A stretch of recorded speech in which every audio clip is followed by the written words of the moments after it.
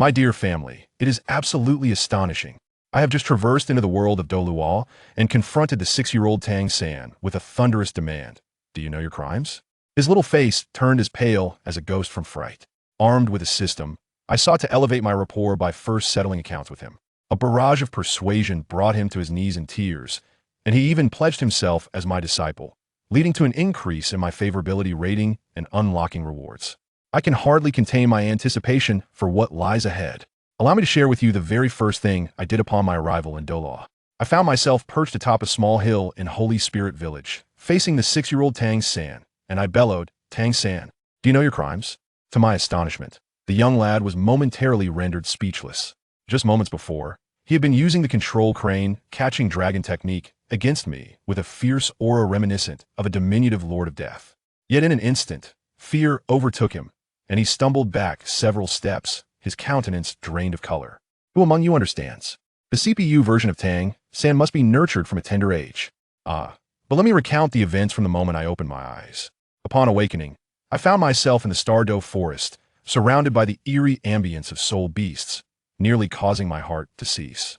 Thankfully, a system chimed in my mind, introducing itself as the Character Favorability Handbook, which promised rewards for increasing the favorability of the main characters from the original storyline. Upon perusing the list, I was astounded to find names like Bibi Dong, Qian Rinxue, and Xiao Wu, an array of goddesses that nearly made my mouth water. Yet a thought crossed my mind. No, I must first seek out Tang San. Why? His hypocritical demeanor had irked me while reading, and now I had the chance to educate him properly. The system was quite generous, granting me a point-to-point teleportation. I thought to myself, this is splendid. I shall directly locate Holy Spirit Village to find Tang San. However, the system cautioned the teleportation may have a slight deviation. At that moment, a sense of foreboding washed over me. The phrase slight deviation was all too telling. Just as I suspected, I was unceremoniously deposited in a desolate village, leagues away from Holy Spirit Village. With no other option, I had to rely on my own 2 legs. Fortunately, this new form I inhabited was exceedingly charming, allowing me to charm my way to food and sustenance along the journey. Otherwise, I would have surely perished from hunger. After enduring great hardships, I finally approached the entrance of Holy Spirit Village. Noticing the dawn breaking, I dashed toward the nearby hillock. At this hour, Tang San would certainly be secretly practicing his Xiantian skill. Though the hill only stood about 100 meters tall, it left me panting like a dog by the time I reached the summit. Upon glancing up, I indeed spotted a diminutive figure sitting cross-legged, exhaling clouds of mist toward the eastern sky, exuding an ethereal presence. Unable to contain myself, I murmured, "Xiantian skill?" Alas, that single utterance proved to be my undoing. The young boy sprang to his feet, his eyes flashing with a purple light. In an instant, he unleashed a series of swift moves that caught me off guard, seamlessly employing the control crane, catching dragon technique to subdue me. In that fleeting moment, he showcased the trio of Tang Sek's ultimate skills: the purple extreme magic eye, control crane, catching dragon, and ghost shadow misty steps. How do you know about the Tang Sek techniques? He inquired, his voice icy and laced with an intensity that belied his tender age of 6. Yet, am I anxious? Not in the slightest. I can even sense his grip on my hand, trembling slightly. This lad is undoubtedly terrified. His most profound secret has been laid bare before him, and it would be a miracle if he didn't soil himself in fright. Thus, the scene at the beginning unfolded. A smirk danced at the corner of my mouth as I seized the initiative, declaring, "Tang San, are you aware of your crimes?" This left him utterly bewildered. He released my hand, his face a mask of horror as he inquired, "Who on earth are you?" Could I reveal that I am a reader from another world? Certainly not. I shifted into my role as a master thespian, adopting a stern demeanor, and spoke in a tone befitting a judge. You were taken back to the Tang sect while still in swaddling clothes, becoming an outer disciple, ranked 3rd, known as Tang San. Upon hearing this, Tang San's pupils seemed on the verge of shattering. He stood there, frozen like a wooden post, finally resembling a 6-year-old child. Seizing the moment, I pressed on. As an outer disciple, you clandestinely studied the inner sect's ultimate techniques and unlawfully utilized Xiantian iron to forge the Buddha's Fury Tang Lotus. Do you acknowledge these transgressions? He shuddered and nodded, trembling like a leaf in the wind. The memories of his past life must have been playing out in his mind like a tragic film. Noticing the opportune moment, I suddenly raised my voice, bellowing, "Do you think that by ending your life, everything will be resolved?" Then, shifting my tone to one of profound sorrow, I continued, Because of your leap, Master Tang was overwhelmed with grief and passed away. The Tang sect fell into disarray, besieged by various sects, leading to its utter annihilation. And you have the audacity to revel in this world, believing you can absolve yourself. I must confess, my words were entirely improvised, relying on the disparity of knowledge. Yet the impact was explosive. Tang San crumpled to the ground, kneeling before me, weeping inconsolably, his cries heart-wrenching as he battered his head against the stone, soon leaving it stained with blood. Tang San knows his sins. Tang San knows his sins. His cries were haunting. To be honest, witnessing a 6-year-old child in such despair would soften the heart of most. But not mine. I was acutely aware that this was no ordinary child. This was the future ruthless and decisive god, King Tang San, who would not hesitate to annihilate entire clans. If I did not rectify his worldview now, what would become of the future? Once he had wept to a semblance of calm, I coldly commanded, "Rise." As a disciple of the Tang sect, there is no place for kneeling and weeping. His sobs grew more intense. Tang San has wronged the Tang sect. Tang San is guilty. I crouched before him, piercing him with my words like daggers. Your tears? Do you believe they will resurrect Master Tang? Will they restore the Tang sect to life? Grasping his arm firmly, I shouted, "Wake up, Tang San. The past is irrevocable." At last, he lifted his head, his face a canvas of blood and tears, trembling as he asked, "What am I to do? I'm a sinner of the Tang sect. The opportunity has arrived." My eyes sparkled with fervor as I proclaimed in an impassioned tone, "Since we have both graced this world, why not here and now resurrect the illustrious legacy of the Tang sect?" I abruptly rose to my feet, casting my gaze skyward as I bellowed, "Let the formidable presence of Tang sect's hidden weapons once again envelop this realm." Goodness! The sheer force of my voice sent shivers down my spine. Tang San was utterly captivated by my commanding aura, his previously vacant gaze igniting with fervor. He trembled as he inquired, "Is it truly possible?" I nodded emphatically. To restore the glory of the Tang sect is a duty we cannot shirk. At that moment, I had him completely won over. Tang San bowed deeply to me, his reverence palpable as he declared, "I wish to follow you, to revive the glory of the Tang sect." Excellent. From this day forth, the Tang sect shall be re-established, and we shall regard each other as master and disciple for the time being, I replied, feigning nonchalance. Just then, a sharp chime echoed in my mind. Character Tang San, affection level 10, unlocking level 1 reward. Please choose Twin Martial Souls Innate Full Soul Power or Complete Tang Sect Techniques, Complete Tang Sect Hidden Weapons Blueprints. Was there even a need for deliberation? Didn't Tang San already possess the entirety of that knowledge? I could easily concoct a tale, perhaps claiming my master fell off a cliff and lost his memory, and then acquire the full set. I decisively opted for Twin Martial Souls and Innate Full Soul Power. To my astonishment, the system presented another twist, stating that the martial soul required a lottery draw as a grand wheel of fortune manifested within my mind. I felt my face pale. My luck was akin to that of an African chieftain, having won 3 consecutive prizes at the company banquet. Now, I was to draw for a martial soul. Was this not merely a game of chance? With a steely resolve, I clenched my teeth and closed my eyes, giving the wheel a random spin. Blue Silvergrass, Innate Level 1 Soul Power.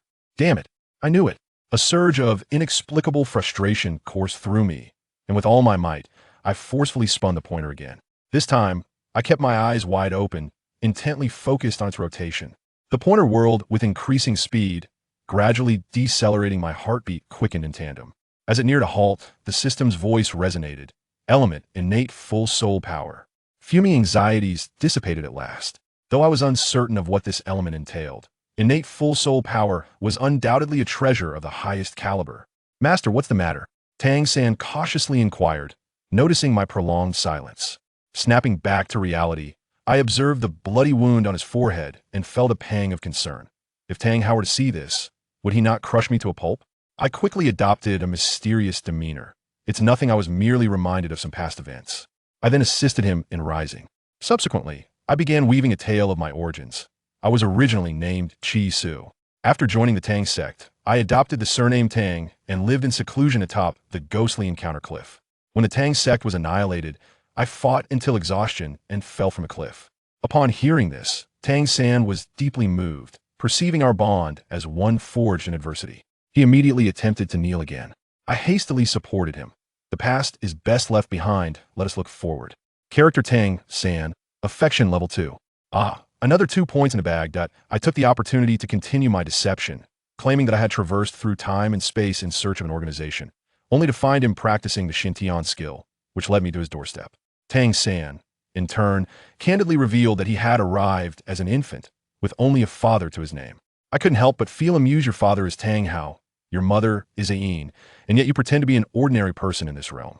He inquired about the predicament of being stuck at the first level of the Xintian skill, and I awkwardly cleared my throat, stating, ahem, during my time travel, I suffered memory loss, and thus, I have forgotten all about the techniques and hidden weapons.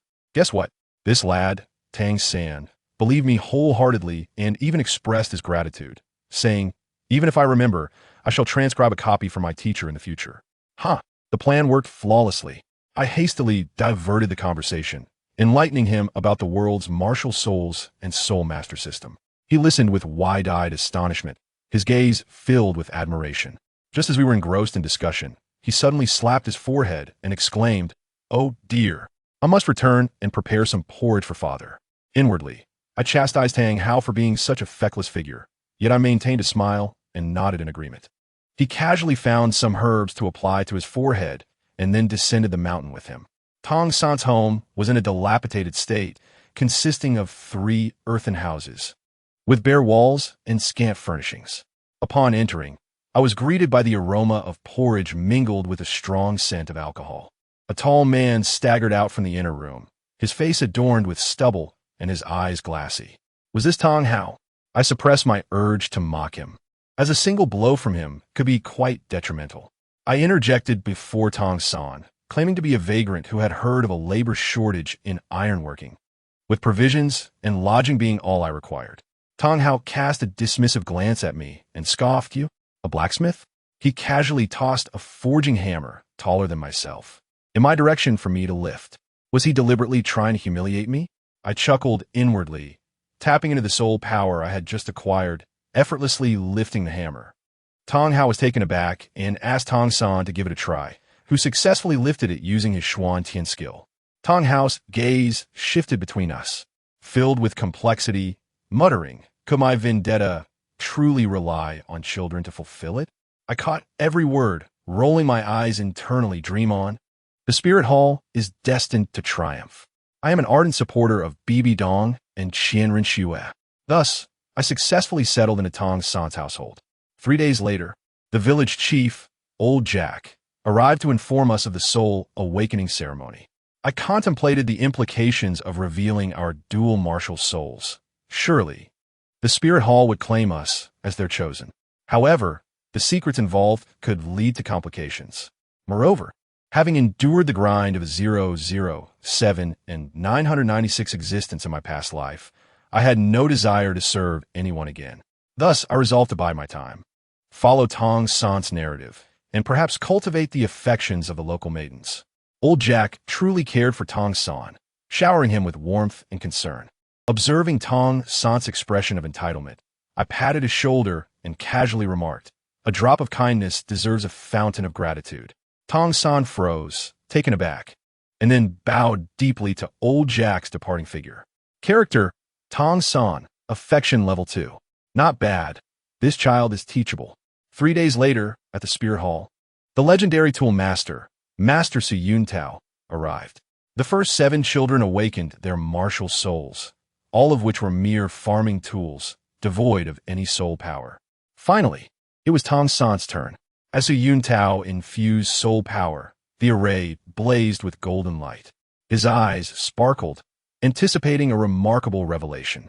Yet the next moment, a small blue grass emerged languidly. Blue silver grass. The laughter of all the children echoed, while Su Yuntao's expression morphed into one of utter dismay, as if he had just swallowed a fly. I quietly observed Tang San's tightly clenched left hand, fully aware of the hidden potential it harbored. Just as that thought crossed my mind, chaos erupted. A group of children erupted into cheers, and I realized that Tang San had manifested innate full soul power. TSK, predictable. Su Yuntao, my friends, you should understand that expression. It resembled that of someone who won a $5 million lottery only to discover it was expired. After a prolonged moment of regret, he finally remembered my presence and beckoned me forward. "You're next." "All right, it was my turn to perform. I strolled onto the hexagonal array, and upon stepping in, the light erupted. Golden radiance illuminated the dilapidated wooden structure, transforming it into a resplendent palace. The scene was nothing short of magnificent. Su Yuntao was instantly petrified, his mouth agape as if he could fit an egg inside, his eyes filled with astonished ecstasy. He must have been thinking, surely, it can't be blue silver grass again. I slowly opened my left hand, revealing a pure, clear shade of blue, even more pristine than Tang San's. Su Yuntao's breath hitched, trembling with excitement, more anxious than I was. His mind was likely racing with visions of deep-sea leviathans and sky dragons. Yet what emerged was a simple, unassuming blue silver grass, quietly resting in my palm. Ha ha ha. A second appearance. Su Yuntao was utterly stunned, crashing from the heights of elation into the depths of despair. Stunned twice over, he stood there, muttering in disbelief, impossible. How could it be blue silver grass again? I struggled to contain my laughter at his bewildered expression. Suppressing my mirth, I blinked innocently and, in a childish tone, said, "Uncle, it's time to test the soul power." He sighed, likely feeling his heart shatter into 1,000 pieces, and retrieved the crystal ball. As I placed my hand upon it, the crystal ball emitted a hum, glowing like a blue sun, its brilliance rivaling that of Tang San's. Once again, innate full soul power. At this point, Su Yuntao was thoroughly distressed, his complexion turning pale. A village with 2 innate full soul powers of blue silver grass. The odds were thinner than the chance of finding money on my commute. He promptly decided that something was amiss, far too unusual, and felt compelled to report to the spirit hall for an investigation. My heart sank. This was the very group I sought to avoid. Was this man a tad too diligent? A flurry of thoughts raced through my mind. Should I incapacitate him? Tang San and I, both Tangmen masters, could easily handle a 26-level Great Soul Master, right? My hand was already raised, prepared to strike with my Xuanyu hand. But upon reflection, it wouldn't be worth sacrificing the entire village for my own sake. Besides, he meant well. I sighed, resigning to my benevolent nature. Tang San, observing the entire exchange, noted the violet glow in my eyes, the jade hue emanating from my hands, and the fleeting glint of murderous intent, leaving him bewildered. He must have wondered what was going on with his teacher, who seemed ready to strike at a moment's notice. On the way back, old Jack lamented the situation. Both Tang San and I were acutely aware that the grass was of little importance. My mind was preoccupied with the impending arrival of the spirit hall personnel, which posed significant trouble. If the visitors were not the likes of Ghost Douluo and Ju Douluo, but rather a formidable character, my identity as a transmigrator would be exposed in an instant. I had no desire to become a lab rat for dissection. How vexing. I had initially planned to strengthen myself to save my heart's white moonlight, BB Dong. Now, I found myself nearly drowning in troubles. Upon reaching Tang San's home, this clever lad discreetly mentioned, "Teacher, I think I have more than one martial soul." He then spread his right hand, revealing a small black hammer. "Impressive, little San," finally revealing your hidden talent. I feigned surprise, educating him on the concept of dual martial souls, leaving him in a state of astonishment. Just as we entered the house, Tang Hao, the drunken father, scrutinized us like a criminal. When Tang San displayed the hammer, Tang Hao's eyes turned red, but the next moment, I felt the temperature in the room plummet. A chilling aura of murderous intent locked onto me. I was taken aback. The man was intent on eliminating me to keep his secret. In that moment, my mind raced like lightning, channeling the spirit of an Oscar-winning actor. Tang Hao coldly inquired, "Do you know what this is?" I immediately adopted the innocent demeanor of a 6-year-old. In a childlike voice, I exclaimed, "Wow, isn't this your hammer for blacksmithing? Uncle, it's so cool." Tang San's mother must have been a blue-silver grass martial soul, right? I must say, the word mother is a nuclear weapon. Tang Hao's killing intent dissipated instantly, replaced by an expression of sadness and nostalgia. Finally, I managed to divert his focus. That was a close call. Tang Hao, just you wait. I will settle this score with you. As I was reveling in my cleverness, a notification chimed in my mind. Tang Hao affection level 10. Unlock level 1 reward. Select Soul Ring and Soul Skill. Ha ha ha ha. It's my triumph. This exceptional maneuver has paid off. An interface materialized in my mind, resembling a card draw, displaying an array of soul rings that dazzled my eyes. What a plethora of options from the 79-year-old Ghost Vine, which was worthless, to the 999-year-old Scarlet Flame, Demon Tiger, quite appealing, yet I sensed there could be something even better. Just as I was overwhelmed by the choices, I caught sight of something truly unique. A milky white soul ring, resembling milk jelly, exudes an air of sophistication. As I draw closer to examine it, I notice the inscription, 1 year soul ring. Stunned, I ponder 1 year? What measure is that? It was never mentioned in any textbooks. This Douluo Dalu appears to diverge significantly from the novels I've read. Variability adds intrigue. Fortune favors the bold. Thus, I boldly choose it. The absorption process is exquisitely pleasurable, akin to soaking in a hot spring. Then a chime sounds. Absorption complete. Acquired soul skill. Blue silver grass water prison. Elemental annihilation. Post soul power level reaches level 20 Great Soul Master. I ascend in astonishment from level 1 to level 20, a leap so staggering it instills fear within me. Testing the skills, I find that the water prison serves as an area control technique, impressive indeed. As for annihilation, I can tell you, when unleashed, the scene resembles the fury of a sea god, unleashing monstrous waves. I nearly drain my own blue energy. This is no mere first soul skill. It is akin to a forbidden spell. In the midst of my revelry, Tang San suddenly informs me that his father intends to take him away to seek refuge with relatives. Upon reflection, I comprehend. That scoundrel Tang Hao, having learned of the martial soul hall's impending arrival, fears exposure and has chosen to flee under the cover of night. Quite fitting for his character. However, with Tang San departing, does this mean no one will intercept Xiao Wu? Instantly, I feel a wave of relief wash over me. Feigning a show of camaraderie by patting Tang San's shoulder, performing a poignant farewell scene. That lad, quite adept, offers me an elaborate gesture of respect, vowing to follow me and restore the glory of the Tang sect. Very well, if that brings him joy. Tang Hao emerges from within, grasping Tang San's arm, and pretends to instruct me to safeguard the home, assuring me my compensation upon his return. I, embodying the role of a thespian, reply in a sweet tone. All right, uncle, rest easy. Watching them depart into the distance, I spit contemptuously at Tang Hao's retreating figure. Does he take me for a fool? That rascal has left me here merely as a human shield. He fears the martial soul hall might trace back to him, intentionally leaving me. Another innate full soul power target to draw their fire, allowing him to escape. Such cunning calculations nearly strike me in the face. What a crafty one.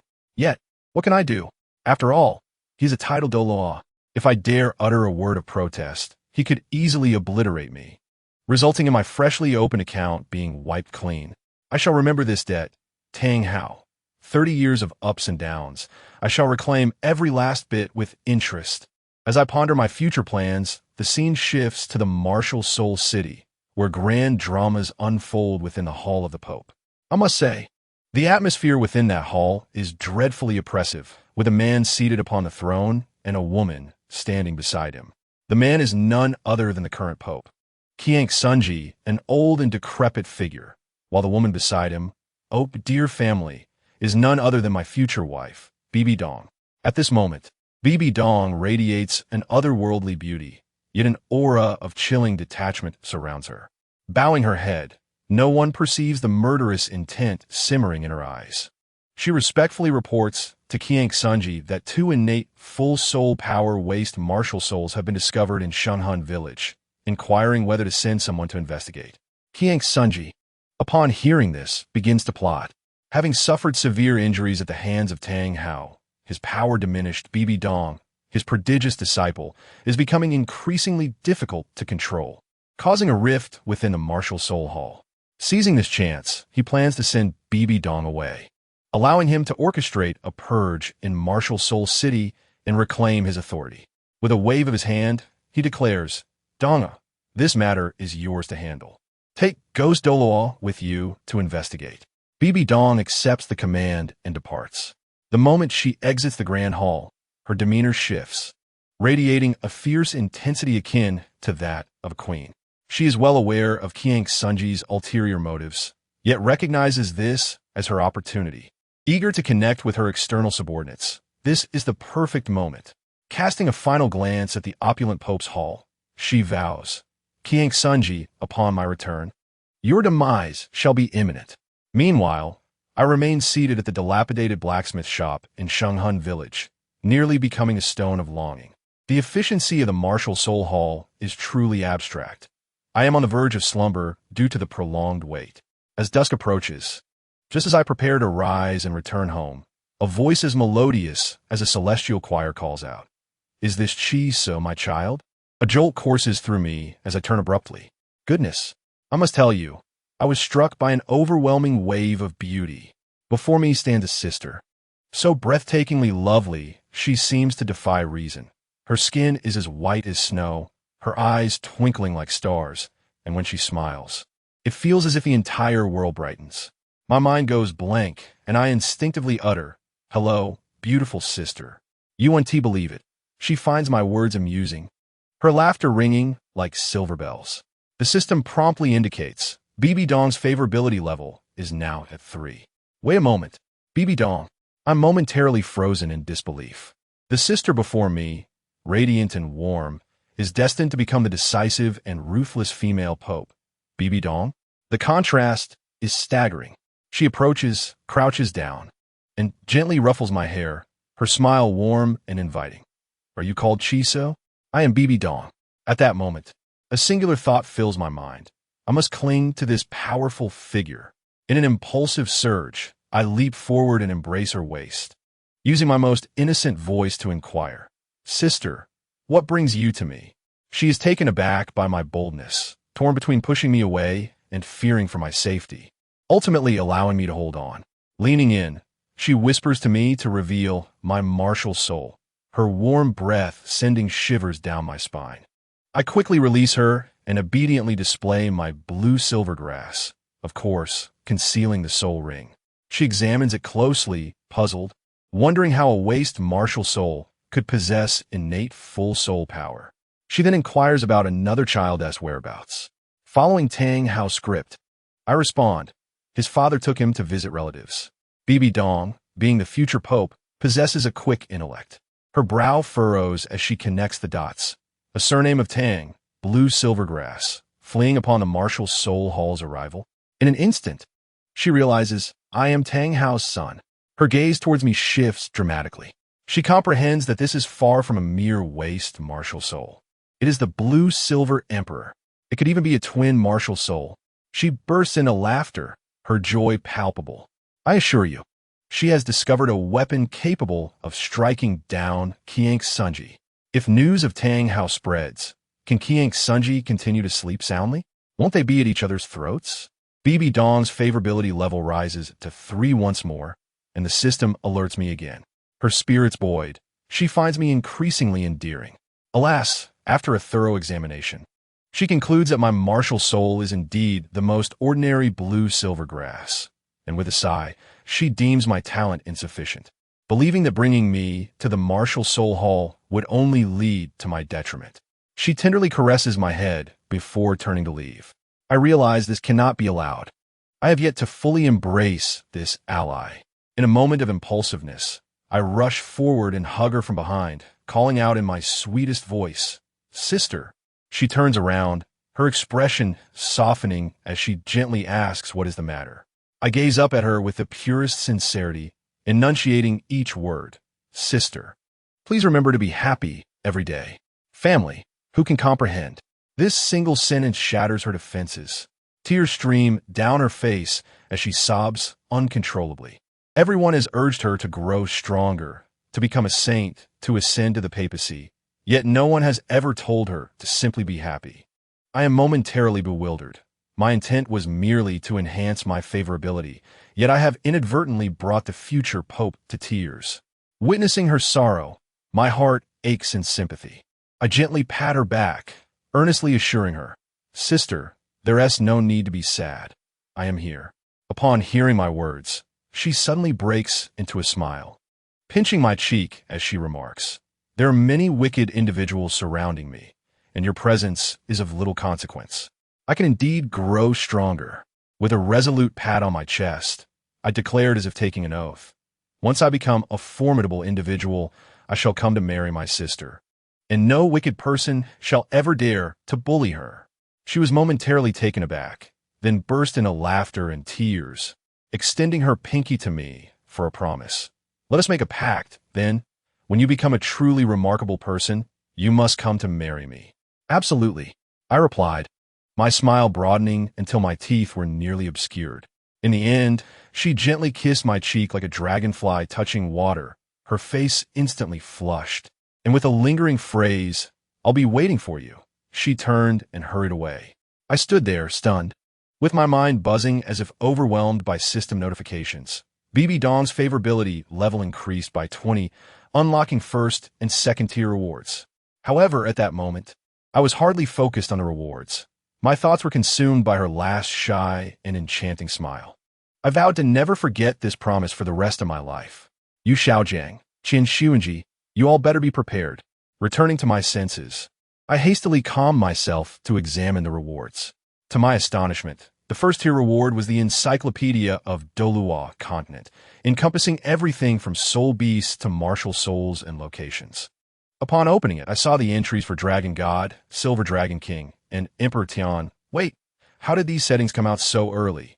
I quickly opened the Martial Soul catalog, and lo and behold, my second Martial Soul, Element, was rated as SS level, a divine Martial Soul. I suddenly realized that I hadn't merely possessed innate full soul power. I was innately at level 20. No wonder I had absorbed a soul ring for a decade and shot straight up to level 20. Thank goodness I hadn't chosen the shabby wares of Tang's sect. Dual martial souls were indeed the true answer to this version.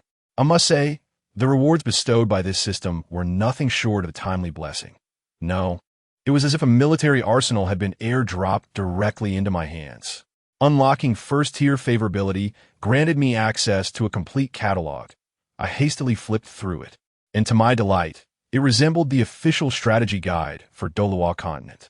As I perused the Martial Soul section, I noted the Haotian Hammer and Blue Silver Emperor, both rated S level. At this point, I felt reassured. My SS level Elemental Martial Soul was a step above them. Thinking back to Yu Xiaojiang, that old trickster, who incessantly reminded Tang San that there were no useless martial souls, I couldn't help but wonder if he would be embarrassed to learn that Tang San possessed 2 top-tier S-level martial souls. Just the thought of that hypocrite irked me. "Just you wait. Nodding Academy, I shall arrive shortly." However, returning to the matter at hand, my first martial soul, Blue Silvergrass, was relegated to the final page of the catalog, a rather dismal position. Tang San's martial soul was by no means a useless one. I was the true grassroots origin. Enough of that. Let us not dwell on it. What if my favorability increased significantly, and the system granted me a second awakening? The possibilities were endless. I continued flipping through the catalog until I reached the location section. My eyes gleamed with excitement. The Ice and Fire Enyang Valley. For those who understand, it was the backyard of Tang San's family, a super experience package for the Shrek 7 monsters, and now the map coordinates were marked directly on my face. Furthermore, it contained the celestial herb that could evolve Ning Rongrong's 7 Treasures Glazed Tower into the 9 Treasures Glazed Tower. This was precisely the key to gaining favor at the 7 Treasures Glazed sect. I had to seize this opportunity. I was thoroughly satisfied. The value of this catalog surpassed even that of a 10,000-year soul bone. Curiosity piqued. I wondered how extraordinary the second-tier reward would be. I quickly accessed BB Dong's favorability interface. BB Dong's second-tier favorability unlock reward. 1 selected external soul bone. Pick one from the 8 spider lances, Dark Golden Terror Claw, or Evil-Eyed Demon Orb. I was momentarily stunned, my mind going blank. External soul bones. The kind that can grow. The value was unimaginable. System, my electronic sage. I looked at the 8 spider lances and immediately shook my head. If I took that, wouldn't I merely be a substitute for Tang San? I refused to tread his path. Dark Golden Terror Claw or Evil-Eyed Demon Orb. After some contemplation, I realized that my two martial souls, one blue silvergrass and one element, were both crowd control types, lacking a decisive explosive damage capability. A mage capable of unleashing explosive damage right to the face. Who wouldn't fear that? It had to be the dark golden terror claw. Once manifested, it appeared as a massive skeletal hand, with claws that looked razor-sharp. Without a second thought, I sat cross-legged and began the absorption process. I assure you, perhaps due to my second martial soul being divine, the absorption felt seamless. The soul bone seemed to rush towards me as if it feared I might reject it. In no time, the process was complete. A faint golden light enveloped my right hand, bestowing an air of prestige. With a mere thought, my right hand expanded instantly, and the 5-foot-long dark golden claw sliced through the air, leaving a tear in space itself. What a thrill! Now my soul power was at level 20, and all that remained was the soul ring. The next steps were clear. Nodding Academy, Stardow Forest, Ice and Fire Enyang Valley, and 7 Treasures Glazed Sect. As I relished in the plans for my future, BB Dong's blushing smile floated back into my mind. Wait for me, I silently vowed before drifting off to sleep. The following morning, I was still lost in dreams when Old Village Chief Jack's voice boomed from outside. Little San. Little San. The commotion disturbed my slumber, prompting me to shout from my bed, Village Chief, Tang San's family has moved away. As soon as the words left my mouth, Old Jack burst in, furious and fuming. What? That drunkard Tang, how, took Little San away? I worked hard to secure that work-study position for him. That drunkard is ruining the child's life. He stomped in anger, cursing Tang Hao with fervor. I couldn't help but smirk internally. I knew that Tang San, even upon ascending to divinity, would forget the kindness of Old Jack. He was nothing but an ungrateful wolf. It was only because Jack still cared for him that I listened to his tirade with mild annoyance, casually replying, Village Chief. Tang San mentioned his father took him to stay with relatives. It seems one of them is a soul master. Old Jack finally calmed down, letting out a sigh. That's good. I hope Little San can seize the opportunity. I nearly laughed out loud. If he knew that the drunkard he spoke of was the youngest titled law on the continent, his jaw would surely drop. The soul sage he lamented over was hardly worthy of even carrying Tang Hao's shoes. After a lengthy lament, the old man's gaze finally shifted to me. Little Su. Since Little San has left, that work-study position is now yours. Finally, that was the very sentence I had been waiting for. I immediately donned an expression of utmost sincerity, nodding vigorously. What else could I do while he rambled on? Nodding Academy awaited me, where Xiao Wu and Yu Xiaojiang were. I had to go. I needed to win Xiao Wu's favor and ensure that scoundrel Yu Xiaojing treated my future wife, BB Dong, with the utmost respect. I quickly adopted an innocent demeanor. Sure. Village Chief. I also wished to learn about soul masters. Seeing my attitude, Old Jack beamed, revealing his yellowed teeth, and patted my head. Originally, this position was intended for Little San, so don't think of me as biased. I internally scoffed. He wouldn't be remembered by Tang San. Yet, I sweetly replied, It's fine, Village Chief. Seeing my understanding nature, Old Jack seemed relieved and decisively announced, The village will cover your travel expenses in 3 months. You shall set off for school. Those 3 months passed in the blink of an eye. Every morning, I ascended the small hill to practice my Ziji Demon Eye, traveled with the Ghost Shadow Misty Steps, and even forged using Xinyu Hand. I assure you, with just the Tang Sect's ultimate skills, I could easily overpower Tang San. For those 3 months, I focused solely on perfecting the Ziji Demon Eye, as controlling dual martial souls required supreme mental fortitude. Before I knew it, the day of enrollment arrived. Old Jack and I trudged for what felt like an eternity before finally reaching Nodding City. The city walls were unimpressive to someone like me, who had seen the modern world, but to avoid giving myself away, I had to feign awe, exclaiming, Village Chief, look at how tall the walls are. This made the old man swell with pride. Once inside the city, locating the academy proved challenging. The locals regarded us with disdain, ignoring our presence completely. Ultimately, it was my mental map that guided us to our destination. Upon reaching the gates of Noting Academy, we were indeed halted by a rather indifferent gatekeeper. What brings you here, country bumpkins? His contemptuous gaze was palpable. Old Jack hurriedly donned a smile and attempted to explain. The gatekeeper continued his sardonic banter. Can a golden phoenix truly emerge from straw nest? Surely, you aren't here to swindle a spot? Witnessing old Jack's subservient demeanor ignited a fire within me. There was a reason Tang San once wished to eliminate this fellow. I smirked slightly, a flicker of violet light glimmering in my eyes, and whispered to him in a hushed tone, "What do you think?" Instantly, the gatekeeper froze, his face paling dramatically, beads of cold sweat cascading down as he shifted his gaze from disdain to sheer terror, likely mistaking me for a formidable figure from sect incognito. His legs trembled, rendering him incapable of opening the gate.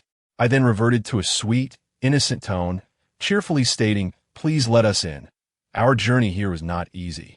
Startled, he fumbled and hurriedly swung the heavy iron gate open. I bid farewell to old Jack and stepped inside, but not too far, as I chose to linger just behind the gate. I intended to teach him a lesson. In dealing with such petty individuals, one must be more audacious, silencing them with sheer strength. Tang San's approach of direct confrontation was still too naive. Before long, a slender, somewhat disheveled middle-aged man ambled over with his hands clasped behind his back. Upon recognizing him, I couldn't help but smirk. It was none other than Master Yu Xiaojiang. I called out to him with a hint of amusement, "Yu Xiaojiang?"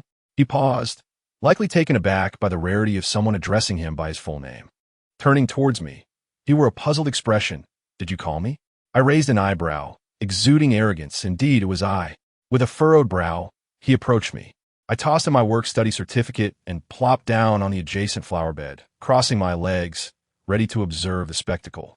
True to form, after perusing the document, he assumed his masterly demeanor and began his performance, exclaiming, "A twin martial spirit." I stifled a cold laugh, feigning shock on my face to play along. Upon seeing my expression, he puffed up with pride, waving the paper. "Are you curious how I discern this?" I eagerly played the part of the foil, asking, "How did you figure that out?" He proceeded to regale me with his lengthy discourse on the 10 core competencies of martial spirits, asserting that the blue-silver grass was a useless martial spirit, incapable of possessing innate soul power, thus confirming my status as a twin spirit wielder. After his soliloquy, he gazed at me with a sense of superiority, anticipating my reverence. However, what he perceived in my eyes was not astonishment or admiration, but an irrepressible mockery. I couldn't contain myself and boldly interjected. "If I recall correctly, one of your core competencies states that there are no useless martial spirits, only useless soul masters, correct?" The moment I finished speaking, I erupted into laughter, pointing at him.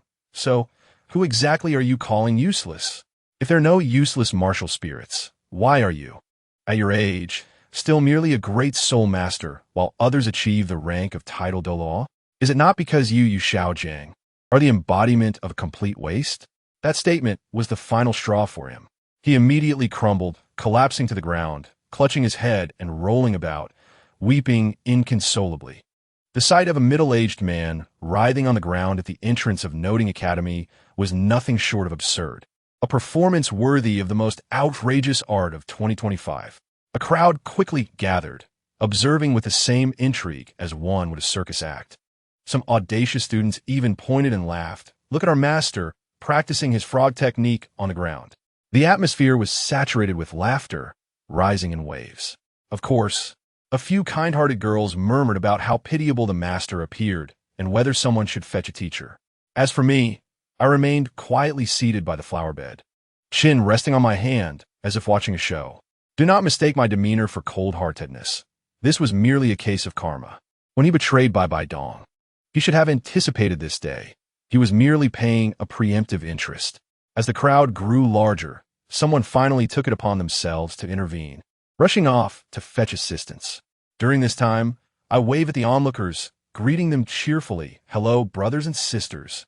I maintained an air of innocence, as though the sobbing figure on the ground had nothing to do with me. The students regarded me with a hint of fear, perhaps believing I was some mischievous little demon. Before long, a boisterous man forced his way through the throng, his voice booming like a trumpet. "What is all this commotion?" Clearly a teacher, Upon spotting Yu Xiaojiang rolling on the ground, he was momentarily stunned, his expression darkening with anger as he placed his hands on his hips. On the first day of school, at the academy's gates, the master is having a public breakdown. What reputation does this school have left? He shouted, "What is going on?" The crowd fell silent, too frightened to utter a word. In the ensuing stillness, a girl timidly pointed at me before quickly retreating into the masses. The burly teacher followed her finger, his fury intensifying as he pointed at me, bellowing, "You little rascal are behind this." I couldn't be bothered to pay him any mind, continuing to watch Yu Xiaojiang's dramatic display. This only escalated his ire. He growled, "Wind leper possess." Instantly, his body sprouted fur, expanding in size, with a white and yellow soul ring appearing beneath his feet. It was an impressive sight, but the next moment he lunged at me. I narrowed my eyes, violet light flickering, readying my Xianyu hand, prepared to send him flying with a single slap.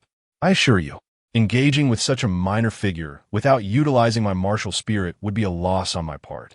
However, just as his claws were about to graze my face, a voice erupted, "Stop! Do not harm him." I froze, astonished to find it was Yu Xiaojiang. I had no idea when he had risen from the ground, ceasing his wails to shout at the burly teacher. I was taken aback. Had this man lost his mind? Wasn't it I who had reduced him to this state? Why was he now defending me? The burly teacher stood there, equally bewildered, unsure of how to respond. Then, an eerie silence enveloped the scene. Yu Xiaojiang approached me step by step, exuding an unwavering determination. His face bore no trace of the earlier rage, replaced instead with an unusual calm, as if he had experienced an epiphany. My heart raced. Could it be that he intended to confront me? With his so-called farting martial spirit? Surely, he jested. All eyes were fixated on us, anticipating an imminent clash. What transpired next, however, left me utterly flabbergasted. He reached me, and without a word, he knelt before me with a resounding thud, his forehead striking the ground as he summoned every ounce of strength to proclaim, "Master, please accept me as your disciple." I was left speechless, my mind spinning. The crowd was equally astonished, jaws dropping in disbelief. I felt as though I had socially perished on the spot, my embarrassment reaching a level that made me want to dig a hole and hide. Yu Xiaojiang remained prostrate, reiterating, "Master, please accept me as your disciple." The surrounding whispers erupted into a cacophony, all eyes now fixated on me, their gazes transforming as if I were not a mere mischievous child, but a venerable master of great renown. I felt exceedingly uncomfortable under their scrutiny and quickly urged, "Please, rise." I longed to escape, fearing I might actually die from sheer awkwardness. To my dismay, this obstinate fellow persisted, defiantly declaring, "Please, master, accept me as your disciple, or I shall remain here in prostration." I was left both amused and exasperated. I had anticipated that by dismantling his theory, he would crumble, yet here he was, insisting on bowing to me as his teacher. The irascible teacher finally regained his composure and attempted to approach him, only to be forcefully pushed away by Yu Xiaojiang. Infuriated, the teacher shouted, "Yu Xiaojiang, have you lost your mind? You've brought disgrace upon the academy." Yu Xiaojiang, even more agitated, retorted with fervor, "What do you know? Do you comprehend the extraordinary genius that stands before us?"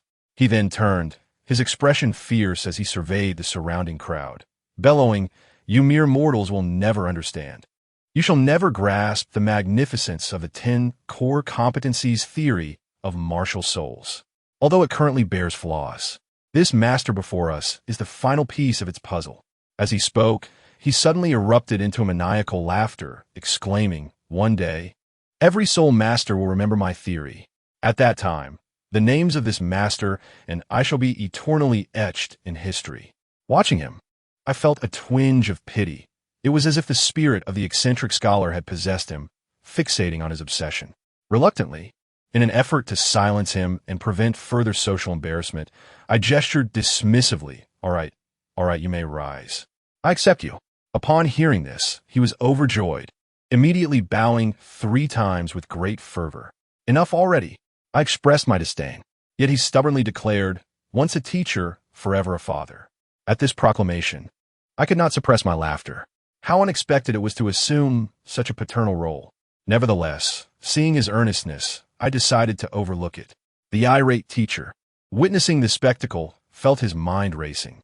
He thought to himself, if a member of the Blue Lightning Tyrant Dragon family kneels to this child, he must be extraordinary. Reflecting on his earlier inclination to act aggressively, cold sweat began to bead on his brow. His demeanor shifted dramatically, transforming into an obsequious demeanor as he approached. Rubbing his hands together, might I inquire, esteemed one, what brings you to our academy?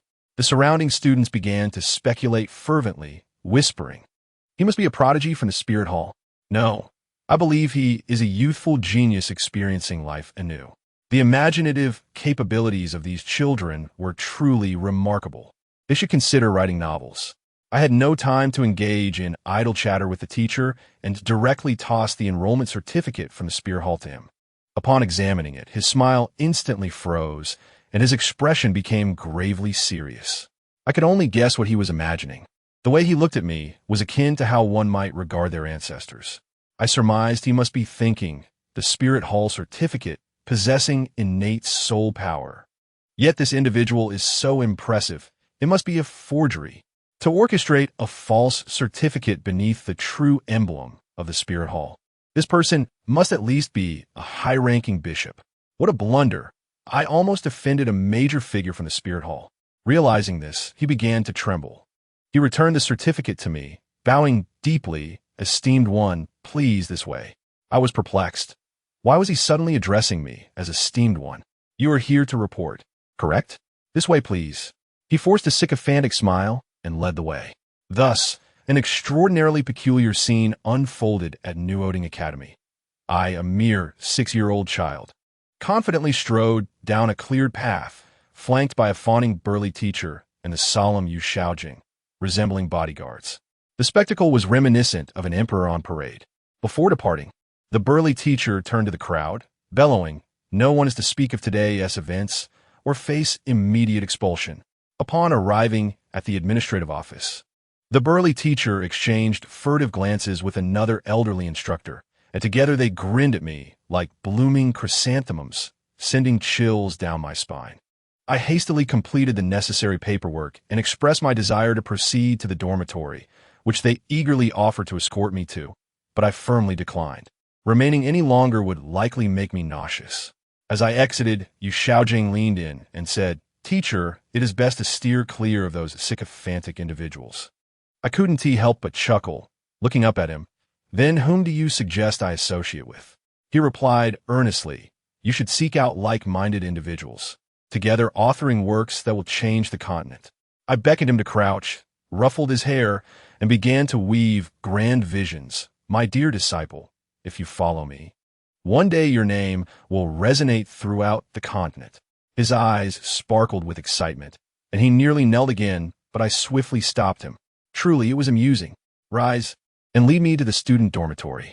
I grew weary of further exchanges and commanded him directly. Finding the student dormitory was straightforward, simply a single building.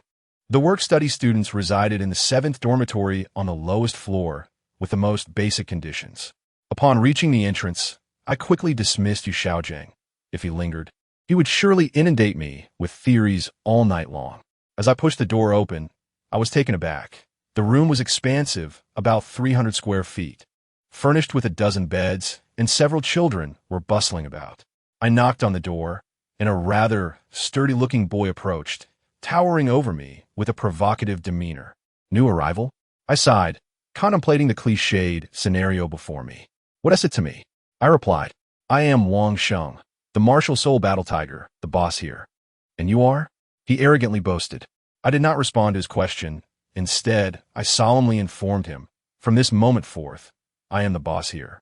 Upon hearing this, he erupted in fury, preparing to summon his martial soul, but a nearby lackey pulled him aside for a whispered conversation. Presumably, they were accounting my earlier display of authority at the school gate. I casually chose an unoccupied bed to sit down. Moments later, Wang Sheng returned. But this time he was not confrontational. Instead, he dropped to his knees, sobbing and slapping his own face. Boss, I fail to recognize your greatness. I was utterly bewildered. What was happening today? Why was everyone kneeling? I hurriedly urged him to rise, Enough already, I am not that petty. Seeing him continue to weep, I adopted a stern expression. If you do not get up, you shall not attend school here. He immediately scrambled to his feet, his tears transforming into joy as he exclaimed, "Boss." The surrounding children quickly gathered around, chanting, "Boss, boss." Alas, these children were far too mature, already seeking to align themselves with someone powerful. At that moment, a melodious voice cut through the air. "Excuse me, is this the 7th dormitory?" Instantly, my DNA stirred. I sprang to my feet. Xiao Wu had arrived. As expected, a charming young girl stood at the door, approximately my age, with a rosy complexion reminiscent of a ripe peach. Her long black hair was fashioned into a scorpion braid, and her large, sparkling eyes brimmed with curiosity. In an instant, every boy's gaze in the dormitory shifted from me to her, their eyes nearly popping out. Wang Sheng, still by my side, incited, "Boss, go. Show her who's in charge." I shot him a disdainful glance. Intimidate her? That would never happen. The girl at the door blinked her large eyes, noticing that no one was acknowledging her, and a sweet smile spread across her face. "Hello, my name is Xiao Wu, the one who dances." Upon hearing those words, I was struck into silence. Although the plot of the story became somewhat abstract later on, the first part was truly my youth. At this moment, hearing that iconic line that had accompanied my childhood, an overwhelming wave of nostalgia washed over me, nearly bringing me to tears. Xiao Wu, standing at the door, noticed my dazed expression and curiously inquired, "Classmate, what's wrong?" I approached her, my voice slightly choked. "Nothing at all." "Really nothing?" She pressed, her large eyes twinkling as she smiled, revealing 2 delicate dimples that made her all the more enchanting. Looking at her smile, my heart melted. I composed myself and returned her smile with brilliance. "I feel as though I have seen you somewhere before." Xiao Wu giggled. How could someone so young be so smooth-tongued? "No, I speak genuinely," I replied earnestly. I was not lying. I had seen her in anime, comics, and games, but none could compare to the real Xiao Wu, who smiled with dimples. Finding my earnest expression amusing, Xiao Wu chose not to press further and simply pointed towards the interior. "May I come in?" Upon hearing this, I couldn't help but chuckle, blocking the door with my body. "Oh no, it won't be that easy. I must inform you that we adhere to certain customs here. Newcomers are required to spar with the leader. Unfortunately, Chi-Su, happen to be that leader." Upon hearing this, Xiao Wu's large eyes blinked in astonishment, her little finger poking her chin, her expression utterly adorable yet mischievous. "Really? You want to spar with me?" I had to brace myself and nodded vigorously. "Bring it on." Remarkably, this girl was quite fearless. With a swift motion, she tossed aside her school jacket, her face alight with excitement, exclaiming, "Come on." She was already in motion, her right leg lifted, toes pointed straight as she aimed to kick at my chin. The speed was astonishing, the air whistling around us. But could I be intimidated by that? I gently sidestepped, as if I had eyes in the back of my head, easily evading her strike. Then, I employed my technique of controlling the crane and capturing the dragon, my arms sweeping through the air, leaving a blur, and I seized her slender calf. However, I did not exert force, intentionally leaving an opening. As expected, she quickly pulled her leg back, leveraging my grip to ascend and latch onto my shoulder. Her other leg followed suit, intertwining with the first, resembling a twisted pastry around my neck. At that moment, a faint fragrance wafted into my nostrils, causing a jolt in my heart. Thankfully, I was wearing pants. Had it been a skirt, I would have faced utter humiliation today.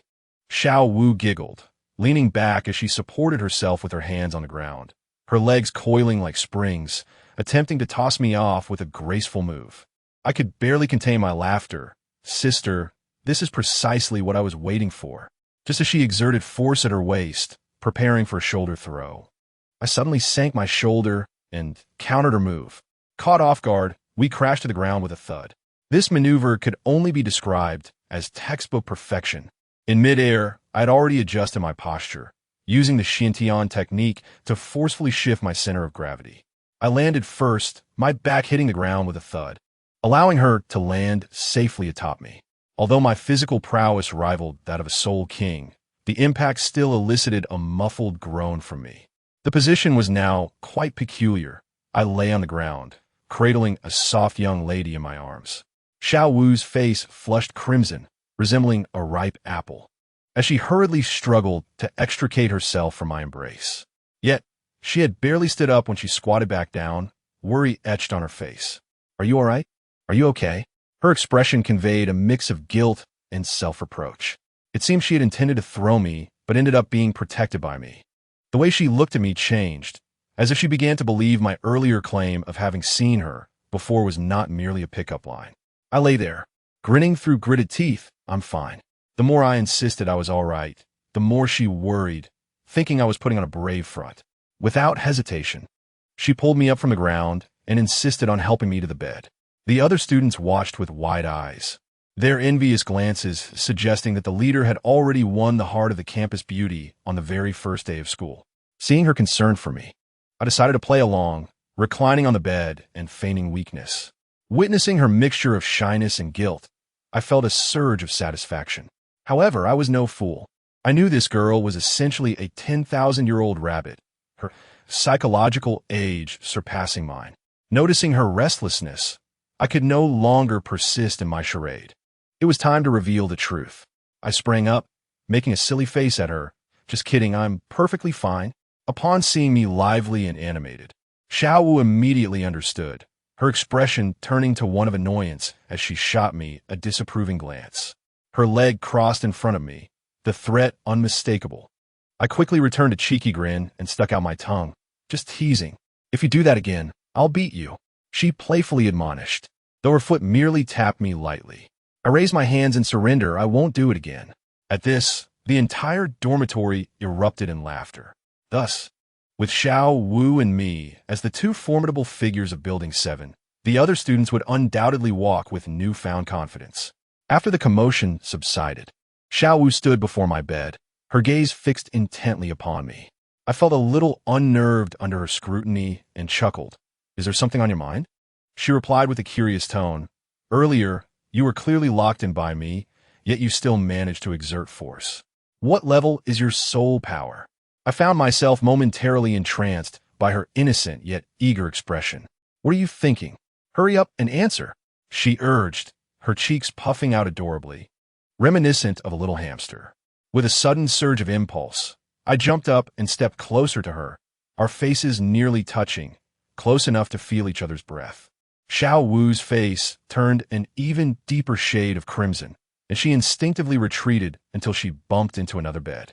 I advanced, leaning close to her ear, whispering, "It's a secret, you know.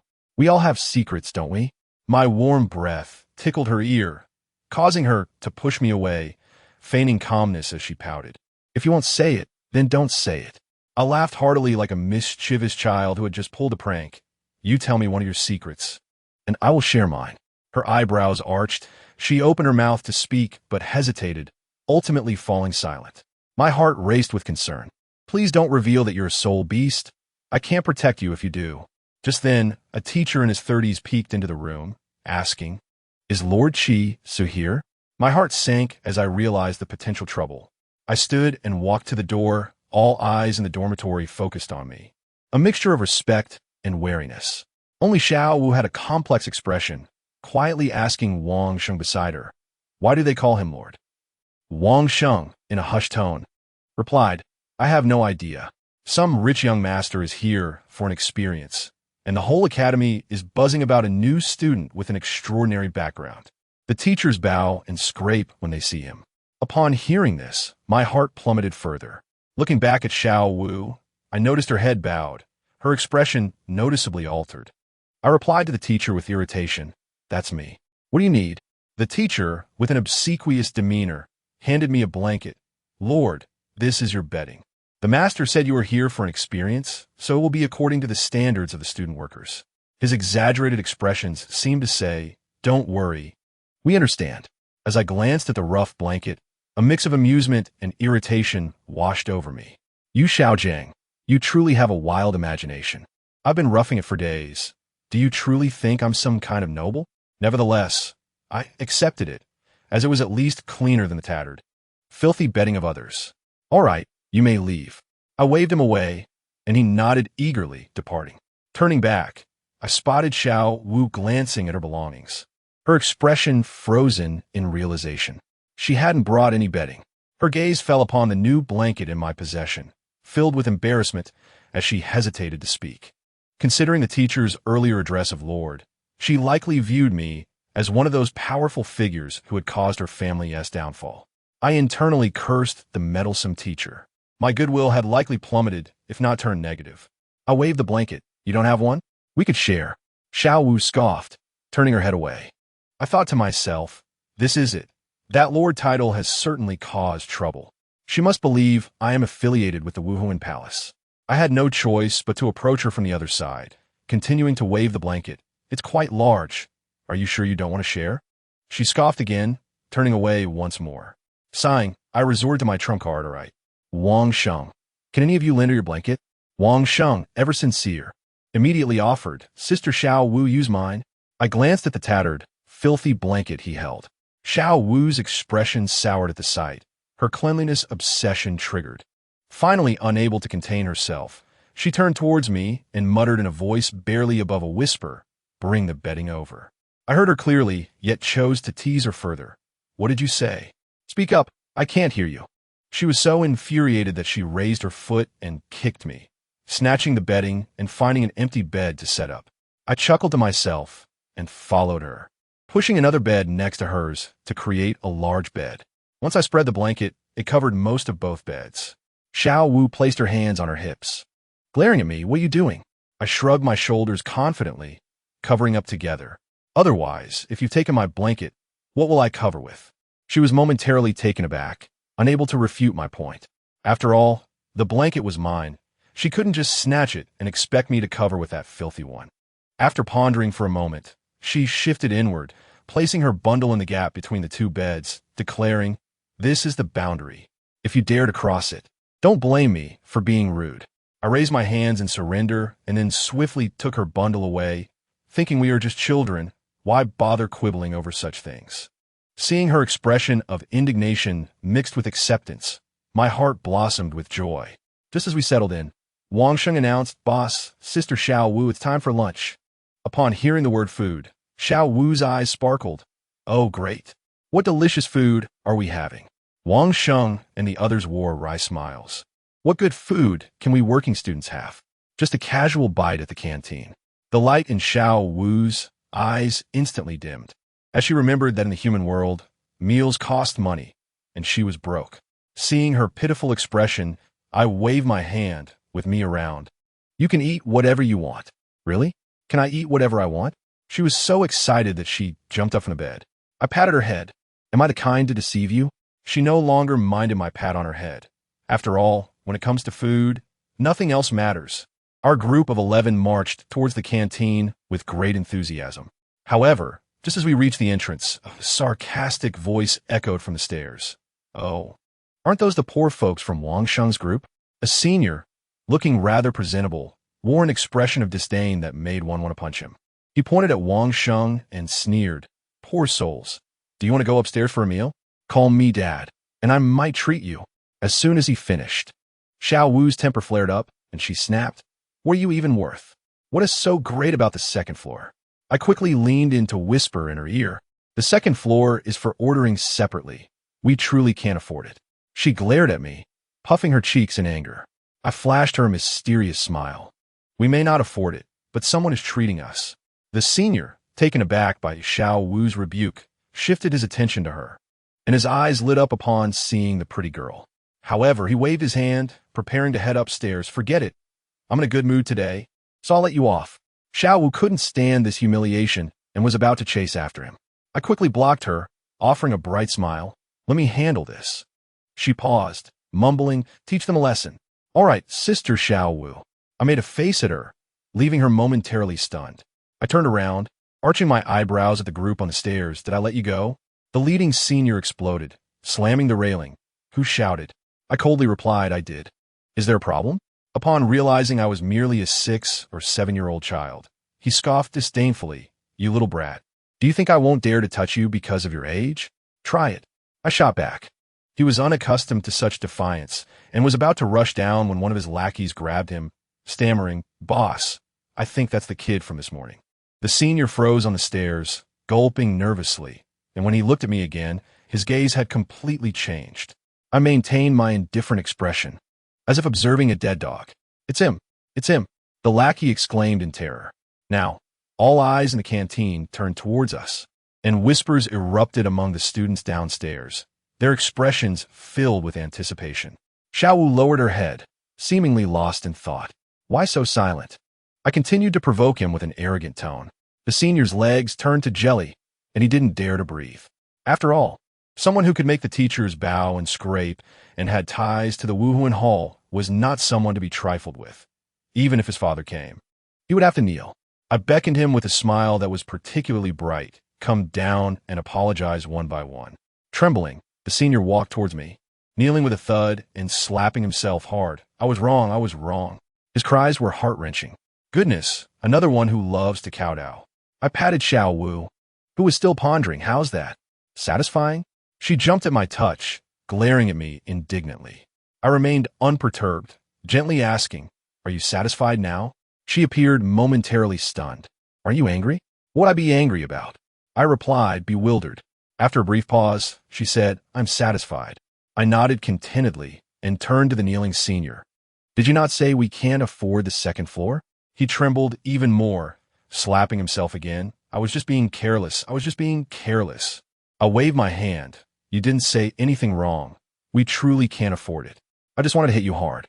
He stammered. Please feel free to eat. I'll cover it all. Really? Just this meal? His heart was bleeding, and he gritted his teeth. Every meal you have in the academy will be charged to me. I was finally satisfied. Not just me, but all of us. Every meal will be charged to you. Any objections? None. It's my honor. He bowed his head repeatedly. Get up. I kicked him lightly, and we made our way upstairs.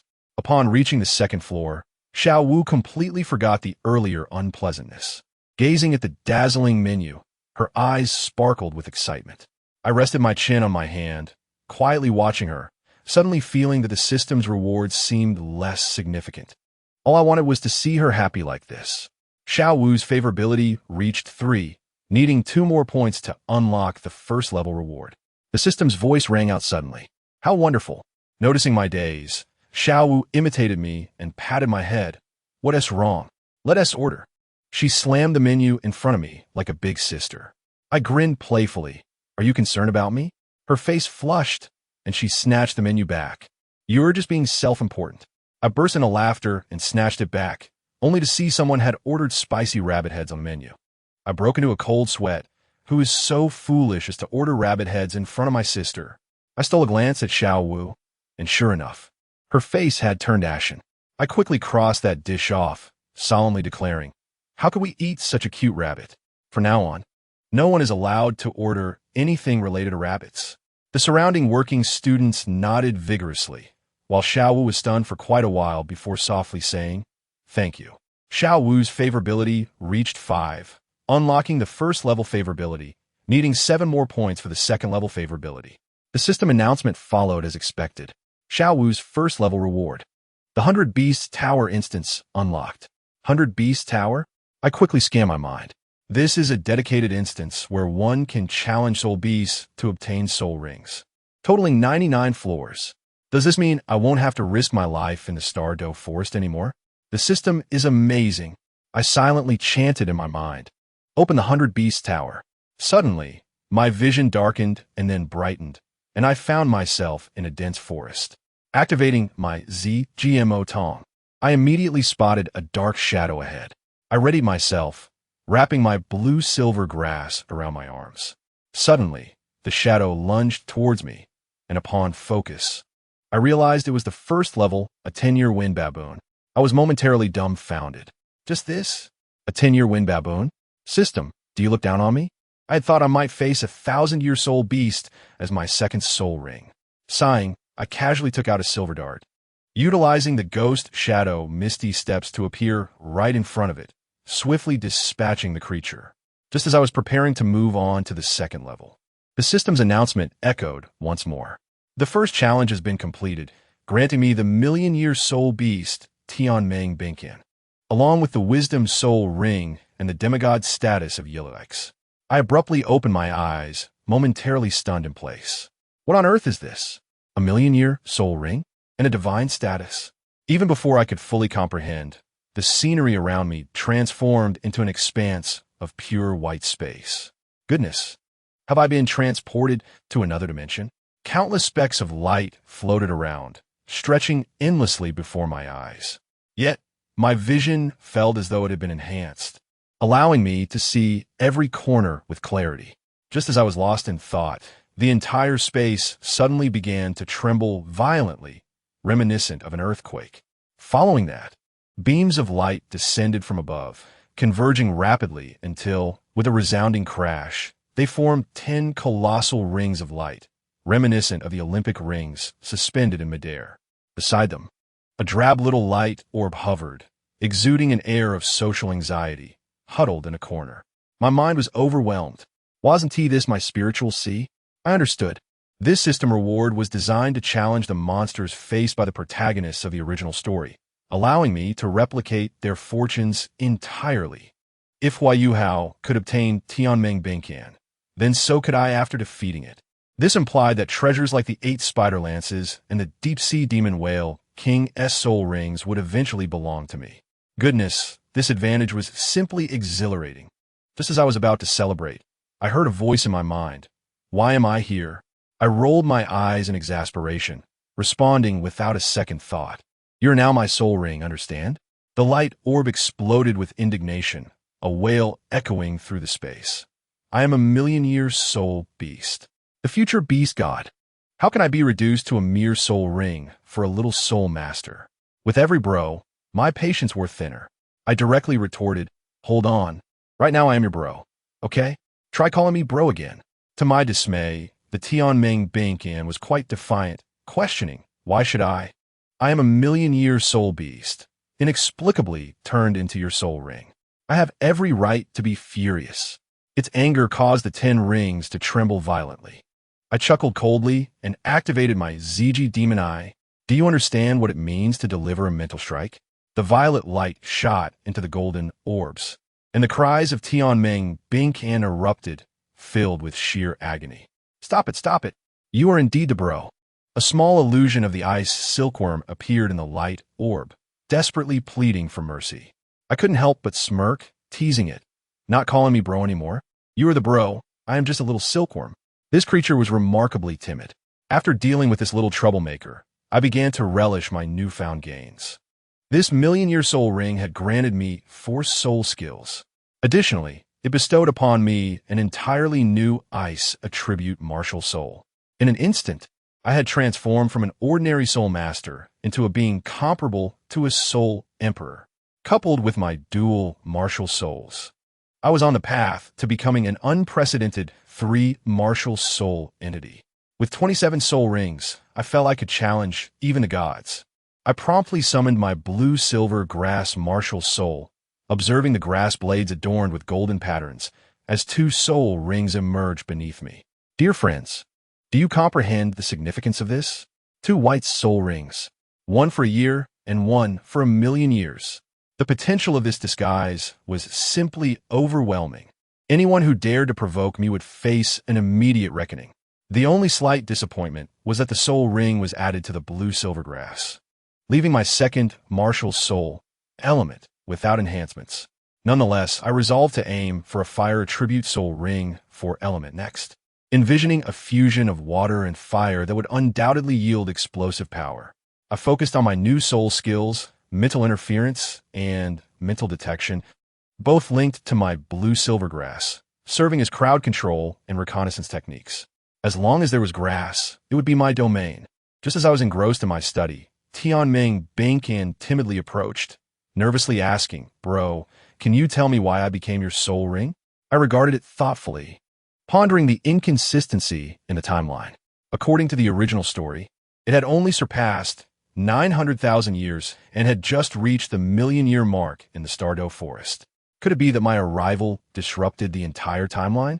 If so, could the fierce beasts of Do Air and the abyssal demons of Do San appear prematurely? A wave of unease washed over me, causing my earlier joy to dissipate. I needed to strengthen myself without delay. Returning to my senses, I looked at the still, trembling Tangmen Binkan, deciding to be forthright and reveal the fate that awaited it in the original narrative. I recounted how it would be treated as reserved food, pursued by various old beasts, ultimately leading to its desperate search for someone to sacrifice to survive. Do you understand? Your ultimate fate is still to become someone else's soul ring. By following me, you have bypassed all intermediaries and gone straight to the top. Do you realize what a stroke of luck this is? Tianming Bingkan appeared utterly bewildered, as if vague memories were surfacing. Its gaze shifted from frustration to fervor. It seemed to have suddenly grasped that accompanying someone like me, who had an extraordinary start, could lead to divine ascension. If it became a deity, wouldn't he that make it the beast god? Its attitude underwent a complete transformation, directly asking, "Bro, do you think you can become a god?" I replied nonchalantly, "Let us see which god comes knocking first." At that moment, Tianming Bingkan was completely convinced, likely envisioning itself in a scene where I trampled over the gods. After assessing all my gains, my soul power had soared to level 28. Just as I was reveling in my success, the system abruptly ejected me from the Tower of Beasts. As my consciousness returned, I found myself back in the noisy cafeteria. Turning around, I was met with Xiao Wu's pouting face, glaring at me indignantly. What was the matter? I was utterly perplexed. I called you earlier, and you ignored me. Her tone was a mix of annoyance and a hint of sulkiness. It then dawned on me that I had spent too long in the spiritual sea, leaving her neglected. I quickly made a silly face to cheer her up. "Don't be mad." Her face flushed instantly, her lips stubbornly retorting, "Who's mad?" I chuckled, ruffling her hair and pointing to the dishes on the table. All right, you're not mad. Look, it's your favorite carrot and meat stew." Upon seeing the carrots, Xiao Wu immediately forgot her anger, eagerly picking up her chopsticks and focusing intently on her meal. The surrounding working students stared in astonishment, wondering why this girl was only eating carrots instead of meat. Only I could smile knowingly. Of course, a rabbit would love carrots. "Eat up, why aren't you eating?" Xiao Wu mumbled with her mouth full, urging me. As I smiled and nodded, ready to pick up my chopsticks, a hoarse voice interrupted. "Teacher, you are here?" Without needing to glance up, I recognized it was my troublesome disciple, Yu Xiaojiang. I wave him over to sit with us, wanting to avoid his lengthy recitation of the 10 core competencies of martial souls. Xiao Wu, curious, nudged me with her elbow. "Why does he call you teacher?" I leaned in with a mysterious air, "Because I am a jack of all trades."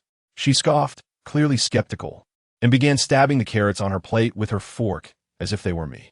"I really am," I insisted, looking at her earnestly. She huffed and challenged me directly. "Then tell me, who am I?" I couldn't help but laugh. This little rabbit was testing me. I composed myself, adopting an enigmatic tone as I gazed into her eyes. "You are unlike any of us." Xiao Wu's body stiffened instantly, her eyes wide with fear and confusion. She must have thought I had uncovered the identity of her 10,000-year soul beast, causing her to tremble in fear. Observing her pitiful demeanor, my heart softened. I gently placed my hand atop her head, not to pat her, but to tenderly ruffle her hair, whispering in a voice only we could hear, "Do not be afraid. From another perspective, we are the same." Xiao Wu abruptly lifted her gaze to me, her eyes glistening with tears. I witnessed her terror gradually transform into reliance and grievance. Once, it was her mother who protected her. Now, it seemed it was my turn, with a slight increase in affection for me. I sighed inwardly at the sight of this red-eyed Xiao Wu, resembling a frightened little rabbit. In the original story, she nearly became Tang San's tool in the later chapters, existing merely for sacrifice. I wish for her to live for herself, truly and fully. The atmosphere at the dinner table turned exceptionally quiet due to Yu Xiaojiang's arrival and Xiao Wu's silence. I felt so awkward that I could almost dig my toes into the ground. Unable to endure it any longer, I directly called out to Yu Xiaojiang, "Stop eating. Get up and liven up the atmosphere." Yu Xiaojiang looked bewildered. "Teacher, what should I say?" I was momentarily taken aback by his question, responding curtly, "Just discuss your theory on the 10 core competencies of martial spirits." Upon hearing this, Yu Xiaojiang became invigorated, abruptly slamming his hand on the table.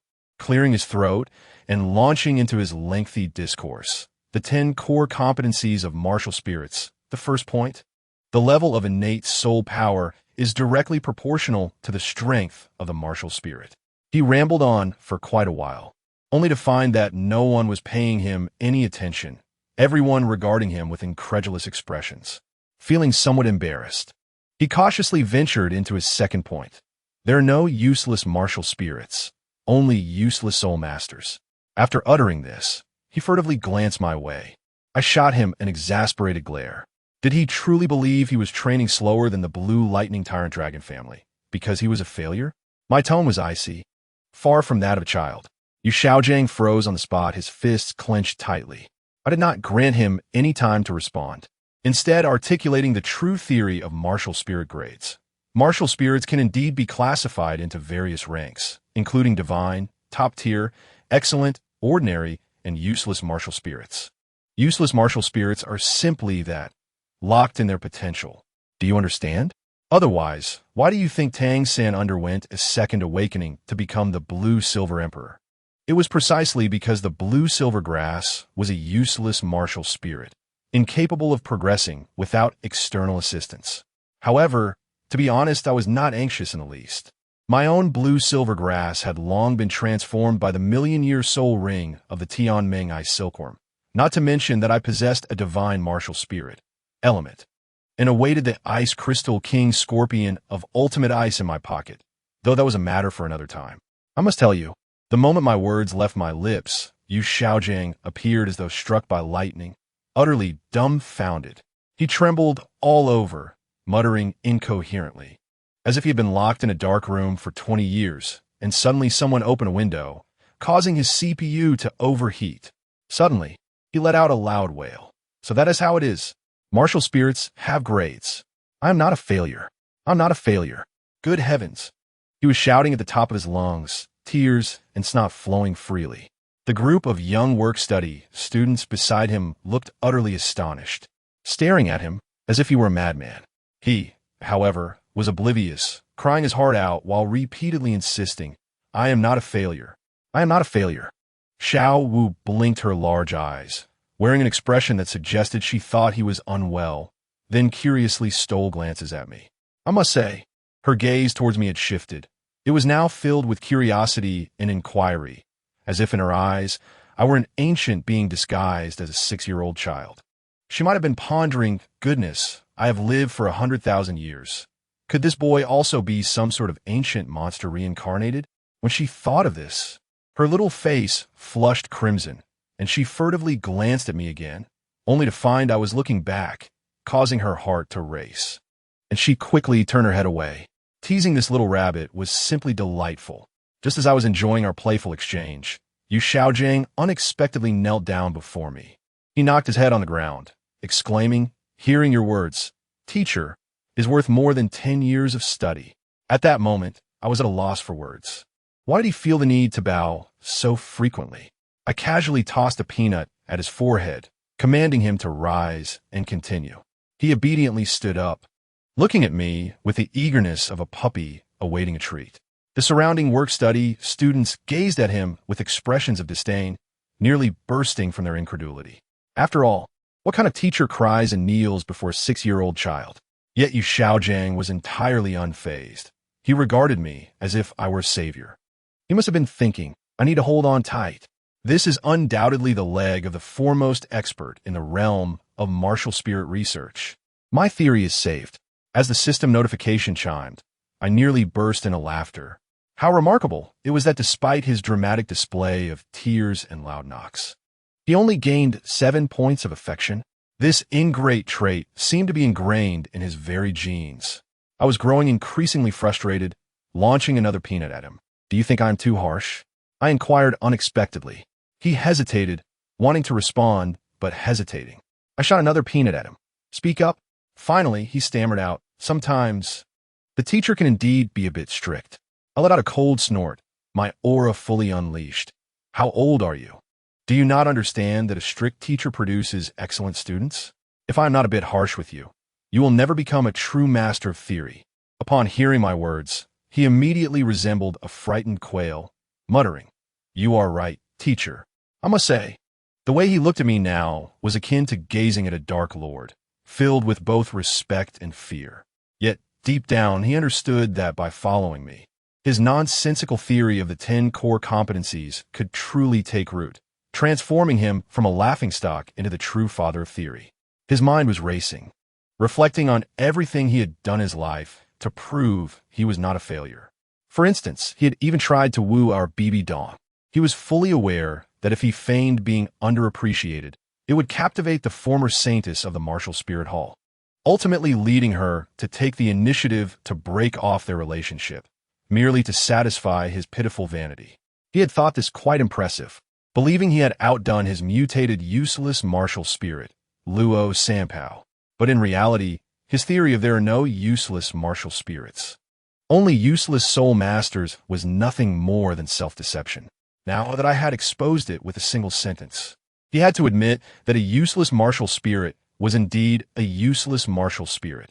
No amount of effort could surpass the blue lightning tyrant dragon. Therefore, he now regarded me as his sole lifeline.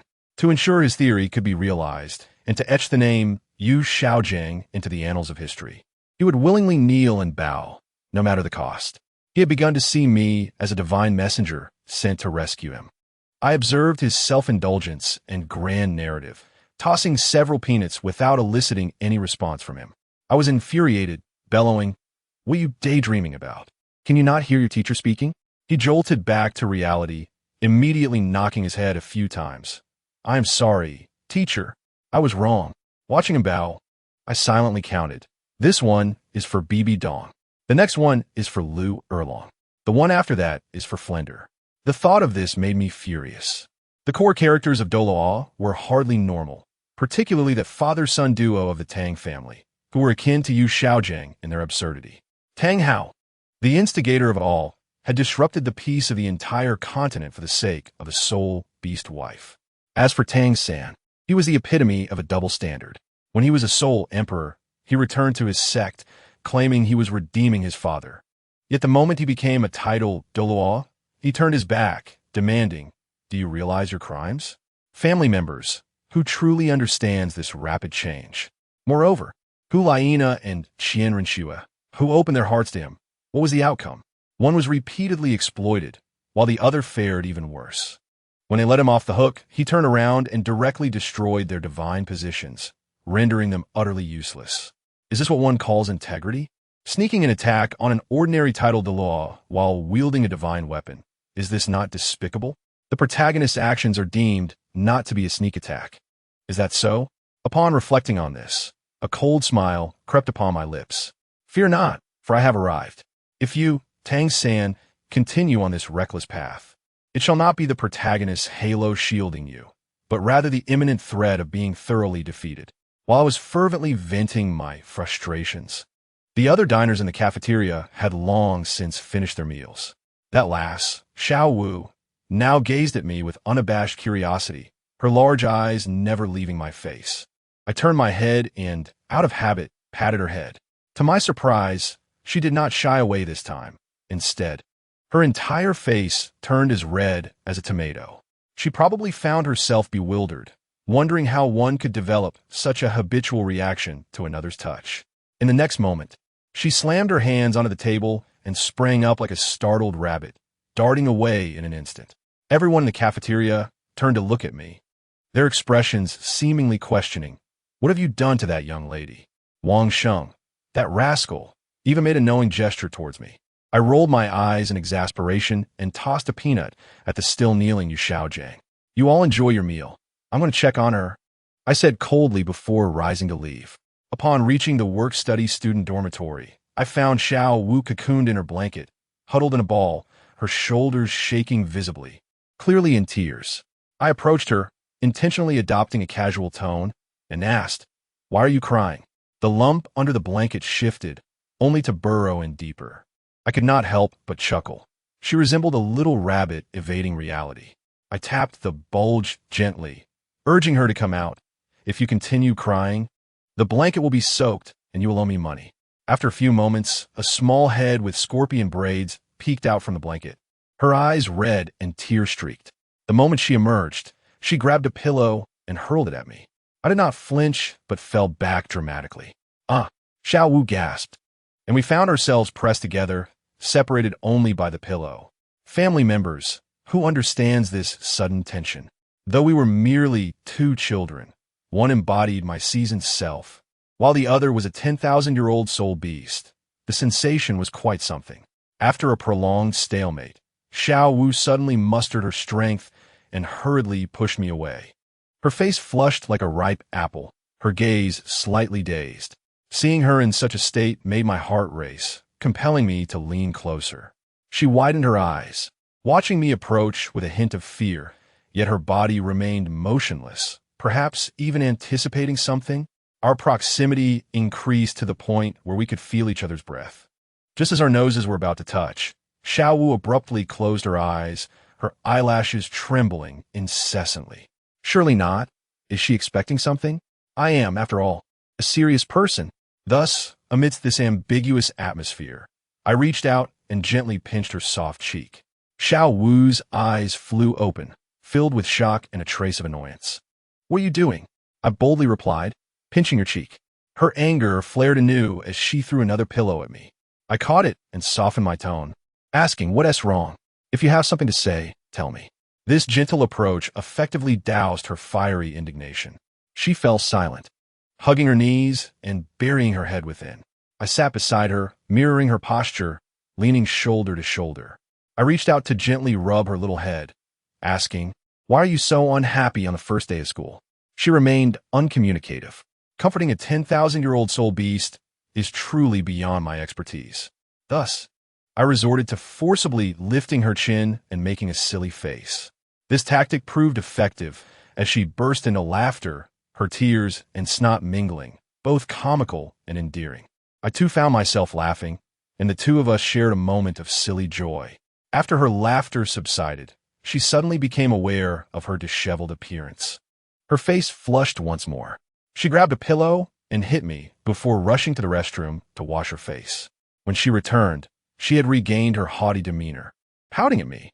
"You're meddling in my affairs." I looked at her, my smile radiant, my eyes sparkling, and replied with each word, "I am indeed concerned about you." This statement fell like a stone into her heart, stirring ripples within.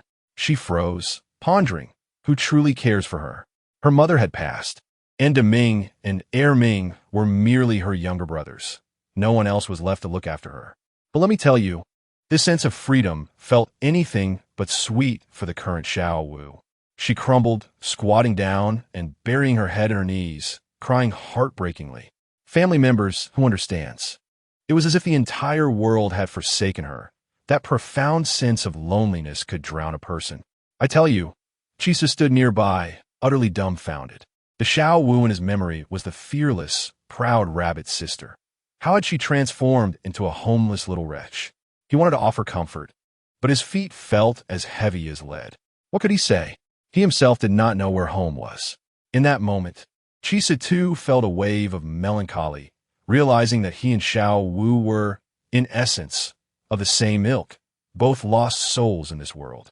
Thus, one squatted in tears while the other half squatted in silence, the atmosphere in the 7th dormitory plummeting to freezing levels. After a long while, Xiao Wu finally lifted her head, her eyes red like a rabbit's, looking at Chi Su with an expression of helplessness, silently hoping he would say something. To which Chi Su responded with a piercing question. "Do you have a home?" he asked with utmost seriousness. Xiao Wu was taken aback. The Stardow Forest? Did that even count as home? Her mother was gone, and she was now merely human. She could only shake her head blankly, no. Guess what Chisa said next? He smiled, a brilliant smile that pierced through the clouds like a ray of light, and said, "I don't have one either." Let me tell you, that single utterance melted the icy barriers within Xiao Wu's heart. She felt warmth enveloping her, even impulsively wanting to lean closer, to embrace him. Indeed, she did just that. Their proximity now, so close that they could count each other's eyelashes. Xiao Wu, nervous, closed her eyes, adopting a stance of surrender. Well, how could Chi Su let such an opportunity slip by? He swiftly pressed his lips against her cheek. Xiao Wu sprang away, her face ablaze. A mixture of embarrassment and anger as she exclaimed, What did you do? Her scorpion braid bobbed like a startled rabbit. Chi Su made a shushing gesture, his expression mysterious. It's a secret. He offered no further explanation. Seeing that Xiao Wu had ceased her tears, he simply took her hand and said, "Let us go for a stroll." This time, Xiao Wu surprisingly offered no resistance. Hand in hand, they stepped outside. Along the way, they encountered other work-study students, who greeted them with playful gestures. Old boss, Xiao Wu Jia, and Xiao Wu's cheeks flushed with embarrassment, wanting to pull her hand away. But Chi Su held on tightly, refusing to let go. Eventually, she relinquished her struggle, adopting a stern face and using her gaze to ward off any prying eyes. The two wandered aimlessly around the academy's playground, circling repeatedly, neither speaking a word. Ultimately, it was Xiao Wu who broke the silence. Flinging his hand away, "What exactly do you want to do?" Chi Su gazed at her flustered expression, her cheeks reddened like apples, an utterly adorable sight. He said nothing, stepping forward and enveloping her in a tight embrace. At first, Xiao Wu feebly protested with a few playful punches, but Chi Su paid no heed, continuing to gently stroke her head. "I assure you, this maneuver is an absolute killer for a little rabbit." Xiao Wu instantly quieted down like a cat being petted, contentedly leaning into his embrace, listening to the rhythmic beating of his heart. She suddenly realized that this sensation brought an immense sense of security, as if someone would stand up for her even if the sky were to fall. The world fell silent, with only the sound of their heartbeats and breaths filling the air. Chitsa gently lifted her face and kissed her once more. This time, Xiao Wu did not shy away, gazing at him with a dreamy look. Then, with one hand cradling her face, he wrapped the other around her waist. Xiao Wu shivered, her entire being softening in his embrace. Chi Su whispered warm breath in her ear, softly saying, "Since we are both homeless souls, let us rely on each other from now on." This statement left Xiao Wu momentarily stunned, her heart racing as if it might leap from her chest. She raised her tear-filled eyes to Chi Su, seeking some revelation in his gaze, but found only unwavering resolve. Biting her lip, she asked slowly if one day, "Many who are stronger than you come to kill me, can we still rely on each other?" Without a moment's hesitation, Chi Su laughed and made a silly face. "Then let them step over my corpse." Remarkably, he had directly echoed a classic line from Sange. Nevertheless, the effect was undeniably profound. Xiao Wu stared at him in a daze, rendered speechless. After what felt like an eternity, long enough for Chi Su to believe she had fallen asleep, she leaned against his shoulder, gazing at the stars above, and in a voice as soft as a mosquito's hum, said, "All right." Ding! Xiao Wu's favorability reached 20, unlocking level 2 and 3 rewards. The system's notification chimed perfectly. Chi Su felt a surge of joy within, though he maintained an exterior of calm. Compared to the bond he shared with Xiao Wu, any reward seemed trivial. From that moment on, they were no longer lonely wanderers. They had become each other as family. Later, Xiao Wu curiously inquired, "Everyone calls you Lord. Why are you also a homeless person?" Chi Su laughed heartily, playfully tugging at her braid. "That's merely their wild speculation. I simply go with the flow. Who wouldn't enjoy a free lunch?" He raised his hand in oath. "I truly have no relation to the Wuhuan Temple." This statement was not entirely a lie, as his entanglement with Bai Bai Dong was rather distant. However, the thought of Xiao Wu sharing a space with the woman who had avenged her mother sent a shiver down Chi Su's spine. Contemplating the future battleground was thrilling. The two remained intertwined until deep into the night, before hand in hand they returned to the dormitory. Upon reaching the bed, Chi Su immediately pulled Xiao Wu into his embrace, and she instinctively wrapped her legs around his waist, their faces close, breaths mingling, and soon thereafter, they simply fell asleep in each other's arms. But did you think this was the end? The real drama unfolded at the Wuhuan Temple. At this moment, within the secret basement of the Pope's Hall in Wuhuan City, chaos reigned. Bai Bai Dong, clad in the regal robes of the Pope, wielded her scepter like a queen, looking down imperiously at the kneeling Qian Sunji. Once the previous Pope, Qian Sunji now resembled a stray dog, blood trickling from his mouth, eyes filled with terror. "You should have died 6 years ago." Bai Bai Dong's voice was icy. She informed Qian Sunji that after he returned severely injured from Tang Hao, she had prepared to act, but a mysterious figure had intervened, establishing a 6-year truce. Ladies and gentlemen, the foreshadowing from 6 years ago has come to fruition. That mysterious figure was none other than Qi Su. Upon hearing this, Qian Sunji fell into utter despair. He regretted the inhumane actions he had taken against his own disciple in the secret chamber, and allowing her to grow after she became pregnant. Now, the time for retribution had arrived. I want to see our child. Qian Sunji made his final stand. The mention of child ignited a fierce rage in Bai Dong. A sinister smile spread across her face as she roared, "Master and disciple? Where do you get the audacity to speak of that?" With a thunderous sound, 9 spirit rings exploded into brilliance. Yellow, purple, purple, black, black, black, black, black, red.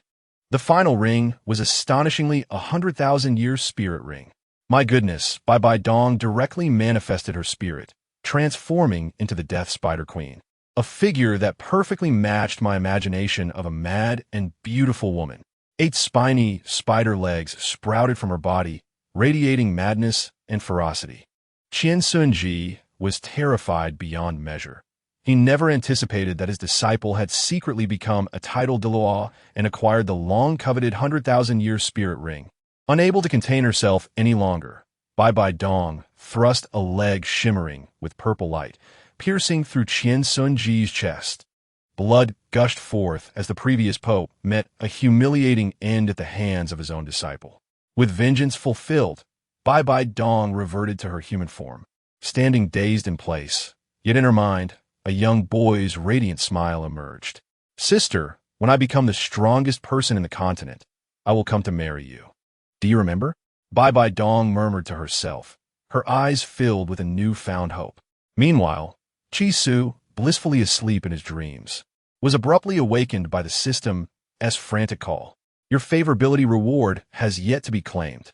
The moment Qi Su's consciousness entered his spiritual sea, he beheld the rewards presented by the system. To his astonishment, it was a direct 3-way choice. The domains of slaughter, angel, and rakshasa, these were no ordinary domains. Each was godly. The domain of slaughter was passed down from the god of slaughter. The angel domain belonged to the angel god. And the rakshasa domain was from the rakshasa god, each more impressive than the last. Though the angel domain was the safest, who was Qi Su, he craved excitement.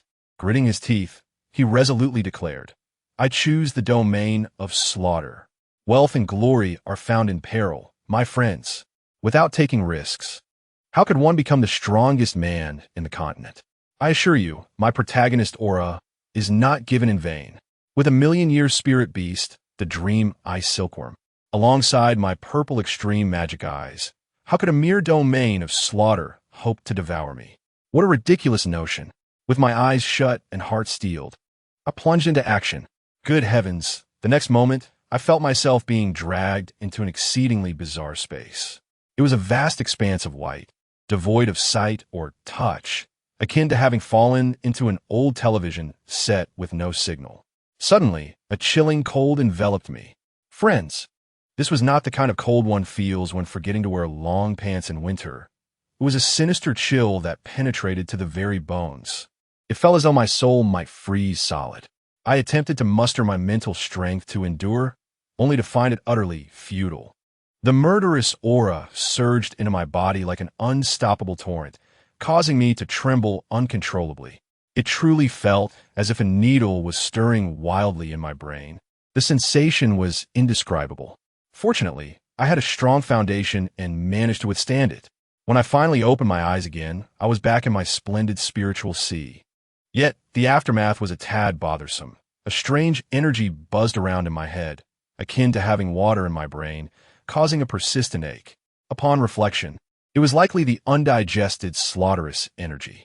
It seemed that, as an innocent novice, having never shed blood, I could hardly suppress such a force. Thus, the city of slaughter became my next travel destination. Decided with glee, I also took stock of my current equipment, which was extravagantly impressive. At level 26, my first martial soul was Blue Silvergrass, boasting a source water spirit ring and a 1,000,000-year spirit ring. My second martial soul, Element, Also featured a source water spirit ring.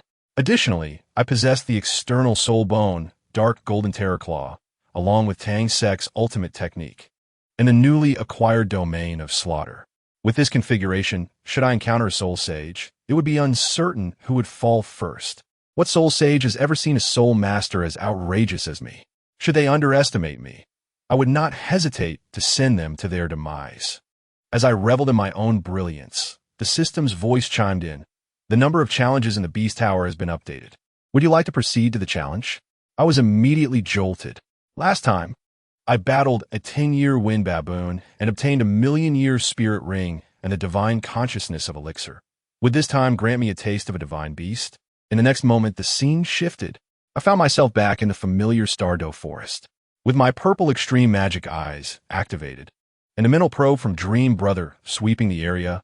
I heard a rustling sound. My heart raced. What was that? As I crept closer, I was taken aback. A massive spider. Its diameter exceeded 1.5 meters, with legs resembling spears, and a grotesque human face on its back, hideously terrifying. But friends who would understand. Upon seeing it, I felt not fear but excitement, nearly shouting in delight. Isn't this precisely the auspicious figure of the fortune-bringing child, or rather, the treasure-bestowing Spider-Man? With the external soul bone, Zhu Miao, has it not arrived? Without a second thought, I flung out the Lanin Chao. That spider moved with astonishing speed, darting away in a flash, attempting to stab me with its long legs. How naive! Under the dual lock of my ZGMO Tong and the mental prowess of Tian Mengu, even with an 8-fold magnification, it could not outpace my eyes. I scoffed coldly, blocking with the Lanin Chao, and transformed my right hand, dark gold terror claw, with a massive bare paw that sliced through the air with a fierce wind. I delivered a devastating blow, rendering it utterly chilled. The black liquid sprayed forth, causing a wave of nausea. To avoid being drenched, I quickly conjured a water prison with my Lan Yin Chao to confine it, then retrieved my prized Yuga crossbow. As I unleashed a rapid-fire barrage of 16 shots, amidst its piercing screams, I transformed it into a sieve. Mission accomplished. A purple 1,000-year soul ring floated serenely before me. Initially, I had intended to acquire a fire attribute for my second martial soul element, but alas, this soul ring harbored the Zhu Miao. 1,000 years is 1,000 years. Pairing the poison element with the water element could yield an interesting synergy, I suppose. The absorption process was devoid of turbulence. With Tianmeng Ji's energy shielding me, the impact felt merely like a tickle. Then came the most exhilarating moment. I straightened my back, and my clothes tore with a rip. 8 substantial bulges suddenly erupted, followed by the emergence of 8 thick, long purple-black spider legs that extended over 3 meters, gleaming with a radiant purple hue, their tips sharp as daggers, truly magnificent. I surveyed my new form, with the dark old terror claw on my left hand and the 8 spider spears at my back. I tell you, even without employing my martial soul, simply relying on these 2 enhancements would allow me to contend with soul masters dozens of levels above me. This system truly understands me. If such rewards continue, what title Douluo or deity would dare kneel before me? Speaking of which, I wonder how my future wife, Bai Dong, is faring at this moment. What a thrill! After this series of maneuvers, my soul power soared to level 28, while others must attain level 30 to acquire their 3rd soul ring. I can claim several. This is the joy of possessing multiple martial souls. Just as I was pondering, the system presented me with a remarkable opportunity, a Tier 3 reward for Xiao Wu's affection, offering a choice among 3 divine artifacts: the Azura Sword, the Sea God Trident, and the Angelic Holy Sword. I was utterly stunned. My dear friends, divine artifacts, aren't these treasures typically only attainable upon ascending to the divine realm? Has the system provided me with a wholesale deal? My heart raced like a drum. The Azura Sword is the most formidable, yet it currently resides with the ruthless king of slaughter, Tang Chun. Should I claim it, that level 99 madman would undoubtedly pursue me relentlessly. At that point, neither Yalaikizi nor even Jesus could save me, I assure you. Thus, while tempted, I prioritized my safety and reluctantly opted for the Sea God Trident. This artifact is currently unclaimed, offering security. Moreover, it has ample narrative significance, which I am familiar with. Ding! A brilliant blue light flashed, and a jet black trident landed in my hand. My goodness, it weighs an astounding 10,800 pounds. Though it feels like merely 100 pounds to me, it still possesses considerable heft. Before I could even practice with it, a sudden, intense pain surged through my head. The agony was so severe that I found myself rolling within my mental sea. I can describe that sensation as if someone were etching characters upon my forehead with a chisel. Yalaikizi cowered in a corner, too terrified to utter a word, while Tianmingbing trembled in fear. At that moment, a singular thought crossed my mind. I am still too weak. I must grow stronger.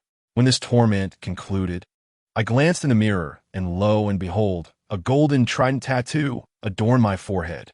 Just as I was pondering this, an ancient, authoritative voice resonated within my mind. If you wish to inherit my divine position, make your way to Sea God Island in the future.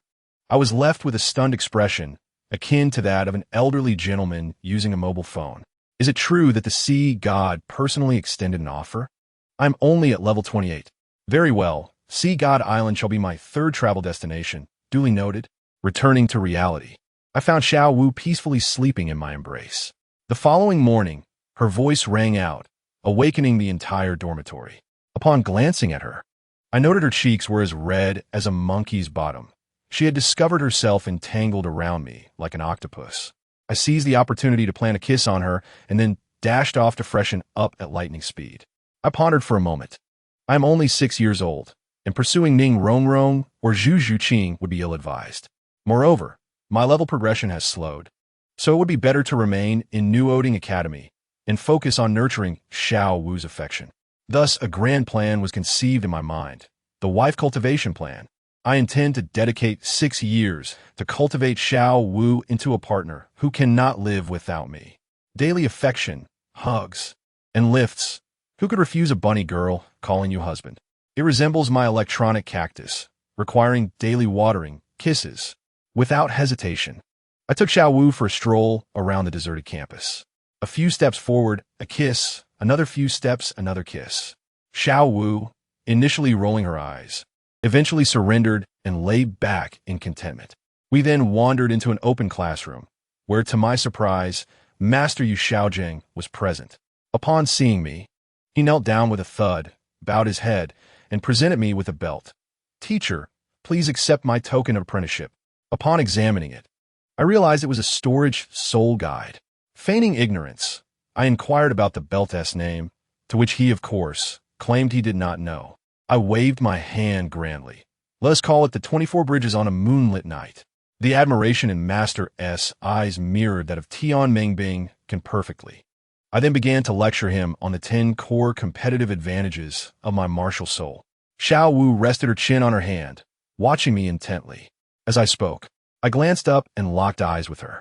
I made a silly face, and she responded with an incredibly sweet smile, her dimples subtly appearing. In that instant, a line of poetry sprang to mind.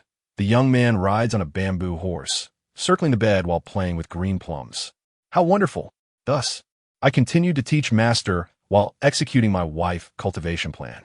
Time flew by, and as the butterflies danced outside, 6 years passed in the blink of an eye. The story now unfolds in the kingdom of Balak, located in the southern region of the Tiando Empire.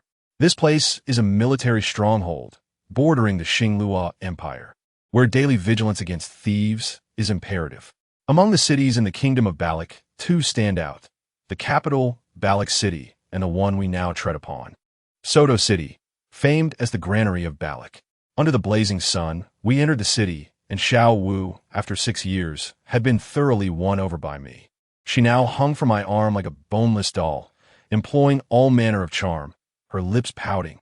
Husband, I'm tired. I can't walk anymore. I tell you, over these 6 years, my wife cultivation plan has been a textbook success. Her affection skyrocketed from 38 points to 72 points. The little rabbit, who initially demanded I call her sister, now sweetly addresses me as husband and insists on cuddling my arm while sleeping at night. The joy of this transformation is known only to me. Of course, The joy is not mine alone. My system also revels in it. As her affection increased, the rewards poured forth like a floodgate had been opened, raining gold coins upon me. Reflecting on my gains over the past 6 years, I now feel capable of contending with title de law. Even if I cannot win, escaping from them would be a matter of mere moments. Allow me to enumerate for you. With Xiao Wu's affection at level 4, I received a reward of Mutated Beast Martial Soul Lottery. I initially scoffed, thinking to myself that my martial souls were nearly enough for a game of mahjong. Why would I need more? Yet, what do you suppose happened? I drew a Tianqing Bone Dragon. This creature is remarkable in that it does not occupy a slot for possession. It serves as an external summoning beast, akin to Master S. Pig, yet its combat prowess is worlds apart. Normally, it appears as a small bony snake, coiling around my wrist as decoration, but in battle, it transforms into a colossal dragon, unleashing its might, instantly elevating my status. With its power alone, it can take on any soul beast below 50,000 years. The 5th level reward proved to be remarkably practical, as it directly bestowed upon me the 10th level soul power, propelling me from level 40 to 51 in an instant and formally ushering me into the realm of the Soul King at the tender age of 12. The sheer value of this achievement is incomprehensible to most. Then came the main event, the 6th level reward, Lan Yin Chao's Second Awakening. The system presented me with 3 options, Lan Yin Huang, and He Lan Yin Wang, and another unfamiliar variant, Lan Yin Jian Chao. I paid no heed to the first 2. What was so extraordinary about the trifles of Tang San and Tang Ya? I promptly chose Lan Yin Jian Chao. The Martial Soul Encyclopedia described it as leaves like blades, a single plant capable of severing the sun, moon, and stars. At that moment, I was ablaze with excitement. Was this not 1,000 times superior to Tang San's meager plant? It emphasizes the essence of the sword. From now on, wherever there is grass, I shall be the master of a myriad of swords. This is merely the tip of the iceberg. My divine martial soul element has now ascended to unprecedented heights. Water, poison, gold, time, and space. I have gathered all 5 elements. Water and poison were already in my possession. The gold element was acquired after I defeated a dark golden grizzly bear in the 10,000 Beast Tower, which also yielded an external soul bone. Now, my hands serve as the finest of divine weapons, effortlessly tearing through armor as if it were mere paper. The most outrageous of all is my 4th soul ring. I vanquished a dark, demonic, evil god tiger and selected the time element from it. This is nothing short of cheeky. For my 5th soul ring, I ventured into the Stardow Forest and engaged in a 3-day game of hide-and-seek with a 10,000-year-old moon-devouring Wolf King. That beast was exceptionally adept at spatial jumping, but ultimately, it fell victim to my poison. The Wolf King was generous, dropping a piece of mental bone for me. Now, my elemental martial soul configuration boasts water, poison, gold, time, and space, combined with 3 soul bones, truly invincible. I currently stand at level 51, yet my soul power rivals that of a level 70 soul sage. My only drawback is a somewhat excessive blue energy consumption. While unleashing my skills is exhilarating, it feels akin to playing a game with ray tracing enabled, which can be quite taxing on the resources. Thus, my purpose in Soto City is remarkably clear. First, I shall visit the Eye of Ice and Fire to collect all the celestial herbs, enhancing the quality of my soul power. Second, and most importantly, I intend to go to Shrek Academy. Of course, I'm not going there to study. I'm going to be a teacher. Yu Xiaojiang has already penned a glowing recommendation letter for me, extolling my virtues to the heavens, claiming I am the teacher of his teacher, such audacity that it makes me blush for him. My primary objectives at Shrek are twofold. First, the affection level with Xiao Wu has nearly reached its limit. Thus, I must explore new territories to raise the favor of Ning Rongrong and Zhu Zhuqing, to uncover what treasures may emerge. Secondly, I aim to give a thorough reprimand to Dai Mubai, Ma Hongjun, and Oscar, those scoundrels. Why should they be allowed to toy with the hearts of young women simply because of their innate talents? If I am vastly superior to them, should I not also have the right to play with them from a position of power? This logic is sound, is it not? As for my 2 disciples, alas, they're a long story. That old fellow, the master, has only managed a paltry 36 points of affection in 6 years. Quite the miser. Despite my daily lessons, I suspect he is merely calculating how to use me. I know he is taking advantage of me. Waiting for the day, I run out of new theories to feed him, at which point I wonder if he will still kneel before me. Does he wish to slay his teacher? I would stand there and allow him to strike, and he would not even breach my defenses. As for Tang San, it is a pity he was taken away by his unreliable father, Tang Hao. After all these years, I fear he has grown into that hypocritical character from the original story.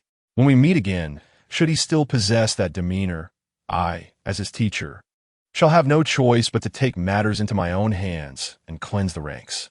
While I ponder this, Xiao Wu, the little glutton, has already tugged at my arm, pointing at a flamboyant hotel and exclaiming, "Darling, what shall we eat? Where shall we dine?" That place looks splendid. Following her finger, I beheld a 3-story establishment entirely adorned in rose red, its architecture reminiscent of a blooming rose, aptly named the Rose Hotel. How melodious it sounds. Xiao Wu wore an expression that begged for my praise. I chuckled inwardly, marveling at the inertia of the plot. Even though I had supplanted Tang San, Xiao Wu still preferred this hotel. Very well.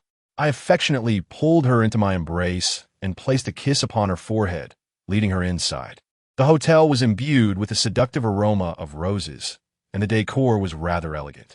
Approaching the front desk, I directly stated, "Please prepare a room for us." The young attendant sized us up and immediately donned a knowing, mischievous expression, even winking at me. Xiao Wu's cheeks flushed crimson, her small hands playfully twisting at the soft flesh of my waist.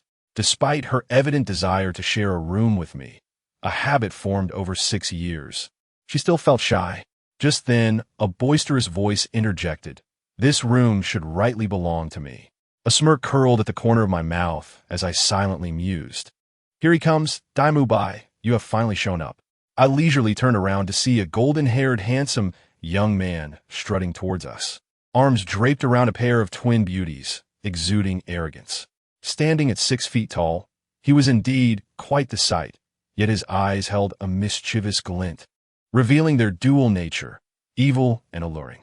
The evil-eye white tiger was unmistakable. He paid me no mind, directing his ire at the attendant. "Did you not know to reserve a room for me? Call your manager." I waited for his theatrics to conclude before leisurely responding. One impressive display. This fellow was the quintessential villain, and he managed to infiltrate the protagonist's circle in the original story. How absurd. It was only then that Dai Mu Bai noticed me, his gaze sweeping over my form, and upon spotting Xiao Wu, his eyes flickered with a mixture of astonishment and greed. "Is that the extent of your capabilities? Do you have any objections?" His piercing gaze bore into me, clearly displeased that I had interrupted his show. "Indeed," I replied with a smile. "What objections could I possibly have?" He likely assumed I was being rude. I gently uttered 2 words, "You leave." Xiao Wu burst into laughter at that moment. Dai Mu Bai's face darkened instantly, revealing his fury. "You are soul masters, are you not? Come, let's engage in a battle. If you could defeat me, the room is yours. If not, I expect you to leave quietly." The twin beauties beside him erupted into giggles, regarding us as if we were mere clowns. Yet, Xiao Wu and I found the situation utterly hilarious. She laughed so hard that she trembled, playfully hitting my chest while gasping for breath. "Darling, he wants to fight you, and he wants to take us both down." Dai Mu Bai was completely thrown off by our laughter, his anger boiling over as he bellowed, "If you want to fight, then leave." Only then did I compose myself, regarding him with a cold stare, beckoning him closer with a casual wave of my finger. Dai Mu Bai huffed disdainfully, his right fist rising swiftly, intending to strike my face with a gust of wind. However, just as he lifted his fist, before he could even take a step, I had already appeared before him in a flash, so swiftly that he could only catch a glimpse of my shadow. Let me tell you, that fellow didn't even have time to react. With a resounding slap, I firmly struck his face. He was sent flying, crashing into the hotel wall with a resounding thud, leaving a dent in its wake. The twin beauties were left bewildered, having seen their Dai Xiao fly like a kite with its string cut. Remarkably, the first thing Dai Mu Bai did upon rising was to fix his disheveled hair. His expression contorted with rage as he glared at me, clearly incensed. Gritting his teeth, he spat, "Very well. I initially intended to let you go, but now you shall not escape." At that moment, I found a situation amusing. This fellow truly believed he was formidable. In the next instant, his muscles bulged, bones cracking audibly as he bellowed, "White tiger, possession." His entire demeanor transformed, resembling a humanoid tiger. 3 soul rings emerged beneath him, 2 yellow and 1 purple, his soul power exuding an undeniable presence. He dramatically introduced himself, Dai Mu Bai, Martial Soul White Tiger, 37-level Battle Soul Master. Please enlighten me. His twin companions gaped at this display, their jaws nearly hitting the floor as they awaited expressions of fear from Xiao Wu and me. Yet, we remained utterly unfazed, watching the spectacle as if we were mere spectators at a circus. Dubai posed for quite some time, observing my lack of response, and foolishly inquired, "Where's your martial soul?" I couldn't help but chuckle and coldly retorted with 2 words, "Are you worthy?" This statement ignited the powder keg, and he lunged at me with a roar, exposing his gleaming white tiger claws. Unfortunately, to my eyes, his movements seemed akin to a slow-motion replay. I simply sidestepped and seized his arm, employing my technique, Kong He Chin Long. I tell you, in that moment he resembled a mere toy, devoid of any resistance as I swung him around and crashed him forcefully onto the ground. I didn't even grant him the chance to utilize his soul technique. I casually placed a foot upon him, as if squashing an ant. He emitted a cry of anguish, causing the 2 twins to scream in terror and flee the hotel. I crouched down, gripping his throat, and as I gazed into his unwilling eyes, which nearly stretched to his ears, I devilishly informed him, "You truly are unworthy." Gripping his neck was immensely satisfying. Such despicable scum ought to be trampled underfoot, so they can realize how filthy they truly are. Observing his face turning ashen, his legs flailing, and the wheezing sounds escaping his lips, I found great enjoyment in the moment. Evil begets its own punishment. The hotel manager and staff had long since cowered in a corner, too frightened to breathe. As he neared the brink of unconsciousness, I finally released my grip, only to deliver a resounding kick that sent him crashing against the wall. There he lay, gasping for air, his expression twisted with a mix of humiliation, rage, and the remnants of survival as he stared at me. I leisurely approached him and commanded, "Get up." He beheld my radiant smile, trembling in fear as if he had seen a ghost. I tell you, such so-called geniuses hold their pride above all else. Once shattered, they become utterly broken. To deliver another heavy blow to his fragile psyche, I playfully patted his face and cheerfully asked, "Dai Mu Bai, the 3rd prince of the Xing Luo Empire, correct?" At this, his pupils dilated, and he trembled uncontrollably, retreating in panic while pleading, You are sent by the royal family. Please don't kill me. I don't want a throne. I don't want anything." It was amusing to witness him, who had just moments ago strutted about with bravado, now cowering in a corner, clutching his head and crying out. I found his cowardice laughable and said, "I am not here to kill you." Upon hearing this, he clung to the words like a lifeline, immediately offering, "I can give you whatever you want." I kicked him lightly and inquired, "Do you know why I struck you?" He mistakenly believed it was over the room incident and quickly apologized. I shook my head, informing him, "That is not the primary reason." I began enumerating his transgressions. Exploiting innocent maidens, that is one crime. He protested, arguing that it was mutual consent. This infuriated me, and I kicked him again, causing blood to trickle from the corner of his mouth. Is that mutual consent? You exploited your status to manipulate them. Dare you claim those twins were not mere tools for your perverse desires? Xiao Wu, unable to contain her anger, stepped forward and delivered a kick to his vital area. The scream that followed echoed through the air. At this, he became utterly submissive, kneeling on the ground, slapping his own face while crying out, "I was wrong. I am guilty. I am a disgrace." Once I felt he had sufficiently performed, I continued oppressing the weak and the commoners, that is 2 crimes. His hand, which had been striking his face, halted, confusion etched upon his features. In his worldview, was it not natural for the strong to bully the weak? Yet, he dared not question it, only continuing to slap himself while shouting, "I am guilty. I should not oppress the commoners." observing his near madness. I grew weary of further dialogue, gesturing for him to cease and warning, should I witness you engaging in such despicable acts again. Next time it will not be as simple as a beating. Now leave. Upon hearing the word leave, it was as if he had received a reprieve, and he scrambled away in a panic.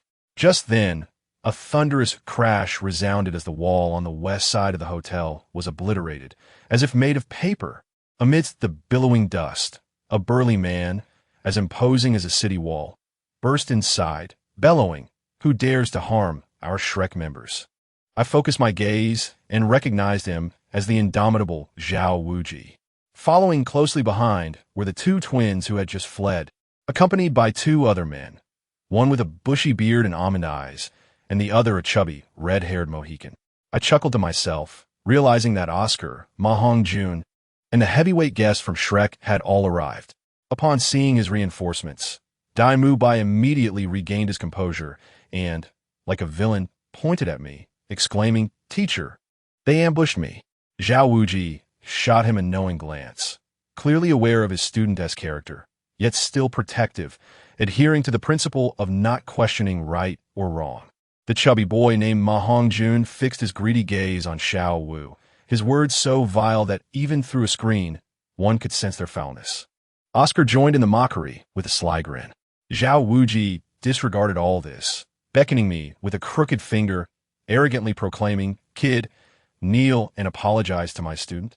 Then leave that girl behind, and you may go." I was both amused and angered, questioning, "Is this how you teach at Shrek? Without distinguishing right from wrong? You want to believe his response, right and wrong? In this land, it is survival of the fittest. The weak are wrong, the strong are right. Not provoking trouble is the mark of a coward." I found his pure bandit logic utterly hilarious. I mockingly retorted, "Oh, a stray dog chased by the spirit hall across the world. What are you so proud of here?" It struck him right in the gut. Zhao Wuji erupted in fury, his aura exploding as he snarled, "You 1T have a choice. I will beat you until you beg for mercy and kneel, then take that girl away." If he hadn't mentioned Xiao Wu, it might have been manageable, but upon hearing her name, my murderous intent flared. I gestured for Xiao Wu to head upstairs, then stood proudly before the four of them. Zhao Wuji coldly snorted, signaling the others to step back. Suddenly, the ground shook violently beneath him, and he swelled, transforming into a massive bear, towering over 1 meter tall. Instantly, 7 magnificent rings of light erupted from beneath him, 2 yellow, 2 purple, and 3 black. Zhao Wuji, a rank 76 assault system soul sage, wielding the martial soul, great strength diamond bear. By announcing his title, he acknowledged my prowess. Well then, I had no reason to conceal my own. Chisu, rank 51 assault system soul king, martial soul, blue silver swordgrass. As my words fell, the atmosphere in the hotel became palpably tense. Their eyes nearly bulged from their sockets in disbelief. A rank 51 soul king, at merely 12 or 13 years of age. The combination of these two phrases was akin to dropping a nuclear bomb upon their heads. Immediately, my 5 spirit rings illuminated in a dazzling display, 2 white and 3 black, creating a visual impact that left the so-called monsters of Shrek in stunned silence. Oscar, the pretty boy, was left speechless, muttering that this was no monster but a devil instead. Meanwhile, the chubby Ma Hong-jun turned pale, trembling uncontrollably, likely recalling how foul his earlier words had been, now regretting them so much that his legs felt weak. Only Dai Mu Bai retained some semblance of composure. The defiance in his eyes shifted to acceptance, likely thinking that being defeated by such a formidable being was not too shameful after all. But the most amusing part? It was Zhao Wuji. He gazed at my 2 10-year white spirit rings and actually sighed, wearing an expression of regret for a promising talent. Who could understand that he believed I had foolishly absorbed 2 worthless spirit rings without guidance? At that moment, I couldn't help but chuckle. Dear brother, you might want to concern yourself with your own predicament first. Indeed, in the next instant, the expression of regret on that old scoundrel's face morphed into sheer fury. With a thunderous roar, his entire body crackled, his brown fur bristled, and he swelled to a towering height of 2.5 meters, resembling a veritable human bear. 7 soul rings whirled around him, the aura of a soul sage fully unleashed, creating an overwhelming pressure that was palpable. He wasted no time in launching a fierce assault, activating his 3rd soul ring, unleashing a gravity enhancement that slammed into my face, causing the other patrons in the hotel to gasp for breath. Did he believe this trivial trick could subdue me? With a deft step of my gang mi zone, I brushed off that gravity as if it were merely a tickle. Simultaneously, my 2nd soul ring illuminated, channeling the mental detection and interference from my Tianmeng Binkan, combined with my Ziji Mojing, delivering a barrage of mental assaults directly to his forehead. No matter how formidable Zhao Wujin might be, he was merely a brutish attacker. His mental prowess was no match for mine. He let out a low grunt. His eyes momentarily clouded with confusion. Now was my chance. In a flash, I closed the distance, pressing my face against his. My right hand transformed into a dark golden claw, its 5 razor-sharp talons slicing through the air with a piercing shriek, descending upon him with the might of an inferno. A resounding crack echoed through the room. Zhao Wujin's boastful defenses crumbled before my dark golden talons, as if they were nothing more than paper. He was sent hurtling backward like a broken sack, crashing into the wall at the opposite end of the hotel, leaving an imprint of his body. The entire venue fell into a hushed silence. Oscar and his companions were wide-eyed, incredulous. A soul sage, over 20 levels above me, had been sent flying with a single encounter? They had never witnessed such a script before. Dai Mubai's eyes darted, as if he grasped the underlying implication, muttering something about mental attacks. Almost immediately, a murderous intent flickered in his gaze. Goodness, did he perceive my talents as too formidable? Fearing I might exact revenge upon them in the future, he whispered to Ma Hongjun, inquiring about the dean's whereabouts, before hastily making his exit. Meanwhile, the Zhao Wujin on the ground, having risen from the impact, did not immediately retaliate. Instead, he fixated on my right claw, his eyes brimming with greed. He recognized this as the external soul bone of the dark golden claw bear. The glimmer in his eyes betrayed none of the decorum expected of an educator. He resembled a bandit who had stumbled upon an extraordinary treasure, ready to commit murder for plunder. Just as tensions escalated, Oscar and Ma Hongjun resumed their foolish banter. Plotting to abduct Xiao Wu should I perish. One yearned to taste her delicacies, while the other wished to experience the flavor of wicked fire. Upon hearing their words, a string of my mind snapped. Zhao Wujin had just realized I was no longer in place, calling out a warning, but it was too late. I had already teleported right before Oscar's face. With a sweep of my dark golden claw, his proud visage transformed into an unrecognizable mess, as if it had been turned into a QR code. A chilling scream resonated throughout the hotel as he clutched his bloodied face, writhing in agony. Meanwhile, the rotund figure of Ma Hongjun remained oblivious. From the 8 spider spears behind me, a single purple spear shot forth, delivering a physical cleansing blow. Ladies and gentlemen, the world had gained yet another pure-hearted man. His wails were more pitiful than Oscar's, sprawled on the ground, gazing at his own blood, his eyes filled with regret and fear. From above, Xiao Wu peeked out, giving me a thumbs up and shouting in a trumpet shape, "Well done." I responded with a playful grimace, causing her to burst into laughter. At this moment, Zhao Wujin had completely lost his mind. 2 students, one disfigured and the other rendered impotent. How would he explain this to the dean?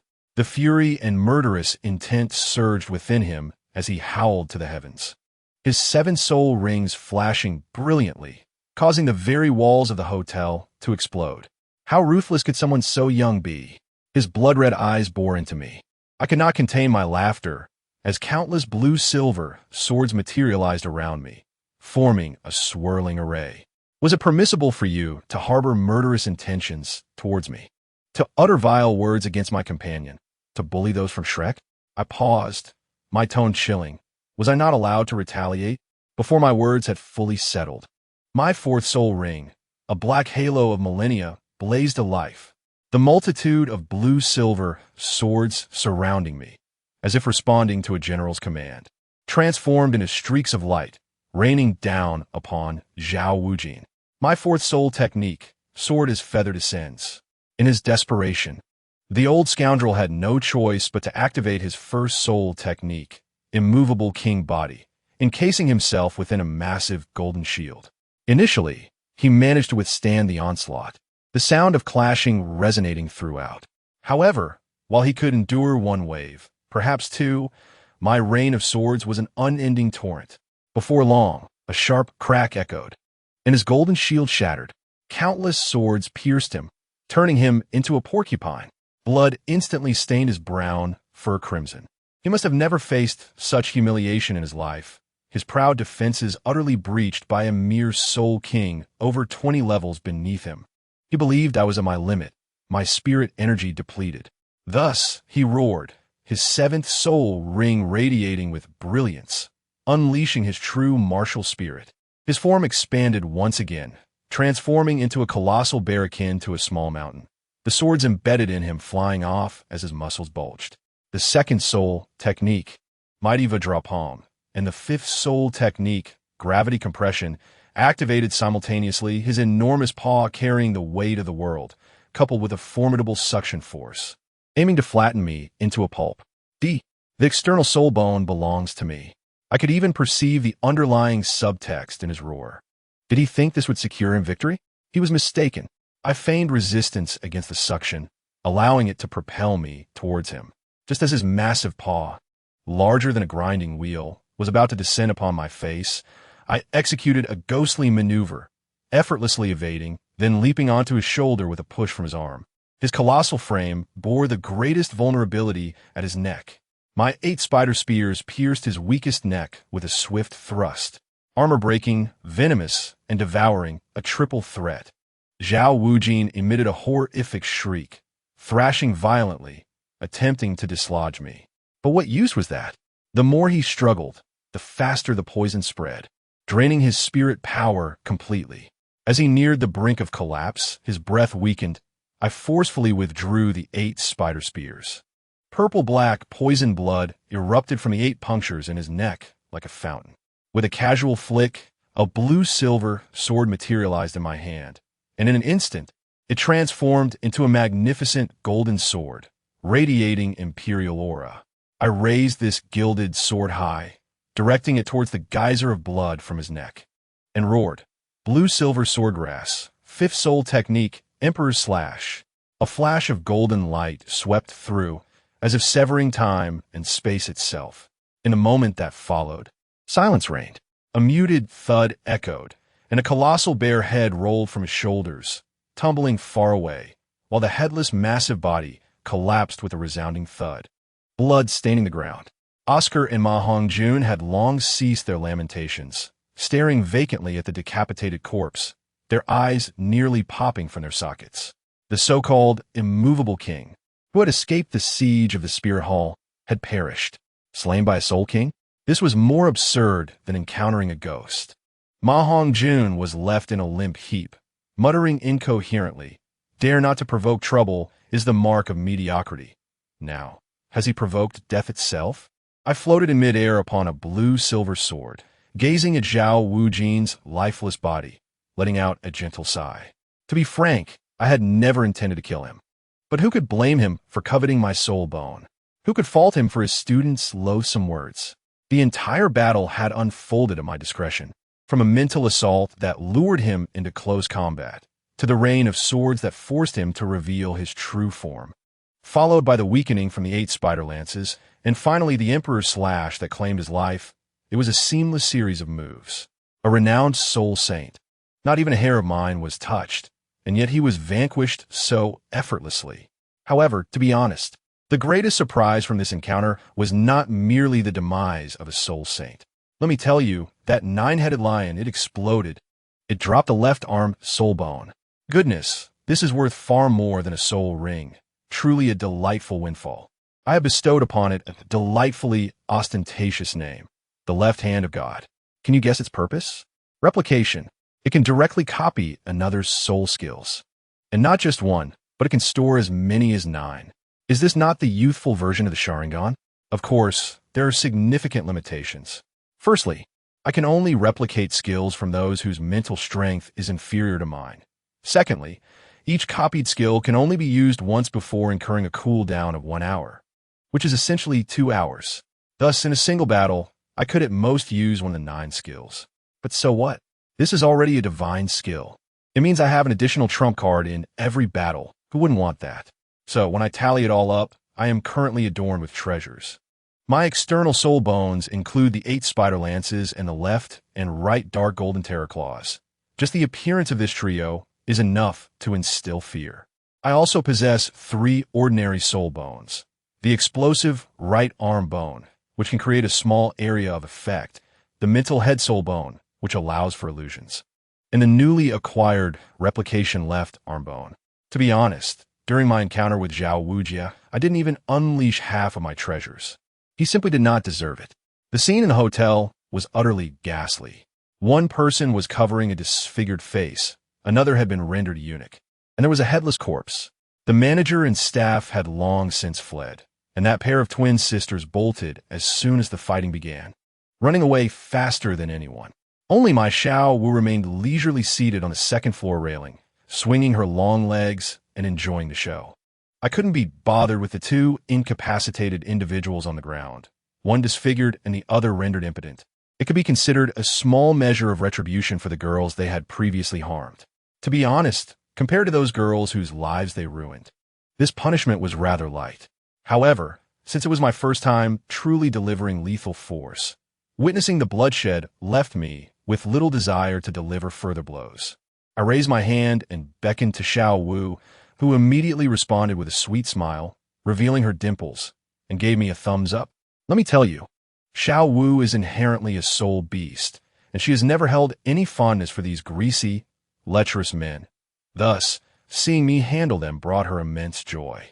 She leaped down from the second floor, and I chuckled, using the tips of my toes to gently catch her in midair, embracing her warmly. "You're amazing, big brother." Xiao Wu blinked her big eyes, filled with adoration. Over the years, she has been quite adeptly trained by me, seamlessly switching between terms of endearment, such as husband, big brother, and master, making me secretly delight each time I hear her call me husband. As for what transpired next, well, we returned to our room and engaged in a rather profound yet playful exchange. I must say, that scene was more exhausting than my battle with Zhao Wujia. Here I was, a seasoned veteran in the realm of love, utterly captivated by this little rabbit.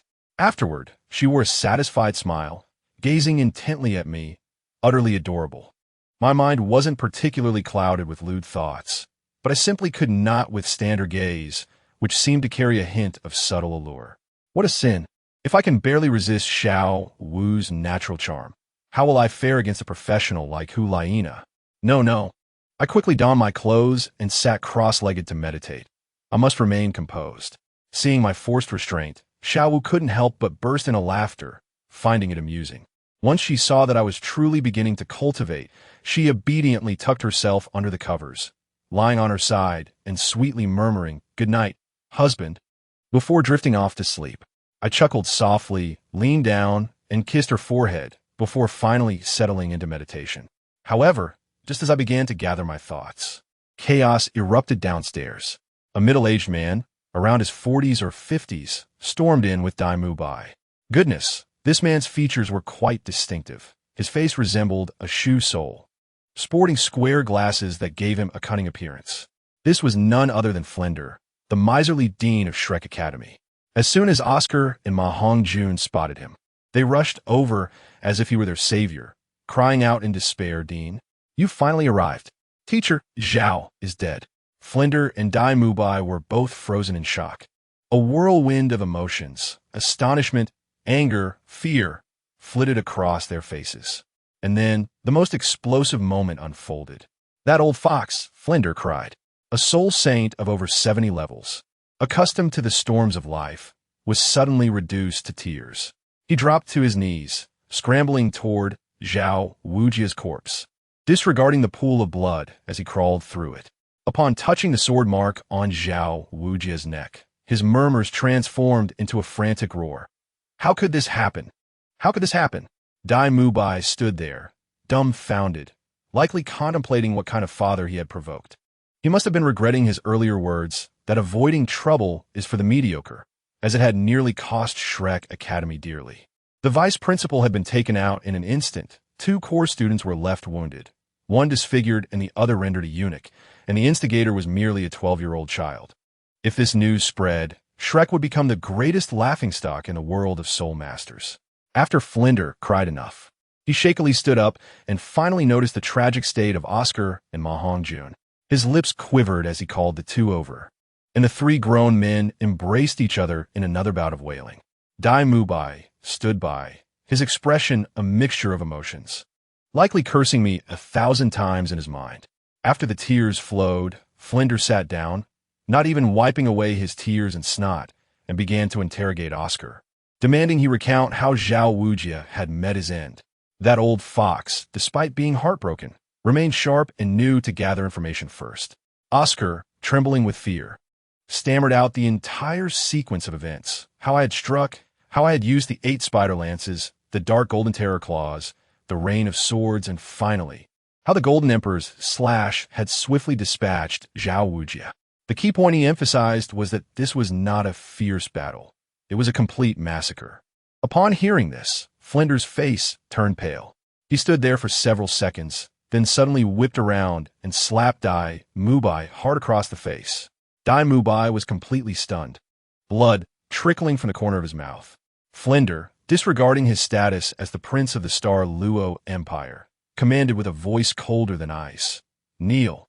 Dai Mubai, unaccustomed to such treatment, attempted to resist, but once Flinder unleashed his Soul Saint's pressure, his legs buckled, and he fell to his knees. Still, he was unwilling to submit, throwing his head back and shouting why. Flinder's gaze was as sharp as a knife. Why? If you hadn't provoked trouble, would Teacher Zhao have died? Would Oscar have been disfigured?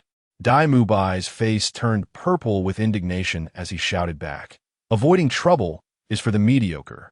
Isn't that what you taught me?" Let me tell you, Flinder's next words were a soul-searching interrogation. He roared back, "That depends on who you are provoking. Is this even a person you are dealing with? This is a demon. A 51st level Soul King can slay a 76th level Soul Saint. Not only have you never heard of such a thing, but it has never happened in the entire history of Soul Masters. What gives you, Dai Mubai, the right to provoke him? A mere Shrek cannot afford such a burden. Once he grows stronger, your Star Luo Empire won't be able to bear it either." With that spoken, Dai Mubai was utterly deflated, like a deflated balloon, crawling beside Zhao Wujia's corpse, weeping and slapping himself. As for Flinder, the murderous intent that had ignited within him extinguished the moment he processed Oscar's account. That old fox was quick-witted. He realized that revenge? Forget about it. This was not an enemy. This was a tremendous opportunity. He inquired of Ao Ka regarding my whereabouts, to which Ao Ka tremulously pointed upstairs. Flinder's expression shifted dramatically as he seized Dai Mubai's arm, dragging him upstairs with a force akin to that of grasping a chick. Terrified, Dai Mubai struggled violently, fearing that Flinder intended to deliver him for punishment, and even activated his martial soul. Yet, in the presence of a soul sage, his meager strength was akin to mere tickling. At that moment, the atmosphere within Shrek Academy erupted completely. Dai Mubai was engulfed by fear and resentment, harboring hatred not only towards me, but even more towards Flinder and Shrek, believing that their dogma had led to his plight. Meanwhile, Ao Ka and Ma Hongjun could only watch with expressions of schadenfreude as Dai Mubai was dragged away. Brotherhood? Teacher-student bond? In the face of calamity, such sentiments were utterly meaningless. Flinder proceeded to drag Dai Mubai to the 2nd floor, where he bellowed, "My lord, this is Flinder from Shrek Academy, here to offer my apologies for the transgressions." The repeated cries were so disruptive that I could not find peace. I was perplexed, wondering what Flinder was playing at. Having killed his vice principal and incapacitated 2 of his students, instead of confronting me, he came to seek forgiveness? What was this old rascal scheming? I could no longer endure the noise and stood up to exit the room. Upon stepping outside, I was met with a sight that left me utterly astounded. In the corridor, Flinder was using his soul power to force Dai Mubai down, compelling him to kneel. Upon noticing my emergence, He exchanged a glance with Ao to confirm my identity, then hoisted the kneeling Dai Mu Bai and approached me step by step. With each stride, he pressed Dai Mu Bai's head forcefully against the floor, making him bow in a humiliating manner. Inch by inch, they approached me, with Dai Mu Bai gritting his teeth, tears streaming down his face. However, as he looked up, I caught a fleeting glimpse of an intense, malevolent glint in his eyes. A hatred that yearned to obliterate us all. This individual had already sown the seeds of darkness in his heart. Yet, that wicked gleam vanished as quickly as it appeared, reverting him to a pitiable figure weeping profusely. But lo and behold, his performance had not yet concluded. The onlookers hastened to embellish it. I must say, the scene was utterly bewildering. The atmosphere was deathly silent, everyone gazing at me as if I had emerged from some infernal realm. Suddenly, with a resounding thud, the venerable Flender, the principal of Shrek Academy, knelt before me. Can you believe it? A soul sage of his age, bowing and knocking his head before a mere 12-year-old child. This act triggered a chain reaction akin to a row of dominoes. Ao and Ma Hongjun, who had been momentarily frozen, upon witnessing their principal's submission, seemed to short-circuit and followed suit, kneeling before me. What can one say? In the hotel corridor, the four from Shrek presented a unified line, bowing their heads in reverence as though venerating their ancestors. I was utterly stunned, my lips twitching uncontrollably, pondering whether the people of this continent possessed some peculiar proclivity for such displays of submission. Growing somewhat exasperated, I waved my hand and said, "All right, enough of this. Rise and speak your mind."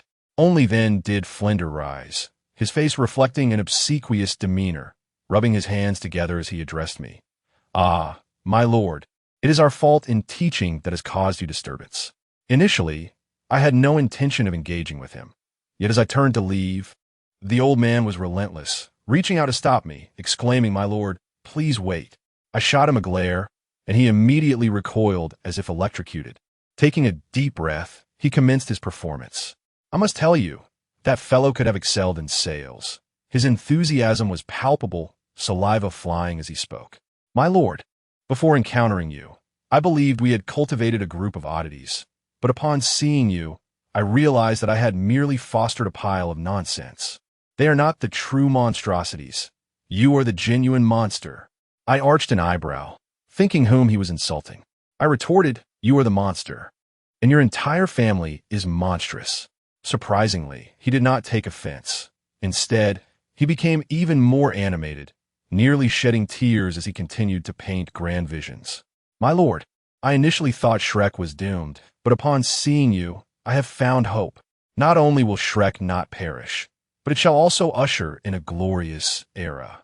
And you, my lord, are the harbinger of this new age. What eloquence! What ability to weave grand illusions!" I felt a chuckle bubbling within me, deciding to humor him and uncover what he truly sought. Folding my arms, I inquire, "What do you mean?" Seeing an opportunity, he quickly replied, "I wish to invite you to teach at Shrek Academy, to guide these incapable students," gesturing towards the three kneeling before him. I let out a cold laugh, launching into a mode of mockery. Teach them that not provoking trouble is a sign of mediocrity? They seem to have learned that quite well, have they not? Is Shrek not capable of teaching effectively? I must confess, I detest the twisted reasoning espoused by Shrek. What does it mean that not provoking trouble is a sign of mediocrity? This is nothing but the purest form of a bullying doctrine. When bullied, retaliating is called bravery. Proactively provoking others is labeled as seeking death. In the original narrative, they bullied the feeble from Tsang Hui Academy, but today, they had encountered someone formidable.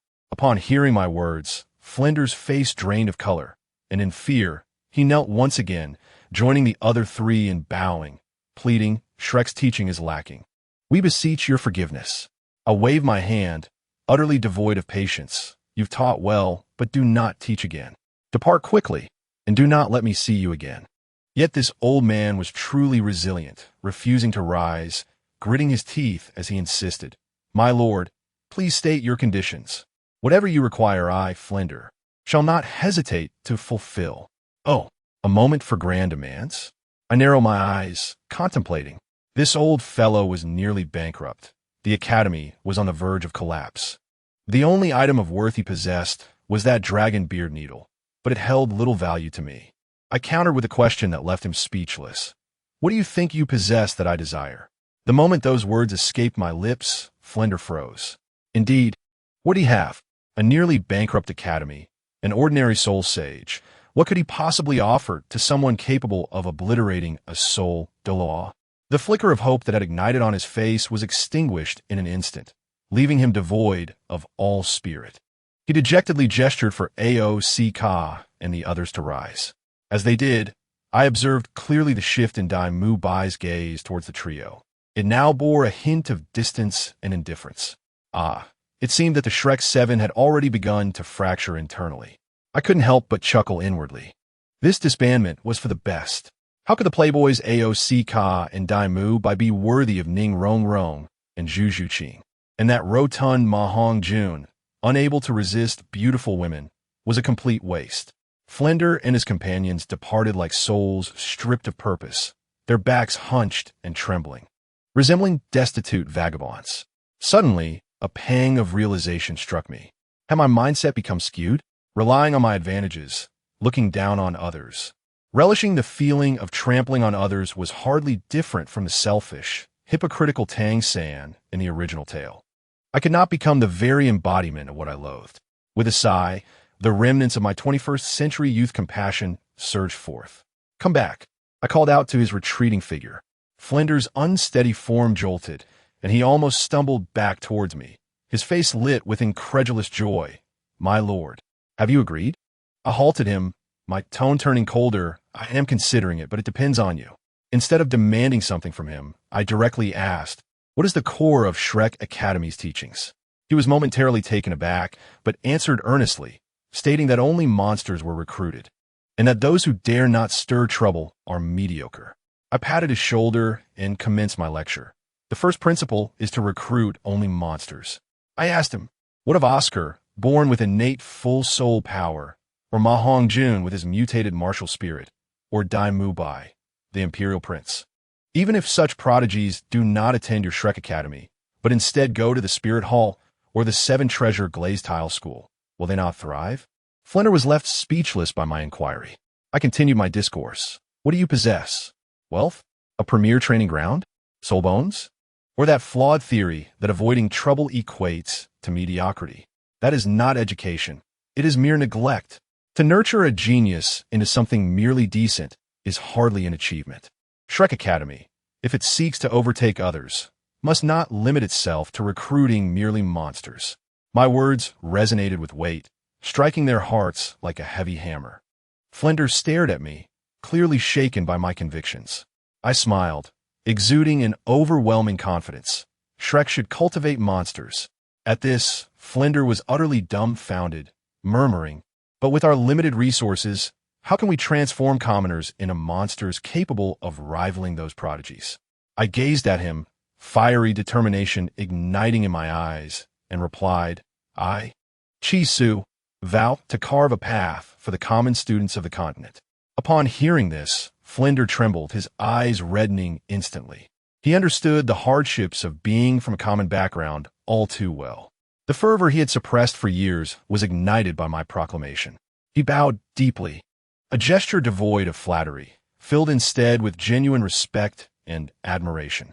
Oscar and Ma Hongjun, also commoners, stood nearby, their faces a mix of crimson and pallor, overwhelmed by shame, regret, and admiration, likely feeling a deep sense of remorse. Only Dai Mu Bai, the prince, harbored deeper resentment and fear. Perceiving me as a threat to the aristocracy, Flender straightened up, respectfully inquiring, might I ask for your guidance, my lord? I slowly articulated, to teach without discrimination and to tailor education to individual needs. Shrek should not seek to recruit those who are merely self-satisfied due to their innate gifts, but rather those who possess the tenacity and will of a true monster, even if one holds only a first-level soul power, as long as they aspire to ascend. Shrek must grant them an opportunity. Flender stood in stunned silence for what felt like an eternity, as if digesting a wholly new world. The surrounding atmosphere was eerily silent. Suddenly, he bowed once more, pouring all his energy into a sincere request. I implore you, my lord, to assume the position of principal at Shrek Academy and forge a path for the commoners of the continent. Oscar and Ma Hongjun quickly followed suit, bowing and exclaiming, "We beseech you to become the principal of Shrek Academy." Dai Mubai hesitated briefly before reluctantly joining in the bow. I regarded them with a radiant smile. A true gentleman does not shy away from responsibility. Very well, I shall take on the role of principal. Upon uttering this, Flinder could no longer contain himself.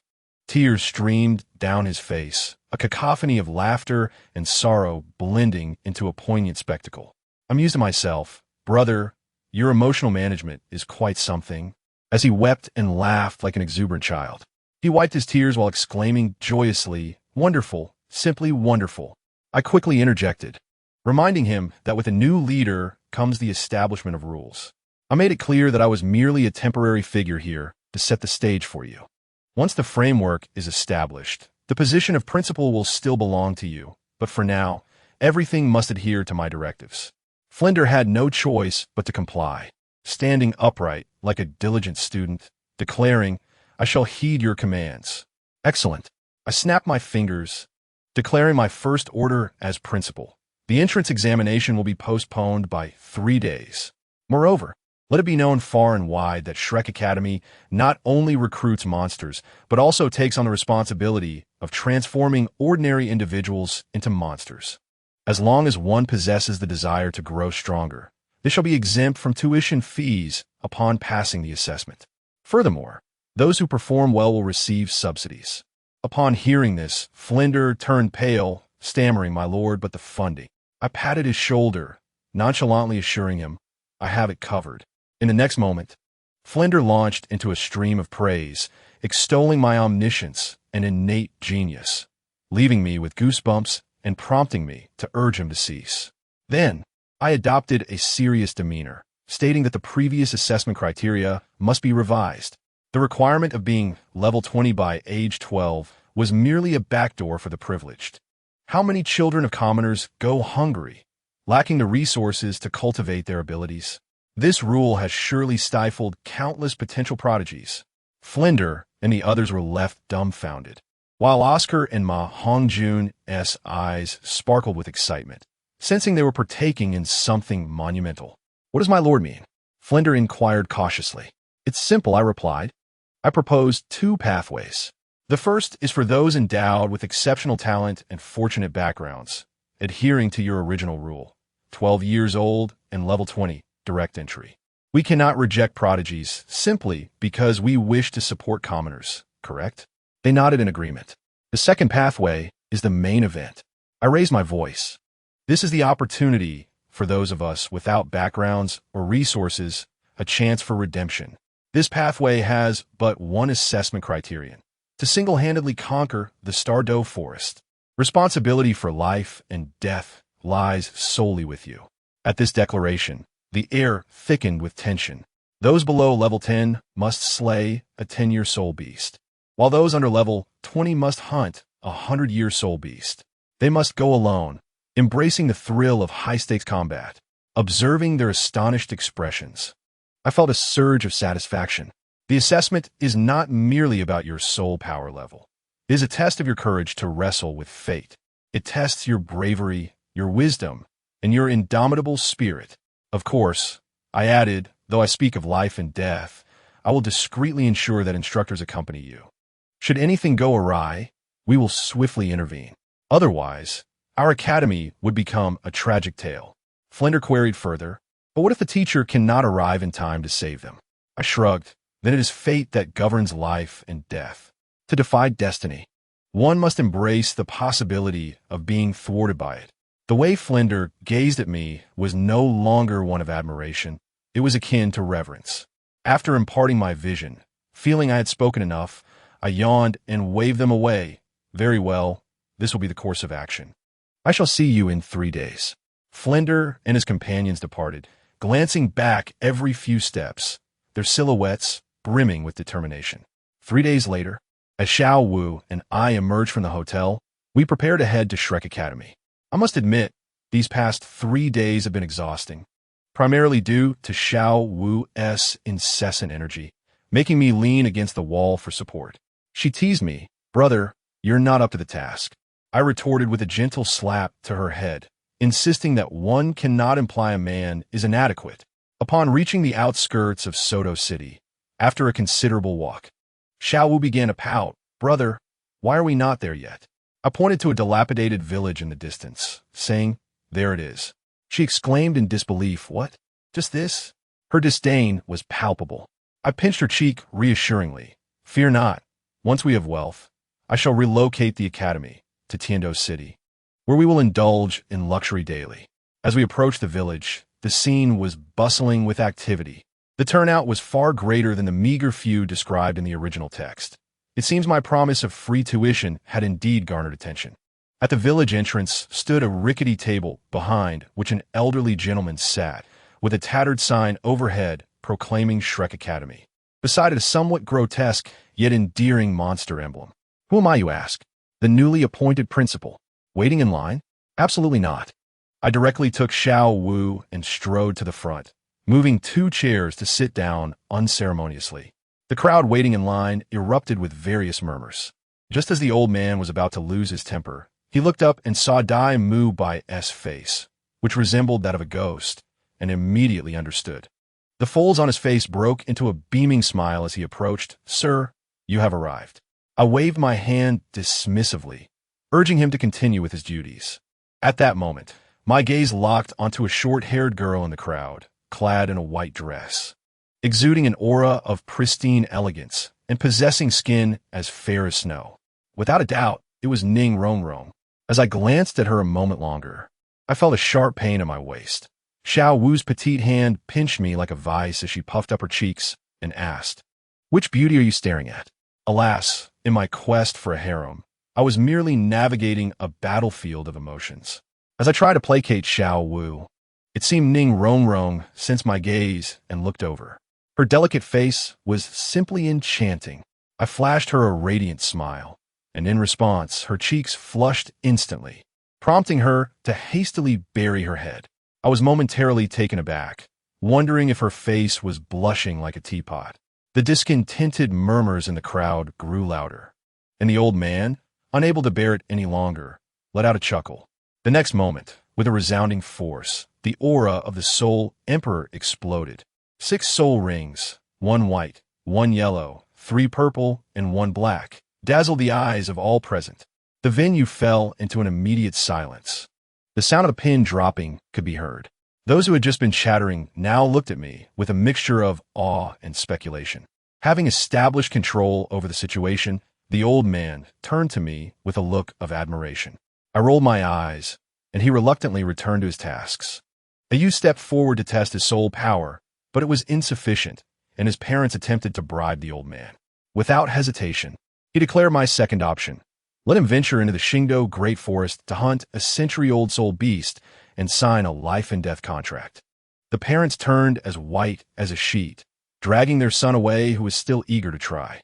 The old man rose, his voice booming with the authority of a Soul Emperor. "Listen up.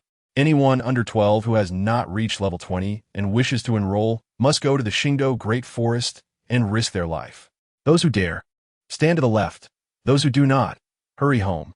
In an instant, the crowd that had been so dense thinned out significantly. Ultimately, only 2 groups remained, one with over 10 individuals meeting the first requirement, and another smaller group of 7 or 8 brave souls ready to take the risk. Dai Mu Bai, with a cold demeanor, took the courageous ones away. The atmosphere became noticeably quieter. Just then, a refreshing voice called out to me, "Teacher, teacher." I turned around, and lo and behold, it was Tang San. After several years, he had grown taller, yet retained that simple and warm demeanor. I waved him over, and he excitedly approached. I gestured to him and introduced him to Xiao Wu. "This is my eldest disciple." Xiao Wu chuckled, surveying Tang San from head to toe. Upon seeing her, Tang San froze, his eyes wide as if he had lost his soul. I cleared my throat and pointed at Xiao Wu, instructing, "Address her as Shermu." Only then did Tang San snap back to reality, his face turning crimson all the way to his neck, awkwardly unsure where to place his hands. To divert the conversation, he quickly asked, "Teacher, do I have junior brothers or sisters?" "Indeed, your second junior brother is named Yu Xiaojiang, and he will be arriving shortly." I instructed him to stand by. This lad, standing there, couldn't help but steal glances at Xiao Wu, only to realize she was gazing at me with starry-eyed admiration, rendering him even more dejected. My attention then swept across the remaining students, and, aside from Ning Rongrong, another girl caught my eye. With long black hair, skin as white as snow, and a demeanor as cold as ice, she possessed a figure that created a striking contrast to her frosty expression. It was Zhu Zhuqing, the Yuming spirit cat, without a doubt. Just as I swallowed hard, I felt Xiao Wu's fierce glare, compelling me to avert my gaze. I stood up, pointing at Tang San, Ning Rongrong, and Zhu Zhuqing, commanding, "You three, step forward." The trio was momentarily taken aback, but obediently approached.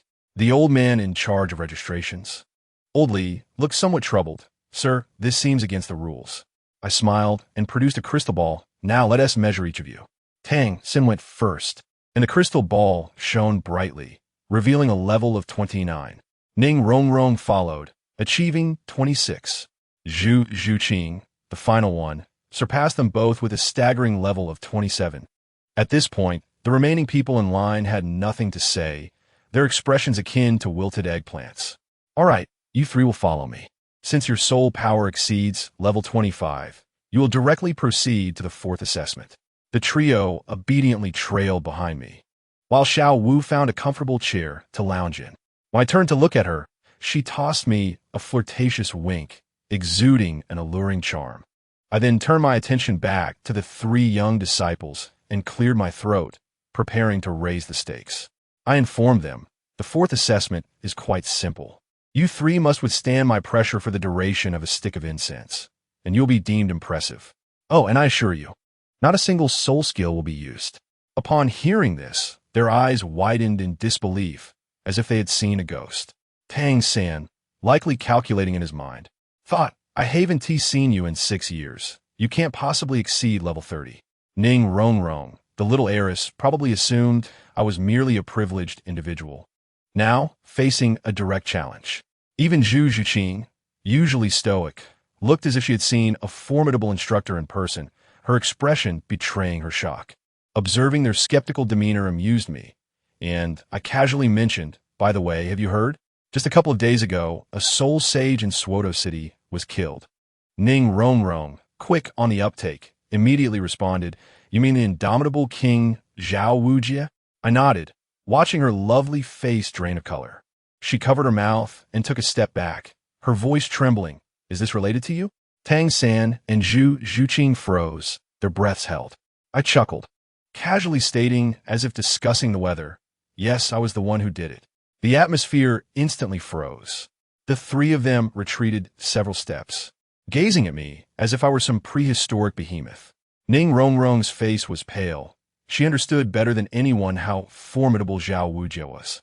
Even during his time as a Soul Emperor, he managed to escape after being besieged by the Wuhuan Hall, and now, as a Soul Sage, he had been slain by someone who appeared to be of similar age to them. It was beyond absurd. Noticing their reaction, I casually gestured toward Oscar, who had somehow slipped in selling sausages. "Don't believe me? Ask him." Oscar, wearing a mask that initially gave him an air of mystery, lost all credibility when he spoke, his voice trembling as he stammered, "It's true. It's true." With that, the trio was left utterly speechless, their gazes shifting from suspicion to gravity and even tinged with fear. Who could comprehend the psychological shift of realizing they were facing someone capable of single-handedly taking down a soul sage? I refrained from further elaboration, instructing them to huddle together and discuss strategies while I sidled over to Xiao Wu, seeking her company. The time for a stick of incense passed swiftly, and I tossed the ignited stick aside before shouting, "The assessment begins." No sooner had my words left my mouth than Ning Rongrong unleashed her power. The 7 treasures glazed pagoda appeared. The little girl spun gracefully, ethereal energy radiating from her as she held the dazzling pagoda aloft. 2 yellow soul rings rising to bestow strength and speed buffs upon Tang San, and Zhu Zhuqing. The spectacle was nothing short of mesmerizing, outshining even the most vibrant colors. Bolstered by the enhancements, Tang San and Zhu Zhuqing sprang into action, one moving with ghostly grace while the other darted like a bolt of lightning. Their strategy was apparent: to entangle and distract. Cleverly, Tang San first cast a vine to ensnare Ning Rongrong's waist, wary that I might target the support first. Meanwhile, Zhu Zhuqing, with her ethereal form, charged towards me. As a cat girl, she embodied agility and swiftness. A shadowy claw struck through the air, though exquisite. To me, it felt akin to a kitten's playful scratch. However, I'm not one to stand idly by and take a hit. I swiftly sidestepped and attempted to seize her.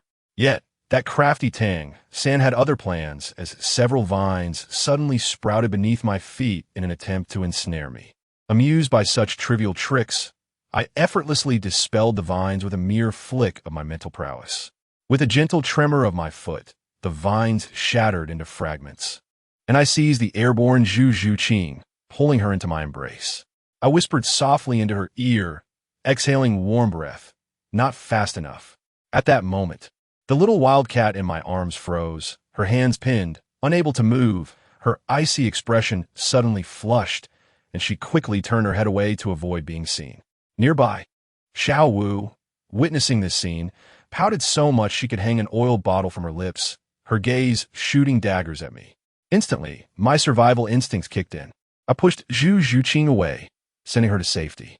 Clearly flustered, she retreated, her mind likely swirling with memories of the earlier sensations and warmth at her ear, struggling to regain her composure. Just then, Tang San charged forward again, stepping lightly as shadows danced around him, vines following suit. This time, I couldn't be bothered to dodge. I employed the same shadowy technique, swiftly evading the vines and closing the distance to him. He was too late to retract his punch, and I had no intention of engaging in a direct confrontation. With a flick of my hand, I utilized the control crane catch-dragon technique, causing him to stumble. Following that, I hooked my foot, causing him to lose his balance and tumble like a rolling gourd. Just before he hit the ground, I yanked him back up, hurling him away as if he were a mere chick. Amidst our skirmish, Tang San suddenly froze, as if his connection to the world had been severed, standing motionless. Observing his expression, it was a complex mix of guilt, admiration, and self-doubt, as if a whirlwind of emotions was playing out within him. Perhaps he was recalling how his father had once cast me aside as bait in our village. Now, witnessing my rise, he likely found himself in the throes of an emotional spectacle. With his surrender, Zhu Zhuqing and Ning Rongrong also appeared deflated, with the strongest laid low. What fight could they muster? The incense had barely burned halfway when Ning Rongrong approached, playfully sticking out her tongue. You defeated a soul sage, and still wish to play with us? Isn't that an overwhelming disparity? Before I could respond, Xiao Wu sprang up from her seat, clinging to my arm, her gaze akin to a royal consort confronting a rival. I offered an awkward smile and summoned the three of them to my side. I first addressed Zhu Zhuqing. As an agility-type attacker, speed is paramount. You can certainly be faster. She glanced up at me, then quickly lowered her head, nodding like a kitten. Then, with a stern expression, I turned to Tang San. Your thoughts are too scattered. Reflect on this. He bowed repeatedly, much like a contrite schoolboy. As for Ning Rongrong, I had little to say. The young lady seemed unusually docile in my presence. At that moment, a series of notifications rang in my mind, revealing the rewards for Ning Rongrong, Zhu Zhuqing, and Tang San's affection levels had all surged. I felt a rush of joy and was about to find a place to check my rewards when I beckoned Oscar. Take them to the school for a tour. Let them familiarize themselves with the environment. As Tang San and Zhu Zhuqing followed Oscar, Ning Rongrong lingered behind. She glanced at the Xiao Wu clinging to my arm and quietly asked, "May I speak with you privately?" Xiao Wu's battle instincts flared instantly. Her eyebrows arched. What did you possibly need to discuss away from me? I found myself caught in the middle, my head spinning. I leaned closer to Xiao Wu, whispering sweetly, "Be good. Let me chat with her for a moment, and I promise to buy you a lollipop afterward." Her face flushed in response. She pinched me before reluctantly stepping aside to wait. Thus, the trial ground was left with just Ning Rongrong and me. She introduced herself. "I am Ning Rongrong, the daughter of the Seven Treasure Glazed Tile School's leader. May I know your name? Upon hearing this, I realized she was revealing her identity outright. I smiled. I am Chi Su. You may call me Dean. No need for formalities. We're the same age. Dean. Ning Rongrong's eyes widened in surprise. You are the Dean of Shrek Academy? I had just taken office a few days prior.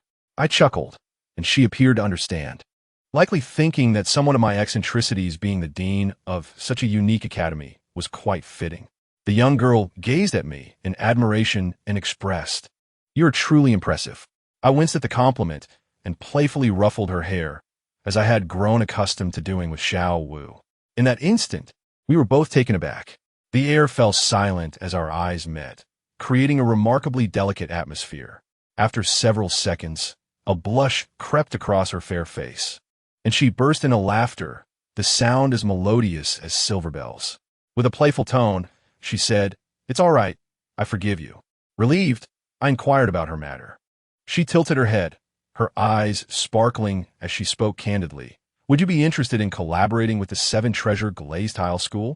She explained that they could provide me with all training resources, even soul bones, with only one request. Once I became a title Douluo, I would lend a helping hand to their sect in times of crisis. I calculated the offer in my mind. This deal was undeniably lucrative. After all, the girls from the Spirit Hall would eventually be mine, so why let them face disaster? This was a windfall. Moreover, it would enhance my rapport with this wealthy young lady. I nodded immediately, agreed, it's a deal. Ning Rongrong's face lit up, and she sprang into the air, spinning joyfully like a little rabbit, her skirt swirling, embodying vibrancy and charm. Watching her joy lifted my own spirits. Once she settled down, she suddenly rose onto her toes, leaning closer to me, her delicate face mere inches away. I was momentarily stunned, unprepared for her swift embrace, and before I could react, she blushed and dashed away, leaving me with a graceful silhouette. I must say, gazing at her retreating figure left my mind in a whirl. What was this sudden surprise from the little girl? Just as my thoughts raced, the system notification chimed. Ning Rongrong's affection level. 10. Unlocked level 2 affection reward. I was utterly astonished. I pride myself on sincerity in relationships. I am not like Tang San, who exploits the emotions of young ladies for his own gain. Such tactics are beneath me. Thus, whether it be Ning Rongrong or Zhu Zhuqing, as long as their affection levels rise and some vague feelings develop, I must take responsibility. It would be absurd to claim that affection could be purely platonic once it reached such heights. While I pondered, I glanced up to see Xiao Wu peeking at me from the side, like a little rabbit scouting for danger, her gaze sharp as she squinted and asked, "Are you hiding something from me?" I spread my hands in a gesture of innocence. No, of course not. As I spoke, I opened my arms, inviting her for a hug. But guess what? She turned her head away with a huff, ignoring me. Those who understand know that I had to appease this little jealous spirit. I hurried over and scooped her into my embrace. She wasn't genuinely upset. Her small hands quickly wrapped around my waist, clinging tightly, much like an octopus. I playfully tousled her hair and teased, "Why are you so clingy?" She mumbled something under her breath, refusing to let go. Upon observing her clingy demeanor, I couldn't help but smile. I planted a gentle kiss on her forehead and attempted to lead her away. However, she stood her ground like a stubborn anchor, gazing at me with a look of deep resentment, insisting, "Really, there's nothing?" My hands raised in surrender, I noticed her cheeks redden as she dashed out. Xiao Wu puffed her cheeks in indignation. I was taken aback, realizing I was in a predicament that no amount of explanation could remedy. I could only chuckle mischievously. "Perhaps it's just that your husband is too handsome," I teased. This remark only fueled her anger further. Her eyes glistened with unshed tears, exuding a sense of profound grievance. "You've grown tired of me. You've become bored with our relationship." Seeing her on the verge of tears melted my heart. Despite knowing she was likely putting on an act, I thought to myself that the purpose of a young lady is to be cherished and coaxed. I quickly drew her into my embrace and showered her with compliments. "How could that be? Xiao Wu, you are absolutely the cutest, truly." A few kind words were all it took to lift her spirits, and she immediately transformed, clinging to my arm and sweetly suggesting, "Brother, let us go." I felt a wave of happiness wash over me, My plan to nurture my beloved was proving to be remarkably successful. She had become my delightful accessory, accompanying me wherever I went. After returning to the hotel and lulling Xiao Wu to sleep, I settled down cross-legged to assess my recent rewards from a system. Zhu Zhuqing's first-level affinity reward. Instant teleportation once. I was taken aback. Instant movement? This was a divine skill for self-preservation. Ning Rongrong's first-level affinity reward. Golden light shield. Once. Capable of absorbing any damage. Another life-saving gift. A golden body? What was the system implying? Did it fear I might be struck by a vehicle upon stepping outside? With my current strength, as long as I didn't provoke those formidable level 99 limit Douluos or the ancient beings residing in the Douluo forest, I could traverse the continent with relative ease. Was there an unknown danger lurking ahead? Furrowing my brow, I sensed that something was amiss. Upon reflection, this world was indeed diverging from the original narrative. Take Bibi Dong, for instance. Logically, she should have eliminated Qin Xuanji and ascended to the papacy 12 years ago, the very year Tang San was born. Yet, in this timeline, it was only 6 years prior to my own awakening of martial spirits that she took her position. A delay of a full 6 years. What transpired during that interval? The deeper I pondered, the more unsettling the implications grew. The waters of this world ran far deeper than I had anticipated. Just as my unease intensified, the system chimed once more. Tang San's second-level affinity reward, self-detonation. I was left bewildered. What was self-detonation? That was the ultimate technique of the Haotian sect, a desperate last resort. It involved detonating one's own soul rings to unleash a power far beyond one's limits, but at the cost of complete exhaustion and the disappearance of the soul rings for several days. This was tantamount to a self-destruct button with instant teleportation, an invincible golden body, and a self-detonation option. The system had equipped me with a trifecta of survival tools. Was it not obvious that I was about to face an unavoidable situation where I would need to reveal all my trump cards to escape with my life? A profound sense of crisis enveloped me. I could no longer afford to proceed with my previous plan of gradual development. Initially, I had intended to cultivate my relationship with Ning Rongrong and Zhu Zhuqing slowly at Shrek Academy, but time was of the essence. I resolved to take a more aggressive approach. As soon as Shrek's enrollment concluded, I would head to the ice and fire Yin Yang well. Dugabo, don't blame me. I shall claim all your rare herbs. There would be no time for healing and brotherly bonding. Given that this continent thrived on the principle of the survival of the fittest, I would confront you, the formidable poison Douluo, at level 91. With clarity coursing through my mind, I felt a sense of relief. Embracing Xiao Wu, I drifted into a deep slumber. For the past 6 years, we had shared such nights, and I had grown accustomed to it. 2 days later, the so-called Grand Playground of Shrek Academy turned out to be merely a patch of worn grass.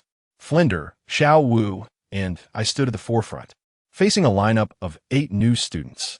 Among them were Tang San, Ning Rongrong, Oscar, Dai Mubai, Zhu Zhuqing, and 2 unfamiliar faces, a boy and a girl, who appeared to be seasoned warriors emerging from the Douluo forest. I gestured for them to introduce themselves. Dai Mubai was first, his tone icy. Dai Mubai, 15 years old, level 37 soul master, martial spirit evil, a white tiger. It was evident that he still harbored resentment from our earlier encounter, compounded by Zhu Zhuqing's cold demeanor.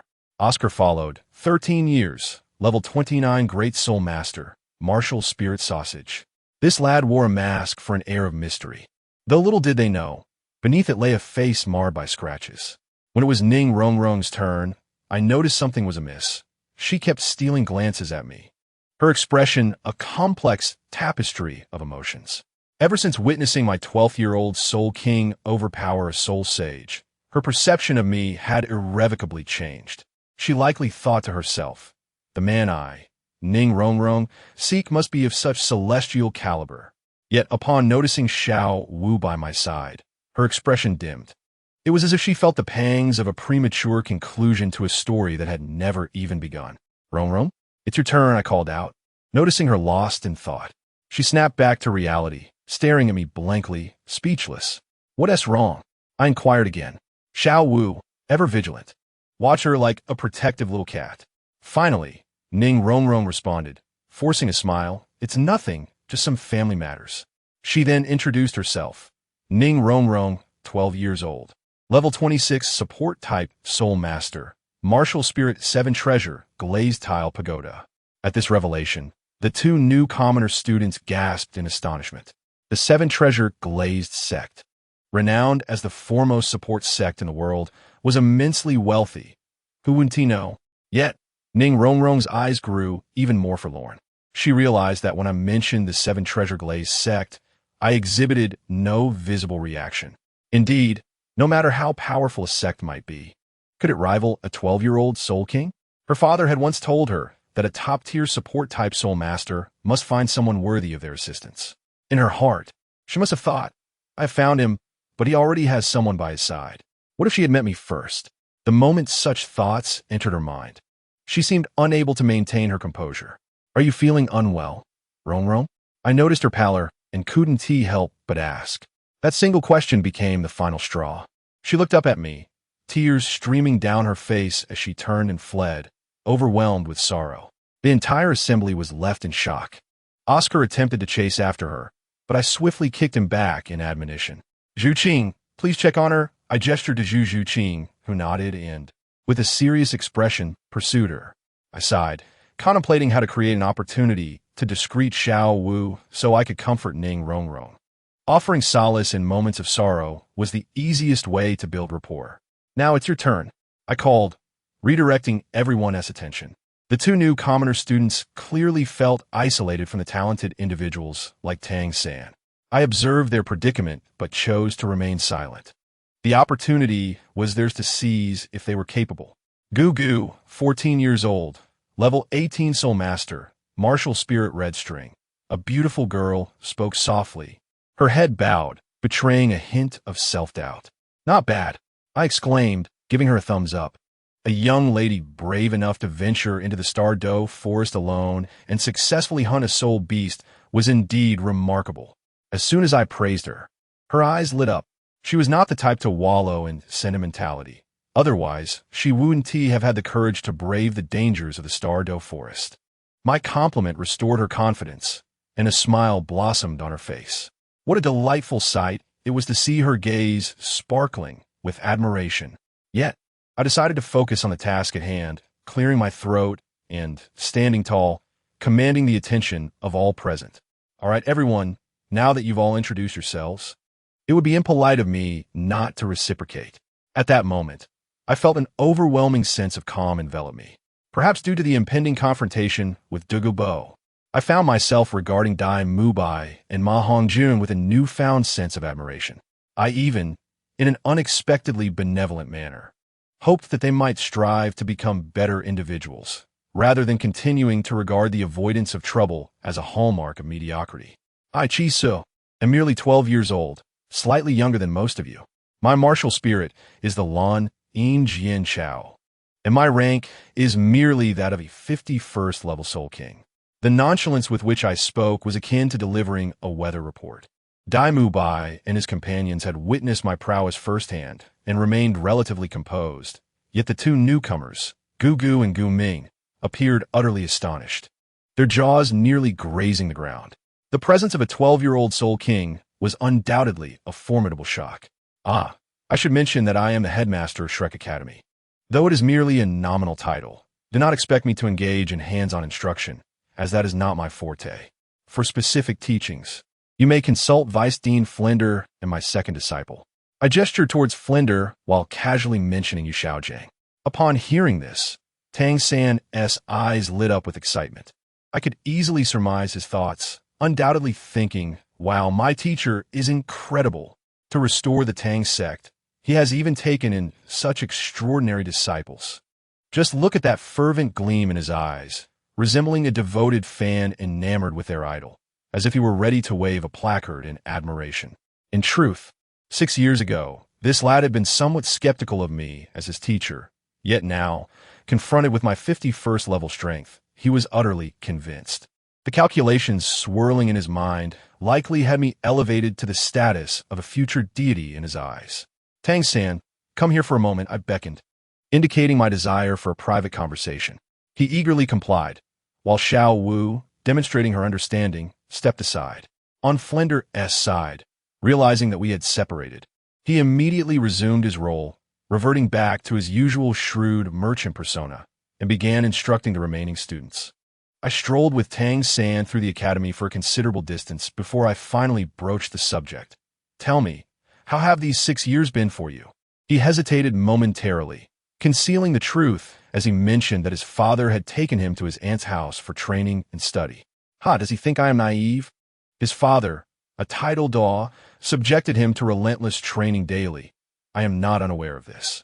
Nevertheless, I refrained from exposing him, as I had not forgotten the debt owed to Tang Hao.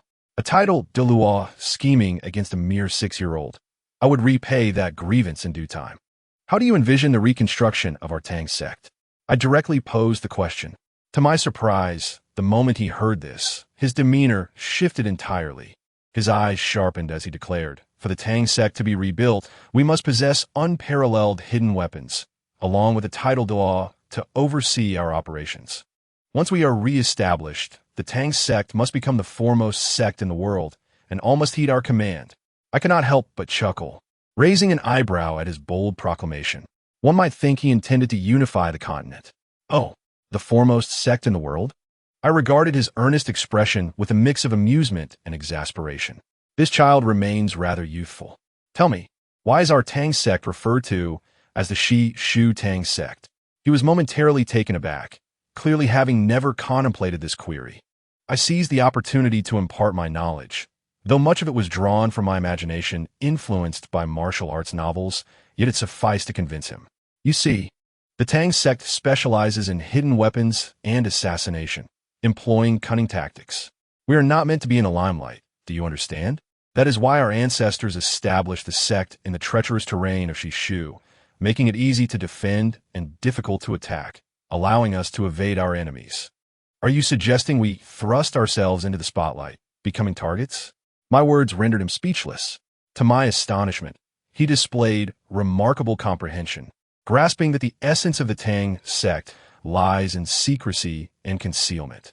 To seek the title of the foremost sect, attracting the gaze of all, would not embody the Tang sect. It would merely render us as living targets. He promptly bowed before me, his expression one of enlightenment, and his respect for me deepened. Teacher, I was indeed narrow-minded, he acknowledged. Remember, I said, patting his shoulder, my tone cooling slightly, the Tang sect must be a blade concealed in the shadows. It should remain sheathed unless it can strike with lethal precision. Our primary focus must be on maintaining an air of mystery. Do you comprehend? This revelation left him awestruck, nodding fervently in agreement. Having imparted sufficient wisdom, I casually inquired about his father, Tang Hao. He reverted to his earlier narrative, claiming his father was merely a heavy-drinking blacksmith. Very well, continue your charade. I gestured for him to return. Did you think I sought him out solely for the purpose of teaching? How naive. I exerted considerable effort to send him away to escape the persistent presence of Xiao Wu, in order to seek out Ning Rongrong. I needed to console the distraught young lady who had fled in tears and gain her favor. After all, the rewards bestowed by the system were undeniably enticing. Shrek Academy is rather compact, and I soon located Ning Rongrong, with Zhu Zhuqing seated beside her. What a sight it was! Ning Rongrong had buried her head in her knees, her shoulders trembling with silent sobs. Zhu Zhuqing resembled an ice sculpture beside her, conveying an unmistakable message of "do not mind me. I am merely passing through." I approached and plopped down between them. Zhu Zhuqing started in surprise, about to speak, but I swiftly gestured for silence. She took the hint, understanding instantly, and lowered her head once more. I remained there quietly, saying nothing. Sometimes, silent companionship proves more comforting than 1,000 reassurances to cease crying. After a considerable time, Ning Rongrong gradually lifted her head, her delicate features stained with tears that resembled rain-drenched pear blossoms, her hair in disarray. Upon seeing me, the tears that had momentarily ceased flowed forth anew, as if a dam had burst.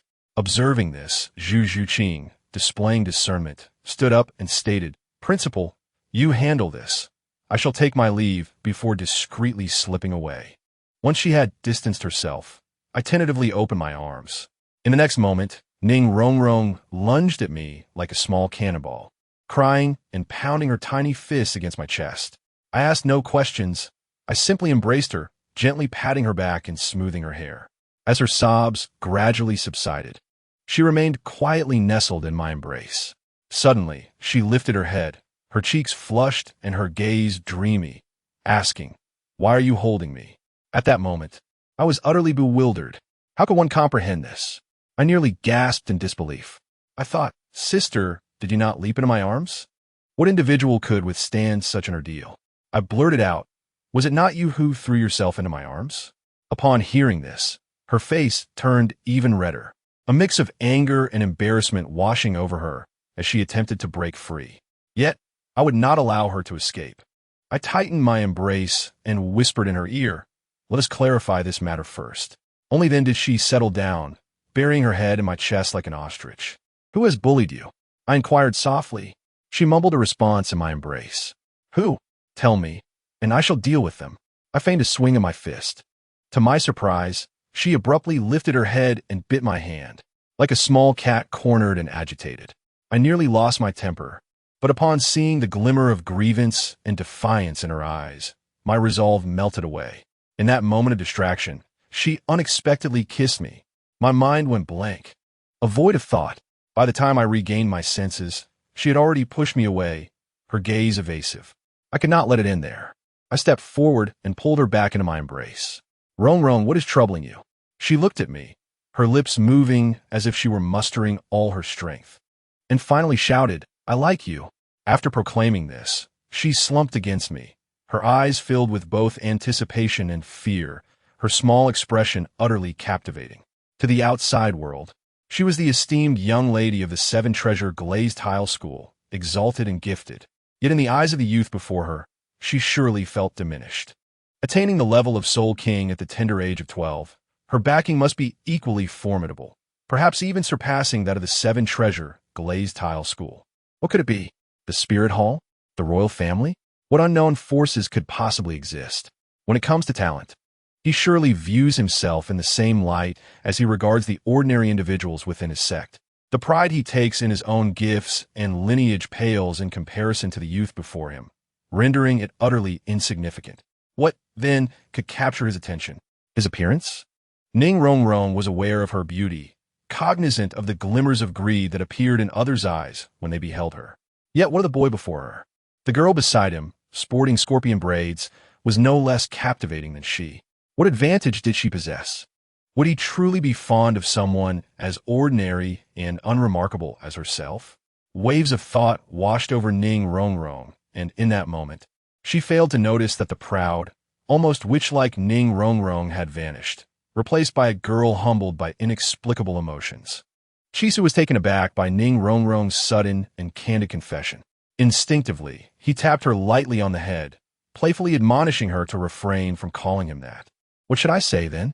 Ning Rongrong, dismissing her tangled thoughts, glared at Chisu with evident resentment and expectation. Observing her, Chisu inwardly lamented that such a fine girl should not be turned into a resentful woman. He hastily comforted her with kind words, suggesting, "Call me whatever you like." "Then I shall call you master," she retorted, sticking out her tongue and laughing, reminiscent of the little which Chisu recalled. "Master? Why does that sound akin to Spider-Man?" Chisu mused, feeling a twinge of oddity, but deciding not to press further, lest Ning Rongrong cause a scene. Instead, he nodded with a smile, suggesting, "Let us go with Spider-Man then." An inexplicable notion suddenly surfaced in Chisu's mind, prompting him to urge Ning Rongrong to address him as such. Ning Rongrong froze at the utterance, her face flushing a deeper hue than during their earlier, lingering kiss. Coming from a noble background, she was well aware that some influential figures had peculiar tastes. Chisu's impulsive suggestion brought to her mind certain secretive tales, leaving her blushing profusely. She quickly covered her face with one hand while playfully punching Chisu's chest with the other, exclaiming, "You're so naughty." This display of shyness and charm piqued Chisu's interest. He tilted her chin, bringing her face closer to his, speaking with an undeniable authority. "What should you call me?" Startled by his tone, Ning Rongrong stammered, "Spider-Man?" Upon hearing her address him as master, Chi-Su felt a surge of joy and gently caressed her head. "From now on, call me Master in public and Spider-Man in private." With a smile gracing his face, he gazed affectionately at Ning Rongrong. Noticing Chi-Su's uplifted spirits, Ning Rongrong too began to brighten, her eyes glazed with a dreamy expression as she shyly nodded. Although she felt a twinge of embarrassment at the term Spider-Man, the boyish warm smile reassured her, making it seem less daunting to utter. How could she resist calling him by such a whimsical name when he looked at her with a celestial smile?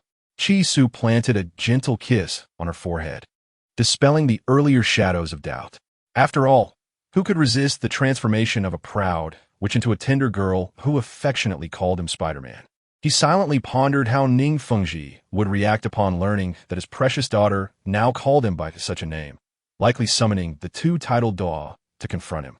After all, Ning Rongrong was the cherished daughter of the seven-treasure glazed tile school. Chi-Su had no intentions of crossing any boundaries. It was merely a playful exchange, a source of mutual joy. "Since you've called me master, you must listen to my words," he murmured, stroking her head as one would a docile kitten. Ning Rongrong nodded obediently, exuding an adorable charm. For her, being near Chi-Su, regardless of title or status, was all that mattered. She longed to accompany him, rather than merely observing from a distance as an outsider. Ning Rongrong's affection reached level 20, unlocking her second and third tiers of admiration. The system's voice chimed in at the opportune moment, confirming Chi-Su's expectations. He had previously experienced two-tier rewards from the same individual on two occasions. First, when he met Bai Bai Dong and made a powerful promise to her, and second, when he vowed to protect Xiao Wu. The third instance was now, receiving Ning Rongrong's admiration. Suddenly, Chi-Su drew Ning Rongrong's face closer to his, looking at her with utmost seriousness, his eyes sparkling as if filled with countless stars. Ning Rongrong, bewildered by his intense gaze, wondered why he was staring so intently. "Once you call me Spider-Man, you must stay close to me. I won't let you slip away," he declared, playfully pulling a face yet maintaining a serious tone. This marked his third vow on the Douluo Continent, a promise made to the girl who was to become his companion. "I won't let you go," he proclaimed, the words echoing in Ning Rongrong's mind, leaving her momentarily speechless, lost in thought. Chi-Su did not rush her, gently ruffling her hair as if he were the affectionate owner of a beloved pet. After a long pause, tears glimmered in Ning Rongrong's eyes, yet they sparkled with brightness as she looked at Chi-Su and said, "I will stay close to Spider-Man." She laughed, and in a moment of bittersweet joy, began to cry. The mixture of laughter and tears painted a picture of innocence, devoid of any madness. Chi-Su gazed at the weeping, yet smiling Ning Rongrong, feeling a surge of compassion and affection for her. He embraced her tightly, recognizing her as someone of great significance. Throughout his journey, Chi-Su had felt like an outsider in the Douluo Continent, despite his adeptness in navigating its intricacies. It was only with the arrival of Bai Bai Dong, Xiao Wu, and now Ning Rongrong that he found himself rooted in this world, bound by the connections he cherished. In this realm, he had people to care for, to protect. No longer were Bai Bai Dong, Xiao Wu, and Ning Rongrong mere characters from a novel. They were vibrant beings whom he yearned to safeguard. A profound sense of tranquility washed over him.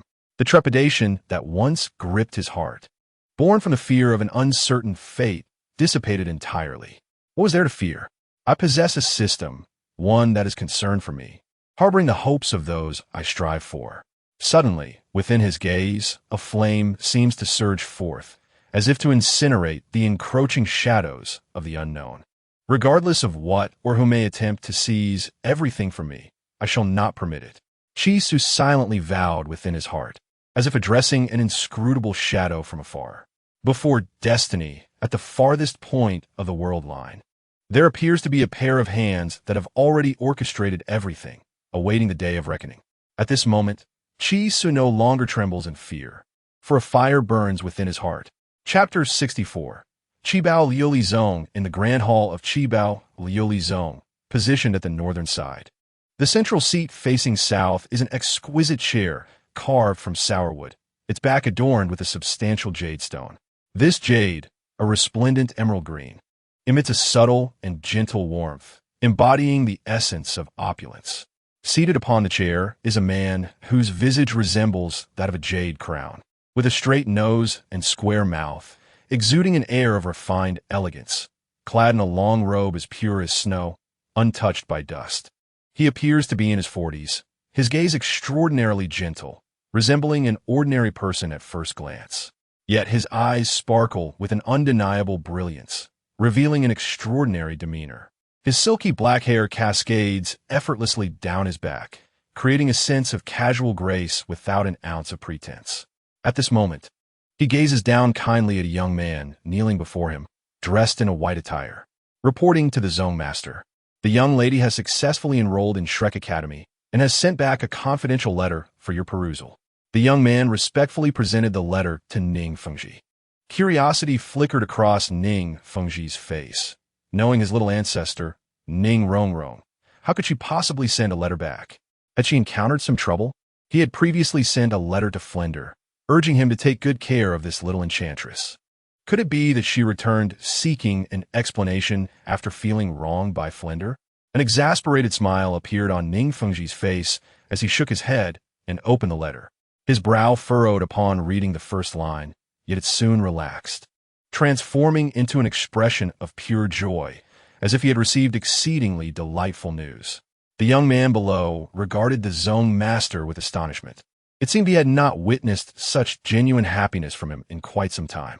Logically speaking, given the young lady's talent, her admission to Shrek Academy should not be surprising. Why then would the Zone Master be so elated?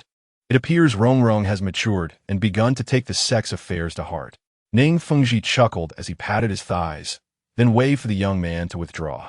Suddenly, a robust voice resonated throughout the hall, reverberating as if emanating from all directions, shaking the very foundations of the chamber. Fengji, are you truly so at ease allowing Rongrong to wander alone out there? And to be so cheerful? No, I must bring her back. An elder, with hair and beard as white as snow and a face as tender as a baby's, emerged from the back hall. He casually drew a wooden chair and sat beside Ning Fengji. Ning Fengji paid no heed to the elder's words, still engrossed in the letter, his brow now adorned with delight. Uncle Jian, take a look at what Rongrong has accomplished. Ning Fengji handed the letter to the elder he referred to as Uncle Jian. Upon reading, the elder's brows furrowed in disbelief. Before long, he gasped in astonishment, staring incredulously at Ning Fengji. How can this be? How could such a prodigy exist in this world? As one of the few title Dao on the continent, Jian Dao possessed a profound understanding of martial souls, soul power, soul skills, and soul bones. Yet, no matter how extensive his knowledge, he was utterly astonished and incredulous at the contents of Ning Rongrong's letter. A 12-year-old soul king? How is that possible? Even if she awakened her martial soul at 6 with innate full soul power, how could she have directly ascended to level 41 soul power in just 6 years, achieving the Soul King realm? Furthermore, what left Jian Dao in disbelief was that this 12-year-old Soul King had slain a level 76 Soul Sage, and not just any ordinary figure, but Zhao Wujia, the unmoving king who had escaped the onslaught of the Martial Soul Hall. This is nearly impossible. Fengji, could it be that Rongrong has taken a liking to some boy and is concocting a tale to elicit our support? Jian Dao's skepticism surfaced after a brief moment of astonishment, his eyes now tinged with anger. In his view, it was evident that some scoundrel had deceived their precious Rongrong into seeking their resources. Is it a boy named Chi Se? I shall confront him at Shrek this instant. Jian Dao'o was ready to storm out in fury. Ning Fengji burst into hearty laughter, quickly interjecting, what Rongrong has conveyed is likely true. I have heard whispers that the headmaster of Shrek Academy has been replaced by a 12-year-old lad, who, possessing the strength of a Soul King, vanquished a Soul Sage. Jian Dao'o raised an eyebrow, intrigued. Really? Though he initially doubted the contents of Ning Rongrong's letter, the credibility of Ning Fengji, the leader of the Qibao Liuli Zone, was difficult to refute. After all, with the retreat of the Haotian clan, Qibao Liulizong had become the foremost sect in the realm. Indeed, Ning Fengji replied with a resigned smile. Rongrong mentioned that this young man is to be invited to serve as a guardian for Qibao Liulizong. Jian Deluo inquired again, and Ning Fengji nodded, clearly pleased with Ning Rongrong's actions. A resounding laugh erupted from Jian Deluo, reverberating throughout the grand hall of Qibao Liulizong. Wonderful, wonderful, he exclaimed thrice, visibly elated. For long, he had been concerned about the lack of successors to the guardianship of Qibao Liulizong. Though the sect was the premier auxiliary martial soul, without powerful battle soul masters to protect it, it could easily become a castle in the air. Both he and the old bone dragon were advanced in years, merely able to safeguard the sect for a few more decades. After that, if no new titled Douluo emerged to protect it, the status of Qibao Liulizong would undoubtedly decline. Yet, the news brought by Ning Rongrong dispelled Jian Douluo's fears. A 12-year-old soul king? What an extraordinary concept. This was akin to having a future titled Douluo poised on the bench. Moreover, this would not be just any ordinary titled Douluo, but one of exceptional caliber, far beyond those who merely broke through to the 91st or 92nd levels. With such a titled Douluo stationed, Qibao Liulizong would not merely reclaim its title as the foremost sect following the Haoyan clan's retreat, but would indeed stand as the unrivaled leader in the realm. Rongrong truly is a remarkable young lady, growing up under the watch of both me and the old bone dragon. Jian Deluo laughed heartily, filled with joy. Chapter 65. A heart full of longing. Ning Fengji too, exceedingly rare, erupted into laughter. He consented to Ning Rongrong attending Shrek Academy, primarily to temper her spoiled demeanor, and secondarily to facilitate her association with talented peers, which would ultimately aid her in governing the Qibao Liuli sect. Ning Rongrong, endowed with exceptional talent since childhood, was not only the beloved youngest daughter of Ning Fengji, but also his most cherished heir. Barely having commenced her studies, she received extraordinary news of her engagement to a prodigious youth, unparalleled in history.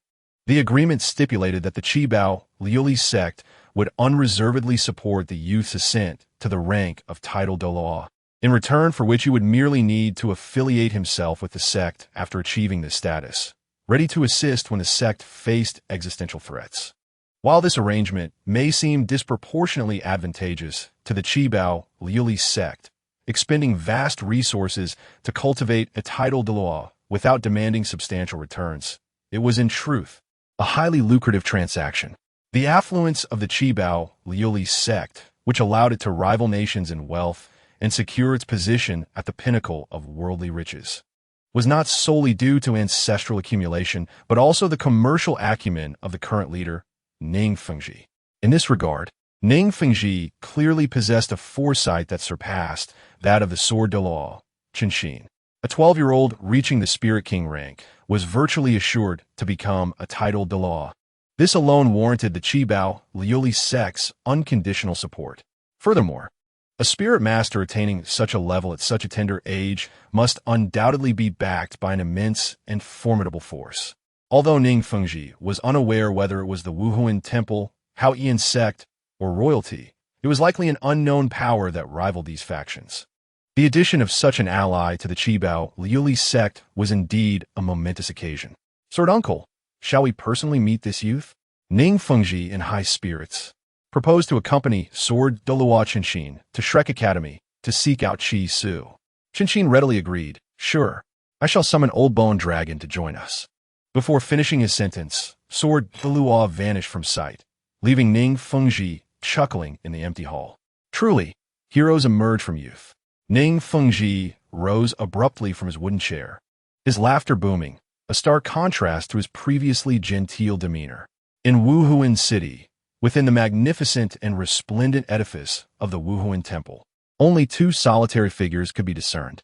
One sat upon the golden throne that symbolized the Pope's authority, while the other stood respectfully beside her. Astonishingly, both figures were women, a rarity within the highest echelons of the Spirit Master realm. The standing figure, however, was more fittingly described as a girl, an enchanting beauty. She sported a cascade of lustrous black hair that flowed like a waterfall, delicate brows, captivating eyes, a refined nose, cheeks tinged with a rosy hue, and lips resembling dewy cherries, all adorning a face as exquisite as jade, with skin smooth and fair as snow. Her figure was breathtakingly beautiful, exuding a blend of allure and charm, evoking both joy and mischief. She was indeed a vision of enchanting grace, akin to a fox transformed into human form. Yet, even this stunning girl paled in comparison to the woman seated upon the golden throne. The woman was clad in a dazzling gown of golden hues that fit her form impeccably, adorned with an array of over 100 red, blue, and golden gemstones. Atop her head rested a 9-curved purple-gold crown, radiating brilliance, and she held a staff approximately 2 meters long, encrusted with numerous jewels. Her fair skin and nearly flawless visage rendered her strikingly unique. The aura of innate nobility and sanctity she exuded evoked a sense of reverence in those who beheld her. She was a paragon of beauty, grace, elegance, and tranquility, embodying all that is splendid, untouched by the passage of time. She was Bibi Dong, the Pope of the Wuhuan Temple. 12 years prior, Qian Xuanji pursued the 100,000-year-old blue-silver emperor spirit beast, only to see the blue-silver emperor sacrifice itself for Tang Hao at the last moment, forcing him to become a titled Douluo, complete with a 100,000-year spirit ring. Severely injured, Qian Xuanji returned to the Wuhuan Temple in a pitiful state. At that time, Bibi Dong had already harbored murderous intent, planning to take Qian Xuanji's life while he was weakened, thereby ascending to the papal throne. However, just as she was about to act, a man in a black robe suddenly appeared at the Wuhuan Temple, thwarting her intentions and establishing a 6-year pact forbidding her from killing Qian Xuanji. Thus, unbeknownst to him, Qian Xuanji was granted an additional 6 years of life, until 6 years ago when the term of the pact expired and Bibi Dong finally struck him down. The reason Bibi Dong adhered to the 6-year agreement was due to the formidable presence exhibited by the black-robed man. The aura he emanated was both familiar and utterly alien to her, reminiscent of the overwhelming force she had sensed in Qian Douluo, the esteemed servant of the angel god, who was a level 99 limit Douluo, nearing semi-divine status. This indicated that the black-robed man was at least a level 97 powerhouse, possibly even a level 99 limit Douluo. Given Bibi Dong's meticulous scheming over the years, she did not dare to take such a risk. She heeded the black-robed man's counsel and spared Qian Xuanji 12 years ago, only to eliminate him 6 years ago. After ascending to the papal position, Bibi Dong's thoughts lingered on 2 individuals. One was the powerful man in the black robe, whom she relentlessly sought, while the other was the little boy she had encountered in Holy Soul Village, who remained a tender beacon in her heart. He had provided her with unwavering strength and warmth during countless restless nights. What about you? You promised to become the strongest and find me. I shall wait for you indefinitely. Bibi Dong's gaze drifted far away, filled with warmth. In Chapter 66, The Machinations of the Limit Douluo, it was evident that with her current power, Bibi Dong could easily summon that child from the past, yet she was reluctant to intrude upon his life. To her, the boy represented a distant light, a beacon whose presence or absence mattered little, as long as she knew it shone within her dark existence. As for the promise made by the boy, she had never believed that a child with the blue-silver grass spirit could become the strongest on the continent. Yet she held onto that hope silently, as if it were a beautiful dream. The grand entrance of the Pope's palace loomed high, and even from a distance, Bibi Dong could only gaze at the pinnacle of the door, unable to truly perceive the horizon beyond. Her gentle eyes momentarily wandered outward before returning to rest upon the youthful figure beside her, Hulai Na. Bibi Dong felt a profound resemblance between Hulai Na and her younger self, the version untouched by setbacks and trials. Thus, she harbored a sense of tenderness and protection towards Hulai Na, perceiving her as more akin to a daughter than the likes of Qian Renshui. Nana, come here. Bibi Dong beckoned to Hulai Na, who obediently approached and knelt before her, curling up like a little fox on her lap. In this moment, Bibi Dong appeared less as the formidable and imposing empress she was known to be, and more like a gentle mother gazing fondly at her daughter. Teacher, news has arrived from the Bala Kingdom within the Tiando Empire regarding a 12-year-old Soul King, Hulai Na softly reported as she nestled against Bai Bai Dong's knee. Bai Bai Dong paused, her hand that had been fondly stroking Hulai Na's hair faltering with a hint of bewilderment. "Is that true?" she inquired, her tone laced with incredulity. A 12-year-old soul king, if genuine, would be heralded as the most prodigious individual since the inception of the soul master profession. The absence of any information about such a genius until reaching the Soul King level undoubtedly stirred unease within Bai Bai Dong. Indeed, teacher, the unmovable King Zhao Wuji, who once escaped from our Grand Archbishop's siege, also fell to his hands. Hu Laina's voice trembled with excitement, as if overwhelmed by the gravity of such an improbable event. Before she could finish, Bai Bai Dong sprang to her feet, startling Hu Laina, who had been resting on her lap. A Soul King of level 50 defeated the unmovable King, Zhao Wuji? Bai Bai Dong's expression was one of sheer disbelief, her eyes now reflecting an enigmatic depth. "Yes, teacher," Hulaina echoed, equally astonished. She had always believed that as the saintess of the Spirit Hall, she should be the pinnacle of talent on the continent.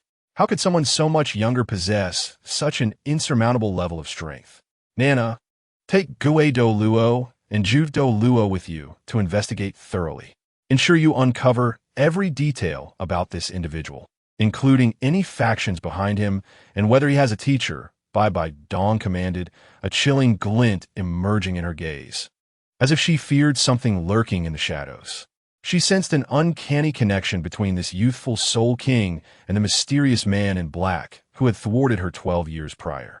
As the Pope of the Spirit Hall, she believed she should have comprehensive knowledge of all matters within the realm of soul masters, and the presence of so many unknown figures instilled great insecurity in her.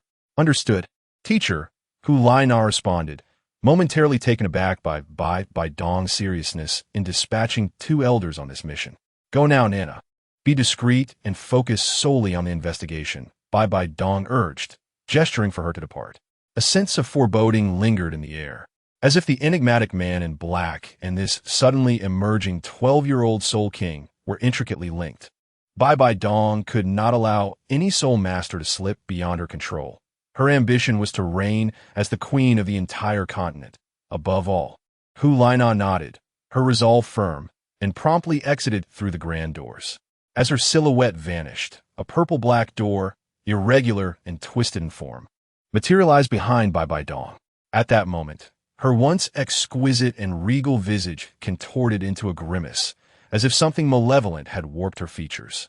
A strange aura surged forth, entwining her with resentment and sinister intent as she stepped through the distorted purple-black portal.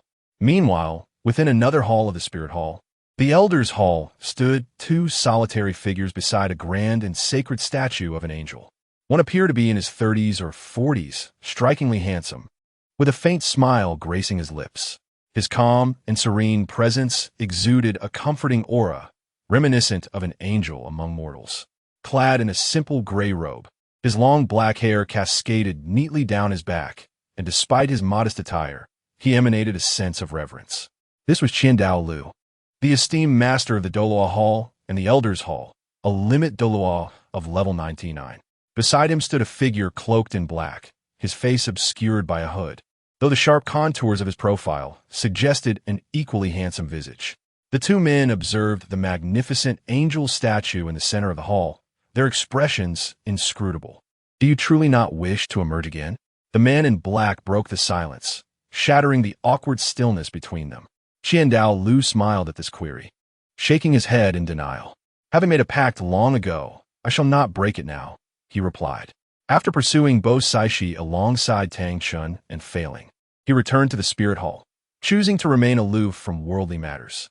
Even when Bai Bai Dong targeted his son, Qian Sunji, he refrained from intervening, for he found Qian Sunji's actions distasteful. Furthermore, with the birth of Qian Rinshui, Qian Sunji's standing in Qian Dao Lu's eyes had significantly diminished. Even upon learning of Bai Bai Dong's heinous act against Qian Sunji, he ultimately supported her ascent to the papacy, believing her to be a superior candidate compared to Qian Sunji. The enigmatic man in black had previously sought to enlist Qian Dao Lu's aid against Bai Bai Dong's murderous intent towards Qian Sunji, yet he had resolutely declined. Now, 12 years later, the man returned, and Douluo could sense that his strength had grown considerably, matching even his own, having reached the pinnacle of limit Douluo. In the vast Douluo Continent, only he, Tang San, and Bo Saishi had once held the title of limit Douluo, each sanctified by divine favor, with Tang San standing out among them. It was unexpected that in such a short span, another formidable being comparable to the three of them had emerged, seemingly materializing from thin air. All soul masters aspired to leave their mark within the Douluo Hall of the Spirit Hall. Yet this powerful figure appeared as if he had descended from the heavens, never having been recorded within the annals of the world. Douluo remained uncertain about the man's relentless request for him to return to the fray. However, for Douluo, who had long since abandoned worldly pursuits, entrusting the Spirit Hall to Bai Dong brought him a sense of tranquility. His only desire now was to witness his granddaughter, Rin Shui, flourish and grow until she was ready to inherit the divine status of the angel. Rin Shui's innate talent is regarded as the most formidable he has ever encountered, rivaling even the dual martial soul of Bai Bidong. Douluo harbors profound expectations for Rin Shui's ascension to divinity, yet beyond that, he has little interest in other matters. The intentions of the man cloaked in black are of no concern to Douluo, no matter how powerful he may be, as long as he has not attained godhood. Douluo feels no fear and thus sees no need to regard him further. The black-robed man seems to have anticipated Douluo's response, a sinister smile creeping across his lips within the shadows of his hood. In this vast world, teeming with wonders, why must you confine yourself to the trivialities of the Spirit Hall? His voice carried an insidious allure, akin to a devil walking among mortals. Any ordinary individual would likely succumb to the beguiling tone of the black-robed man, behaving like a marionette, obedient to his whims. However, as a devoted servant of the angel god, Douluo remains impervious to such temptations. A radiant sense of clarity dispels the man's charm from his mind. He gestures dismissively, his previously amiable demeanor now tinged with a flicker of anger. This is the Spirit Hall. Even if you're a limit Douluo at level 90, you should ponder your own standing. Douluo articulates this calmly, yet the underlying message is undeniably authoritative, the gravitas of a limit Douluo evident in his words. The black-robed man chuckles mockingly, seemingly unperturbed by the warning embedded in Douluo's remarks. You jest. I harbor no ill intentions. He remains before the statue of the angel god, not with the reverence others might show, but with a gluttonous gaze, as if yearning to consume the magnificent and sacred effigy, then depart. I have no interest in the matters beyond these walls. Douluo waves his hand, resolute in issuing the order for him to leave. The black-robed man pretends not to hear, a smirk of derision gracing his lips. You truly have no thoughts? What Bo Saishi? Upon hearing the mention of Bo Saishi, Douluo momentarily freezes, a torrent of fragmented memories surging forth, stirring complex emotions within him. His eyes widen in alarm, fixed on the black-robed man with an icy intensity. How do you know Bo Saishi? He has never disclosed anything about his connection to Bo Saishi or Tang San to anyone. How could this man possess such knowledge? How I know is inconsequential. What matters is, can you truly forget Bo Saishi? The black-robed man's voice becomes increasingly seductive, as if he were the very embodiment of a demon seeking to lead an angel into the depths of despair. Douluo remains vigilant, yet the mere utterance of Bo Saishi's name deeply stirs his inner being. Could he ever forget her? Impossible. However, their pact stated that whoever ascended to godhood would be with her, and, as a servant of the angel god, he could never attain that divine status. Bo Saishi's words, though seemingly generous, had effectively cast him aside in favor of Tang San.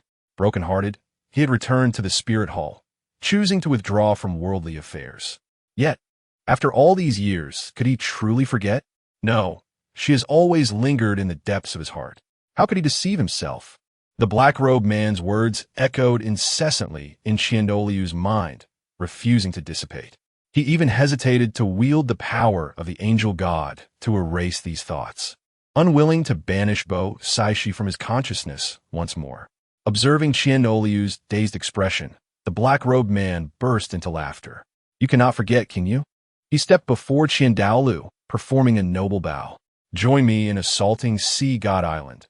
If we obliterate the Sea God legacy, Bo Saishi will be freed from her servitude to the Sea God. At that moment, who could possibly stand in the way of your reunion with Bo Saishi? His laughter resonated with a devilish glee, as if he were on the brink of leading the angel into corruption. Qian Douluo found himself lost in contemplation once more. Attack Sea God Island? Annihilate the Sea God relics? Free Bo Saishi from her bindings? Would that truly allow him to be with her? Yes.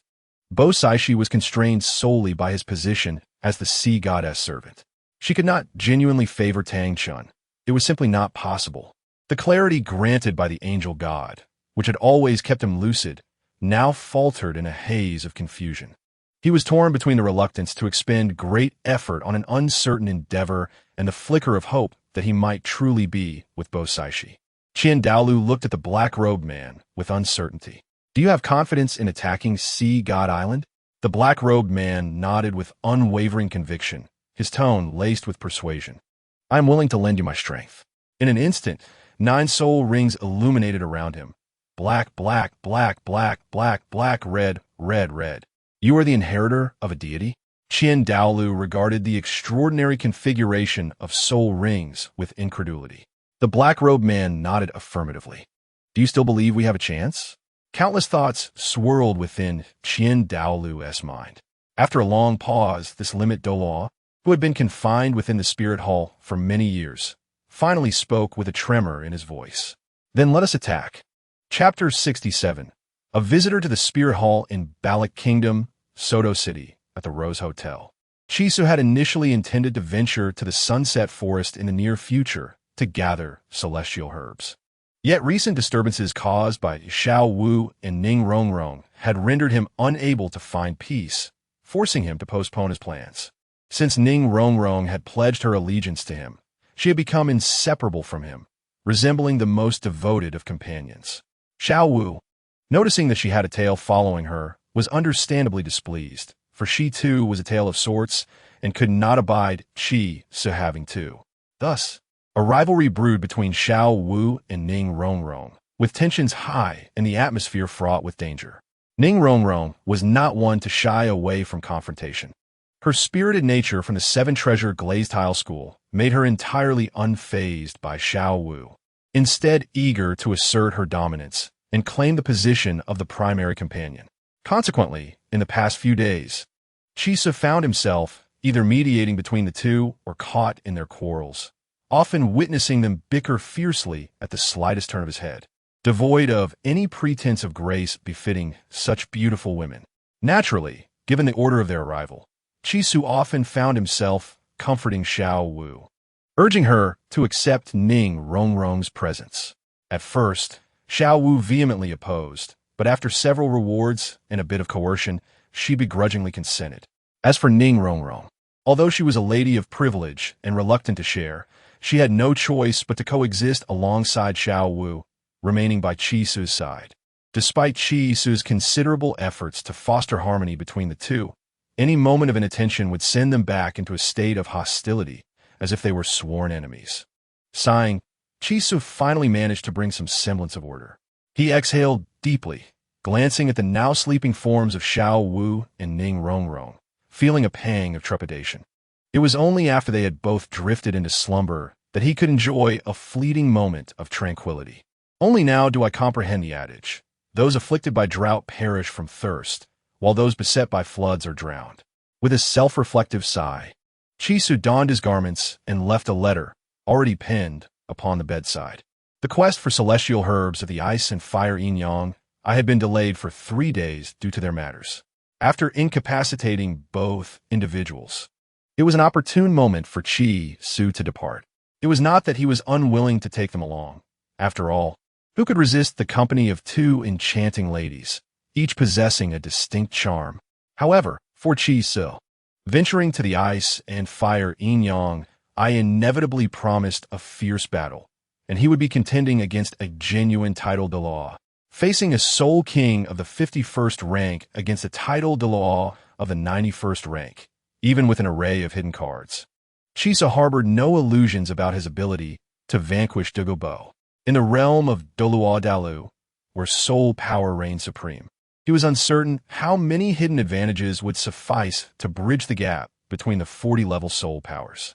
A confrontation was unavoidable, and the opponent's title was associated with poison. Thus, Chisu was reluctant to bring along both ladies, for the risk of them succumbing to snake venom would only serve to burden his conscience. After placing the envelope carefully, Chisu gently kissed the foreheads of the two slumbering figures before slipping away quietly. Just as he stepped outside, a presence emerged from below that set him on edge. "Lady Saint, does that lad truly reside in such a place?" The voice was husky and somewhat spectral, imbued with a tone of disdain and skepticism. "According to that student with the peculiar eyes, it is indeed here." A youthful female voice responded, though it bore an alluring quality despite its innocence. "This boy is no longer young. He certainly knows how to indulge, residing in a place befitting adults." An effeminate male voice interjected. Chisu's heart raced. From these brief exchanges, he surmised that these individuals were searching for him. He promptly extended his spiritual energy to gauge their strengths.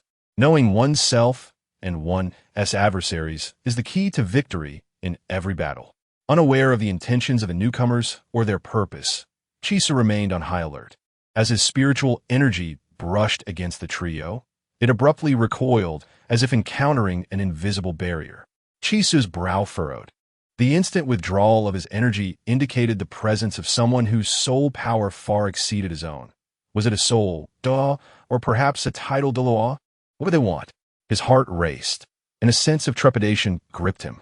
Suddenly, a thought struck him, and a wave of regret washed over him. Could it be that the slaying of Zhao Wujia had been exposed, drawing the attention of some formidable force? Chisu sighed inwardly, chastising his youthful impulsiveness for failing to handle the Zhao Wujia incident discreetly. He was unwilling to remain passive and sought a vantage point to observe the trio from the second floor, hoping to discern their identities. What he beheld left him profoundly shocked. His previously suspended heart now raced with agitation. One among them appeared as a ghostly figure, shrouded in obscurity. The second bore skin as delicate as an infant's, with a mesmerizing beauty that evoked a unique sensation. The age of this individual was indiscernible.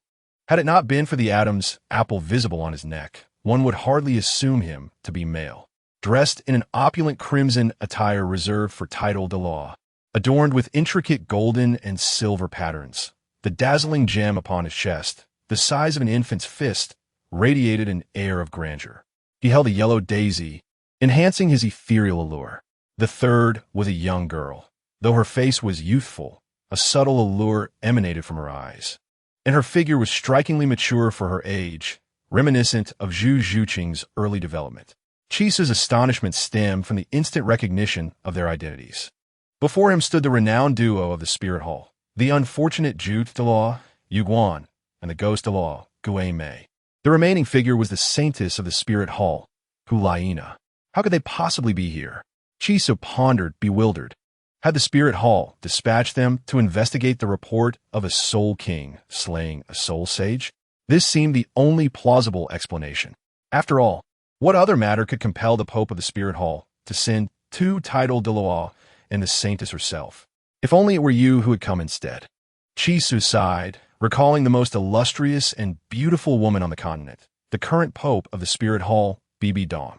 Ever since their last parting, he had clung to the promise of becoming the strongest in the land and marrying Bibi Dong, that resplendent yet tragic figure. Perhaps for Bibi Dong, the hope of a nameless boy from a small village achieving greatness was utterly implausible, but for Chisu, it was a vow he was determined to fulfill. He could have sought refuge under Bibi Dong's wing 6 years ago, upon her ascension as the new Pope of the Spirit Hall, yet he refused. He desired not to be a recipient of her aid. Rather, he aspired to grow strong enough to shield her from life's storms. Now, seeing that the visitors from the Spirit Hall were not Bibi Dong, Chisu felt a mix of disappointment and relief. When we meet again, we shall each reign as kings, he silently vowed, anticipating the day of their reunion. Is there a lad named Chi residing in your hotel? Ghost Douluo inquired ominously at the front desk. The receptionist trembled at the sight of the ghostly figure. While protecting the guest's privacy was their duty, the front desk staff felt no inclination to resist. He picked up the ledger, intending to search for the guest information. However, before he could open it, a voice echoed from the staircase. "I am Chi-Su, what brings you here?" Chi-Su, having steadied his composure, descended calmly with a smile, unperturbed. Upon hearing his voice, the trio turned simultaneously toward the staircase, where a youth, elegantly attired and possessing a striking countenance, made his way down from the second floor. His eyes sparkling like the dawn's first light. Hulaina surveyed the youth with a critical eye, secretly lamenting that her elder brother and Yin were less handsome. She had expected a boy of such young age, who had attained the rank of Soul King and slain a Soul Sage, to be rough-looking and fierce, but instead, she was met with a remarkably handsome young man, stirring an unexpected ripple of emotion within her. Yet, this fleeting sensation was swiftly suppressed and extinguished in her heart. Chi-Su's decision to descend with confidence stemmed from his familiarity with the Spirit Hall-S members. After all, they played significant roles in the original narrative. He understood that, barring a command from Pope Bibi Dong, they would not act against him. And it was evident that Bibi Dong had no reason to send two titled Douluo to eliminate a rising talent. The only conceivable possibility is that Bai Dong dispatched these three individuals to inquire about my whereabouts. If there were no opposing forces behind me related to the Wuhan Temple, they would most likely extend an olive branch to me. After deducing this, Chi-Su naturally felt no fear and confidently strode downstairs.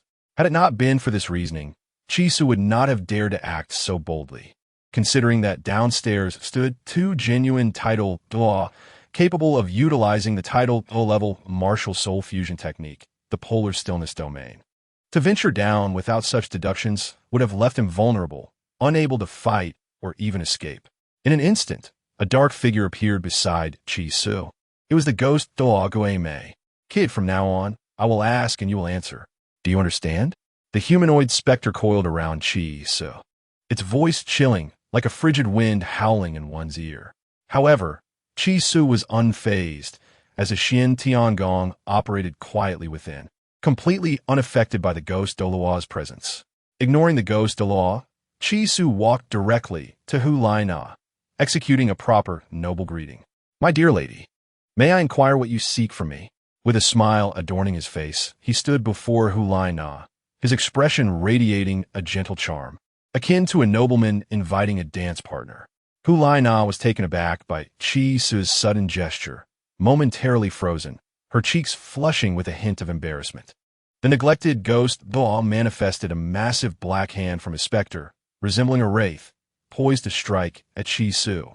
Sensing the chilling aura approaching from behind, Chi-Su's heart raced, his soul power surging within as he prepared to counter the imminent attack. Yet, the chill dissipated in an instant, and the anticipated blow did not descend as he feared, allowing him to suppress his soul power once again. Turning swiftly, Chi-Su realized that Yuguan, the Jew Douluo, had appeared beside the ghost Douluo, intervening in his actions. "His Holiness, the Pope merely instructed us to gather information, and we should refrain from complicating matters," Yuguan's voice, soft yet commanding, whispered to the ghost Douluo. Underestimating Chi-Su's mental prowess, the two did not conceal their conversation, allowing Chi-Su to hear every word distinctly.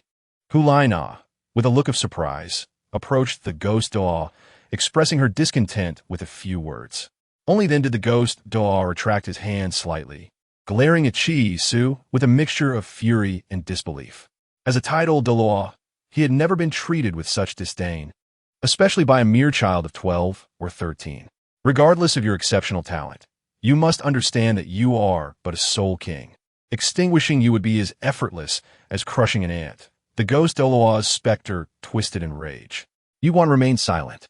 As long as the ghost Douluo refrained from incapacitating the boy, a few verbal threats were inconsequential. Hulaina merely frowned, offering no objections.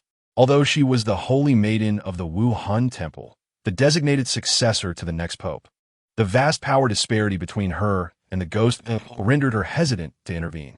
"Do you believe yourself formidable?" Chi-Su raised an eyebrow, his expression rife with disdain. The ghost Doa's anger flared at Chi Su's demeanor, and his shadow swiftly enveloped the entire hotel, casting the place into unnatural darkness. At that moment, the front desk staff, trembling in a corner on the second floor, felt relieved they had fled early, wondering why such legendary soul masters seemed to frequent this establishment since Chi Su's arrival. The front desk staff, nestled in their corner, occasionally peeked down, torn between fear and the desire to witness the extraordinary powers of these soul masters.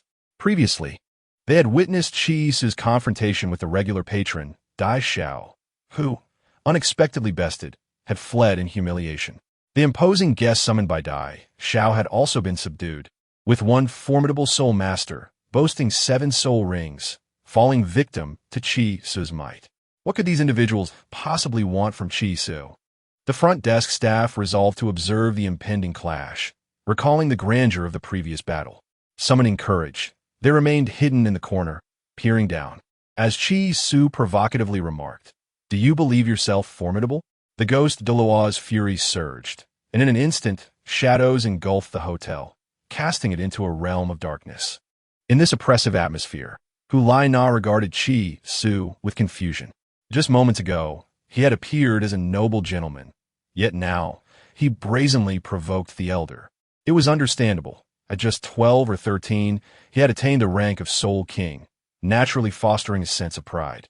Hulai Na silently acknowledged this transformation, yet she recognized his youthful arrogance. Although he had achieved the remarkable feat of defeating a soul sage, he was still confronting a true title de law, a reality Hulai Na lamented, sensing that Chi Su might lack the wisdom born from experience. However, her perception of him was distinctly different. Reflecting on Chi Su's courteous demeanor, she felt a ripple of emotions within her. Her cheeks flushed once more, and anyone observing her would detect an alluring charm emanating from her. Perhaps due to her martial spirit, Hulai Na exuded an enchanting aura effortlessly. "I shall intervene when the ghost Douluo attempts to harm him," she resolved.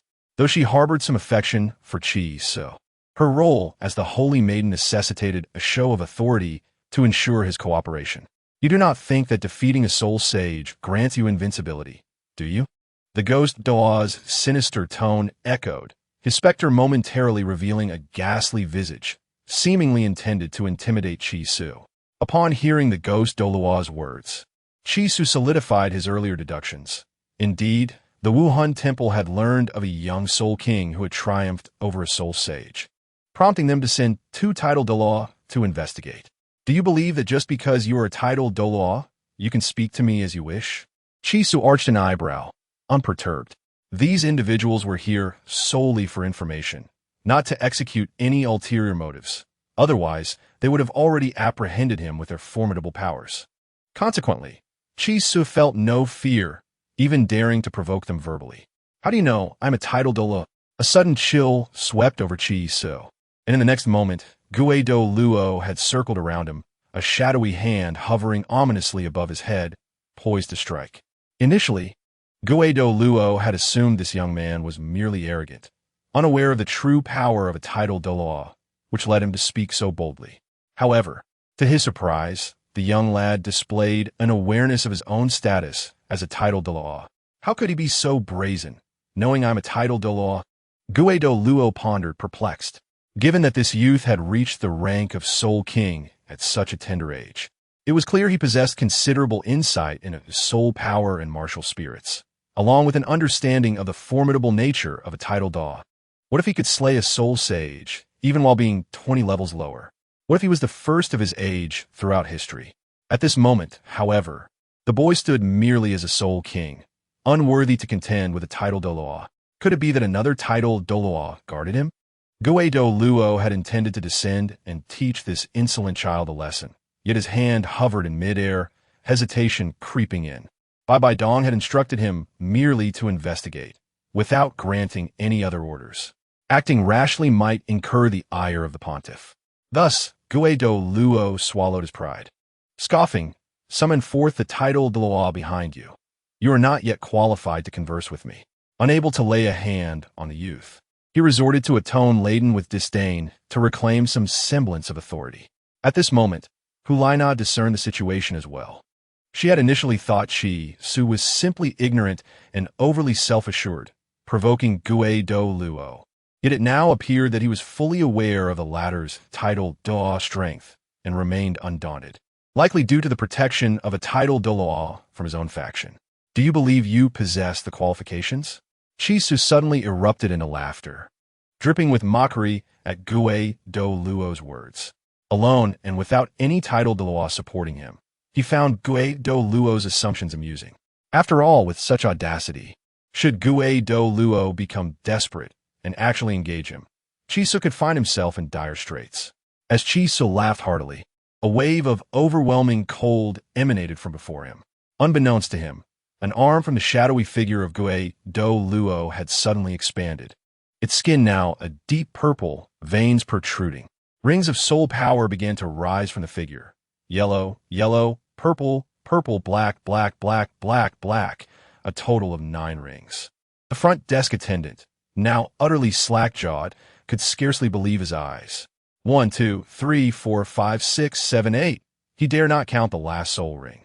Though merely an ordinary person, he possessed some understanding of the esteemed title of Soul Master, aware that the mightiest among them were the title Douluos adorned with 9 soul rings. Chapter 69. The strike of a title Douluo. The front desk attendant was in disbelief.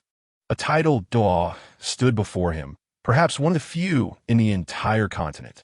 Now, this legendary powerhouse had materialized right in front of him, displaying a veritable 9 soul rings, an authentic title Douluo. At this moment, any desire to spectate vanished. He yearned only to escape this cursed place. It was said that a title Douluo alone could decimate an entire city, and this humble and could scarcely withstand their tumult. Ignoring all else, he gritted his teeth, mustering the strength to propel his feeble legs towards a room, disregarding the terrified guests, and leapt out of a second-story window. When deities clash, mortals suffer. His only thought was to distance himself as much as possible from the impending chaos. That young man truly was remarkable. He had recently slain a soul sage, and now a title Douluo had come knocking at his door. What a formidable figure he must be. Meanwhile, Douluo, revealing his 9 soul rings, ceased his prattle. His colossal arm, shrouded in swirling darkness, lashed out, releasing 4 streaks of black claw-like energy with tremendous force, warping the very structures of the inn. Had he unleashed his full might, not only would the inn be reduced to ashes, but the entire street would surely follow suit. In the blink of an eye, Hulina was powerless to intervene, merely watching as the black energy surged towards Chi Su. Hulina turned, her brow furrowed with anger. As a junior, she had restrained herself from confronting Douluo, an elder. Yet now, Douluo disregarded Bai Dong's orders, launching an assault against Chi Su with the full force of a title Douluo, clearly activating his first soul ring without reservation. Do not fret, Saintess, I have held back. Douluo hastily clarified upon seeing Hulina's expression. He spoke truthfully, for had he unleashed his true soul power, the first soul skill, Giant Ghost Hand, would have left devastation for miles, obliterating this young man completely. The Black Claw's energy sliced through the air, racing towards Chi Su. Without time to evade, Chi Su gritted his teeth, bracing himself to withstand the violent strike from Douluo. 5 soul rings, 2 white, 3 black, materialized around Chi Su, and, in an instant, countless blue-silver swords coalesced before him, forming a myriad of sword-like shields. Why are the first 2 soul rings white? Hulina gazed at Chi Su's soul rings, astonished by the stark discrepancy. A soul king of merely 12 or 13 years could not possibly have only 10-year soul rings without a remarkable mentor or substantial backing. Her brow knitted tighter. The young man before her grew ever more enigmatic and extraordinary. Douluo's gigantic arm unleashed its claw-like energy, effortlessly shredding through the blue-silver sword shields upon contact. It barreled towards Chi Su, aiming for his forehead. 8 spider lances, Chi Su shouted, summoning 8 purple spears from his back that swiftly formed a protective cocoon around him. Yet, despite this defense, the 8 spider lances were also torn asunder by the energy, failing to fully halt its advance, merely diminishing its intensity. As the 8 spider lances were obliterated, Chi Su felt an excruciating pain radiate from his back, akin to having his arm brutally fractured. The 8 spider lances, as an external soul bone, were intrinsically linked to him, and having them severed by Douluo's soul skill inflicted immense suffering. Soon, an even greater agony surged forth as Douluo's energy broke through the 8 spider lances, striking Chi Su directly. He was sent flying, akin to a puppet with severed strings, crashing violently into the inn-s wall, which crumbled under the impact. Chi Su was hurled backward, collapsing to the ground, coughing up blood. A self-deprecating smile curled at the corner of his lips, for he could not reveal his other external soul bone, the dark golden terror claw, nor his second martial spirit. Thus, he was left to withstand the assault using only his blue-silver sword martial spirit and the 8 spider lances, which were insufficient to endure a full-fledged attack from a title Douluo. The premise for Chi Su to contend with the title Douluo lies in the full activation of the 3 great martial spirits: Wan Yin Jianchao, elemental, and Tianqin Gulong, alongside the external soul bones, and Jin Kong Zhua and Baju Miao, as well as the manifestation of all his soul bones. Only with these conditions, combined with his divine artifact, the Sea God Trident, can Chi Su hope to bridge the 40-level gap in soul power and stand a chance against the title Douluo. However, with Yuan present, Chi Su dares not reveal his martial spirits and soul bones in their entirety. As the saying goes, a common man is innocent, but possessing a treasure is a crime. Currently, they are restrained from harming him due to by Dong's orders. Yet should he reveal his true capabilities, the outcome remains uncertain. Consequently, Chi Su chooses to endure the impending blow rather than expose his true strength. At that moment, Hulaina furrowed her brow, gazing at the bloodied Chi Su on the ground, feeling an involuntary sense of concern and compassion for him. She had harbored some fondness for Chi Su, and witnessing him fall to the strike of Gue only intensified her feelings of pity. Hulaina cast a fierce glare at Gue Da, intending to approach and assess Chi Su's condition. However, as she took a step forward, she was intercepted by Ju Douluo Yuguan. "Your Highness, this young man deserves to be taught a lesson," he interjected, blocking her way and leaving Hulaina to halt, her eyes filled with worry. Gue Douluo, resembling a specter, approached Chi Su with an air of mockery. A smug smile curled at the corners of his mouth as he gazed down at the fallen, coughing up blood. "Go on. Boy, why the silence now?" he guffawed, his laughter grating yet brimming with delight. Chi Su, mustering his waning strength, beckoned to Gue Douluo. Although confused, Gue Douluo moved closer, eager to mock Chi Su further. Suddenly, a brilliant light illuminated the surroundings. As Gue Douluo drew nearer, Chi Su's eyes shimmered with purple light, unleashing an invisible purple beam that surged toward Gue Douluo. At such close proximity, even the title Douluo had no time to evade, and he was struck directly by the purple gaze. Simultaneously, Chi Su's lips curled into a triumphant smirk, for he had activated the Dream Nightmare skill of the Zhan Yu Wolf King. As Gue Douluo was hit by Chi Su's mental force, Chi Su utilized the skill from his head soul bone for the first time. The Zhan Yu Wolf King, akin to a ferocious beast, possessed 2 terrifying racial talents: spatial ability and illusion ability. The spatial ability allowed the Zhan Yu Wolf King to execute instantaneous teleportation over short distances without preparation, a terrifying skill that had once caused Chi Su considerable effort to master. Additionally, the Zhan Yu Wolf King's spatial ability also enabled long-distance teleportation, albeit requiring prior marking and extensive preparation time. This made it truly remarkable, as space and time are among the most enigmatic elements of nature, making any soul beast associated with them exceptionally formidable.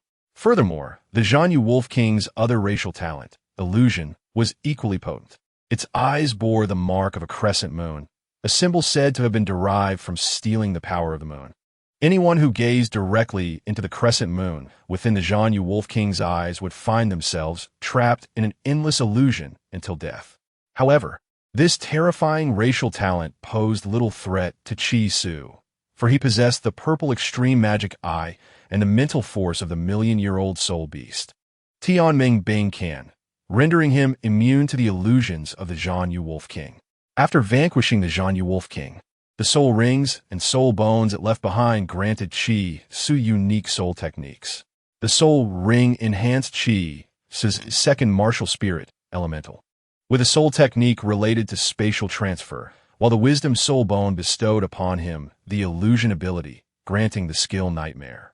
Nightmare could conjure an illusion that invoked the deepest fears within a person's heart, creating a realm of nightmares from which they could not escape. At present, Chisu first employed his mental force to momentarily stun Douluo's soul power, then instantaneously activated the Nightmare skill from his wisdom soul bone, drawing Douluo into the illusion. Within Douluo's perception, the scenery rapidly transformed.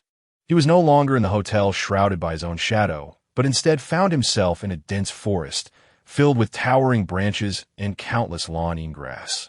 Suddenly, Douluo recalled something, becoming rooted to the spot in the forest, unable to move.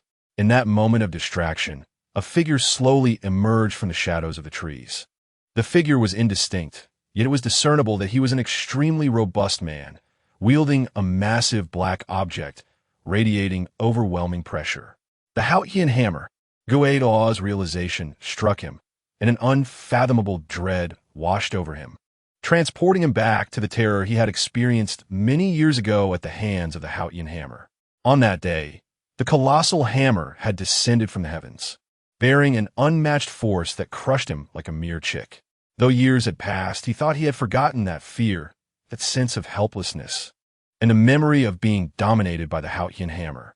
Yet, as the hammer reappeared before him, all the repressed emotions surged forth, plunging him back into an abyss of terror.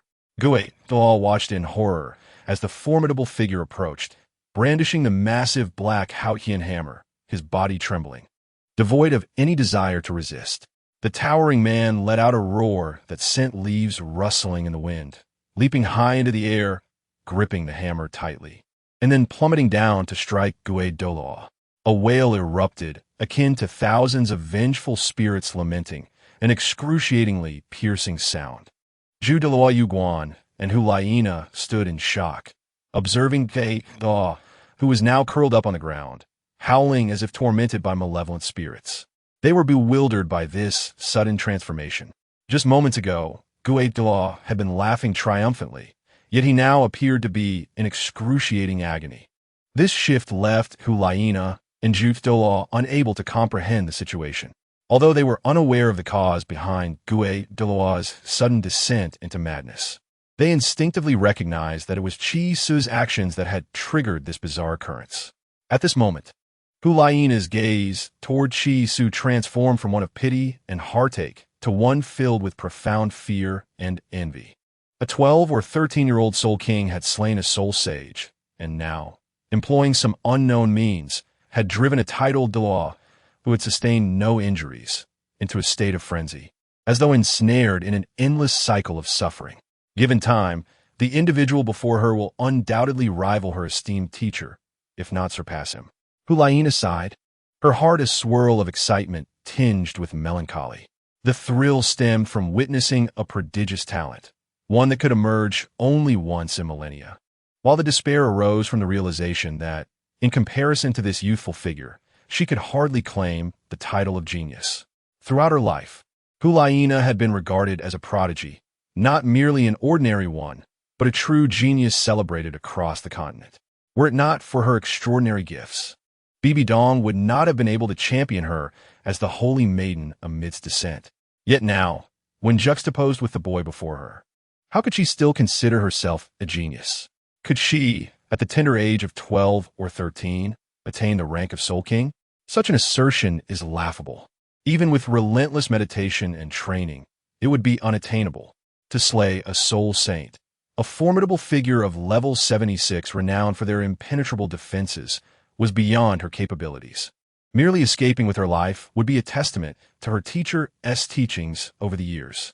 To inflict torment upon a titled Douluo and elicit their cries of despair, that was utterly inconceivable. Chapter 71, The Finger of God. Below the title Douluo, all are but ants. Having accompanied her teacher, Bibi Dong, for many years. Hulaina had come to understand the terrifying prowess of a tidal daw. Should she face one, her fate would be sealed. There would be no possibility of inducing madness in a tidal Douluo as this young man had done. At this moment, the ghost law was wailing in anguish, as if ensnared in a nightmarish descent. The chrysanthemum Douluo, Yuguan, observed the ghost Douluo's prolonged suffering and felt a flicker of murderous intent rising within him. A myriad of cold glimmers emanating from his being. Chisu's mouth bled profusely, yet he refrained from wiping the blood away, instead fixing his cold gaze upon the chrysanthemum Douluo, whose murderous intent was unmistakable. Although he believed these two would not resort to lethal measures, desperation could lead to recklessness. If pressed, Chisu would have no choice but to invoke Bibi Dong.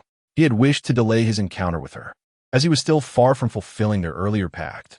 This meeting was premature. However, if these two tidal Douluos were truly intent on killing, unless he forcibly awakened the dormant Yiliks, his demise was assured. The divine essence of Yiliks was Chisu's final means of survival and could not be squandered on these two. Thus, he was left with no option but to invoke Bibi Dong. Stepping forward, the chrysanthemum Douluo approached Chisu, extending a hand as delicate as that of a woman, yet fiercely gripping his throat. "Release him, or you shall perish now."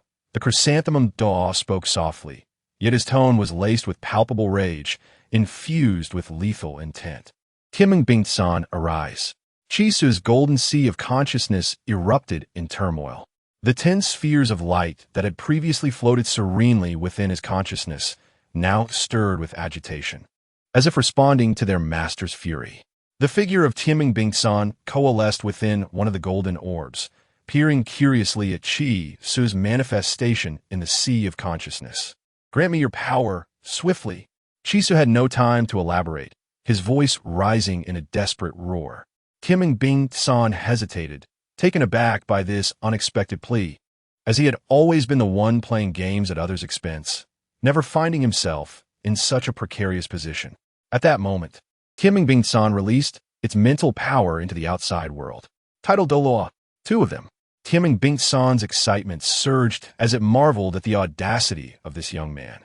A soul king of level 51 provoking 2 tidal Douluos, and not just any, but the rarest of the rare. This was pure folly.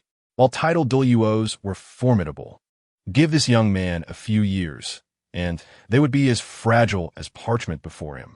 Yet in this moment, a soul king of level 51 was no different from an ant to these 2 tidal Douluos. "Quickly, I offer you a chance to ascend to the divine realm." As Chisu struggled against the vice grip of the chrysanthemum Douluo, his pain mounting, his consciousness flickered like a fragile candle. Reluctant to awaken the divine essence of Yiliks or summon Bibi Dong, he had no choice but to leverage the power of Tangmen San. Upon hearing of the chance to enter the divine realm, Tangmen San was filled with exhilaration, the golden orbs quivering with delight. "Very well," it replied, its voice dripping with obsequiousness, before vanishing into the golden sea of consciousness. A surge of icy, golden energy erupted within the sea of consciousness, enveloping Chisu's entire being with an overwhelming force. Simultaneously, the chrysanthemum Douluo was astonished to find that the boy he grasped showed no signs of fear or pleading. Instead, he remained eerily calm, his gaze as cold as ice. A wave of genuine chill enveloped the surroundings, not merely a byproduct of murderous intent, but a true, penetrating coldness. It felt as if, in that moment, the tavern in Sotawa City had transformed into an expansive, frigid expanse of the far north. The intense cold permeated the tavern, causing Hulaina to tremble as she felt the bone-chilling frost infiltrate her very being. Instinctively, she summoned her soul power, manifesting her fox spirit to combat the encroaching icy aura. Was a tidal Douluo with ice attributes among them? The chrysanthemum Douluo felt a twinge of fear. Bibi Dong had merely sent them to gather information, not to engage in combat. Yet, given the current escalation, a fierce battle was inevitable. Meanwhile, Chisu's violet eyes transformed instantaneously into a profound, icy white, reminiscent of eternal frost. The white soul ring rose from him, no longer plain but dazzling, radiating a divinely pure brilliance. In an instant, the area within a radius of several hundred meters around Chi Su was transformed into a realm of ice and snow, where piercing winds and crystalline frost reigned. The chrysanthemum Douluo gazed in terror at the sudden turn of events. He surveyed the scene, noting that Hulaina had been encased in a human-shaped ice sculpture, her fox spirit unable to retract in time, the sculpture adorned with an alluringly long fox tail. The ghost Douluo, covered in frost and snow, continued to wail in agony, his cries amplified by the biting cold that compounded his suffering. Rage ignited within the chrysanthemum Douluo. Two titled Douluos and one renowned as the strongest among the golden generation of the Spirit Hall were being thoroughly outmatched by this inexplicable young man. If the world were to learn of this, Hulaina might remain unscathed, but they would be utterly humiliated. Murderous intent surged within him, prompting the chrysanthemum Douluo to turn sharply, unleashing the full force of his soul power. Concurrently, a terrifying pressure began to coalesce in the air.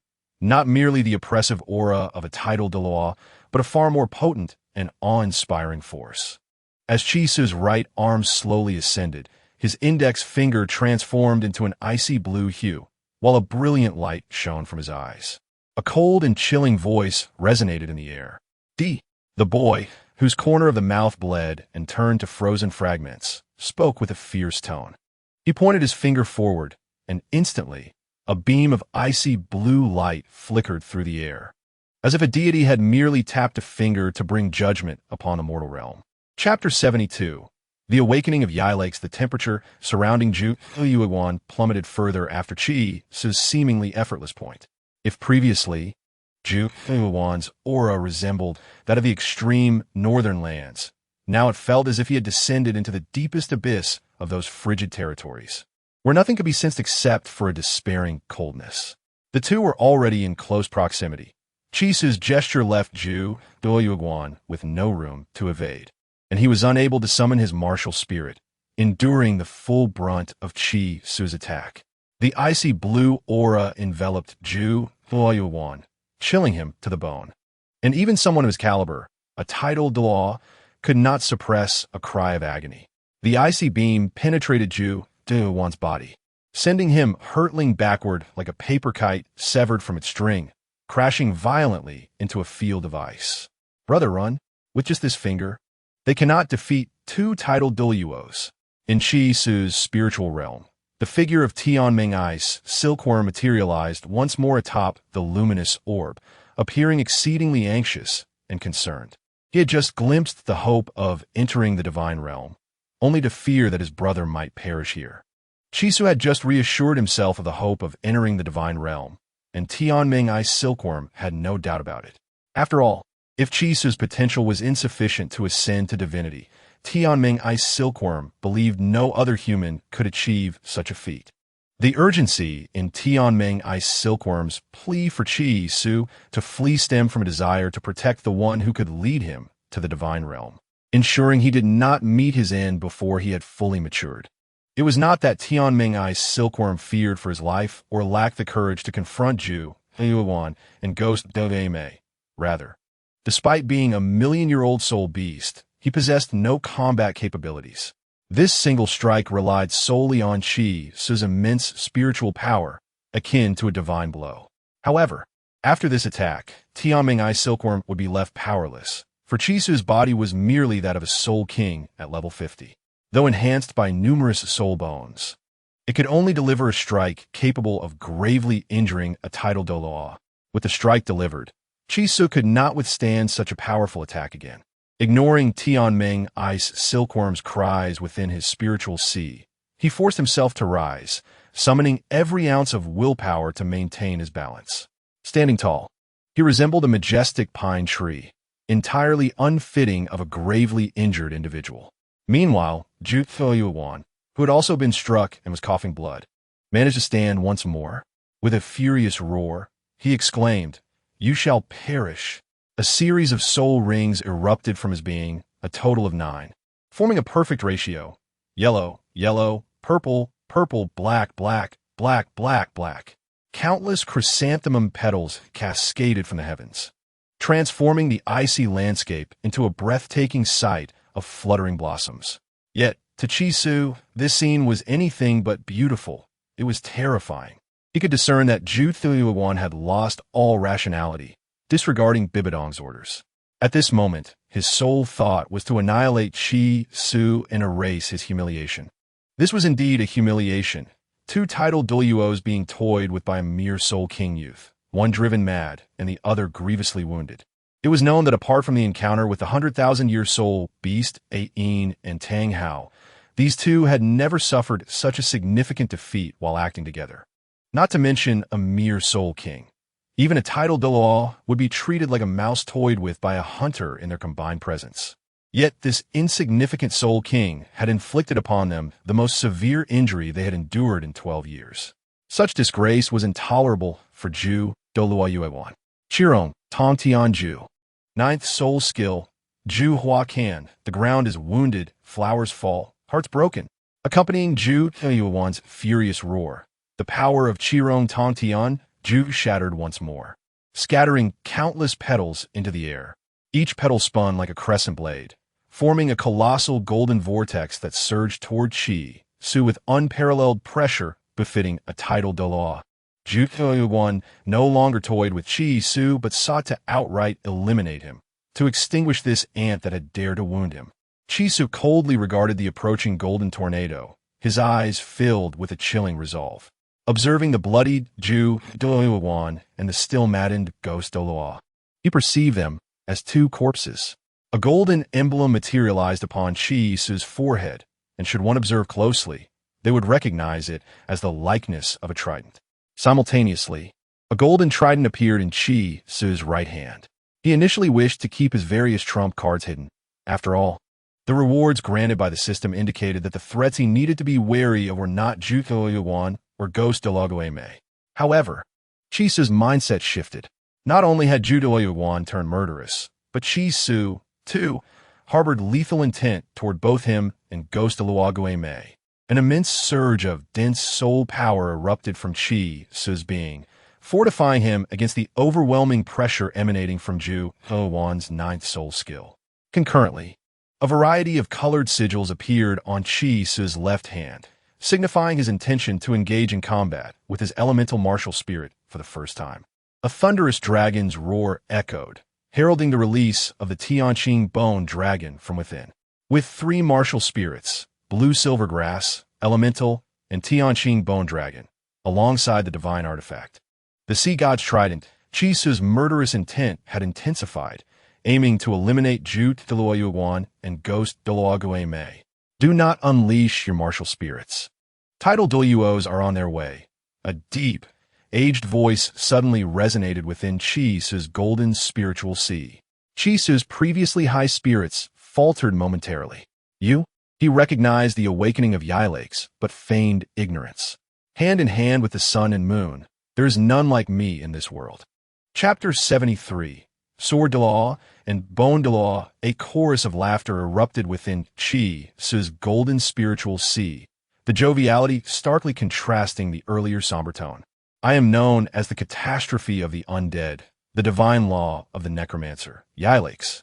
Within the golden spiritual sea, the once quiet gray orb now coalesced into the imposing silhouette of a figure clad in black robes, exuding an air of mystery and power. At this moment, Tangmen San cautiously peered out, gazing at Yilakes with a hint of trepidation. He had long suspected that the gray light orb harbored an extraordinary origin. And now it seemed his intuition was indeed correct, even surpassing his expectations in its formidable power. Greetings. Chi-Su's figure materialized within the golden sea of consciousness, bowing respectfully to Yilakes. After all, Yilakes was an authentic demigod, and Chi-Su deemed it wise to maintain a degree of decorum. I originally did not belong to this plane, but upon my demise, my divine essence was too potent to vanish entirely, which allowed a fragment to breach its confines and arrive in this realm, attracted by the immense energy generated from your absorption of certain entities. Seeing the curious gazes of Tangmen San and Chi-Su fixed upon him, Yalikizi chose not to be enigmatic, instead straightforwardly revealing his origins. Chitsa nodded, signaling his understanding. I shall intercept this blow for you. There are stronger forces approaching, and their intentions remain uncertain. You need not reveal your trump card just yet, Yalikizi said in a calm tone. Stronger forces? Chitsa pondered, wondering if another tidal Douluo was en route. Who could it be? Indeed, as Yalikizi suggested. Chitsa could not ascertain whether the approaching tidal Douluo was friend or foe, and thus he decided to heed Yalikizi's advice and conceal himself. The gray mist spread throughout Chisa's spiritual sea, transforming the entire golden realm into one shrouded in gray fog, imbued with an air of enigma and death. His eyes took on the same foggy hue, enveloped in a shroud that obscured his true form from external view. At this moment, his eyes no longer radiated murderous intent and chill. Instead, they reflected a simple, cold death, devoid of any personal emotion, resembling a frigid reaper. He raised his hand, shrouded in mist, directly aiming at the colossal golden petal vortex that had formed, exuding an overwhelming presence and terrifying pressure. Just as Chitsa was preparing to strike, harnessing the power of Yalikizi and Tangmen, a long sword unexpectedly fell before him. The sword's aura was so potent that it violently tore through the golden vortex, rendering the once mighty whirlwind feeble, leaving only wisps of residual power. Is this how the Wuhuan Temple conducts its affairs? Two titled Douluos bullying a child? A resonant and lofty voice echoed through the realm. Unbeknownst to him, a figure had appeared before Chitsa, lifting the fallen sword and effortlessly dispelling the golden vortex. It was an elder, his hair and beard completely white, yet devoid of any signs of frailty, standing tall and upright, clad in a pristine white robe. His silver hair resembled the moonlight, neatly arranged behind him, his features ancient yet as delicate as an infant's. The elder's expression was indifferent, his eyes seemingly oblivious to his surroundings, merely standing there with his sword, emanating an aura of supremacy over all existence. Chitsa gazed at the elder in a daze, quickly deducing his identity. Douluo Continent. Why is he here? A multitude of thoughts raced through Chisu's mind. Did Rong convey the earlier request to make me a tribute to the Seven Treasure Glazed Tile School? Did Ning Fengji directly send Qinshin here? Observing Douluo Continent wielding the massive sword, Chitsa felt a wave of reassurance wash over him. Qinshin was likely a level 95 or 96 title Douluo, more than capable of dealing with the heavily injured Douluo. Douluo Continent was renowned for his formidable offensive capabilities and ruthless nature. It was inconceivable that even at his peak, Douluo would have been able to escape unscathed from Qinshin's might. Indeed, you two are no longer young. Is it not shameful to bully a child? A black rift in space tore open, and a gaunt figure emerged, mocking Yueguan with a derisive smile. It was none other than Gu Rong, known for his bizarre attacks and unparalleled defenses. Chitsa was taken aback by Gu Rong's appearance. He had anticipated that only Douluo Continent would come, not realizing that the Seven Treasure Glazed Tile School held him in such high regard, dispatching two titled Douluos simultaneously. Yueguan's face contorted with rage, unable to conceal his fury. With the emergence of the two titled Douluos from the Seven Treasure Glazed Tile School, Yueguan realized he no longer had the opportunity to eliminate Chitsa and could only unleash a frustrated roar. You Seven Treasure Glazed Tile School are unworthy to meddle in the affairs of the Wuhuan Temple. Unable to exert dominance, Yueguan sought to leverage his authority, attempting to intimidate Gu Rong and Qinshin by invoking the formidable Wuhuan Temple. Yet, it was evident that Gu Rong and Qinshin were unfazed by his threats. With a disdainful glance, they dismissed Yueguan's words, while one of them remarked mockingly, "The Wuhuan Temple. How impressive! So frightening." Chitsa couldn't help but laugh heartily at their remarks, feeling an overwhelming sense of exhilaration. Since arriving on the Douluo Continent, he had only fought with the 60,000-year-old Emperor Nine-Headed Lion at full strength.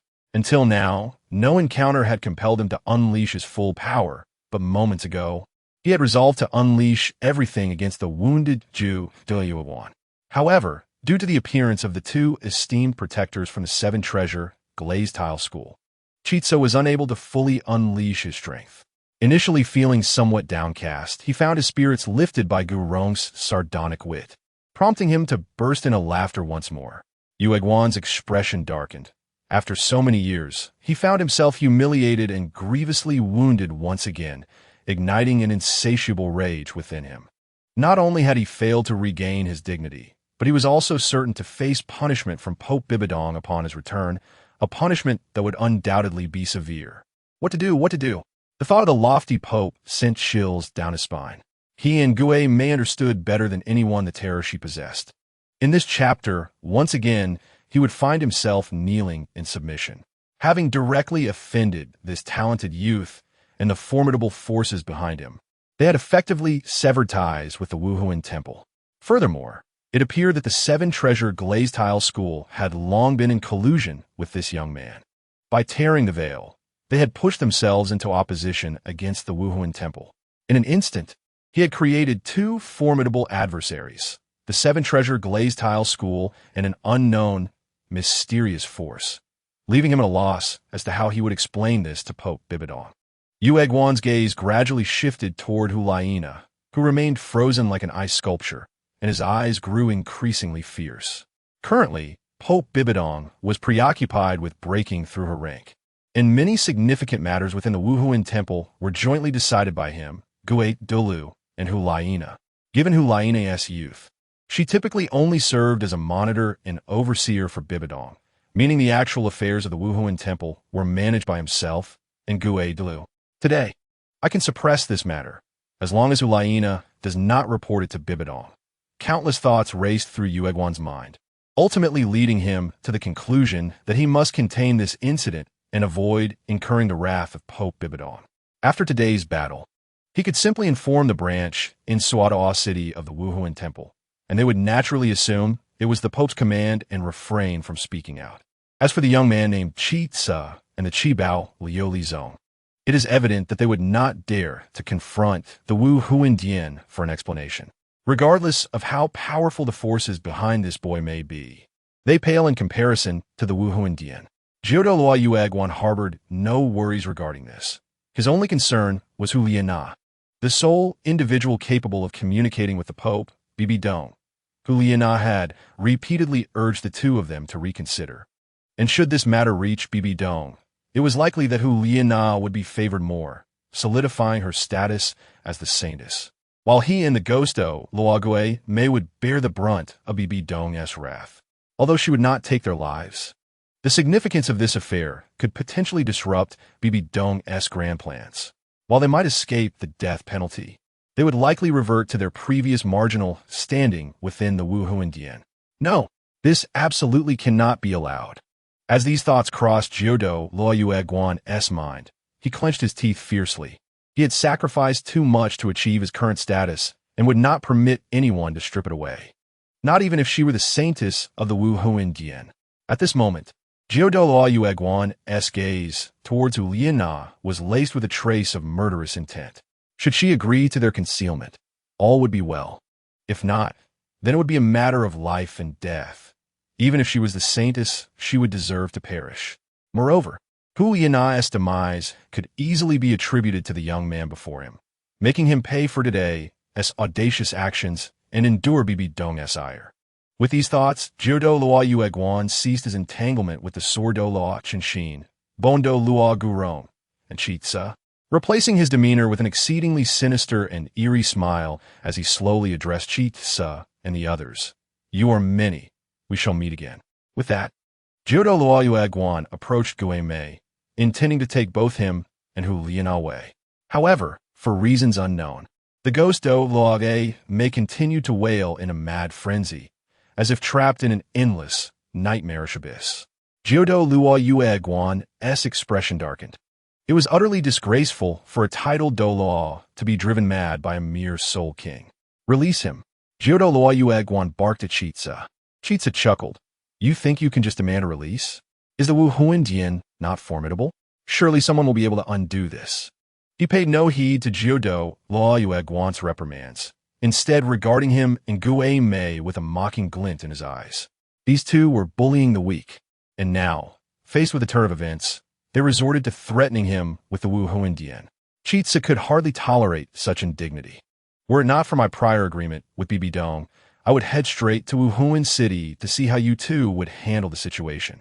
Had he not been disinclined to accept such humiliation, given his standing in Bibi Dong's eyes, Gue Mei and Jiudo Luo Yueguan would undoubtedly face a dire fate. Indeed, you claim the Wu Huindian is powerful. Why not have him release him? Though Gurong was uncertain as to why Gue Mei was in such a distraught state, he seized the opportunity to add to the mockery, echoing Chi Tse's words. Jiudo Luo Yueguan and Gue Mei gritted their teeth in frustration, their soul power nearly bursting forth. Yet, upon seeing the two titled Douluos from the Chi Bao Liuli zone, both of whom were at the formidable rank of 95, Jiudo Luo Yueguan ultimately managed to temper his emotions, ceasing his haughty reprimands. What must I do for you to release him? Jiudo Luo Yueguan asked, his tone calm yet tinged with a hint of pleading as he gazed at Chitsa. He and Gue Mei had been the best of partners for many years, their bond profoundly deep. Witnessing Gue Mei's continuous wails, Jiudo Luo Yueguan felt an ache in his heart, desperate to free him. Upon hearing this, Chitsa raised an eyebrow, a smirk playing on his lips, entirely unfazed by the presence of a titled Douluo. You shall kneel and bow 3 times. He tilted his head, his smile radiant as the sun. However, such a smile evidently pierced Jiudo Luo Yueguan's composure. His face turned deathly pale, an overwhelming surge of soul power emanating from him, golden petals of the chrysanthemum swirling around him, showcasing his fury. Do not bully me excessively. Jiudo Luo Yueguan roared at Chitsa, unable to suppress his rage any longer. The sword Douluo Qinshin shot him a cold glance, raising his massive sword and pointing it directly at Jiudo Luo Yueguan. Is it not you who has gone too far? Kneel if you wish. Chitsa scoffed, utterly unafraid of the wrath of a titled Douluo. In truth, the arrival of the bone Douluo and the sword Douluo was a stroke of fortune not for Chitsa, but for Jiudo Luo Yueguan and Gue Mei. Otherwise, these two would have already become cold corpses. Jiudo Luo Yueguan glared at Chitsa with murderous intent, countless chrysanthemum petals swirling around him, as if to emphasize his fury. Yet in the end, Jiudo Luo Yueguan dared not make a move.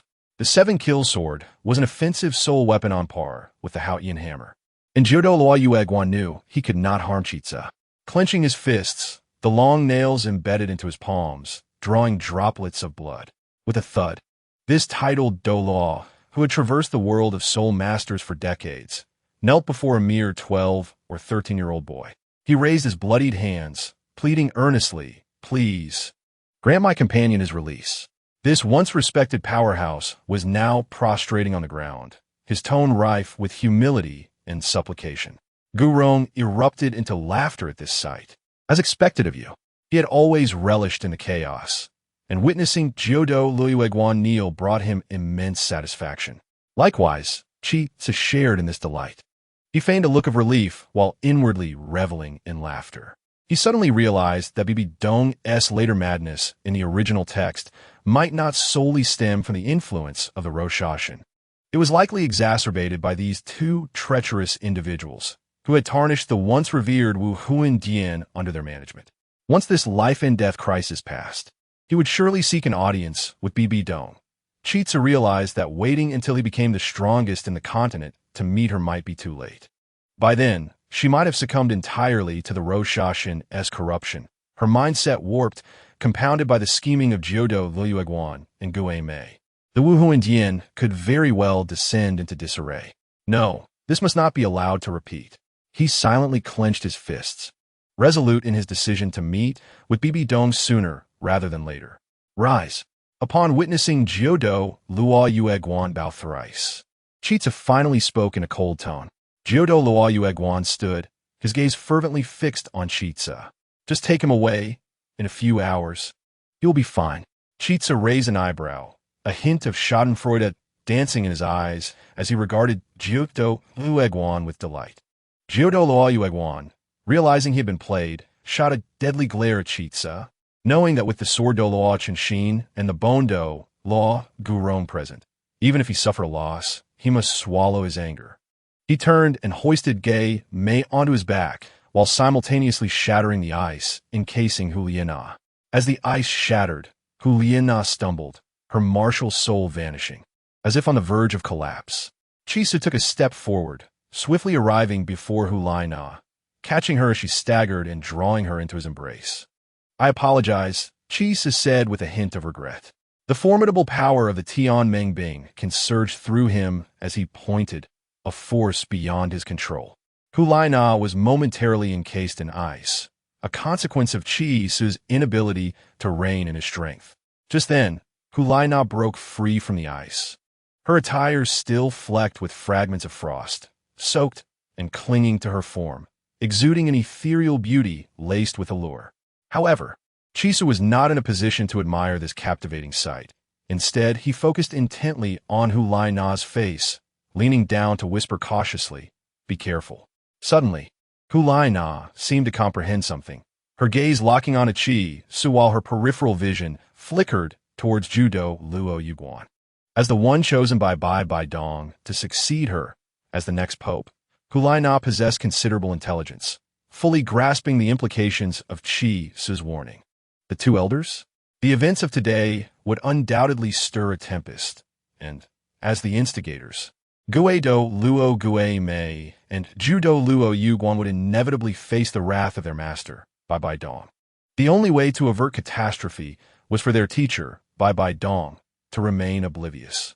Being someone who could converse directly with Bai Dong meant that Huliana would also face pressure and threats from Douluo Yuguan and Douluo Mei. At that moment, though Chisu held Hulong-Island Expressway not close, she felt no warmth. Instead, an unsettling chill coursed through her, not solely from the prolonged freezing, but from the uncertainty of what Douluo Yuguan and Douluo Mei might do. "Saint Lady, let us depart." Douluo Yuguan approached, carrying the still frantic Douluo Mei, his gaze vague and inscrutable. Huliana raised her youthful, enchanting face, tinged with fear, to look at Douluo Yuguan. His expression had returned to calm, yet it appeared terrifying to her. With determination, she broke free from Chisu's embrace and clung tightly to his arm. "My teacher has entrusted me with certain words. I intend to speak with him shortly. Please take the elder Gui back for some rest." Despite leaning on Chisu, Huliana felt exceedingly weak and unsteady. Nevertheless, she forced herself to speak, unwilling to gamble on whether Douluo Yuguan and Douluo Mei would dare to pressure her, knowing the risk of incurring Bai Dong's wrath. After all, losing that gamble could potentially cost her life. It was better to separate from Douluo Yuguan and devise a plan. Douluo Yuguan was taken aback by Huliana's sudden actions and words. He had initially intended to coerce her into silence regarding the events before Bai Dong, but he did not expect Huliana to refuse to accompany him. Momentarily at a loss, he regarded her coldly. Forcing Huliana to leave with him would mean revealing their conflict to the public, jeopardizing her safety and leaving him unable to frame Chisu should anything happen. Surely, if Bai Dong lost her favored disciple, both he and Douluo Mei would meet a dire fate. After an unusual silence, Douluo Yuguan managed to muster a strained smile and bowed respectfully. "Saint Lady, then we shall take our leave." He planned to retreat several miles away to conceal himself, waiting for Chisu and the others to depart before taking Huliana with him. Huliana seemed to read Douluo Yuguan's intentions and added, "Elder Ju, you may return to the Wuhan Palace in Soto City. I will follow shortly." Douluo Yuguan smirked inwardly. No wonder she caught the Pope's eye. She was quite cunning. He refrained from saying anything further, carrying the still delirious Douluo Mei away from the hotel. The golden petals of the chrysanthemum vanished, not in a beautiful manner, but rather in a disheveled escape, akin to a defeated dog slinking away. Once Huliana saw Douluo Yuguan's retreating figure, she finally exhaled in relief and turned to Chisu, her tone soft and laced with a hint of seduction. "Thank you." Chisu shook his head, grinning, entirely unbothered by the circumstances. In the remnants of the hotel, only Huliana, Chi Su, Gudo Luo Gu Rong, and Jiando Luo Chun Xian remained. The two stood, exchanging faint smiles as they observed Chi Su crouched, cradling Hu Lai Na. I was hoping to matchmake for Rong Rong, Gudo Luo Gu Rong chuckled. Jiando Luo Chun Xian, rarely in agreement with Gudo Luo Gu Rong, chimed in, indeed, he is quite compatible with Rong Rong. Both had watched Ning Rong Rong grow up, showering her with affection that often surpassed even that of Ning Fengji. Ning Rong Rong's spoiled nature stemmed largely from their indulgence. Ning Fengji frequently lamented her high-handed demeanor, but Jiando Luo Chan Xian and Gudo Luo Gu Rong disregarded such concerns, believing that Ning Rong Rong was destined to inherit the leadership of the seven-treasure glazed tile school, and her temperament mattered little. As for whether her future partner could withstand her disposition, that was not their concern. In their eyes, no man was worthy of their Rong Rong. However, their opinions began to shift. They unexpectedly found the young man before them quite impressive. Not only was he a once-in-a-millennium genius in strength, but his demeanor was equally remarkable. Unfazed and dignified in the face of the Wuhan Palace, he possessed qualities worthy of their Rong Rong. Grandpa Gu, Grandpa Jian, what brings you here? Just as they admired Chi Su, a melodious voice resonated from the second floor, laced with curiosity and delight. The group below looked up to see two stunning young women peering over the railing. The short-haired, fair-skinned girl looked joyfully at Jiando Luo Chan Xian and Gudo Luo Gu Rong, while the girl with scorpion braids, Xiao Wu, gaped at Chi Su, who was holding Hu Lai Na. Xiao Wu's cheeks puffed in indignation as she urgently poked Ning Rong Rong's arm, signaling her to observe Chi Su. Ning Rong Rong's gaze shifted to Chi Su, a blend of surprise and anger flooding her heart. The surprise came from the realization that Chi Su had not departed as she had anticipated, while the anger stemmed from the sight of him embracing the alluring Hu Lai Na. Ning Rong Rong's feelings of jealousy dissipated in an instant as she and Xiao Wu exchanged glances, nodding in unison before rushing downstairs. Chi Su, realizing the impending confrontation, attempted to set Hu Lai Na aside, but she clung tightly to his arm, trembling. It's cold, so very cold. Her complexion was pale, and her words were weak. A wave of guilt washed over Chi Su, and he ultimately chose to hold Hu Long Island Expressway Na close without hesitation. From the very beginning, Hu Laina had been dissuading Gue, Dog Mei, and Ju Thilo Yuguan from their intentions, showing kindness toward herself.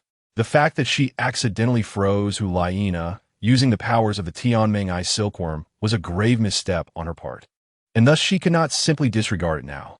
Moreover, Ju Thilo Yuguan was likely waiting for Hu Laina somewhere outside. If she neglected her, it could put Hu Laina's life in jeopardy.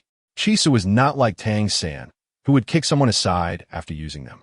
Since Hu Laina had stood up for him and had been inadvertently harmed by him, he naturally felt the need to take full responsibility.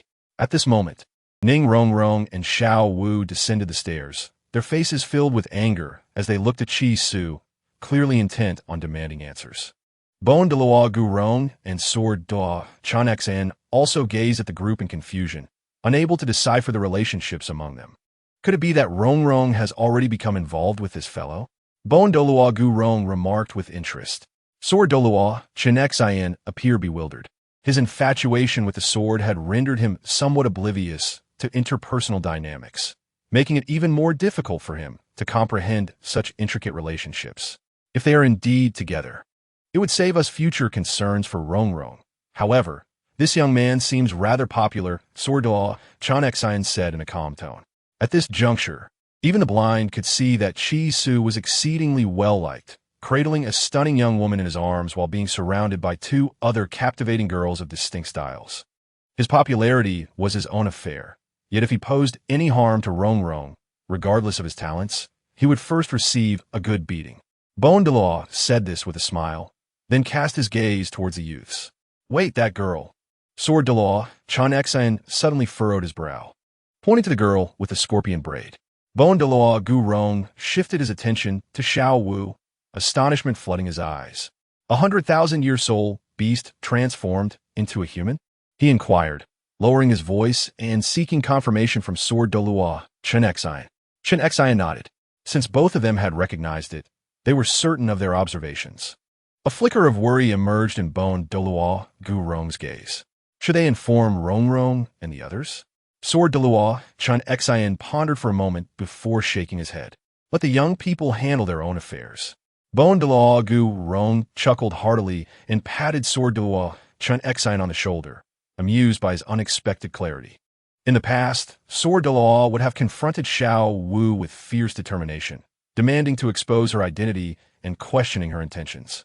However, at this age, many matters had become clearer to him. For Sword Douluo, there were only 3 pressing concerns: that his precious Rongrong found a suitable partner, that the Qibao Liuli sect remained safe, and that he advanced further in his soul power. As for other matters, he believed it best to let them unfold naturally. At this moment, Qi Su, holding Hulaina, faced the 2 furious women, momentarily at a loss for words. Speak. What is going on? Ning Rongrong, in stark contrast to Qi Su's usual submissiveness, revealed her true nature as a young lady of prominence, embodying her mischievous spirit. Why did you leave a letter? Xiao Wu glared at Qi Su, her demeanor contrasting sharply with the gentle wife she had diligently cultivated. Who is she? Before Qi Su could begin to defend himself, both women pointed at Hulaina in unison, demanding answers. To them, this woman, currently resting weakly in Qi Su's embrace, exuded an undeniable charm, clearly presenting herself as a formidable rival. Understanding oneself and one's opponent is the key to victory. Thus, they were determined to clarify the situation. A woman of such caliber cannot linger.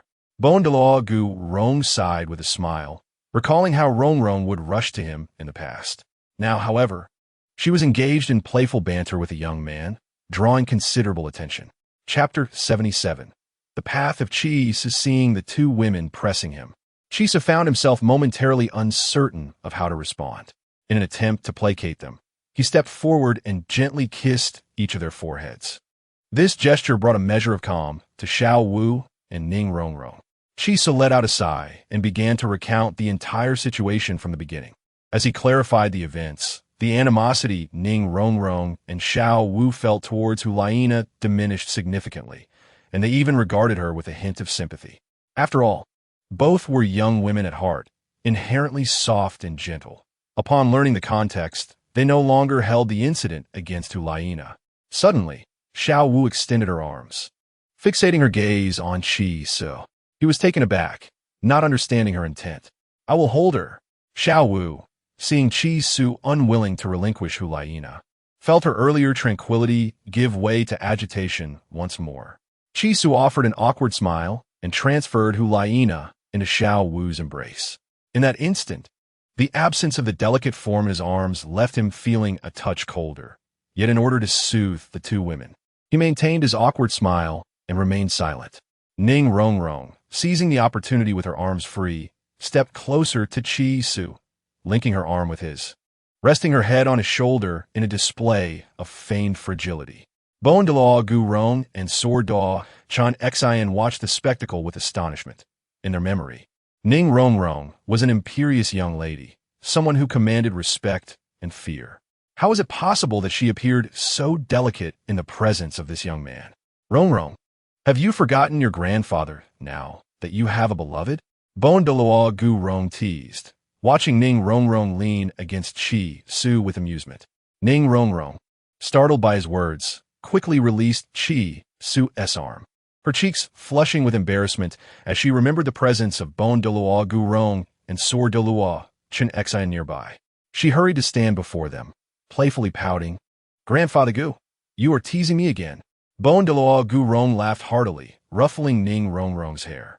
Just look at you. I wonder what your father would think upon seeing you like this. Ning Rongrong giggled, but fell silent, as if recalling something. How did you find us here? She asked softly. Sword Douluo Xian, adopting a serious demeanor, replied, We came to check on this young man. He seems quite promising. He nodded to himself, then shook his head. However, it appears this young man is quite popular with the ladies. Rongrong, don't let yourself be at a disadvantage. He was concerned that with Rongrong's temperament, there could be numerous conflicts during their interactions. After all, this Qi Su seemed rather proud, and with Rongrong's own noble disposition. Clashes were likely, yet seeing her so tender and affectionate now eased his worries, though he was somewhat apprehensive about her being surrounded by so many young women. Rest assured, Grandfather Sword, who is Rongrong? Ning Rongrong confidently patted her not-so-full chest. Bon Douluo Gu Rong and Sword Doa Chan accent, witnessing her self-assured demeanor, turned their attention to Chi Su. What are your plans moving forward? We cannot linger here for too long. We must return to the Qibao Liuli sect soon. The Qibao Liuli sect predominantly comprised support-type soul masters, and without the presence of two titled Doa, it was somewhat precarious. Their visit had been to assess Chi Su's character and strength, and now that their purpose had been fulfilled, they wished to return. However, they were uncertain of Zhu Yuguan and Mei's intentions, which made them hesitant to leave and potentially place Chi Su and the others in danger. Once Hulaina awakens, it will suffice to escort her to the Wuhuan Palace. As the saintess of the Wuhuan Palace, she will naturally thrive in that environment, and there is no need for our concerns. Chi Su's earlier anxieties stem from the possibility of Hulaina being coerced by the ghost of Mei and the chrysanthemum Douluo Yuguan, which could endanger her life. However, upon arriving at the Wuhuan Palace, surrounded by numerous allies due to her status, she would be completely safe. As for himself, he planned to proceed to the ice and fire Yin-Yang Eye in the Sunset Forest without fear of retaliation from the aforementioned Douluos. The reason for his previous success against them was their underestimation of him, allowing Chi Su to exploit an opportunity for a mental attack using the nightmare skill from his head soul bone. Had Ghost Doave may not been struck by the nightmare and subsequently trapped in an illusion, Chi Su would have had to reveal all his trump cards to survive against the dual assault of the two titled Douluos. However, should they encounter each other again, it was evident that such favorable circumstances would not arise. The disparity between titled Douluos and those below them was immense. Without his numerous advantages, Chi Su would be akin to an ant before Ghost Douluo and Chrysanthemum Douluo, easily crushed underfoot. Time was of the essence regarding the ice and fire Yin-Yang Eye. Chi Su sighed inwardly, acknowledging that his current soul power and physical condition were insufficient to support his existing 3 great martial spirits and numerous soul skills. Merely relying on diligent training, his soul power, already at level 51 at the age of 12, had reached a high threshold, making further progress without external assistance exceedingly difficult. However, with the celestial herbs found at the ice and fire Yin-Yang Eye, that threshold would dissipate, allowing for significant enhancements to his soul power. Currently, he identified 3 pivotal points for strengthening: the celestial herbs from the ice and fire Yin-Yang Eye, the ice attribute martial spirit obtained from the extreme north, and the true body of his martial spirit achieved by surpassing the soul sage threshold. Chi Su meticulously organized his thoughts, plotting a swift route to power. He sensed an impending presence, and with his current soul king-level strength, he was ill-equipped to withstand it, potentially facing severe consequences. As for the matter of hidden weapons, he would leave that to Tang San. Chi Su held no aversion to hidden weapons. After all, the effectiveness of any weapon depends not on its inherent quality, but on the wielder's skill. However, for Chi Su, mechanical hidden weapons were of limited utility, as their efficacy relied heavily on material quality and forging expertise. Even the formidable Buddha's Fury Tang Lian could not compare to the top-ranked skill-based hidden weapon, Guanin's Tears. Nevertheless, mechanical hidden weapons possessed a distinct advantage. They required minimal skill from the user. Even an ordinary person wielding Buddha's Fury Tang Lian could slay multiple soul Douluos or even titled Douluos, which underscored their true terror. In the eyes of soul masters, ordinary people were no different from mere ants, and thus they were not taken seriously. However, an ant armed with Tang sect hidden weapons could indeed slay an elephant. This exemplified the terrifying potential of Tang sect hidden weapons. Although Chi Su harbored grievances toward Tang San from the original narrative, having arrived in this world, he would masquerade as an elder of the Tang sect to deceive Tang San into accepting him as a disciple, thereby embracing the responsibility of rebuilding the Tang sect according to his vision, rather than the original Tang sect established as an offshoot of the Haotian sect. Celestial herbs. Hidden weapons and ice martial spirits constituted Chi's designated path for rapid empowerment. With his current capabilities, he was already able to deploy the third-ranked skill-based hidden weapon, Yin Wang Tai. However, he could not yet wield the second-ranked Blood Bodhi or the first-ranked Guanin's Tears. Even attempting to force their use would likely leave him gravely wounded before he could inflict any harm. Master, Master, a clear and melodious voice interrupted Chi's thoughts. He regained focus to find Ning Rongrong gazing at him with mild displeasure, evidently irked by his momentary distraction. Xiao Wu, unable to approach Chi-Su due to her embrace of Hulaina, cast him a somewhat resentful glance.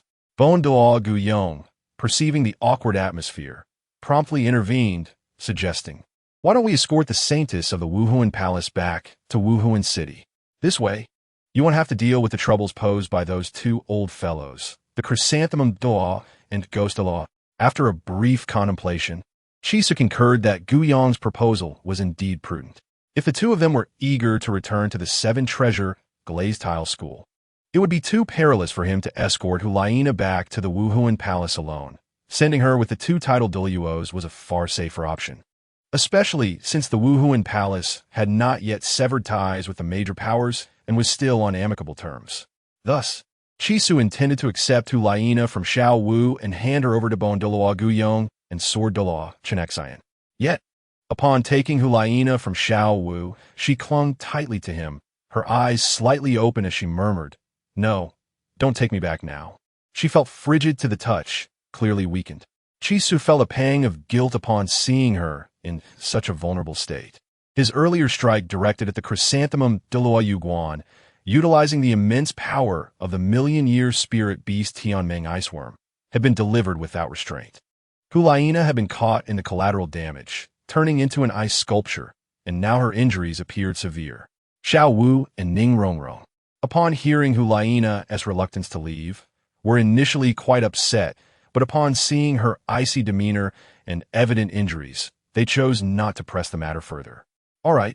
Chisu gently nodded in agreement with Hulaina's plea. She then closed her eyes, fainting into his embrace. "I want to go to the Sunset Forest now." Chisu swiftly changed his mind and announced to the group. Initially, he had intended to ensure Hulaina's safety before bidding farewell to Xiao Wu and Ning Rongrong and setting off alone for the ice and fire Yin Yang to confront Dugobo and procure celestial herbs. However, with Hulaina gravely injured by the extreme cold, Chisu decided to head directly to the Sunset Forest to utilize the celestial herbs there for her healing. "Why are you going to the Sunset Forest?" Before Xiao Wu and Ning Rongrong could speak, Sword Douluo Chenxian inquired with curiosity. The Sunset Forest, aside from a Stardow Forest, was another major gathering place for soul beasts. It was puzzling why Chi-Su would suddenly propose a journey there at a time when he did not require a soul ring. There exists a treasure spot in the Sunset Forest known as the Ice and Fire Yin Yang, abundant in celestial herbs. "I intend to make use of that location to heal her," Chi-Su candidly explained. Bon Douluo Guyong nodded in agreement. This would indeed allow them to avoid the troublesome pursuit of the Chrysanthemum Douluo and Ghost Douluo. Sword Douluo Chenxian also expressed his support, choosing not to linger further. After sharing some pleasantries with Ning Rongrong, the two bid farewell and departed. Chisu clasped his fists in salute, watching their figures fade from view. He held a favorable impression of these two titled Douluos from the Seven Treasure Glazed Tile School. However, he could not help but reflect on their fates. Both had perished while retrieving Tang San's body, with only Ning Fengji mourning their loss. "I hope that in this life, these two seniors can attain a favorable conclusion." Chisu sighed softly. At this moment, only Hulaina, Xiao Wu, Ning Rongrong, and Kais remained in the hotel after the departure of the two. The three exchanged glances, creating an atmosphere thick with awkwardness. Kais, caught in this discomfort, chuckled nervously as he attempted to hand Hulaina over to Xiao Wu. However, Xiao Wu huffed in annoyance, pouting her delicate face, insisting she would carry her herself. Turning his gaze towards Ning Rongrong, he found her shaking her head, her expression one of reluctance. "It was you who made me hold her, so it's not my concern." Kai shrugged, a hint of helplessness lacing his voice. Xiao Wu puffed out her cheeks. indignantly declaring that she had already stated she would carry her. In response, Kais playfully tapped her on the head, teasing that her incessant chatter made it exhausting, as if he wished to tire out her husband. Hearing such words in front of everyone made Xiaowu's face flush a deep crimson, akin to a ripe apple, evoking an irresistible desire to savor her. Left speechless, she could not retort against Kais and swiftly turned to flee upstairs. "Where are you going?" Kais called after her retreating figure. "Mind your own business, I am packing." Kais chuckled, finding humor in her contradiction, as she immediately revealed her intentions right after telling him to mind his own affairs. He felt quite pleased with her proud demeanor, which uplifted his spirits. Indeed, carrying was far more comfortable than merely supporting. The latter deprived one of the softness in one's embrace. Although Kais had no intention of taking advantage, he naturally preferred the more comfortable option. Noticing Xiaowu's departure upstairs, Ning Rongrong approached and planted a kiss on Kais' cheek, sweetly proclaiming her intent to pack as well. Addressing him as master, with Xiaowu absent and Hulyina unconscious, Ning Rongrong's shyness bloomed, and she called him master once more, her cheeks flushed. Kais felt a wave of satisfaction at this, patting her on the back and playfully gesturing for her to ascend. This gentle touch caused her cheeks to redden even further, and with a shy glance at Kais, she turned to follow Xiaowu upstairs. With such a wife, what more could a husband desire? Kais' spirits, previously dampened by the haunting presence of Gui Thaw and Ju Thaw, were now rejuvenated, and after a hearty laugh, he cast his gaze towards the distant horizon. There lay the ice-fire yin-yang eye, a convergence of spiritual energies. "I am coming," he murmured to himself. Chapter 79. Martial soul elements. As twilight descended upon the sunset forest, the quartet maneuvered gracefully through the towering trees. A single man accompanied by 3 strikingly beautiful women made for an enchanting sight. The sunset forest, located 100 miles east of Tiando City, was one of the primary habitats for wild soul beasts in the Tiando Empire. Although its expanse did not rival that of the Stardo Forest, it was home to numerous high-level soul beasts. In a flash, a white figure leaped from the towering trees, her youthful, delicate features and long, taut legs accentuated by a slender waist and a tail of hair cascading to the ground. Was it not Xiaowu herself? Upon witnessing Xiaowu abruptly halt her graceful movements, Kais and Ning Rongrong descended from the trees, inquiring about the matter. Xiaowu's complexion appeared somewhat pale, suggesting that she was not quite well. "Brother, you go on without me," she said, her voice tinged with shyness. Kais, at first perplexed, soon comprehended her concerns. Xiaowu was understandably anxious about revealing her identity as a 10,000-year soul beast upon hearing that Kais intended to confront a titled Douluo. With a gentle smile, he embraced Xiaowu, assuring her all right. He had not intended to bring Ning Rongrong and the others into confrontation with Douluo.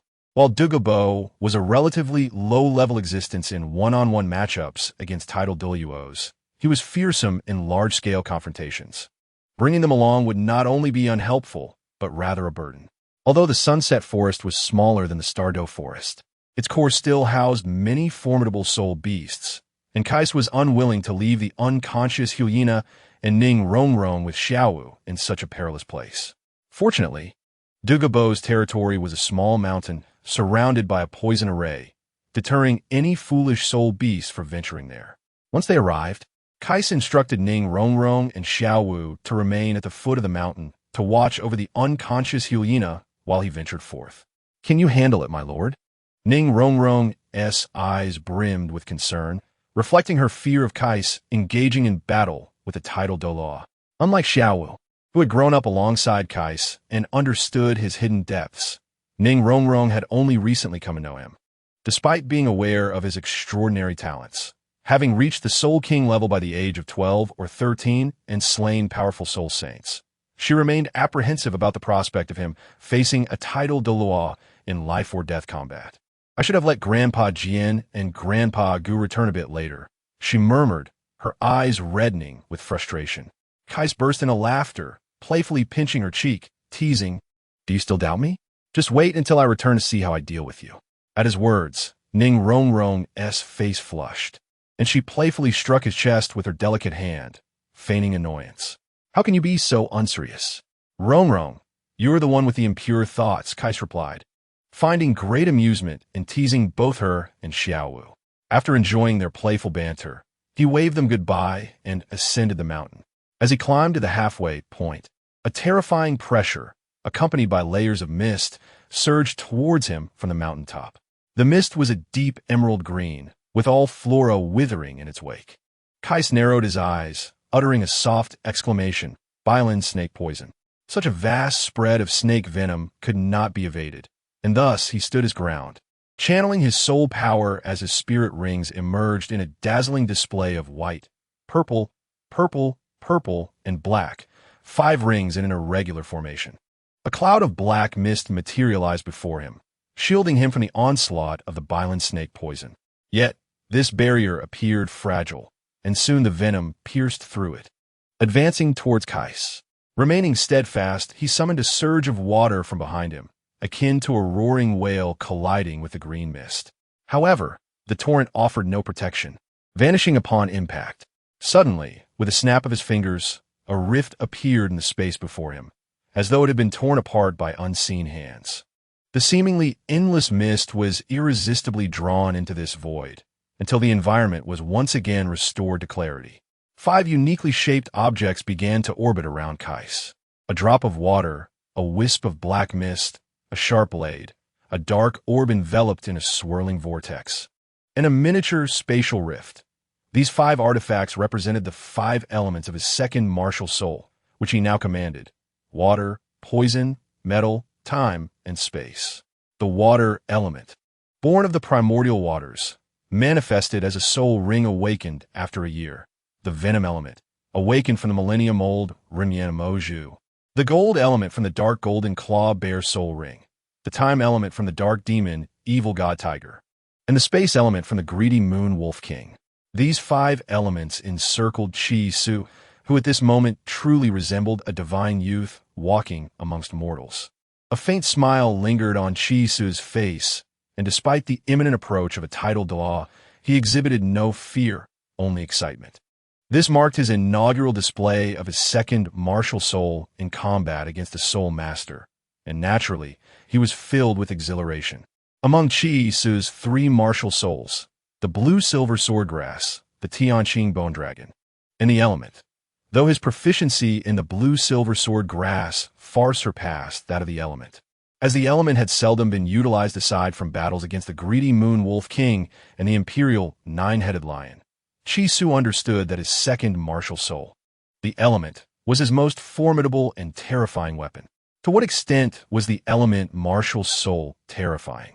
Chi Su felt that when he wielded the element martial soul, he could scarcely define what type of soul master he truly was. Offensive? Agile? Controlling? Supportive? None, and yet all at once. This was the daunting nature of the element martial soul.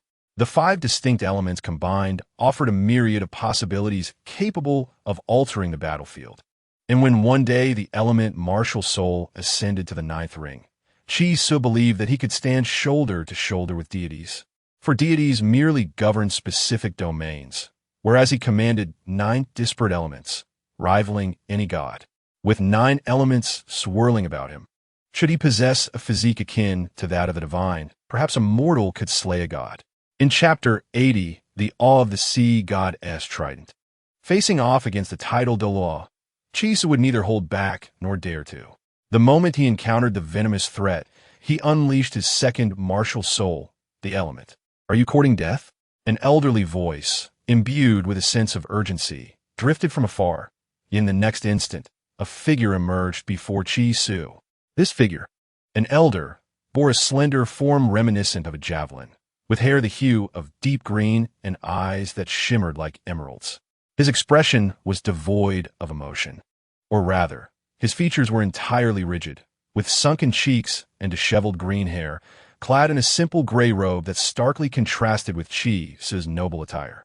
At that moment, the elder slightly raised his gaze, revealing a glimmer of murderous intent and puzzlement. His eyes, lacking any sign of vitality, radiated a chill that seemed to lower the temperature of the surroundings. The coldness within them was not merely frigid but bore an eerie, cruel quality. Do you know where this is? He did not meet Chi's gaze directly, but regarded him with an air of disdain, akin to an individual who, upon discovering an ant at their doorstep, merely crushed it without a second thought. Indeed, Chisu replied with a smile, extending his hand. This is the domain of the poisoned Douluo. No sooner had Chisu spoken than a terrifying pressure enveloped him, the unmistakable aura of a tidal daw. The golden trident insignia materialized at his forehead, and with a burst of radiant golden light, the sea god's trident quietly manifested in his hand, emanating tendrils of golden brilliance. With the emergence of the divine artifact, the oppressive force from Douluo became palpable. Douluo's heart raced. He had initially perceived Chisu as merely an audacious ant, yet now it appeared this unexpectedly arrived youth might well be a ravenous wolf. Though Chisu bore 5 luminous soul rings, signifying his status as a genuine soul king, Douluo, accustomed to dispatching such soul masters with ease, now felt a sense of crisis in the face of this peculiar youth.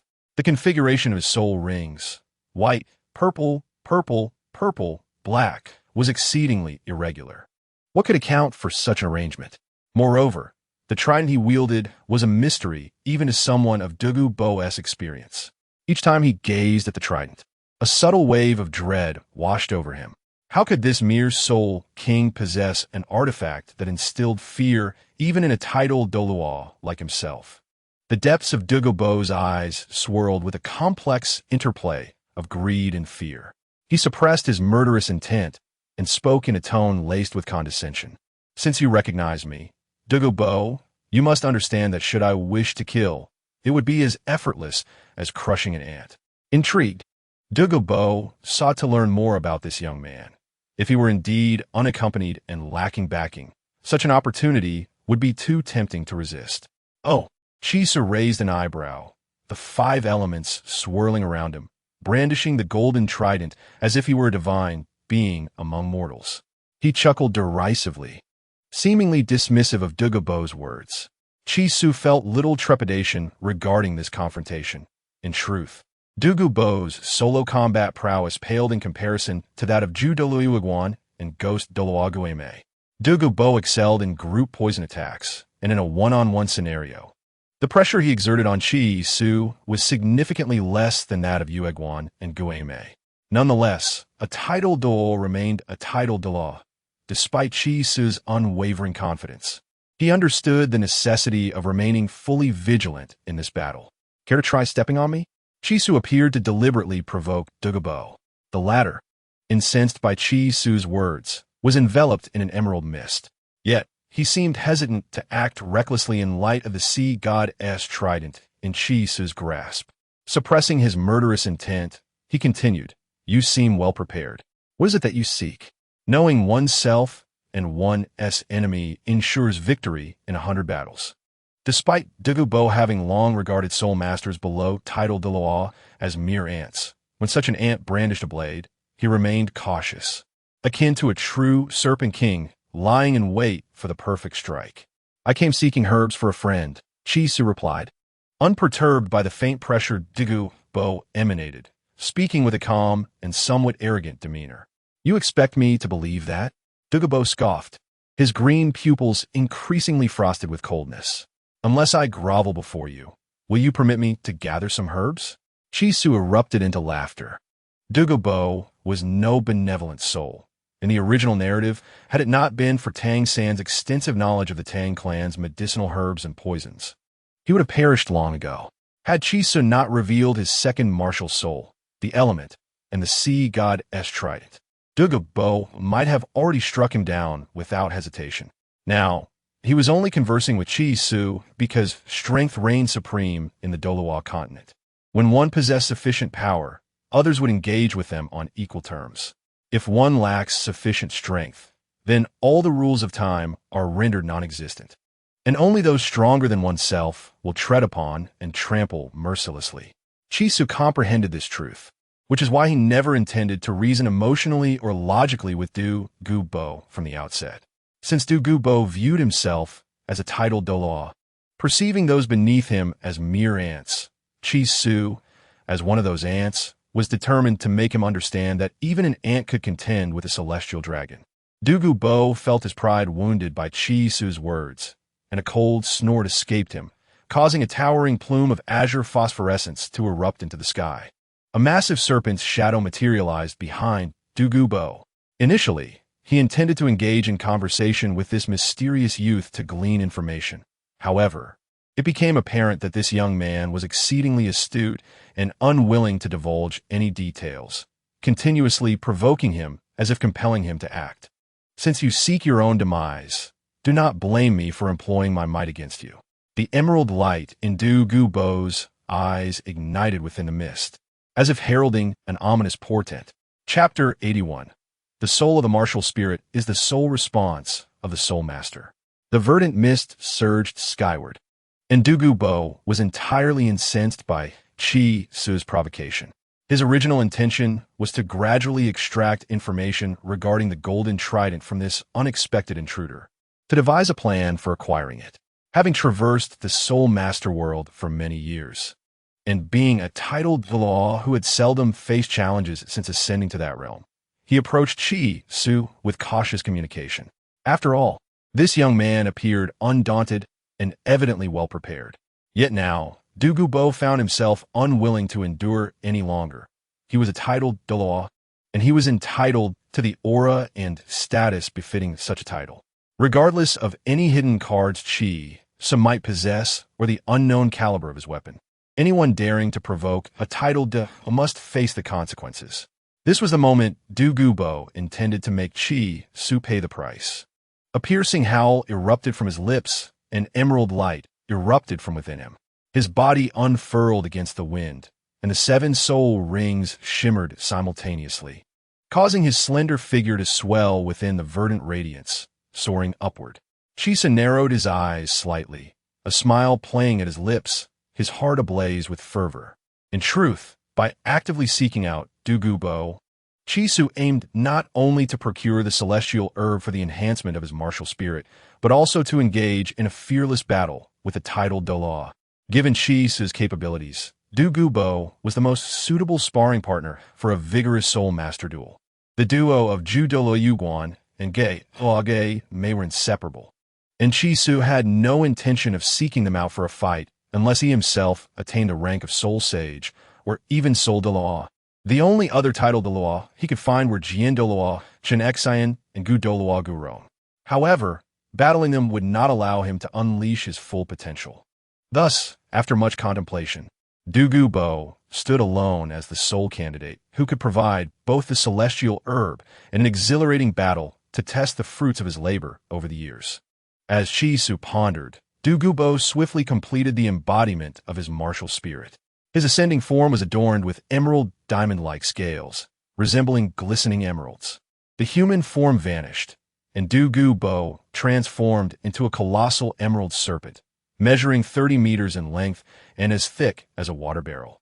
In comparison, Chi Su appeared remarkably diminutive, akin to a firefly beside the bright moon. A stark contrast indeed.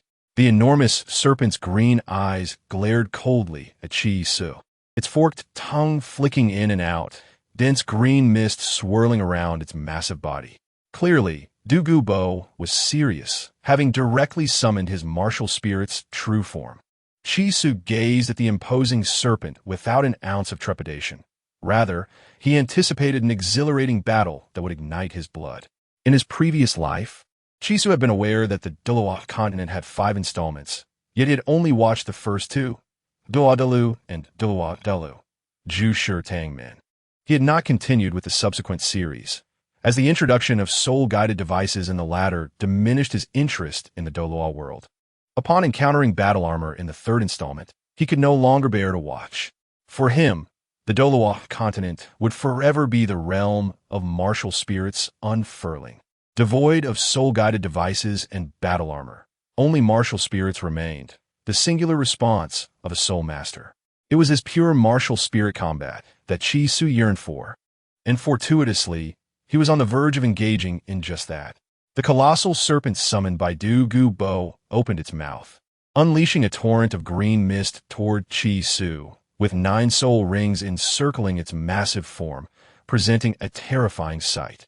Yellow, yellow, purple, purple, black, black, black, black, black. The 9 rings formed an optimal soul ring configuration, appearing far superior to Chi Su's white, purple, purple, purple, and black arrangement.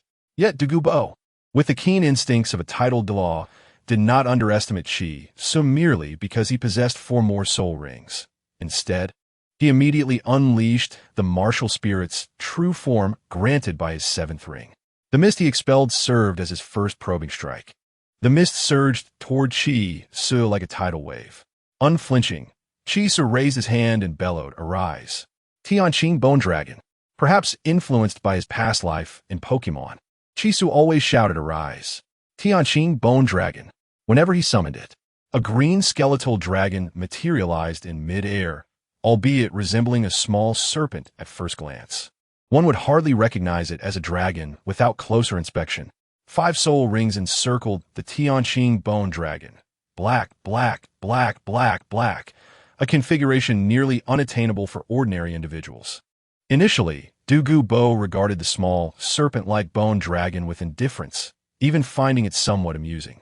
However, when the 5 soul rings illuminated, he not only felt astonished, but also experienced a profound sense of dread welling within him. His astonishment stemmed from believing Chi Su's martial spirit to be the peculiar entities orbiting around him. Yet he was unprepared for the sudden appearance of the small serpent in mid-air, which also possessed soul rings. Moreover, it bore 5 black 10,000-year soul rings. What did this signify? With Douluo's extensive experience, he recognized it immediately. This was a twin martial spirit. Few in the annals of Douluo Continent history possessed such an extraordinary gift. Rumors suggested that the Pope of the Spirit Hall might possess a twin martial spirit. Yet without first-hand evidence, Douluo remained skeptical. However, upon witnessing Chi Su's twin martial spirit, he was truly shaken. The 5 black soul rings signified that upon reaching the rank of titled Douluo, they would evolve into 9 black soul rings, granting an innate advantage over peers of equivalent rank. No wonder he dared to provoke me. However, if he believes this is sufficient, then he shall pay with his life. Before the verdant mist had the chance to dissipate, the enormous serpent lunged at Chi Su, its massive form akin to a mythological beast, intent on wreaking havoc upon the world. In an instant, the entire mountain trembled violently, rocks flying and dazzling light sparkling, while the overwhelming aura sent the surrounding spirit beasts fleeing in all directions, daring not to approach any longer. Chapter 82. Clash. Perhaps it was the inexplicable pressure emanating from the little snake after the soul ring rose that unsettled Douluo, prompting him to rush forward in an attempt to crush the small serpent. Douluo's martial soul was the Bai Lin Snake Emperor. Although it was the sovereign among serpent martial souls, it remained inferior to dragon types. After all, dragons could be regarded as the revered species among myriad spirit beasts, and any spirit beast remotely associated with dragons would be exceptionally powerful. Not to mention the true dragon, the Tianqing Bone Dragon, the colossal serpent, entwined with a torrent of emerald green poison, charged forward, while the little snake gracefully coiled before Chi Su, its 4th soul ring glowing. In an instant, the small serpent expanded exponentially, growing to several dozen meters in size, rivaling the enormous green serpent. The massive skeletal structure of the dragon slowly emerged in midair, not white, but rather a striking azure, exuding an unusual vitality that seemed to embody a bizarre balance between death and life. This was the effect of the Tianqing Bone Dragon's 4th soul skill, Dragon Sovereign, which allowed the Tianqing Bone Dragon to grow in size and reveal its true form, achieving a state akin to a martial soul's true body. While it may not match the form of a martial soul's true body, it granted Chi Su some of the powers associated with it, which was already quite satisfactory. The 4th soul skill, Dragon Sovereign, was derived from the 10,000-year mountain dragon Great Hound, which, upon revealing its true form, resembled a mountain-sized hound. According to Chi Su's Spirit Beast Encyclopedia, the mountain dragon Great Hound seemed to possess the bloodline of the mountain dragon king, making it extraordinarily powerful, even at just 10,000 years. Chisu believed it would be on par with any spirit beast of 60 or 70,000 years. The soul ring obtained from the mountain dragon Great Hound also granted the ability to grow in size, akin to a weakened version of a martial soul's true body. At this moment, the enormous Tianqing bone dragon swung its claws and roared at the charging emerald green serpent.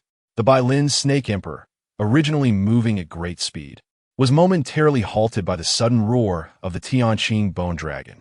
The intense dragon might instilled a sense of fear even in Douluo, a title Douluo.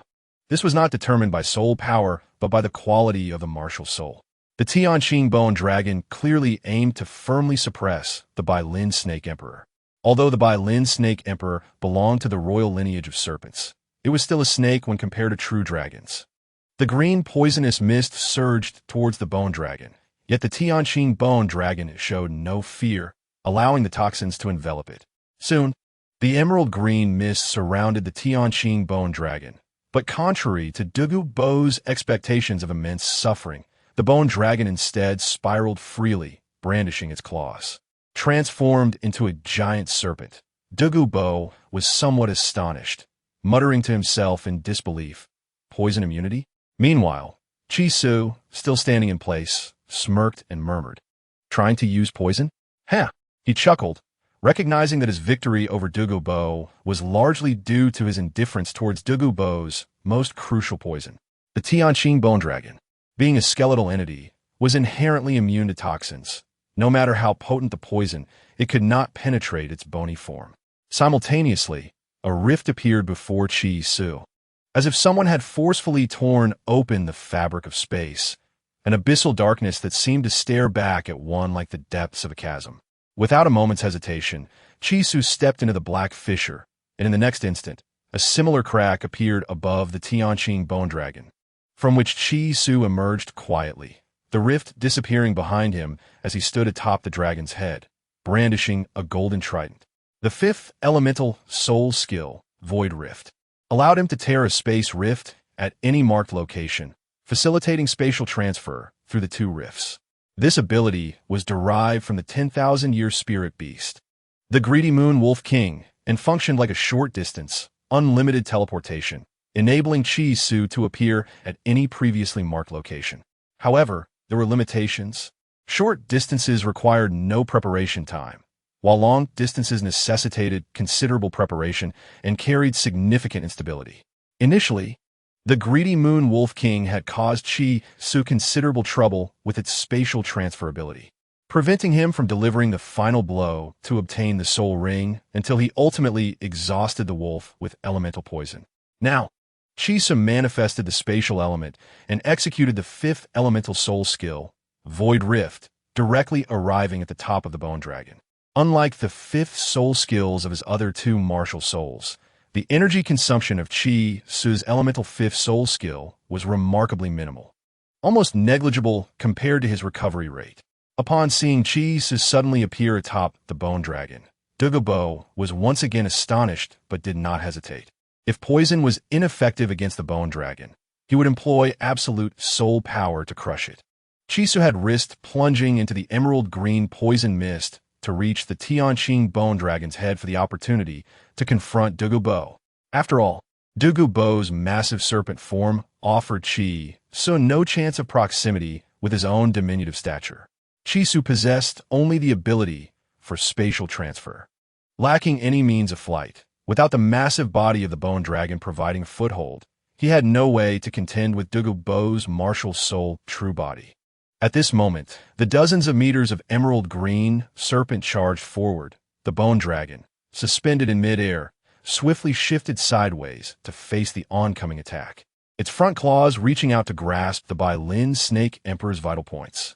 A fierce melee unfolded between the dragon and the serpent, two colossal beings clashing like legendary beasts from myth. After several exchanges, the bone dragon's momentum began to wane, while the green serpent continued to exude its formidable presence. However, Douluo distinctly felt that although the bone dragon lacked his strength, it was far more agile, rendering him increasingly passive in the absence of effective toxins. Moreover, Despite its own size, the bone dragon exhibited remarkable nimbleness, continuously engaging in combat with its sharp claws. Chisa's eyes narrowed, purple light emanating as his mental energy enveloped the entire battlefield. The bone dragon, after all, was supported by 5 rings of soul power.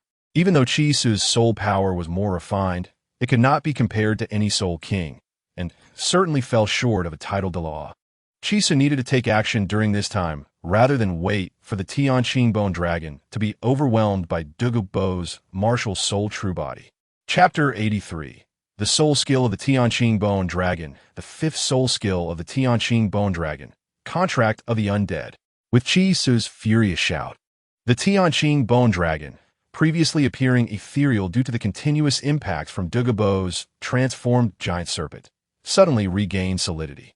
A torrent of black, reminiscent of an abyss, surged from the dragon's eyes, rising as if fueled by rage from the depths of hell, transforming the battlefield, once shrouded in green mist, into a realm enveloped in darkness.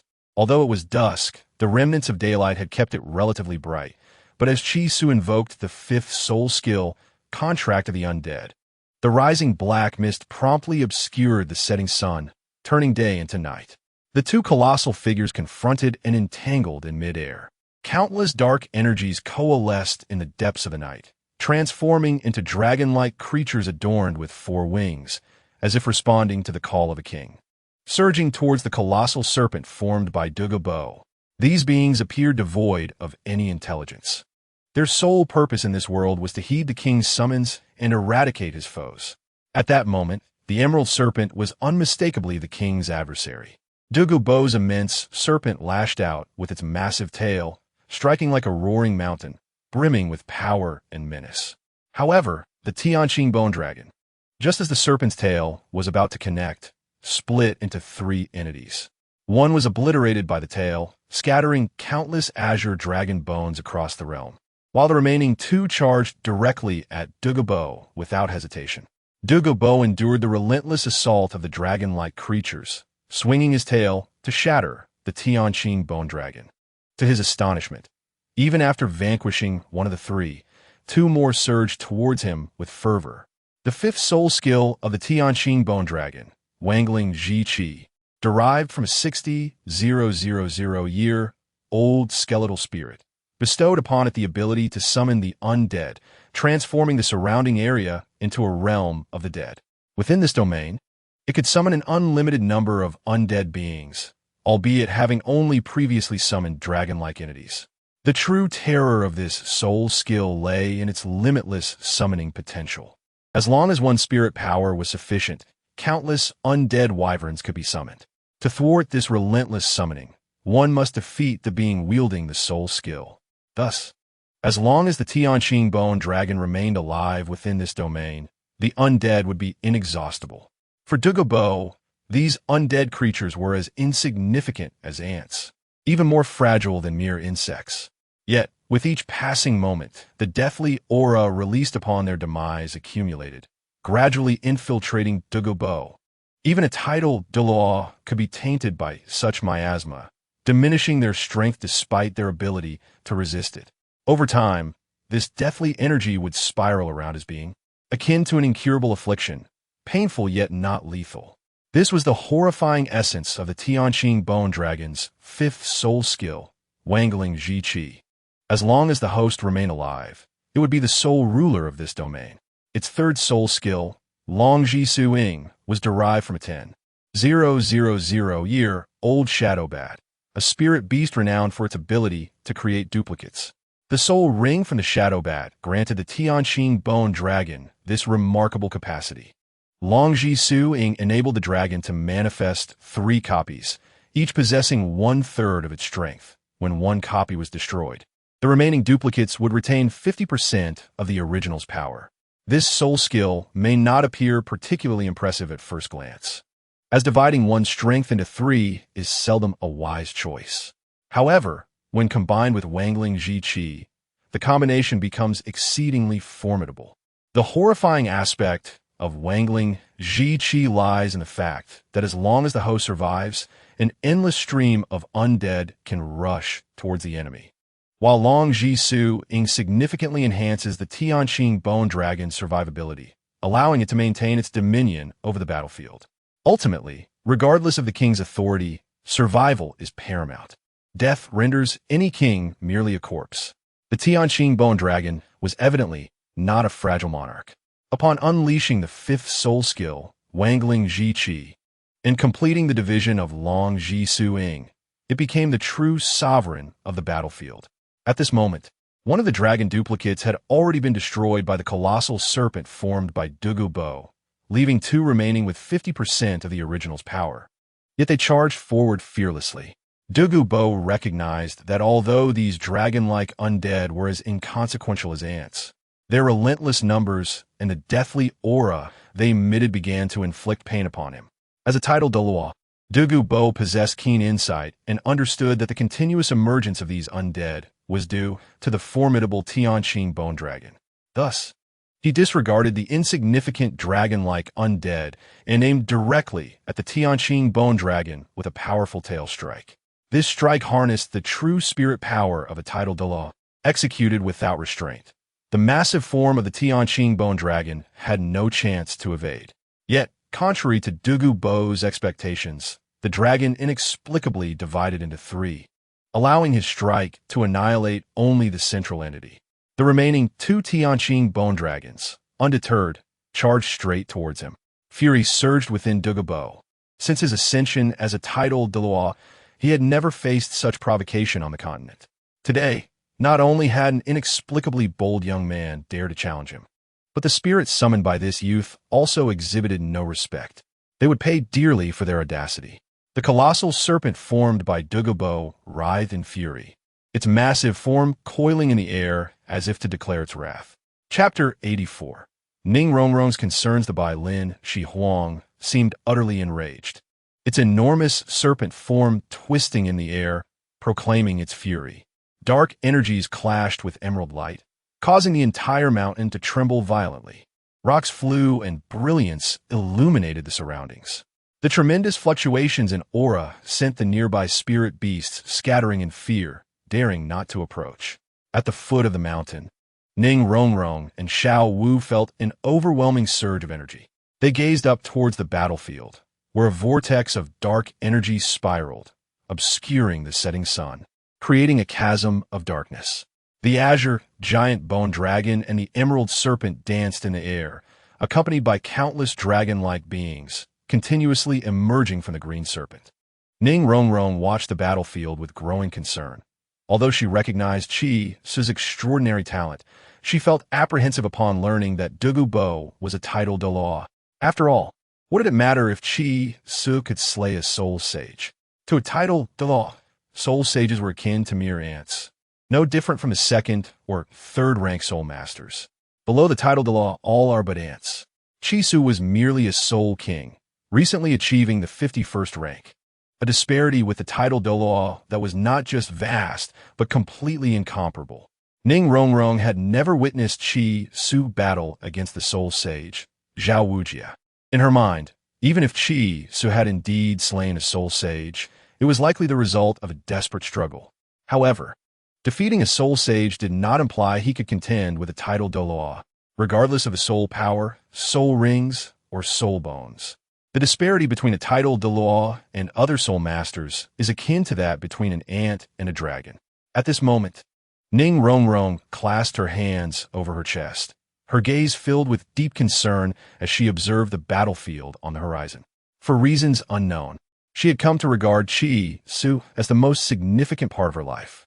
Initially, she believed she was merely in search of a sense of security, a means to fulfill her long-held dreams. However, after truly being with Qi Su, after hearing him address her as Madam and Master, she realized she had grown accustomed to his presence. With that young man's maturity beside her, she felt an extraordinary sense of safety, freeing her from excessive worries. In the eyes of outsiders, Ning Rongrong recognized that she was perceived as a spoiled young lady, capricious and prone to tantrums. Yet, she never cared about others' opinions. The only individuals she truly valued were her great-grandfather, Grandpa Jian, her father, and the Qibao, Liuli sect. although the Qibao Liuli sect appeared to be the second most powerful sect in the world, and even seemed to assume the role of the foremost sect after the Haoyan sect retreated under pressure from the Wuhuan palace. Ning Rongrong was aware that this so-called wealth was merely superficial. Ultimately, the Qibao Liuli sect was founded on auxiliary soul masters. Even if the Qibao Liuli Tower, their martial soul, was indeed the best auxiliary martial soul in the world, what did it matter? At the end of the day, it remained an auxiliary martial soul. Any aggressive soul master, even one of a lower rank than those from the Qibao Liuli sect, could easily defeat their soul masters. How then? Could the Qibao Liuli sect survive? By relying on their unparalleled auxiliary powers to seek out partners? But what good would that do?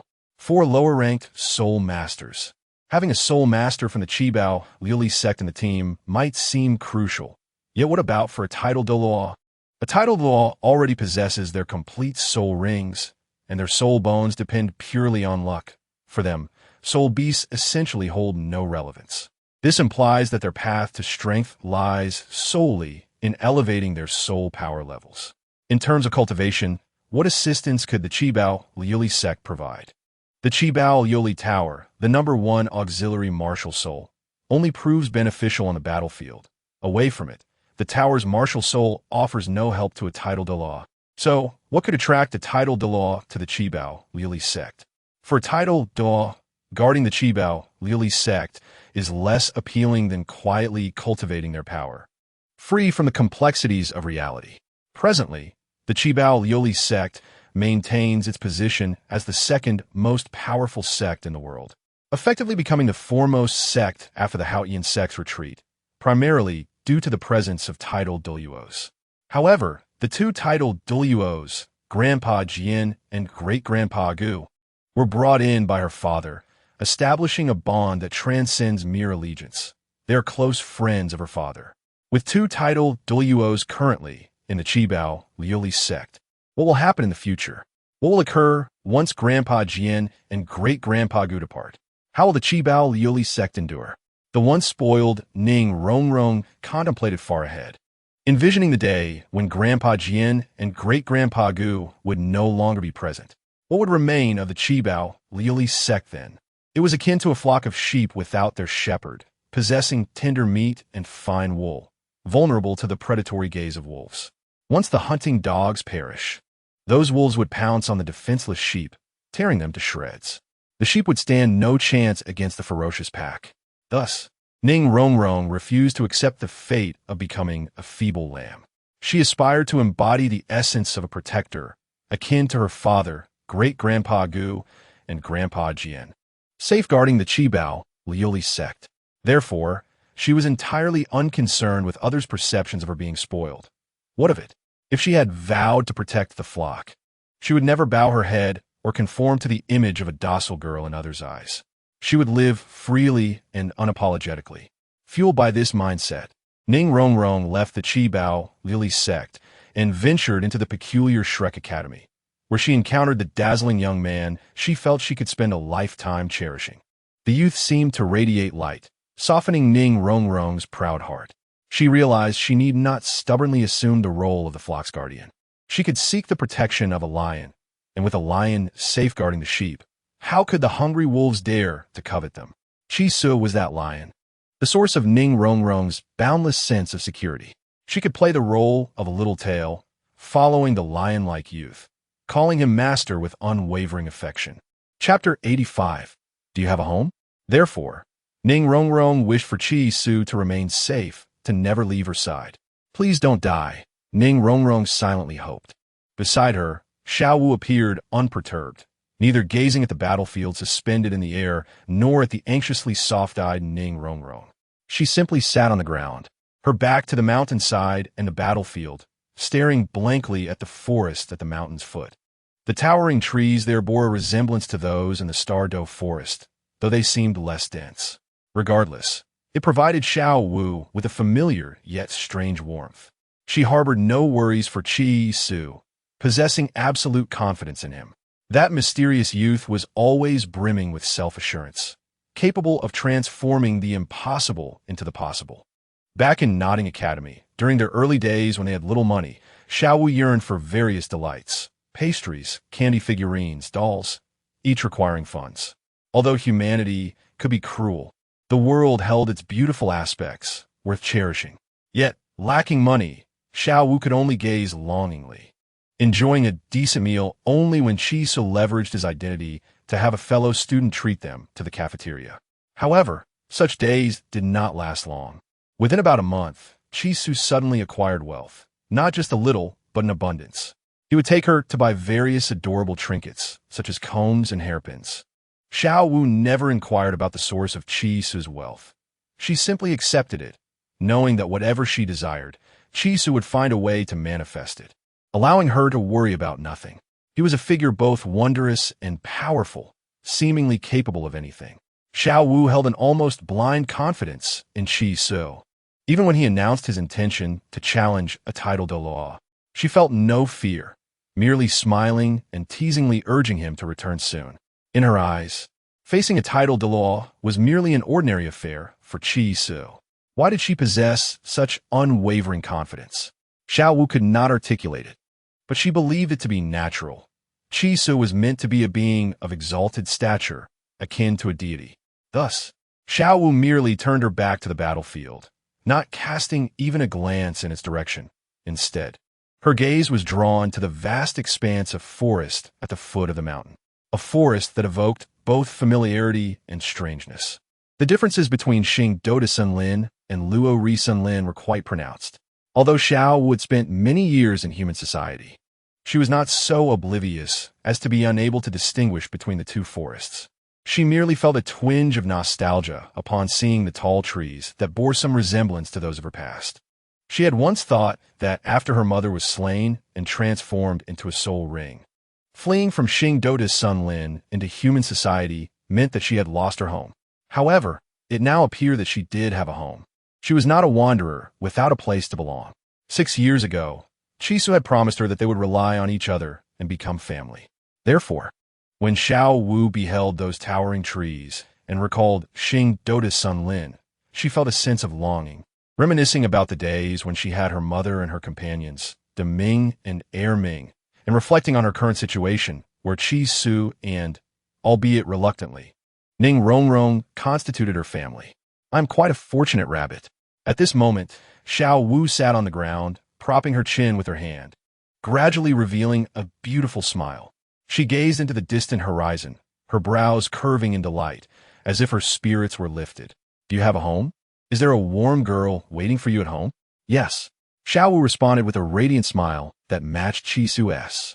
Where's this? A soft, somewhat enchanting voice interrupted her thoughts.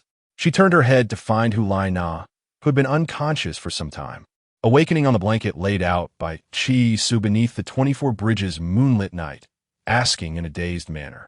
Before Xiao Wu could respond, Ning Rongrong also turned around, holding the 7 Treasures glazed tile tower suspended in her hand. The 7 Treasures glazed tile tower, representing strength and speed. Ning Rongrong's 2 yellow soul rings glowed simultaneously, and 2 distinct rays of light surged into Hu Lai Na's body, momentarily alleviating her icy chill and weakness. Although the 7 Treasures glazed tile tower lacked healing properties, Ning Rongrong's support during this time still brought Hu Lai Na considerable relief and effective enhancement. The flickering flames of the campfire left by Chisu illuminated every face in the darkness, each reflecting a myriad of emotions. The girl with the scorpion braid wore an expression of nostalgia and contemplation, while the short-haired girl from the 7 Treasures glazed tile sect bore a look of deep concern, as Hu Lai Na discerned from their faces. But what about me? Hu Lai Na pondered, feeling that her own expression must be one of confusion and curiosity. Observing that Ning Rongrong's enhancement through the 7 Treasures glazed tile tower had improved Hu Lai Na's condition, Xiao Wu began recounting the events from start to finish. However, when Hu Lai Na heard that Chisu had faced a title Douluo alone to procure medicine for her, she could no longer bear to listen. Are you out of your mind? He went to confront a title Douluo for someone he barely knows? At that moment, Hu Lai Na reclined halfway, still hindered by the lingering cold within her body. Yet with Ning Rongrong's support, her mind began to clear. Yet, She now deemed Chi Su's actions rather irrational. Is it worth it? Is it worth risking everything for a stranger? Having spent years alongside Bai Dong, she had witnessed countless treacherous events and could hardly believe anyone would act in such a manner. Why? Hu Laina spoke with a quiver in her voice, unsure whether it was due to her grievous injuries or something deeper. Ning Rongrong seemed to understand the essence of Hu Laina's inquiry and softly replied, "He accidentally injured you, then sought to save you. It's that simple." Hu Laina listened to these words in disbelief, a multitude of thoughts flooding her mind, recalling many people and events. Yet, nothing had ever made her want to cry so suddenly. She had always believed that only her teacher was worth crying for, and no one else mattered, not even her brother, Xieyu. Chapter 86, The Maiden by the Campfire. Yet, for reasons unknown at this moment, at the foot of this mysterious mountain, she felt an overwhelming urge to weep. Although Hu Laina could discern from Chi's confrontation with Gue Douluo Mei and Ju Douluo Yuan that he indeed possessed the strength to contend with the title Douluo, she questioned the necessity of such actions. Why risk everything for a stranger? He accidentally harmed me? Saving me? Is it really that simple? Accustomed to the capricious nature of her surroundings, Hu Laina felt a profound sadness, as if she had gained something, yet lost something in the process. The echoes of the mountain's collapse still resonated in her ears, and as she turned her gaze, she beheld a colossal dragon and serpent entwined in battle high above. A magnificent spectacle unlike anything she had ever witnessed. Although Hu Laina was entrenched within the spirit hall, surrounded by numerous titled law, she had never seen them in action. The two times she had witnessed such power were earlier in the hotel with the elder Gay Mei Yuguan, and the two titled Douluo from the Seven Treasures Glazed Tile sect. Moreover, during their encounters in Soto City, both sides had restrained themselves, deliberately minimizing the scope of their soul abilities, a stark contrast to the open combat taking place now, which was grand and awe-inspiring. Do not die. Do not let me perish. Hu Laina's heart seemed to weep, as countless tears fell into the depths of her being, leaving her in turmoil. Xiao Wu noticed Hu Laina's expression of guilt and concern and felt a significant shift in her perception of her. She herself did not quite understand why Chi Su was so determined to save Hu Laina. Was it merely because of her beauty? Yet, even if Xiao Wu could not fathom it entirely, she chose not to dwell on it. Chi Su would act as he pleased, and she would remain by his side, regardless of the circumstances. To be honest, when she first encountered the alluring girl resting in Chi Su's embrace, Xiao Wu could not deny her feelings of jealousy. After all, it had taken considerable effort for her to come to terms with sharing Chi Su with Ning Rongrong, and now another presence had emerged, making it all the more difficult for her to accept. Thus, upon seeing Chi Su holding Hu Laina, she had insisted that he let her carry Hu Laina instead. While she was reluctant to share Chi Su with another, should Chi Su truly harbor feelings for this enchanting girl, Xiao Wu would not stand in his way, considering her just another family member, provided that this new family member was trustworthy and deserving of such a bond. Therefore, despite her initial wariness of Hu Laina's disposition, upon witnessing the girl's tearful voice and her face filled with shame and regret, Xiao Wu began to feel that having another person might not be so bad after all. Being together created a sense of familial warmth. Do not worry. You can handle it. Xiao Wu gently patted Hu Laina's shoulder, speaking with the confidence of an elder sister. Hu Laina was momentarily taken aback by Xiao Wu's words, as she had expected these two strikingly different girls to regard her with hostility, yet they were surprisingly gentle. According to Juliana's perception, the girl with scorpion braids and the pale girl with short hair seemed to have a profound connection with Kais. At this moment, given the immense risk Kais was taking for himself, they should indeed harbor considerable animosity towards him. Juliana, filled with doubt, inquired why they displayed no hostility towards her. She articulated her thoughts directly, choosing not to employ the devious tactics she had learned at the Wuhuan Temple. It was not that she was incapable, but rather that Juliana was unwilling. They could be candid with the unconscious version of her, so why should she veil her own feelings with unnecessary subtleties? It was not that there was nothing to hide, but rather that it had diminished for now. Xiao Wu tilted her head and smiled at Juliana. Ning Rongrong pointed to the battlefield suspended in mid-air, indicating that her thoughts were entirely consumed by the ongoing conflict, leaving her no time to express any animosity. Although Xiaowu had already assured her that Kais would be safe, Ning Rongrong still felt anxious, fearing unforeseen mishaps. Thus, while supporting Juliana with the power of her 7-treasure glazed tile pagoda, she remained troubled, her gaze fixed on the aerial battlefield, paying little attention to the conversation between Xiaowu and Juliana.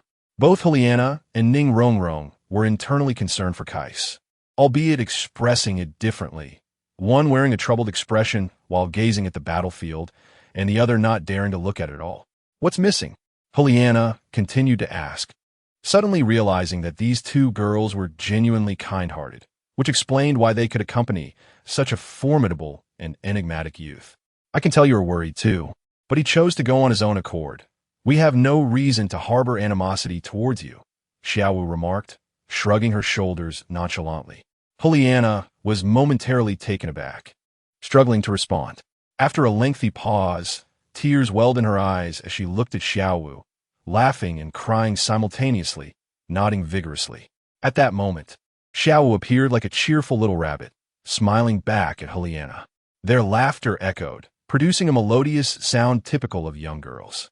Ning Rongrong, initially engulfed in worry, turned at the sound of their laughter, puzzled by the exchange between Xiaowu and Juliana.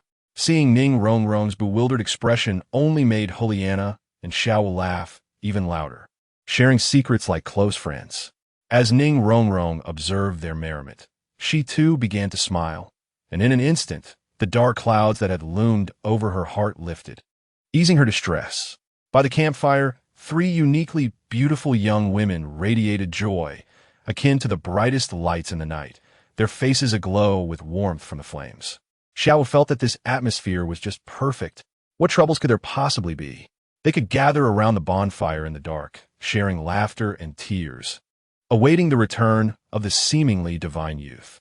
A person as extraordinary as him needed no cause for her concern. He would return safely, waving from afar and calling out, "Did you miss me?"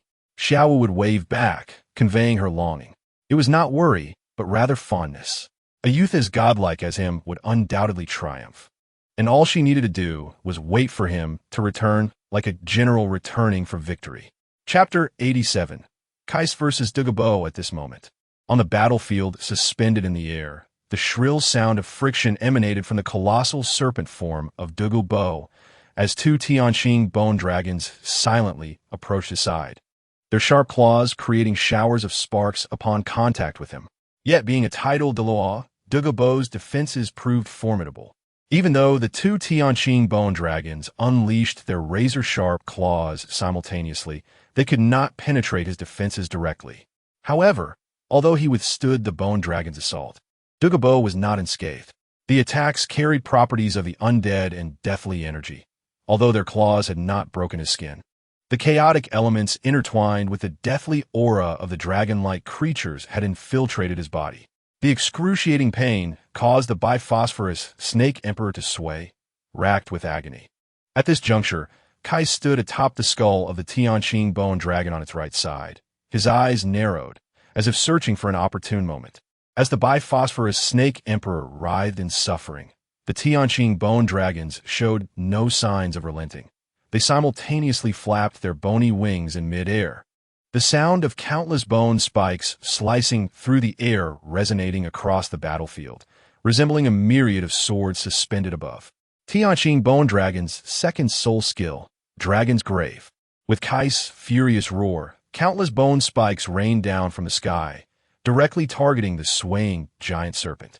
The second soul skill, Dragon's Grave, derived from the 10,000-year-old Fuyu winged mantis, summoned a multitude of bone spikes to inflict wide-ranging damage below, serving as one of the primary offensive maneuvers of the Tianqing bone dragon. As the bone spikes fell like rain, a mix of fury and alarm compelled Douluo to barely twist his body and roll out of the way, simultaneously spewing forth a greenish bead that released a semicircular green barrier enveloping his massive form. As the azure and emerald energies clashed, a brilliant light erupted, causing the two Tianqing bone dragons to be propelled back by the violent energy waves, and the biphosphorus snake emperor twisted violently, enduring relentless assaults, compounded by the continuous impact from the dragon-like creatures that resembled mere ants. Douluo felt an overwhelming sense of humiliation. Here he was, a titled Douluo, struggling against a junior, yet finding himself at such a disadvantage. What a disgrace. Initially, Douluo had transformed into the giant serpent with the intention of leveraging the power of his martial spirit to crush Kais, for the biphosphorus snake emperor was immense, akin to a mountain descending upon him. No matter what hidden cards Kais held, they would be of no consequence in the face of absolute strength. However, to his astonishment, Kais was a legend of dual martial spirits, and his second martial spirit was a beast-type spirit that could manifest externally without requiring possession. Most crucially, it was a flying-type beast spirit, making the skies his domain. In contrast, Douluo's giant serpent form lacked the ability to fly, relying solely on his soul power to maneuver amidst the Tianqing bone dragons, leaving him at a significant disadvantage. The aerial battlefield did not favor Douluo, and he often found himself defensively absorbing blows, a situation unbecoming of a titled Douluo. At this moment, expelling his inner core to protect his massive body from the Tianqing bone dragon's attacks pushed Douluo's fury to its zenith. Junior, do you truly seek death? The giant serpent form of Douluo opened its enormous jaws, roaring in rage. The massive tail struck the mountainside, while a green toxic mist enveloped him, which he absorbed back into his body. The muscles beneath his serpent head flattened, and a portion of his serpent body rose upright. The originally emerald serpent eyes transforming into terrifying white, with a layer of white aura enveloping his head. Although he could not unleash the powerful skills of his last two soul rings to obliterate the area, Douluo had accumulated countless hidden techniques over his years as a titled Douluo. Despite his title being poison, he was not confined solely to the powers of toxicity. Two pale beams of light simultaneously emanated from the white eyes of the Baihun Huang, targeting the left side Tianqing bone dragon, while its serpent-like tail, as thick as a water barrel, swung towards the right side Tianqing bone dragon. Upon witnessing the pale rays shoot forth, Chi Su's lips curled into a slight smile, and the body that had remained tranquil atop the skull of the Tianqing bone dragon finally stirred. It was clear to him that this was not a skill belonging to the soul ring of Douluo. The transformation of the serpent's head undoubtedly indicated an ability associated with the soul bone, specifically the paramount head soul bone. While the head soul bone was indeed immensely significant and powerful, it also came with a drawback. The instant the head soul bone skill was activated, the mental strength of the wielder would drop to an extreme low, which presented an opportunity for Chi Su. The pale light moved with astonishing speed. This head soul bone was among the finest in serpent-type soul beasts, said to be produced only by the Medusa, the queen of serpents. Anyone struck by its light would be turned to stone, and judging by the might of Douluo's head soul bone, it must have fallen from a 10,000-year-old Medusa. The left side Tianqing bone dragon, due to its massive size, had no chance to evade such an attack. It was directly hit by Medusa's gaze, transforming into a colossal stone statue that plummeted from mid-air to the ground, causing a thunderous crash that startled the soul beasts in the forest into a frantic retreat. Simultaneously, the massive tail that swung like a water barrel was supposed to strike the right side Tianqing bone dragon. Yet for some unknown reason, the solitary Tianqing bone dragon that was meant to be hit suddenly evaded with the grace of a swimming dragon, deftly avoiding the attack and charging towards Douluo with remarkable speed. In a moment of desperation, Douluo could only release Medusa's gaze once more, yet for reasons unknown. The once swift pale light now moved with a sluggishness as if time itself had come to a standstill. As Douluo beheld the Tianqing bone dragon rapidly and effortlessly dodging the now lethargic pale light while advancing toward him, a figure suddenly leaped from the massive skull of the Tianqing bone dragon, brandishing a golden trident high above. A purple beam of light shot from the figure's eyes, striking towards Douluo with an impossible speed to evade. Hit by this purple light, Douluo's mind faltered, consciousness slipping away as the world around him seemed to halt. When he regained his senses, the young figure had already raised the golden trident, poised to strike down upon his head with an overwhelming force. The golden trident emanated an aura of sanctity that instilled dread in Douluo instinctively. He knew he could not withstand such an attack without consequence. With no time to spare, he abandoned his prior caution regarding the use of his 8th and 9th soul abilities, realizing he had no choice but to activate his 8th soul ability. However, he found, for reasons unknown, that his soul power felt as if it had been frozen in time, rendering him incapable of mobilizing it. Without the ability to unleash his formidable 8th and 9th soul abilities, Douluo could only watch helplessly as the golden trident descended from above, striking heavily upon his head. In an instant, a blinding golden light erupted from the impact, illuminating the once dark battlefield, as if the heavens had suddenly opened. Chisu bellowed, forcefully pressing the trident deeper into the skull of the Baihan Shihuan. A chilling cry of agony resonated through the air, as if something were enduring the most excruciating pain imaginable. Douluo, who had been maintaining his form mid-air through sheer willpower, was now struck by the forceful descent of the trident, its insertion into his head unleashing a torrent of unbearable pain that caused his soul power to collapse entirely. Accompanied by indescribable suffering, he plummeted from the sky, crashing into the sunset forest, damaging numerous trees and soul beasts as a myriad of colorful soul rings surrounded him, with countless dying soul beasts wailing in the vicinity.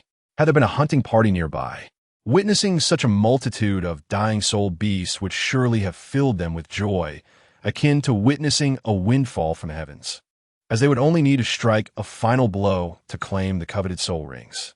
Yet, given the earlier tremors caused by the great serpent and dragon, any potential hunting party would have already fled in terror. Douluo, gravely injured by the golden trident, fell into the forest, creating a large crater, and reverted to his original state, his martial soul having been reduced to its base form. Chisu, wielding the golden trident, took deep breaths, clearly exhibiting the toll the battle had taken on his soul power.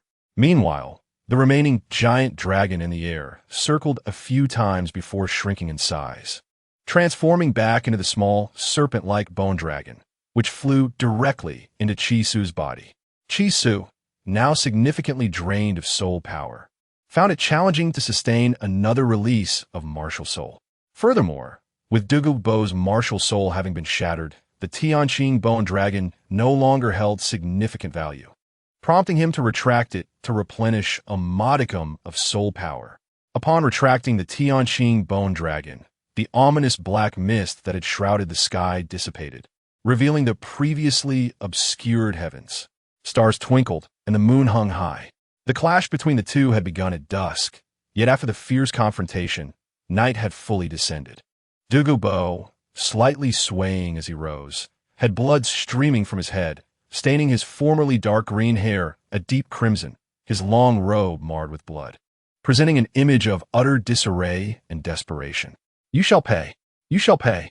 In that moment, Douluo was consumed by rage, an overwhelming surge of soul power radiating from him. The once dying soul beasts, sensing this pressure, succumbed in an instant, transforming into a swirling array of colorful soul rings. Chisu tapped the golden trident, warding off the oppressive force. Having previously employed the enhanced power of the purple extreme demon eye from the Tianmeng Eye Silkworm, Elemental's 4th soul ability, and the divine golden trident, alongside the Tianqing bone dragon, he had exhausted a significant portion of his soul power, leaving him unable to deliver a final blow to Douluo. Nonetheless, Chisu felt that he had achieved his primary objective, to shatter Douluo's martial soul and inflict severe damage. This was his true aim. To accomplish this, Chisu had initially unleashed the Tianqing bone dragon, employing the 4th soul ability, Dragon's Sovereign Enlargement, to entice Douluo into combat midair.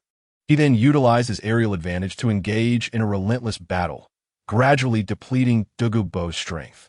When Douluo could no longer endure, Chisu activated the skill of the head soul bone, hoping for a decisive strike against the Tianqing bone dragon. From that moment on, Douluo had completely fallen into Chisu's trap. In truth, Chisu had always been aware of where his advantages lay, not in his 12-year-old 51st level soul power, nor in the multitude of soul rings and soul bones, but in his mental prowess. After all, the soul power may appear remarkably dazzling when compared to peers of a similar age. Yet for a title to law, it matters little whether one is a 12-year-old soul king or a 13-year-old soul king. A soul king is merely a soul king, and in comparison to a title de law, they are nothing more than insignificant ants, easily crushed beneath a foot. As for soul rings and soul bones, although Chi Su possesses a considerable quantity, the efficiency of his soul bone skills, when unleashed, is certainly inferior to that of a title de law, thus establishing his most fundamental advantage as his mental prowess. With the extraordinary skills of Tangmen's Ziji Mojing and the support of the million-year spirit beast Tianmeng, Ice Silkworm, Chi Su senses that his innate system seemingly possesses an exceptionally powerful enhancement to his mental strength. Under the influence of these factors, Chi Su's mental power reaches a truly terrifying level, one that can genuinely be compared to that of a title de law. After all, most title Douluos have a rather superficial understanding of mental power, or can even be said to be wholly ignorant and indifferent to it.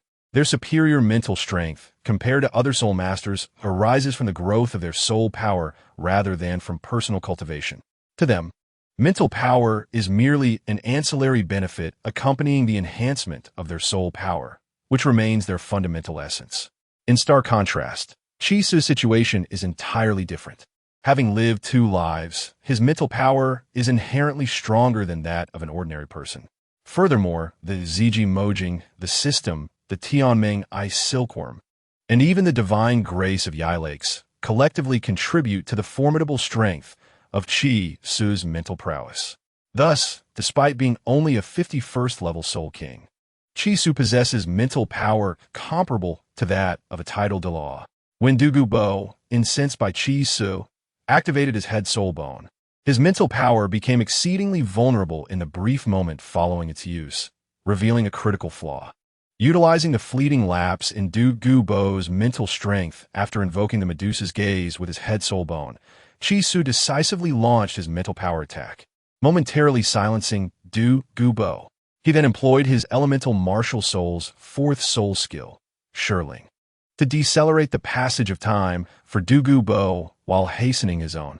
Consequently, when Dugu Bo regained consciousness from the mental assault, he found himself ensnared by Chi Su's 4th soul skill, unable to react, merely staring blankly as the golden trident descended upon him. Had it not been for the considerable disparity in soul power between Chi Su and Dugu Bo, and the fact that he had not mastered the Sea God Trident's 13 techniques, Dugu Bo would have surely met his demise under the might of the Sea God Trident strike. Chi Su's 4th elemental attribute is time, derived from millennium-old dark demon evil god tiger, a particularly unique spirit beast. It possesses the malevolent attributes left by the evil god and exhibits an exceedingly domineering nature. Its growth does not stem from personal cultivation, but rather through the consumption of other spirit beasts or human soul master soul power, which facilitates rapid enhancement of its strength. Chi Su initially believed that the soul ring obtained from the dark demon evil god tiger would endow him with this overwhelmingly dominant devouring element. However, it ultimately did not fulfill his expectations. Nonetheless, Chi Su harbored no significant disappointment, for the other element, time, is equally formidable compared to the devouring element. The dark demon evil god tiger is immensely powerful. Typically, spirit beasts have the potential to become human martial souls, yet this particular spirit beast is an anomaly. As no human has ever wielded it as a martial soul, it is not inherently of the darkness attribute, but rather the malevolent attribute bestowed by the evil god, which is beyond the capacity of a human body to endure. Residing in the Stardow Forest, it embodies malevolence, darkness, lightning, wind, time, and spatial attributes, possessing remarkable intelligence. Legend has it that the evil god descended upon a white tiger, causing it to mutate, transforming its original light attribute into a dark one, sprouting black wings symbolizing corruption. Alongside a scorpion-like tail, the dark demon evil god tiger that Chi Su encountered was a millennium-old specimen in the original text. Tang San had previously encountered a dark demon evil god tiger while bestowing a soul ring upon his Haotian hammer, which was a 60,000-year spirit beast. Yet more terrifying than a 100,000-year beast, nearly costing Tang San his life. And it was only through the Zhuge crossbow that he succeeded in slaying the dark demon evil god tiger. Chisu remains uncertain whether the dark demon evil god tiger he faced is the same one encountered by Tang San. After all, given the tiger's domineering, devouring attribute, it would not be surprising for it to grow from millennium to 10,000 years within a decade.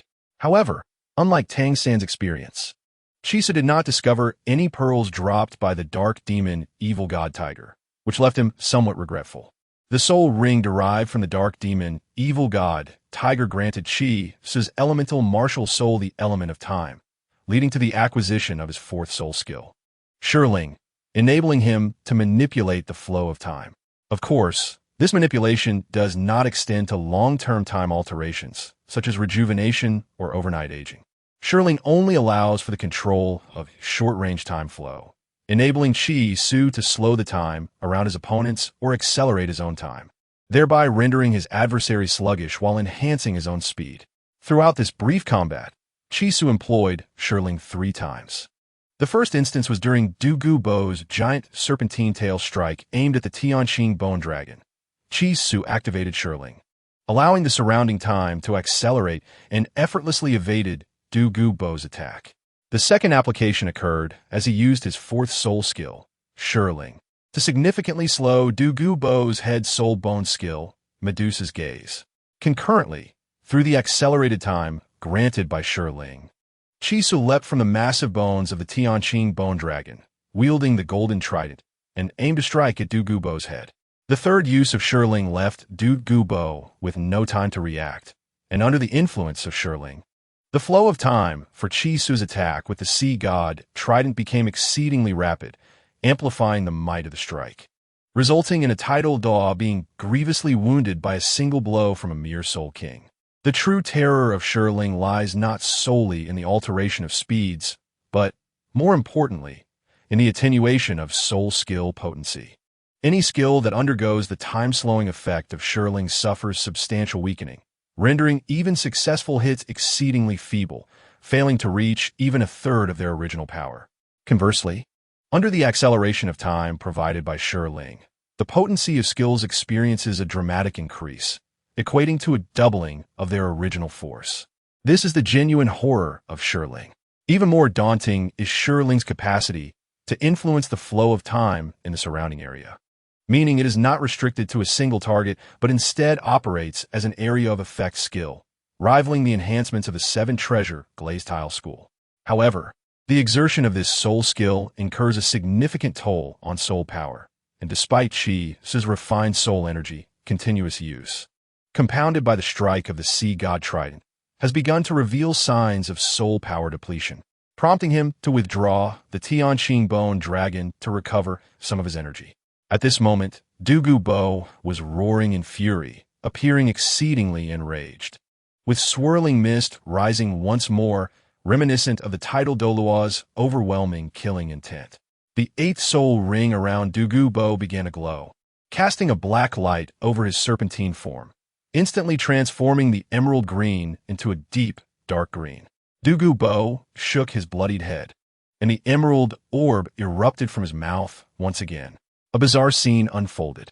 Both the pale-faced Chisu and the countless swirling soul rings around them suddenly froze in place, as did everything in the vicinity, even the wind suspended mid-air. You are doomed. In the aftermath of everything crystallizing, Douluo Bo uttered a menacing remark. His body hung, suspended in mid-air, his right hand manipulating the emerald orb as it slowly drifted towards the position of Chisu. The 8th soul skill he was employing, time stasis, possessed destructive power so immense that, when combined with his 9th soul skill, it could effortlessly obliterate an entire city. The soul power required for this skill was exceedingly vast for Douluo Bo. He would never employ it lightly unless absolutely necessary. Moreover, despite his vigilance towards Chisu, Douluo Bo, as a tidal Daw, had refrained from using his 8th soul skill out of pride and a desire to protect the valley. However, After his martial soul avatar was shattered and he endured a brutal blow from the golden trident, leaving him bloodied and disheveled, Douluo resolved to no longer hold back.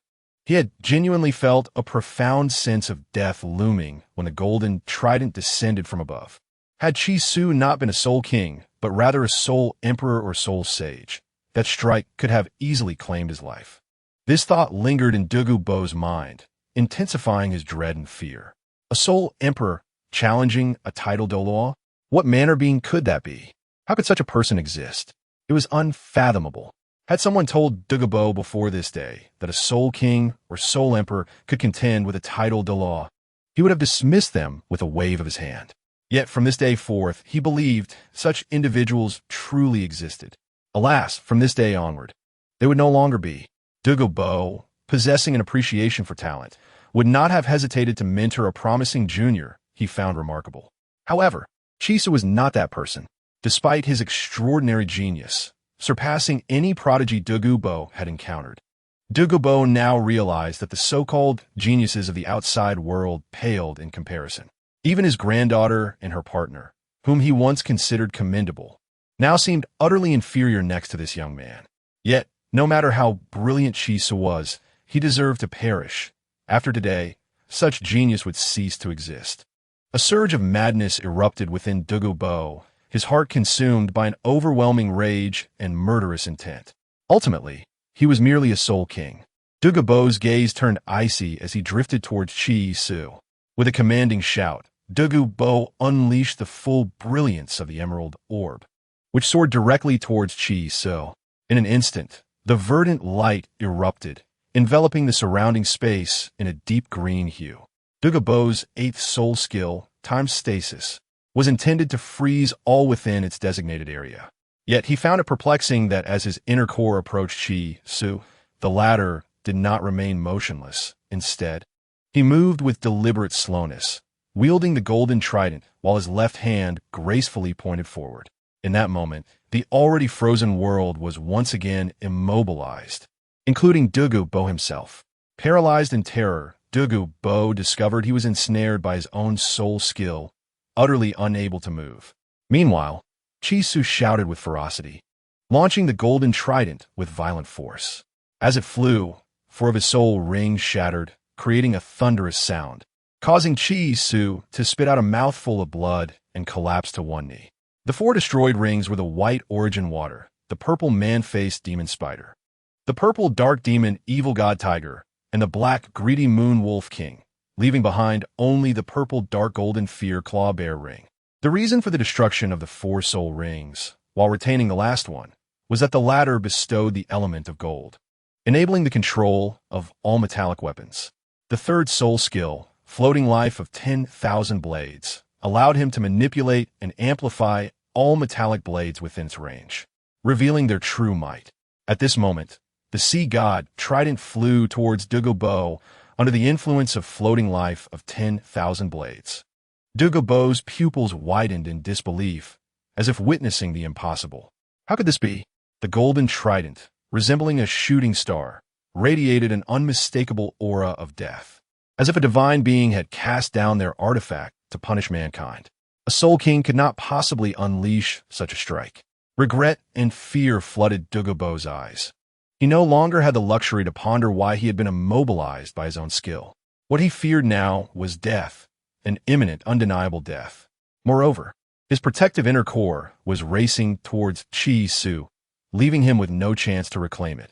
Douluo had no doubt that he could perish from this blow. How could this be? How could a mere soul king bring about his demise? He was but an insignificant insect. A title Douluo could not endure such humiliation, could not be slain by a mere soul king. He was an insect indeed. Do not kill me. I will grant you anything. Douluo bellowed as the golden trident neared his chest. In the face of imminent death, nothing else mattered. Titles, dignity, and pride were rendered insignificant. Survival was all that mattered. Yet, it seemed his plea came too late. The golden trident did not falter at his desperate cry. Instead, it pierced through his chest, propelling his body several meters away before forcefully embedding him into the ground, creating yet another crater. As the stasis of space shattered, Chi Su rose, forcing himself to stabilize his wavering form, advancing step by step towards Douluo. This strike had nearly exhausted all his soul power, compounded by the forceful breach of Douluo's 8th soul skill and the repercussions of the shattered rings, leaving Chi Su in a state of considerable weakness, vulnerable to any 1,000-year soul beast. However, Chi Su was not overly concerned.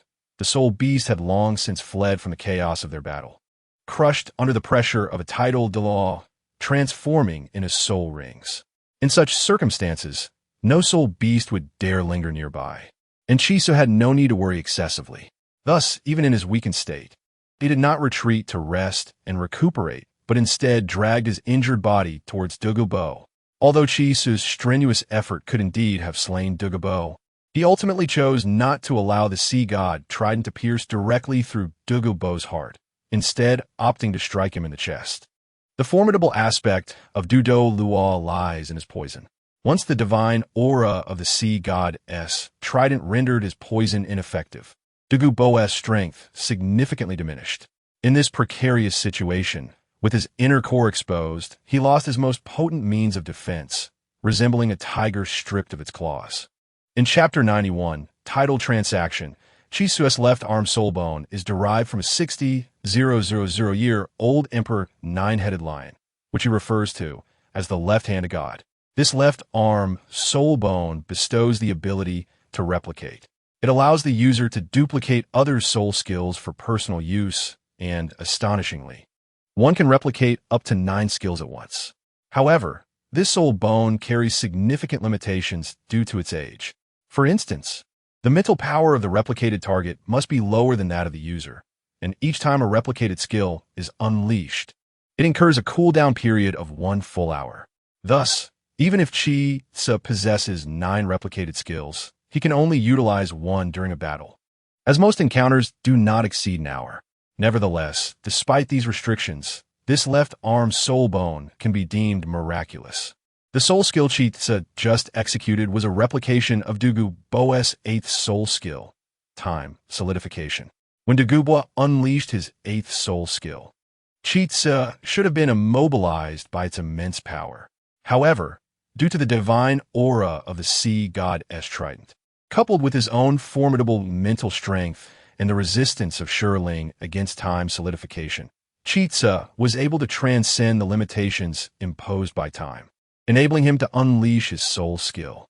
Although he could not fully break free and was momentarily immobilized, he executed his soul skill without error. First, he utilized the time solidification, replicated through the left hand of God, to freeze Douluo in place. At that moment, Douluo, with his inner core exposed, had lost his most formidable means of defense besides poison, rendering him vulnerable to Chi Su's 8th soul skill. Chi Su then wielded the sea god's trident, detonating the soul ring of his 2nd martial spirit, leaving only his singular metallic element soul ring, and unleashed his 3rd elemental soul skill, floating life, myriad blades, manipulating the sea god's trident to deliver a fatal blow to Douluo. Frozen in time and deprived of his inner core protection, a direct hit would have surely sealed the fate of this tidal Douluo. However, at the last moment, Chi Su had a change of heart. The sea god's trident, initially aimed to pierce through, slightly altered its trajectory, gravely wounding Douluo, but sparing his life.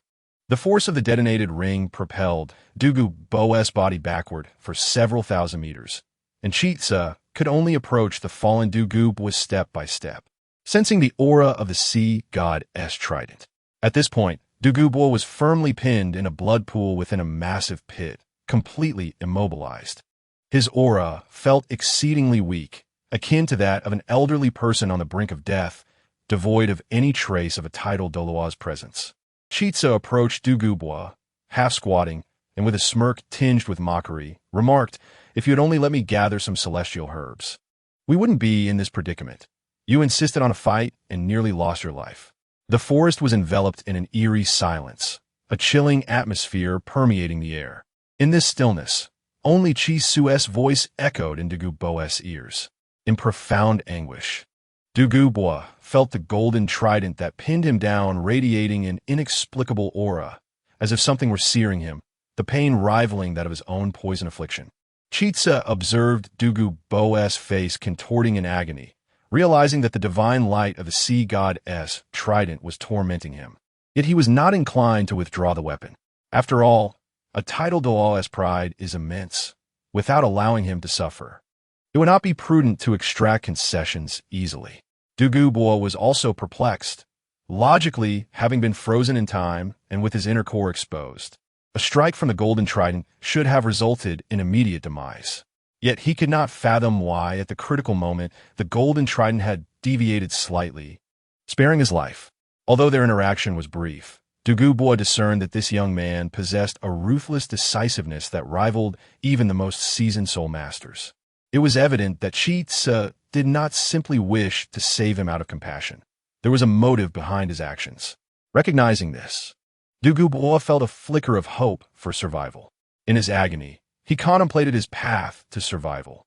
For him, as a title Douluo, to plead for mercy from a soul king, though a great humiliation, he had already been defeated and could view Chitsa as an equal. If he sought to live, begging for mercy would not weigh heavily on his conscience. After all, beyond his own desire to survive, he had a granddaughter whose serpent poison he could not protect her from if he were gone. Survive, survive. This singular thought consumed Douluo's mind. Chitsa inquired, "Do you know why I spared your life?"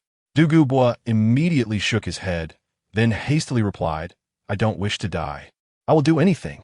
His words came forth rapidly, and with his already weakened body further agitated, he coughed up blood, prompting Chitsa to feel a pang of sympathy. Here was a title Douluo, once a formidable force across the continent, now reduced to such humility to preserve his life. In truth, even the most powerful title Douluo, capable of vanquishing a city, remains merely human, capable of greed and fear. When faced with the specter of death, all beings reveal their most vulnerable selves. Serve as my bodyguard for 5 years, remain by my side without fail, and after that, you may leave, Chitsa declared, extending a hand to signify the number 5. For him, confronting the potential crisis of life demanded not only the urgent enhancement of his own power, but also the presence of allies, specifically allies of title Douluo caliber. Most title Douluo possess their own affiliations, and Chitsa had no desire to undermine others. Douluo, however, was a solitary figure, unattached to any power, making him a perfect candidate for alliance. Regardless of what future threats might arise, having a title Douluo by his side would undoubtedly provide a measure of safety. 5 years? Douluo exclaimed upon hearing Chitsa's terms. Although 5 years was not a long duration, particularly since he had stagnated at the threshold of title Douluo for many years, tending to herbs and nothing else, the notion of leaving for 5 years posed significant risks. If he were to depart from the ice and fire yin-yang for that long, his poison affliction could resurge uncontrollably, leading to his demise en route. In comparison to his current predicament, it would merely be a delayed death. The thought of a title Douluo succumbing to poison was indeed ludicrous. Thus, upon hearing Chitsa's proposition, Douluo regained his resolve and decisively shook his head. "Propose another condition, serving as your bodyguard for 5 years. I might very well perish along the way." Although the reason behind Chitsa's desire for a bodyguard, despite his formidable strength, remains unclear, for Douluo, the Binghuoyang Yin is a matter of life and death, and he cannot afford to be away for too long. He simply cannot acquiesce to Chitsa's terms. "Are you afraid of succumbing to poison?" Chitsa sneered, raising an eyebrow. Douluo, upon hearing this, looked at Chitsa in shock, as if staring at a devil. "How does he know about the deadly poison within me?" A chill spread through Douluo's heart, rendering him terrified. "How is that possible? Even if my strength is inferior to yours, you cannot twist the truth. I am a dignified title Douluo, marked by poison. How could I die from it?" He stubbornly regarded Chitsa, unwilling to easily admit his affliction. For this secret has long been the greatest burden on his heart. The notion that a title Douluo renowned for poison could be tormented by it is utterly absurd. Suddenly, Chitsa burst into laughter, dismissively scoffing, "Is it truly so? Then let me ask you, when the weather is overcast and rain approaches, do Do you not experience an itching sensation in your sides that gradually intensifies? It occurs at noon and midnight, and given your current state, it must last over an hour each time. Additionally, in the dead of night around the third watch, do you not feel a stabbing pain at the crown of your head and your heart? Your entire body spasms for at least half an hour. I need not describe the excruciating agony you endure. If you were not poisoned, would such symptoms manifest? You are not only poisoned, but the poison has already infiltrated your very marrow. These observations were evident to Tang San, and naturally, Chisu, well-versed in the Xian Tian Bao Lu, could discern them as well. To thoroughly subdue Douluo, Chisu aimed to execute this plan with finesse, ensuring Douluo would willingly serve as his bodyguard. If he failed to genuinely capture Douluo's loyalty, seeking assistance from a titled Douluo would be a perilous gamble, as this individual could easily become a ticking time bomb. Douluo's eyes flickered with conflicting emotions. Chisu spoke the truth. Before this battle, Douluo's greatest suffering was indeed his prideful poison. Behind his immense power lay torment unfathomable to ordinary souls. Each instance of this torment brought him to the brink of death, a pain beyond description. "How do you know?" Douluo asked, his voice trembling. Chisu chuckled lightly. "What does it matter how I know? The important thing is that I can cure your poison." In that moment, the youth resembled a devil tempting a bargain, a cryptic smile gracing his lips, mocking the humanity of those who sold themselves. Douluo, raising his bloodied head, fixed his gaze intently on Chisu, as if trying to glean something from his eyes. Yet Chisu's gaze was as inscrutable as a deep well, bearing no semblance to that of a mere 12 or 13-year-old boy. "How do I know you can indeed cure my poison and are not simply deceiving me?" Douluo asked, somewhat apprehensively. The fact that a mere soul king could defeat him had already astonished Douluo, and now Chisu's knowledge of his long-hidden affliction was beyond the realm of mere genius. He seemed more like a devil, or perhaps a deity, anything but an ordinary human. Chisu, indifferent to Douluo's injuries, struck him on the head, eliciting a cry of pain. "Do you think you have choices? You can either die now or serve as my bodyguard for 5 years while I cure your poison. After 5 years, you will regain your freedom and be free from this torment." Chisu's eyes narrowed, reminiscent of the most cunning of devils. Douluo remained silent for a long while, evidently deep in thought. Chisu, understanding Douluo's character, was confident that he would eventually agree. Indeed, after a short while, Douluo sighed heavily and, with a hint of resignation, said, "Fine, I will be your bodyguard for 5 years, and you will cure my poison. After 5 years, we shall have no further ties." After much contemplation, he arrived at this decision. Chisu was right. He was already a defeated foe, and Chisu could easily end his life with a mere flick of his finger, with no other options available. He saw this as an opportunity to cure his poison, a fortuitous turn of events not to be missed. Though uncertain of how Chisu would cure him, Douluo had observed that this young man possessed extraordinary abilities, and he was inclined to believe that he could indeed cure him. However, in the spirit of negotiation, Douluo pressed for more details, only to find that Chisu was unyielding. Ultimately, Douluo conceded to the terms. Once he agreed, Chisu ceased his verbose chatter. He believed in using those who were trustworthy. He withdrew the sea god's trident that had pierced Douluo, and with a scream, the trident vanished from Chisu's grasp, as did the golden trident upon his forehead. The moment the trident was removed, Douluo felt an unparalleled pain. But once it was gone, the searing sensation diminished significantly. Trembling, he stood up, letting out a low growl as a green inner Dan flew from a distance. Returning to his body, in an instant, his soul power surged, revitalizing the ailing Douluo. Chisu did not overly guard against Douluo, despite his ferocious nature. Douluo was a man of his word. As a titled Douluo, he held his own principles, never making promises lightly or breaking faith. Moreover, Chisu had offered him hope for a cure, and Douluo would undoubtedly grasp this lifeline tightly. "Given your immense strength, why do you require a bodyguard?" Although Douluo had already agreed to Chisu's proposal, he still felt the need to inquire further for safety's sake. If he had enemies, they must be titled Douluos of level 95 or higher. Chapter 93. Joyful reunion, Chi-Su smiled lightly, responding with a tone of ease. Having an extra person is never a mistake. Douluo let out a soft exclamation, feeling something was amiss. If he truly had formidable enemies, he would not be so relaxed. However, since Chi-Su chose not to elaborate, Douluo decided not to press further. If matters turned dire after Chi-Su cured him, he could always flee.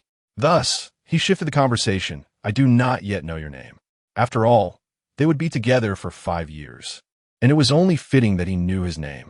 My surname is Chi, and my name is Su. You may call me Xiaozhu. Chi-Su observed that Douluo had yet to adapt to his role as a bodyguard, as there was no protocol for a bodyguard to refer to their charge with such formality. Douluo was momentarily taken aback by the term Xiaozhu, but then considered that such a gifted individual must surely have a powerful background, perhaps from the Wuhuan Temple, the royal family, or some unknown force. Is Xiaozhu a disciple of the Wuhuan Temple? Douluo inquired tentatively. Chi-Su chuckled, shaking his head. If we were to trace my ties to the Wuhuan Temple, I will be the future consort of the Pope. Understanding Chi-Su's desire to keep his true identity hidden, Douluo refrained from further questioning. After all, in his current capacity, he was merely a bodyguard, and a bodyguard ought not to be overly inquisitive. Are you able to move? Chi-Su gazed at the somewhat unsteady figure of Douluo and inquired. Douluo nodded. After all, he was a titled Douluo. Although he had suffered grave injuries, he had regained considerable strength after retracting his internal core, making walking manageable. All right, then follow me for a while. Chi-Su gestured and turned decisively towards the mountain where the Binghuoliang Yin was located. Douluo squinted slightly, observing Chi-Su's retreating silhouette. This young man had unleashed such a powerful strike previously. Surely he had exhausted his energy now. Douluo's gaze resembled that of a lurking venomous serpent, cold and menacing. A greenish light gathered in his hand, and as his swaying figure approached Chi-Su, he fixated on the frail, emaciated form with hesitation. To kill him? If he did so, no one would know of the humiliation he had endured today, and he would be freed from the burden of servitude for 5 years. Yet, what would become of the poison within him? He spoke the truth. If he did not find an antidote soon, he would succumb to the poison. The green light lingered in Douluo's hand for a prolonged moment before dissipating into the ether. He sighed inwardly, ultimately relinquishing this opportunity for vengeance. A soft exclamation came from ahead, prompting Chi-Su to halt abruptly and turn with a crooked smile. Why not make a move? Douluo was startled, sensing a chill at Chi-Su's playful expression. You knew I intended to strike? He asked candidly without pretense. But you haven't acted, Chi-Su replied, turning away again and continuing on his path. Douluo stood still, watching the young figure, a shiver coursing through him, as his apprehension towards Chi-Su deepened. Was he testing me? The more he pondered, the more terrifying it felt, and the more he felt relieved. Had he acted earlier, he might not have had to wait 5 years for freedom. He could have perished in this setting sun forest. Thankfully, he held back. Douluo sighed softly and hastily quickened his pace to follow Chi-Su, trailing behind him like a devoted guardian. The duo, one old and one young, swayed slightly as they walked step by step. Fortunately, the small mountain housing the Binghuoliang Yin was not far, and they soon reached its base. At this moment, the 3 young women seated around the campfire spotted 2 figures approaching. Xiao Wu and Ning Rongrong both felt an overwhelming sense of familiarity, while Hulaina looked on with a mix of fear and vigilance towards the duo. Recognizing Chi-Su, the 2 girls could hardly wait for him to arrive and immediately sprang to their feet, rushing towards him. Chi-Su, utilizing his ZGMO Tong and the immense soul power of the Tianmeng Bingcan, had already seen the 3 young women gathered by the fire from a distance. Upon seeing Xiao Wu and Ning Rongrong dash towards him, he felt a surge of joy and opened his arms to embrace them. However, their eagerness caused Chi-Su, already unsteady, to nearly topple over. The 2 girls, tearful, expressed their concern about the bloodstains on his body. Though Xiao Wu firmly believed Chi-Su would prevail and sustain no serious injuries, witnessing him so bloodied filled her with worry and sorrow, prompting her to weep, her tears falling upon his chest. Ning Rongrong, already anxious about Chi Su's encounter with the titled Douluo, envisioned him in a life-and-death struggle, amplifying her distress as she wept in a mournful lament. Evoking sympathy from all who heard, Chi Su found himself enveloped by the two girls, unable to interject, resigned to allowing them their moment of grief. Douluo stood nearby, dumbfounded by the scene, his expression one of astonishment. After a lengthy pause, he gave Chi Su a thumbs up, feeling a twinge of envy. The two young women, one possessing a near-perfect figure with exquisite braids, and the other with fair skin and a refined appearance, were undeniably stunning. In time, both would surely become renowned beauties across the continent, yet they were now solely devoted to this young man, leaving Douluo in awe. Despite his years of disinterest in women, the sight of two enchanting maidens weeping over Chi Su stirred a pang of envy within him. Chi Su, a sultry voice, imbued with an alluring charm, reached Douluo's ears. When he turned, he beheld another breathtaking young woman before him. She had long black hair and an almost flawless figure, her delicate features exuding an irresistible allure that captivated the gaze. At the same moment, Chi Su looked up and noticed Hulaina, who had managed to rise despite her earlier injuries. Concerned, he remarked, "How are you up? You should rest. Let me gather some herbs for you." His concern for Hulaina stemmed not only from his regret over inadvertently injuring her, but also from a desire to earn her favor and gain rewards from the system. Upon seeing Hulaina approach, Xiao Wu and Ning Rongrong instinctively released their hold on Chi Su and stood beside him, one on each arm. Though the two had previously shared laughter and camaraderie with Hulaina, they instinctively united against her, perceiving her as an unexpected intruder. "Thank you." A multitude of words swirled in Hulaina's mind, yet she settled on a brief expression of gratitude. With two such beautiful women already at his side, any further advances on her part would seem shameless. As a saintess of the spirit hall, she held her pride and would not diminish herself. Observing the scene, Douluo wore an unusual smile, having lived a long life and recognizing the awkwardness of the moment. He watched with a sense of schadenfreude as Chi Su navigated the dynamics among these stunning young women. Noticing Douluo's amusement, Chi Su glared at him, his eyes gleaming with intensity. Only then did the girls realize an elder was present, prompting them to question Chi Su with curiosity. However, apart from Xiao Wu, Ning Rongrong and Hulaina had already deduced his identity. One was a young lady of the Seven Treasure Glazed Tile School, and the other was a direct disciple of Bibi Dong. Thus they were well aware of the infamous Douluo, the poisoned Douluo. Consequently, they regarded him with astonishment. Contemplating whether Chi Su had a connection with the poisoned Douluo, which led him to enlist Douluo's assistance against the titled Douluo. This line of thought seemed reasonable to Ning Rongrong, who considered it plausible that Chi Su had fought one titled Douluo and emerged victorious with the help of another. Explaining the bloodshed surrounding them, the colossal serpent that previously battled the dragon was none other than the esteemed Douluo, the poisoned Douluo. It is no surprise that, as the spirit of the Emerald Phosphor Snake Emperor, he could contend with a titled Douluo of the dragon lineage in such a fierce confrontation. Following this train of thought, Ning Rongrong surmised that it was Chi Su who had summoned Douluo as assistance, leading to a fierce struggle against the titled Douluo of dragon spirit, culminating in victory. With clarity in her thoughts, Ning Rongrong felt a wave of gratitude towards Douluo and promptly expressed her thanks, stating her appreciation for his aid to her master. She bowed with a smile, embodying the graceful demeanor of a noble lady, exhibiting poise and decorum. Both Douluo and Chi Su were momentarily taken aback by Ning Rongrong's reasoning, puzzled by her line of thought. "What did you say? I aided him?" Douluo inquired, astonished. Observing his bewilderment, Ning Rongrong responded with equal confusion. "Isn't it true that my master called upon you for assistance against a formidable foe?" She appeared utterly innocent and curious.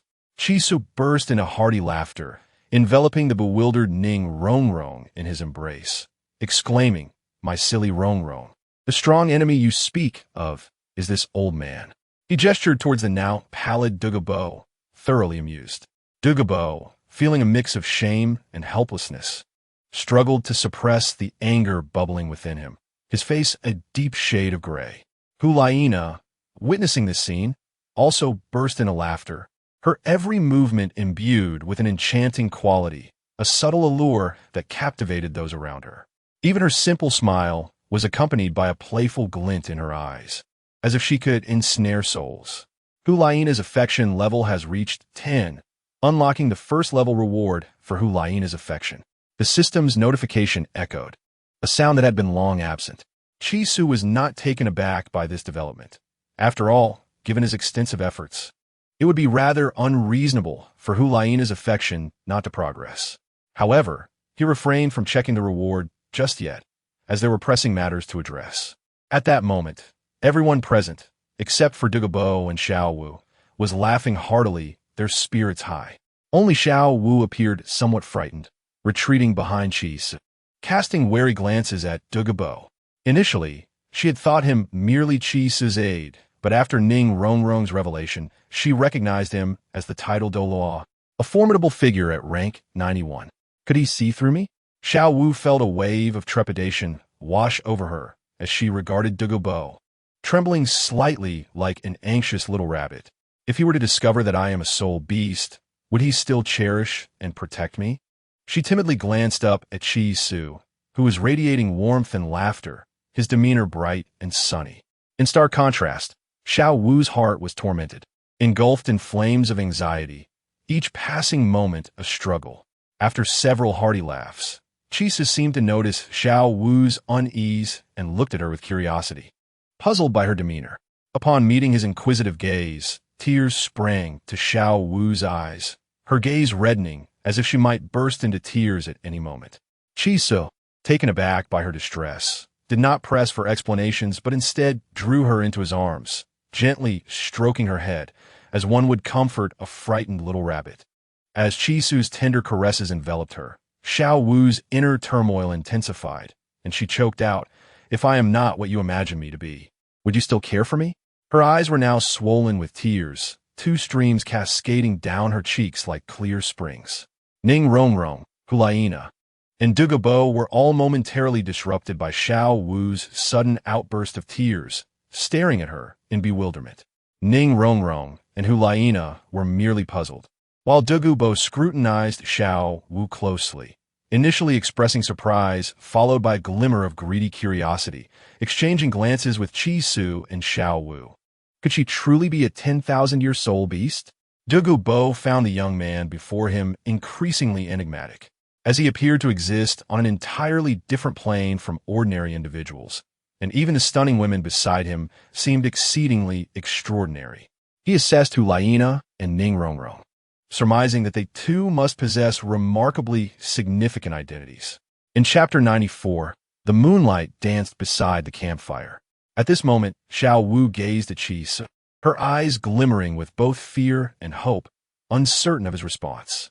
Chisu began to comprehend the implications of Xiao Wu's words. Realizing her anxiety stemmed from Douluo's presence, fearing that her identity as a 10,000-year soul beast might be revealed, leading to his potential rejection. Chuckling inwardly, Chisu thought Xiao Wu was overthinking the situation. Being a rabbit soul beast was not a detriment, but rather an asset. While he did not possess a particular affinity for rabbit girls, one would be hard-pressed to resist the allure of a humanoid rabbit maiden standing before them. Seeing Xiao Wu's tearful eyes, Chisu found amusement in her worry. He leaned closer and kissed her forehead, whispering softly in her ear, "It's all right, my dear. No matter what you are, you will always be my Xiao Wu, my one and only Xiao Wu." His words floated softly, like a gentle breeze or a flurry of feathers drifting through the air. However, Xiao Wu did not experience the soothing sensation of a soft breeze. Instead, she cried out in sorrow, burying her face in Chisu's chest, wrapping her arms tightly around him, her long legs entwining with his, clinging to him like a sloth. They remained in this peculiar embrace for a long while, enveloped in silence, the only sound being Xiao Wu's gentle sobs. Ning Rongrong stood nearby, perplexed by Xiao Wu's sudden sorrow, unsure of how to respond, but aware that there must be a reason behind it. Why is this happening? Ning Rongrong's gaze fell, her heart swirling with complex emotions. On one hand, she felt concern for Xiao Wu's unexpected sadness. On the other, She envied the close bond Xiao Wu shared with Qi Su. Although both she and Xiao Wu accompanied Qi Su, she felt like a latecomer in comparison. Xiao Wu had been by his side from the beginning, and thus her position must be of utmost significance. Ning Rongrong wrestled with feelings of reluctance and bitterness, uncertain of her true status in Qi Su's life. Was she regarded in the same light as Xiao Wu, or was she far less significant? What if she had been the first to encounter him? Would he have preferred her instead? With a heavy heart, Ning Rongrong watched the intimate exchange between Xiao Wu and Qi Su, her mind racing with a multitude of thoughts. It was not that she harbored any ill feelings toward Xiao Wu. On the contrary, after spending so many days together and with Hu Laina's arrival, she had grown closer to Xiao Wu, forming a bond akin to that of good sisters. Thus, Ning Rongrong gazed at Xiao Wu with genuine concern, fearing for her well-being, while simultaneously feeling envious of her status as Qi Su's first companion. In that moment, silence enveloped the gathering. All eyes were fixed on Xiao Wu, who clung to Qi Su.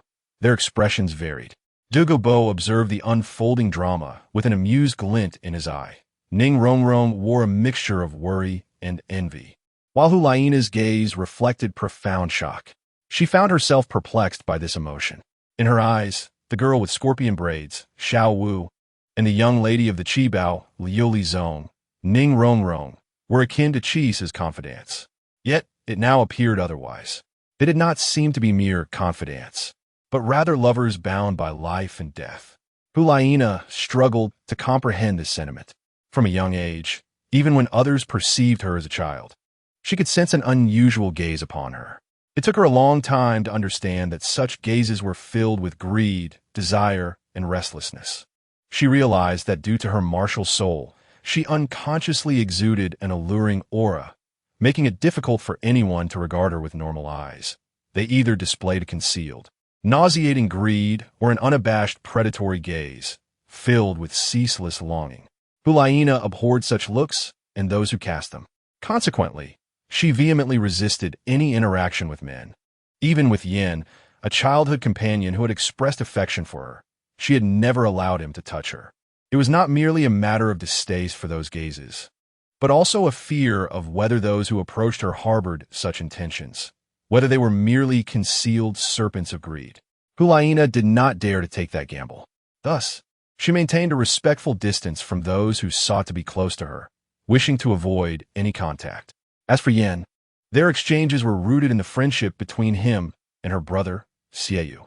Otherwise, had it not been for that connection, she would have long since retreated into obscurity, away from his overt affections. She once asked her teacher, Bibi Dong, about the reasons for two individuals being together. Hu Laina had long pondered this question, questioning whether it was due to the allure she occasionally exuded or something intrinsic to herself, devoid of any external influence. She was uncertain and afraid to risk an answer. After much contemplation, she posed her question again to her esteemed teacher, the most beautiful and noble woman on the continent, inquiring about the foundations of companionship and what it requires to foster such bonds. For the first time, her usually omniscient teacher appeared momentarily silent, as though grappling with the same quandary. After a prolonged pause, her eyes glistening with unshed tears, she spoke. There are myriad reasons for two people to come together, and equally many for them apart.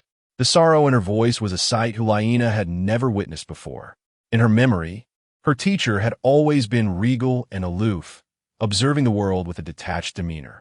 Yet in that moment, she appeared as an ordinary woman, reminiscing about the past with a touch of nostalgia. Hu Laina did not fully grasp Bibidong's words, but understood them in fragments. There are many reasons for companionship, yet many for separation? Is it truly so? After considerable reflection, Hu Laina began to doubt her teacher's assertion, forming her own conclusion. In her view, the reasons were few, perhaps just one: the absence of that kind of gaze devoid of such scrutinizing eyes. Hu Laina yearned to be with someone who possessed clear and innocent eyes, free from the oppressive weight of longing. What would it be like to be together? Hu Laina had imagined it numerous times, believing that companionship would bring boundless joy and carefree happiness. However, witnessing Xiao Wu and Qi Su in their current state made her uncertain. They did not seem particularly joyful. They appeared to be crying, engulfed in sorrow. Yet, she felt an inexplicable envy. As she observed the two embracing, a whirlwind of thoughts cascaded through her mind. Perhaps being together does not necessitate constant happiness. It could also encompass moments of sorrow and discontent. Hulaina quietly watched, suddenly feeling that this simple act of embracing and quietly weeping was profound, devoid of any bizarre externalities. Had her teacher ever been with someone else? How did she appear then? Did she still harbor a desire for companionship? Hulaina remained perplexed. She realized that there were many things she did not understand in this world. Despite being the holy maiden designated by the current pope, Bibi Dong, possessing knowledge that surpassed that of ordinary individuals, she found herself bewildered by many matters, including her teacher, Bibi Dong, and the bond share between Qi Su, Ning Rongrong, and Xiao Wu. Ning Rongrong, the proud and haughty young lady of the Qibao, Liuli Zong, appeared before Qi Su like a docile kitten, utterly unlike the infamous little demoness spoken of in tales.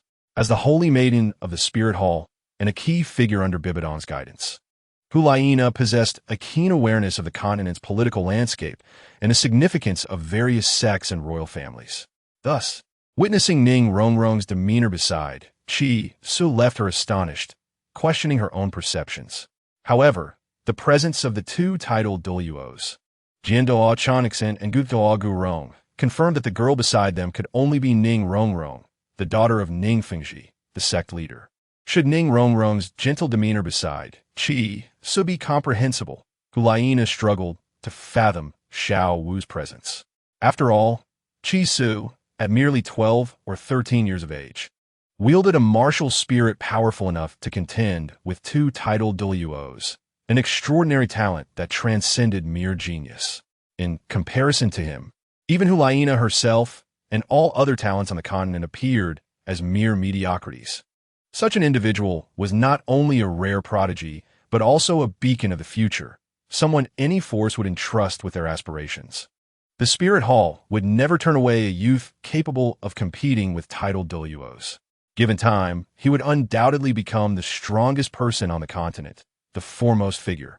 Thus, it was not surprising that the young lady of the Qibao, Liuli Zong, would willingly remain by his side.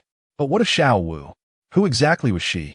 While Ning Rongrong held the title of the sect's young lady, Xiao Wu, with her scorpion braids and perfectly proportioned figure, must possess some equally remarkable identity. A princess? A sect's daughter? Or something else entirely? Hulaina suddenly felt that her identity as the holy maiden of the Spirit Hall was not as impressive as she once believed. For a long time, she had taken pride in this status, as those designated as holy sons or holy maidens were typically the next in line for the papacy. Yet now, she found herself questioning everything.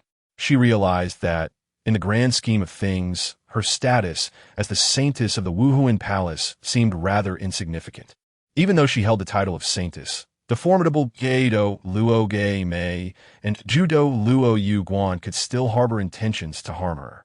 At the core, this world revolves around martial souls. Soul power is the fundamental essence, and martial souls should be the sole response for soul masters, with nothing else holding any value. What is the significance of being the saintess of the Wuhuan Palace? In the face of absolute strength, it is merely a hollow title.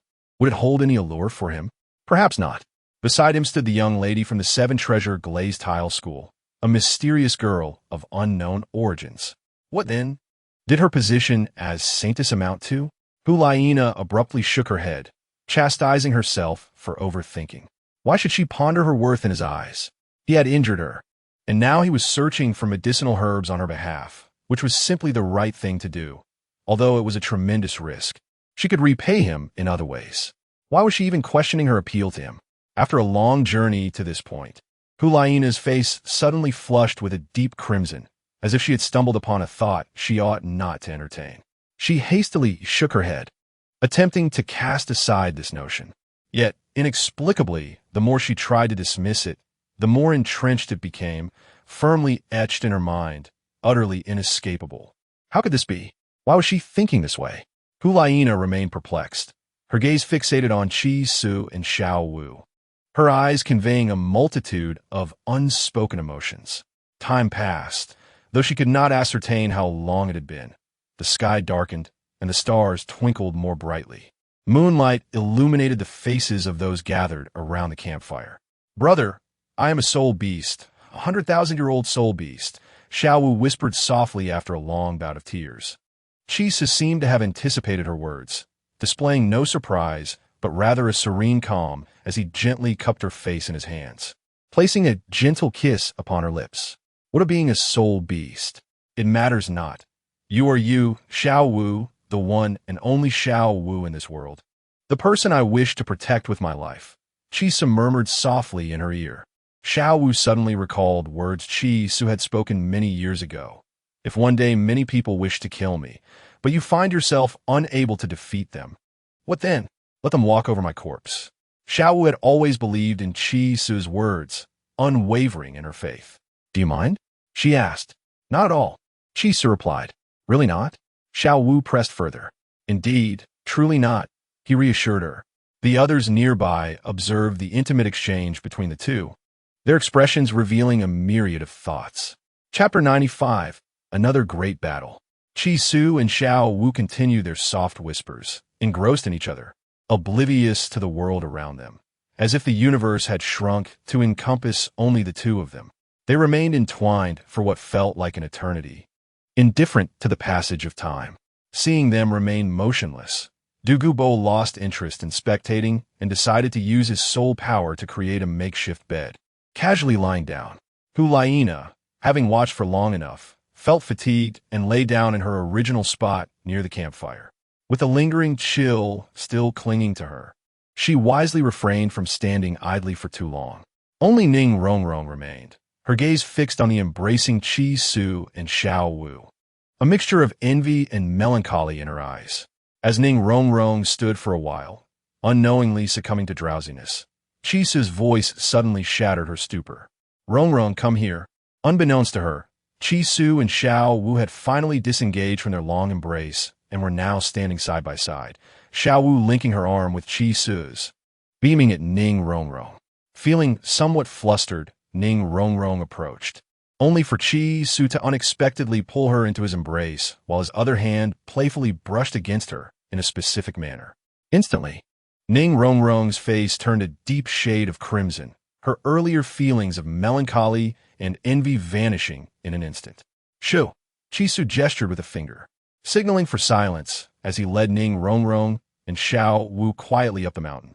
Before long, the trio arrived at a cave, clearly a dwelling constructed with care, radiating a strong sense of humanity.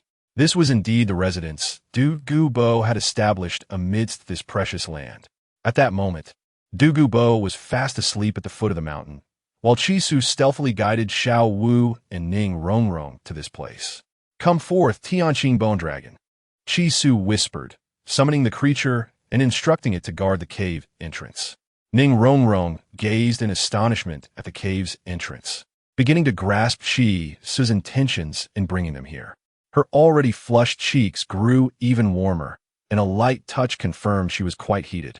Her breath quickened, a blend of fear and anticipation swirling within her. As it was deep into the night, the cave was shrouded in darkness, with the only illumination emanating from the moonlight above. In the inky blackness, the three of them nestled closely together, their breaths the only sound breaking the stillness. Initially, their breathing was rhythmic, but as time passed, it grew increasingly chaotic. It seemed that either Ning Rongrong or Xiaowu's breath faltered first, leading the others into disarray. In that moment, the cave was filled solely with the sound of their erratic breaths, amplifying the atmosphere of secrecy and intimacy. They inched closer to one another, as if striving to merge into a singular entity. Gradually, the chaotic breaths within the cave were accompanied by an ineffable allure, igniting tantalizing imaginations. The light of spring seemed to burst forth, casting radiant beams into the dark cave, as if a tempestuous spring rain began to fall. The following morning, Qi, having suffered from a lingering backache after several days, led the two girls down the mountain. As they reached the foot of the mountain, they found Hulayina still peacefully asleep by the campfire. In slumber, her martial soul's inherent allure diminished significantly, transforming her into a girl oblivious to the world's troubles. The campfire, fueled by soul power, had burned steadily throughout the night, now glowing warmly in the light of the rising sun. In contrast to Hulaina's serene beauty, Douluo's sleeping posture appeared rather wild, sprawled out carelessly, lacking the dignified aura befitting a titled Douluo, resembling a peculiar old man instead. Awake, awake, Chisu. Recalling Douluo's amused expression while watching him, and Xiao Wu whisper, playfully delivered a firm kick to Douluo's rear, rousing him from his slumber. Douluo, enraged by the kick he received, was about to unleash his fury but immediately altered his expression upon seeing Chisu, forcing a chuckle and inquiring, "Young master, do you have business?" Chisu coldly snorted, gesturing for him to lead the way. "We are heading to the place where you gather medicinal herbs. I shall prepare the antidote for you." Initially, Douluo had hoped for Chisu's flattery to secure an antidote. Yet he was taken aback when Chisu straightforwardly offered to assist him with the poison on their very first day together. This unexpected gesture brought immense joy to Douluo, who eagerly nodded and hurried ahead to guide Chisu, wholly shedding the pride befitting a titled Douluo. This humility did not stem solely from the opportunity to be cured, but also from the context of their previous encounters. In the original narrative, Tang San had offered to cure Douluo, yet Douluo had first insisted that Tang San consume 3 types of poison to demonstrate his ability. The situation with Chisu was markedly different. Tang San, inferior in strength to Douluo, had to leverage the antidote as a bargaining chip for his survival. In contrast, Chisu was not merely bargaining for his life with the antidote. He was offering it as a gift, even extending Douluo a lifeline after nearly taking his life with a single strike. Under such circumstances, Douluo could not maintain the aloof demeanor he had with Tang San. Instead, he appeared genuinely humble, resembling a devoted guardian of the young master. Ultimately, this dynamic revolved around the issue of power among soul masters. In the world of Douluo Dalu, the strong prey upon the weak. Chisu, with his formidable rank as a level 51 Soul King, could easily best Douluo, a titled Douluo, thus granting him the right to receive such subservience. At this moment, Douluo, leading the group with an air of delight, showed no trace of the anger he had felt when Chisu had kicked him awake. Rather, he was in high spirits. Hulaina was roused by Xiao Wu and Ning Rongrong, who assisted her as they ascended the mountain together. With the sun just beginning to rise, Douluo walked ahead, while Chisu trailed behind the 3 young women, resting his hands behind his head and admiring their distinct yet graceful figures, feeling a wave of happiness wash over him. Xiao Wu, Ning Rongrong, and Hulaina frolicked together like playful sisters, creating a wonderfully relaxed and pleasant atmosphere. Chapter 96. A heart full of guilt. Chisu was not one to lack confidence. Having navigated the complexities of romantic pursuits for many years, he had developed a thick skin. However, this particular situation was unprecedented, leaving him at a loss for how to proceed. Offering an apology would seem insincere, while claiming responsibility would label him a cad, akin to taking advantage of someone in a vulnerable moment. Consequently, he found himself frozen in place, while Hulaina remained squatted on the ground, weeping profusely. Xiao Wu and Ning Rongrong shot him reproachful glances, their eyes filled with unspoken complaints. They understood that Chisu's indiscretion had led to this uncomfortable predicament. Yet, they too were uncertain of how to handle the situation. If they were in Hulaina's position, being publicly teased by someone with whom they had not established a relationship would undoubtedly evoke profound embarrassment, inciting a desire to vanish from sight. Thus, they glared at Chisu, their expressions reflecting their discontent with his wayward hand. Chisu, feeling a mix of guilt and helplessness, raised his hands in surrender and shrugged. At that moment, Douluo halted, turning to survey the awkward tableau before him. He quickly averted his gaze, stifling a laugh to himself. Having witnessed Chisu's earlier antics, Douluo decided against openly enjoying the spectacle, and instead chuckled quietly, reflecting on how the new generation continually surpassed the last. He sighed, feeling a twinge of nostalgia for days long past when he could engage in playful banter with young girls. Meanwhile, Chisu wrestled with profound guilt. his heart heavy as he contemplated the situation. Although he had no intention of taking advantage, the outcome was indeed unfortunate, and there was no point in denying his role in it. Throughout, he had viewed Hulaina as a somewhat pitiful figure in the original tale. She harbored deep affections for Tang San, who merely regarded her as a tool, exploiting her feelings time and again. Despite this, Hulaina remained foolishly devoted, wishing for Tang San's well-being while he thrived, leaving her beloved teacher, Bai Dong, to meet a tragic end. This dynamic evoked a sense of melancholy in Chi Su. For Hulaina had never committed any wrongs. She was merely a lovesick girl unable to exchange her devotion for genuine affection. As for Tang San, did he ever feel guilt? Certainly not. He had never harbored remorse for anyone. Upon joining the Haotian sect, he believed his father was at fault and that he must atone. Later, he would assert that his father had done no wrong, blaming the Haotian sect for its timidity. Tang San's world revolved solely around power, akin to a serpent skilled in the art of ambush. In contrast, Chi Su was not like him. Having received a modern education, he possessed a moral compass that weighed his actions. Perhaps his journey to this world would not alter it significantly, but he sought to act without shame. He took on Tang San and used Xiao Jiang as disciples, vanquished Zhao Wujia, reformed Shrek Academy, battled the ghost Dove Mei, the flower Dou Yuan, and the poison Dou of the Bow. In each instance, Chi Su could justify his choices internally, free from the burden of guilt. As for Xiao Wu and Ning Rongrong, Chi Su felt no remorse for having drawn Xiao Wu away from Tang San. For this was akin to a parallel universe where he and Xiao Wu had met first, exchanging promises without cause for shame. He believed he would treat Xiao Wu better than Tang San, ensuring she would not be a sacrificial pawn for soul rings. Chi Su vowed that any enemy seeking to harm Xiao Wu would have to step over his body first, rather than reducing her to a mere soul ring. Regarding Ning Rongrong, their mutual affection blossomed naturally, requiring no further explanation. As for Oscar, he could remain wherever he felt comfortable.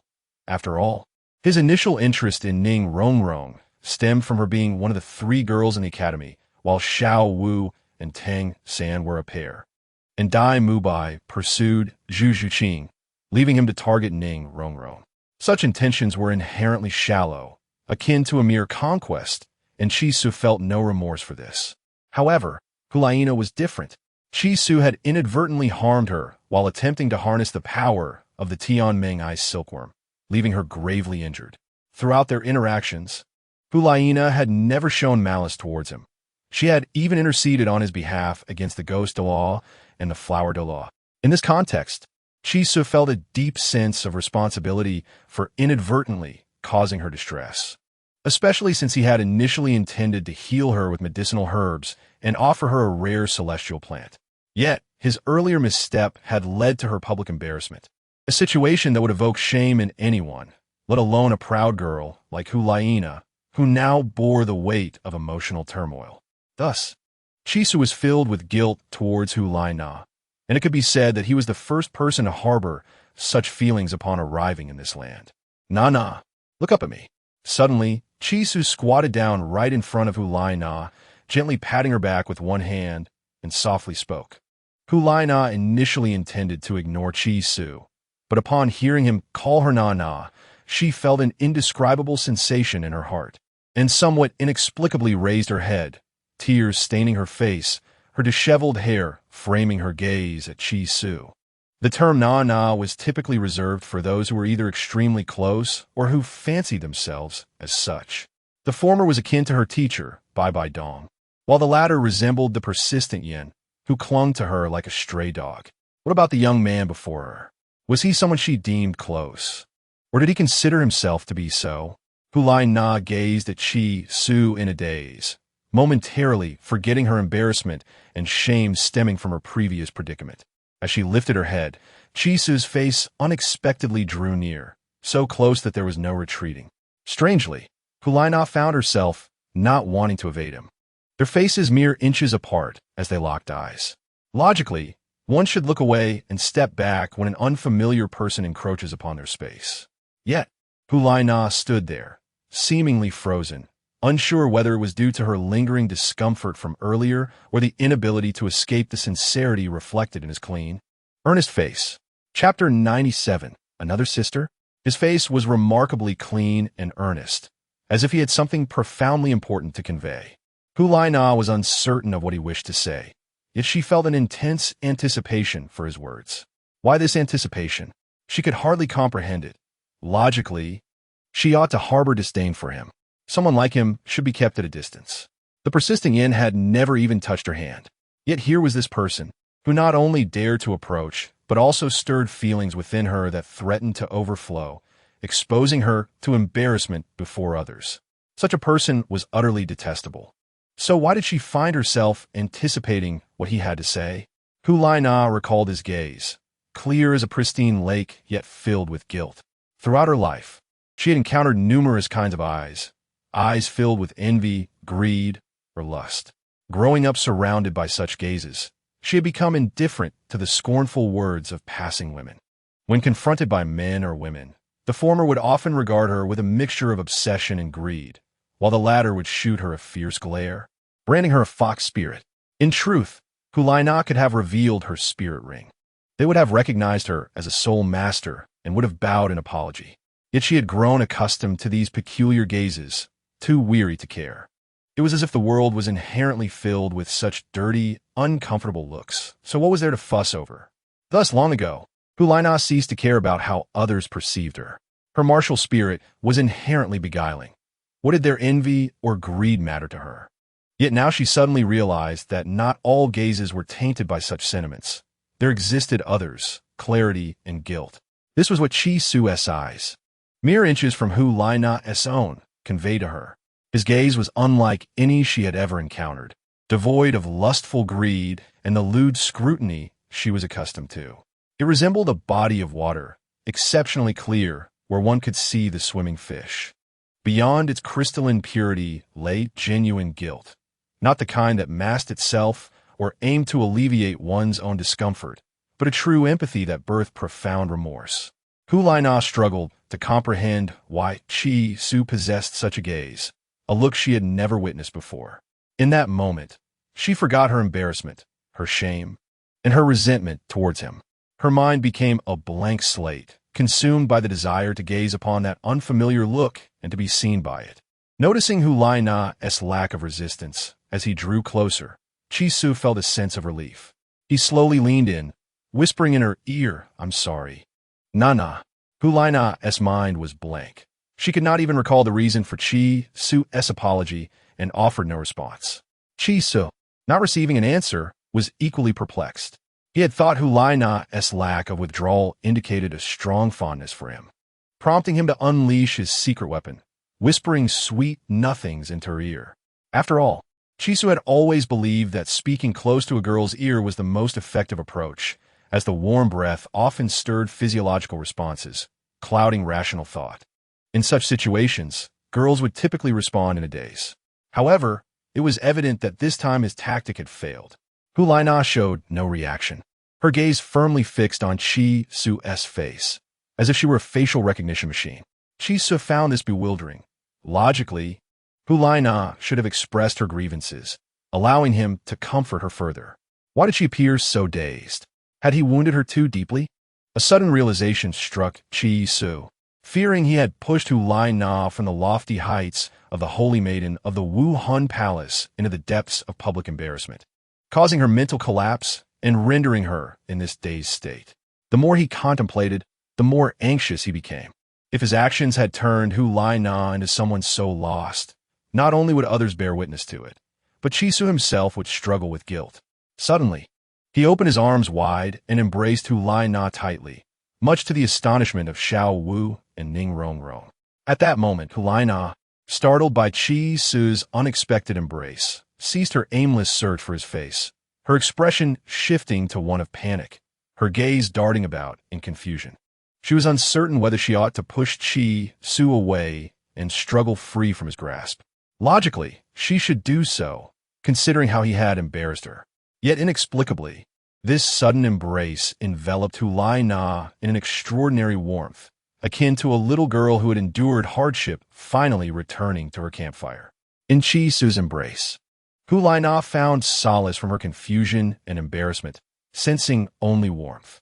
It was as if the warmth of a burning campfire beckoned her to linger within its comforting glow forever. The hands behind her provided Hulina with a warmth akin to that of a campfire. Unconsciously, she delicately placed her small hand behind Chi Su, as if grasping at a lifeline. "Do not fear," Chi Su reassured her once again as he held her tightly. In truth, he was taking a gamble, wagering that Hulina did not resist his touch. After all, if she harbored a strong aversion towards him, she would not allow him to embrace her so closely, nor would she place her hand upon his back. Fortunately, Chi Su's gamble paid off. Hulina, indeed, did not shy away from his contact. At that moment, she had ceased her sobbing, quietly nestled in his embrace like a little fox seeking warmth by a fire. Xiao Wu and Ning Rongrong exchanged peculiar glances, silently contemplating the burgeoning bond between them. Was another sister about to join their ranks? Chapter 98. Gifted beyond measure suddenly, the previously dissipated chill surged forth once more. Hulina, who had lightly rested her hand on Chi Su's back, abruptly tightened her grip, trembling as she whispered, "So cold, so cold." Chi Su, taken aback by her sudden embrace, felt a jolt run through him, momentarily at a loss. Yet, in an instant he regained his composure, his hand moving to gently stroke her head, cradling her like a shivering fox.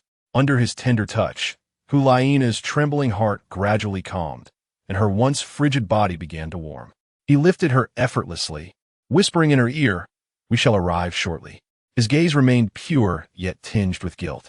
Hulina gazed intently into Chi Su's eyes, her focus unwavering, as if they were the only two souls in existence. She nodded gently, then turned slightly to bury her head in his chest, resembling a little fox seeking warmth. Chi Su chuckled softly, resuming his stride.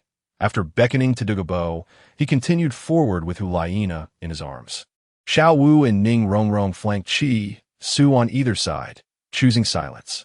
Under ordinary circumstances, they would have been displeased to see Chi Su embrace another woman without a defined relationship in their presence. However, given that Chi Su was at fault and had put Hulina in such an awkward position, they held no grievances. Instead, they cast worried glances at Hulina, fearing for her well-being. As Hulina's chill returned unexpectedly, Chi Su, concerned for her safety, urged Douluo to quicken their pace. Douluo altered his leisurely pace, ascending the mountain path as if it were flat ground. Although his movements appeared slow, each step covered a distance of 10 meters, and his strides were remarkably even, creating the illusion of vertical ascent. Soon, under Douluo's guidance, they reached the mountain summit. Upon arrival, Xiao Wu and Ning Rongrong were taken aback by the surrounding terrain. Before them lay an inverted conical depression, with their position at the edge of this hollow. Dense, humid steam billowed from within, carrying a hint of sulfur's distinct scent. Chi Su felt a stirring in his spirit, for he knew that the ice and fire yin-yang one of the three great treasures, lay before him, along with the precious herbs, Xiangxi Duan Chang Hong, Qi Luo Eugene Xiang, Ba Jiao Xian Bing Chao, and Qi Rong Tong Tianju. These rare plants, seldom seen in millennia, were within reach. "Follow me," Douluo announced, leaping into the abyss shrouded in darkness. The morning mist and the cliff's steepness obscured his descent, and in the blink of an eye, he vanished into the fog. Chi Su wasted no time, summoning the Lan Yin Jian Chao, which split into 3 long swords, allowing the 3 of them to float down. Douluo was astonished to see Chi Su descend upon his sword, his shock intensifying upon noticing the soul rings shimmering around Chi Su. 5 rings encircled him, white, white, black, black, black, forming an exceedingly peculiar configuration. Chi Su's 3 martial souls each boasted an unusual arrangement of soul rings. The Tianqing Gulong's rings were all black, while the Lanning Jianchao's were white and black. The elemental martial soul, even more bizarre, displayed a pattern of white, purple, purple, purple, and black. The sheer strangeness of these configurations left onlookers bewildered. Douluo trembled, his mind a blank canvas. An unnameable pressure enveloped the air, making it difficult for him to breathe. This pressure was not tangible, but rather a surreal sensation that bore down on him with an intensity surpassing that of the Golden Trident's might. It emanated from Chi Su's seemingly impossible third martial soul. How could anyone possess 3 martial souls? If Chi Su were not standing before him, Douluo would have never believed in the existence of a third martial soul. Even if Chi Su stood there with his Lan Yin Jian Chao, Douluo would still feel as though he were witnessing a ghost. He suddenly felt a wave of relief, grateful that he had restrained his murderous intent when Chi Su entrusted his back to him. Had he acted on that impulse, it would likely have been his own demise. As he breathed a sigh of relief, Douluo came to terms with the situation. I knew it. Even if he were a dual martial soul, he couldn't possibly possess such profound and concentrated soul power at the Soul King level. Douluo mused internally, acknowledging that he did not lose to a mere Soul King, but to the first Soul Master with a triad of martial souls in 10,000 years. This revelation brought him a sense of acceptance. With that thought, Douluo's spirits lifted, and he ceased to tremble. He approached Chi Su grinning broadly, and asked with feigned humility, "Young master, you possess 3 martial souls?" Chi Su scoffed in response, casting him a glance. "Haven't you seen it already? Why ask?" In truth, Douluo was the first to truly witness Chi Su's 3 martial souls. Despite Xiao Wu and Ning Rongrong's awareness of Chi Su's prowess, they had never imagined he possessed 3 martial souls. Of course, they had not inquired, and Chi Su had not volunteered the information. Upon hearing Douluo proclaim Chi Su as the harbinger of an unprecedented triad of martial souls, both women regarded him with expressions of profound astonishment. Even Xiao Wu, who had long perceived Chi Su as enigmatic and powerful, felt unwavering confidence in him, regardless of his confrontations with titled Douluos. At this moment, even the mentally prepared Xiao Wu gazed at Chi Su with an expression of sheer bewilderment, as if she were staring at a monster. Chi Su shrugged his shoulders and chuckled helplessly, attributing his extraordinary talent to innate gifts. Chapter 99. The Eye of Ice and Fire. Chi Su wore a mischievous grin, exuding an air that prompted others to take action. Yet, those present were no match for him, resulting in only awkward laughter among them. Hulaina, in her dazed state, seemed to have caught wind of Chi Su's San Sheng Wuhan. Turning her head, she looked up at him with her dreamy eyes filled with disbelief. San Sheng Wuhan? How could there be a San Sheng Wuhan? Her own teacher, possessing a Shuang Sheng Wuhan, was already a rarity across the continent. How could there possibly be a San Sheng Wuhan? Her body trembled uncontrollably, as if the revelation of Chi Su's San Sheng Wuhan had frightened her. Chi Su noticed the commotion in his arms, smiled gently, and patted Hulaina's head, reassuring her that all was well. The fear and anxiety within Hulaina began to subside, and she nestled quietly in Chi Su's embrace like a small fox. Her trepidation stemmed from her close association with Bai Bai Dong, making her acutely aware of the formidable power possessed by that noble woman. Bai Bai Dong's greatest reliance was her Shuang Sheng Wuhan. It was precisely because of this that she had entered the Wuhan Palace, gradually ascending to the status of saintess and then pope. The sudden emergence of someone with a San Sheng Wuhan was astonishing to Hulaina. However, she found solace in the fact that this individual was not an enemy. Whether or not he posed a threat to the Wuhan Palace was uncertain, but it was evident that he did not pose a threat to her. After all, why else would she be able to lie peacefully in his arms, enjoying his gentle touch? Yet, Hulaina did not wish for him to become an adversary of the Wuhan Palace, as it housed both her teacher and her brother. She sighed inwardly, feeling that Gui Do Luo Gui Mei and Judo Luo Yuguan had overly relied on the authority of the Wuhan Palace to intimidate others, offending numerous forces across the continent. Although the strength of the Wuhan Palace could withstand the envy of those forces, the accumulation of grievances over time could lead to a catastrophic eruption, causing the grand edifice of the Wuhan Palace to collapse. Nonetheless, as the saintess, Hulaina felt constrained in her ability to speak out. After all, both Guido Luo Gui Mei and Judo Luo Yuguan were titled Do Luo, and as a mere junior, she had no right to criticize them. Moreover, they were staunch supporters of her teacher, Pope Bai Dong, and had significantly contributed to bolstering her influence within the Wuhan Palace. In truth, matters of both great and small were subjected to her teacher's scrutiny. And Gue Do Luo Yuguan and Gue Do Luo Gue may dared not abuse their power excessively. Yet, in recent years, her teacher's presence had become increasingly elusive, and even as the saintess, she rarely caught sight of her. In this context, Gue Do Luo Gue Mei and Judo Luo Yuguan had assumed greater control over the Wuhan Palace, resulting in criticisms against it for its oppressive tactics and insatiable ambition. Hu Laina silently hoped that Qi Su would not harbor any resentment towards the Wuhan Palace due to their actions. However, she was perhaps overthinking it. After all, Bai Dong was within the Wuhan Palace, and Qi Su would surely not position himself against it. After all, that was the domain of his future wife.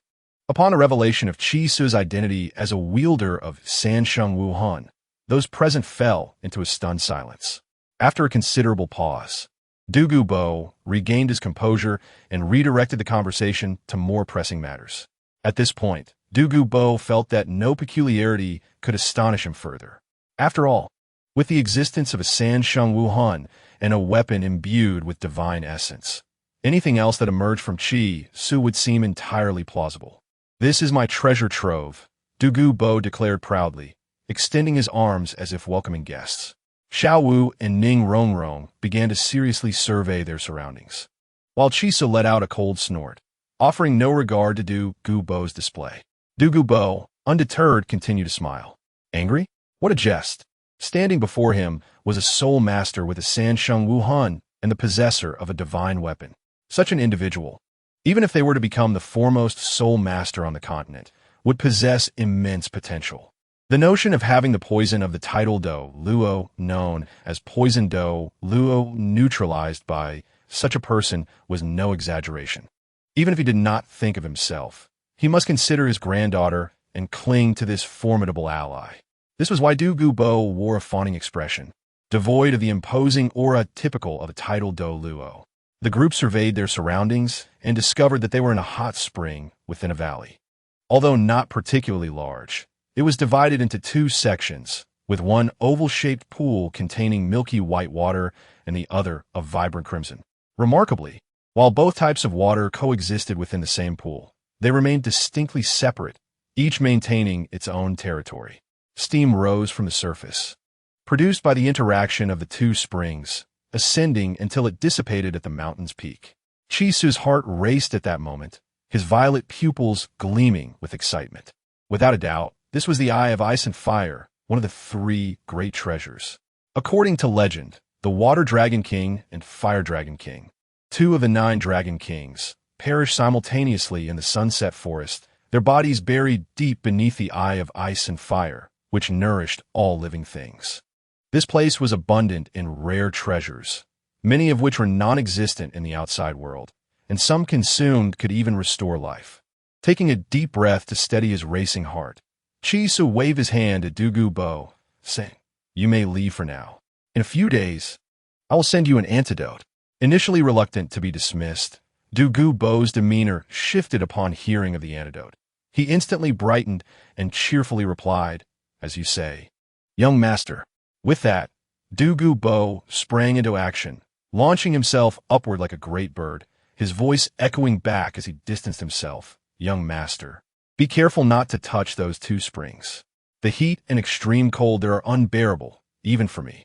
Watching Du Gubo gradually vanish into the mist, a smile crept across Qi Su's lips.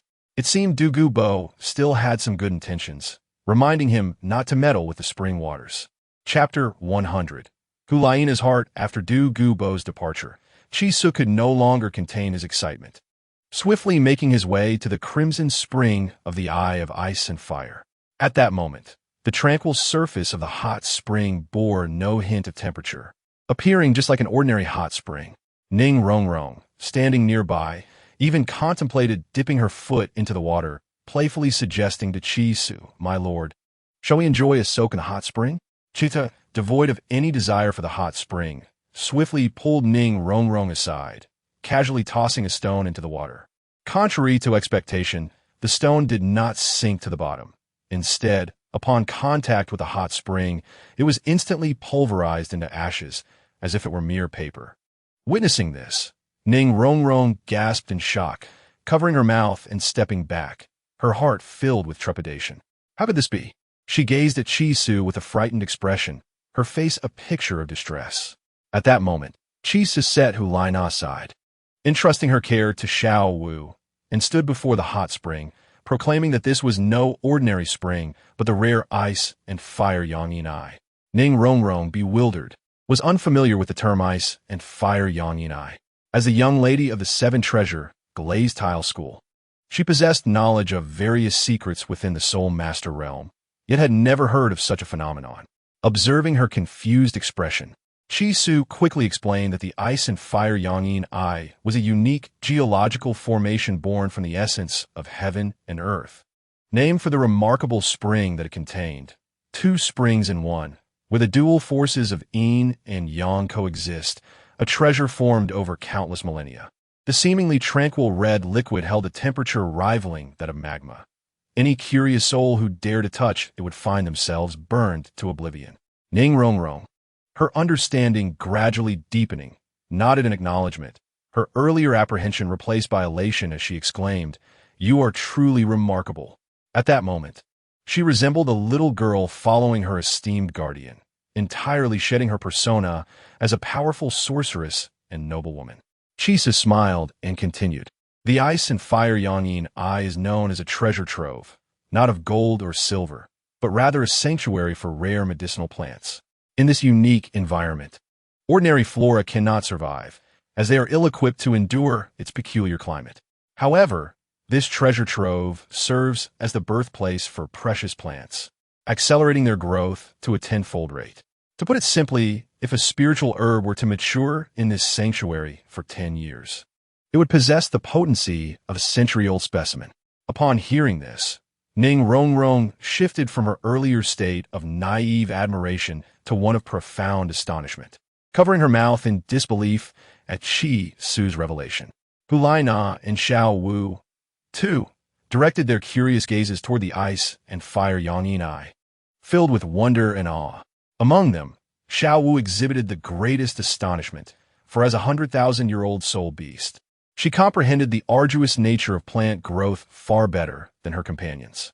The existence of a place where growth could be expedited tenfold was nothing short of miraculous. To plants, this location was likely even more significant than the central lake of the Stardow Forest was to soul beasts, which was long occupied by the formidable Dai Ming and Air Ming. It was no surprise that her husband would risk everything to confront a tidal Douluo to reach such a place. As Xiao Wu processed her thoughts, her gaze toward Chi Su became increasingly reverent.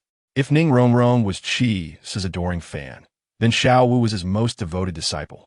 Even if Chi Su were to battle a tidal Douluo, Xiao Wu would firmly believe in his victory, unlike Ning Rongrong, who was enveloped in anxiety and uncertainty.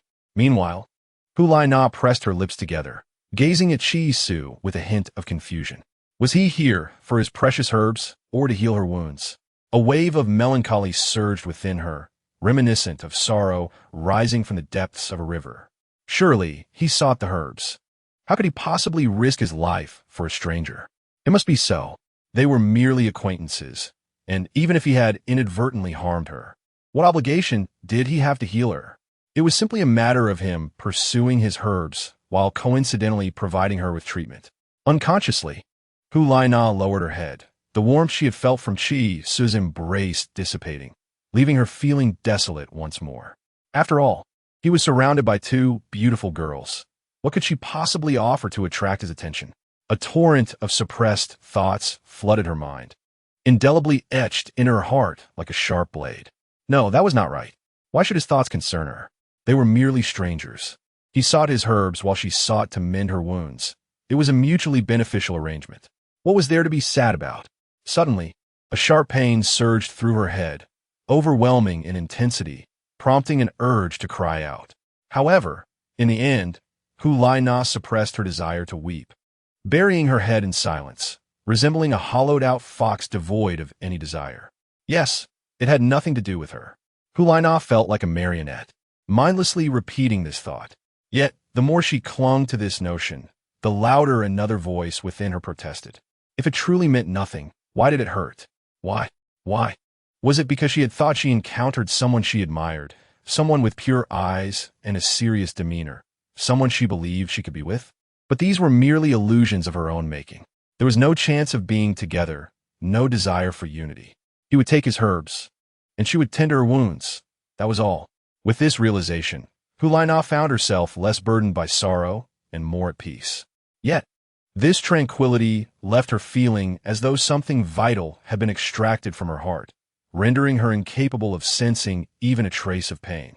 It was as if a once vibrant fox had lost its heart, leaving an unsettling emptiness. As Chi Su, Xiao Wu, and Ning Rongrong marveled at the ice and fire Yangyin eye, Hulina remained crouched in a corner, exhibiting an unusually quiet demeanor. Yet the others, absorbed in their joy, failed to notice her odd behavior. Chi Su stood before the eye, his eyes shimmering with a violet hue as he activated the purple extreme demon eye. The crystalline purple light coalesced within his gaze, and with the combined might of the Xintian skill and the spiritual power of the Tianmeng ice silkworm, everything around him became remarkably clear, even amidst the swirling mist. Countless plants thrived in the vicinity of the ice and fire Yangyin eye, resembling a gathering of rare flora in a paradise, each more exquisite than the last. Had Chi Su arrived in the Douluo Continent and found himself in this treasure-laden land, he would initially have been oblivious to the invaluable herbs present. However, having studied the Xintian treasure record, his understanding of it surpassed even that of Tang San, allowing him to instantly recognize the plants surrounding the spring. Before Chi Su, not far from him, near the milky white hot spring, there lay a cluster of objects resembling tiny insects, which were none other than the exquisite snow silkworms, a rare variety of Dong Chong Xiaochao. Dong Chong Xiaochao is already a precious and nourishing substance, and the snow silkworm, being its finest form, is undeniably extraordinary. Anyone with a modicum of knowledge about medicinal herbs would surely become frenzied upon seeing this rare snow silkworm. However, Chi Su paid little heed to it. For him, the paramount objective of this expedition was to procure several types of celestial herbs that could significantly enhance both his soul power and physical attributes. As for other items, he could simply gather them later. Names of various celestial herbs flashed rapidly in Chi Su's mind. Qirong Tong Tianju, Yuluo Eugene Xiang, Lai Hua Xing Jiao Shu, Ba Jiao Xinbing Chao, stirring his emotions immensely. At that moment, a delightful fragrance wafted through the air, interrupting Chi Su's thoughts. It was a subtle aroma, lacking any heavy or overpowering scent, reminiscent of a gentle and ethereal fragrance that enveloped him in comfort. This enchanting scent was so soothing that even the sorrowful Hulina lifted her head and instinctively inhaled the fragrance that permeated the air. Chi Su's mind momentarily clouded, but after a fleeting instant he suddenly exclaimed loudly, "Yu Xiang Chi Luo Xian Pin?" Ning Rong Rong, puzzled by his excitement, had always seen Chi Su as composed and tranquil, and now he appeared genuinely exhilarated. With a hearty laugh, Chi Su noticed Ning Rong Rong's confusion and promptly explained. Yu Xiang Chi Luo Xian Pin is the nemesis of all poisons, capable of neutralizing any toxin. While it may not directly detoxify, it can restrain all forms of poison. Within its vicinity, no toxic substance holds power. In truth, for Chi Su, this seemingly unparalleled celestial herb had little impact on him. After all, he was protected by the ethereal aura of the undead cataclysm, Illikisi, and the divine presence of the sea god's trident, rendering him impervious to any external toxins. To put it differently, no toxin in the world could penetrate Chi Su unless it invaded through an open wound. It was precisely because of his immunity to poison that he felt no trepidation regarding his upcoming confrontation with Douluo Bo. He did not even need to rely on the powers of the Tianmeng Bang Can or Illikisi. Merely utilizing the explosive ring would suffice to easily defeat Douluo Bo. After all, if a tidal Douluo, renowned for his poison, was rendered ineffective against him, he would merely be a toothless tiger. The excitement Chi Su felt upon discovering the Yu Xiang Chi Luo Xian Pin stemmed from the fact that it was the first celestial herb he had identified, naturally heightening his spirits. Moreover, the holder of this herb would be immune to all toxins without any effort, allowing Qi Su to entrust it to Xiao Wu and the others, alleviating his concerns about their safety. Following the enticing aroma of the Yu, Xiang Qi Luo Xian Pin, Qi Su approached it. It was a large, pale pink flower, devoid of leaves, with a stem measuring 3 feet in length and a bloom of remarkable size, its diameter exceeding a foot. Each petal appeared crystalline and translucent, the delicate pink flower swaying gently in the mist. Situated at the confluence of the red and white spring waters, his hand, suddenly as white as jade, reflected the mastery of the Tang sect's secret technique, Xian Yushou. As he gently plucked the celestial herb and, smiling, addressed the onlookers playfully, who desires this herb that grants immunity to all poisons. Qi Su intended to first distribute the celestial herbs suitable for himself and Xiao Wu among them, then select one for Du Gubo, while packing the remaining herbs to take with him. If fate allowed, he might share some with Gugu or Guming from Shrek, and if Oscar harbored no ill intentions, he might even offer him a celestial herb. Among the original members of Shrek, Qi Su held the least aversion towards Oscar compared to Dai Mu Bai or Ma Hongjun. After all, Dai Mu Bai was a man-beast unable to control his lower instincts, while Ma Hongjun merely viewed young women as tools for his indulgence. In contrast, while Oscar was somewhat promiscuous, he still retained a semblance of normalcy. Moreover, Gugu and Guming both entered Shrek Academy through an alternate path, and Qi Su harbored considerable fondness for them.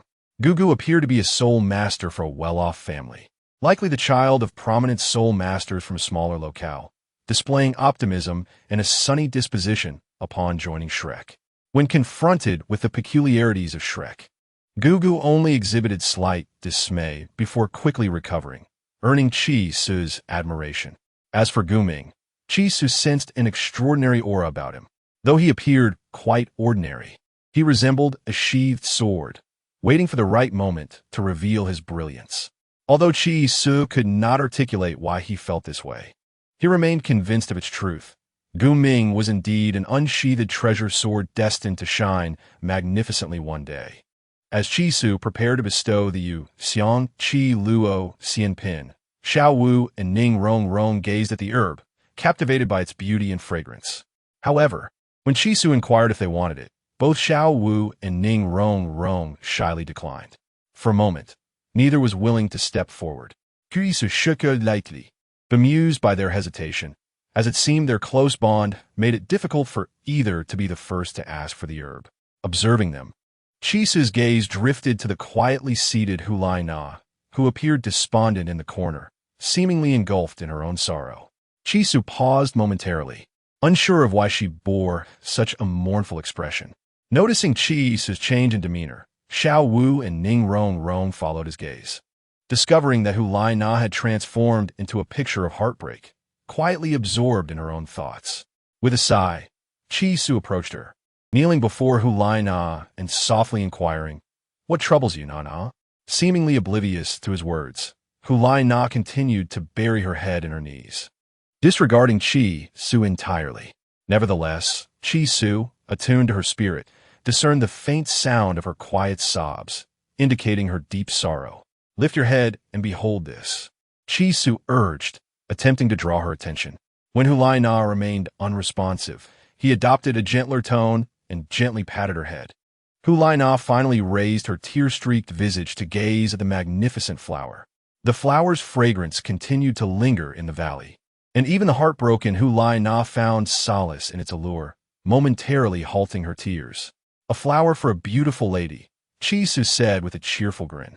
Initially, he had intended to offer the herb to either Xiao Wu or Ning Rong Rong, but since both were too bashful to claim it, and seeing Hulai Na's sorrowful state, he decided to directly present the flower to her. Qi Su extended his hand, gently wiping away the tears from Hulai Na's face. And then, with a hint of indulgence in his smile, he inquired, "What troubles you? Speak your mind." Hulai Na reached out, attempting to take the magnificent flower from Qi Su's hand, yet hesitated and withdrew her hand, overtaken by a sense of trepidation.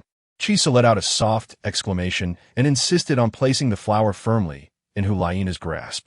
This exquisite flower, imbued with the essence of fragrant, ethereal beauty, was said to protect its bearer from 100 poisons. Hulaina, however, found herself lost in a daze, staring at the flower thrust upon her, pondering why it was given to her.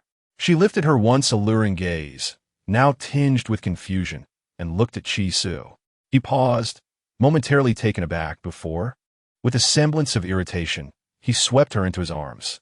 "What do you think?" A playful smile danced upon his lips. Had it been anyone else, such a smile would have elicited disdain from Hulaina. Yet inexplicably, she found him exceptionally handsome in that moment. Cradled in his embrace, she resembled a weeping little fox, distressed and vulnerable. No, this is wrong. I should despise him," Hulaina thought, shaking her head vigorously to dispel Chisu's image from her mind.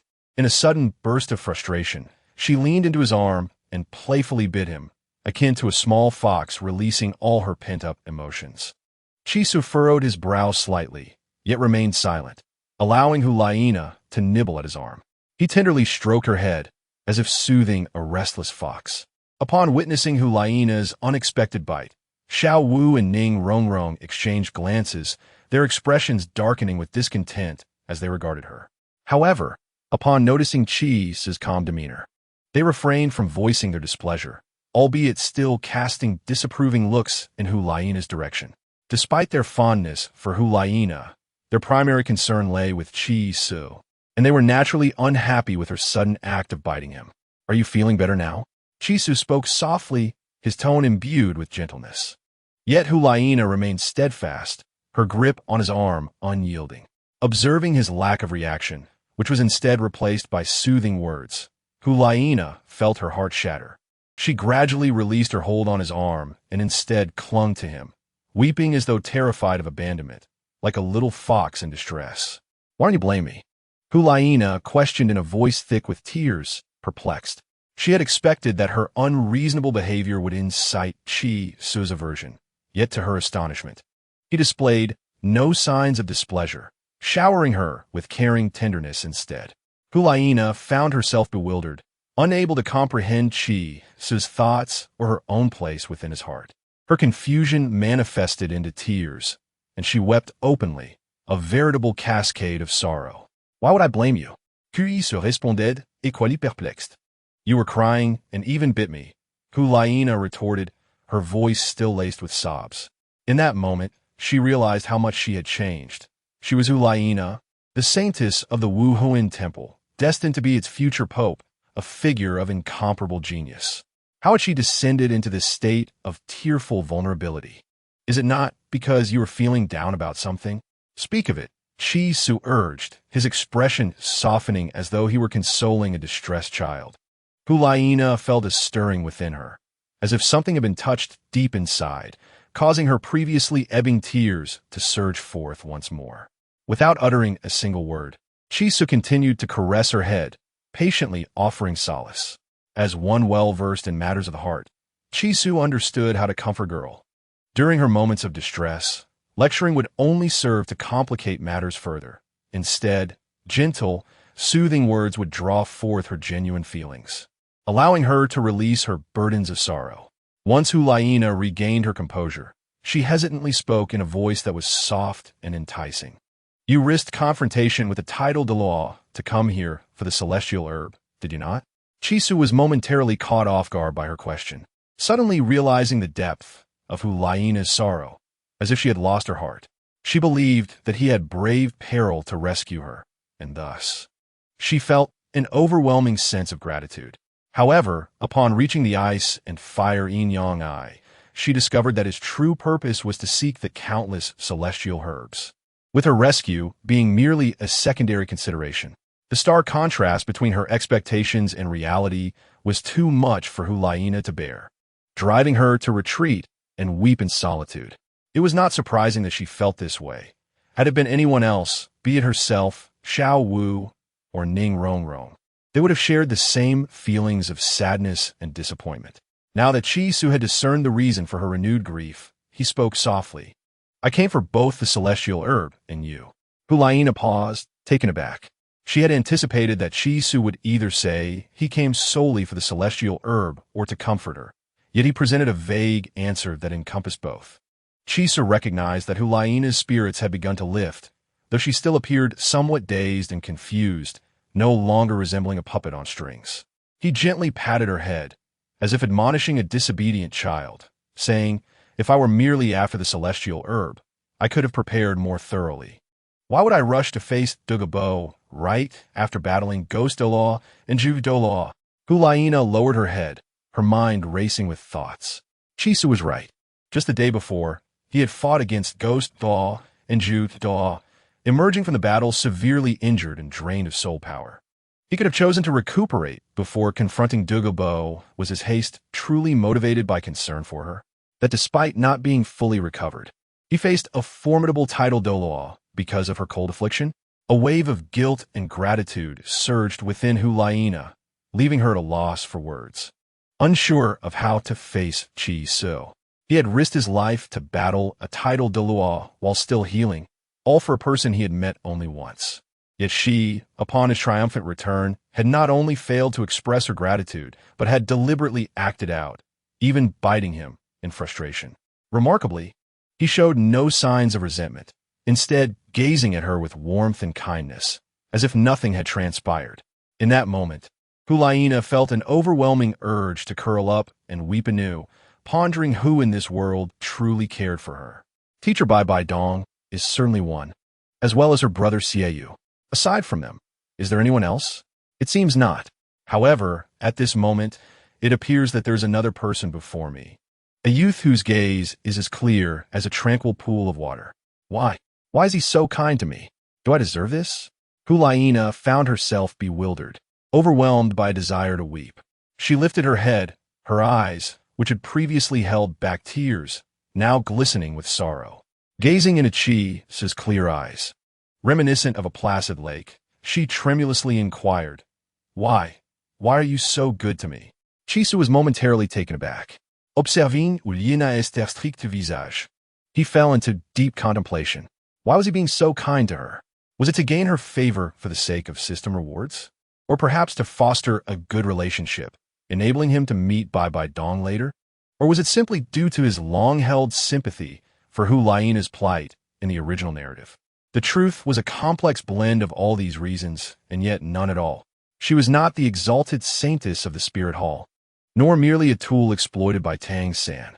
She was a real, living girl, capable of laughter, tears, mischief, and even biting.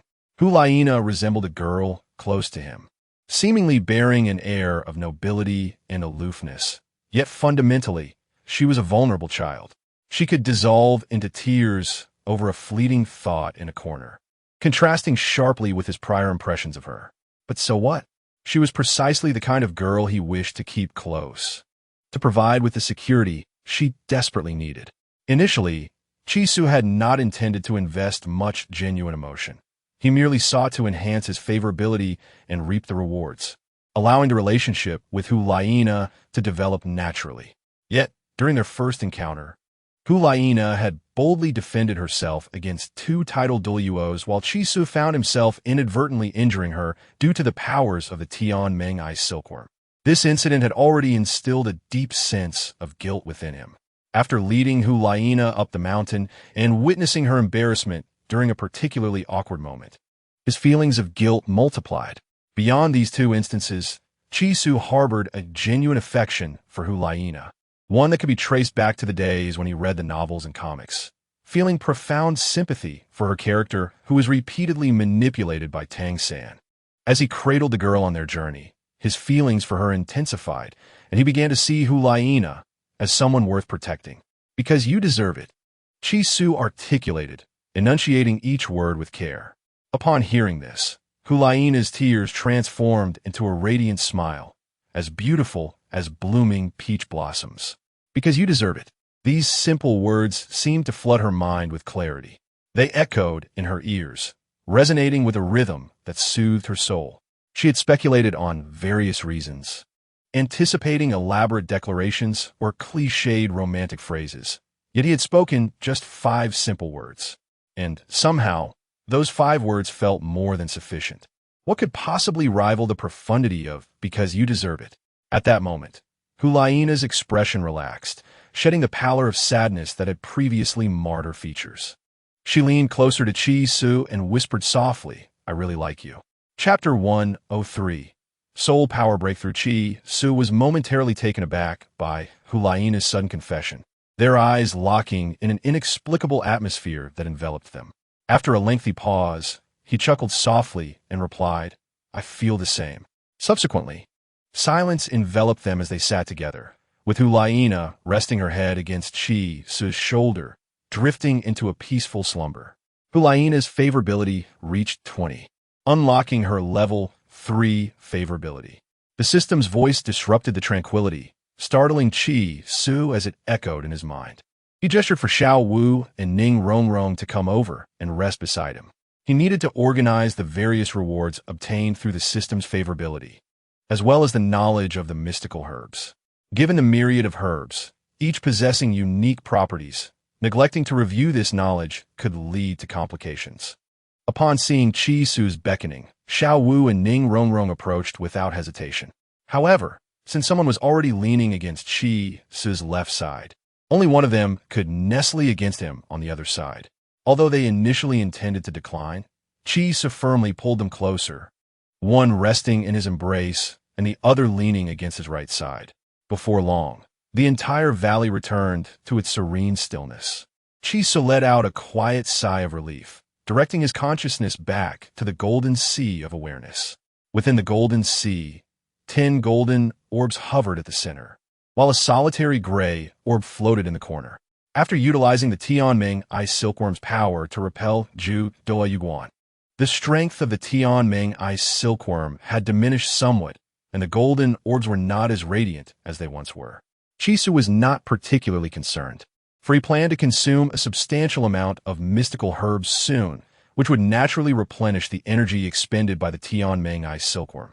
Awakens had also awakened during the battle against Ge Mei and Ju Doa Yuguan, but Chi Su's ability to harness Awakens' power was limited. Moreover, Awakens was not a complete entity like the Tianming Ice Silkworm. Awakens was merely a fragment of divinity, and each time Chi Su drew upon his power, it drained that fragment. In contrast, the energy expended by the Tianming Ice Silkworm could be restored, while Awakens' energy, once depleted, would gradually diminish without the means to recover. Chi Su was reluctant to overextend his use of Awakens' power. At this moment, Chi Su had accumulated 4 rewards within the golden sea of awareness that he had yet to examine. Ning Rongrong's level 2 favorability reward, level 3 favorability reward, Hulaina's level 2 favorability, and Hulaina's level 3 favorability reward.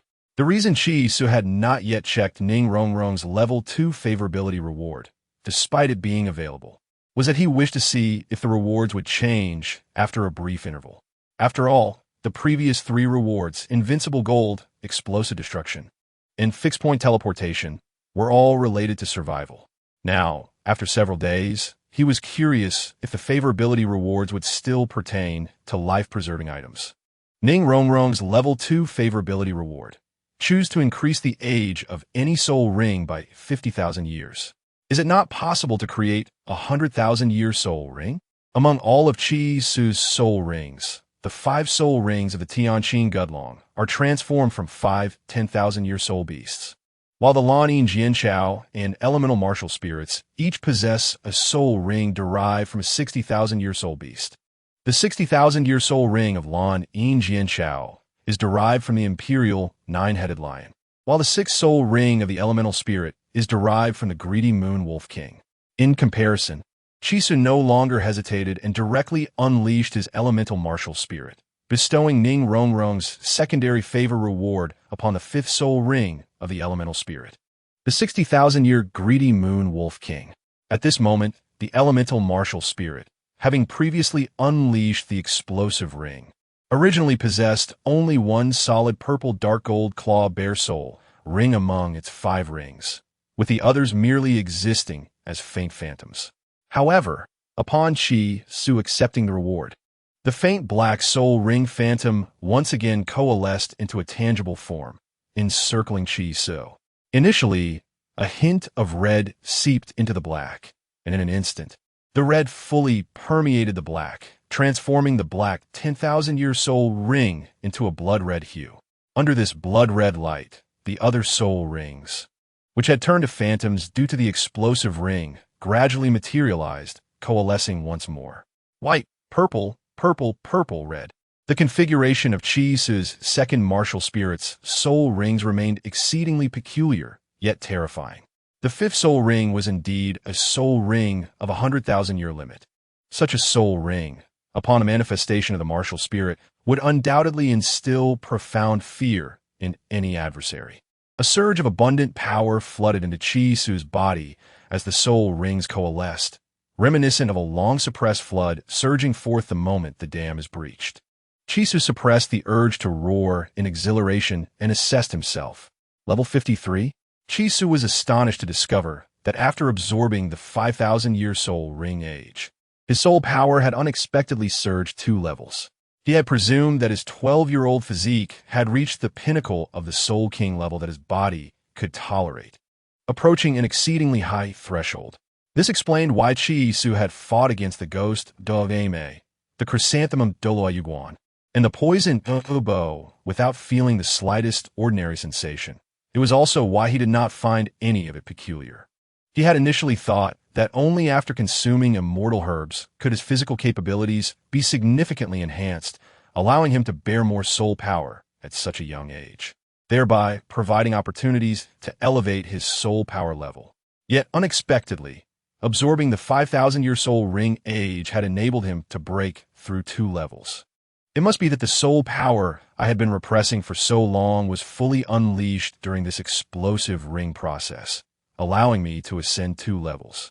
Upon careful contemplation, Qi Su realized that the reason for his elevated soul power level was not merely the absorption of the soul ring age, but rather the vigorous flow of soul power brought about by the explosive ring, which enabled him to surpass the limitations of his body and elevate his soul power by 2 levels. At this moment, Qi Su felt no trace of fatigue from his encounters with the ghost Douluo, the chrysanthemum Douluo, and the poison Douluo bow. A formidable force surged within Qi Su, making him feel as though his aura had reached its zenith. Chapter 104. The Soul Skill of the 100,000-Year Soul Ring. In fact, when Qi Su first fought against the ghost Douluo and the chrysanthemum Douluo, he should have already broken through the bottleneck of 51 levels of soul power. However, due to the limitations of his own body, he had been unable to do so against the title Douluo. When the soul ring exploded and the soul power coalesced within his body, relying on the enhancement of the 5,000-year soul ring age, the bottleneck he had been stuck at finally shattered, and his soul power surged back to the soul ring as if it were gushing forth, elevating him by 2 levels. Level 53, Soul King? Qi Su murmured to himself, somewhat surprised by his 2-level increase in soul power. It seemed that after consuming several immortal herbs over the past few days, he would reach the level of Soul Emperor. Soul power is the most relied upon resource for soul masters. A breakthrough of such magnitude in soul power naturally filled Qi Su with immense joy. After all, reaching the level of Soul Emperor would allow him to bestow a soul ring upon each of his 3 martial spirits, and the enhancement from 3 5,000-year soul rings would perfectly enable him to absorb the effects of the immortal herbs without leaving any residue.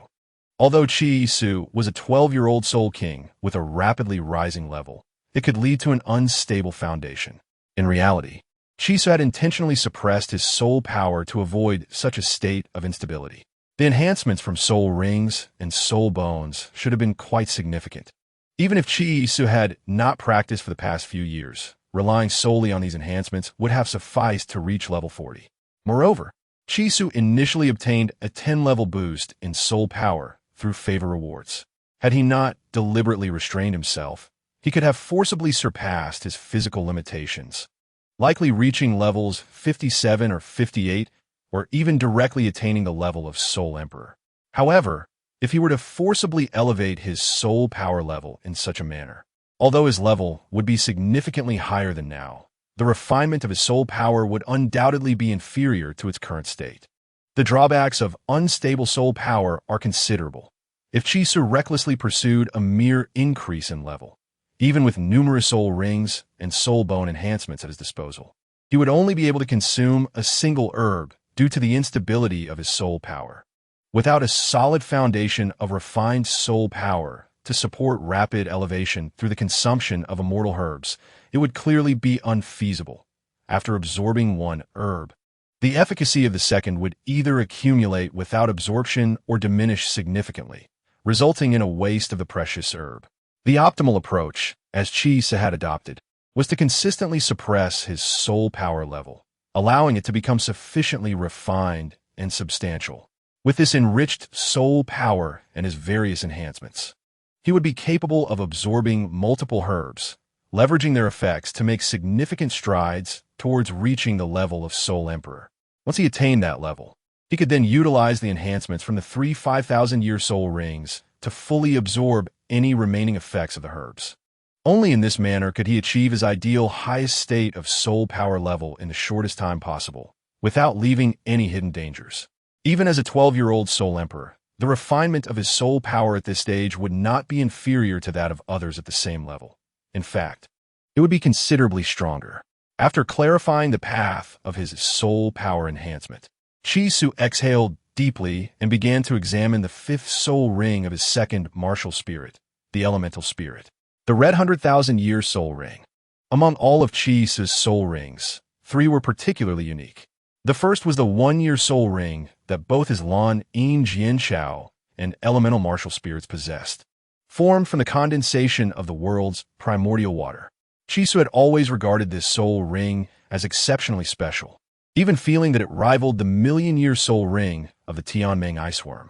After all, the so-called 1-year soul ring could also be referred to as a billion-year soul ring, as it was derived from the primordial water of the world, which should have existed since the inception of the world. Of course, Chisu merely held this thought. In reality, this 1-year soul ring had not demonstrated any significant effect. This 1-year soul ring granted Chi's 2 martial spirits a water prison and a devastating soul skill. It sounded impressive, but its actual performance paled in comparison to the soul rings of the imperial 9-headed lion and the greedy moon wolf king that he acquired later. Regarding the soul ring of the world's primal water, Chi believes that it is worth the wait, as this seemingly ordinary white soul ring will eventually reveal the power that justifies its title. As for the other 2 special soul rings, the million-year soul ring of Tangmen San needs no further elaboration, as it is undoubtedly one of Chisu's golden fingers, providing him with undeniable assistance. Firstly, it enhances his 4 soul skills, and secondly, it adds another ice attribute martial soul, which is a beast martial soul that differs from his current 3 martial souls, thus providing a substantial boost. Moreover, Tangmen San can grant Chi power in times of crisis, becoming a vital means of survival for him. The last special soul ring is the 10,000-year red soul ring of the Tan Yue Long Wang, which has increased its age by 50,000 years.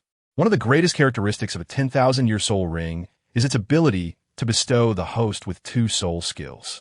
At this moment, Chi began to examine the second soul skill he had acquired. The first skill granted by the Tan Yue Long Wang soul ring is Kongji Lian, which allows for short-distance instantaneous movement and long-distance spellcasting movement. The second skill is known as Kongjin Jihuan, enabling the exchange of spatial positions between himself and any movable object within the spellcasting range, thereby ensuring his safety or trapping an enemy within his strike. Chi couldn't help but smile, quite pleased with this soul skill. Although these 2 skills bestowed by the 10,000-year soul rings seem devoid of any offensive capability, they are, in fact, terrifying when combined. Kongji Lian allows Chi to move stealthily on the battlefield, while Kongjin Jihuan can catch the enemy off guard. One might ponder, when a title Doll unleashes their 9th soul skill with full force, if he remains undeterred and utilizes Kongjin Jihuan at the moment of impact, wouldn't even a title Douluo be doomed to perish beneath their own 9th soul skill? As Chi contemplated this, the corners of his mouth curled upward, as if envisioning the moment's arrival. Chapter 105. Chong Tong, or Ji Gu. Currently, Chitsa possesses 3 soul skills associated with the Tan Yue Long Wang, all of which bring him immense satisfaction. 2 of these are the soul skills granted by the 10,000-year soul ring, Kongji Liehun and Kongjian Jihuan, stemming from the spatial attribute of Tan Yue Long Wang. Although these skills lack any offensive power, they offer Chitsa far more advantages in the ever-changing battlefield than any damage-inflicting soul skill could. Among the 3 soul skills, the remaining one is undeniably a divine skill, rivaling the prowess of the other 2 bestowed by the 10,000-year soul ring. This soul skill is derived from the head soul bone produced by Tan Yue Long Wang, accompanied by the soul skill Meng Yanji Jing. This is a mental attack skill that can draw the attacked individual into a nightmare composed of their deepest fears. However, there is a significant variance between the upper and lower limits of this skill. If the target possesses unwavering mental strength and a heart devoid of fear, they will be unaffected by this skill's assault.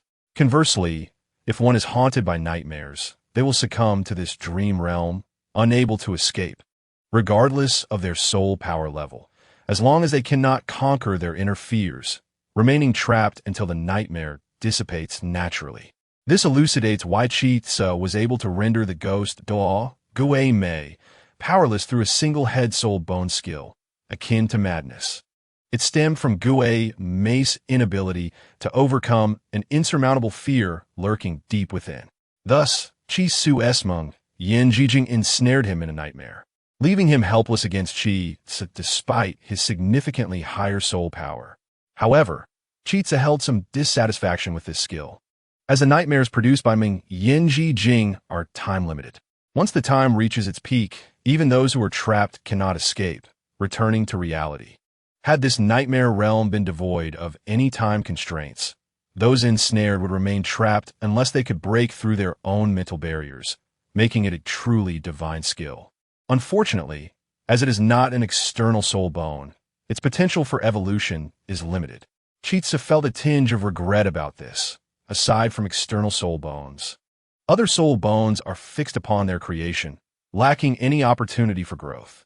The potential of a 10,000-year soul bone is inherently limited, failing to reach the terrifying heights of a divine skill. Nevertheless, soul bone evolution is not entirely impossible, should Chitsa inherit a divine position. Merging all soul bones into a soul bone armor could indeed elevate them to a new stage. However, this would render them somewhat superfluous, as once he inherits divine status, the importance of these soul bones diminishes. The strength of a deity fundamentally derives from 2 aspects: the level of their artifact and the rank of their divine position. The 5 great enforcers of the divine realm, combined with a super artifact, can naturally dominate the Douluo world.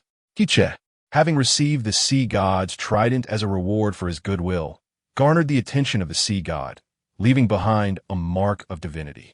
Chitsa does not reject the divine position of the sea god. The most powerful divine position in Douluo is the Shura divine position, followed by the sea god. If Chitsa wishes to become the strongest in the Douluo world, the Shura divine position is imperative, or he must inherit dual divine positions, the sea god and Shura. Chitsa is determined to journey to Sea God Island.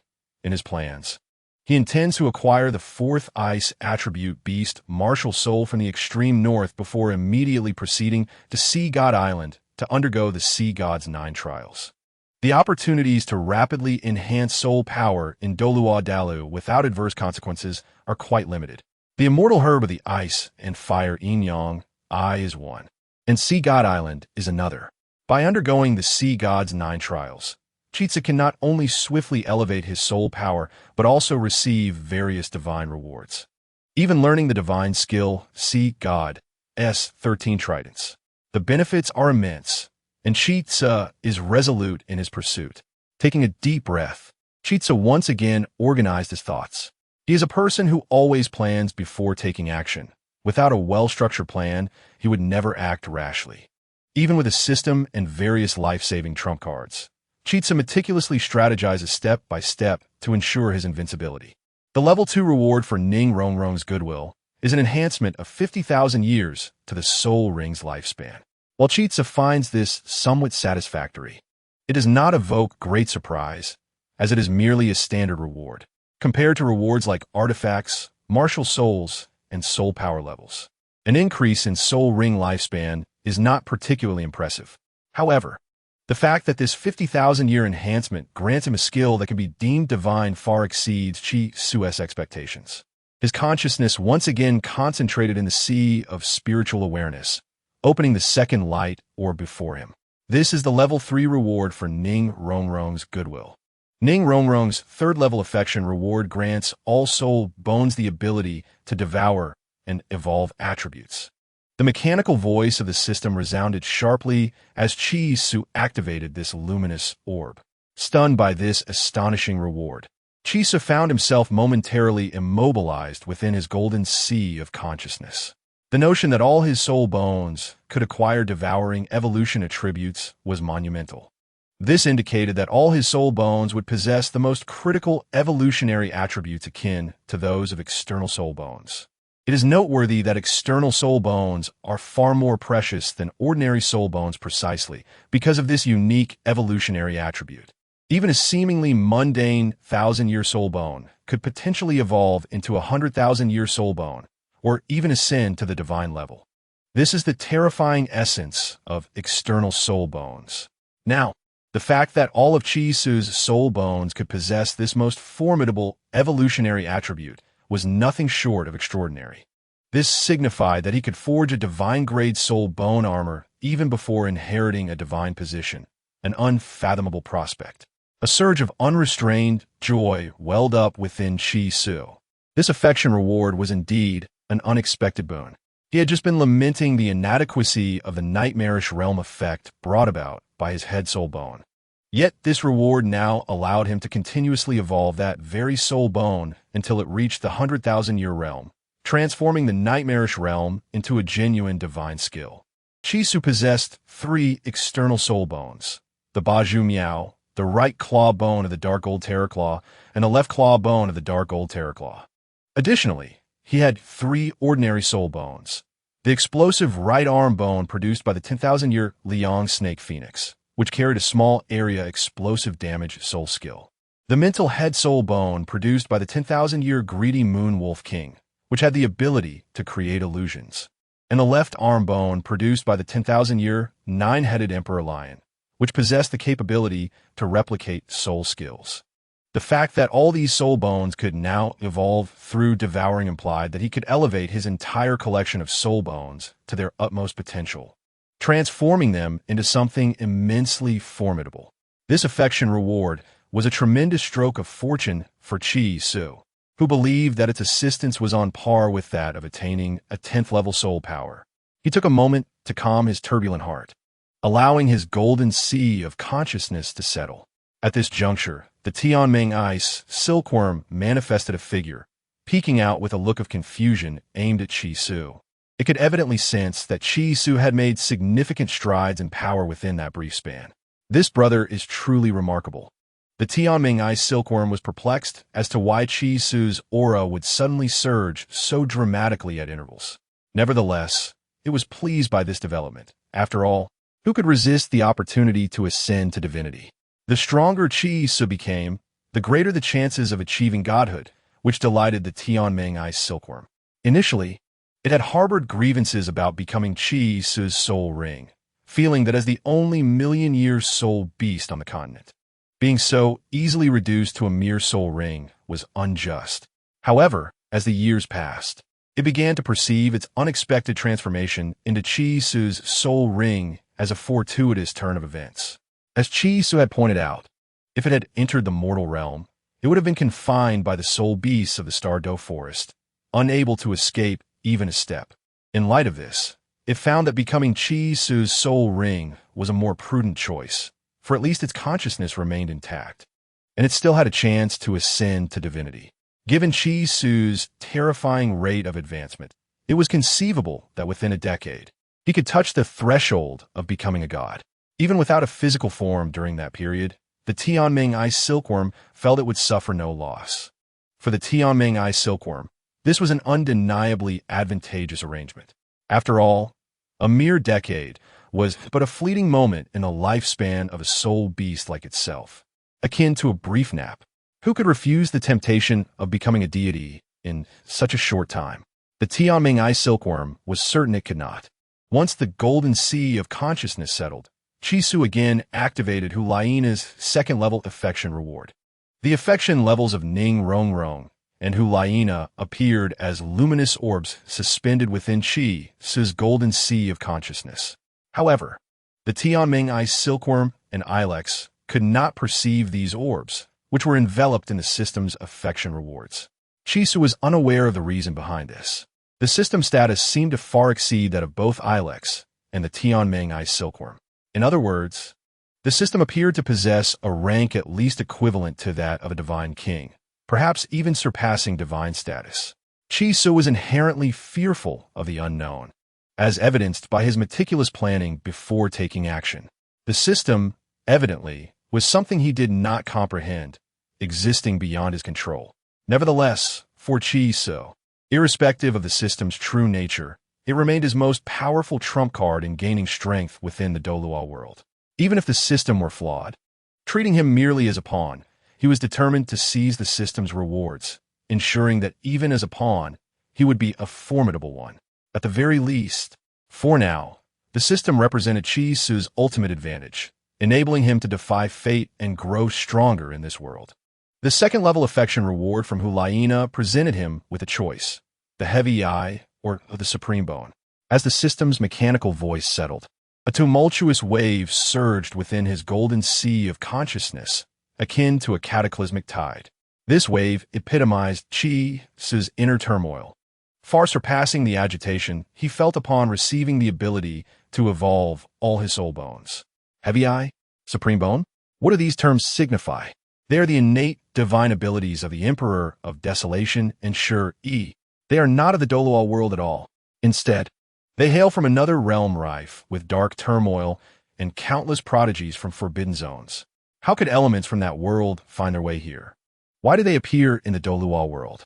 A torrent of bewilderment flooded Chisu's mind, leaving him no time to ponder whether to choose the heavy eye or the supreme bone, for these were entirely foreign concepts to the Douluo Continent.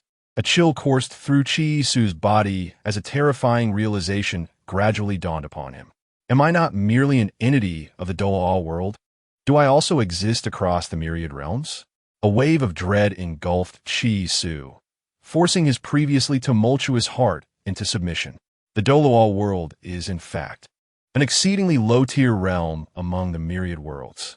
Even if he were to ascend to the rank of divine king, he might merely be a local tyrant in another world. No, I must grow stronger, powerful enough to claim dominion across the myriad realms, earning respect from all. A resolute determination flickered in Chisu's eyes. He had previously reveled in the prospect of becoming the strongest in the Douluo world. But upon the system's inquiry regarding the choice between the supreme bone and the heavy eye, his self-satisfaction vanished entirely. The universe is vast, and all beings are but small. The road ahead is long. Chisu silently clenched his fists and took a deep breath. At this moment, he steadied his mindset and contemplated his two reward options, supreme bone or heavy eye. Both were exceptionally formidable, innate existences within the perfect world, with the supreme bone belonging to the Emperor of Desolation, Shur-Hao, and the heavy eye held by Shur-E, the Emperor's cousin. Chisu pondered for a moment before ultimately deciding on the double pupil, known as Chongtong or Xiantong. This remarkable ocular feature is adorned with intricate symbols, possessing an enigmatic and formidable power. Those born with double pupils are often regarded as having the stature of a sage, their innate superiority evident even in youth.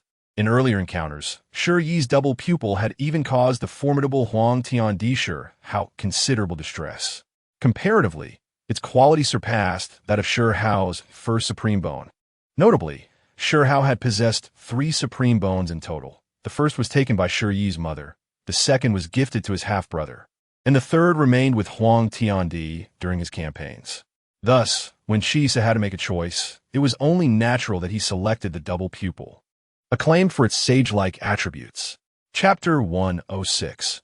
A surge in power. The double pupil, or Xiantong, is reputed to pierce through all illusions.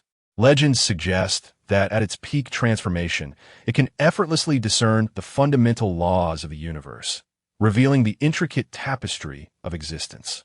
At this moment, as Chi Su's eyes opened and closed, it was evident that the double pupils had manifested, with a swirling aura akin to chaotic energy within them, poised as if to usher in a new creation. In an instant, the mysteries of countless stars unfolded before Chi Su's gaze, rendering the world around him an open expanse. The terrifying power emanating from his double pupils was palpable.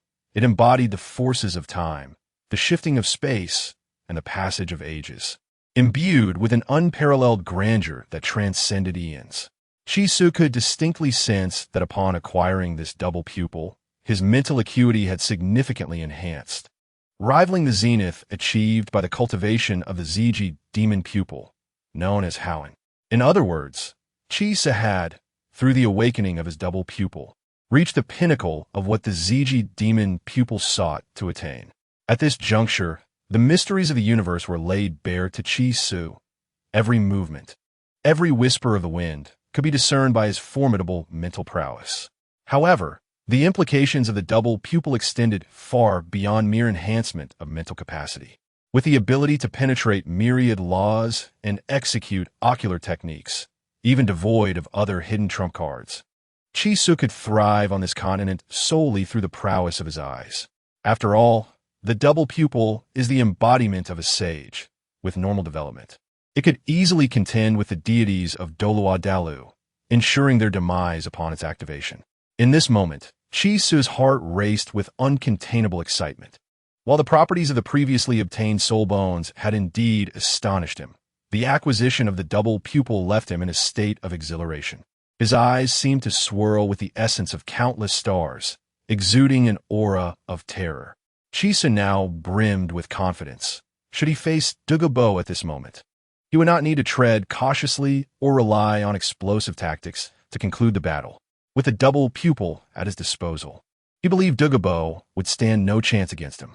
Even against the formidable ghost Douluo and Juve Douluo, Chi Su felt assured that he could easily prevail before they could unleash their combined martial soul techniques. This was the dreadfulness of the double pupil, a dimensional strike from a higher realm. After receiving substantial surprises from the first 3 levels of affinity rewards, Chi Su, filled with anticipation yet trepidation, opened the final reward, Hyuyena's 3rd level affinity reward. This reward granted a soul bone an additional 50,000 years of longevity. The system's mechanical voice echoed, as usual, in Chi Su's swirling golden consciousness. However, having experienced the rewards of the double pupil and supreme bone, Chi Su remained remarkably composed regarding this reward. Although an increase of 50,000 years in soul bone longevity sounded like a significant boon, it paled in comparison to the double pupil. Thus, upon hearing the system's notification, Chi Su wasted no time and began contemplating which of his soul bones would receive the 50,000-year enhancement. He possessed 3 external soul bones, the 8 Spider Lance, the right Dark Gold Terror Claw, and the left Dark Gold Terror Claw. Additionally, he had 3 ordinary soul bones, the right arm bone from the 10,000-year Lying Sun Snake Phoenix, which carried an explosive damage skill, the head bone from the 10,000-year Greedy Moon Wolf King, which possessed the ability to create illusions, and the left arm bone from the 10,000-year 9-headed Emperor Lion, which could replicate soul skills. Among these, Chi Su first dismissed the 10,000-year Lying Sun Snake Phoenix's bone. While it granted an explosive damage skill reminiscent of summoning fireballs to strike enemies, its effect seemed rather mundane compared to the other 2 soul bones. The skills from the latter 2 bones were exceptionally powerful, one ensnaring foes in illusions and the other replicating skills akin to the left hand of a deity. However, both of these powerful skills carried their own limitations. The Greedy Moon Wolf King's head bone could create illusions, but these were time-limited. Once the duration expired, those trapped within could break free, even if still engulfed in fear. Conversely, the 9-headed Emperor Lion's left arm bone required its user to possess superior mental power for replication, a condition Chi Su no longer found daunting given his newly acquired double pupil. Despite the removal of one limitation, The nine-headed Emperor Lion's left arm bone suffered from a significant drawback. After utilizing the replication skill, it would enter a cooldown period of 1 hour, during which it would effectively be inactive. Thus, the 50,000-year soul bone longevity reward ultimately determined which of these two bones could compensate for its shortcomings, providing a truly divine skill. After contemplating for a considerable time, Chisu sighed and chose the nine-headed Emperor Lion's left arm bone. While the ability to create illusions was fearsome, it would prove ineffective against those with unwavering integrity or malevolent individuals intent on wrongdoing. Such people possess unshakable resolve, impervious to the influence of illusions. In contrast, the nine-headed Emperor Lion's left arm bone could be effectively employed in any environment against any adversary, even when facing foes from other realms. Chisu could calmly replicate their skills, securing his position of invincibility. In comparison, the ability to replicate soul skills is undoubtedly more versatile and adaptable. After Chisu applied the 5,000-year limit of the soul bone acquired through affection rewards to the Emperor Nine-Headed Lion's soul bone, he could distinctly sense a powerful force surging within him. He felt his physical constitution had been further enhanced, even surpassing the strength gained from the 5,000-year soul ring. What puzzled Chisu was that when he acquired the Zhongtong, he only experienced a qualitative leap in mental power, without any change in his physical form. Logically, such a sacred manifestation as the Zhongtong should have transformed his very being, bestowing him with an invincible physique. Yet, there was no discernible change in his body. Nevertheless, Chisu's grievances were minor. After all, one cannot be insatiable. The acquisition of the Zhongtong was already the greatest surprise among the affection rewards, and it was unrealistic to expect it to propel him to unprecedented heights, allowing him to defeat the most formidable opponents. Chisu took a moment to center himself, calming the turbulent golden sea of consciousness within him, and began to examine his soul 100,000-year left arm soul bone. This left arm soul bone now bestowed upon him two soul skills. The first was the goddess left hand, the ability to replicate soul skills. Originally, this soul skill could replicate the skills of enemies with lower mental power, allowing him to store up to 9. After using a replicated skill, he would enter a cooldown period, during which he could not use any replicated skills for an hour. However, upon evolving from a 5,000-year to a 100,000-year soul bone, this skill underwent a comprehensive enhancement, truly becoming a divine art. Firstly, the requirement for replication was lifted. No longer did he need to possess a higher mental power than the target. He could replicate any soul skill from anyone without any prerequisites. Furthermore, the limit on the number of replicated skills was extended. Instead of entering a cooldown after using one, he could now use all 9 before entering a cooldown period, which was increased from an hour to 12 hours. In essence, Chisu could unleash all 9 stored soul skills without expending any of his own soul power, directly releasing them and then entering a cooldown of a day, until he sought out the next batch of 9 skills to store. The skills released from this left arm bone were fundamentally the skills themselves, not Chisu's own. In other words, these stored skills function like disposable tools. Chisu merely needed to release them without expending any of his soul skills, and instead of being limited to one release, he could unleash a series of 9. This truly epitomized divine skill. One could only imagine the scenario when Chisu faced an opponent, both having expended similar amounts of soul power, and he unleashed 9/9 soul skills of a titled Douluo in quick succession. Under such an assault, who could possibly survive? Even demigods would bleed profusely. Only a true deity could withstand several consecutive 9th soul skills. Chisu quietly sighed with relief, convinced he had made the right choice. The 5,000-year soul bone limit applied to the Emperor Nine-Headed Lion's left arm bone did not disappoint him. Rather, it brought him immense joy.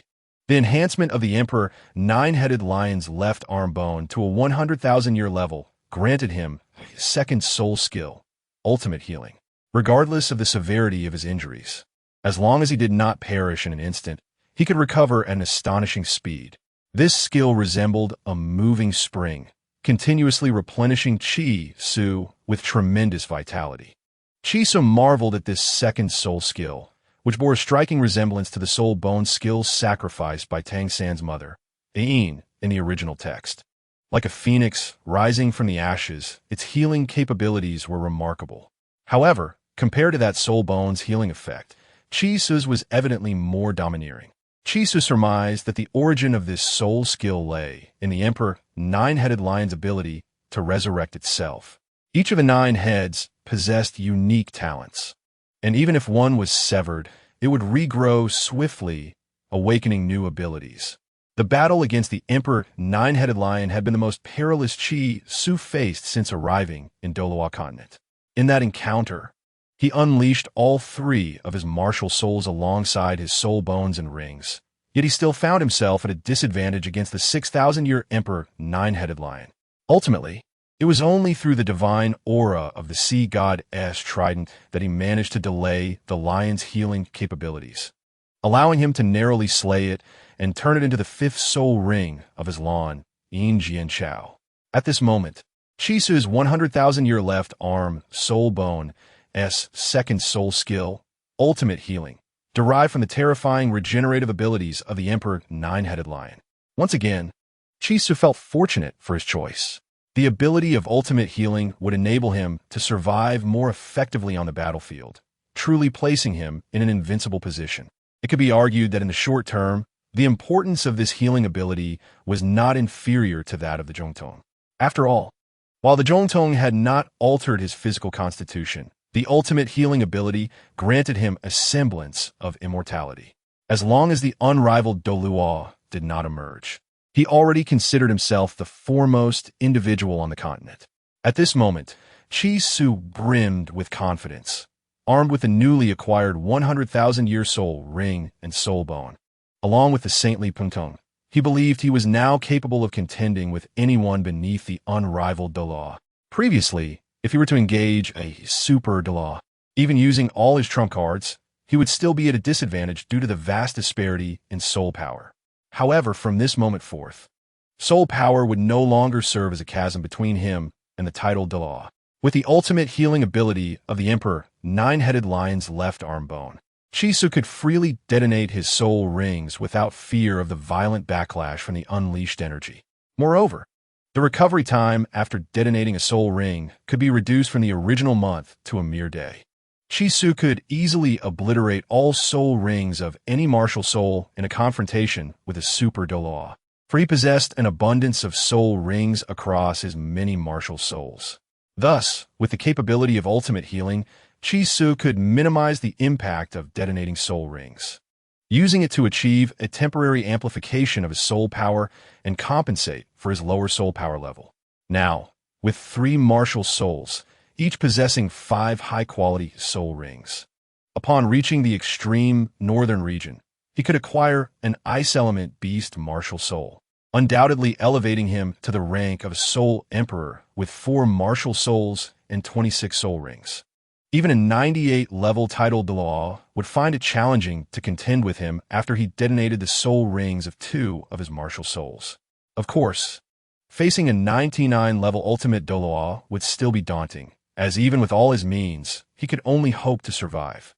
After all, a 99-level titled Douluo had already brushed against the threshold of divinity, with each move imbued with a divine aura, starkly contrasting with soul masters below 99 levels. Should Chi Su reach the level of Spirit Sage and awaken the true form of the 4 great martial souls, he would surely be able to contend fiercely with the limit Douluo.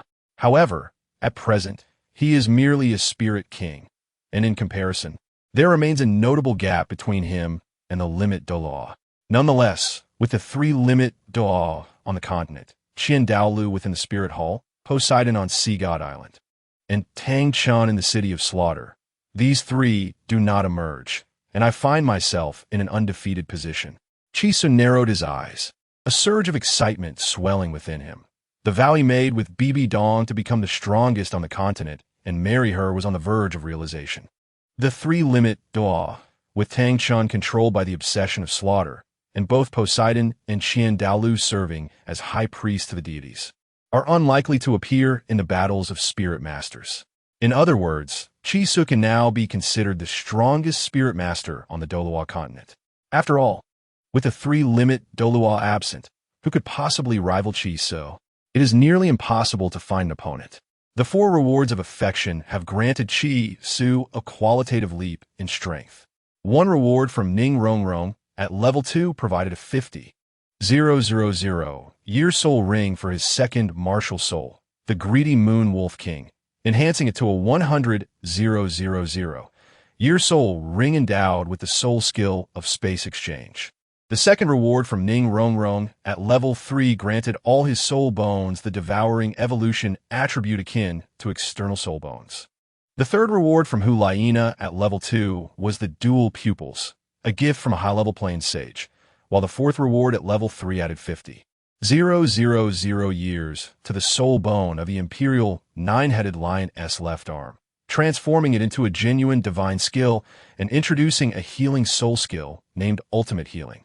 Among these, the most significant enhancements to Chi Su's power came from two sources: the dual pupils, which bestowed upon him unparalleled mental strength and a plethora of divine abilities, and the ultimate healing soul skill, which, when combined with the explosion of his soul rings, allowed Chi Su to disregard any disparity in soul power against spirit masters below the limit de law. With these capabilities, should the three-limit Douluo remain absent, Chi Su is undoubtedly the preeminent master of the realm. He took a deep breath, calming the tumult within him and restoring tranquility to the swirling golden sea of consciousness.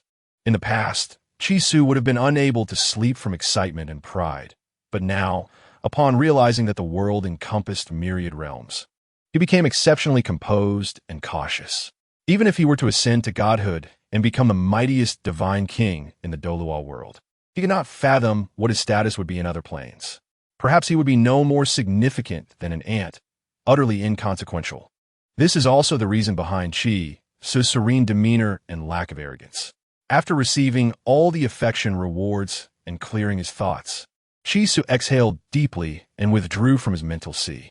At that moment, the three women were already fast asleep. He gently kissed each of them before gradually drifting off to sleep himself, spending the night in silence.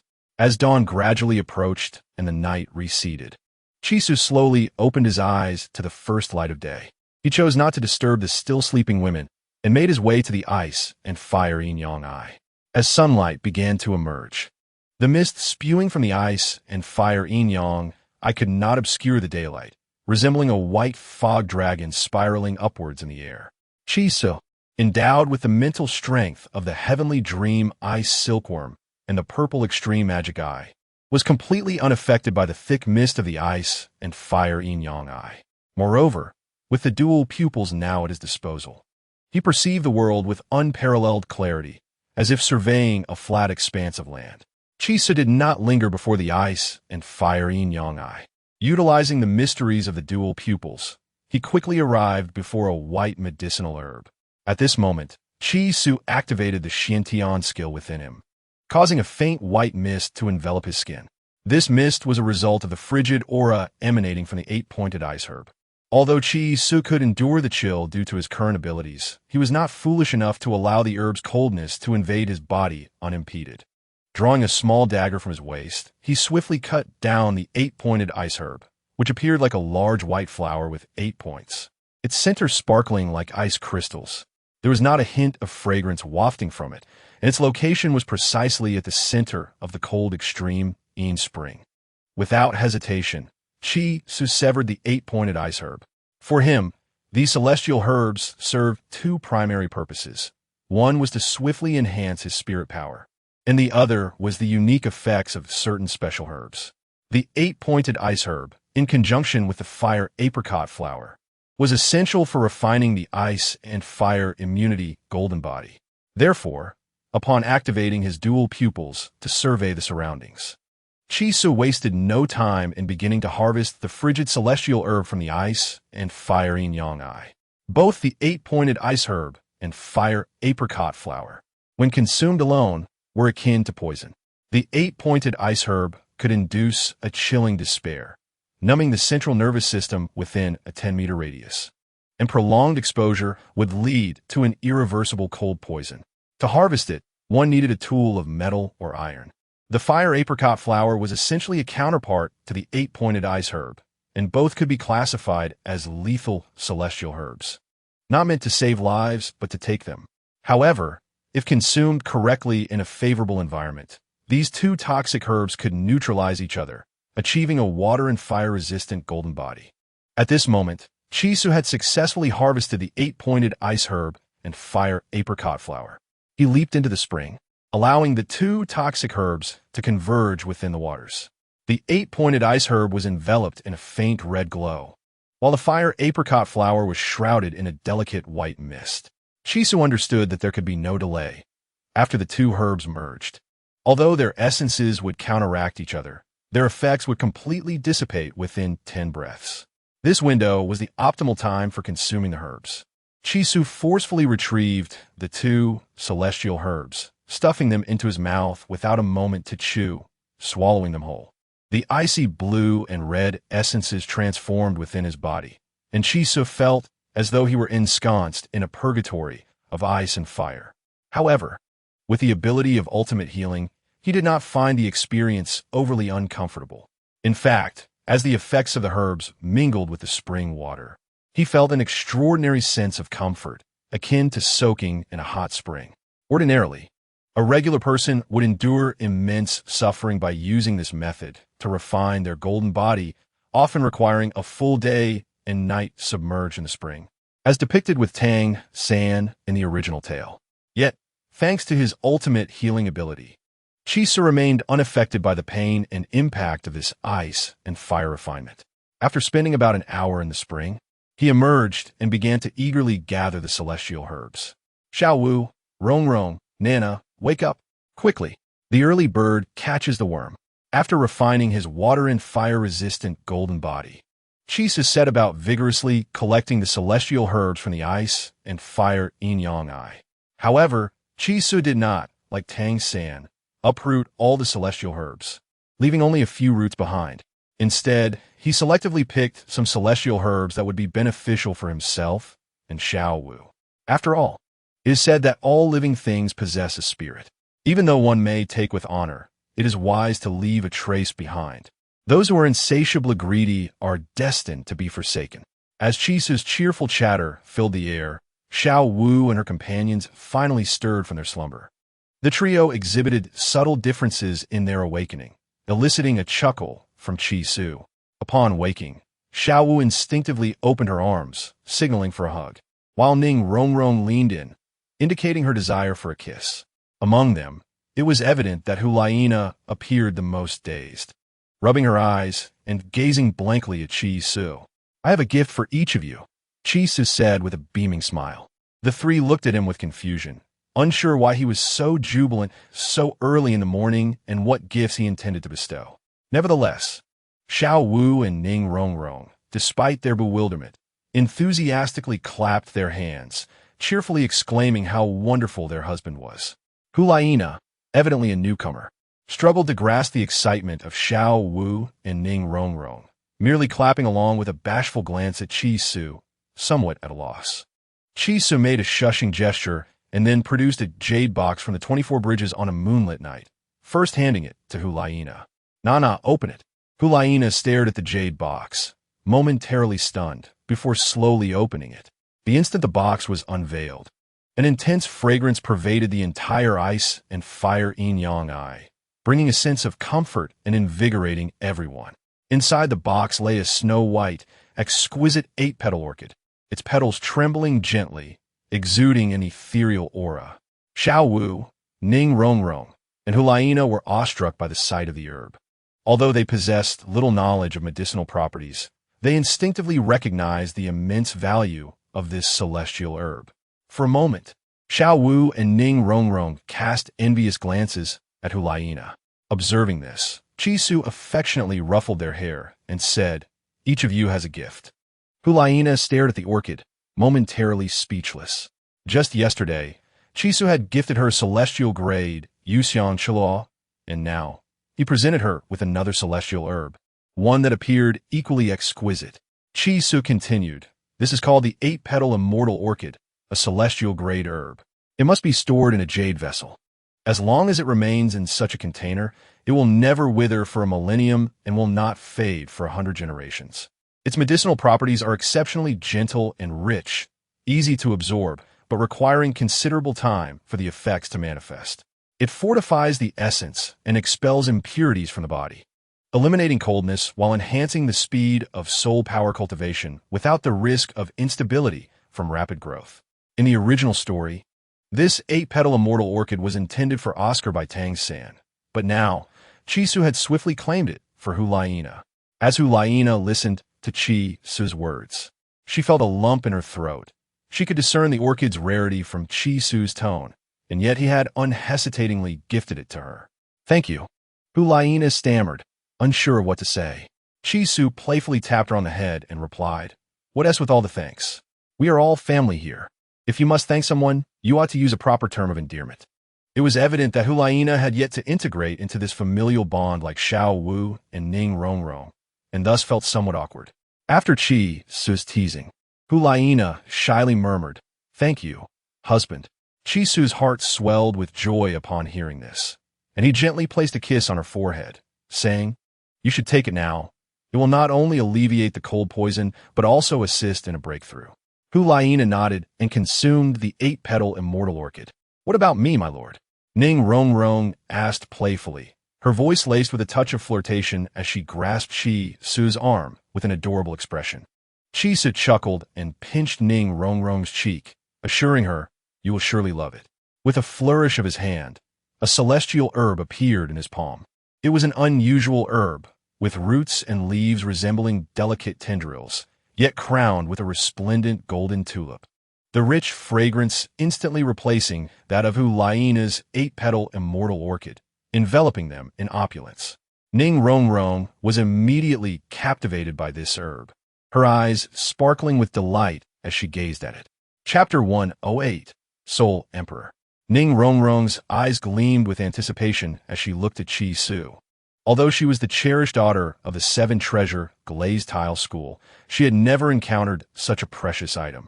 After all, this celestial herb was priceless, and even the immensely wealthy 7-treasure glazed tile school would struggle to find even one. Chi-Su, noticing Ning Rongrong's eager gaze, wasted no time in addressing her directly. "Rongrong, your martial spirit, the 7-treasure glazed tower, is quite unique. After careful consideration, I have chosen this herb for you. It is called the Chihuahua tulip, resplendent and luxurious. Consuming it will allow you to absorb the essence of heaven and earth, as well as the brilliance of the sun and moon. Your 7-treasure glazed tower is already a precious martial spirit, and with the aid of this Chihuahua tulip, the two will complement each other beautifully. This flower should not be consumed whole. Instead, gently inhale its petals to gradually absorb its essence into your body. Then cultivate your soul power slowly to allow the effects to permeate throughout your being." The effects and consumption methods of these celestial herbs were recorded in the Shantian treasure record, and Chi-Su aimed to maximize their efficacy by following its instructions. Thus, his words mirrored those of Tang San in the original narrative. Ning Rongrong, upon hearing this, leaped with joy and planted a light kiss on Chi-Su's cheek, exclaiming, "You're amazing, my lord." Like Hulaina, she retreated to a corner to meditate. Although Xiao Wu also looked forward to her gift, she remained patient, confident in her standing in Chi-Su's heart, knowing she would not be overlooked. With a radiant smile, she gazed at Chi-Su, her eyes as enchanting as the moon, her scorpion braid cascading gracefully behind her, embodying both grace and agility.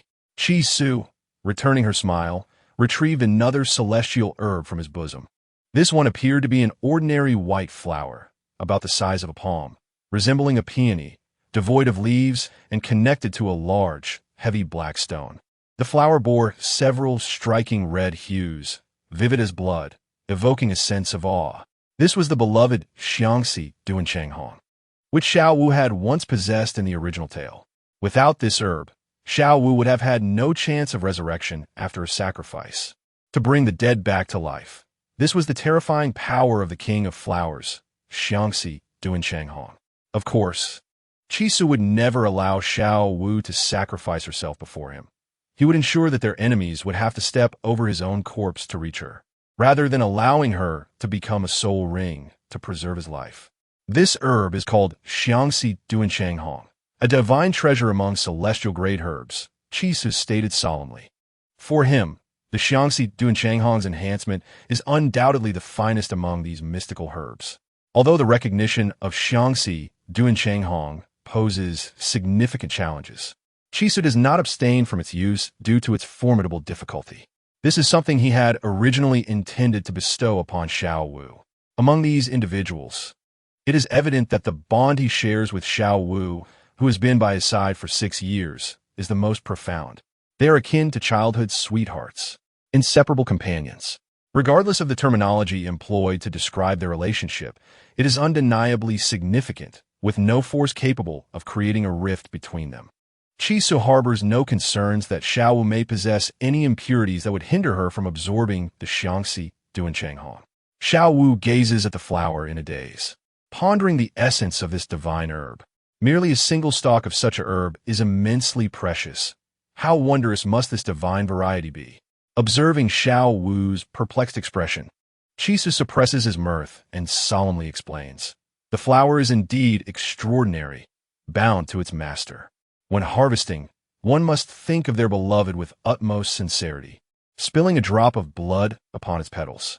Should there be even a hint of hesitation, the attempt will lead to death without the flower being claimed. Once acquired, as long as it remains with its master, it shall never wither. If forcibly destroyed, the Xiangxi Duanshanghong will lose all its potency. Consuming this herb grants one the ability to achieve immortality akin to that of the heavens and earth.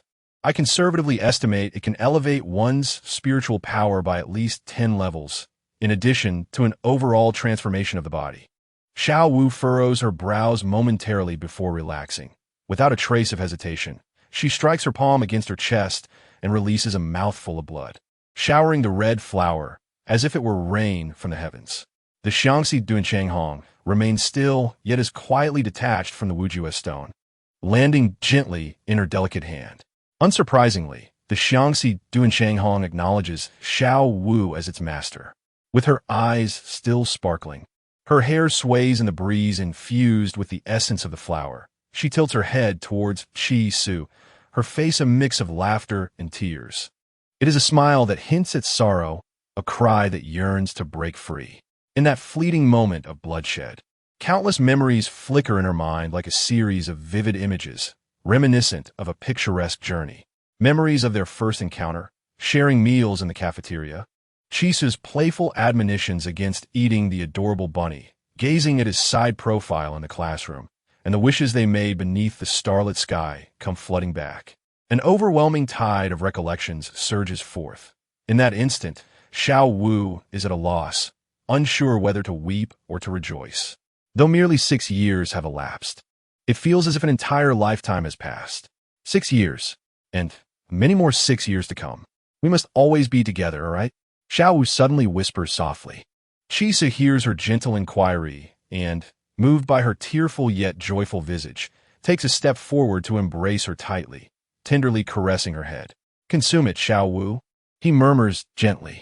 The Xiangxi Duanshanghong significantly enhances spiritual power.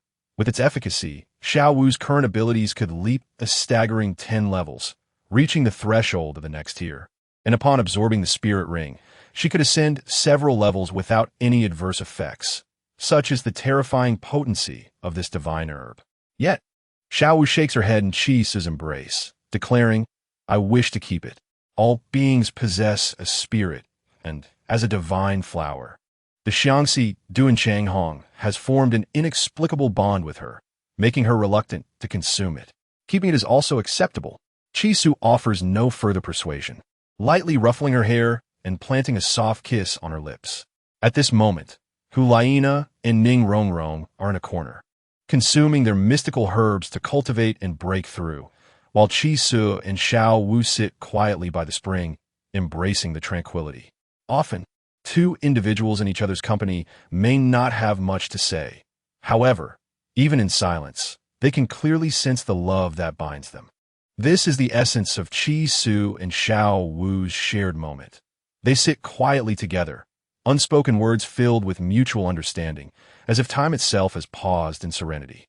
After a while, their gazes shift to Hulaina and Ning Rongrong, who are deeply immersed in their own absorption of the mystical herbs. At this juncture, both have entered a fervent stage of absorption, their forms undergoing remarkable changes. Hulaina sits quietly in the corner, emanating the unique fragrance of Baban Xianlan, a delicate white mist swirling around her, creating an ethereal aura. While Hulaina's allure is captivating, the charm she exudes is now intertwined with an air of noble grace, forming a uniquely enchanting presence that resembles a celestial fairy, both unapproachable and irresistibly alluring. In stark contrast to Hulaina's tranquil demeanor, Ning Rongrong's transformation is resplendent. The seven-treasure glazed tile floats before her, shimmering with radiant hues, encircled by a warm golden glow that emanates from her very being. Infused with the rich scent of tulips, the brilliance of the golden light enhances the beauty of the seven-treasure glazed tile, rendering it even more dazzling. Ning Rongrong's early consumption of the mystical herb grants her superior results, as the efficacy of such herbs is magnified when taken at a young age. And she is indeed at the prime age for it. As for Hulaina, she did not consume mystical herbs in the original tale and fell behind the Shrek's seven monsters due to emotional entanglements. However, Chi-Su is determined to prevent such a fate from occurring for her. The once sunlit ice and fire yin-yang, I sees the sun rise and set, as if the river of time has stirred a slight ripple. Xiao Wu and the others, feeling somewhat fatigued from absorbing the herbs, retreat to a corner to rest. Chi-Su remains vigilant, safeguarding them. While these herbs are potent, they are not without risks, and should any mishap occur during their absorption, it could yield dire consequences. Chi-Su acts as their protector, ensuring that Hulaina and Ning Rongrong can safely absorb their mystical herbs.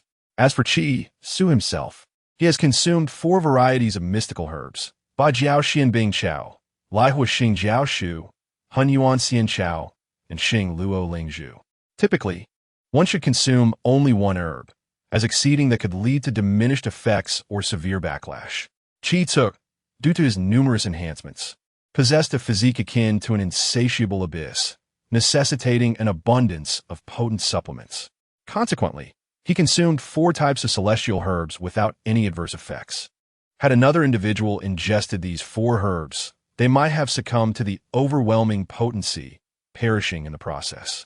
Among these celestial herbs, the Bajiao Xianbing grass and the Liehua Xingjiao Shu granted Chi-Su a body impervious to fire and water, while the Huan Yuan Xiansao significantly augmented his soul power. The Xingluo Ling Zhu, on the other hand, harmonized these energies, allowing the tumultuous soul power within Chi-Su to attain tranquility and purity. The most effective herb for enhancing soul power, besides the flower-like celestial treasure known as the Xiangxi Duanchang Hong, was indeed the Huan Yuan Xiansao. Unlike other herbs with myriad special attributes, the Huan Yuan Xiansao exuded an intense essence of chaos. Upon entering the body, this essence transformed into a vast reservoir of soul power, merging seamlessly with Chi-Su's own. As he absorbed the Huan Yuan Xiansao, his soul power surged from level 53 to an astonishing level 60, a remarkable leap of 7 levels, showcasing the terrifying potency of the Huan Yuan essence. In contrast to the overwhelming aura of the Huan Yuan Xiansao, the Xingluo Lingzhu emanated a gentle essence, far more serene than that of the Baban Xianlan, being the most benign and human-friendly herb among those aged over 100,000 years. Each night, the Xingluo Lingzhu absorbed the essence of the stars and moon to enhance itself, with its rare black branches crowned by a palm-sized golden fruit. Chi-Su consumed the Xingluo Lingzhu to utilize its soothing effects to suppress the chaotic soul power within him, restoring its purity devoid of impurities. Under the influence of the Xingluo Lingzhu, Chi-Su felt no concern over the domineering effects of the Huan Yuan Xiansao, rendering his soul power volatile and unrefined. In addition to calming and softening the soul power, the Xingluo Lingzhu also contributed significantly to its enhancement, though its effects remained unmanifested due to the constraints of the soul rings. Chisu speculated that the Xingluo Lingzhu could facilitate a 3-level advancement whenever any of his martial souls broke through to the 61st rank, potentially elevating him to the realm of a level 64 soul emperor. Naturally, this advancement would also incorporate the residual effects of the Huanyuan Xinsao, enabling him to leap 3 levels even within the soul emperor rank. As Chisu pondered these matters deeply, a soft yawn echoed around him, prompting him to turn his gaze. Hulaina was stretching gracefully, revealing an alluring silhouette that captivated Chi Su's attention. "How comfortable," Hulaina remarked, noticing Chi Su's unwavering gaze upon her, smiling without a hint of shyness. A faint glow surrounded her, reminiscent of a beguiling fox spirit. Upon witnessing Hulaina's serene absorption of the celestial herbs, Chi Su felt a surge of joy and gestured for her to be quiet, indicating that Xiao Wu was asleep in the corner. Hulaina, upon noticing his gesture, immediately fell silent, gazing at him with an enchanting yet ethereal look.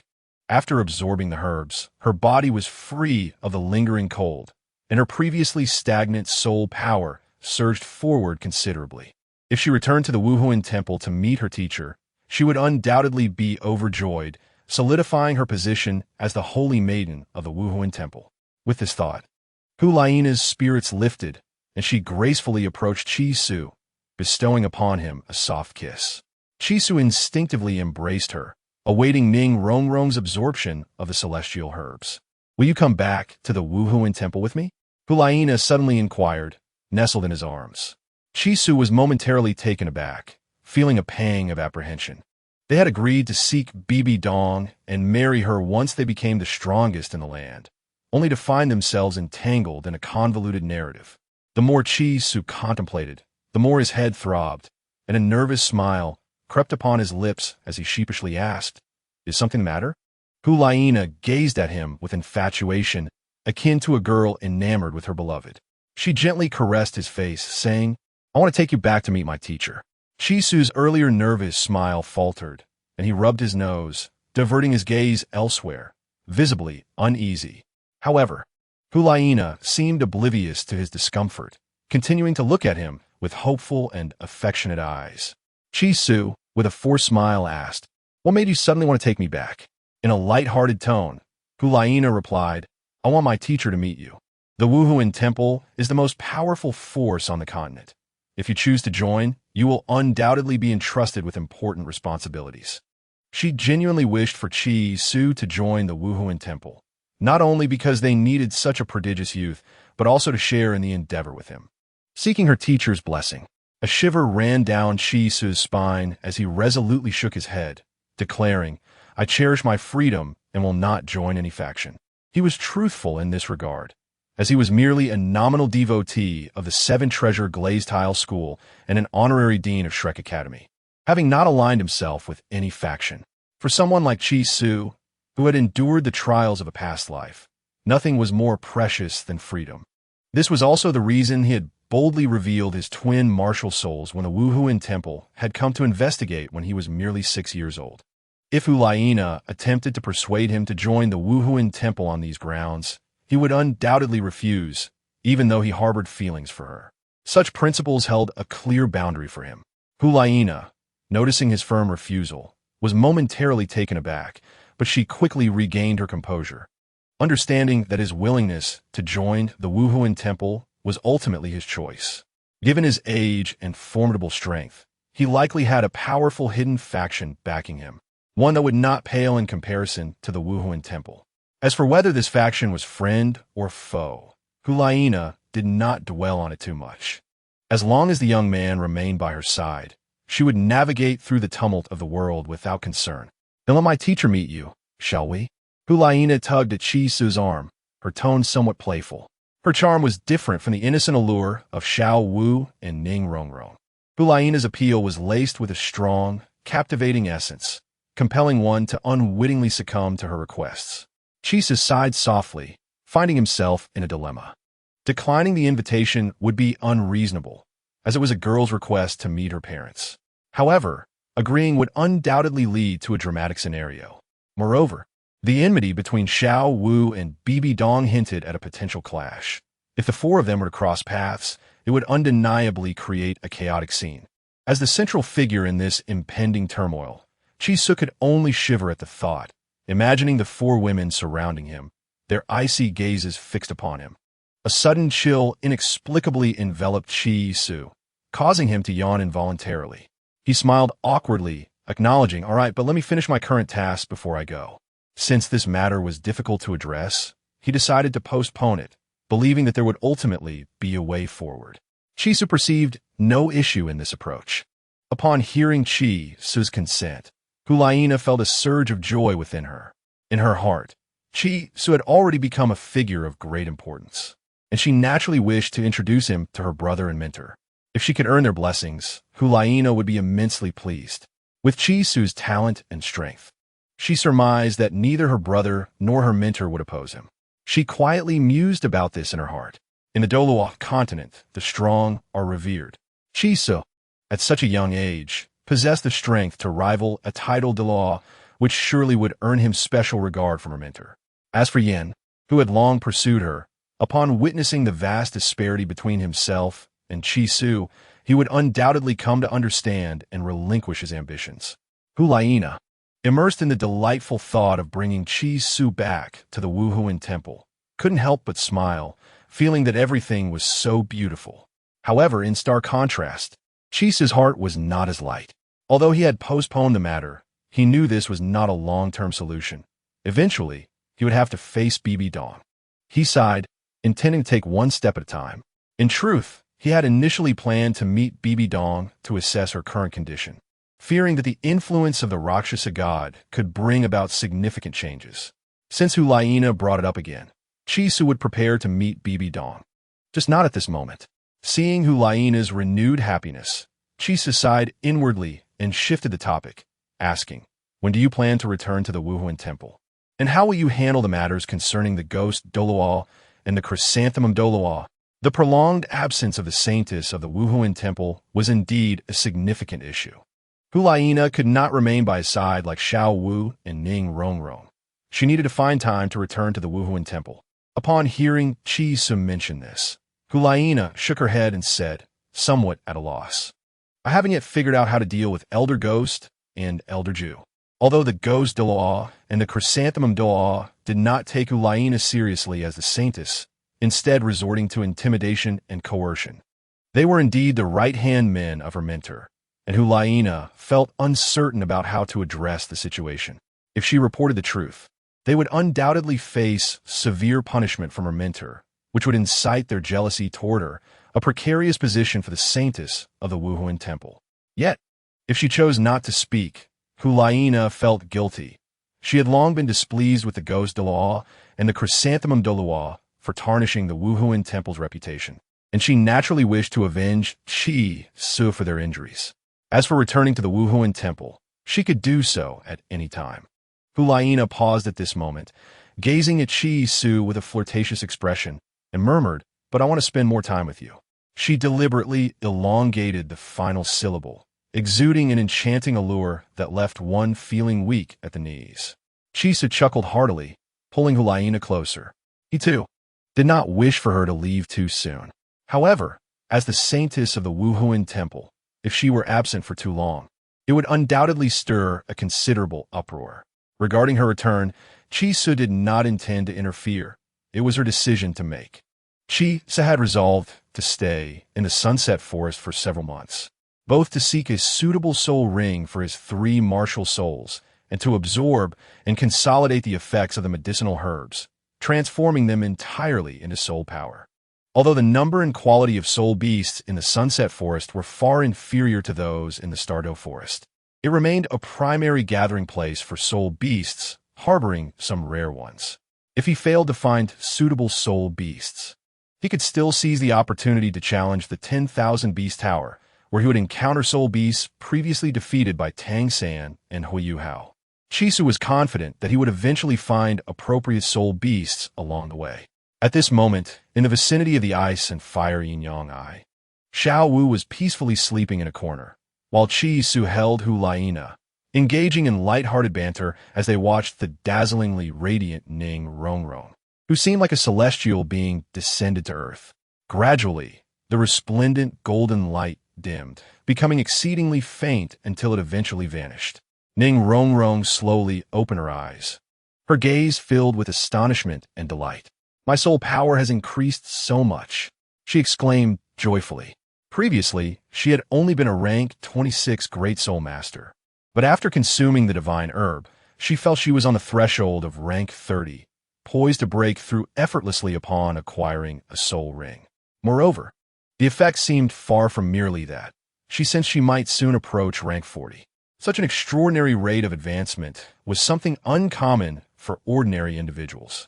Realizing this, Ning Rongrong regarded Qi Su with an expression akin to awe, wondering why he seemed unperturbed despite her significant leap in rank. Moreover, she noticed that Qi Su's aura appeared even stronger than before. "My lord, you're not nearing the rank of Soul Emperor, are you?" Ning Rongrong inquired, her curiosity piqued. Qi Su shook his head, and Ning Rongrong immediately felt relieved. A 12-year-old Soul Emperor would indeed be terrifying. The finest student of Shrek Academy, known as the second fastest to break through to Soul Emperor, Qin Ming, paled in comparison to Qi Su. "Just one more soul ring," Qi Su added promptly. Ning Rongrong, upon hearing this, playfully approached and lightly tapped Qi Su's chest 2 or 3 times. Pouting, "My lord, you're so annoying." Qi Su laughed heartily, gesturing towards Ning Rongrong's martial soul. "Have you not noticed any changes in your martial soul?" Ning Rongrong responded with a slight gasp. "I do feel that my martial soul has undergone some changes, but I'm not sure what exactly." Qi Su tapped Ning Rongrong's head playfully, saying with a smile, "Let us see how many layers your 7 Treasures Glazed Pagoda has now. In truth, it should now be called the 9 Treasures Glazed Pagoda." Ning Rongrong froze for a moment before focusing on her pagoda, lowering her gaze and counting aloud, 1, 2, 3, 4, 5, 6, 7, 8, 9. 9? How could it be? It's become 9 layers, she exclaimed, her heart racing.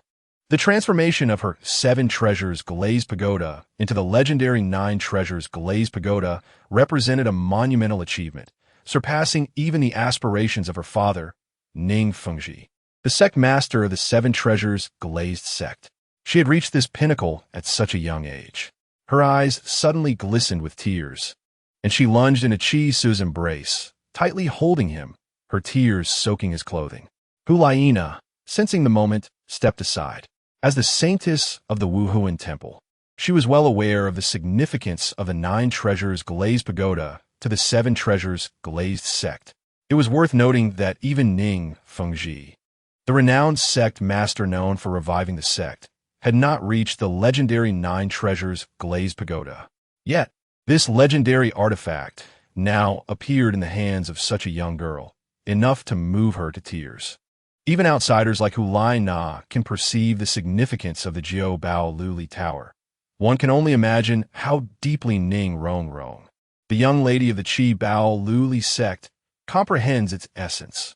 At this moment, Ning Rongrong, nestled in Qi Su's embrace, spoke with a quivering voice. "My lord, thank you, thank you." Qi Su, upon hearing this, promptly offered her 2 chestnuts. Before he could respond, Ning Rongrong immediately corrected herself, saying, "Thank you, husband. You are truly wonderful." Upon hearing these words, Qi Su smiled contentedly and gently wiped her tears away from beneath her eyes.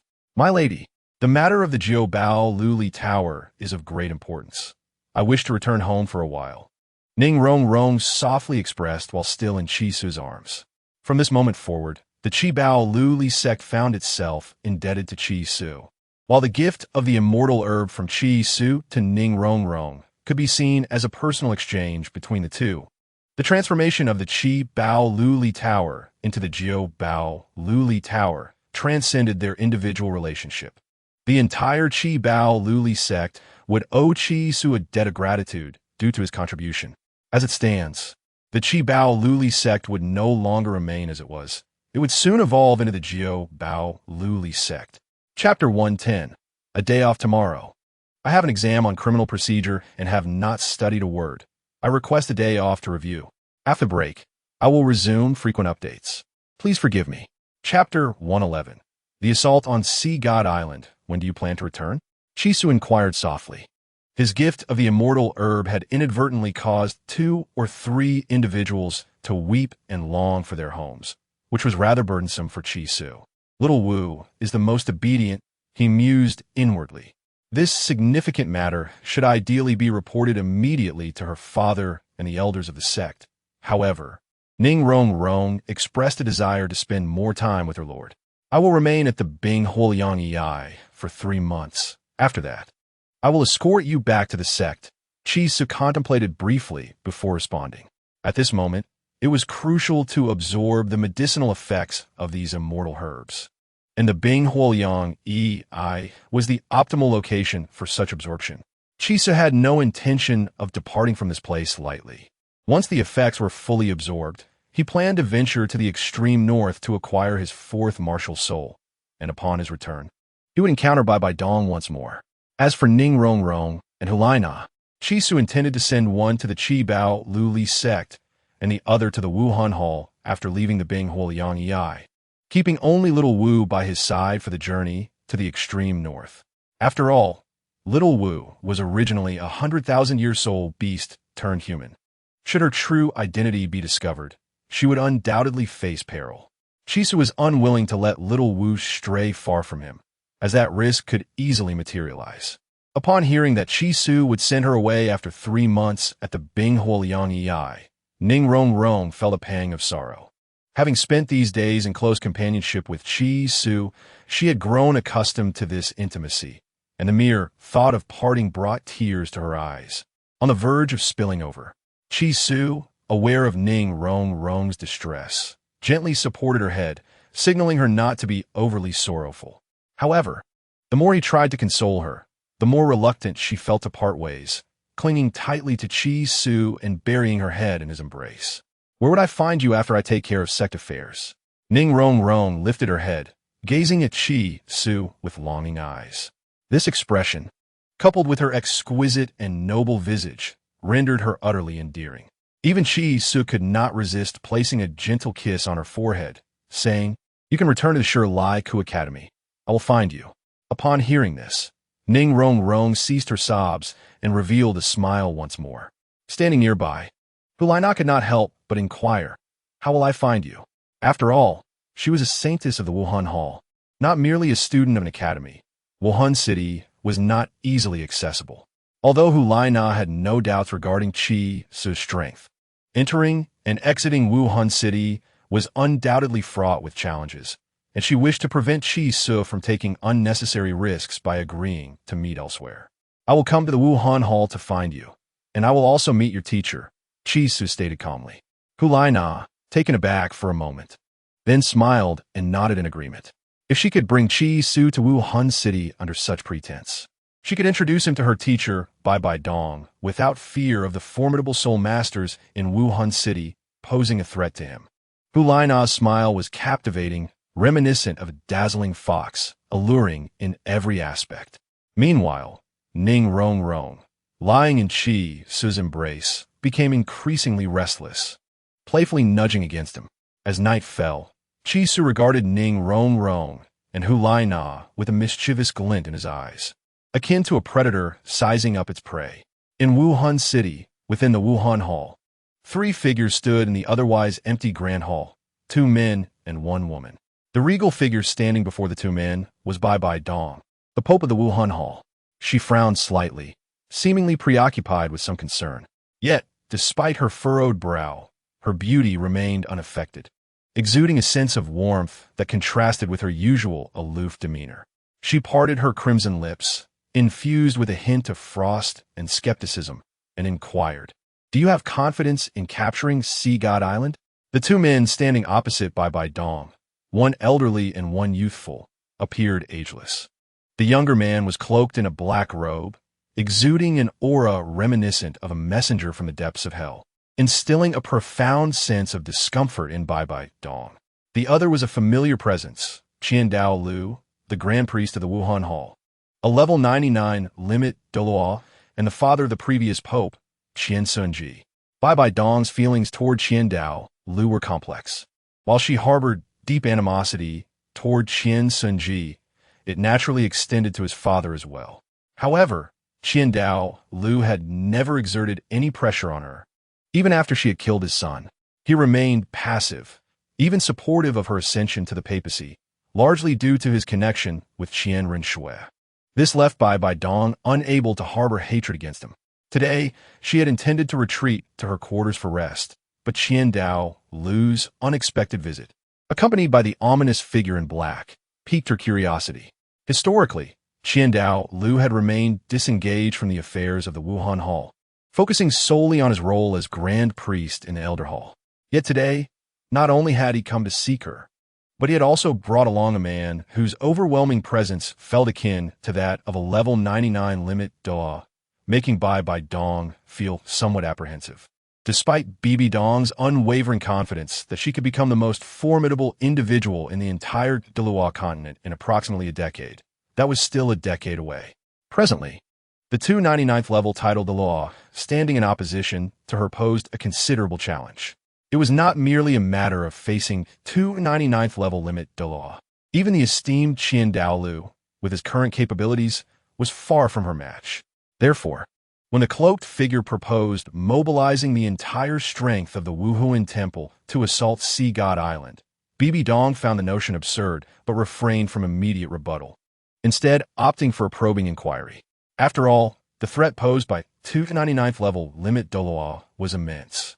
Chapter 112. Bibi Dong's interrogation in Bibi Dong's mind. Sea God Island was merely a legendary location.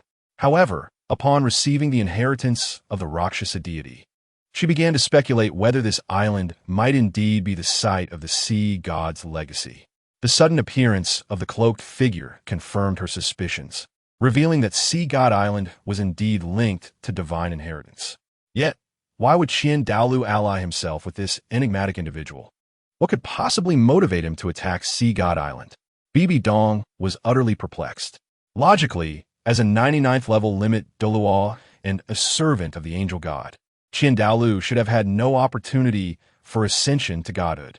Having reached the pinnacle as a 99th level limit Douluo, he ought to have been devoid of desires. Why then would he collaborate with an unknown powerhouse to launch an assault on a distant, fabled island? With a hint of skepticism in her tone, Bibi Dong inquired whether they were confident in their ability to conquer Sea God Island, subtly attempting to discern the true intentions of the cloaked figure. Upon hearing her words, the figure remained silent, slowly extending his arms. An overwhelming and terrifying aura surged forth, reminiscent of divine energy, and was profoundly oppressive. 9 spirit rings ascended from his form. Black, black, black, black, black, black, red, red, red. Such an eerie and fearsome display of 9 spirit rings was unprecedented. Even Bibi Dong, who had also undergone the trials of the Rakshasa god, possessed only a single red 100,000-year spirit ring. Yet, this mysterious figure boasted 3 red 100,000-year spirit rings. The sheer terror of this revelation briefly flickered in Bibi Dong's eyes, but she concealed it well, quickly returning to an expression of indifference. From what I understand, Sea God Island should be a site of divine inheritance, surely protected by divine forces. Even if the 2 limit Douluo led the Wuhuan Temple to attack, they might not gain any advantage. Bibi Dong continued to furrow her brow, perplexed by the notion of assaulting Sea God Island.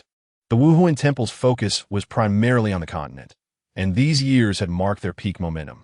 According to Bibi Dong's strategy, within 20 years, the Wuhuan Temple would reign supreme, leaving no divisions between the Xingluo Empire and the Tiando Empire, but rather a singular Wuhuan Empire. Now, with Qian Daolu seeking to mobilize the entire force of the Wuhuan Temple against Sea God Island, the various factions on the continent, which had gradually been encroached upon over the years, would surely regain their breathing room, potentially jeopardizing Bibi Dong's meticulous plans. This was a scenario she was unwilling to witness.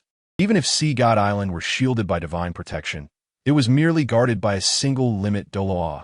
Furthermore, even deities could not directly interfere in mortal affairs. Both Qian Daolu and I were limit Doa bearing semi-divine bodies, and thus we need not fear the aura of a deity. With your assistance, Our expedition to Sea God Island is assured. The man's voice was haunting, akin to a messenger from the depths of hell, luring one into a sinister pact. However, such spectral persuasion held no sway over Bibi Dong. It did not affect her mental fortitude. As the inheritor of the Rakshasa god, she possessed an acute sensitivity to worldly malice, rendering her immune to such tricks. Despite the figure's formidable prowess, his demeanor was surprisingly humble. Addressing her with reverence as my lord and you, entirely uncharacteristic of a 99th level limit Douluo. Nevertheless, even in the face of this humility, Bibi Dong remained suspicious, unable to fully trust the cloaked figure. After all, it was highly unusual for an unknown 99th level limit Douluo to suddenly approach the Wuhuan Temple, proposing an alliance to assault the legendary Sea God Island. As for why Douluo, who typically eschewed worldly affairs, would consent to such an absurd proposition, Bibi Dong was uncertain. However, regardless of the circumstances, she was not inclined to acquiesce easily, knowing that an attack on Sea God Island could jeopardize her years of careful planning and undermine the foundation of the Wuhuan Temple. Despite her deep-seated hatred for Qian Xuandao, as the current pope of the Wuhuan Temple, she could not allow it to crumble under her watch. Moreover, what benefits could possibly arise from conquering Sea God Island? Would there be any divine relics to claim? Bibi Dong could not fathom the reasoning, and thus was unwilling to engage in an offensive against the island. The vastness of the ocean posed a significant challenge. Even if the Wuhuan Temple exhausted its resources to attack Sea God Island, how many would safely reach its shores? Every aspect remained uncertain, and Bibi Dong was averse to taking such risks. Even if they succeeded in capturing Sea God Island, what purpose would it serve the Wuhuan Temple? Bibi Dong coldly inquired. Though she faced two 99th level limit Douluo, Bibi Dong's aura was unmatched, resembling a regal queen who would never lower her crown. Even in the presence of those wielding sharp blades, Douluo remained silent, harboring the deepest secrets concerning Sea God Island, Poseidon, and Tang San, which he was unwilling to share with anyone, even his own son, Qian Xuandao, or his cherished granddaughter, Qian Renxue. As for why the cloaked figure was aware of such matters and sought out Douluo, he did not concern himself with it. If, as the figure claimed, there was a possibility of liberating Poseidon from her position as the great priestess of Sea God Island, Douluo was willing to take that gamble. Over the years, he had diligently served the Wuhuan Temple, eliminating numerous adversaries, and after the incident involving Sea God Island, he had drawn a line, refraining from involvement in the temple's affairs. However, upon being approached by the cloaked figure, he was reluctant to maintain that boundary any longer. He intended to act on impulse, even if it meant the Wuhuan Temple would suffer significant repercussions. After all, at his age, there was little that truly mattered to him. Only two things: his obsession with Poseidon and his granddaughter, Qian Renxue. Beyond that, few things held significant importance. While his life's work, the Wuhuan Temple, was undoubtedly important, it paled in comparison to Poseidon. Chapter 113. The conspiracy of the man in black robe upon hearing the somewhat frigid inquiry from Bibi Dong. The man in black did not exhibit any signs of anger. Instead, he calmly responded, Haishan Island is the sacred ground of the sea god's legacy, filled with countless treasures, including the legendary weapon of the deities, the sea god's trident. If we can conquer Haishan Island, these treasures, even divine artifacts, will belong to the Spear Hall. With such resources, launching a counteroffensive against the Douluo Continent would be a mere formality. His voice was imbued with a spectral allure, as if he were unfurling a grand tapestry, embellishing his words with fervor as he painted a vivid picture for Bibi Dong. He paused momentarily before continuing. I am aware that the Spirit Hall possesses the legacy of the angel god, but what of that? Other places can equally serve as sites for divine inheritance. However, what if we were to seize the sanctuaries of other deities? In the future, the entire world's divine legacies would be firmly within the grasp of the Spirit Hall, ensuring its status as the true sovereign of the continent. As he reached the climax of his rhetoric, the man in black nearly roared, as if proclaiming to the world, unleashing a torrent of wrath that was deeply unsettling to hear. The scene he depicted was indeed captivating. If they were to conquer all sites of divine inheritance, the Spirit Hall would undoubtedly become the most formidable power on the continent, rendering even the deities mere extensions of its will. Undeniably, this proposition was enticing, particularly for someone like Bai Bai Dong, who harbored a distorted yearning for power. However, she was not naive. She recognized the disparity between the seemingly glorious concept and the arduous reality it entailed.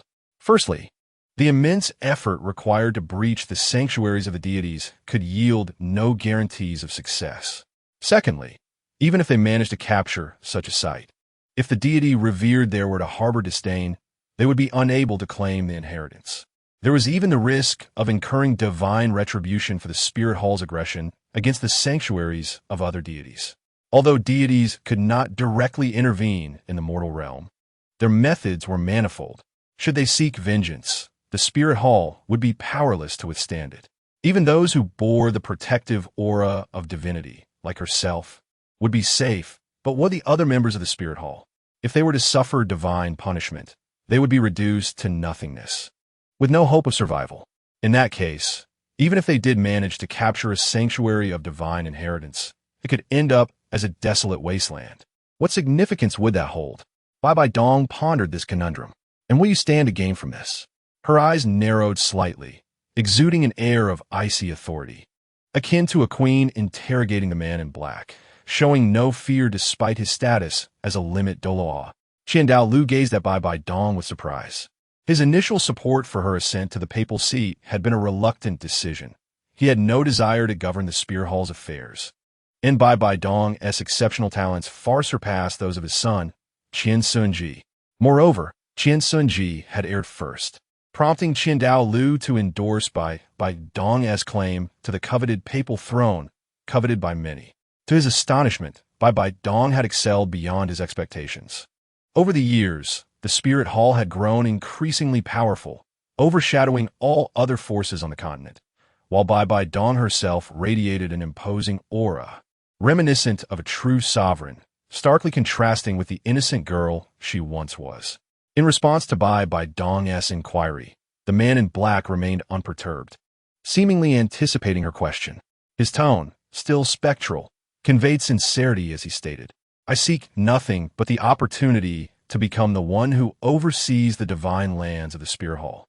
His voice, though haunting, was imbued with earnestness, as if he were confessing a cherished aspiration with utmost seriousness and sincerity.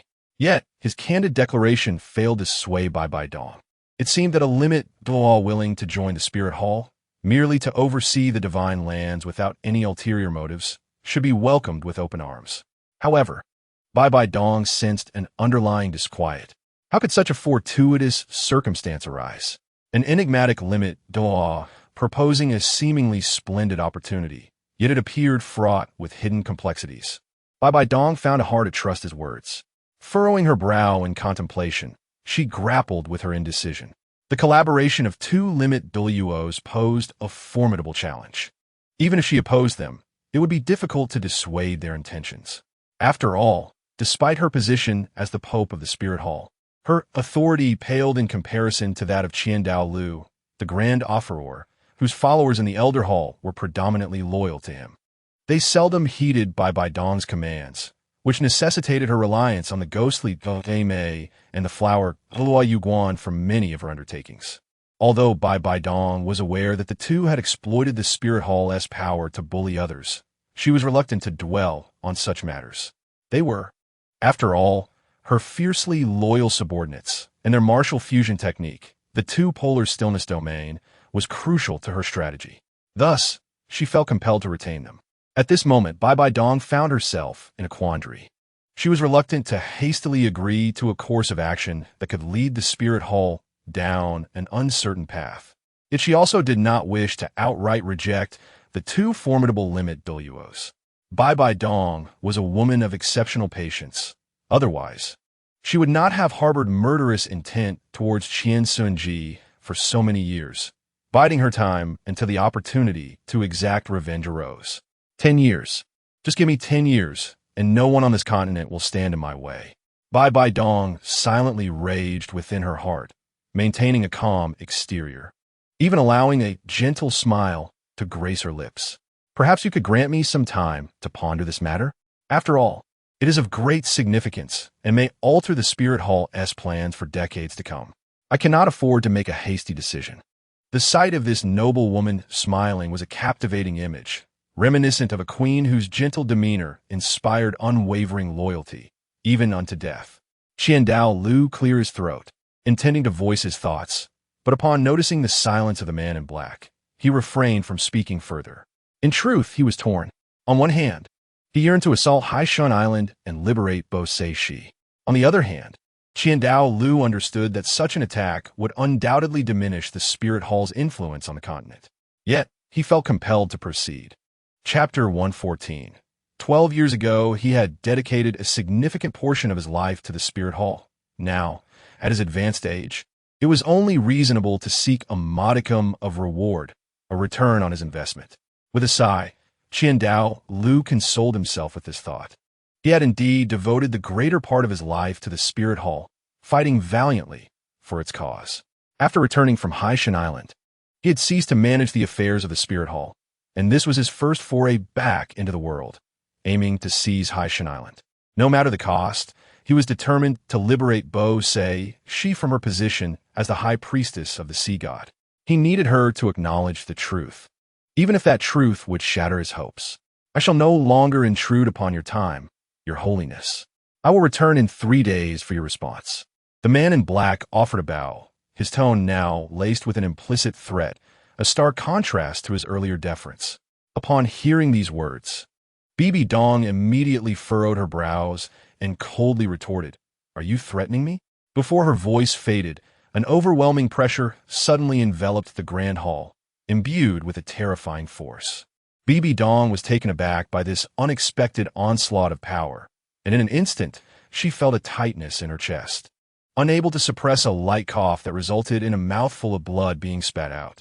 Enraged, Bibi Dong was infuriated. Since ascending to the position of Pope, no one had dared to defy her in such a manner, inciting profound ire within her, even stirring the urge to unleash her Rakshasa divine power. Yet, this thought passed fleetingly, and she ultimately refrained from acting. After all, even if she were to wield her Rakshasa divine power, her opponent was evidently someone who had also received divine inheritance, possessing other protective divine powers, as evidenced by the 6 black and 3 red soul rings that indicated he had undergone a significant divine examination, potentially reaching the 8th trial. At least for now, revealing her strength as a Rakshasa divine inheritor would yield no advantages. Thus, it would be wiser to endure for the time being. Having withstood such pressures for many years, she was capable of bearing this momentary discomfort. Despite being assailed by this force, Bibi Dong laughed heartily, seemingly unperturbed by the terrifying pressure of the limit de law. How remarkable! A limit de law, she mused, blood trickling from the corner of her mouth, exuding a strangely tragic beauty. The man cloaked in black, shadowed and menacing, revealed a chilling smile, disdainfully stating, "Your Holiness, it would be wise to prioritize your health. I shall take my leave for now. We shall meet again in 3 days." With that, he abruptly raised his head, his cold gaze fixated on Bibi Dong. The moment she met those eyes, she stood frozen in disbelief, staring at the man in black. He had entered the hall with his head bowed, never once lifting it, which prevented Bibi Dong from noticing his gaze until now. As he lifted his eyes, she finally recognized the depth of his stare, dark and icy, reminiscent of a harbinger from hell or a demon descending from the heavens. Strangely unfamiliar, yet hauntingly familiar. 12 years ago, he had intervened to stop her from killing Qian Xuanji.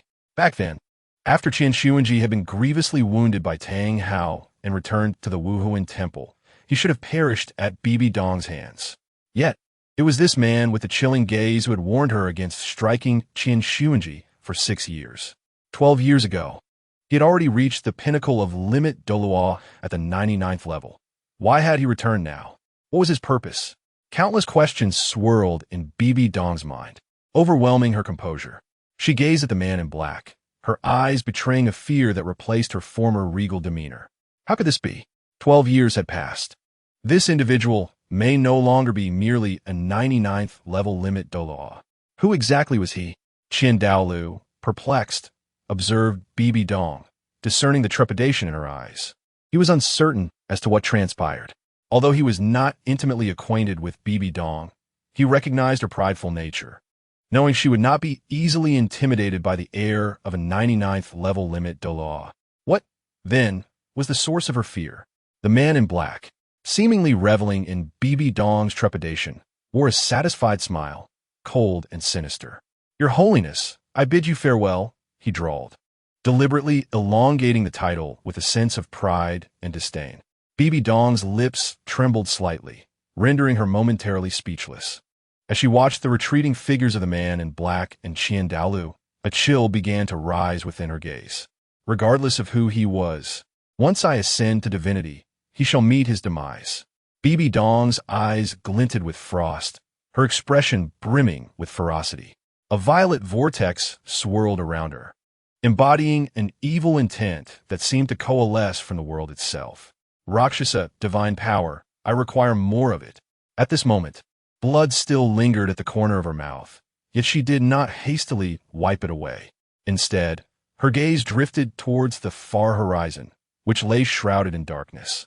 Devoid of light, she sighed deeply, uncertain of the path back to the Wuhuan temple. A twisted purple portal materialized behind Bibi Dong, and the violet aura surrounding her intensified. She took a step back and vanished into the void. Under the moonlight, Qian Daolu walked alongside the man, cloaked in black. He understood that this individual was either a divine inheritor or a high priest, yet he remained ignorant of which deity he represented. The vastness of Douluo Continent was such that Qian Daolu could not fathom every corner of it. However, for him, the specific identity of the man in black, or the deity he represented, was of little consequence. Even the man's ulterior motives held no significance. As long as he could aid in conquering Sea God Island and liberating Poseidon from her role as High Priestess, that sufficed. Beyond that, Qian Daolu had no desire to involve himself in other matters. With a century of life experience, he could discern that the man in black likely had ulterior motives, at least not as straightforward as he claimed. But what did it matter? Each had their own needs. As long as he could secure an opportunity to converse freely with Poseidon, Qian Daolu was willing to gamble, even if it meant wagering the entire Wuhuan temple. Chapter 115. The polar world in the far northern land, snow and wind howled. In this desolate realm, where human footprints seldom tread, 3 figures braved the storm. 2 men and a woman, 2 youths and an elder. The younger boy was clad in opulent silk garments, appearing as a scion of the continent's foremost powers, though such attire was impractical in the icy wilderness. Typically, one would expect travelers in this region to be bundled in heavy coats with hoods. Yet the boy stood apart, donning thin clothing that sharply contrasted with the surrounding white snow. Remarkably, he exhibited no signs of shivering from the biting cold, remaining serene as if the storm had no bearing on him. Upon closer inspection, one would discern that a sphere of flame enveloped him, causing the swirling snow to vanish within 3 feet of his presence, as if it had never existed. Thanks to this protective fire, even in his delicate garb, the boy remained untouched by the snow and impervious to the chill, standing approximately 6 feet tall and appearing to be around 13 or 14 years of age. His short black hair was neat and tidy, and he wore a belt adorned with 24 gemstones at his waist. Certainly, what captivates the eye is not merely the external trappings, but rather the striking appearance of the young man. He possesses a complexion so fair that it elicits envy from the fairer sex, delicate as though it could be easily marred by the gentlest breeze. His long, thick eyelashes curl slightly upwards, casting shadows over a pair of bright and profound eyes, whose calm gaze evokes an elusive mystery, further accentuating his regal bearing. Yet, even in the face of such remarkable beauty, the girl beside him exudes an equally compelling charm.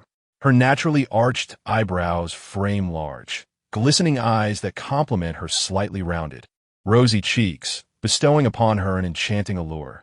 The very essence of cuteness seems tailored specifically for her. Her silky black hair is neatly braided into a scorpion braid that cascades well past her calves, Although she is somewhat shorter than the young man, she stands tall among her peers of the same age. Clad in a snug pink top that embraces her developing figure, her slender waist elicits admiration from countless women. The flames encircling the youth also envelop the maiden, ensuring her gossamer attire remains untouched by snowflakes, shielding her from the chill. The elderly figure, who might typically command respect, now pales in comparison to the striking duo. His expression is devoid of emotion, or rather, his features appear rigid. His sunken cheeks contrast sharply with his exceptionally dark hair.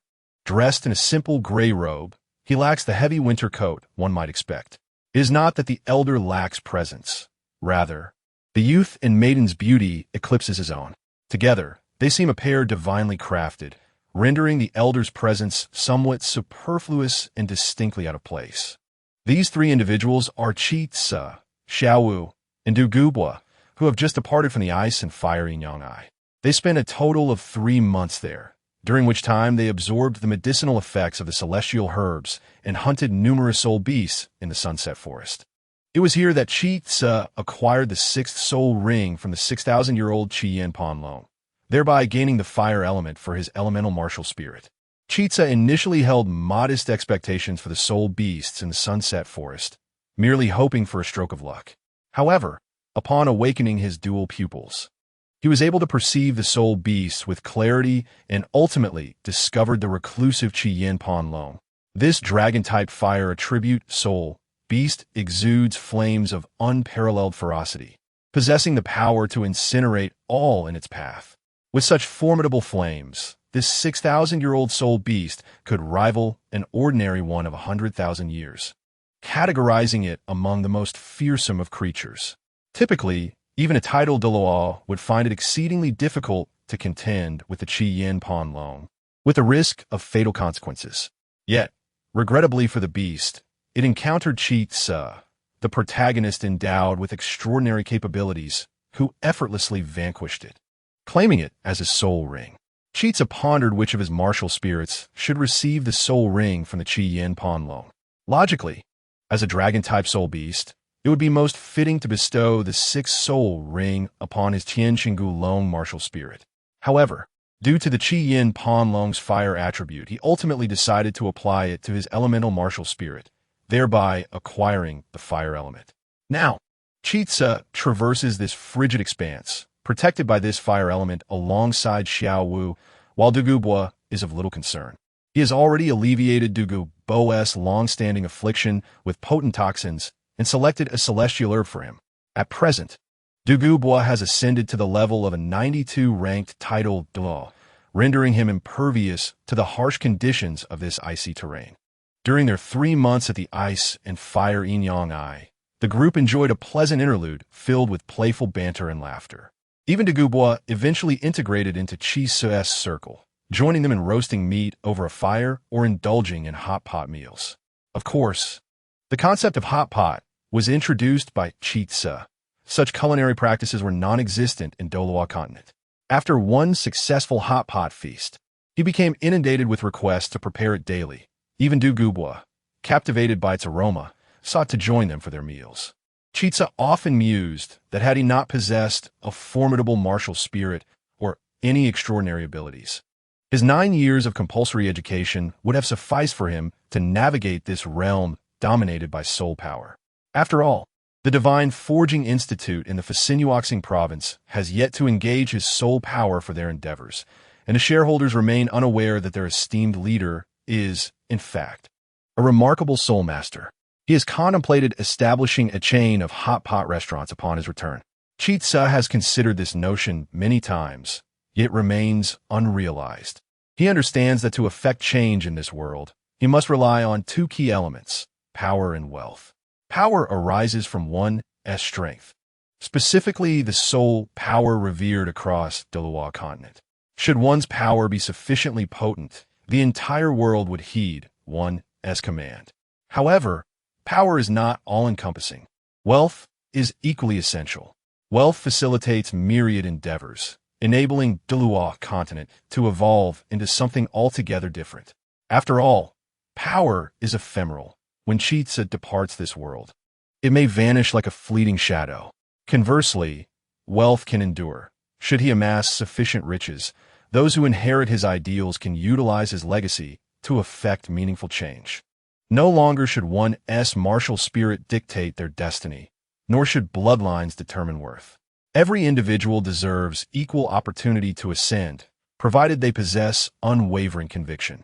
Chi Tzu is acutely aware that achieving this goal is an arduous task, bordering on the impossible. Yet, regardless of the challenges, he remains determined to pursue this vision, to leave a lasting legacy in his wake. Such a legacy cannot be confined to merely attaining divinity or becoming the mightiest soul master on the continent. In truth, the existence of an additional god, or the absence thereof, holds little significance compared to the plight of the common folk, who inherit subpar martial spirits due to their bloodlines.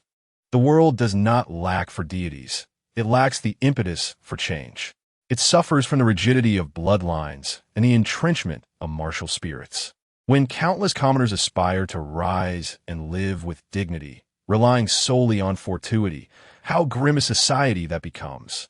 Powerful bloodlines intertwine to produce progeny with formidable martial spirits, while weaker bloodlines coalesce to generate those with inferior ones. From birth, these two generations are separated by an insurmountable chasm, with only a fortunate few able to transcend through mutation. What are the others? Generations upon generations of inferior martial spirits, a perpetually oppressed populace, trampled and humiliated by the lofty soul masters. Can they resist? No. How can those born with inadequate martial spirits contend with those wielding formidable ones? Even though they are filled with passion and resentment, even though they cry out phrases akin to noble lords and ministers, do not possess unique lineage. What difference does it make? In the end, they can only helplessly accept the unfortunate reality of being burdened with a useless martial soul, relegated to the fate of a lowly individual who can only witness the tragic destinies of generations. How despairing this world is. Everything was predetermined from the moment of their birth. The only option left is to gradually come to terms with it, until they ultimately become numb, indifferent to their plight. The world of Douluo is not merely adorned with dazzling soul skills. It is not solely populated by an array of formidable martial souls or ferocious soul beasts. More prominently, it is inhabited by ordinary individuals wielding hoes, sickles, wooden sticks, and weeds, those with wasted martial souls. This resplendent world of Douluo bears no relation to them. The only soul masters they can envision are those of legendary status. As for the true essence of a soul saint, what powers it entails, they will never have the opportunity to discover. It is utterly irrelevant to them. If the world is divided into two sides, one vibrant and resplendent, the other shrouded in darkness, the latter is where they reside. From a young age, the denizens of the dark world have listened to tales of the luminous martial world, filled with longing and intrigue, yet they understand that it belongs to others, not to them. Some realize this at the tender age of 6 when they awaken their martial soul, while others may only come to this realization upon reaching the threshold of a 20-level soul master after a lifetime of effort. That world has never been within their reach. It is a realm dominated by powerful bloodlines, a world they can only dream of. The fortunate few may enter the splendid martial world, yet from that moment forward, they no longer belong to the dark side. Others can only watch enviously as their peers venture into another world, hoping that their descendants might share in such luck. However, the odds of this happening are nearly infinitesimal. They can do nothing, change nothing. All they can do is hope again and again, accepting their plight time and again, until they ultimately acknowledge their pitiful and weak lineage. How lamentable this world is. Everything was sealed at the moment of martial soul awakening at 6 years old. It is akin to a condemned exile, forever sinking in this dark world, gazing longingly at the dazzling martial realm. Chi Tzu harbors a deep discontent with such a world. It instills fear within him, even though he has nearly reached the pinnacle of this continent. But what if he were not himself? Merely an ordinary villager from a small village in Douluo? What trajectory would his life have taken? Would he inherit the hoe, sickle, wooden stick, or weeds of his parents' martial souls? These martial souls are essentially devoid of soul power, merely tools that are slightly more manageable than ordinary implements. If fortune smiles upon him, he might possess a soul power of level 1 or 2. The villagers, while enviously observing his modest soul power, would also mockingly declare that a wasted martial soul is ultimately just that, a waste. You refuse to accept fate, firmly believing that with hard work, you will reap rewards. Suppose you exert yourself diligently, and your parents wholeheartedly believe in you, allowing you to devote all your time to training, neglecting farm work. After 5 arduous years, you ascend from a mere 1 or 2 levels of soul power to the threshold of level 10. You are elated, believing you are on the verge of becoming a revered soul master, ready to leave the realm of hoes and sickles for a broader world. Yet, when you first step out of that small village, you realize how laughable your level 10 soul power appears, holding a wooden stick or sickle. You still refuse to accept fate, even upon encountering 11 or 12-year-old soul masters, or those terrifying martial souls. You remain steadfast in your belief that with effort, you can integrate into the splendid martial world and escape the confines of your insular village. However, when you first enter the soul beast forest and confront a soul beast, you come to understand the arduousness of this path. Even the weakest soul beast seems formidable enough to easily snuff out your life. If luck is on your side, if fate is kind, if you are resolute, you may eventually slay a 10-year-old wind baboon and become the soul master you aspired to be. Overjoyed, you think that since you can become a soul master, perhaps you can ascend to greater heights, even if you remain ignorant of what those heights entail. Yet, contrary to your expectations, once you become a soul master, the journey of soul power enhancement becomes increasingly arduous. Previously, after a day and night of training, you could discern some progress. Now, even with relentless effort, your soul power shows no signs of growth. Many years later, as you approach the threshold of becoming a great soul master, you finally grasp that some things were destined from the start. Even if you devote your entire life, you may never transcend those limits. Chapter 116. Titan Snow Demon King. Not everyone will traverse life's path with the ease and fortune of a protagonist in a novel. Even now, Chi-Su feels akin to a character from a gratifying tale, yet he remains dissatisfied with this world. The extreme north, located at the northernmost point of Douluo Continent, is perilously cold and fraught with danger, often referred to as a human forbidden zone. Among the 10 fearsome beasts, the 3rd-ranked Snow Empress, Ice Sky Snow Maiden, and the 7th-ranked Ice Emperor, Ice Crystal Emperor Scorpion, both reside here. In Douluo, the events related to the extreme north are limited to Oscar's 5-year journey, lacking extensive detail, but in Douluo 2, Peerless Tang Sect, the protagonist Hui Yuhao has significant ties to the extreme north. At this moment, Chi-Su and his companions journey to this rarely visited land to acquire the ice attribute martial soul bestowed by his million-year-old Tianmeng ice worm. This ice attribute martial soul will solidify as a beast martial soul, and upon Chi-Su applying the first soul ring to it, the ice attribute martial soul will be permanently established in the state of this soul beast. The extreme north can be described as a paradise for ice attribute soul beasts. The absence of human presence means few soul masters venture here to hunt soul beasts. In contrast, the Stardow Forest is heavily sought after by soul masters, who flock there daily to hunt. The extreme north, being extremely frigid, serves as an ideal habitat for the growth of ice attribute soul beasts.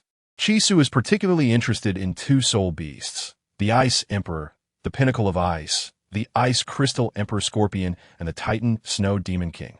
As for the Snow Empress, the foremost among the 3 fearsome beasts of the extreme north, Chi-Su is less inclined, as her true form, the Ice Sky Snow Maiden, is unsuitable for his ice attribute martial soul's solid state. Apart from these 2 formidable beasts, the remaining ice element soul beasts, Chi-Su intended to wander about with a mindset of exploration. After all, in comparison to the age of soul rings, what Chi-Su truly valued was the quality of his ice element martial soul. The Ice Crystal Emperor Scorpion and the Titan Snow Demon King are indeed among the most elite of ice element martial souls. Yet it does not imply that there are no other formidable and high-quality martial souls aside from these two. To pursue the best, Chi-Su knew he must conduct a meticulous search. The biting cold wind did not faze Chi-Su and his companions in the least.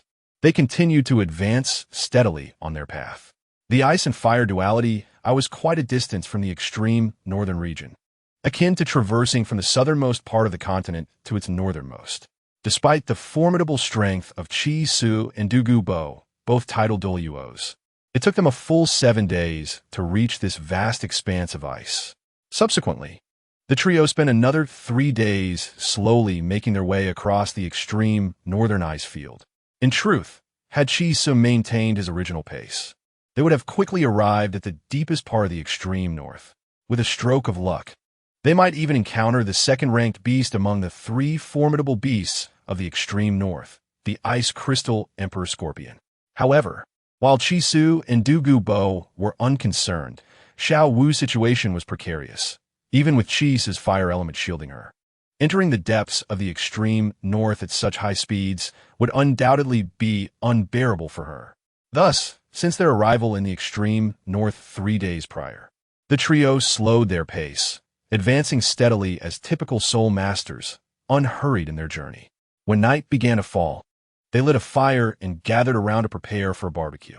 The ingredients for their barbecue were naturally sourced from the soul beasts of the extreme north that Chi-Su and his companions had provoked. Generally speaking, Chi-Su would not bother with soul beasts unless their quality was sufficient to pique his interest. Although Xiao Wu had transformed into a human, she had once been a living soul beast, and indiscriminately slaughtering soul beasts would undoubtedly make her uncomfortable. However, if these soul beasts presented themselves willingly, Chi-Su would not mind indulging in a hearty meal. Over the past few days, he had sampled various meats, including bear and silkworm, and found them quite delectable, to the point where Douluo Bo could not help but exclaim how delicious they were. As they ventured further north in the extreme north, the temperature dropped even lower, and the winds and snow intensified. According to Chi-Su's estimations, the trio had reached the very edge of the core of the extreme north. Not far ahead lay the central area where large soul beasts and even formidable beasts congregated. "Brother, I'm hungry," Xiao Wu suddenly tugged at Chi-Su's sleeve. Looking up at him with eager eyes, Chi-Su glanced at the sky. Amidst the white expanse, the sun, which should have been high above, was now nearing the horizon, signaling the impending arrival of night. He gently patted Xiao Wu's head, replying softly, "All right," before retrieving specialized wood and meat from the 24 Bridges bright moon night. Douluo Bo's eyes lit up as he eagerly approached. Mealtime was undoubtedly Douluo Bo's favorite part of the day. Despite being surrounded by his soul power, the biting cold still invaded him, making it quite a torment. The only solace he found was in Chi-Su's barbecue. For some reason, Chi-Su had an extraordinary knack for cooking meat to perfection. Even a slight overcooking would lead to charred results, while undercooking would render it tasteless. Chi-Su's barbecued meat was always just right, leaving an unforgettable impression. Even Xiao Wu, who was not particularly fond of meat, would find herself constantly begging Chi-Su for more of his barbecued delights after tasting them. At this moment, before darkness descended, Xiao Wu playfully demanded dinner, eager to savor Chi-Su's barbecue. As the bonfire crackled to life, Chi-Su squatted beside it, diligently turning the meat. He derived great pleasure from this process, feeling that barbecuing meat was akin to a soul-searching journey, allowing his mind to attain tranquility, just as the meat must be cooked to perfection, neither underdone nor burnt. Douluo Bo and Xiao Wu gathered around Chi-Su, watching him with hungry eyes as he tended to the meat. Suddenly, a fierce cold wind swept through, seemingly carrying with it an overwhelming force, extinguishing the bonfire instantly and plunging the surroundings into darkness. Logically, with Douluo Bo and Chi-Su shielding the fire, even the chilling winds of the extreme north's core should not have extinguished it. Yet, the fire was snuffed out completely with a mere gust, indicating only one possibility: a soul beast, a powerful one, perhaps tens of thousands of years old or even more formidable. Chi-Su slowly rose, his brow furrowed, not in response to the arrival of a powerful soul beast, but an irritation at the unexpected interruption of his barbecuing. Barbecuing was a wholly immersive act, and this sudden cold wind had disrupted the experience. Just as he was savoring the exquisite process, it was abruptly interrupted, leaving him quite displeased. "Who dares to be reckless?" A loud shout echoed across the icy expanse of the extreme north, not from Chi Su, but from Douluo Bo, surrounded by powerful soul energy. Douluo Bo's eyes blazed with fury as he glared ahead, visibly angry. The interruption of the barbecue had stirred a greater ire in Douluo Bo than in Chi Su. 9 soul rings slowly rose around him, 2 yellow, 2 purple, and 5 black, a perfectly standard configuration. Chi Su's eyes sparkled like stars, the vast white landscape revealing every hidden movement, allowing him to freely observe his surroundings. Under Chi Su's scrutiny, he discerned a colossal figure gradually approaching them, resembling a gigantic gorilla, each step sending snowflakes flying. "A 200,000-year soul beast. You handle it," Chi Su remarked with a hint of amusement at Douluo Bo's furious demeanor. Originally enraged, as if to blame the world itself, Douluo Bo froze at Chi Su's words, retracting his soul rings and retreating a step behind Chi Su. "What has 200,000 years? ISNT there, young master like you here?" Douluo Bo chuckled awkwardly. If he were alone, he would have long since fled upon encountering a 200,000-year beast. Yet with Chi Su, despite being merely a soul emperor, Douluo Bo placed unwavering trust in him. After all, Douluo Bo had no inkling of Chi Su's true strength.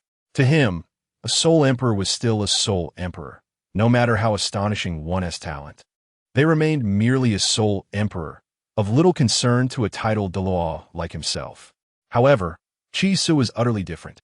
He was not just a 13-year-old soul emperor prodigy, destined to become the continent's strongest.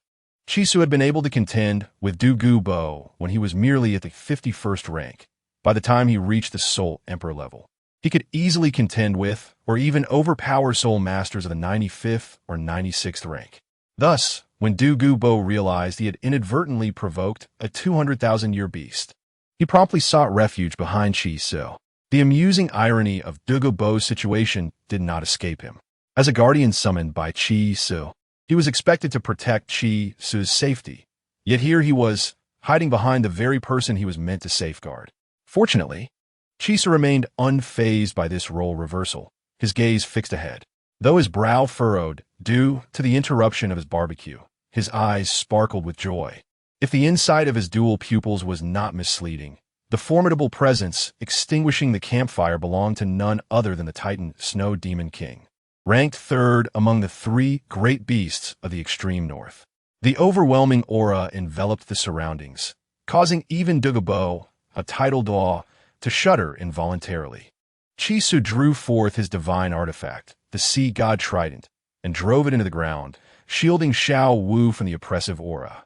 Although the divine energy emanating from the trident also provided some protection for Douluo Bo, Chi Su had no intention of doing so, as Douluo Bo was a titled Douluo. Even if he were to traverse the extreme north in the nude, he would be fine. However, Xiao Wu was different. She was close to the core area, surrounded by the oppressive presence of the Titan Snow Demon King. Had Chi Su not intervened, she might have been transformed into a frozen rabbit in this frigid land. As the oppressive aura intensified, the massive figure of the Titan Snow Demon King came into view. Covered in a thick coat of white fur, its immense body stood tall, with just one of its feet measuring a staggering 5 meters. Each step it took resonated with the tremors of the earth, leaving behind colossal footprints. Chi Su remained silent, his eyes locked on the approaching behemoth. In the blink of an eye, the Titan Snow Demon King loomed before him. Yet contrary to Chi Su's expectations, it did not utter a word. It simply lifted its foot to stomp down, as casually as one would crush an ant without a second thought. However, it was unfortunate for the Titan Snow Demon King that it encountered Chi Su and not an ordinary soul master. Should a common person have been present, the sheer weight of that colossal foot would have instilled a paralyzing fear, leaving them devoid of any will to resist. Yet Chi Su was no ordinary individual. He gazed up at the descending foot without hesitation and raised the sea god trident beside him. The foot came crashing down, but instead of obliterating the perceived ants beneath, it was met with an unexpected prick. The Titan Snow Demon King felt a sharp, pained shoot through its foot, followed by an enraged roar that stirred a flurry of snow. It lost its balance and collapsed onto the ground, its 100-meter frame crashing onto the white expanse. In an instant, the winds howled and the blizzard intensified, the chill in the air multiplying. What manner of soul beast was this? The mere act of falling unleashed such formidable power that even Douluo, despite being a titled Douluo, could not help but marvel in astonishment. It was said that this colossal creature was a descendant of the ancient ice god, left behind by the Titan giants, known as the Titan Snow Demon. This species was undoubtedly the most powerful in the frigid lands, with several hundred of its kin still surviving. When gathered, they became an indomitable force. A newborn Titan Snow Demon already stood over 10 meters tall, and a fully grown one could exceed 50 meters. The Titan Snow Demon King before them towered over 100 meters, earning its title as the largest creature on the Douluo Continent, unmatched by any other. Even within the oceans, few could rival its size. Chisu spoke slowly. Chapter 117. Chisu versus Titan Snow Demon King. Douluo's expression turned grave as he stared at the Titan Snow Demon King sprawled on the snow-covered ground, standing at a height of 100 meters. The Titan Snow Demon King was a true giant, and even Chisu couldn't help but gasp in awe at such immense stature. It was clear that, regardless of any other abilities, the sheer size of the Titan Snow Demon King made it an extraordinarily powerful soul beast. After all, sheer strength could shatter all defenses. A single stomp from such a colossal figure would spell doom for any high-quality soul beast or soul master, regardless of their prowess. Douluo believed that even if he were to unleash his martial soul, transforming into a massive serpent to contend with the Titan Snow Demon King, he would likely be swatted aside with a mere gesture. He had always been wary of such resilient beings, filled with dread.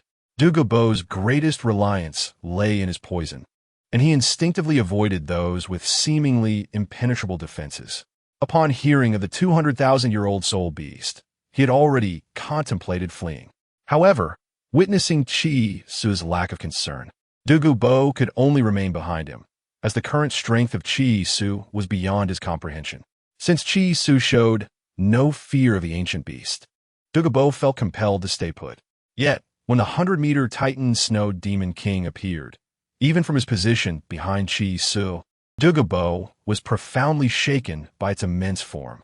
As the giant foot came crashing down, he trembled, fearing that a single stomp would reduce him and his companions to mere pulp. Nevertheless, Chisu calmly brandished the golden trident he had thrust into the ground, targeting the Titan Snow Demon King's foot, and unexpectedly caused it to lose its balance, crashing to the ground. With the Titan Snow Demon King's fall, a flurry of snow erupted, accompanied by a thunderous roar that echoed across the land. The surrounding snow-capped mountains trembled and began to collapse. Chisu furrowed his brow, summoning the blue-silver swordgrass and lifting Xiao Wu onto one of its blades, while Douluo ascended another. The trio soared into the air, evading the cascading snow. The avalanche surged forth like a tsunami in this frigid expanse. Amidst the blinding white, another furious roar erupted as the Titan Snow Demon King, cloaked in white fur, rose once more, extending its massive paws toward Chisu and his companions. A low growl resonated through the air, proclaiming the inevitable demise of any human who dared to enter this realm. Douluo stared at the Titan Snow Demon King in astonishment, as if observing an extraordinary creature. Although he had heard tales of 10,000-year soul beasts possessing the ability to speak, he had never witnessed such a phenomenon firsthand. The sight of the 100-meter Titan Snow Demon King articulating words left him utterly astonished. Yet when he glanced at Chisu and Xiao Wu, he noted their complete lack of surprise, as if they were accustomed to such bizarre occurrences. Xiao Wu, being a 10,000-year soul beast in human form, was unsurprisingly unfazed, while Chisu, being an eccentric himself, was similarly unperturbed by the spectacle. Chisu did not hasten to take action. Instead, he skillfully maneuvered the Lan Yin Jian Chao to evade the colossal hand that came crashing down. As for Douluo, Chisu paid him little heed, For after all, Douluo was a title Douluo of the 92nd rank, even though he faced a ferocious beast aged over 200,000 years. With Chisu present, it was unlikely that Douluo would easily meet his demise.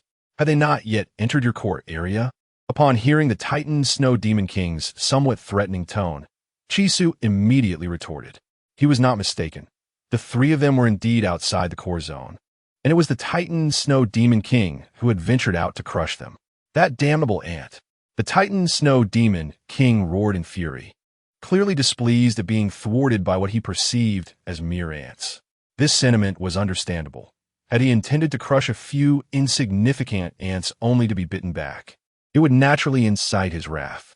However, his error lay in underestimating Chisu, whom he considered to be a mere ant. Clearly, Chisu was no such creature. Rather, he was akin to a mighty dragon.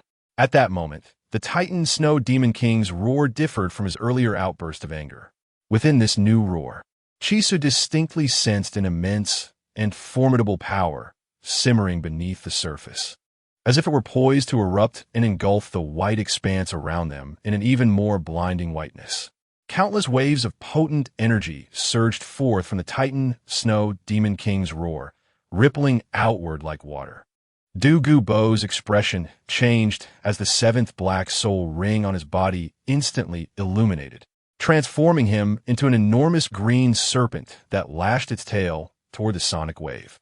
He could have sheltered behind Chisu, waiting for him to handle the sonic attack. However, as Chisu's guardian bound by a 5-year contract, he felt obligated to contribute. This endeavor posed no significant risk to his life, and it offered a chance to showcase his abilities. Thus, he took on the responsibility without hesitation. Yet, the intensity of the sonic assault exceeded Douluo's expectations. Despite revealing his martial soul's true form, he was still sent flying dozens of miles, crashing heavily to the ground. Nevertheless, Douluo's intervention was not in vain. The fierce sonic attack diminished significantly after being countered by him, and by the time it reached Chisu, it was no longer the overwhelming force it had initially been, but rather a somewhat attenuated pressure. Without a moment's hesitation, Chisu conjured a Lan Jian Chao from thin air, striking directly at the sonic wave, while simultaneously unleashing the Tianqing Gudragon's martial soul, not to contend with the Titan Snow Demon King, but simply to shield Xiao Wu from the threat of other soul beasts. The Tianqing Gudragon coiled around Xiao Wu, resembling a small snake. When Xiao Wu extended her palm, the Tianqing Gudragon obediently spiraled into her hand. As Chisu's martial soul, the Tianqing Gudragon naturally exhibited a sense of affinity toward those dear to him.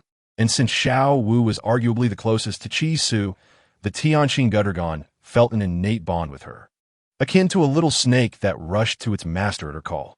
At this juncture, the Tianqing Gudragon radiated an aura befitting a high-ranking soul beast, surrounded by 6 soul rings, which reassured Chisu. Armed with a Lan Jian Chao and standing upon another, he soared toward the Titan Snow Demon King. The Titan Snow Demon King, incensed by the advancing ant, prepared to swat Chisu down with both hands as if he were an irritating fly. With a cold scoff, Chisu leaped into the air, and as he descended, another Lan Jian Chao appeared beneath his feet, allowing him to spring upward once more. With 2 successive leaps, he cleared the Titan Snow Demon King's massive hand and landed firmly upon its shoulder. The reason he did not employ the Space Rift soul skill was that it required prior marking of the surrounding spatial coordinates. And since Chisu had not marked the Titan Snow Demon King's shoulder, he could not utilize the spatial rift ability of his second martial soul for immediate spatial transfer. Now standing upon the Titan Snow Demon King's shoulder, Chisu felt the vastness of the space due to the creature's colossal size. However, before he could savor this moment, a gigantic hand came crashing down toward him. In an instant, Chisu detonated all 6 of the soul rings associated with the Lan Jian Chao, causing his soul power to surge to an extraordinary level, far surpassing that of an ordinary title Douluo. He sprinted along the Titan Snow Demon King's broad shoulder, executing a deft slide to evade the incoming strike while simultaneously leaping toward the creature's neck. For humanoid soul beasts, despite their immense and sturdy forms. There are always certain vulnerabilities that cannot be avoided: the neck, the eyes, and the heart.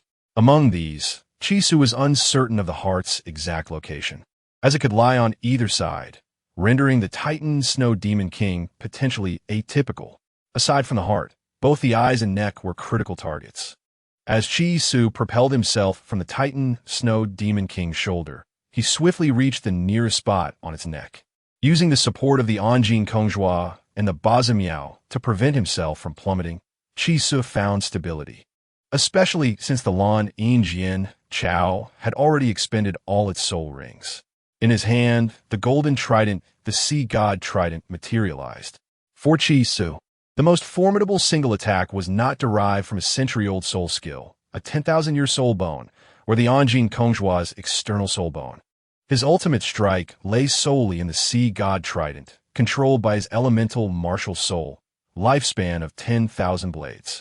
As a premier super artifact, even though Chisu did not possess true dominion over the sea god trident, it had not recognized him as its master. Nevertheless, the sheer essence of this super artifact empowered Chisu to unleash an overwhelming strike. Moreover, having just detonated 6 high-quality soul rings, which included a year soul ring composed of the world's primal water and a million-year soul ring from the Tianmeng iceworm. The force generated from this detonation far exceeded that of his initial confrontation with Douluo Bo when he first employed the explosive rings. At that moment, the sea god trident radiated an unparalleled golden light, transforming the dominant hue of the surroundings from the previous blinding white to a magnificent, resplendent, and unapproachable gold. This golden glow enveloped the sea god trident, resembling a divine sword of light thrusting straight toward the Titan Snow Demon King. A howl of agony erupted, reverberating through the heavens and earth. This sound was starkly different from the earlier roars emitted by the Titan Snow Demon King. It was imbued with unmistakable pain, akin to a grievous wound inflicted by a blade. The sea god trident, as the primary artifact of a sea god, was entirely dark, with the blades on either side being relatively slender, while the central blade extended 2 feet long and half a foot wide, exuding a formidable presence akin to a sword. In that fleeting moment, this sword-like trident revealed its terrifying might. Chisu did not engage in the meticulous calculations that characterized his initial skirmish with Douluo Bo and Zhao Wuji, instead commanding the battlefield as if it were entirely under his control. In his confrontation with the Titan Snow Demon King, Chisu adopted a remarkably straightforward and forceful approach, eschewing any form of prelude and directly thrusting the sea god's trident into the neck of the Titan Snow Demon King. Traditionally, Chisu would have methodically prepared for such a foe, a being that had existed for 200,000 years, gradually revealing his ultimate strike only at the opportune moment. The customary strategy would involve first diminishing the Titan Snow Demon King's defensive capabilities through mental exertion, followed by inflicting various injuries using other soul techniques, culminating in a lethal blow delivered by the sea god's trident. However, this time, Chisu audaciously deviated from his usual style, launching his most potent attack right from the outset, catching the Titan Snow Demon King utterly off guard and in excruciating pain. The Titan Snow Demon King collapsed once more, black blood gushing from its neck, staining the previously pristine ground a deep, ominous hue. Chisu strode over the fallen form of the Titan Snow Demon King, wielding the golden sea god-esque trident, resembling a hunter surveying his prey. Although Chisu understood that such a direct assault, even being his strongest strike, could not guarantee the demise of the Titan Snow Demon King, he remained unfazed. He sought a display of raw power and dominance. Given the Titan Snow Demon King's immense stature and strength, Chisu resolved to confront him through sheer force, forgoing any subtlety or scheming. It was a primal form of combat, relying solely on fundamental strength. Chisu could have chosen to strategize meticulously, culminating in a final, decisive blow. However, such a style of warfare was not perpetually necessary. At times, direct soul power overwhelm proved far more effective. This was the rationale behind Chi's immediate unleashing of his strongest attack. Chapter 118. The Crisis of the Spirit Hall within the Spirit Hall of Wuhan City. Bibi Dong sat upon the papal throne, her eyes ablaze with fury as she gazed down at the cloaked figure. 3 months prior, this mysterious man, absent for 12 years, had suddenly reappeared in the spirit hall, alongside Douluo, ostensibly to discuss an assault on Sea God Island. What was presented as a discussion was, in truth, a coercive ultimatum. Leaving her with no room for negotiation, she was compelled to acquiesce to the joint pressure of these two titled Douluos. Bibi Dong had explicitly stated the need for 3 months to mobilize the forces of the spirit hall, a statement that masked her true intent of utilizing this time to discreetly dispatch some of her trusted soul masters, as she had no desire to send her loyal confidants into a potentially perilous confrontation at Sea God Island. What infuriated Bibi Dong further was the fact that the confidants she had sent away to evade this assault were being summoned back one by the cloaked man, who demanded their participation in the impending battle. Among these was Hulaina, the individual Bibi Dong cherished and valued most within the spirit hall. Compared to Qianrenxue, Hulaina resembled a daughter to Bibi Dong, a thought she had entertained numerous times, wishing that Hulaina could indeed be her daughter. Yet whenever such thoughts arose, Bibi Dong would vehemently shake her head, attempting to banish them from her mind. Her feelings towards Qianrenxue were not rooted in disdain for the girl herself, but rather the memories that surfaced upon seeing her, memories of a sordid chamber and the painful past that could not be erased. Even after she had personally eliminated Qianxuanji, those memories lingered, with Qianrenxue serving as a glaring reminder of what Bibi Dong wished to forget. At that moment, the cloaked figure held a ledger filled with the names of those Bibi Dong had hoped to exclude from the conflict at Sea God Island. Yet, he had managed to locate each one and insisted they all join the battle. Upon hearing this, Bibi Dong's anger was palpable. If her trusted allies were to perish in this confrontation, all her years of scheming would be rendered futile. Hulaina, appearing somewhat timid, dared not meet the cloaked man's gaze. After spending 3 months in the company of Chi Su at the Ice and Fire Yin-Yang Eye, she had been escorted back to the spirit hall by him. Naturally, Bibi Dong was elated to hear from Hulaina after such a prolonged absence and promptly inquired about her experiences during those 3 months. Hulaina recounted her encounters with the ghost Douluo and the chrysanthemum Douluo, detailing her initial meeting with Chi Su.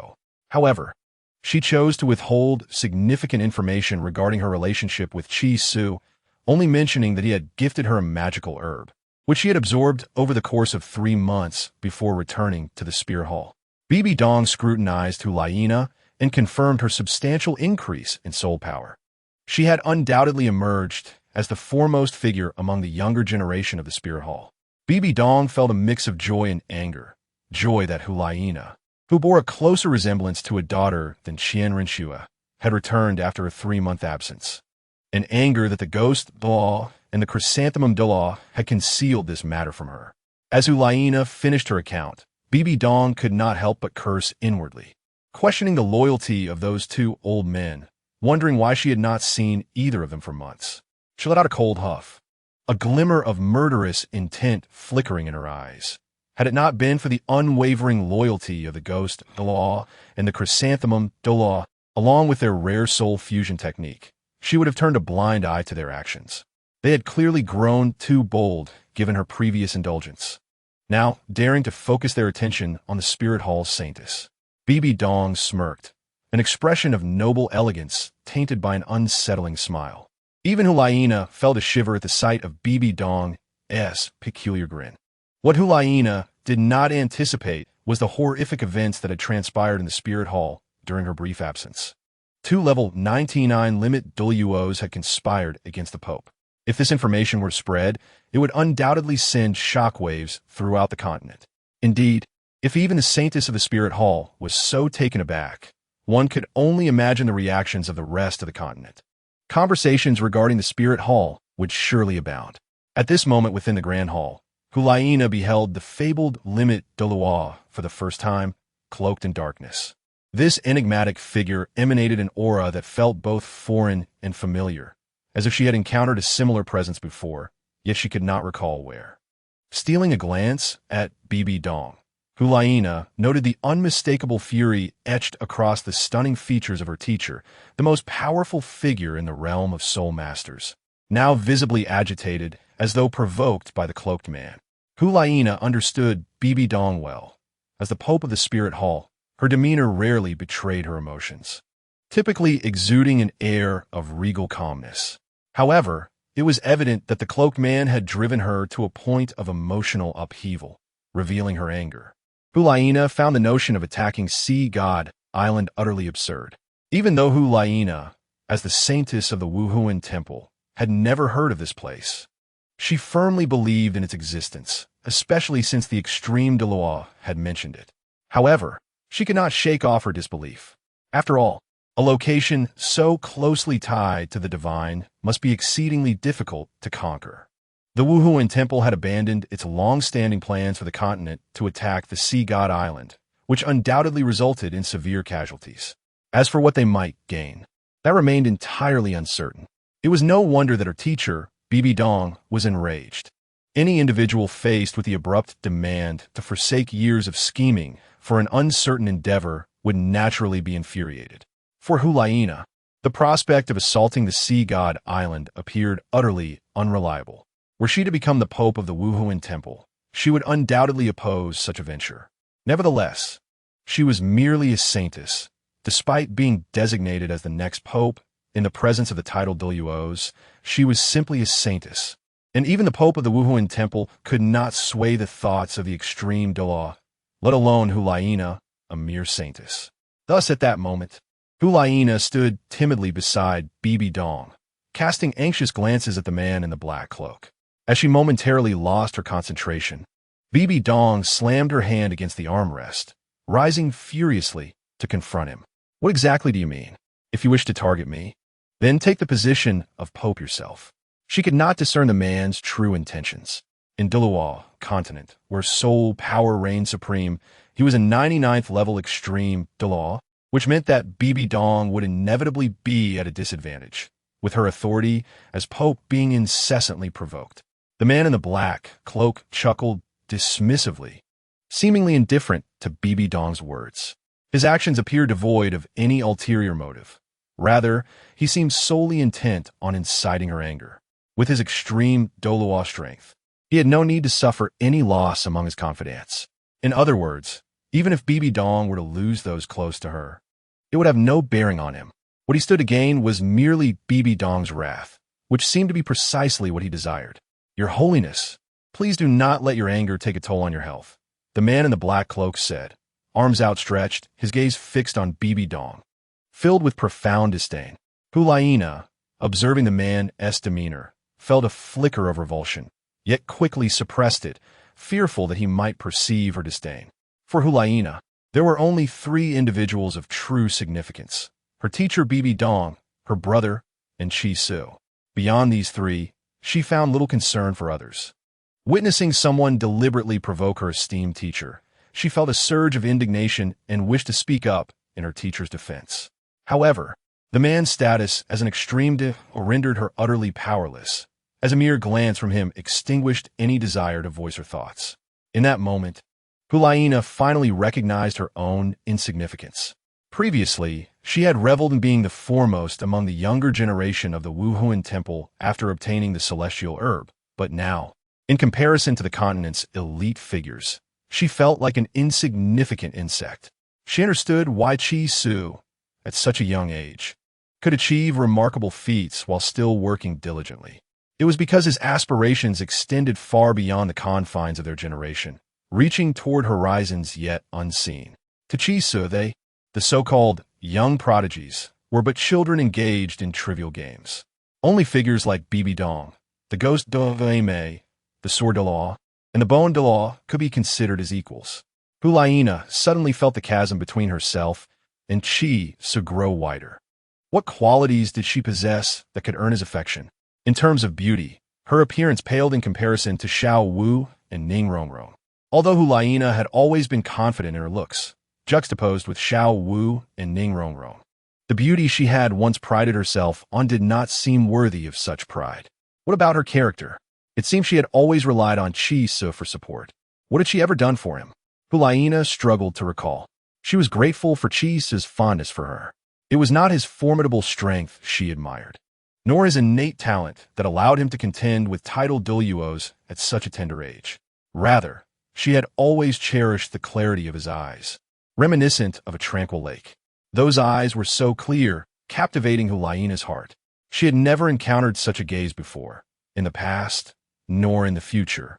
It seemed the only place she could witness such clarity would be within Su's eyes, though they had been apart for less than 10 days.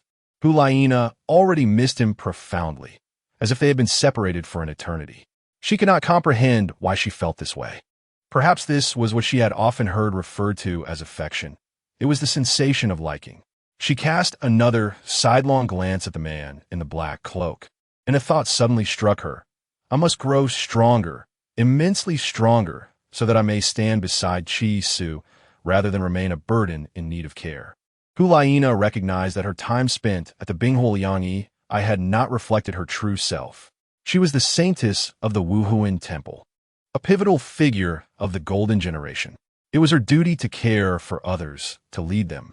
Yet within the Bingholiangi, she had been the one receiving care from Su, from Xiao Wu, and from Ning Rongrong. She cherished that atmosphere, gathered around the campfire, sharing laughter, savoring roasted meat, singing little tunes, gazing at the moon, and admiring the scenery, while countless stars twinkled above, illuminating each heart. However, this could not persist. Hulaina could not remain perpetually under the care of others. She should not be a frail and delicate woman. She was the saintess of the Wuhuan Temple, destined to be the future pope. She ought to embody the same nobility and coldness as her teacher, for only then could she secure her position as pope and be revered by countless soul masters as Your Holiness. Only through such resolve could she stand alongside Su. In the midst of Hulaina's turbulent thoughts, the man in the black cloak suddenly exuded an overwhelming and terrifying aura that enveloped the entire space. 9 soul rings ignited around him, 6 black and 3 red, a dreadfully intimidating display. It was Hulaina's first encounter with such a fearsome manifestation of soul rings. Although Su's rings had also been peculiar, as a mere soul emperor, their impact paled in comparison to that of the man before her. Was this truly the 99th level extreme Douluo? Hulaina felt as though she could scarcely breathe under the weight of his oppressive presence, her heart writhing in turmoil. Bibi Dong let out a cold snort, her own 9 soul rings illuminating in response. This time, she did not choose to endure as she had before. Instead, she opted to confront the situation directly. However, it was not a matter of brute force. Bibi Dong believed that as the Pope of the Wuhuan Temple, she could no longer afford to remain passive. A terrifying aura of a tidal Douluo emanated from Bai Dong, clashing with another formidable presence in the Grand Hall, causing ripples of force to reverberate throughout. Fortunately, the main hall of the Spirit Hall was sufficiently robust, preventing it from being shattered by the energies released by the 2 tidal Douluo. However, Hulaina was evidently suffering greatly. The moment the 2 auras intertwined, she was violently thrown backward, crashing against the wall and spitting blood. Bai Dong gasped, her eyes reflecting not only anger but also concern for Hulaina. "Do as I say, Your Holiness," the man in the black robe sneered contemptuously, seemingly treating Bai Dong like a caged bird, deliberately provoking her. In truth, considering his strength, he could easily eliminate Bai Dong without resistance. Yet, for reasons unknown, he chose to taunt her instead of striking her down, withholding the terrifying might of a level 99 ultimate Douluo. Chapter 119. Spirit power manifested as armor. Bai Dong grasped this notion. The man in the black robe did not require convoluted tactics to provoke her. For someone of his caliber, a level 99 ultimate Douluo, he could effortlessly slay Bai Dong. Such mind games and petty provocations were unnecessary. Nevertheless, the man persisted in his actions, leading Bai Dong to find him exceedingly peculiar. He seemed like an entity not belonging to this world, arriving abruptly, creating a palpable sense of disconnection. Although she could not articulate this feeling of estrangement, it was undeniably evident that he was out of place in this realm. 12 years ago, The man had already attained the status of an ultimate Douluo. How could he still be at that level after all this time? If so, there was only one explanation. The black-robed man was undergoing the divine trial, specifically the ninth and final test to ascend to godhood. This last trial was the crucial step toward becoming a deity. With this perspective, everything became clearer. Perhaps the divine entity he inherited was commanding him to assault Sea God Island. The reasons behind this divine directive remained a mystery to Bai Bai Dong. Do you wish to become a god? Bai Bai Dong mused, her eyes narrowing with disdain. Dream on, she seethed inwardly. She would not permit any being, apart from herself, to ascend to divinity before her. If this black-robed man were to achieve godhood before her, all her years of scheming would be rendered meaningless. Bai Bai Dong quickly recognized the gravity of the situation. The endeavor to conquer Sea God Island was far more perilous than she had imagined. Initially, she believed that even under the pressure of an ultimate Douluo, a unified assault on Sea God Island would only result in the loss of her plans over the past decade. As long as she remained patient and bided her time, she would eventually achieve godhood, and all that she had lost would return. However, if someone were to outpace her in this pursuit, everything would become uncertain. After all, when compared to true deities, were titled Douluo and ultimate Douluo but mere ants? Bai Bai Dong resolutely refused to be reduced to such a state. Suddenly, she lifted her head, her exquisite gaze blinking as her demeanor shifted. Since you insist on sending them to Sea God Island, then let it be. This matter is of great significance, and indeed requires the full strength of the Spirit Hall's elite. Upon hearing this, the man in the black robe furrowed his brow. Logically, his provocation should have incited furious anger in Bai Bai Dong. As he anticipated, she unleashed her martial soul, forcefully clashing against his oppressive aura. This pressure not only harmed Bai Bai Dong, but also affected Hulaina, who was well known as her beloved disciple. There was no reason for her to remain so calm. The black-robed man was puzzled. However, seeing Bai Bai Dong's smiling face, he ultimately scoffed and turned away. Once he departed, only Hulaina and Bai Bai Dong remained in the Grand Hall. Bai Bai Dong approached Hulaina and helped her up, concern and gentleness evident in her eyes. Laina, are you gravely injured? Hulaina shook her head, instead expressing indignation on behalf of her teacher, stating that the man was excessively arrogant. Bai Bai Dong remained remarkably composed, gazing into the distance with a glint of cold resolve in her eyes. He will pay the price. Hulaina was taken aback, momentarily stunned. She understood her teacher's nature. Bai Bai Dong was far from magnanimous or forgiving, often harboring a desire for retribution. Hearing her teacher say this brought Hulaina a sense of reassurance. She trusted Bai Bai Dong's judgment. As one of the most outstanding popes of the Spirit Hall, even against a level 99 ultimate Douluo, Hulaina believed that the black-robed man would ultimately face dire consequences. Hulaina harbored a deep-seated loathing for him. In her eyes, her teacher was a figure of immense authority, akin to a sovereign empress, commanding respect such that none dared to confront her directly. Even Qiandaolu, the grand priest, treated her with utmost equality when conversing.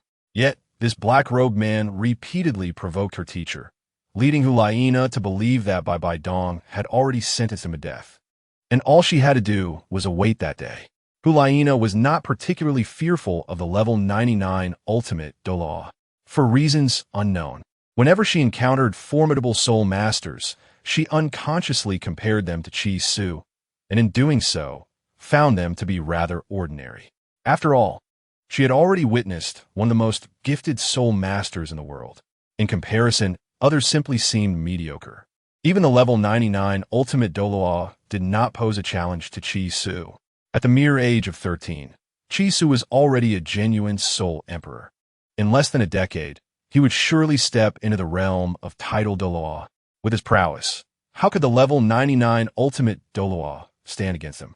Contemplating this, Hulaina realized her thoughts might be somewhat reckless. She wondered when she had begun to so lightly regard the strong.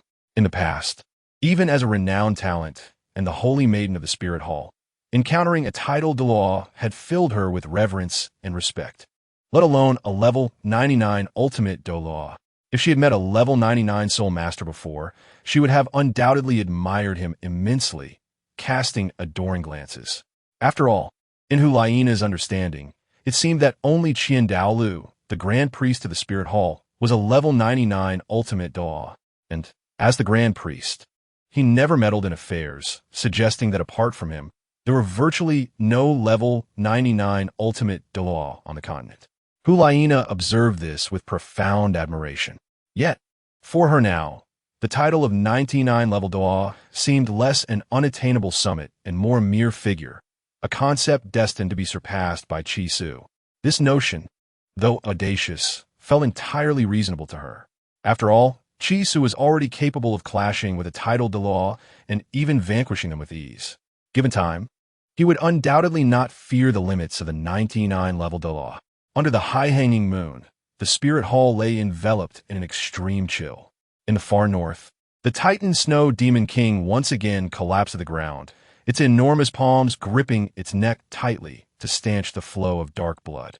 Chi Su stood 10 meters away, brandishing a golden trident, and charged directly towards the Titan Snow Demon King. He leapt high into the air, his eyes sparkling like a multitude of stars.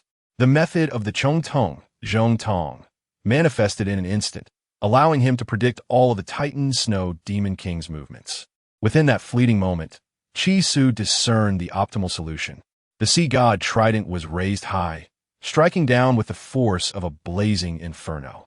However, at the moment of impact, countless snowflakes abruptly coalesced in mid-air, forming a semicircular transparent barrier that shielded the Titan Snow Demon King. The sea god trident struck heavily against that translucent shield, which shattered in an instant. Chi Su was also propelled backward by the rebound force, flying dozens of meters before stabilizing himself with the trident, leaving a long fissure in the ground. He had somewhat underestimated the Titan Snow Demon King's power. As one of the most colossal races on the continent, the innate strength of the Titan Snow Demon King was unparalleled, surpassing even the current dominator of the Star Doe Forest, Air Ming. It is worth noting that Air Ming, belonging to the Titan Great Ape clan, already possessed terrifying strength. Yet Chi Su estimated that in a pure contest of power, the Titan Great Ape would still fall short of the Titan Snow Demon King before him. This was indeed a chilling realization, for the Titan Snow Demon King not only wielded immense strength, but also commanded formidable ice attributes, showcasing mastery over the frozen realm. It was this ability that allowed it to transform countless snowflakes into a transparent shield in an instant, effectively countering the fierce strike of Chi Su's trident and sending him hurtling back. At that moment, the snowflakes in the air coalesced into shards of ice, which flew towards the Titan Snow Demon King, eventually forming pieces of armor upon its massive form. By the end, the 100-meter giant resembled a regal figure clad in icy armor, reminiscent of the legendary kings of the giant race, exuding an aura of terror. Chi Su chuckled, intrigued by the spectacle. If he could dispatch the Titan Snow Demon King with a mere strike, it would hardly do justice to its fearsome reputation as one of the three great beasts of the extreme north. In truth, the longer the Titan Snow Demon King could withstand Chi Su's onslaught, the more valuable its soul ring and soul bone would become for Chi Su to absorb, potentially serving as his ice attribute martial soul. Although Chi Su initially sought the ultimate ice crystal Emperor Scorpion, he was not rigid in this ambition. Should another quality martial soul present itself, he would not hesitate to embrace it. Both the ice crystal Emperor Scorpion and the Titan Snow Demon King's martial soul piqued his interest, particularly the latter's ability to transform ice into armor. Chi Su was well equipped with offensive techniques, yet his defensive capabilities were comparatively lacking. Aside from the invincible golden body granted by the system and life-saving long-range teleportation, he possessed only the spatial displacement from the Void Rift and a supreme healing ability. Without these powers, Chi Su's physical form remained rather fragile. In confrontations with titled Douluos, Chi Su could leverage the explosive destruction of a martial soul's soul rings to achieve a qualitative leap in strength, even matching or surpassing a title Douluo. His mental prowess far exceeded that of a title Douluo. However, his physical body appeared exceedingly vulnerable in comparison. Despite possessing supreme healing capabilities, He feared that a direct hit from a tidal Douluo's ninth soul skill could spell his doom before he could even heal.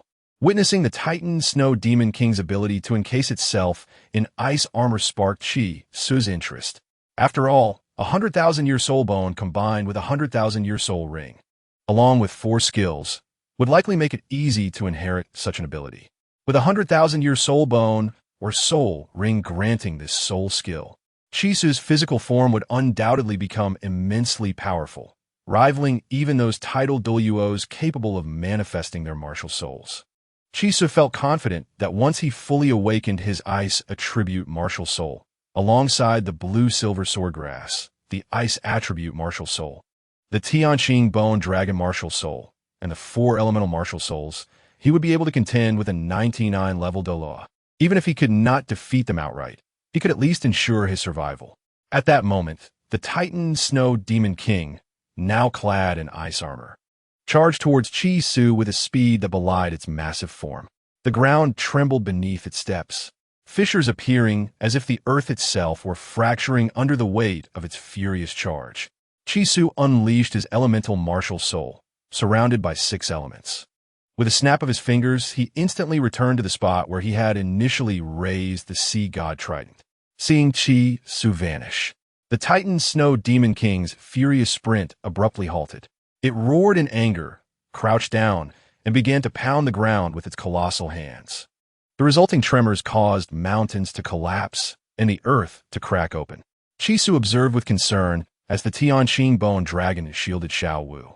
The Tianqing Bone Dragon, in sync with Qi Su's thoughts, immediately transformed into a massive form, lifting Xiao Wu into the air, away from the impending avalanche and the splitting ground. Douluo Bo had already retreated from the battlefield, watching the clash between Qi Su and the Titan Snow Demon King from a distance. As the Titan Snow Demon King roared and hammered the ground, bringing about apocalyptic destruction, Qi Su remained unperturbed. With his only concern, Xiao Wu, now safe in the skies with the Tianqing Bone Dragon, he felt no trepidation. Flames ignited around him, and he raised his hand high. From the flames emerged a colossal dragon, distinct from the Western lizard-like dragons. It was a familiar Eastern fire dragon, its body ablaze with what appeared to be celestial flames. Chapter 120. Slaying the Titan Snow Demon King. The dragon, engulfed in crimson flames, was indeed the manifestation of Qi Su's elemental martial soul, showcasing its 6th soul skill. This 6th skill, known as Hong Long Nu Yin, Red Dragon's Fury, is a devastating area of effect explosion technique. It allows the user to conjure a dragon of Eastern descent, entwined in fiery red flames, from the essence of fire. Subsequently, this dragon, imbued with an unparalleled intensity of heat, charges toward its adversaries, culminating in a spectacular explosion. Although Qi Su was unaware of the precise potency of this 6th soul skill, it was conjured from a soul beast that had existed for 70,000 years, suggesting it was formidable. Moreover, with the enhancement provided by the explosive ring, the power of this crimson dragon was elevated to a terrifying level. Should this soul skill strike directly, even a tidal Douluo would sustain severe injuries, rendered incapable of further combat. At that moment, with a slight wave of his hand, the dragon enveloped in red flames surged toward the Titan Snow Demon King, propelled by an overwhelming force. Amidst the chaos of collapsing mountains and swirling snow, the red dragon navigated through numerous obstacles, heading straight for the Titan Snow Demon King.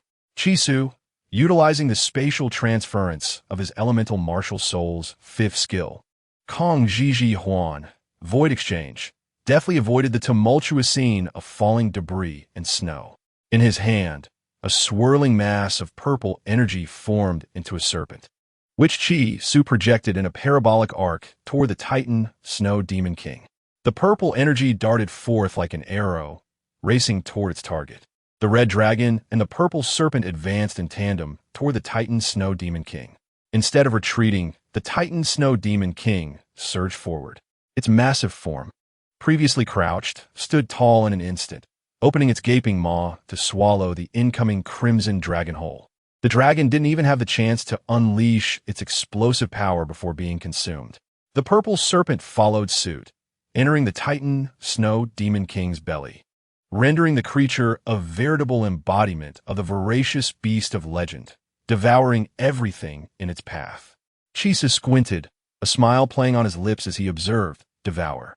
This was the fourth attribute he had discerned in the Titan Snow Demon King. Its attributes were distinctly apparent. Firstly, its immense strength surpassed that of the Titan giant ape from the Stardow Forest, being a member of the Titan clan. Beyond its raw power, the Titan Snow Demon King exhibited remarkable control over ice and snow. Chisu estimated that its command over these elements was only slightly inferior to the ultimate ice entities, such as the Ice Crystal Emperor Scorpion or the Snow Emperor. In addition to these two attributes, Chisu had also uncovered two others during combat. One was its ability to transform ice and snow into armor, significantly enhancing its defensive capabilities. Chisu surmised that the Titan Snow Demon King, now clad in ice crystal armor, had substantially increased its power. This defense was now sufficient to withstand any of Chisu's individual soul skills, forcing him to abandon the brute force strategy he had initially employed with the explosive ring and the sea god's trident. The final attribute Chisu had recently identified was the Titan Snow Demon King's devouring ability. The Crimson Dragon, upon making contact with the Titan Snow Demon King, ought to have detonated, blossoming into a fiery lotus in the heavens. However, the anticipated outcome did not transpire. Instead, the dragon vanished without a trace, swallowed whole by the Titan Snow Demon King, along with the purple serpent, leaving no remnants behind. This purple serpent, part of Chisu's elemental martial soul, was a soul skill of the poison element, known as Zichi Yushi, Purple Spirit Serpent. Upon release, this serpent would act like a biological entity, seeking opportunities to infiltrate an enemy's body, inducing excruciating pain as it traversed through their veins. Chisu had intended for the red dragon to breach the Titan Snow Demon King's defenses, allowing the purple serpent to find its way into the creature's body. Yet, the unforeseen circumstances of the Titan Snow Demon King's hidden devouring power rendered Chisu's efforts futile. Nevertheless, Chisu remained unperturbed, regardless of the Titan Snow Demon King's strength or hidden capabilities. In his eyes, it was merely a 200,000-year-old soul beast. It could never reach the level of a human-level 99th rank ultimate Douluo. As such, Chisu felt no fear. In truth, the Titan Snow Demon King had only survived this long due to Chisu's restraint, as he sought to gauge the creature's full capabilities before deciding whether to absorb it and forge a new martial soul. As the Titan Snow Demon King reveled in its apparent triumph, having consumed two of Chisu's soul skills, it pounded its chest and let out a series of roars. Observing Chisu suspended mid-air, the Titan Snow Demon King rose once more, swatting at him like a fly. Chisu chuckled, his eyes sparkling with starlight. A beam of terrifying light shot forth from his eyes, containing the essence of the stars, striking the Titan Snow Demon King before it could react. The beam collided precisely with the Titan Snow Demon King's eyes, causing it to clutch its face in agony, emitting pained groans as if its vision had been obliterated. This radiant light was derived from Chisu's unique ocular technique, a power beyond any found in Douluo Continent, equivalent to an assault from a higher dimension. Upon invoking this technique, the Titan Snow Demon King was immediately overwhelmed by potent mental energy, rendering it blind and devoid of awareness of its surroundings. Chisu hovered gracefully in mid-air, a smile on his lips as he observed the Titan Snow Demon King, which appeared to be in a frenzy, as if relishing a comedic performance. In the midst of the Titan Snow Demon King's furious roars, Chisu suddenly exclaimed, "The chrysanthemum withers, the ground is strewn with wounds. Flowers fall and hearts are torn asunder."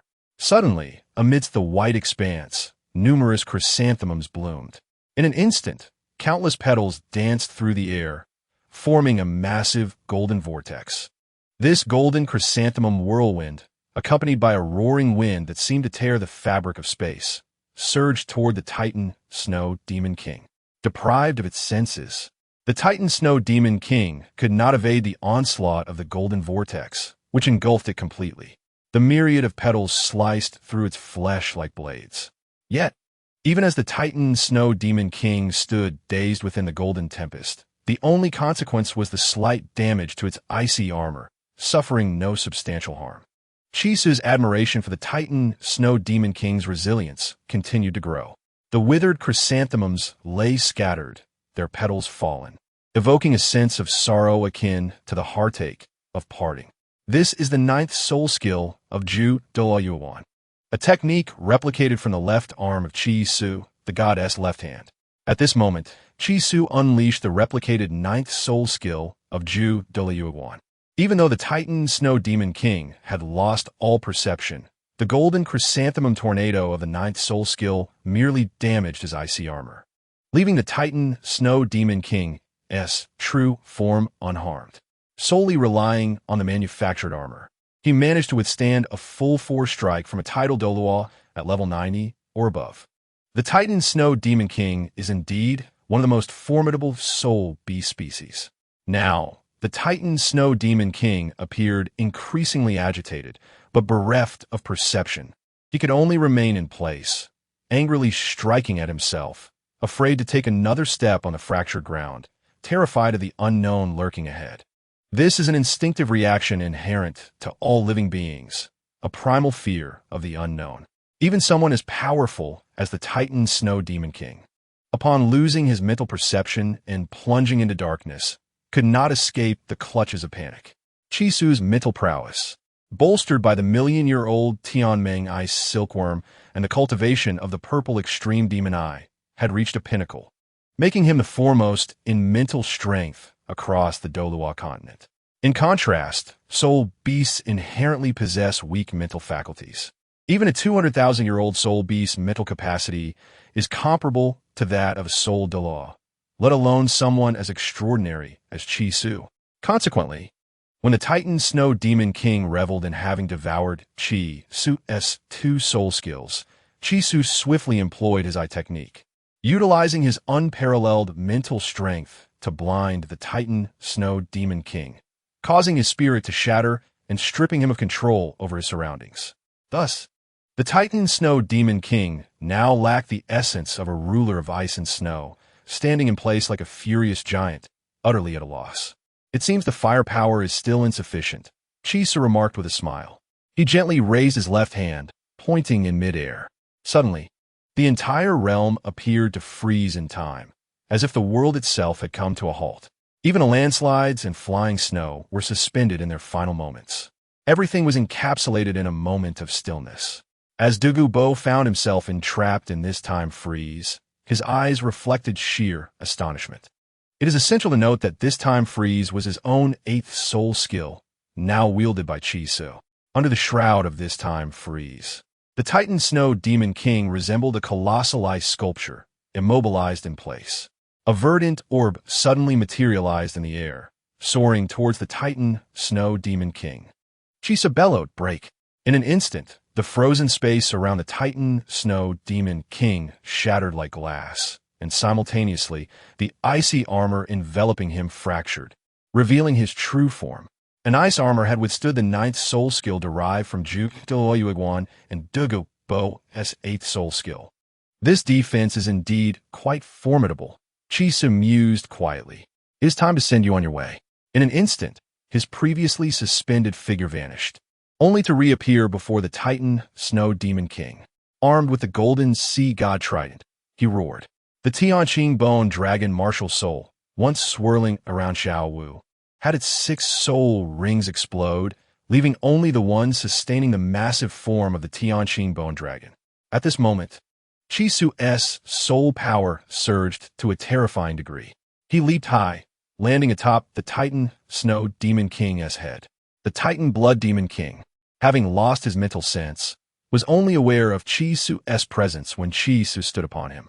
In a fit of rage, the Titan Snow Demon King roared and was about to strike his head, but Chisu had already raised the sea god trident high. With a powerful descent, it plunged directly into the Titan Snow Demon King's massive skull. A scream of unparalleled agony echoed through the icy expanse as the hundreds of meters of colossal body erupted like a boulder, limbs scattering across the snow-laden ground. The world fell silent once more blanketed in white, with pools of dark liquid strewn about. Chisu approached, observing a crimson soul ring and a piece of the left leg bone where the Titan Snow Demon King had once stood. This, however, was something Chisu did not possess. He felt a surge of good fortune. In truth, Chisu's soul bone had already acquired the ability to devour and evolve, alleviating his concerns about redundancy. Regardless of any soul bone unearthed, he could utilize it for absorption and evolution, rather than lamenting over the differing rarity of multiple soul bones. Of course, having something missing is preferable, for Chisu did not yet possess a complete set of soul bone armor. It was only natural to gather all the soul bones first. Suddenly, his golden sea of consciousness reacted, prompting Chisu to delve into it to ascertain the disturbance. He beheld a golden silkworm, appearing timidly within the light, gazing at Chisu with trepidation. This golden silkworm was, of course, the Tangmen ice silkworm. Chisu looked at it in bewilderment. What is happening? Why is there a disturbance in my golden sea of consciousness? Chisu inquired mentally. Upon seeing Chisu, the Tangmen ice silkworm rushed to his side as if it had found a savior. Brother, you must know, the three great ferocious beasts of the extreme north jointly rule this land, sharing glory and suffering. Now that you have slain the 200,000-year-old Titan, Snow Demon King, it will not be long before the other two ferocious beasts come for you. You must understand, these two are not to be compared with the Titan Snow Demon King. They are truly terrifying beasts that can rival human superpowers. Chapter 121. The Ice and Snow Emperors. Upon hearing the Tangmen ice silkworm's words, Chisu frowned in confusion.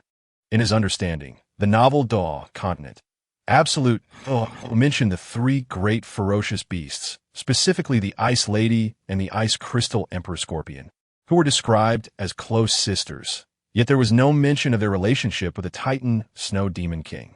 In fact, it seemed that the Titan Snow Demon King and the Ice and Snow Emperors were adversaries, leaving him puzzled as to how slaying the Titan Snow Demon King would provoke the Ice and Snow Emperors. He promptly inquired, what relationship do the Ice and Snow Emperors have with the Titan Snow Demon King?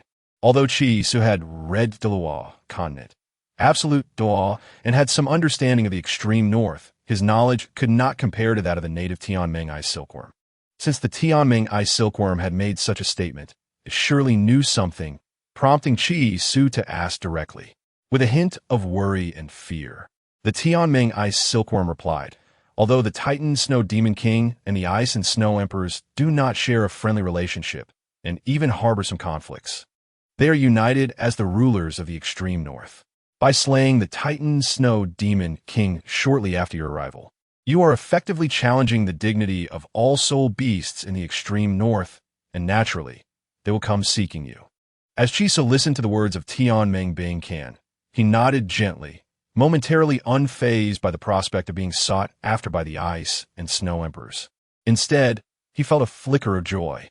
Sensing Chisu's elation, Tangmen Kan was overwhelmed with fear and hastily exclaimed, Brother, please do not let your triumph over the Titan Snow Demon King lead to arrogance. It is vital to remember that the other two formidable beasts of the far north, the Ice Empress and the Ice Crystal Emperor Scorpion, are nearing 70,000 and 40,000 years of age, respectively. They are genuine and terrifying soul beasts, equivalent to the legendary Super Douluo among humans. Brother, we must flee.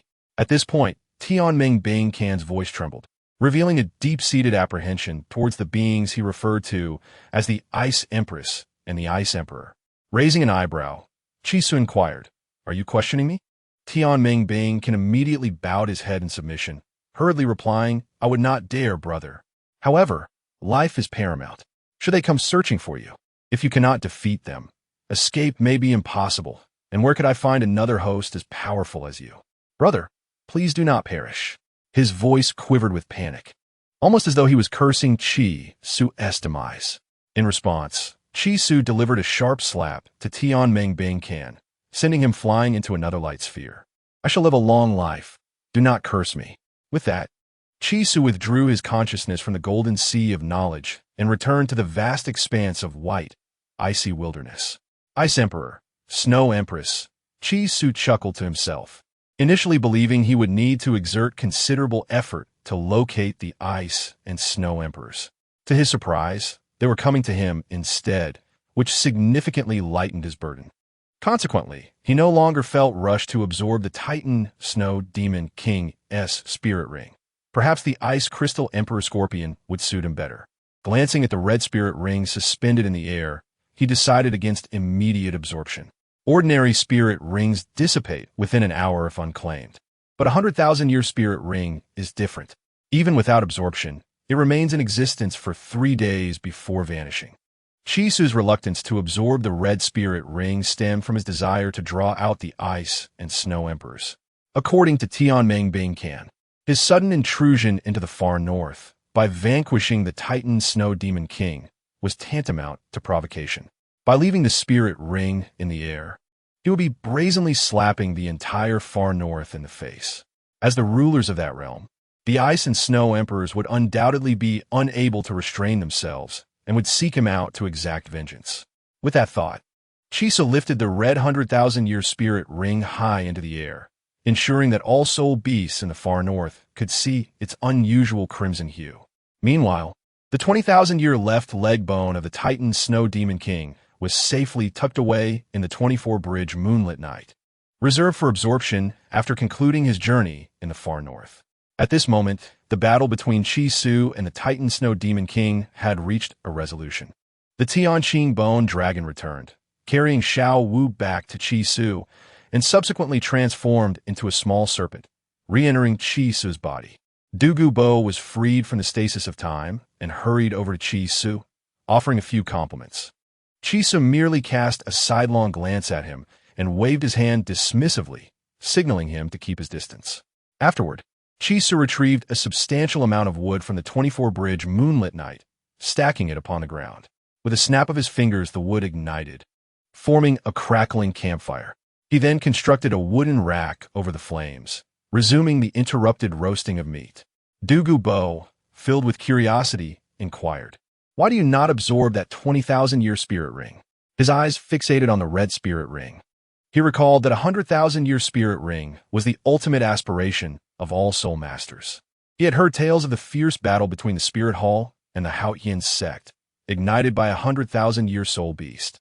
Tang Hao's wife had been a 100,000-year soul beast in human form, and the Spirit Hall had pursued her relentlessly to obtain her spirit ring.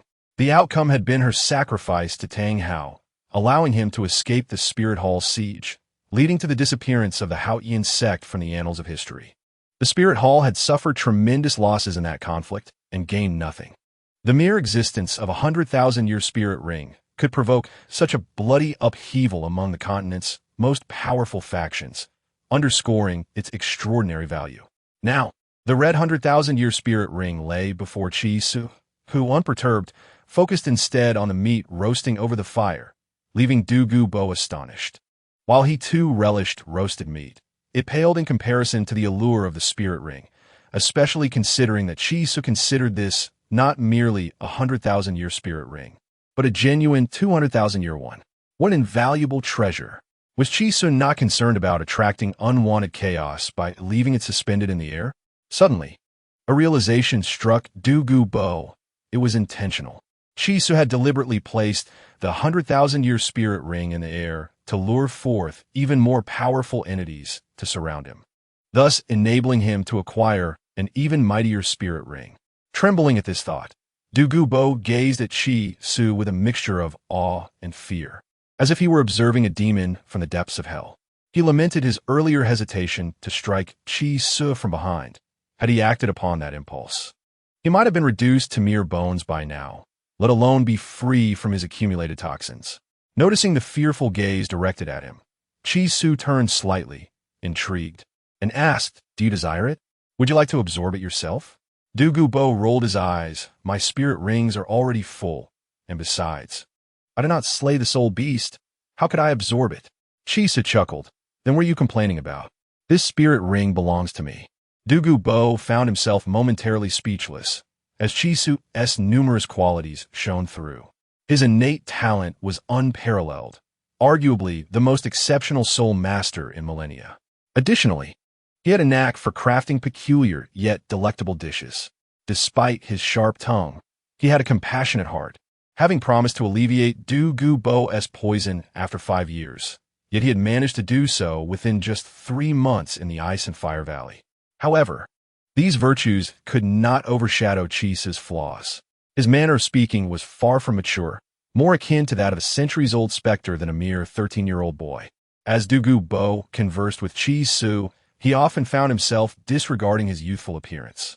At that moment, Xiao Wu gazed vacantly at the 100,000-year red spirit ring suspended in the air, her eyes shimmering with an unknown emotion. Noticing her unusual demeanor, Chisu turned to her and asked, "What is it, Xiao Wu?"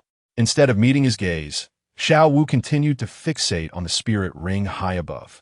After a prolonged silence, she remarked that her mother had also transformed into a soul ring, only to be absorbed by someone later. Chisu was momentarily taken aback, feeling a lump in his throat. He had forgotten that Xiao Wu's mother was also a 100,000-year soul beast, hunted down by soul masters, ultimately becoming a 100,000-year soul ring that was absorbed. Perhaps the one who absorbed Xiao Wu's mother's soul ring was none other than Bibi Dong, the Pope of the Spirit Hall. The thought caused Chisu a headache, as he felt the atmosphere was unbearably grim. He approached Xiao Wu from behind, gently extending his arms to embrace her, softly saying, "They are different. Your mother was gentle and kind, never harming any innocent soul beasts or soul masters. However, the Titan Snow Demon King is entirely different. He is violent and brutal. Over the millennia, countless soul beasts and soul masters have been harmed and devoured by him. This is his rightful fate." Yet, Chisu's words seemed to fail in comforting Xiao Wu, igniting her fury instead, leading her to violently free herself from his embrace and shout, "So what? My mother is dead too, turned into a soul ring, absorbed by your kind."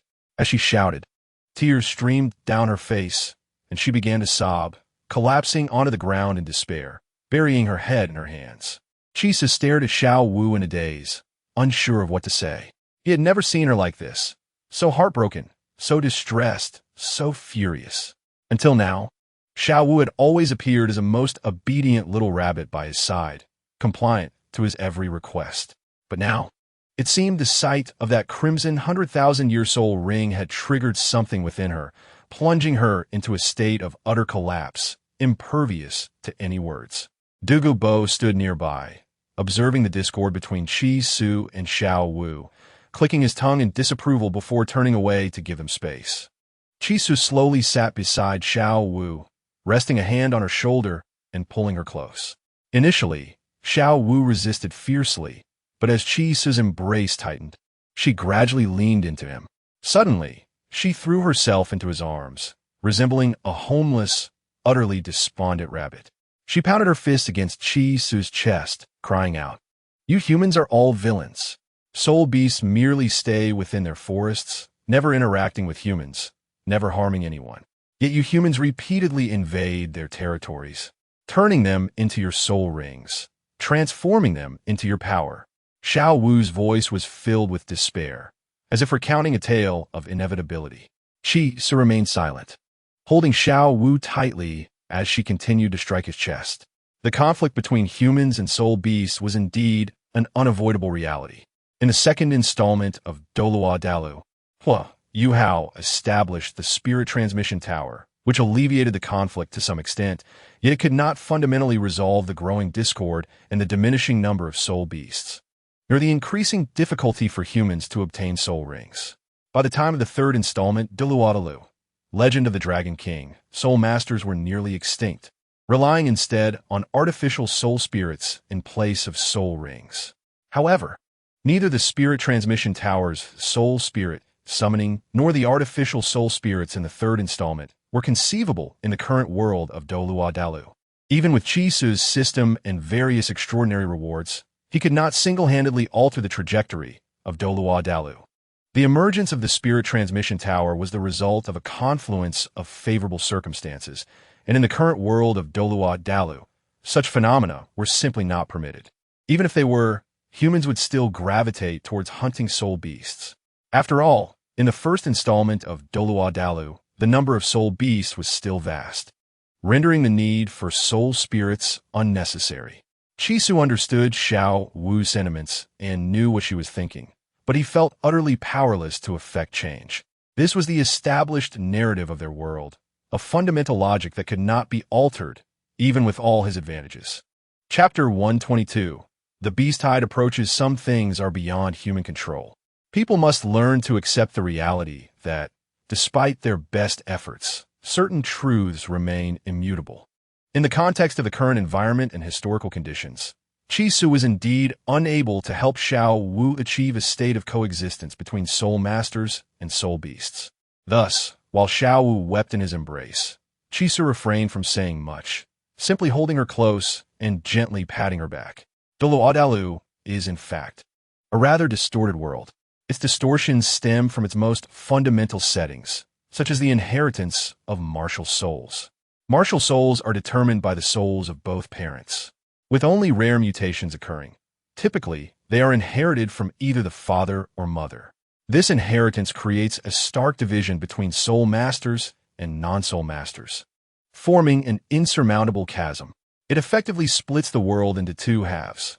One, a radiant realm of martial souls, and the other, a mundane world of commoners. Another foundational setting is that soul masters must hunt soul beasts to advance their soul power, as soul rings are derived from soul beasts.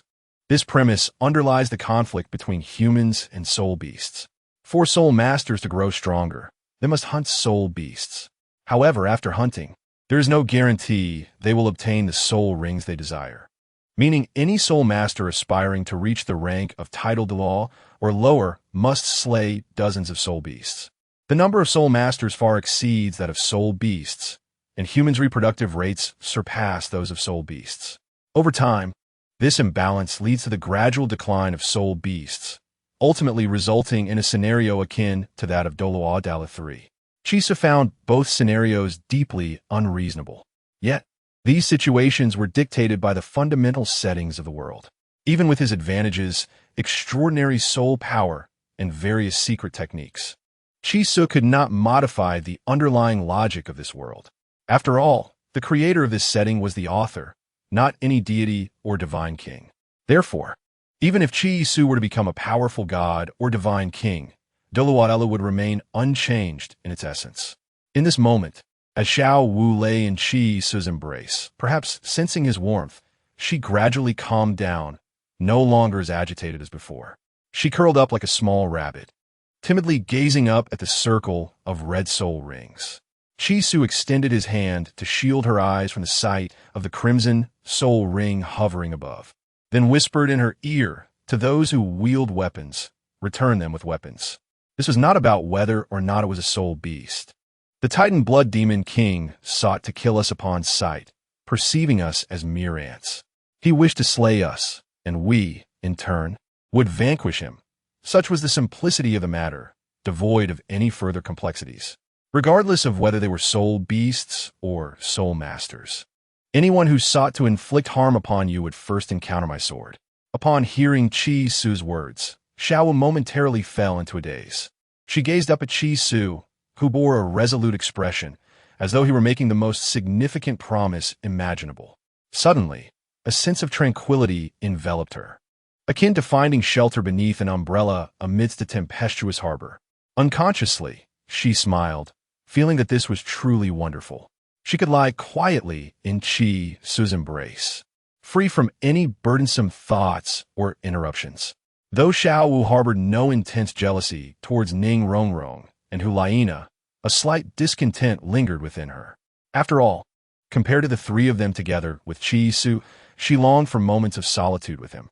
From the very beginning, it had always been she and Chisu, relying on one another without the presence of many others. Together, they had traversed 6 years at Notting Academy, which Xiao Wu regarded as one of the happiest periods of her life. Xiao Wu believed there were 2 segments of her life that she would eternally cherish. One was the time spent in the Sento Great Forest with her mother, where her mother would comb her hair daily, accompanied by Deming and Erming. This blissful period faded away due to the pursuit of soul masters. The other joyful time was when she transformed into a human and arrived at Notting Academy, where she encountered Chi Su, another solitary soul devoid of a home. Two homeless individuals found solace in one another, forging a familial bond. Thus, they supported each other for 6 years, and every detail of their time at the academy was etched into Xiao Wu's memory. Later, upon arriving at Shrek Academy, Ning Rongrong and Hu Laina joined their newfound family, and Xiao Wu could no longer monopolize Chi's company. However, during this journey to the extreme north, Hu Laina returned to the Spirit Hall, and Ning Rongrong went back to the Seven Treasure Glazed Tile School. Xiao Wu could once again enjoy Chi's company, reminiscent of their days together at Nodding Academy. Contemplating this, she found herself less sorrowful. The sight of the red 100,000-year soul ring hanging in the air stirred her emotions, primarily because it reminded her of her mother and that lost beautiful time, which could never be reclaimed. The past is irretrievable. It is wise to cherish what is present. With this in mind, Xiao was no longer fixated on the 100,000-year soul ring. After all, as Chi Su had said, the Titan Snow Demon King had displayed no words or communication, opting instead to attempt to crush the three of them without hesitation. Such a cruelly birthed soul beast deserved its fate, and it was unnecessary to harbor any resentment towards it. Xiao Wu's anger stemmed from memories of her mother being hunted by soul masters. Yet when Chi Su solemnly vowed, she felt no anger rise within her and quietly nestled in his embrace. Douluo stood nearby, observing the affectionate couple rekindling their bond.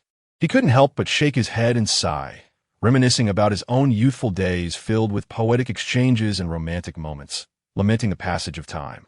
At that moment, the bonfire continued to burn brightly under the moonlight, the aroma of roasted meat mingling with the scent of charred delicacies, wafting into the noses of Chi Su, Xiao Wu, and Douluo. It was then that Chi Su realized the meat had begun to char, yet he remained unperturbed. Instead, he playfully brushed Xiao Wu's nose with a spoon, teasing her about being overly sentimental. Xiao Wu shook her head and huffed, denying it. Chi Su erupted in laughter, rising to pull Xiao Wu to her feet. Together, they approached the grill, ready to indulge in a sumptuous feast, while Douluo hurried over, eager to partake in the roasted meat. In that snowy expanse, the air was filled with laughter and the savory scent of meat.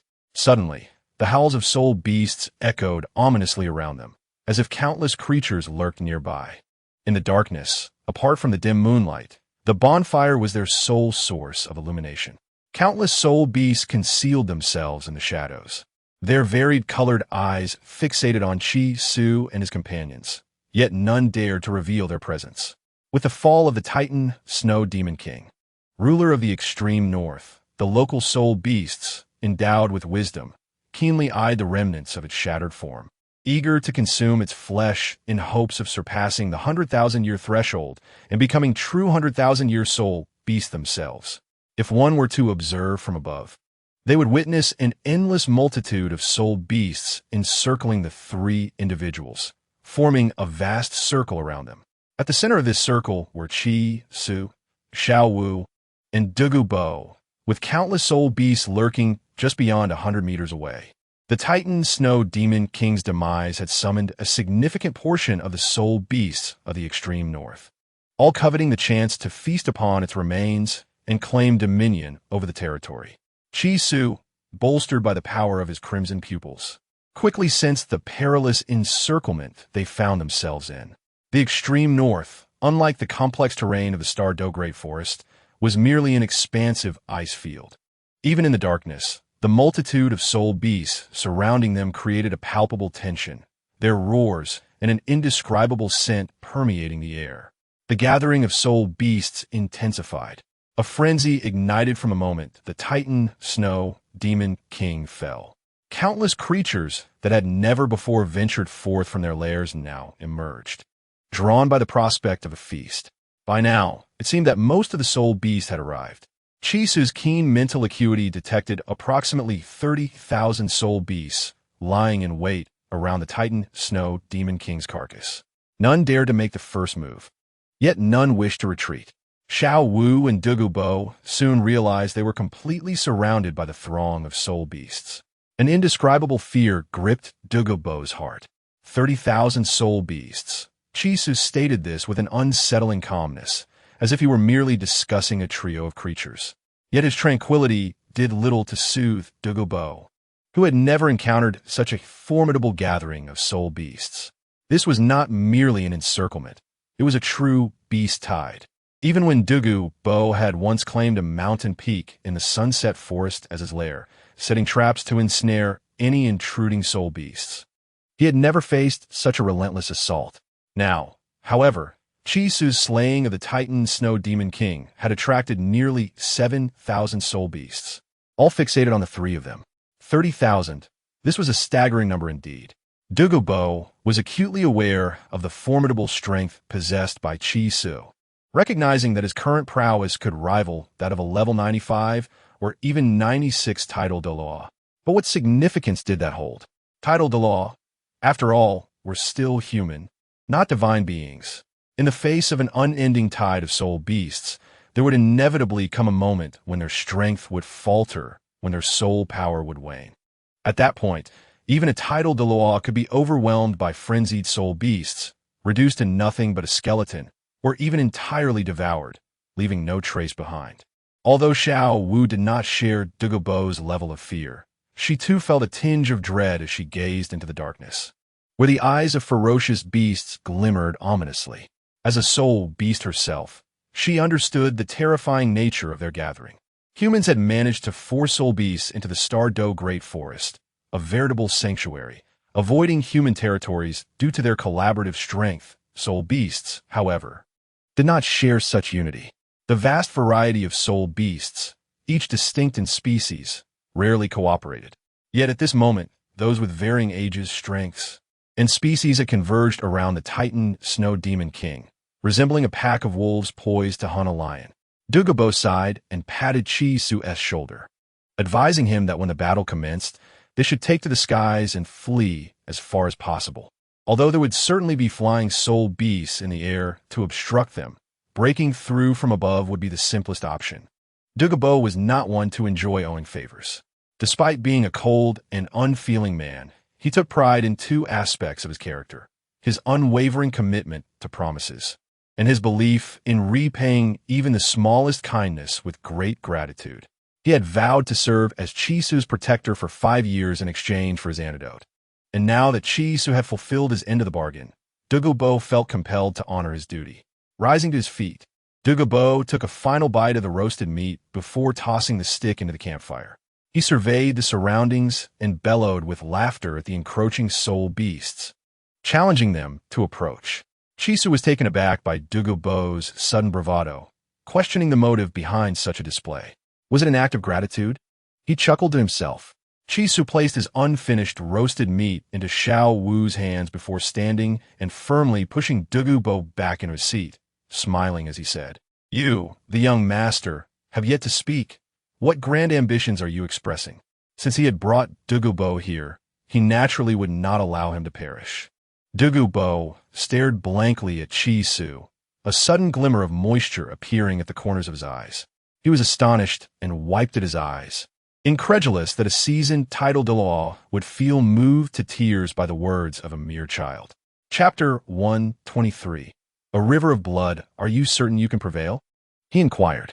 Youth often craves to prove their mettle, but when faced with life and death, it is wiser not to overestimate one's capabilities. You should depart. I have lived a long life, and the only concern weighing on my heart is my granddaughter, whom I have mentioned before, Vivienne, at the Tiando Royal Academy. If you manage to survive, please look after her. A resolute expression appeared in Douluo's eyes, akin to one prepared to embrace death. He laughed, utterly at ease, with no trace of fear. Having been pushed back into his seat, he now stood before Chisu, and in an instant, 9 soul rings illuminated his form. The optimal configuration of 2 yellow, 2 purple, and 5 black rings shimmered brilliantly under the moonlight.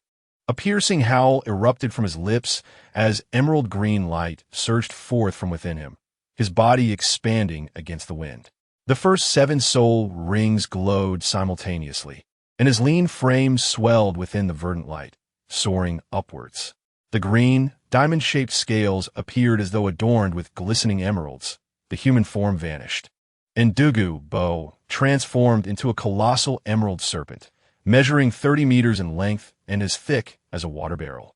His large, green eyes coldly surveyed the surroundings, while his forked tongue flicked in and out, thick green mist enveloping him. The surrounding soul beasts seemed to sense the manifestation of Douluo's martial spirit, their howls intensifying into a cacophony of threats directed at the intruding humans. "Tianqing Bone Dragon, arise!" Chi Su roared, summoning a small serpent from within himself that coiled around him. With a gesture, the Tianqing Bone Dragon spiraled to Xiao Wu's side, rapidly enlarging. Chi Su and Xiao Wu exchanged a glance, instantly understanding each other's intentions. They seated themselves upon the vast form of the Tianqing Bone Dragon, allowing it to elevate them into the air. "You shall not perish here. Let us unleash our full might." Chi Su suddenly laughed joyously. The giant serpent formed by Douluo echoed in agreement. "Indeed, let us fight with abandon." The enormous serpent expelled its forked tongue, releasing waves of emerald green poison mist into the air. In an instant, the toxic fog spread outward, accompanied by a chorus of anguished cries from the soul beasts. One beast let out a particularly harrowing wail, prompting those who had been lurking in wait to charge toward Chi Su and Douluo. 6 soul rings appeared around him without warning. White, purple, purple, black, red, black. In the darkness, the crimson glow was strikingly vivid, as if heralding the bloodshed to come. Soon, the vast expanse of white snow under the moonlight would be stained with an uncountable flow of blood, leading to a deluge of carnage. Water droplets, poisonous mist, sharp blades, spatial rifts, temporal pearls, and flames coalesced around Chi Su, elevating him to the stature of a deity. The encirclement of 30,000 soul beasts was a test even gods would struggle to survive, let alone an ultimate Douluo. Yet Chi Su felt little sense of imminent danger, for he understood that the majority of these soul beasts were not solely intent on exterminating him and his companions. Rather, they were drawn to seize the flesh of the Titan Snow Demon King.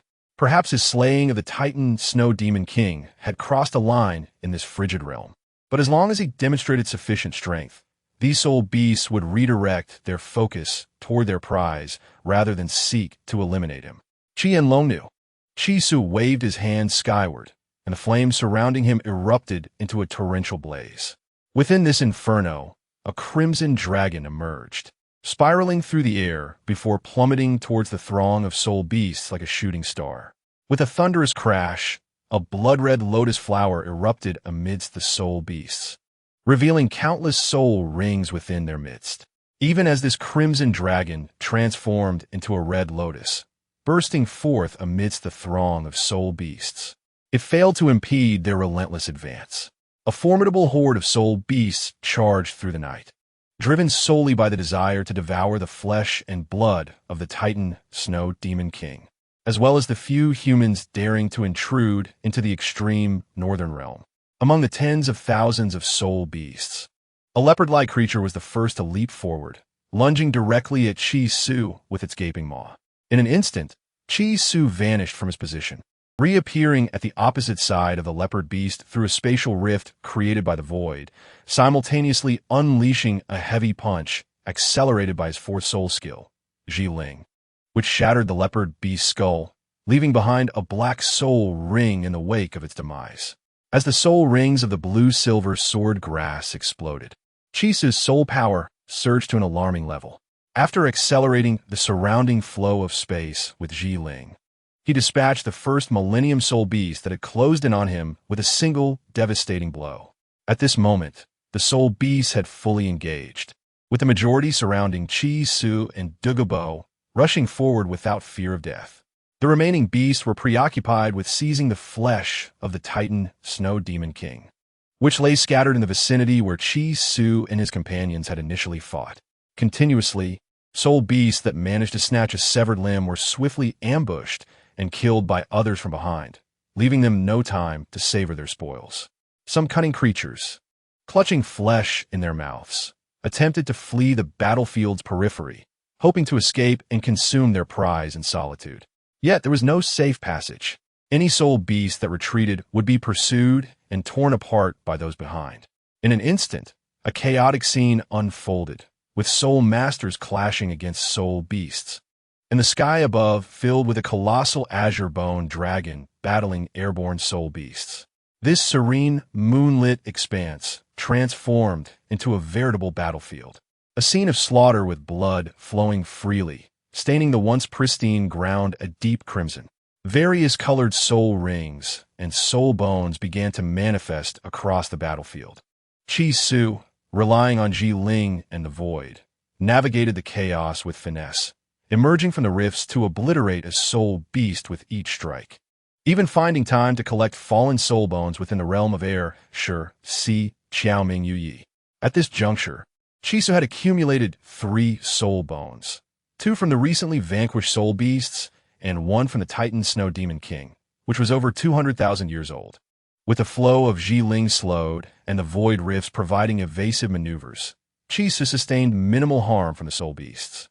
Even if he were struck, he could swiftly restore himself using his ultimate healing ability, emerging unscathed. However, Douluo Bo's situation was far less favorable.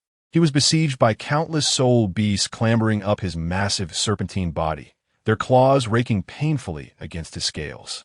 Initially, the sounds of claws scraping against his hide were merely bothersome, but soon countless scratches marred his vast form, inflicting excruciating pain. He thrashed his enormous tail in an attempt to dislodge the attackers. Yet with each sweep, new beasts would ascend, continuing their assault. Douluo Bo refrained from deploying his higher-level soul skills, as his martial soul's true form required immense soul power to sustain.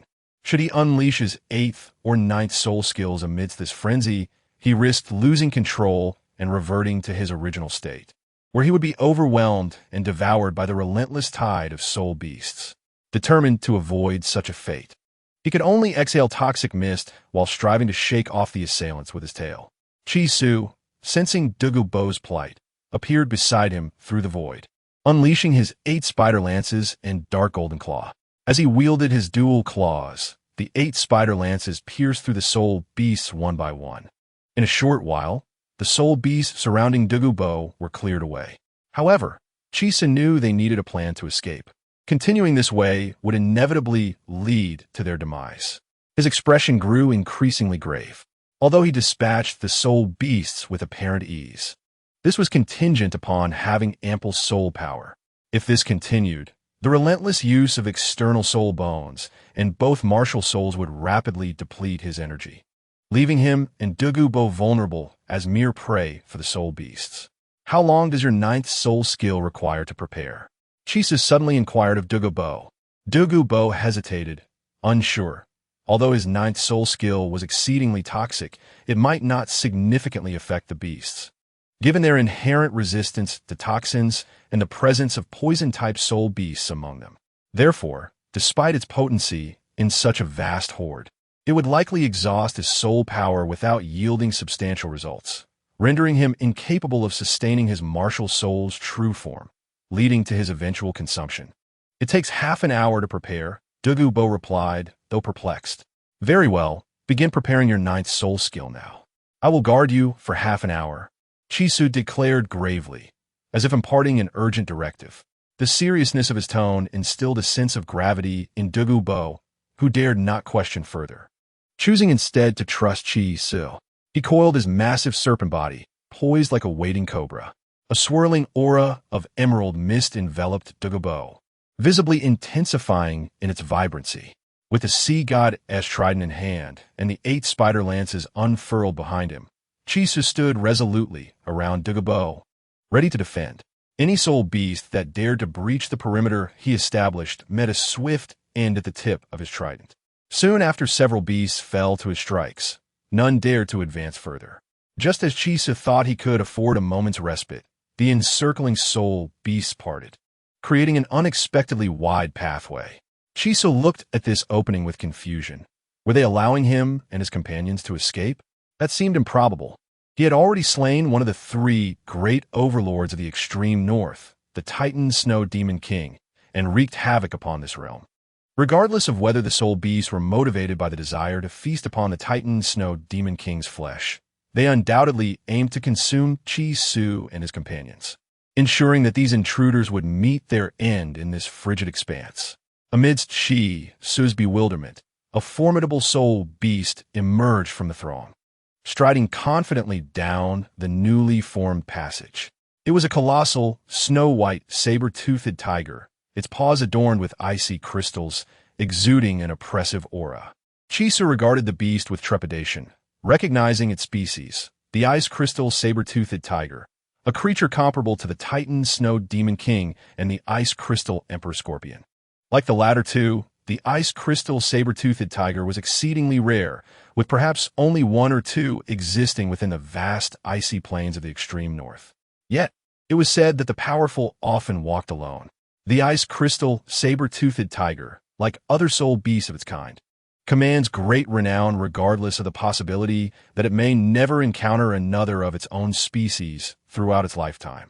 Each ice crystal saber-toothed tiger, under normal circumstances, possesses the potential to mature to a staggering age of 100,000 years. The one before us, however, is estimated by Su to be no less than 150,000 years old, perhaps even nearing 200,000 years, making it nearly on par with the Titan Snow Demon King. Upon emerging from the passage, the ice crystal saber-toothed tiger strides with confidence around the circle Su has drawn, its fierce gaze fixated on him, as if observing a prey trapped within a cage. Previously, Su had successfully seized a substantial piece of flesh from the Titan Snow Demon King, yet that alone is insufficient. The Titan Snow Demon King has risen to become one of the three sovereigns of the icy plains of the far north, not only due to its formidable strength of 200,000 years, but also thanks to the support of its own Titan Snow species. In contrast, the ice crystal saber-toothed tiger finds itself without any kin to bolster its strength. It stands alone. Thus, it must not only devour the flesh of the Titan Snow Demon King to surpass the threshold of 200,000 years, but also eliminate the invading humans to establish its dominance among the soul beasts of the far north. Only then can it earn the respect necessary to ascend as the new ruler of the far north, standing equal to the ice and snow emperors. As the ice crystal saber-toothed tiger circles the perimeter drawn by the trident of the sea god, it hesitates to act. It resembles a hunter observing a cornered beast in distress. Conversely, Su remains unperturbed, seated calmly as he continues to enjoy the roasted meat from the campfire. Above, the Tianqing bone dragon, protecting Xiao Wu, remains unharmed. After all, the far north is predominantly a vast plain, home mainly to land-based soul beasts, with aerial ones being quite rare. The Tianqing bone dragon, empowered by the explosive ring, is more than capable of contending with a 100,000-year soul beast, ensuring Xiao Wu is shielded from any harm. Noticing Su's indifference, the ice crystal saber-toothed tiger feels provoked and unleashes a furious roar, the howling wind and swirling snow enveloping Su's ears. Human, you shall pay for trespassing into the far north.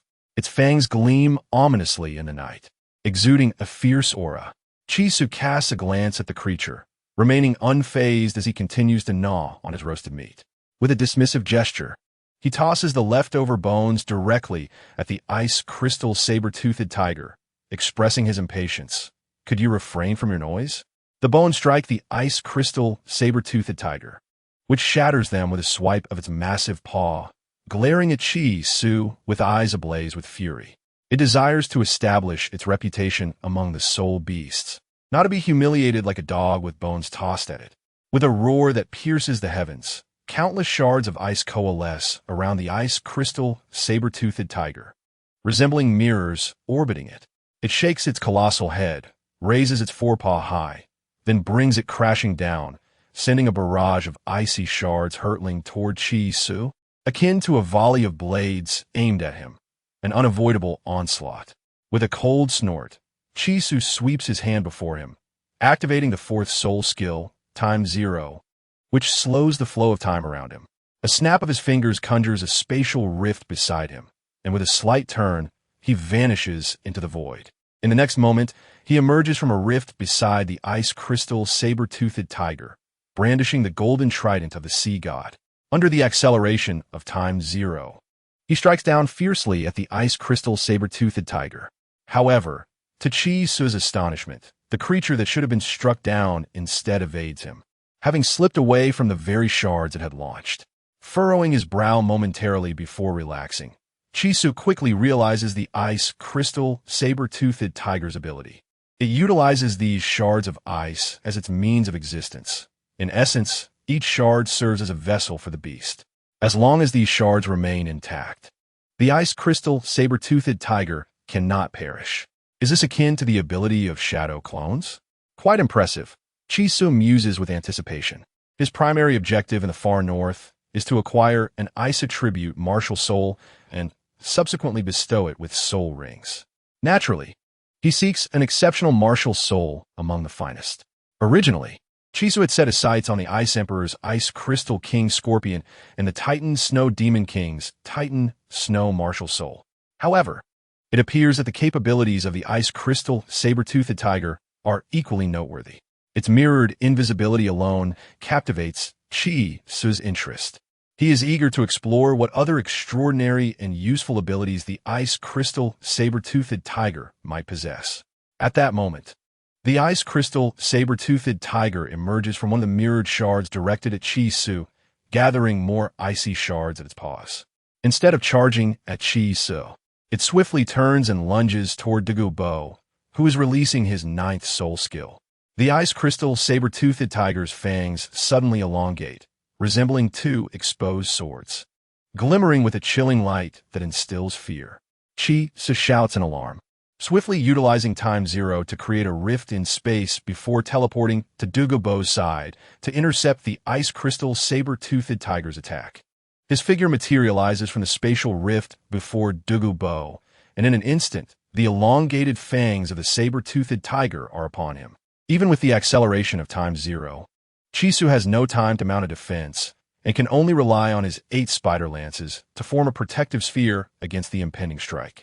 The razor-sharp fangs collide with the 8 spider lances, producing a cacophony of hissing sounds and leaving a deep, long fissure in their wake. After bracing against that blow, Chi Su unfurls the 8 spider lances, thrusting the trident of the sea god forward as if aiming to deliver a fatal blow to the Ice Crystal Saber-Toothed Tiger. Suddenly, a golden light emanates from the Ice Crystal Saber-Toothed Tiger's brow, seemingly containing some unknown force that alters the flow of time, causing Chi Su's earlier thrust to slow dramatically. As if the temporal speed had been tampered with, the flow of time has diminished. Chi Su murmurs softly.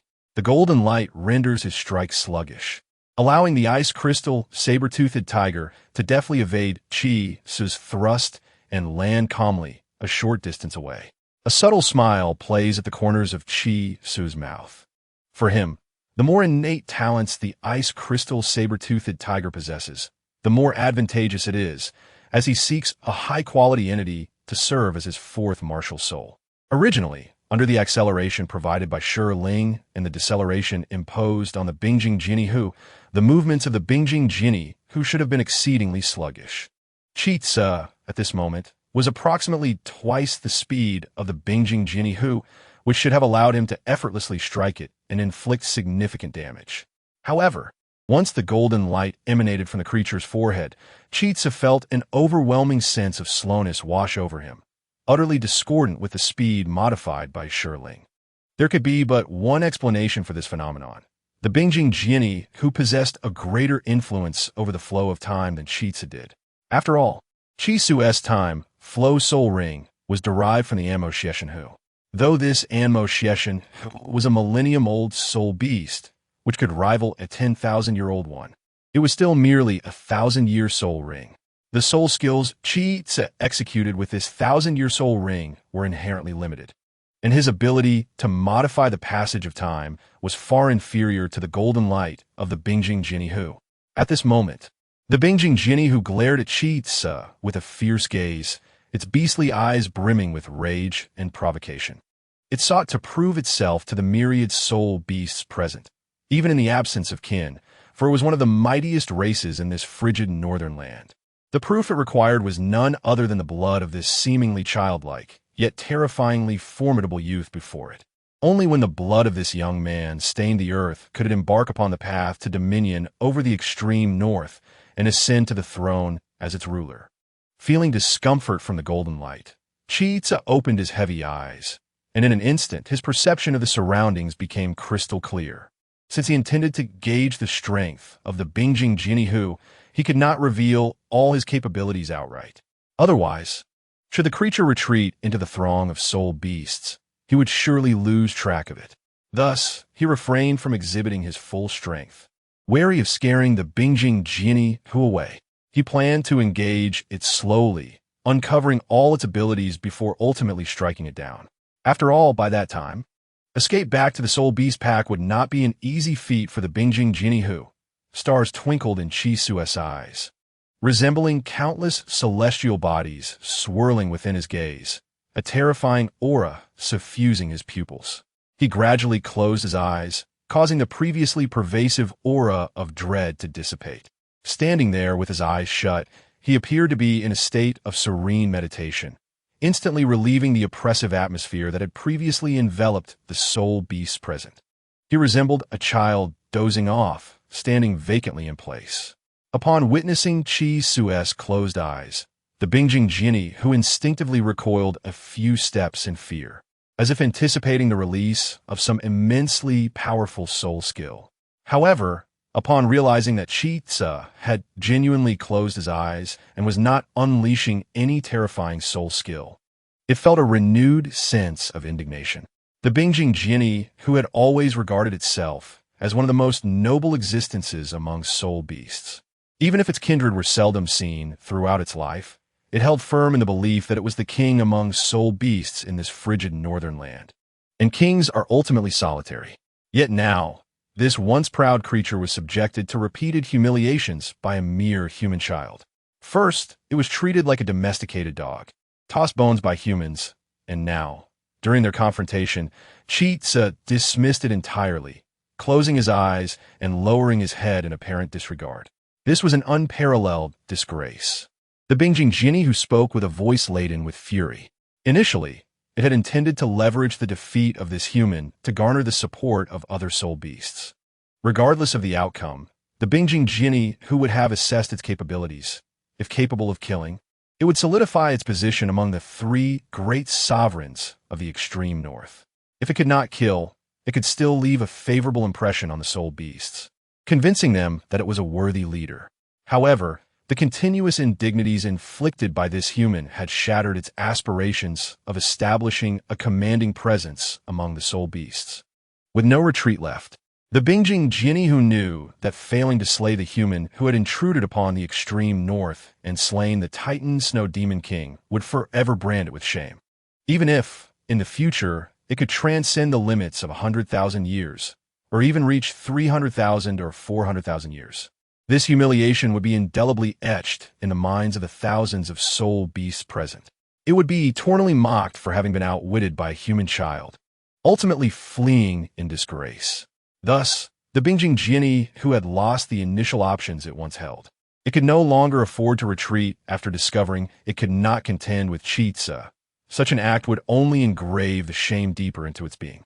It could only hope to tear the human child apart, letting blood flow freely, thus cleansing its disgrace upon this vast expanse of white earth. With a tentative step forward, the Bingjing Jinnihu moved cautiously, not rushing to commit. Observing Chi still with eyes closed, as if in meditation, the Bingjing Jinnihu finally set its foot down. Holding its breath, its once massive form now moved with the grace of a cat, stealthily approaching Chi. The Bingjing Jinnihu's fur bristled, a manifestation of its fear and trepidation. It was uncertain of Chi Su's intentions and whether he was merely feigning vulnerability. Yet, with Chi Su's eyes closed and devoid of any soul power emanating from him, this indeed presented an excellent opportunity to seize the moment and sink its fangs into the boy's neck. If it missed this chance, it might never encounter such an opportunity again. Hence, the Bingjing Jinnihu decided to take a gamble, wagering that Chi Su's apparent state of weakness was genuine. Like a cat, it advanced with nimble steps, inching closer and closer. Just as it was about to reach Chi, the Bingjing Jinnihu could no longer contain itself. It abandoned its guise of a stealthy feline and lunged forward, its massive body leaping toward Chi-Tzu like a starving tiger, pouncing on its prey, while countless shards of ice coalesced around it, hurtling toward Chi-Tzu. As all the soul beasts present let out jubilant roars at this sight, Chi-Tzu's tightly closed eyes finally opened, as if he had intentionally awaited this moment. A beam of deep black light shot forth from his pupils, aimed directly at the Bingjing genie who mid-pounce. The creature's pupils dilated in sheer terror, overwhelmed by the sudden intensity of Chi-Tzu's gaze. The golden light on its forehead surged forth, colliding with the beam emanating from Chi-Tzu's eyes. In Chapter 125, titled The 100,000-Year Soul, Ring and Soulbone, the golden light and the beam from Chi-Tzu's eyes clashed. The golden light, which should have slowed the passage of time, did not hinder the beam in the slightest. It continued its relentless trajectory toward the Bingjing genie who, resembling an inescapable longsword. The ice crystal saber-toothed tiger let out a low growl, its eyes reflecting an unfathomable depth of fear. The darkness within its gaze was akin to an abyss, as if it sought to engulf everything in its path, instilling boundless terror in those who met its gaze. Even this ancient beast, a formidable creature after 100,000 years, was seized by an overwhelming dread upon encountering that piercing gaze, as though it were about to face judgment from some unseen force. The ice crystal saber-toothed tiger lightly tapped its paw, wishing to escape once more by harnessing the power of the ice crystals, unwilling to confront this impending strike head-on. However, just as it intended to shift its essence into the ice, it discovered, with bewilderment, that it had inexplicably severed its connection to the surrounding crystals. It could not sense their presence, despite their undeniable existence beneath its feet. Confounded by this strange occurrence, the ice crystal saber-toothed tiger found its ability to think slipping away.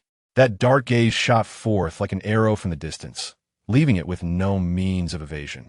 The gaze pierced through its body without hindrance. Initially, the beast felt no difference, even surveying its form in disbelief. But in the next instant, an excruciating pain surged from its core, as if someone had burrowed into its belly and violently excavated it from within. Suddenly, a colossal fissure split open along its massive frame, extending from its neck down its torso, blood erupting forth like a gushing spring. In the midst of this sanguine eruption, the ice crystal saber-toothed tiger felt waves of agony, its body deteriorating as if rendered decayed by that dark gaze. With great effort, it focused on the youth before it, who narrowed his eyes slightly, a mysterious smile gracing his lips. The ice crystal saber-toothed tiger could not comprehend why this seemingly ordinary human child possessed such formidable strength. Battling fiercely against the dominion of the far north and fending off assault from soul beasts while wielding such terrifying power, it struggled to understand, yearning only to establish its own authority among the soul beasts, to prove its worth without risking its life. It had been certain that the youth, Chi-Tzu, would be weakened after slaying the Titan Snow Demon King and enduring an onslaught from soul beasts. Yet, reality surpassed its imagination. The boy was anything but weak. On the contrary, he radiated exceptional strength. Even in its current state, the Titan Snow Demon King would still fall before him. The ice crystal saber-toothed tiger lamented its foolishness. Had it known of the boy's extraordinary power, it would have refrained from wading into such treacherous waters. It had successfully seized the flesh of the Titan Snow Demon King, drawing closer to the threshold of becoming a 200,000-year soul beast. And it should not have succumbed to greed, seeking to emerge victorious from this beast tide to establish its dominance in the far north. Step by step, it retreated, its wide tiger eyes filled with terror as they regarded Chi-Tzu, as if gazing upon a demon risen from the depths of hell. Flee, flee. A singular voice echoed within the ice crystal saber-toothed tiger's mind. It could no longer afford to consider anything, the position of the new ruler of the far north, or the humiliation of being repeatedly insulted by a human boy. Everything else faded from its awareness. All that mattered was one thing: to run, to escape, to survive. Life was paramount. Everything else, even dignity, could be forsaken. In a sudden act of desperation, The ice crystal saber-toothed tiger turned and swatted aside several soul beasts obstructing its path, then leapt heavily, attempting to break free from Chi Su's designated circle and return to the throng of beasts. Chi Su, however, would not allow the ice crystal saber-toothed tiger to succeed. He hurled his golden trident skyward, which, infused with the powers of floating life and time zero, descended with overwhelming force, akin to divine retribution upon the world, terrifying in its might. Just as the strike was about to make contact with Chi Su, he snapped his fingers.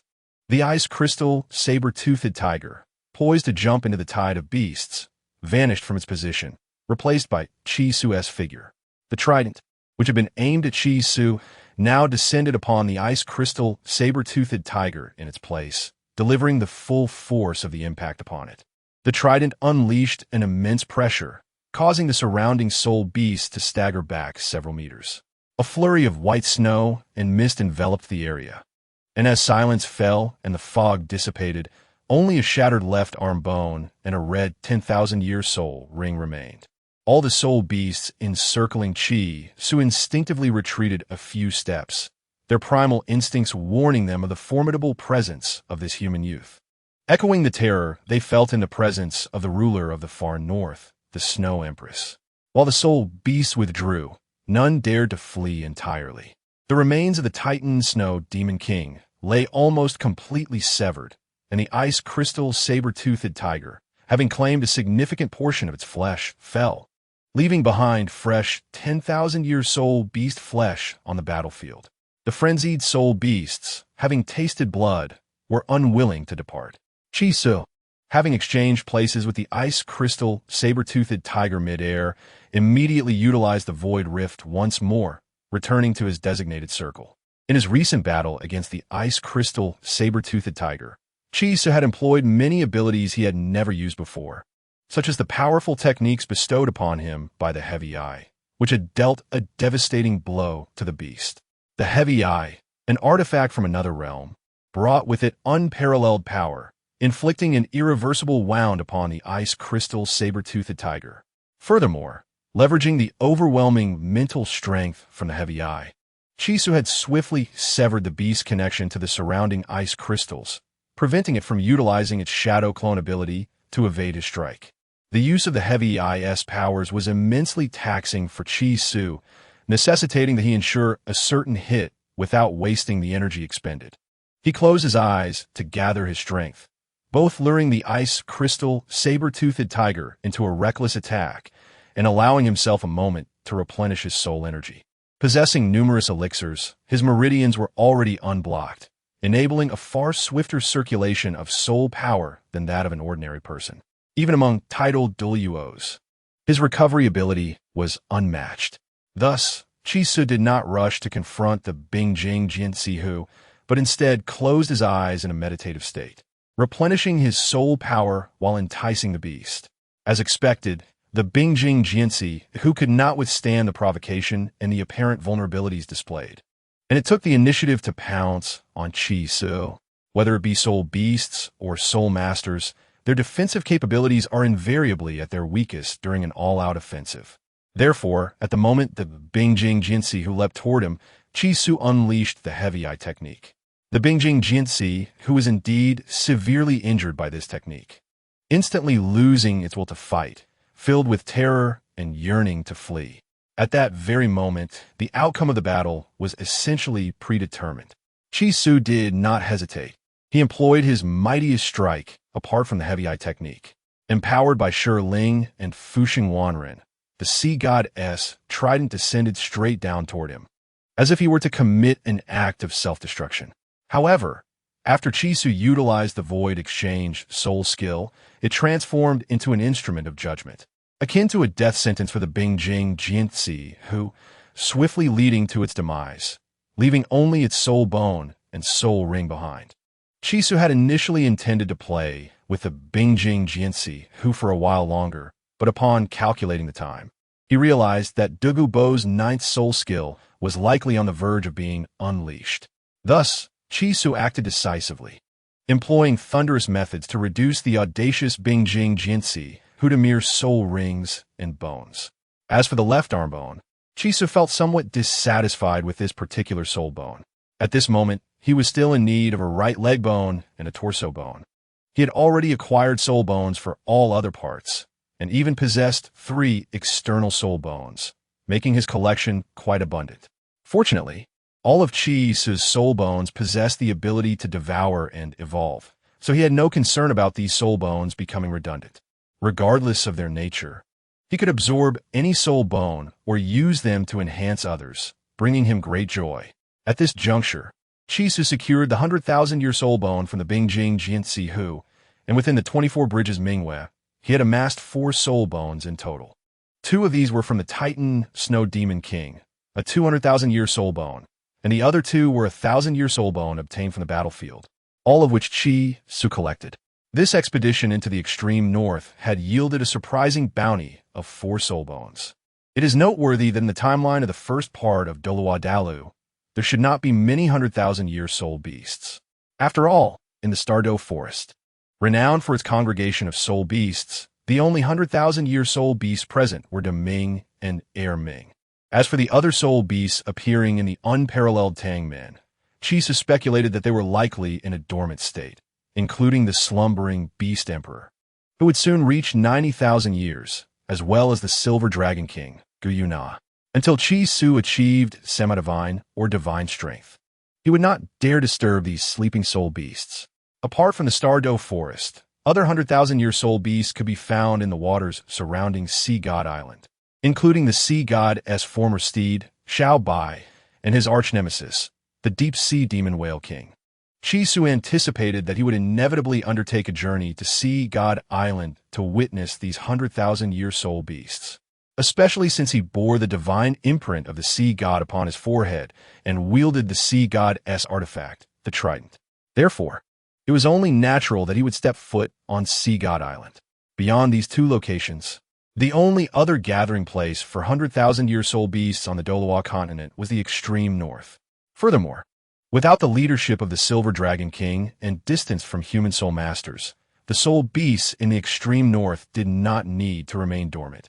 In fact, the number of active 100,000-year soul beasts far exceeded those in the Douluo Forest.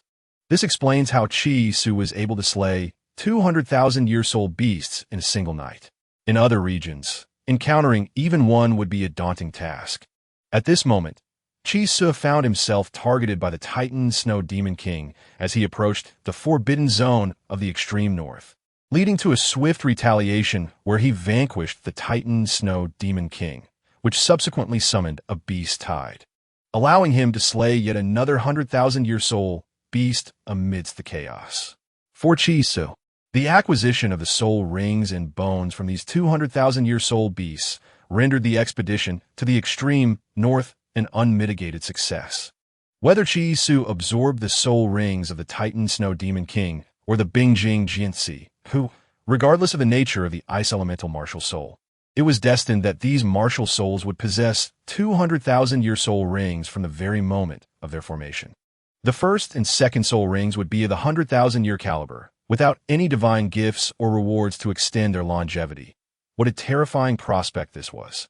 Moreover, it was certain that within the soul beast horde, other 100,000-year soul beasts lay hidden. Were it not for Chisu's concern that excessive slaughter might provoke the ire of the Ice Emperor and Snow Emperor, he would have already plunged into the heart of the soul beast horde, wreaking havoc. In truth, these 200,000-year soul beasts were the first to instigate harm. The Titan Snow Demon King viewed Chisu and his companions as mere ants to be crushed at will, while the Bingjing Jianzi, who acted even more egregiously, attempting to capitalize on Chisu's fatigue from the Titan Snow Demon King and the Beast Tide, seeking to elevate its own reputation by challenging Chisu, only to be swiftly felled by him. Chisu felt no remorse for slaying these 2 soul beasts. His philosophy was simple. If one does not offend me, I shall not offend them. If one offends me, I shall retaliate. Chapter 126. By Lin Shun Guang, The Fall of the Bingjing Jianzi, who is undeniably a profoundly intimidating reality, rendering the previously raucous soul beast horde eerily silent, akin to a flock of sheep cowed by a mighty lion. Yet, despite this, the soul beasts were reluctant to depart. merely retreating a few steps while still gazing hungrily at Qi Su and the scattered remains of the Bingjing Jinsi Hu. Qi Su discerned their intentions and promptly hurled the blood of the Bingjing Jinsi Hu into the beast tide with the sea god-esque trident, igniting a cacophony of chaos among the previously tranquil soul beasts. Although the blood of the Bingjing Jinsi Hu may incite these creatures to engage in internecine conflict, Qi Su had no intention of simply exploiting the ensuing turmoil to escape the beast tide. After all, competing for the remains of the Bingjing Jinsi Hu was a matter internal to the soul beasts, while the encirclement and consumption of himself and his companions constituted an external threat. While these soul beasts may not comprehend the principle of stabilizing the interior before addressing the exterior, they would certainly not neglect the external threat due to internal matters. Qi Su could easily navigate through the beast tide alone, but bringing Xiao Wu and Dugubo along would present a formidable challenge. Even with Qi Su's myriad strategies, they would likely be engulfed the moment they entered the tide. Therefore, Qi Su's act of tossing the Bingjing Jinsi whose blood into the soul beast horde was merely a tactic to incite disturbance, thereby buying time for Dugubo's ninth soul skill to be unleashed. As the soul beasts engaged in fierce disputes over the recently fallen Bingjing Jinsi Hu, Qi Su resumed his previous state of tranquility, sitting quietly with his eyes closed to replenish his energy. The recent beast tide has drawn nearly 70% of the soul beasts from the extreme northern region. Such a commotion could not have escaped the notice of the Ice Empress Shui Di and the Ice Emperor Scorpion Bing Di, who govern this frigid territory. Qi Su surmised that they were either in seclusion and unable to arrive in time, or were already concealing themselves at the scene, observing and waiting for something. This was also the reason Qi Su chose to sit quietly, striving to swiftly restore his soul power. If it were merely the Ice Empress or the Ice Emperor alone, Qi Su would not have felt intimidated. However, facing the combined forces of both rulers of the extreme northern region posed a considerable challenge for him. After all, these two formidable beasts possess strength akin to that of a super Douluo, and when united, their advantage is further amplified by the territorial benefits of the extreme north. For Qi Su, who was already severely depleted, even if he could overcome them, it would undoubtedly come at a great cost. Qi Su had no intention of incurring such losses. Thus, he aimed to seize the opportunity to recover his peak power. As time progressed, Dugubo activated his martial soul, transforming into a colossal serpent whose form became increasingly translucent, as if it were about to vanish into the surrounding realm. Wisps of emerald green mist emanated from Dugubo, spreading outward. Qi Su glanced back at Dugubo in surprise, noticing that Dugubo nodded towards him, signaling that he had unleashed his ninth soul skill. It was then that Qi Su observed that the emerald mist surrounding Dugubo now bore strands of purple essence, which appeared starkly out of place amidst the green toxicity. This mist, centered around Dugubo's massive body, continued to expand outward. Even for Qi Su, passing through this toxic fog elicited a momentary chill. Dugubo's ninth soul skill, known as by Lin Shunguang, renders his body transparent after a brief preparation time, subsequently releasing a lethal poison capable of corroding everything. While the individual lethality of this poison may not surpass that of Dugubo's earlier skills, its capacity for widespread damage is unparalleled. Not only would Qi Su be affected, but even the soul masters of the entire Douluo Continent would find it difficult to match the terrifying lethality of this poison. Once the Bai Lin poison pervades, there is no escape. One must either possess formidable soul power or a robust physique to withstand it, or succumb to its corrosive effects, ultimately turning to a pool of blood. Dugubo seldom employs this soul skill, as it tends to be rather ineffective against higher-level soul masters, who can easily counter it. After all, a soul sage could activate their martial soul to resist the Bai Lin poison, let alone a soul daw or a tidal daw. However, for lower-level soul masters and soul beasts, Bai Lin Shunguang represents a nightmarish ordeal from which there is no evasion. There is no time to react. If one's soul power is insufficient and their body lacks resilience, upon contact with the Bai Lin poison, they will instantly be reduced to blood. and the poison possesses a terrifying contagion. Any soul master or soul beast that comes into contact with the blood left behind by the Lin Shunguang will also become infected, facing the same fate of either enduring the agony or being transformed into blood. This is the dreadfulness of Bai Lin Shunguang. For lower-level soul masters and soul beasts alike, its lethality is so profound that even if they allowed Qi Su to attack them for half an hour, he would not achieve the efficiency that Du Gu Bo possesses. As the green mist spread outward, Qi Su gestured with his hand, and the trace of purple energy representing poison around him transformed into a small serpent, merging into Du Gu Bo's toxic fog. The purple snake bore a distinct hue compared to the purple within Du Gu Bo's mist, one lighter and the other darker, yet to the soul beasts, this difference seemed inconsequential. Qi Su snapped his fingers, activating the elemental soul skill, Shirling. The previously slow-expanding toxic mist suddenly surged outward at an accelerated rate. The soul beasts encircled at the forefront bore the brunt of this rapid expansion, transforming into pools of blood before they even had time to react. In that moment, both the observing soul beasts awaiting their chance and those frantically vying for the flesh of the ice crystal saber-toothed tiger halted in their tracks, instinctively fleeing without a backward glance. However, the fleeing soul beasts soon realized that the flow of time around them had been deliberately slowed, and no matter how hard they tried, they could only manage to escape 2 or 3 meters, while the expanding toxic mist surged forth at dozens of times their speed. In a matter of moments, these soul beasts found themselves enveloped by the toxic fog. Within this mist, everything appeared hazy, save for a small purple snake that stood out vividly, gliding through the fog as if it were devouring something. The small purple snake continued to meander until it grew larger and longer. As the wails of the soul beast diminished and the blood flowed more abundantly across the snowy ground, the small snake transformed into a colossal serpent, reveling in its dominion over the mist. The Bai Lin Snake King, originally a white serpent royalty, felt a flicker of awe upon witnessing the smaller purple serpent, sensing an oppressive force emanating from the imposing creature. Uncertain of why such pressure radiated from this giant serpent, the Bai Lin Snake King could not comprehend its origin. Du Gu Bo had merely observed Qi Su toss the small snake into the mist. He remained oblivious to the reasons behind its transformation into a giant serpent or the fear it inspired. However, Du Gu Bo was unconcerned with such matters. It was evident that the crisis posed by the beast tide had now been averted.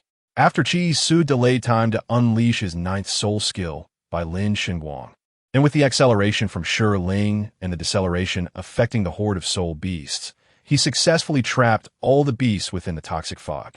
At that moment, tens of thousands of soul beasts found themselves ensnared in the toxic array created by Du Gu Bo's lethal poison, their anguished cries echoing throughout the area. Qi Su, undeterred, ventured into the fog to collect soul bones. Although soul bones are exceedingly rare, a sufficient quantity coupled with high-quality soul beasts made their acquisition feasible. Clearly, the current congregation of soul beasts met these criteria. With nearly 30,000 soul beasts gathered, all vying for the flesh of the Titan Snow Demon King, Qi Su navigated through the toxic fog, soon recovering 3 soul bones, including the 4 from his 24-bridge Minghua Knight. Qi Su now possessed a total of 7 soul bones. Naturally, apart from his own 200,000-year soul bone from the Titan Snow Demon King and the 100,000-year soul bone from the Ice Crystal Saber-Toothed Tiger, Qi Su intended to reserve the remaining soul bones for Xiao Wu and Du Gu Bo. Should there be any left after their selection, he would consume them for his own enhancement. As the toxic fog enveloped the area, pools of blood stained the once pristine white ground a deep crimson. Nevertheless, numerous soul beasts continued to struggle within the fog, with at least 1,000-year-old soul beast among them. After all, soul beasts below 1,000 years would have succumbed to blood upon first contact with the toxic mist. In addition to the 1,000-year beasts, Qi Su also detected several 10,000-year soul beasts attempting to escape the battlefield, fighting against the fog. Qi Su did not intervene, believing it wise to leave room for future encounters. If he were to exterminate all the soul beasts in this extreme northern land solely for the sake of acquiring soul rings and bones, he would inevitably become the mortal enemy of both the Snow Emperor and the Ice Emperor. This was clearly against Qi Su's wishes. Rather than being adversaries of such formidable foes, he preferred to hear the Snow Emperor address him as father. After all, who could resist being called father by a beautiful sovereign of the extreme north? The soul beasts surrounding him were met with his lethal counterattacks, and those who managed to escape did so through their own prowess. Qi Su had no desire to pursue them relentlessly, for one cannot bite off more than one can chew. The soul beasts hovering above quickly sensed the change below, taking flight as if fleeing impending doom. It was then that the Tianqing bone dragon gently set Xiao Wu back on the ground, but did not return to Qi Su's body. Instead, it maintained its colossal form, vigilantly guarding Xiao Wu. As a unique, external martial soul, the Tianqing bone dragon possessed its own consciousness while remaining in tune with Qi Su's formidable spiritual energy. Consequently, it detected a powerful force lurking nearby, prompting it to remain alert and in peak condition beside Xiao Wu. As time progressed, an increasing number of soul beasts broke free from the toxic mist, frantically retreating in the opposite direction. Their earlier ferocity diminished, resembling defeated hounds. Qi Su estimated that nearly half of the soul beasts had perished within a mist, while the other half fled in disarray. As he traversed through the fog, his feet soaked in immeasurable blood, even his resolute heart wavered momentarily upon witnessing the blood-soaked ground. Was this truly the right course of action? This was no longer merely a means of escape.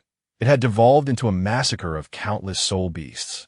Even if they had indeed surrounded him and his companions, seeking to tear them apart, Qi Su felt that his actions may have been excessively severe. It could be said that this beast tide had claimed nearly 1/3 of the soul beasts in the extreme north. What does such a notion entail? It evokes a terrifying concept. Even if Qi Su had indiscriminately hunted soul beasts since his arrival, he could not have achieved such a feat in such a short span of time. Yet he had done so now, solely relying on Douluo Bo's 9th soul skill along with his own Shiling and toxic elements. He should have felt elated. This was precisely the outcome he had envisioned. On one hand, he alleviated the crisis of the beast tide. On the other, he instantaneously acquired a plethora of soul bones, presenting him with an opportunity for further enhancement. This was indeed a commendable decision. Initially, Qi Su held this belief, but upon witnessing the struggling soul beasts within the toxic mist and the pools of blood, he suddenly realized he had erred. Not only had he made a mistake, but it was also an egregious one. In truth, Qi Su could have sought out a 10,000-year soul beast to request an audience with the Ice Emperor and Snow Emperor. Once found, the soul beasts would naturally be compelled to comply with their commands. If the Ice Emperor and Snow Emperor consented, the beast tide could be effortlessly resolved. Even if they declined, he would at least be free of any psychological burdens, able to unleash his full power in battle. However, Qi Su chose a path that left him feeling unsettled, allowing Douluo Bo's formidable 9th soul skill to slaughter the soul beasts of the extreme north. Clearly, this would lead to an overwhelming bounty of soul bones as thousands of soul beasts transformed into blood, yielding rewards that could rival the foundational wealth of venerable sects like Hao Ian Sect and Seven Treasures Glazed Tile School. Chapter 127. The Ice and Snow Emperors. It is not that Qi Su was overly sentimental, but the sheer scale of the slaughter weighed heavily on his conscience, especially as blood flowed across the vast expanse of the pristine white land, transforming the extreme northern ice field into a sea of crimson, a scene starkly vivid and profoundly unsettling, making it impossible for Qi Su to feel at peace with himself. For Qi Su, there existed alternative methods for breaking through, yet the allure of soul bones persisted as an insurmountable obstacle, rendering his resolve less steadfast. Ultimately, he opted for the path that favored his own interests, leading to the extermination of 30,000 soul beasts. Heaven bestows a benevolent nature upon life. While these soul beasts had encircled him due to his intrusion into their territory, Qi Su's decision to eradicate them entirely was inherently unreasonable. After all, he was human and they were soul beasts. There exists a fundamental distinction between soul masters and soul beasts, delineated by a moral boundary. Should this boundary be abandoned, The primal instincts would inevitably overshadow the essence of humanity. Chi-Su, of course, wished to avoid such a scenario.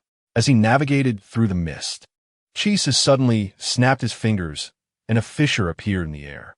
This crack, entirely black, resembled a chasm suspended in midair. The mist that had enveloped the beast hide was consumed by this black rift, drawing in the surrounding vapor. Countless soul beasts struggling within the green mist found respite upon the emergence of this spatial rift, hastily fleeing the vicinity. Eventually, as the green mist dissipated, only 7 soul beasts remained standing in place. The once mighty beast tide collapsing instantaneously, akin to startled birds taking flight at the sign of danger. Chi-Su narrowed his eyes and observed the 7 soul beasts. They held their heads high, seemingly unperturbed by the green mist.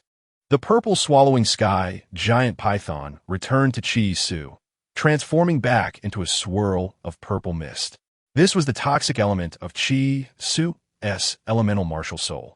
Endowed with the ability to absorb toxins, the stronger the toxins consumed, the more potent the poison it would develop.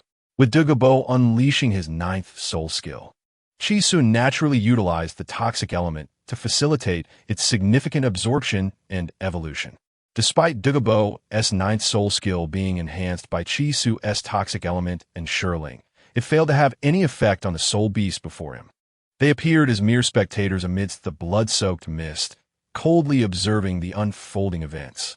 Stars twinkled in Chi-Su's gaze as his dual pupils swiftly enveloped the entire battlefield. He could distinctly sense the immense power radiating from the soul beasts before him, with the strongest among them rivaling the Titan Snow Demon King, one of the 3 sovereigns of the extreme north. 7 10,000-year soul beasts? Chi-Su couldn't help but marvel inwardly. The 3 sovereigns of the extreme north, combined with the recently slain ice crystal saber-toothed tiger and the 7 10,000-year soul beasts before him, amounted to an impressive total of 11 soul beasts. What a staggering foundation this represented. It was even comparable to the Douluo Forest, the largest gathering place of soul beasts. The desolate land of the extreme north is a realm far removed from humanity, characterized by its frigid and harsh environment, where few footprints tread. In contrast, the soul beasts that thrive here undoubtedly face lesser pressures than those in the Douluo Forest. Thus, it is no surprise that the quality and quantity of soul beasts in the extreme north rival those found in the Douluo Forest. At this moment, Chi-Su gazed at the 7 soul beasts with a mixture of curiosity and avarice. It is understandable why Chi-Su exhibited such greedy eyes. For him, these were not merely 10,000-year soul beasts, but rather 10,000-year soul rings and soul bones. However, after a night of slaughtering numerous soul beasts, Chi-Su had little desire to engage in further battle. Upon noticing that these soul beasts remained rooted in place, he merely gestured for them to depart. Yet, these creatures appeared disinclined to heed his request. They stood tall, neither advancing nor retreating, as if awaiting the arrival of a king's guard. With a furrowed brow, Chi-Su sensed something amiss and looked skyward. Suddenly, a flurry of much larger snowflakes began to descend from the heavens. Unlike the earlier delicate flurries, this was a heavy snowfall, a cascade of goosefeather snow. Countless snowflakes danced in the air before blanketing the ground, layer upon layer, until the once blood-red expanse was shrouded in a pristine white, an expanse of pure, unblemished whiteness. As the snow fell, Chi-Su felt an unusual tremor emanating from beneath his feet. Frowning, he glanced into the distance, observing something peculiar, and shouted, "Do not touch the ground." In an instant, he utilized the void rift to transport himself, Douluo, and Xiao Wu onto the back of the Tianqing bone dragon. With a roar, the dragon soared into the sky. As the 3 gazed downward, they witnessed ice crystals rapidly spreading across the land, freezing everything in their path, with the exception of the 7 soul beasts, transforming the surroundings into a scene reminiscent of exquisitely carved wood. Chi-Su's attention was drawn to 2 women who suddenly appeared before the standing soul beasts. The woman on the left possessed a strikingly beautiful visage, clad in a green gown. Compared to the proud Bibi Dong, she exuded a captivating allure. Her fair complexion accentuated by 4 emerald green magical patterns on either side of her face, her dark green hair cascading behind her. Her skin, as white as snow, radiated a translucent quality with a faint green glow beneath its surface. Upon her arrival, the surrounding air grew noticeably colder, as if the extreme north had become even more frigid due to her presence. The woman on the right was equally stunning, yet her beauty contrasted sharply with that of her companion, offering a unique charm. Her long, pure white hair flowed down to her feet, and her sky-blue eyes were ethereal, as though capable of piercing through the essence of the world. Her tall and flawless figure was draped in a simple white gown, devoid of any embellishments. Yet it rendered her appearance distinctly noble and breathtaking. She stood with an air of meticulous grace, like a winter plum blossom standing out amidst the snow. Surprisingly, the previously proud soul beasts lowered their heads upon seeing the two women, simultaneously uttering, "We welcome the Empress of Ice and Snow." Chi-Su, suspended in midair, felt a smile creep onto his lips, a smile laden with unspoken emotions. At long last they had met. He mused to himself, initially suspecting that the Empresses of Ice and Snow would be in seclusion at this hour, making it challenging for him to locate them. However, due to his recent slayings of the Titan Snow Demon King and the Beast Tide, both the Snow Empress and the Ice Emperor had descended together. As the heavy snowfall drifted from above and the ground beneath froze solid, Chi-Su had already begun to sense the impending arrival of the Empresses. True to his intuition, when these two women manifested in this realm, the 7,000-year soul beasts, once proud and defiant, bowed their heads in submission, revealing the authority of the Empresses of Ice and Snow, the sovereigns of the extreme north. This was precisely why the ice crystal saber-toothed tiger had so recklessly sought to end Chi-Su's life. Should it succeed, it would have crossed the threshold of 200,000 years, thereby becoming one of the new dominators of the extreme north, basking in the reverence and fear of the soul beasts. Now, the Ice Emperor and Snow Empress stood before the 7,000-year soul beasts, raising their gazes toward the Tianqing bone dragon that circled above. Naturally, Chi-Su's eyes met those of the Ice Emperor and Snow Empress. The Snow Empress's gaze was tranquil, as pure and flawless as freshly fallen snow, devoid of any color but white. In stark contrast, the Ice Emperor's eyes brimmed with a palpable fury, as if it had been suppressed deep within, emanating an aura as chilling as ice itself. Without hesitation, Chi-Su leaped from the dragon's back, landing directly before the Empresses. Before he could fully steady himself, the Ice Emperor charged forward, raising her hand to strike at Chi-Su. In that moment, her slender, delicate arm was suddenly adorned with numerous small, diamond-like particles, a manifestation of her power, the Ice Emperor's claw, which rendered her arm exceedingly hard, capable of delivering a devastating blow. The Ice Emperor's speed was astonishing, and she struck before Chi-Su had the chance to regain his footing. Even with his heightened perception, he could only instinctively raise the sea god trident to block the impending attack. The Ice Emperor's hardened arm collided with the trident, sending Chi-Su tumbling backward for several dozen meters, leaving a long, icy trail upon the frozen ground.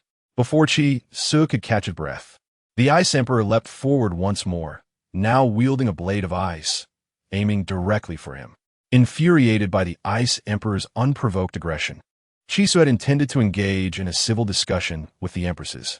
Yet, the Ice Emperor seemed disinterested in dialogue, launching successive attacks without granting him a moment's reprieve. With a cold snort, Chi-Su met the incoming icy blade with his trident, and upon contact, the formidable ice blade shattered as if struck by an unstoppable force. The Ice Emperor, too, was sent reeling from the backlash, propelled several meters backward, her hair disheveled in the wake of the encounter. Initially, the Ice Emperor's successful strike that sent Chi-Su flying had simply been a matter of timing. He had not been able to react swiftly enough upon landing. According to Chi-Su's ability configuration, he possesses the remarkable perception of the Zhongtong and the ability to discern the truth, along with the temporal manipulation of Shiling. Even if Chi-Su's physical form exhibits certain vulnerabilities compared to other formidable beings of the same caliber, these are not significant issues. It is nearly impossible for anyone to approach Qi Su, who is augmented by both Zhong Tong and Shiling. However, the Ice Emperor, taking advantage of Qi Su's unstable landing, launched a surprise attack, catching him off guard as he intended to converse with the Ice and Snow Emperors. This allowed the Ice Emperor to successfully strike Qi Su, sending him flying several dozen meters. It is noteworthy that Qi Su had previously battled the Ice Crystal Saber-Toothed Tiger and the Titan Snow Demon King, two soul beasts over 100,000 years old, without suffering any hits.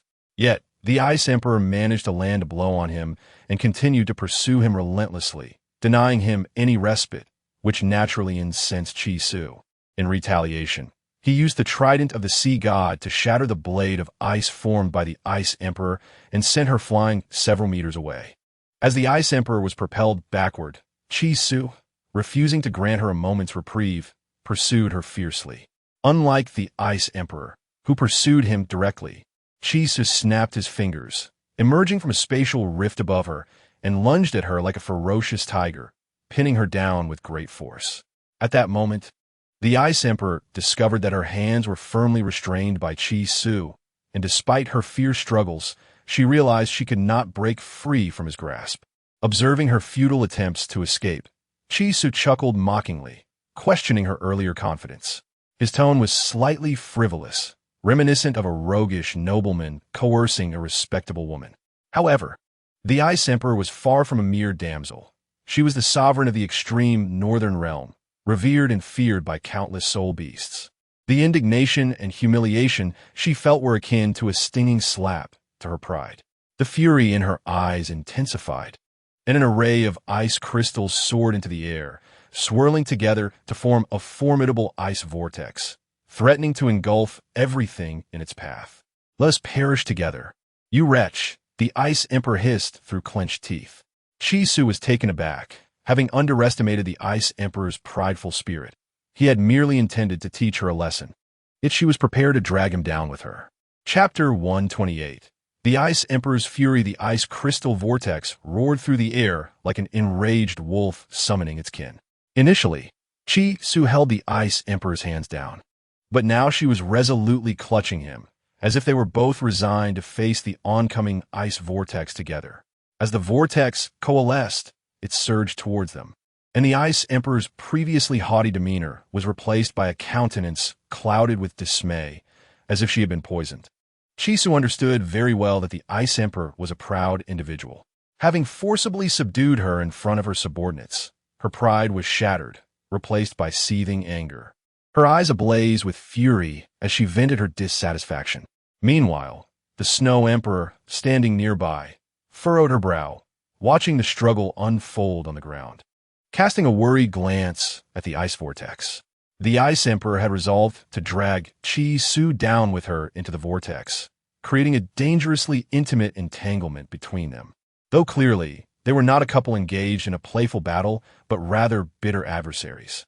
The Snow Emperor clenched her teeth, lightly stepping forward to confront the ice vortex, raising her hand to effortlessly disperse it. Although her gesture appeared casual, it effectively shattered the ice vortex in the surrounding space. Realizing that the plan of mutual destruction was futile, the Ice Emperor hastily extricated herself from Qi Su's grasp, her body suddenly enveloped in ice crystals. Qi Su was forcefully repelled by the ice surrounding the Ice Emperor, watching her from a distance as she became encased in ice. As the crystalline shell shattered, the Ice Emperor transformed from her alluring human form back into her true beastly shape. Standing at 1.5 meters tall, she exhibited two distinct colors, icy blue and emerald green.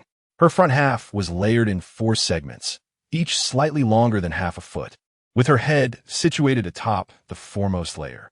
Her silvery white mandibles were adorned with hexagonal protrusions, densely covering her front half and 6 long legs. Each of her pincers measured 1 meter in length, similarly embellished with hexagonal, diamond-like bumps, while her foremost pincers and mandibles gleamed like polished silver. Her eyes, yellow and hexagonal, contrasted with a tail that, unlike the multi-segmented tails of typical scorpions, consisted of only 5 segments, all a uniform emerald green. The first segment was the widest, tapering as it extended towards the last segment, which bore a diamond-tipped stinger, also reflecting silver light. This was the true form of the Ice Emperor, the Ice Crystal King Scorpion. Chisu gazed at the Ice Crystal King Scorpion before him, momentarily awestruck by its beauty. Although she was a soul beast, this form indeed exuded a remarkably balanced elegance. For formidable beings like the Ice and Snow Emperors, while they could transform into human forms at will, it was evident that their combat prowess was best displayed in their true forms, as the essence of a soul beast's strength resided within its physical body. Thus, when the Ice Emperor harbored murderous intent towards Chisu, she could no longer suppress her inner fury and naturally reverted to her original form, the Ice Crystal King Scorpion, to unleash her most potent power. Chisu was perplexed as to what had provoked the Ice Emperor. From the outset, she had shown no restraint, compelling him to respond with equally fierce measures. This only served to further infuriate the Ice Emperor, striking a blow to her pride and igniting thoughts of mutual destruction. Chisu had no desire to perish alongside this madwoman. Moreover, even if he stood still and allowed the ice vortex to strike him, he would sustain minimal injuries, as it was unlikely to be fatal. Conversely, should the Ice Emperor be caught by his lethal attack, she would undoubtedly suffer severe consequences. Fortunately, her companion, the Snow Emperor, intervened, preventing the ice vortex from wreaking havoc upon them. Otherwise, the Ice Emperor would have undoubtedly faced grave losses. At this moment, Chisu gazed upon the Ice Emperor, who had transformed into the crystalline form of the Ice Crystal Emperor Scorpion. He felt little desire to engage in battle and merely let out a cold snort towards the Ice Emperor before striding towards the Snow Emperor. Clearly, seeking out the Snow Emperor would be far more effective than toying with the Ice Emperor. The Ice Emperor resembled an arrogant young lady from a prestigious family, haughty and prone to unreasonable antics, while the Snow Emperor appeared to be akin to a refined daughter of another household, gentle, understanding, and exuding an air of elegance. The Snow Emperor's long, pure white hair cascaded down her back to the ground, and her sky-blue eyes were ethereal and translucent, as if they could see through the essence of the world. Her slender and flawless figure was clad in a simple white gown devoid of any embellishments, yet it rendered her all the more noble and breathtaking. She appeared meticulous, like a winter plum blossom in the snow, standing out with an unparalleled grace, proud and defiant against the frost. Approaching the Snow Emperor, Chisu first performed a noble bow before inquiring about her purpose for coming. Emotionlessly, the Snow Emperor asked, "Do you know who I am?" Chisu chuckled softly and replied, "The true sovereign of the far north, the ice goddess, Snow Emperor. I am indeed aware." He gazed in her eyes, where stars seemed to swirl around a galaxy, as if countless celestial bodies were hidden within. Chisu sought to glean insights from her profound gaze, but ultimately found nothing. The Snow Emperor embodied the purity of the most pristine snowflakes, utterly clear and simple. Even though her profound eyes possessed the terrifying ability to unravel the mysteries of the heavens and foresee the future, they could not penetrate the depths of human hearts or discern the thoughts hidden within others' gazes. Just as the Snow Emperor was about to speak, Chisu suddenly sensed a wave of impending danger. He swiftly retreated, only to see the Ice Crystal Emperor Scorpion's scorpion tail tipped with a sharp hook, aiming directly at his face. With a cold snort, Chisu, unperturbed, brandished the trident of the sea god, striking out to send the Ice Crystal Emperor Scorpion flying far away. Upon being struck, it crashed into the frozen expanse, creating a deep pit, as though countless creatures were buried within. Chisu regarded the Ice Emperor, who crawled out from the pit, with a sense of bewilderment. He held a considerable admiration for the Ice Emperor, for according to the original narrative, her humanoid form was indeed a great beauty, possessing a resolute will and a belief in seizing opportunities without hesitation. The Ice Emperor adhered to the creed that strength begets sovereignty. Although she was a soul beast, her intellect rivaled that of humans, and her emotional depth made it difficult for her to comprehend her own feelings. In the original story, she once deemed humanity as insignificant and vile. Yet after encountering Huiyuhao, she discovered that there existed individuals among humans who were equally devoted to their emotions. Evidently, the Ice Emperor had now come to regard herself as a small and despicable human. However, Chisu believed he was neither small nor despicable. If she wished to play, he would indulge her. With a cold snort, Chisu ignited flames that enveloped him, and as he slightly waved his hand, a multitude of flames coalesced, forming a crimson dragon of Eastern descent. The scarlet dragon surged toward the ice crystal Emperor Scorpion, who had just emerged from the deep pit. As she raised her scorpion tail high, the once frozen realm was enveloped in ice once more, as if the deities had decreed a punishment that froze all existence in an instant. The crimson dragon, poised to strike the ice crystal Emperor Scorpion, found itself abruptly suspended in midair, unable to blossom into a blood-red lotus. The Ice Emperor, witnessing the frozen world, was filled with immense joy and prepared to charge at Chisu, unleashing an unknown soul technique. Truly, the domain of ultimate ice was impressive. Chisu could not help but exclaim, just as the ice crystal Emperor Scorpion reveled in her icy dominion. The red dragon that had been suspended in the air broke free from its icy confinement and surged toward her. Upon contact, it sent the ice crystal Emperor Scorpion soaring for miles, blooming into a magnificent red lotus amidst the heavens. Although Chisu's sixth elemental soul skill could not breach the Ice Emperor's icy domain, the moment he employed his ocular technique to momentarily disorient the ice crystal Emperor Scorpion, he seized the opportunity to break through the icy blockade and charge toward her once more, striking her with his own sixth elemental soul skill. In truth, the Ice Emperor's physical resilience could easily withstand the impact of Chisu's sixth soul skill. However, this technique possessed two phases. The first involved the Crimson Dragon soaring through the realm, as if determined to incinerate everything in its path. The second transformation of this soul skill was vastly different. Upon striking an enemy, the Crimson Dragon would bloom into a red lotus, carrying with it a force capable of sending even a powerful soul beast like the Ice Emperor flying. Chisu found himself in a quandary regarding how to deal with the Ice Emperor. To slay her and convert her into a soul ring or soul bone would directly eliminate a significant character from the narrative of Douluo Continent, which was evidently unreasonable. Moreover, as pivotal characters, the Ice Emperor and Snow Emperor were likely bound to a favorability collection system, and Chisu could not treat them as mere ordinary soul beasts. In Douluo Continent, the Ice Emperor was absorbed by Hua Yuhao not through defeat, but rather due to her entrapment during an impending catastrophe, where she was persuaded by the Tianmeng Iceworm to participate in a divine creation plan. After being convinced, she aided the Tianmeng Iceworm in molding Hui Yuhao's ice attribute second martial soul, facilitating the fusion of soul bones and significantly enhancing Hui Yuhao's physical capabilities, culminating in her own power reaching unprecedented heights. If Chisu sought to acquire the Ice Emperor's soul ring and soul bone without slaying her, he would need to undertake a similar approach, requiring the assistance of the Tianmeng Iceworm to subdue the proud Ice Crystal Emperor Scorpion. Once absorbed as a soul ring, Chisu would need to ensure the Ice Emperor retained her consciousness, mirroring Hui Yuhao's actions to make her his soul spirit. The emergence of a soul spirit hinged upon the Snow Emperor, the first soul spirit of the entire continent in Douluo Continent, ranking third among the 10 ferocious beasts and standing as the foremost among the 3 kings of the extreme north. Due to her inability to transcend the 70,000-year threshold and take on human form, she was captured during her transformation process, enduring numerous tribulations before becoming Hua Yuhao's first soul spirit. After Hua Yuhao ascended to divinity, she inherited the emotion of sorrow and ascended to the divine realm alongside him.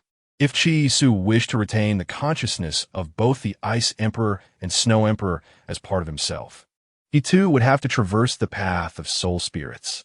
According to the original timeline, in 10,000 years, the Snow Emperor would attempt to break the yin-yang complementary soul core, but would suffer severe damage to her essence, rendering her incapable of attempting to breach the 70,000-year threshold and the divine tribulation thereafter.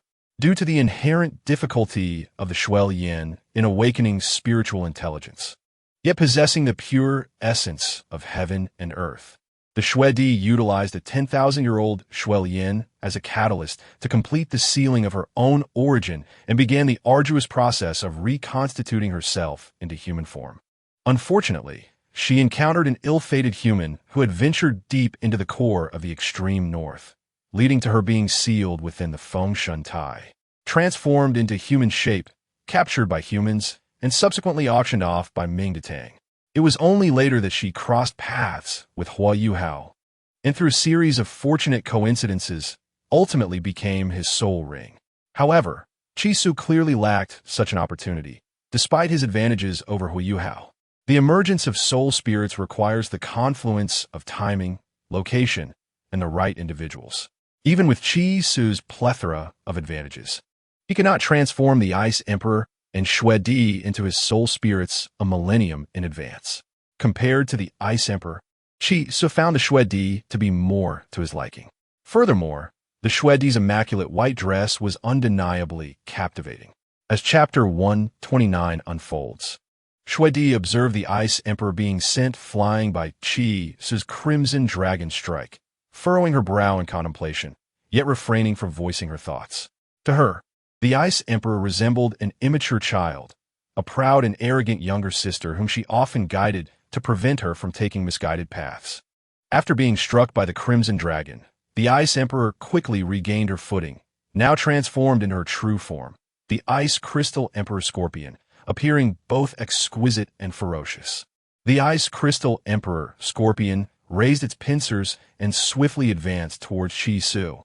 Qi Su sidestepped to hide beside Shuedi, clutching the hem of her white gown, exhibiting a demeanor of fear. He looked up at Shuedi with wide eyes, resembling a frightened young boy. Despite approaching a height of nearly 1.8 meters, his face remained notably youthful, akin to a teenager. Thus, when Qi Su gazed up at Shuedi, she perceived that the boy seemed genuinely terrified of the Ice Emperor's retaliation. Nevertheless, Shuedi was aware of Qi Su's capabilities. In their previous encounter, aside from the initial surprise attack, the Ice Emperor had scarcely harmed Qi Su. The battle was evidently more detrimental to the Ice Emperor. Yet, this seemingly fortunate lad donned a pitiable facade, leaving Shuedi both amused and exasperated. She gently swatted Qi Su's hand away from her gown and extended her arm to block the Ice Emperor. Shui, do not shield him, the Ice Emperor, in the form of the Ice Crystal Emperor Scorpion, declared with palpable anger.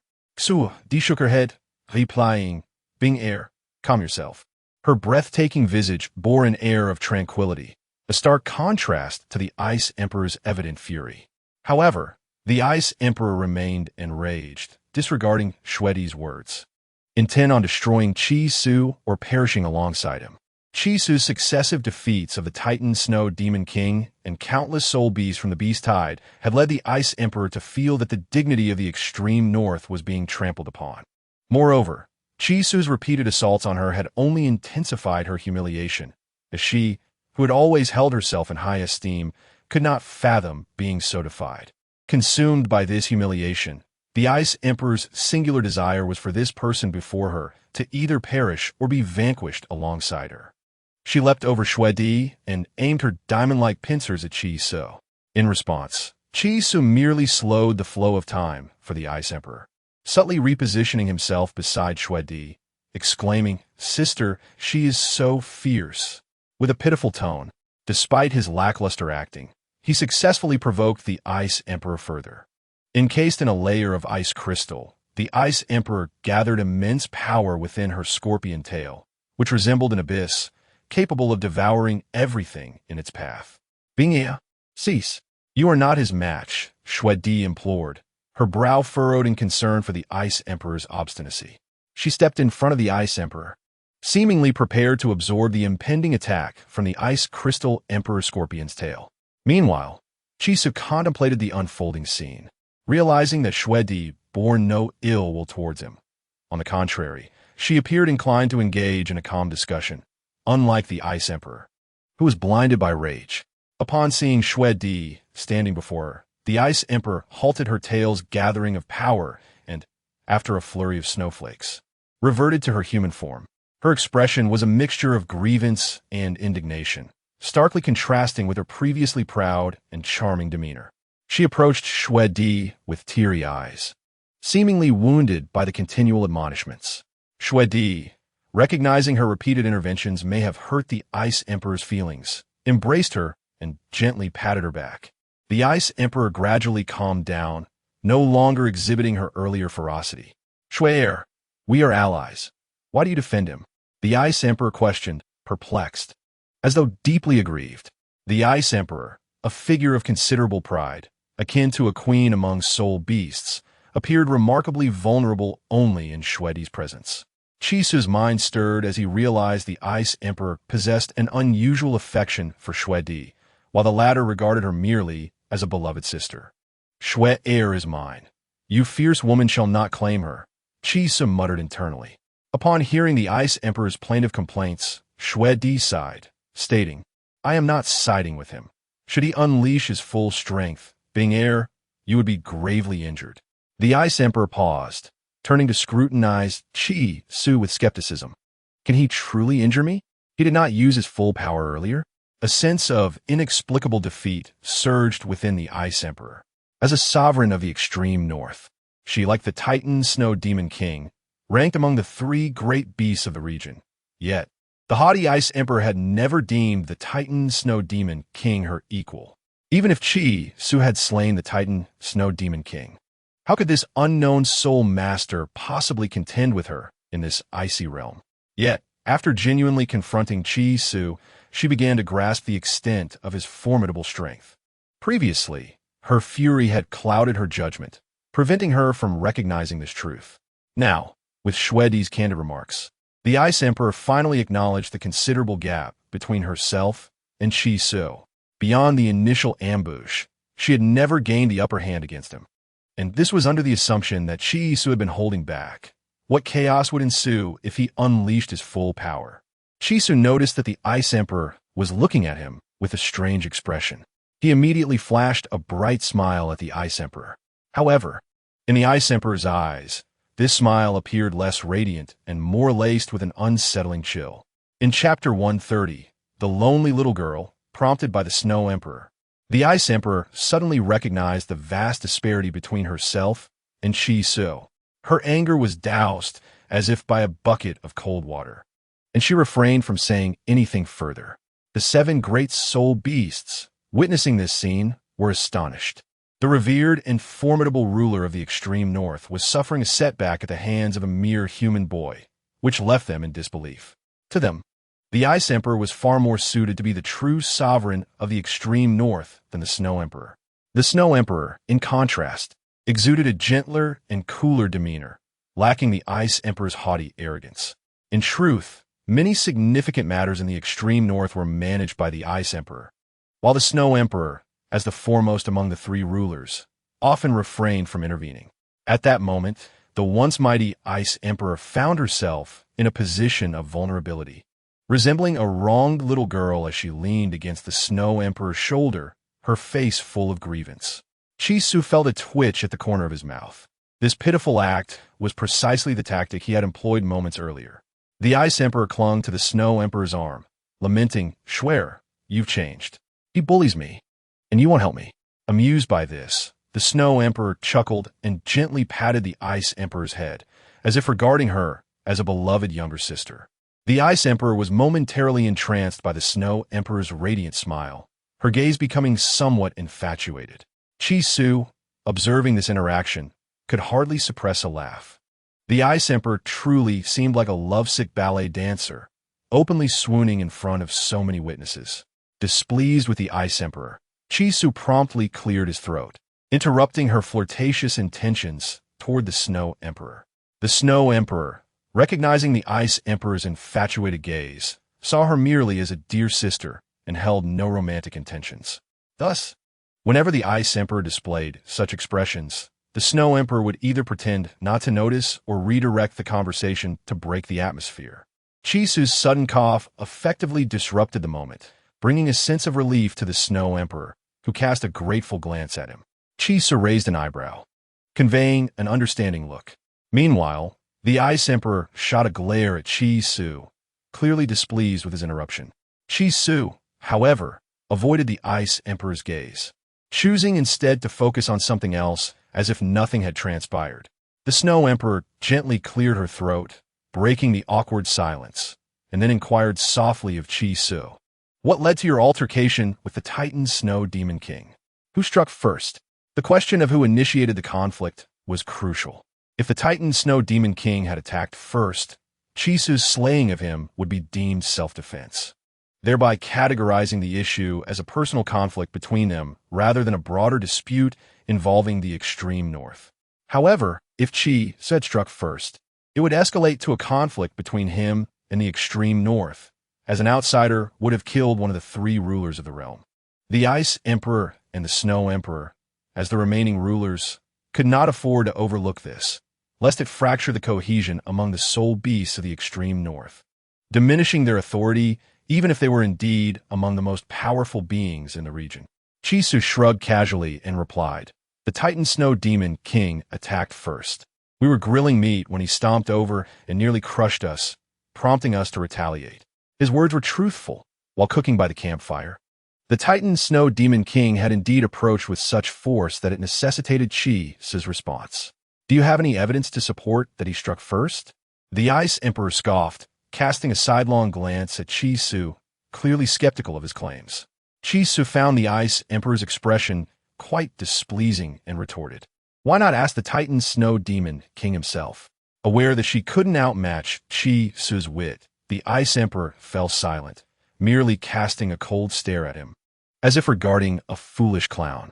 The Snow Emperor, adopting a gentler tone, asked Qi Su, "Do you possess any proof?" Qi Su shook his head and pointed to Xiao Wu and Dugabo, who were still on the back of the Tianqing Bone Dragon. They can both attest that it was the Titan Snow Demon King who initiated the confrontation. He understood that his companions couldn't provide substantial proof, but he knew that this was not problematic. The Snow Emperor's inquiries were merely to provide an explanation to the soul beasts of the extreme north. The specifics of that explanation were ultimately contingent upon the Snow Emperor's own perceptions. It was clear that the Snow Emperor harbored some reservations about the Titan Snow Demon King, and correspondingly, she was more lenient toward Qi Su. This implied that what he stated was of little consequence. What mattered was the answer the Snow Emperor sought. If she had wished to avenge the Titan Snow Demon King, she would have acted long ago rather than engage in idle chatter. Yet, it was evident that the Snow Emperor had no intention of avenging him. On the contrary, she seemed quite pleased with Qi Su's actions against the Titan Snow Demon King. Thus, Qi Su saw no need to provide proof. It was an exercise in futility. Indeed, despite his lack of compelling evidence to demonstrate that he had not struck first, the Snow Emperor refrained from pressing further and sighed, since it was the Titan Snow Demon King who initiated the conflict. "This matter shall be considered a private dispute between him and you.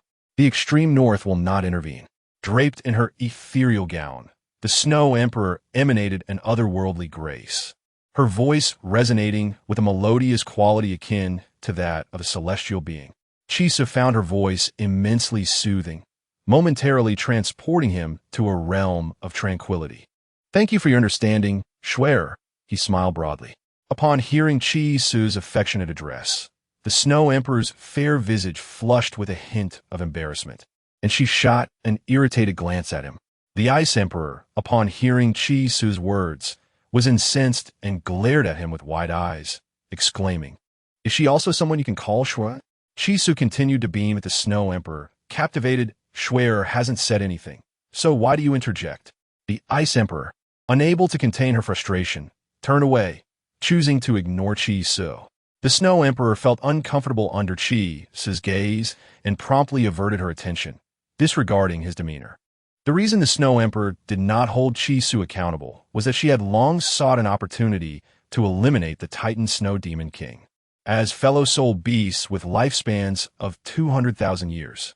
Both the Titan Snow Demon King and Xiao Bai had previously had the chance to become one of the three rulers, but due to the Titan Snow Demon's formidable and dominant lineage, he had secured his position among the three rulers of the extreme north. Since the Titan Snow Demon King ascended to the position of one of the three rulers of this frigid northern land, He has evidently not undertaken any benevolent actions for the soul beast population. On the contrary, his tyrannical deeds are countless. He employs brute force and coercive power, mercilessly retaliating against any soul beast that dares to defy him. The Snow Empress has long harbored disdain for the Titan Snow Demon King, for his existence has led to the senseless demise of innumerable soul beasts. Over the years, while human hunters have rarely traversed this desolate region, the number of soul beasts slain by the Titan Snow Demon King far exceeds those hunted by humans. The Snow Empress has always yearned to eliminate the Titan Snow Demon King, yet the Titan Snow Demon race is overwhelmingly formidable. Should she attempt to slay him solely for his oppression and slaughter of soul beasts, the Titan Snow Demons would undoubtedly rebel fiercely. Even though the Snow Empress possesses the strength to suppress their entire race single-handedly, the Titan Snow Demon lineage is intricately woven into the fabric of the Northern Realm, and her actions would surely plunge the region into chaos. Thus, the unexpected demise of the Titan Snow Demon King at the hands of a human soul master is, for her, a most advantageous occurrence. The Snow Empress feels no sorrow for his death. Rather, it brings her joy, and she has no intention of holding Chi Su accountable. The death of the Titan Snow Demon King merely serves as a convenient justification. With the Snow Empress's formidable power, nearly spanning 700 millennia, even the combined might of 10,000 years' worth of soul beasts in the Northern Land would not stand a chance against her and the Ice Emperor. The Ice Emperor and herself have always been united in purpose. Together, they can effortlessly suppress any opposition. Regardless of any grievances that the ancient and powerful Titan Snow Demons might harbor, they must remain silent in the face of absolute strength. Of course, all of this hinges on the existence of a valid rationale, and the Titan Snow Demon King's attack on the human soul master provides such justification. With this reason in place, even if the Titan Snow Demons have complaints, they must swallow them.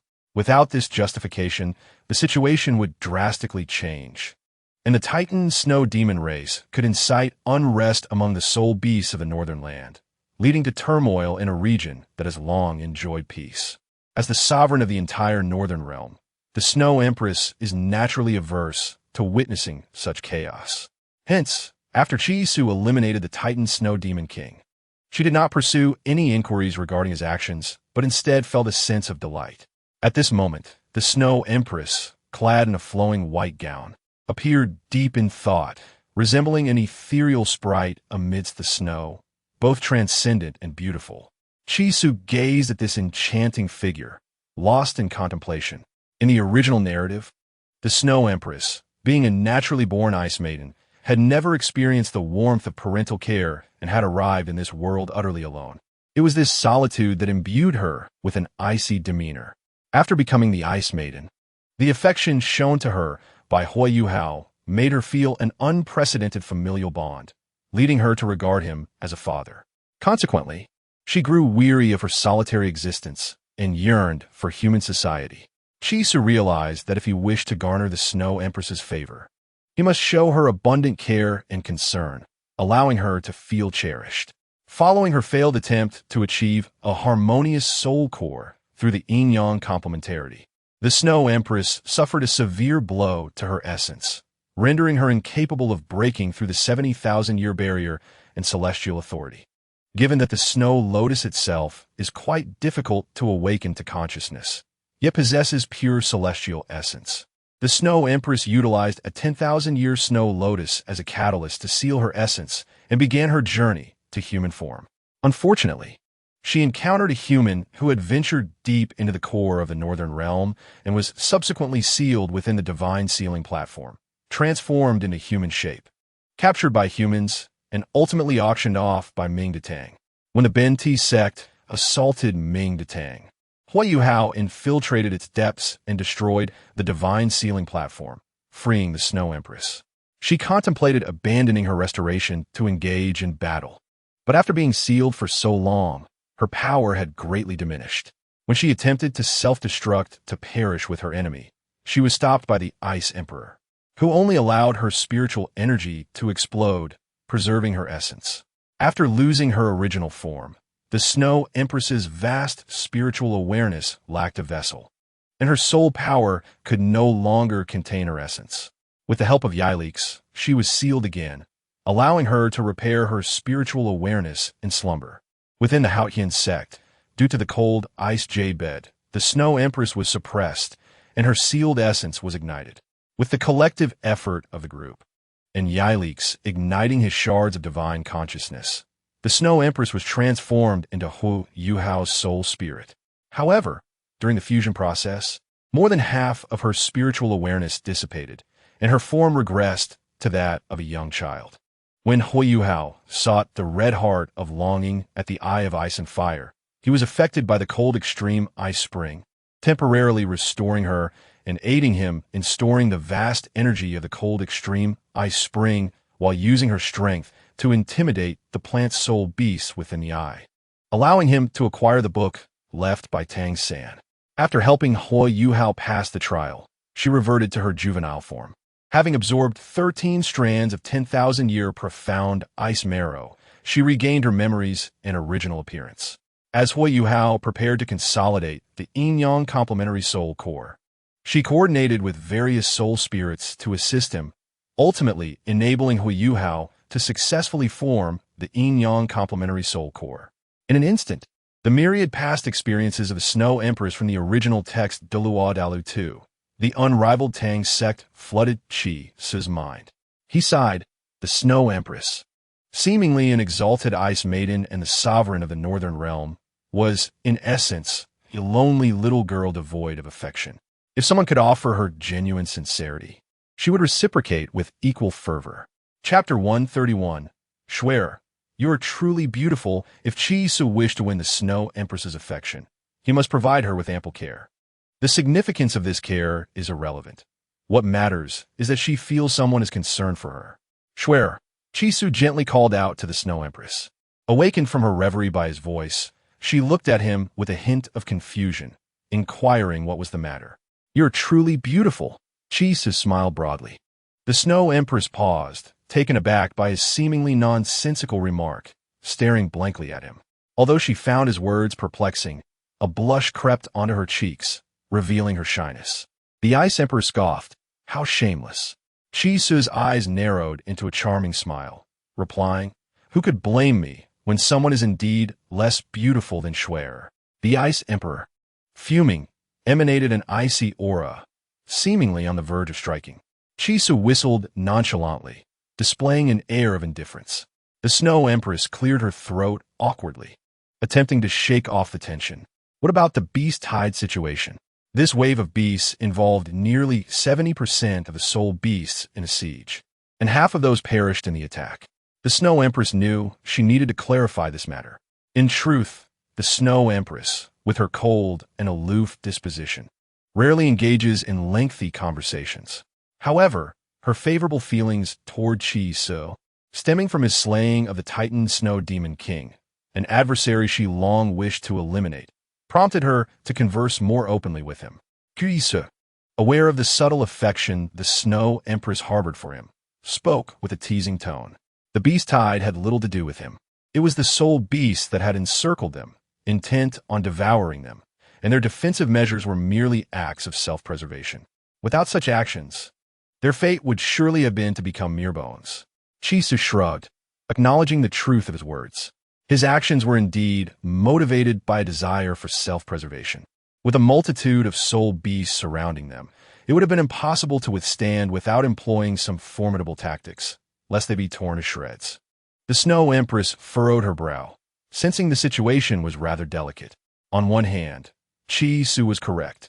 He was justified in defending himself against the soul beasts. It would be unreasonable to expect him to remain passive while being attacked.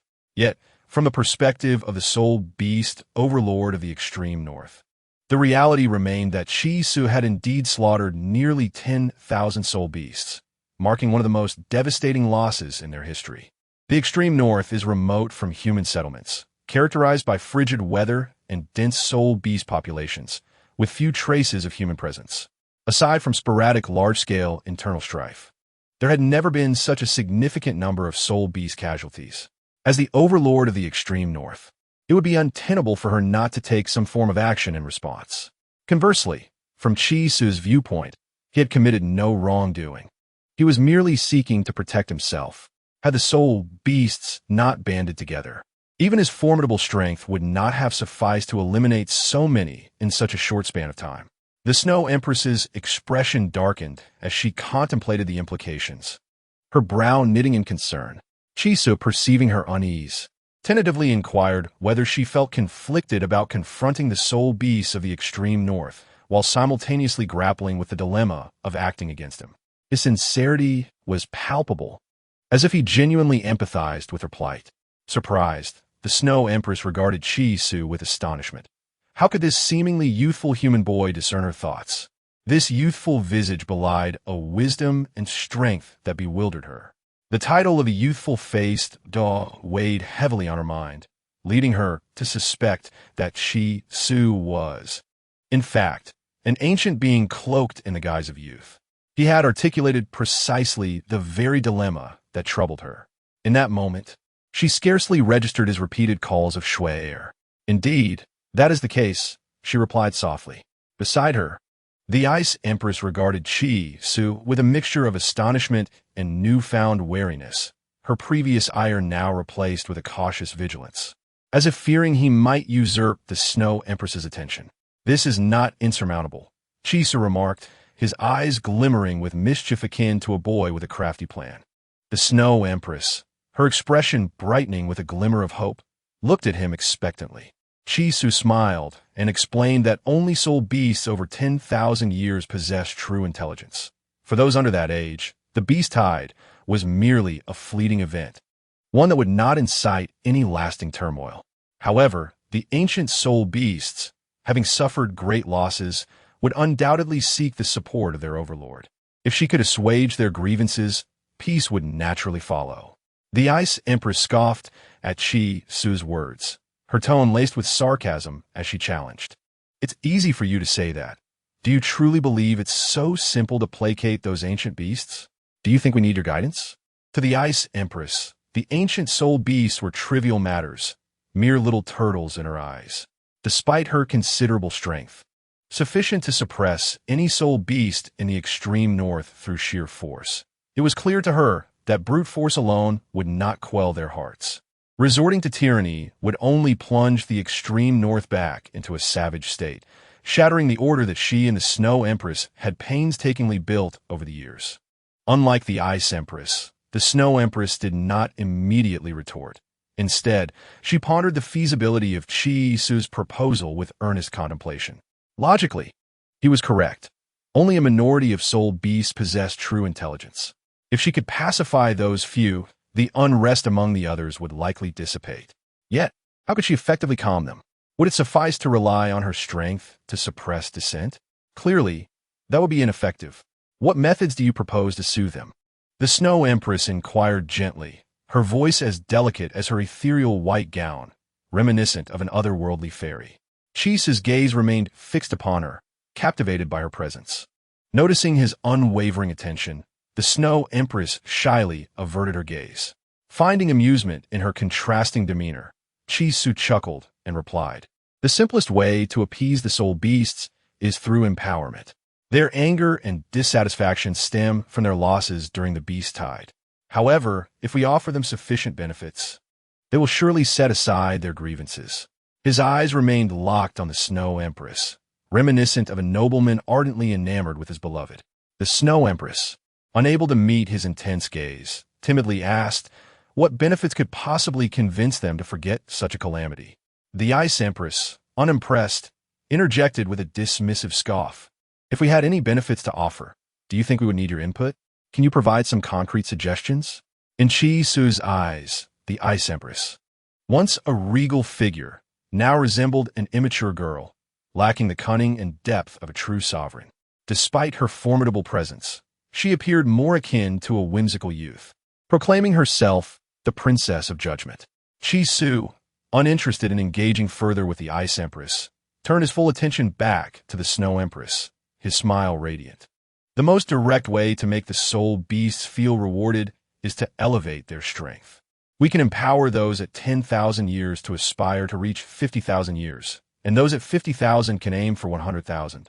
By enhancing their power, they will soon forget the troubles caused by the beast tide. The Snow Empress blinked in realization, then eagerly nodded, signaling for Chi Su to continue. Chi Su smiled and remarked, I possess some precious herbs that can significantly enhance the cultivation lifespan of soul beasts, improve their innate qualities, and elevate their strength considerably, all without any adverse effects. Rather, it will fortify their foundations. Upon hearing this, Shuedi looked at Chi Su with a hint of disbelief, seemingly skeptical of his claims. Noticing her reaction, Chi Su produced an array of herbs from his hands, all harvested from the springs of the Binghuoliangyi Valley. The number of 10,000-year soul beasts in the extreme north could not compare to the abundance of these herbs, so Chi Su undoubtedly had plenty to distribute. Although Shuedi did not recognize these herbs, she could perceive their invaluable essence from the aroma and luster they emitted. With a voice tinged with tremor, she inquired, Why are you helping me so generously? Chi Su replied playfully, I have taken many soul bones myself, so consider this a compensation for the soul beasts of the extreme north. In that case, I shall convey my gratitude to them on your behalf, Shuedi responded, a subtle sense of disappointment creeping into her voice, prompting her to express her dissatisfaction. Of course, the main reason is that Shui air is quite beautiful. Otherwise, I would have certainly run off after mentioning the soul bones, wasting no such precious herbs. Chi Su added. The earlier hint of disappointment on Shuedi's face vanished, replaced by a radiant smile upon hearing his words. Meanwhile, the Ice Emperor observed the two, their gazes seemingly intertwined, stirring an indescribable feeling within her.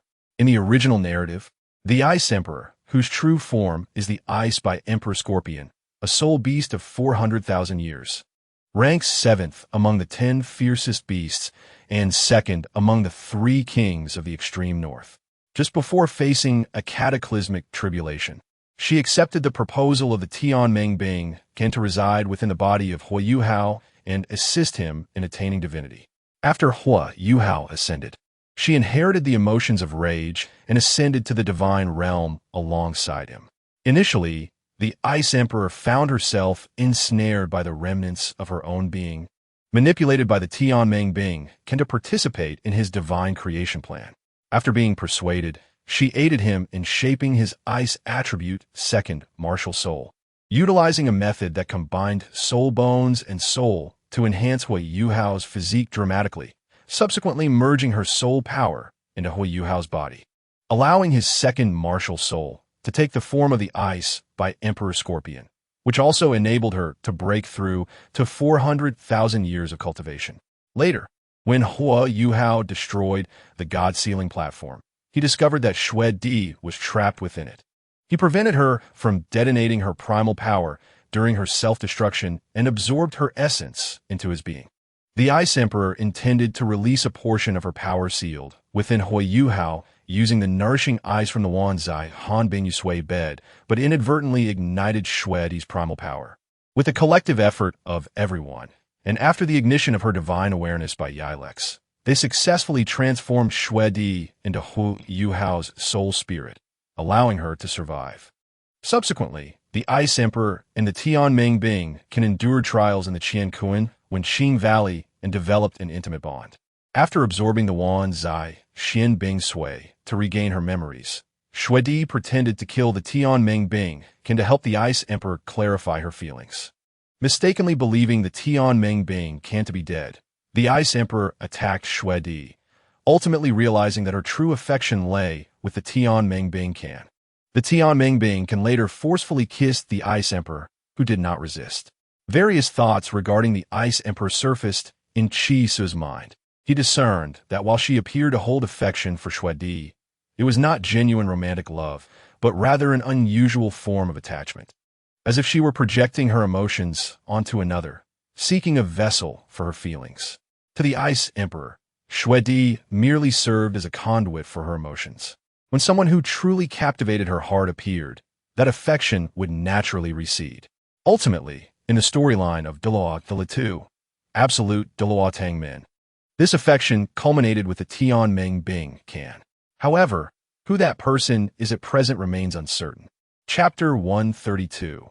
The Heart of the Ice Emperor. Then let us proceed as you suggest, Shwedi said, her expression mingling gratitude with an underlying tumult within her heart. Chisu waved his hand dismissively, signaling that it was of no consequence. Suddenly, a treasure bag appeared in Chisu's hand. He extended it to Shwedi, stating, "This bag contains extremely precious herbs that greatly benefit cultivation, with enough quantity for each of the remaining 10,000-year-old beasts to receive one." Shwedi accepted the bag and opened it, and an overwhelming fragrance of herbs filled the air instantaneously. Countless herbs floated serenely within the bag, evidently a soul guide device. The smile on Shwedi's face deepened, rendering her even more enchanting. "Thank you," she said shyly. Logically, Chisu had no obligation to assist her. After all, he had merely defended himself against a soul beast that sought to kill him, incurring no responsibility, let alone involving himself in the chaos of the extreme north. In that moment, Chisu's favorability soared in Shwedi's eyes. Historically, Shwedi had harbored a strong aversion to humans, perceiving human soul masters as greedy individuals who would unleash carnage for a mere soul bone, showing no restraint. However, upon encountering Chisu, she began to believe that not all human soul masters were devoid of virtue. "By the way, I haven't asked your name yet," Shwedi suddenly recalled, realizing she did not know Chisu's name, and promptly inquired. While she was not surprised that Chisu recognized her identity, given his prowess, it was only natural for him to be among the most elite human soul masters. She was intrigued nonetheless. Chisu smiled and replied, "Chisu." Shwedi nodded doubtfully. Chisu is a pleasant name. In her view, humans had few redeeming qualities, but they excelled in naming. Unlike soul beasts that bore names like Da, Bai, or Atai, human names were often melodious. "I owe you a favor," Shwedi added. In truth, compared to the Ice Emperor, Shwedi was the more challenging individual to engage with. Unlike the exceedingly proud Ice Emperor, Shwedi possessed an air of aloofness and tranquility, seemingly estranged from the soul beings of the extreme north except for the Ice Emperor. The fact that she was conversing so extensively with Chisu was indeed a rare occurrence. Shwedi's favorability reached 10. Just as Chisu was lost in thought while gazing at Shwedi, the long-absent voice of the system chimed in. After leaving the Bing Huoliang EI, Chisu had not heard that mechanical prompt in quite some time, and its sudden return brought a sense of familiarity. He stepped closer to Shwedi, lowering his voice. "Then let us keep it as a debt for now." Shwedi paused, momentarily taken aback. Her proud nature made her averse to owing favors. She had anticipated Chisu would deliver some flattery, saying something exaggerated like, "You are so beautiful. It is only right to assist you." Yet he unexpectedly accepted her favor in such a straightforward manner. As Chisu leaned in, the two found themselves in close proximity, an inexplicable aura swirling between them. Captivating and enchanting.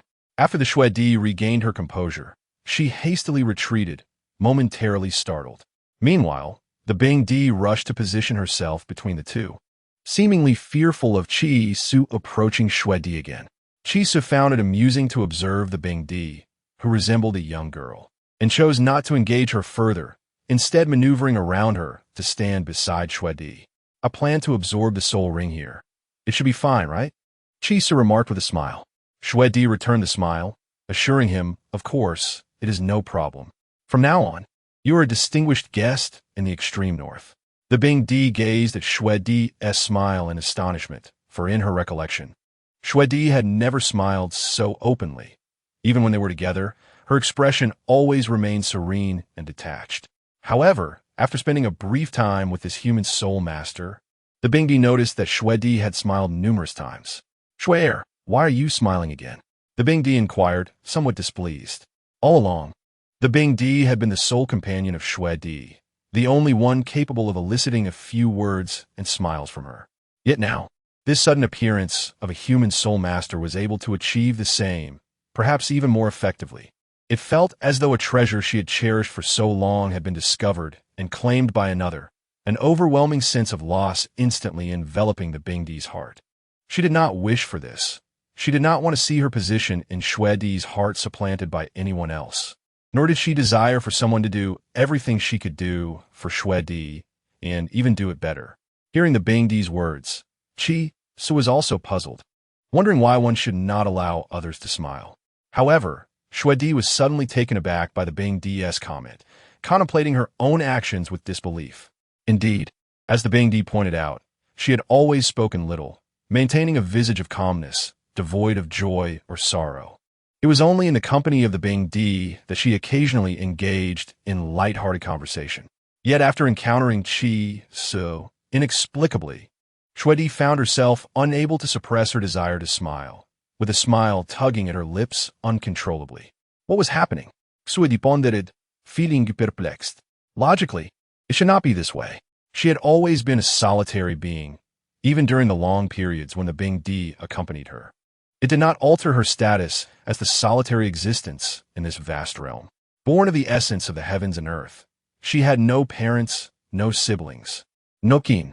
Xue Di was unique, yet profoundly lonely. The ice crystal saber-toothed tiger might encounter its kin, but at least it held on to hope while she had none.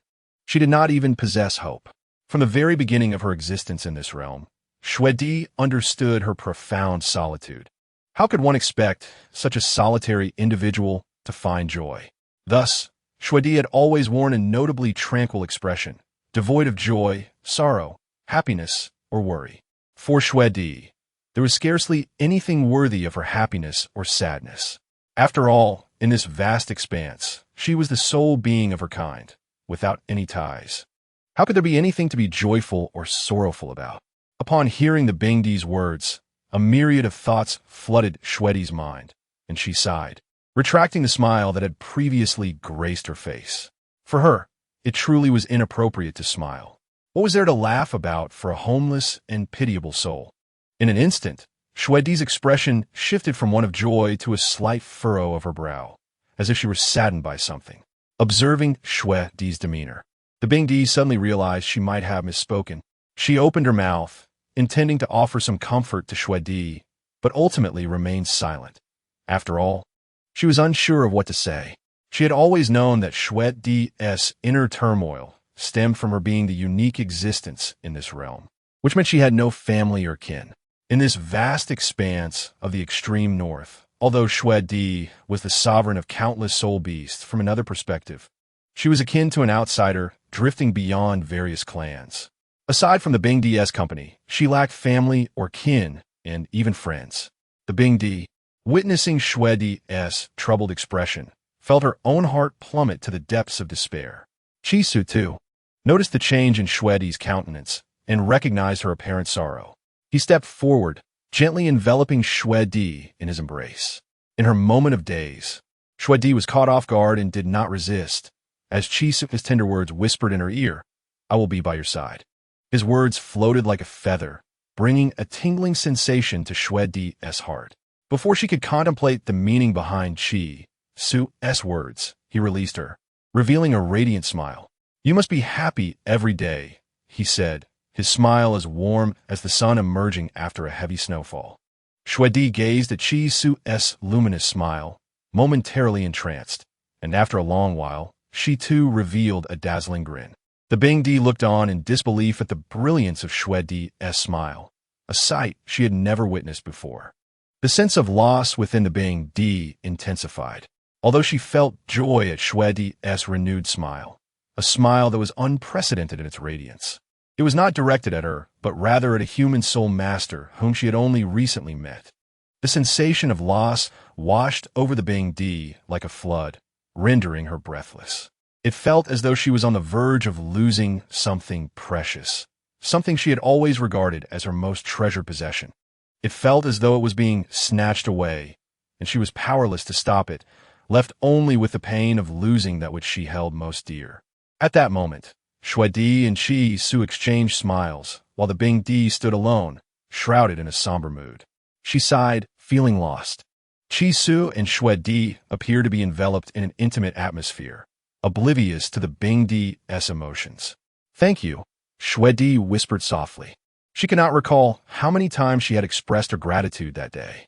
The number of times she had said thank you today far surpassed the countless years during which she had uttered the same words. She could not comprehend why this was happening, but she simply wished to express her gratitude and to smile. Since the arrival of this youth, whose smile radiated like sunlight, it seemed that many things were subtly changing. Chi-Su shook his head, perceiving this merely as a matter of course. "Brother, let me meet the Bingdi." At that moment, a voice resonated in Chi-Su's mind. It was Tianmeng Iceworm. In the original narrative, Tianmeng Iceworm resided in the extreme north and, at the age of 13, accidentally fell into a crevice while fleeing from an enemy. There, it encountered vast amounts of ice essence and cultivated for hundreds of thousands of years by consuming this essence, most of which was spent in slumber. After evading pursuit from an enemy in the sea, it fled to land and was sought after by numerous powerful soul beasts in the Stardow forest as a supplement for enhancing their cultivation. Upon reaching a cultivation level of 100,000 years, its lifespan waned, and it attempted to become the 9th soul ring of a certain psychic-type soul master. But its immense energy instantly overwhelmed the latter. Tianmeng Bankan was overjoyed upon encountering the spiritual soul master, Hui Hao, in the Stardow Great Forest while searching for his first soul ring. After applying several seals upon himself, he became Hui Hao's first soul ring. From that moment on, his spiritual essence resided within Hui Hao's sea of consciousness. In order to fully realize the second martial soul he wished to grant Hui Hao, he led him to the extreme north, persuading the Ice Emperor, ranked second among the 3 great kings of the extreme north, to become the first soul ring of Hui Hao's second martial soul, which took the form of the Ice Blue Emperor Scorpion. After discovering the Snow Emperor, who had escaped from the divine platform, they joined forces to rescue her. When the Snow Emperor's source power was inadvertently ignited in the Haotian sect, they united with others to resolve the crisis, and after Ilex ignited his shard of divine consciousness, they saved the Snow Emperor, overcoming the danger but suffering severe injuries, leading to a deep slumber. He left his spiritual essence with Hui Hao, acquiring the skill of a life reflection shield as Hui Hao's soul spirit, and assisted him in unraveling the spiritual seal left by Nyotian. In the Qianquan Wenqing Valley, Tianmeng Bankan underwent trials alongside the Ice Emperor, and their relationship deepened. When Hui Hao consolidated his spiritual soul core, he merged his source power with Hui Hao, enabling the successful formation of the spiritual soul core. After the Snow Emperor absorbed the ancient ice marrow and regained her memory, she pretended to kill Tianmeng Bankan to help the Ice Emperor recognize his true feelings for him. This revelation led to the Ice Emperor realizing his genuine affection for Tianmeng Bankan, solidifying their bond.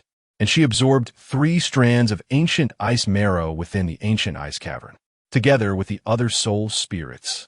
Tianmeng Bankan aided Hui Hao in forming the yin-yang complementary soul core, ultimately leading to Hui Hao's success in this endeavor, but they all fell into slumber. They awakened only after Hui Hao and Tang Wudong completed the soul core's reflective fusion. When Hui Hao broke through to become a limit Douluo, he successfully collaborated with the other soul spirits to counter the evil Eye Tyrant, forming the 3rd soul core. Various memories of Tianmeng Bankan resurfaced in Chi-Su's mind. He understood Tianmeng Bansan's feelings for the Ice Emperor and would not refuse if he wished to meet Chi-Su. However, Chi-Su firmly opposed any coercive methods resembling those in the original story. It would be utterly absurd for the Ice Emperor to still harbor affection for Tianmeng Bankan after such tactics. Which girl would fall for a tormentor? If Chi-Su were to pursue the Ice Emperor, he certainly would not obstruct him, but must be through honorable means. Chapter 133. Choice in Chi-Su's golden sea of consciousness, Tianmeng Bankan could naturally sense certain happenings around him, although Chi-Su had been shielding Tianmeng Bankan from external perceptions. After all, Chi-Su often engaged in indescribable activities with Xiao Wu and others, leaving no interest in allowing outsiders to spy. To Chi-Su, Tianmeng Bankan was merely a resident of his spiritual sea, devoid of any dominant position, and thus should not be able to perceive the world through him freely. Perhaps due to the enhancement of Tianmeng Bansan's spiritual power in the extreme north or sensing the presence of the Ice Emperor. Tianming Banqian unexpectedly did not remain quietly asleep in Chisu's mind, but instead requested to meet the Ice Emperor. Chisu did not wish to impose any restrictions. After all, Tianming Banqian had indeed significantly increased his strength and had previously assisted him. Chisu would not hinder his pursuit of the Ice Emperor, as long as it did not involve any disgraceful methods like in the original story. At that moment, the Snow Emperor wore a gentle smile, resembling a fairy bathed in sunlight, exceedingly beautiful. She shook the treasure bag in her hand, intending to gather herbs to distribute among the 10,000-year-old beasts in the extreme north to calm their restlessness. However, upon turning, she noticed the Ice Emperor's expression of despondency, as if troubled by something. The Snow Emperor paused. Her heart suddenly stirred. She understood the Ice Emperor's sorrow and the source of his worry. Yet, she felt powerless and helpless. She had always regarded the Ice Emperor as family and her best friend, a very intimate relationship, but not one of romantic intimacy. All along, the Snow Emperor had chosen to ignore these feelings or pretend to be unaware. Even now, with the Ice Emperor in a gloomy mood, she could not find the words to speak. Just as the Ice Emperor sighed in frustration over his helplessness, Chisu suddenly spoke to him, saying that someone wished to see him. The Ice Emperor, who had been looking down, raised his head in confusion upon hearing Chisu's words. Me? The Ice Emperor incredulously pointed to himself. Having never stepped outside the extreme north, how could this human soul master possibly know anyone he recognized? Chisu no did. Come fort. Tianming Banqian. Chisu snapped his fingers, and a golden silhouette of a silkworm appeared in the air, revealing the million-year soul beast Tianming Banqian. The Ice Emperor stared in astonishment at Tianming Banqian, feeling somewhat at a loss. Brother, display your soul ring. Rather than immediately conversing with the Ice Emperor, Tianming Banqian turned to Chisu with a flattering smile. Chisu rolled his eyes and activated the soul ring on the blue silver grass. The 6 soul rings that had been destroyed had reformed, now radiating a dazzling light around Chisu. Among them, the second ring, pure white and luminous, circled him, pulsating gently. In that moment, Chisu felt his consciousness rapidly extend outward, expanding far and wide. It was akin to gazing down upon the earth from the sky. Although not as profound as the control of the heavens and earth possessed by the Chongteng, it was still a terrifying level of spiritual perception. This was the state of Tianming Banqian's million-year soul ring with its spiritual power fully activated.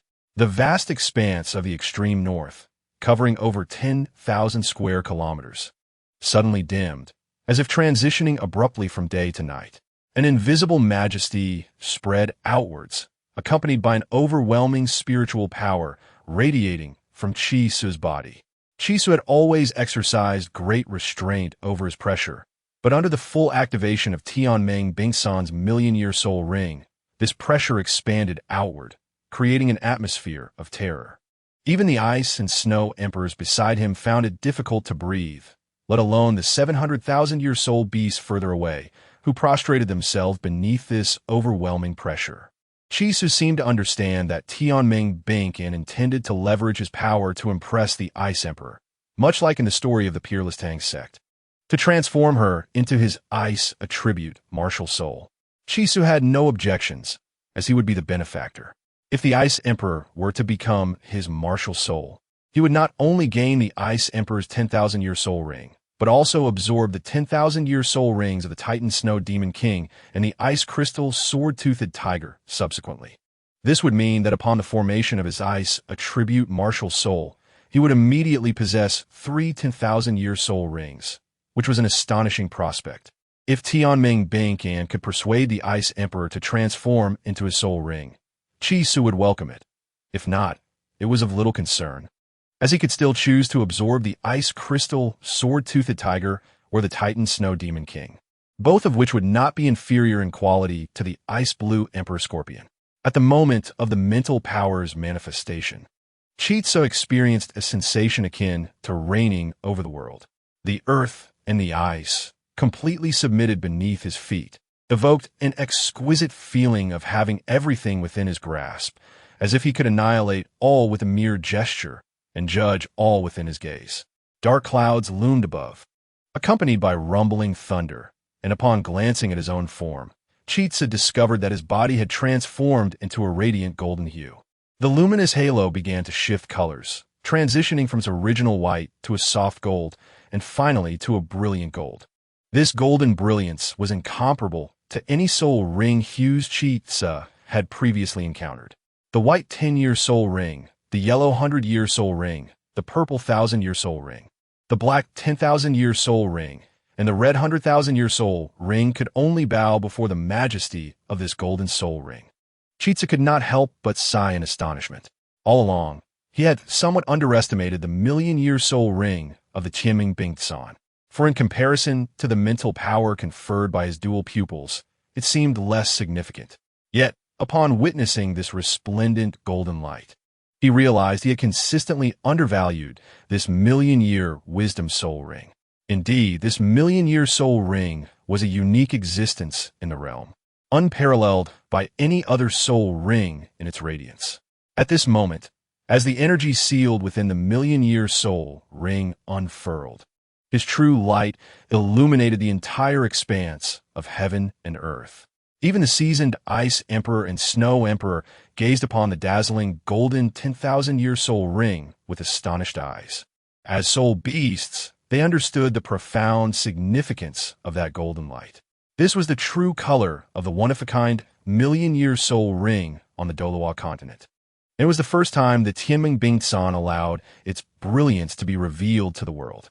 The 10-year white soul ring, the 100-year yellow soul ring, the 1,000-year purple soul ring, the 10,000-year black soul ring, and the 100,000-year red soul ring, and the legendary million-year soul ring, which was a dazzling gold. The Ice Emperor found it perplexing how this being had transformed into a human soul ring, and seemingly, it had not perished but instead resided within this human soul master. Countless questions swirled in the Ice Emperor's mind as she beheld the bizarre yet awe-inspiring spectacle before her. The once dark clouds suddenly surged violently, and in an instant, a layer of emerald green light spread forth from the distant northern horizon. The black sky transformed into a vibrant, translucent emerald, as if the heavens had become a vast emerald gemstone. The oppressive atmosphere dissipated in that moment, vanishing without a trace. The true essence of the Ice Crystal Emperor, Scorpion, manifested fully at this juncture, even more potent than when the Ice Emperor pursued Chitsa. One could discern the depth of the Ice Emperor's murderous intent towards the Tangmen Bingtsan.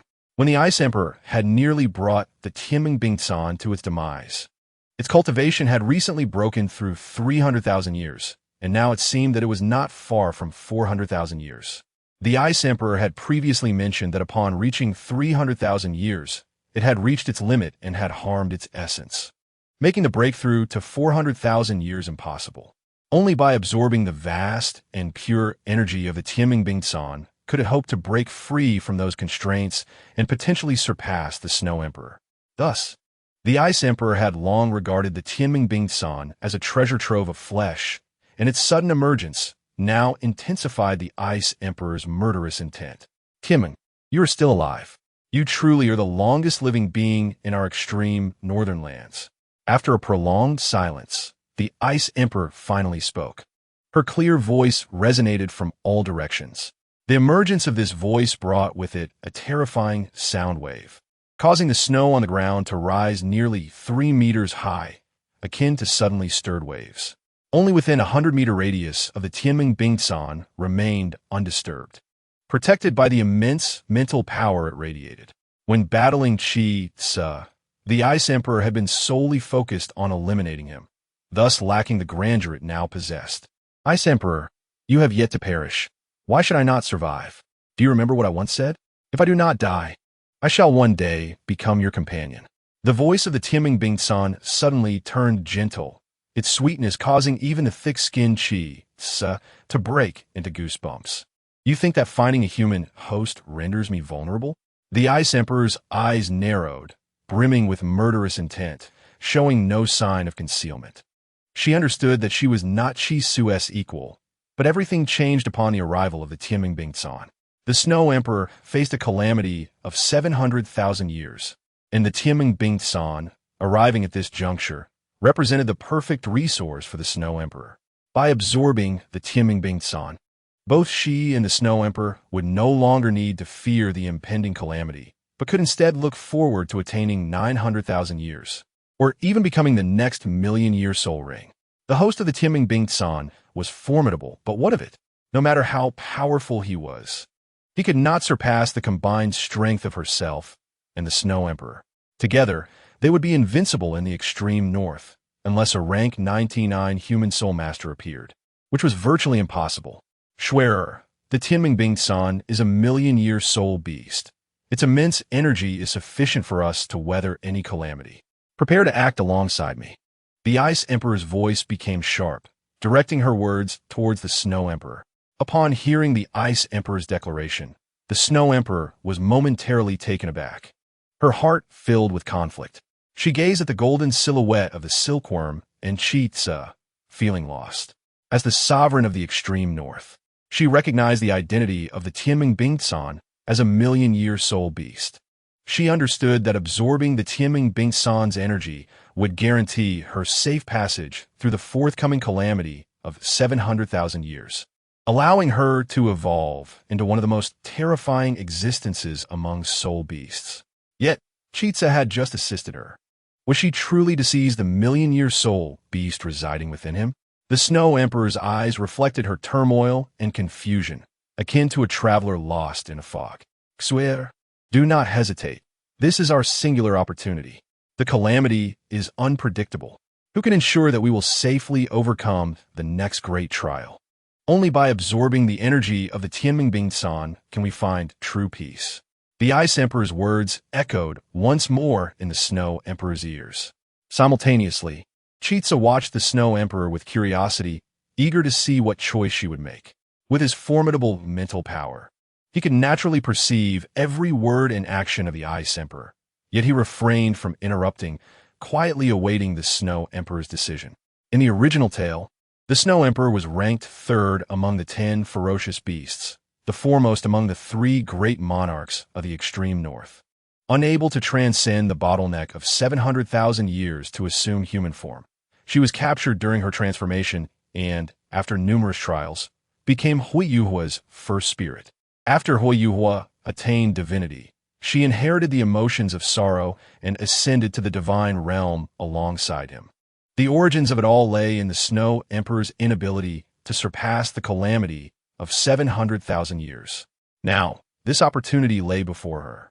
As long as Shue chooses to take action, the energy of the million-year Tianmeng Bing is within her grasp, allowing her to comfortably navigate the impending calamity. She would even have no cause for concern about the catastrophic events of the next 800,000 years. Would she make such a choice? Chisu was equally eager to find out. At that moment, Shuedi's hair flowed in a delicate shade of blue, curling slightly at the ends, adorned with blue ice crystal embellishments around her neck. Her azure eyes shone brightly against her snow-white skin, and her flowing white dress gave her the ethereal appearance of a celestial being descended to the mortal realm. Yet, upon her enchanting visage lingered a hint of sorrow, as if she were perplexed by some matter. On one side stood the young man she had only recently met, yet who had offered her immense warmth. On the other, the opportunity to transcend calamity. How to choose? Shuedi found herself in a quandary. Chapter 134. The deification plan. She lifted her gaze to Chisu, who radiated golden light, her eyes reflecting an indescribable emotion. Chisu, in turn, cast his clear and tranquil gaze upon Shuedi. Although it had not been long since their last exchange of glances, both were now consumed by their own thoughts, feeling a sense of trepidation and uncertainty. Shuedi could not decide between the million-year energy of Tianmeng Bingcan and the young man who had just assisted her, while Chisu was left wondering what choice Shuedi would ultimately make. Would she succumb to the temptation of overcoming calamity, or would she willingly forego this chance? In truth, Chisu held no judgment over Shuedi's potential decision. After all, although he had recently aided her, it was not a matter of life and death, merely a trivial affair. However, the million-year energy of Tianmeng Bing was of a different nature. Should Shuedi absorb this energy, She would not only pass through the imminent 700,000-year calamity safely, but would also be untroubled by the calamities of 800,000 or even 900,000 years, ultimately becoming the foremost among soul beasts, reaching the threshold of divinity. Thus, Chisu expressed his understanding of whichever choice Shue-Di made, feeling no discontent. Yet, if Shue-Di were to choose him, Chisu's eyes narrowed slightly, and a flurry of thoughts crossed his mind, leaving him momentarily bewildered. The two exchanged a glance, but soon diverted their gazes, each lost in their own contemplations. Tianming, do not presume that the human boy you have found possesses the sole power to command respect before us, Ice Emperor stated coldly, her gaze imbued with the chill of ice, reminiscent of the extreme frost of the far north. In that moment, she truly embodied the Emperor of Ice and Snow, a sovereign of the extreme north, exuding a terrifying aura of authority. Her voice, though soft, carried the weight of a superior's pressure and might, starkly contrasting with her earlier playful demeanor with Chi-Su.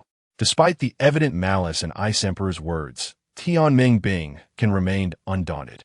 With a gentle smile, Tianming Bing can spoke with grace. I have lived for 1,000,000 years, the majority of which has been spent in slumber.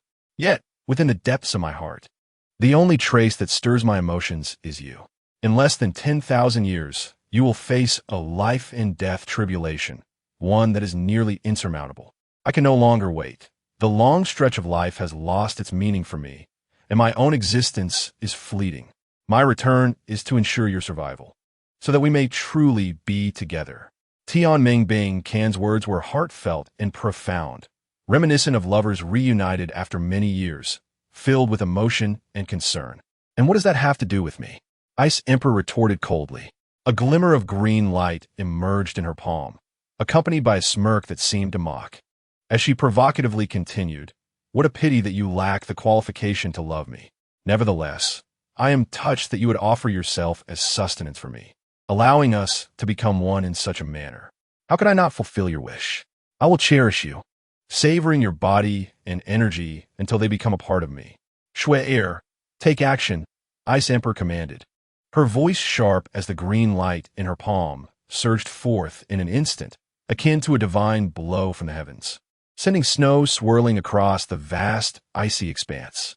In that moment, the Ice Emperor, ruler of the extreme north, revealed her true prowess, embodying the essence of a sovereign amidst the frozen wilderness. The emerald light surged towards Chi-Su and the ethereal figure of Tianming Bing Can, as if a divine retribution were descending upon them. With narrowed eyes, Chi-Su lifted a hand, summoning a black rift in the fabric of space, as if seeking to consume all in its path. The green light, upon contact with this rift, was drawn in as if it had encountered a black hole, vanishing without a trace, leaving no trace of verdancy in the world. In the distance, Xiao Wu furrowed her brow, her expression tinged with concern as she observed the unfolding scene. Tianqing Bone Dragon, go and investigate.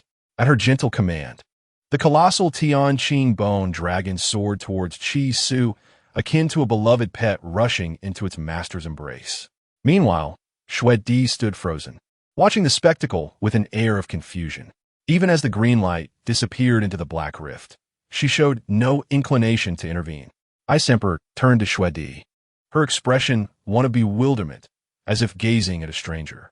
Moments ago, she had exuded the confidence of a sovereign, but now she resembled a powerless girl, crushed by fate, resigned to its merciless flow. I cannot act, Shue-Di murmured, her gaze vacant. After countless moments of hesitation and internal conflict, she ultimately refrained from making a move. At that moment, Chi-Su sighed inwardly, a smile gracing his features. His relief did not stem from fear of facing the combined might of Shue-Di and Ice Emperor, while he acknowledged their overwhelming strength. He was confident in his ability to escape. What truly filled him with joy was the realization that Shue-Di had chosen him in the face of immense temptation. Ice Emperor stared blankly at Shue-Di, before casting a deep glance at Chi-Su. Suddenly, a realization dawned upon her. The treasure she had cherished had been taken by another. Tears, once held at bay, now streamed down her cheeks. reminiscent of a little girl mourning the loss of something precious. Shuedi, at a loss for how to comfort Ice Emperor, stepped forward, yearning to embrace her, yet ultimately withdrew her hand. Tian Mengbing can observe Ice Emperor's sorrowful demeanor, her own smile fading as she spoke softly. Ice Emperor, do you know why I sought you out? Yet Ice Emperor, engulfed in her grief, paid no heed to Tian Mengbing Can's words, continuing to weep quietly like a child lost in sorrow. Tian Mengbing Can, undeterred by the Ice Emperor's indifference, was filled with fervor as he proclaimed, "What lies before you is not merely an opportunity to overcome a tribulation of 400,000 years, but the chance to ascend to divinity, to become a god." As he uttered these final words, his voice crescendoed into a near roar. The Ice Emperor, who had been weeping with her knees drawn up, lifted her gaze in bewilderment upon hearing Tian Mengbing San's fervent declaration. "What do you mean?" she asked, her tear-streaked face a portrait of confusion. Not only the Ice Emperor, but even Shuedi regarded Tian Mengbing Can with astonishment, puzzled by his pronouncement. As one of the most formidable spirit beasts in existence, Shuedi was well aware that the most powerful entities in this world were gods. However, legends of spirit beasts achieving divinity were virtually non-existent. Shuedi had never dared to dream of becoming a god herself. Yet here was Tian Mengbing Can, shouting that the opportunity to ascend was right before the Ice Emperor. Naturally, Shuedi was deeply stirred, her anticipation palpable as she gazed at him. Observing the Ice Emperor's confused expression, Tian Mengbing Can solemnly inquired, "Which race possesses the greatest potential on our continent?" The Ice Emperor hesitated, glancing at Kais before tentatively responding, "Are you referring to humans?" Tian Mengbing Can nodded affirmatively, saying, "Indeed, it is humans." While the Ice Emperor was momentarily taken aback, Tian Mengbing Can continued, "Though some among us spirit beasts like you are born into nobility with formidable physiques, we cannot deny that in comparison to human potential, we fall significantly short. The human body, when compared to your ice crystal scorpion lineage, can be deemed insignificant. Yet, a gifted human, after merely a few decades of cultivation, can rival your kin who have trained for tens of thousands, even hundreds of thousands of years. Why is this so? It is due to the disparity in potential. Humans may possess frail bodies and short lifespans, but their potential is a divine blessing, a quality we cannot hope to match. This is the advantage of humans, a trait we lack. Undeniably, Tian Mengbing San's eloquence was masterful, akin to that of a motivational speaker, swiftly drawing others into his narrative without allowing any time for reaction. At this moment, the Ice Emperor was thoroughly ensnared in the atmosphere crafted by Tian Mengbing San's words, fully immersed in his cadence. Yet, the crux of the matter was that they possessed the qualifications for divinity. After an extensive discourse, Tian Mengbing Can delivered his concluding statement with a weighty finality, akin to the revelation of a hidden dagger, shimmering with terrifying brilliance. The Ice Emperor realized she had been profoundly affected by Tian Mengbing San's rhetoric. The most effective lies are not those shrouded in secrecy, but rather those constructed from a series of truths, creating a deceptive facade. At this juncture, it was evident that the Ice Emperor had fallen into the trap woven by Tian Mengbing Can. Compared to humans, spirit beasts indeed lacked even the qualifications for divinity. Regardless of how powerful a spirit beast might be, heaven would only rain down tribulations as divine punishment, never opening the gates of the divine realm. In contrast to human spirit masters, spirit beasts appeared to be born of nobility, yet in reality, they were far more wretched. The Ice Emperor gazed silently at Tian Mengbing Can, as if observing a stranger. Sensing her silence, Tian Mengbing Can pressed on. "When we spirit beasts reach a cultivation level of 100,000 years, we are afforded the opportunity to be reborn as humans. However, few possess the courage to undertake this transformation, as we cannot guarantee success within a mere century of cultivation. Even if one does succeed, their lifespan rarely exceeds 500 years. For us, the notion of becoming a god is little more than a fantasy. The continent has thrived for over 1 billion years, existing long before the advent of humanity. Yet to this day, how many spirit beasts have achieved the status of an eternal god through the path of rebirth?" Tianming Bingkan's assertion was not without merit. The risks associated with rebirth were immense, and a single misstep could lead to irretrievable doom. At this moment, Ma Xiaotao, who had been listening intently, nodded in contemplation. Had it not been for her mother transforming into a spirit ring, she too would not have embarked on the path of rebirth. Noticing the Ice Emperor's continued silence, but observing the fire kindling within her eyes, Tianming Bingkan recognized that he was nearing a breakthrough of the Ice Emperor's defenses. She was akin to dry tinder, awaiting a spark. I too am reluctant to pursue that ethereal path, fearing premature demise during the rebirth process. As a fallback, I have chosen another route, the creation of a god, to forge a deity into existence. Though I am not a god myself, I can accompany this god and share in the gift of eternal life, becoming a part of the deity's essence. Thus, I have resolved to become a spirit ring, a ring of wisdom. I shall utilize my power to assist him in his gradual ascension to divinity. As Tianming Bingkan spoke with increasing fervor, it was as though the gates of the divine realm had swung wide open before him. The Ice Emperor raised her head, her eyes ablaze with fervent fire. Despite the emotional turmoil wrought by Shuidi's plight, she was, after all, the empress of the Ice Crystal Scorpion clan, a royal with aspirations as vast as the stars and the sea.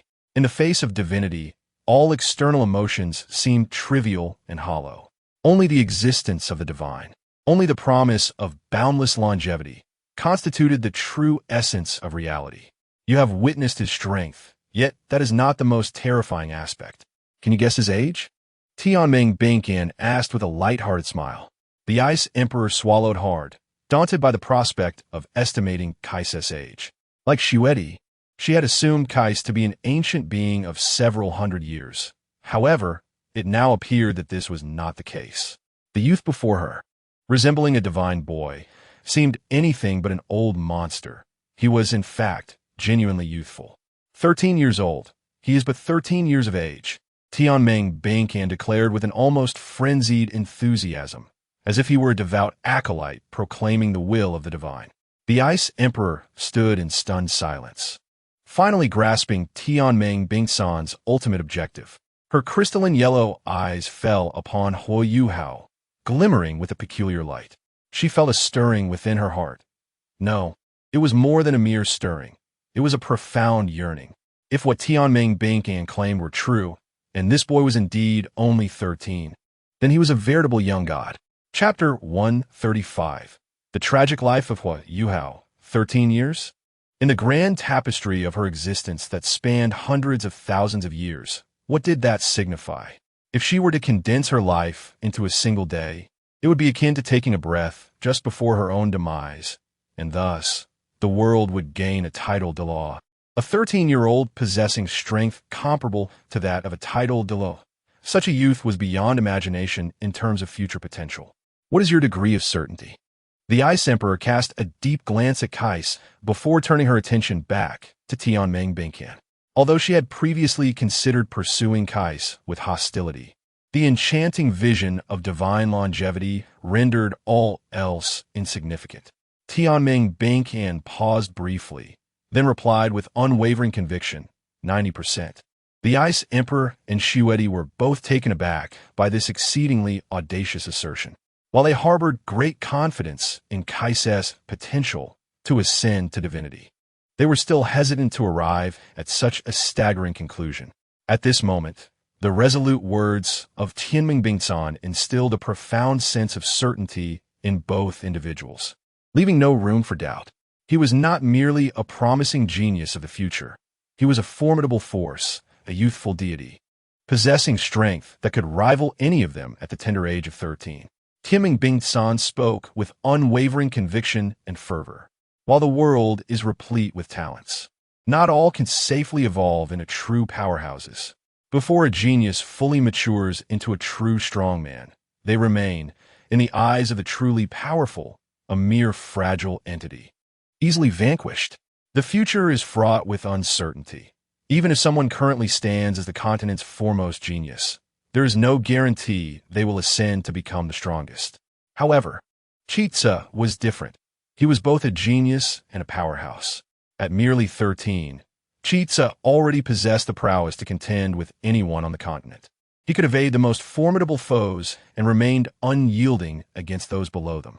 Unless a deity were to descend, Chitsa was already regarded as the finest individual on the continent. Thus, Tangmen San felt justified in asserting a 90% certainty regarding the ethereal matter of ascension to divinity. So, do you wish to join me in crafting a deity? At this moment, a smile graced Tangmen San's lips, akin to a hunter poised to seize a long-awaited opportunity. The Ice Emperor lowered her head, lost in contemplation. Crafting a deity? Ascending to divinity? Eternity? All of this struck the Ice Emperor with immense force, causing her previously established world to crumble. Indeed, as Tangmen San articulated, the Ice Emperor had already sustained damage to her essence during the cataclysm 300,000 years ago, rendering her incapable of surviving the impending 400,000-year tribulation. Now, with the opportunity to ascend to divinity laid before her, the Ice Emperor found it difficult to refuse. A 90% chance of becoming a deity was not merely a gamble with her life, but a glimpse into the future. Why seek me? The Ice Emperor needed to dispel all her doubts before she could wholeheartedly agree to Tangmen San as the continent's unparalleled million-year soul beast. I will not only endow my host with a million-year soul ring, but also grant them an ice attribute martial soul, the manifestation of which depends on the first soul ring absorbed. In truth, my assertion of a 90% certainty is somewhat conservative, coupled with your involvement. It should rise to 99%. Tangmen San articulated slowly. Upon hearing this, the Ice Emperor fell into a deep reverie, and after a lengthy pause, she declared, I accept your proposal. A gentle smile appeared on Tangmen San's face at her response, and then he turned to Chitsa, exclaiming, Brother, I've secured this for you. Chitsa rolled his eyes, disregarding Tangmen San. In truth, whether or not the Ice Emperor, the Ice Crystal King Scorpion, aided him made little difference to Chitsa, as both the Ice Crystal Saber-Toothed Tiger and the Titan Snow Demon King were equally formidable. Thus, Chitsa felt no particular gratitude towards Tangmen San, recognizing that self-interest undoubtedly played a significant role in his actions. Release your spiritual essence, Tangmen San instructed after the Ice Emperor's acquiescence. The Ice Emperor hesitated, feeling trepidation about exposing her spiritual essence. The spiritual essence is of utmost importance, yet also exceedingly fragile. To lay it bare is akin to entrusting one's name to another's hands, and the Ice Emperor was understandably cautious. With the Snow Emperor present, how could I deceive you? Tangmen San hastily reassured her upon observing her hesitation. The Ice Emperor glanced at the Snow Emperor and, upon receiving an affirmative nod, resolutely addressed Tangmen San. You must swear an oath. Tangmen San, perceptive to the Ice Emperor's uncertainty, did not hesitate and solemnly declared, By the grace of the Ice God, I, Tangmen San, vow in the name of Ice that should I deceive the Ice Emperor, and she does not attain her desired wisdom soul ring after releasing her spiritual essence, may all that belongs to Ice be stripped from me.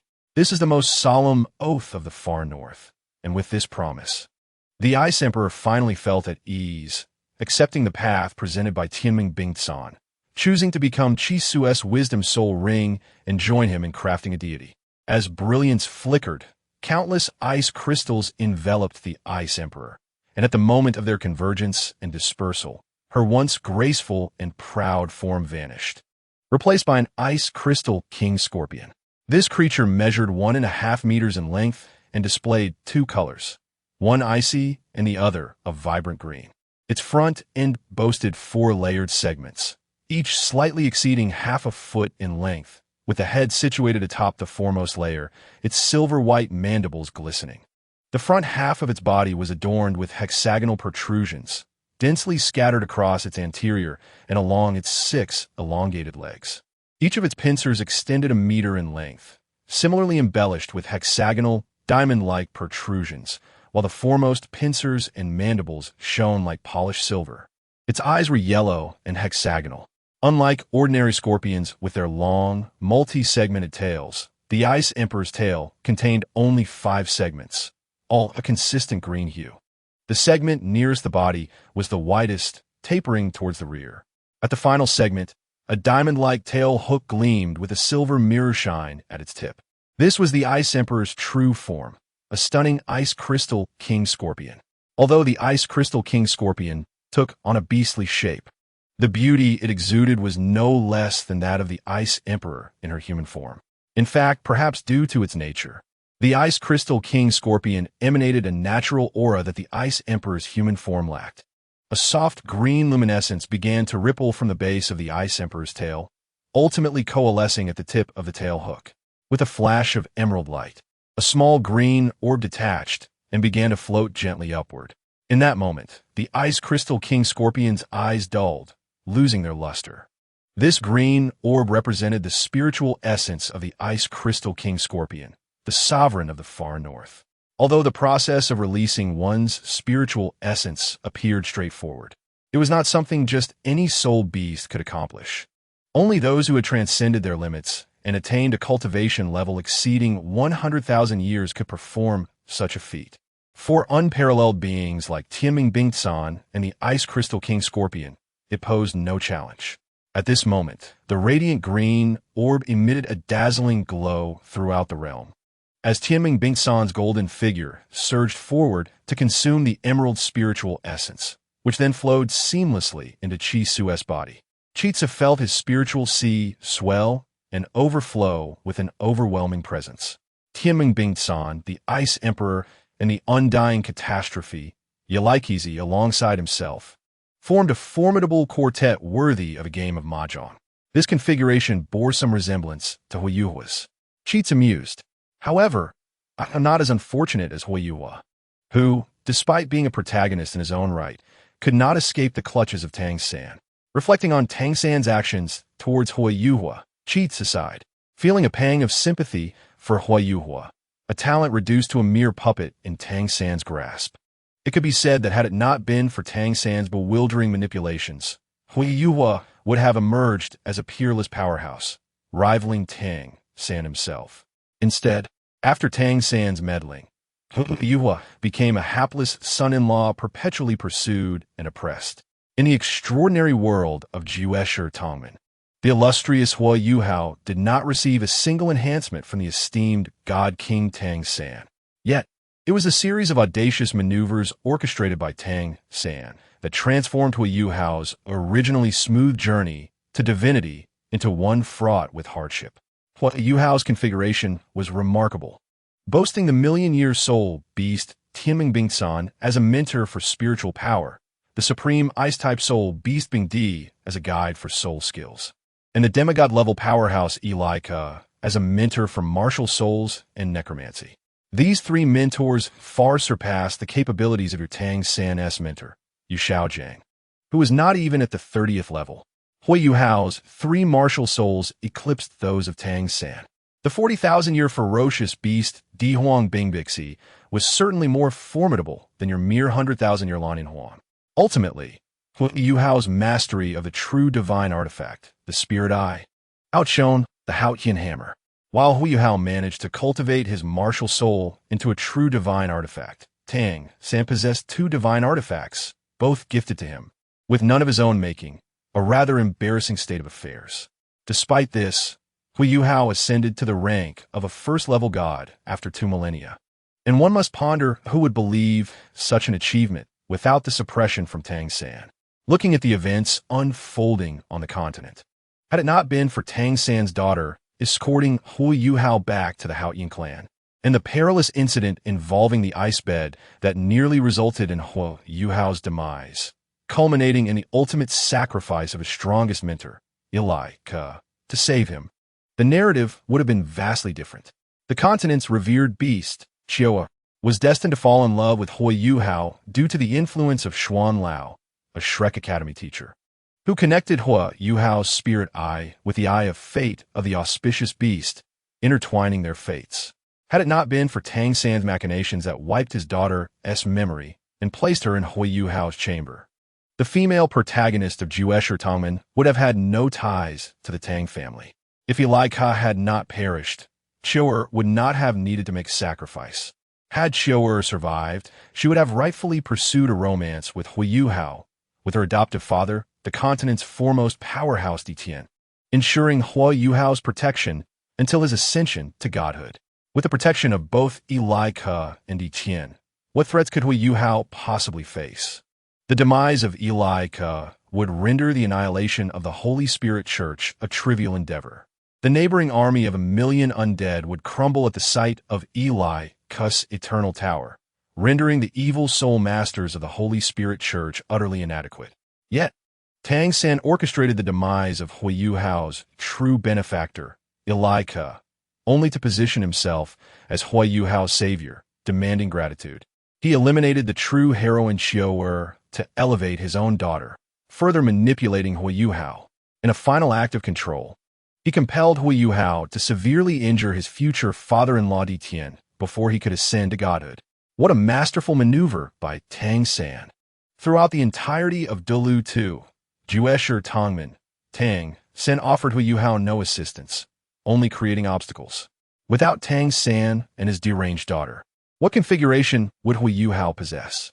3 martial souls, 6 powerful spirits, the Yin-Yang dual soul core, sacred necromantic magic, the eye of fate of the imperial auspicious beast, the leader of the spirit pagoda, and the father of the young emperor of the Sun-Moon Empire. Yuhao's pre-divine strength rivaled that of Tang San. With such prowess, what divine position could he not attain? He might even have created his own divine title. Ever since establishing a relationship with Tang San's daughter, he was left half-paralyzed and wounded by the ice and fire duality, and he was repeatedly killed in the Qian Kuan Wenqing Valley, squandering the last means of survival left to him by Eli Ke. Tang San exploited the bloodline of the auspicious beast, leading to the beast tide. And upon becoming a titled Douluo, he had to face the attack from Tian. Ultimately, even the Yin-Yang dual soul core was appropriated by Tang San's daughter, who held Hui Yuhao hostage over matters concerning children. Hui Yuhao risked his life for the Tang family, only to have Tang Wutong bind him with restrictions, rendering him unable to express affection for his wife without submitting a formal request to his father-in-law. After 20 years of marriage, Tang San casually remarked that once this matter concluded, their family of 4 would live harmoniously. In all honesty, even when I travel, I must consider whether to board my dog or take it along. How is it that Hui Yuhao's situation compares unfavorably to that of a mere dog? Such a predicament cannot simply be encapsulated by the term manipulation. The young boy who initially ventured into the Stardow forest with a short dagger has seemingly perished, having become a puppet mocked by the lofty god King Tang San, devoid of any independent thought. He even forsook his late mother's surname. The moment the name Dai Yuhao emerged, the boy who once gazed at the stars and proclaimed that he could pluck them from the sky had irrevocably passed away.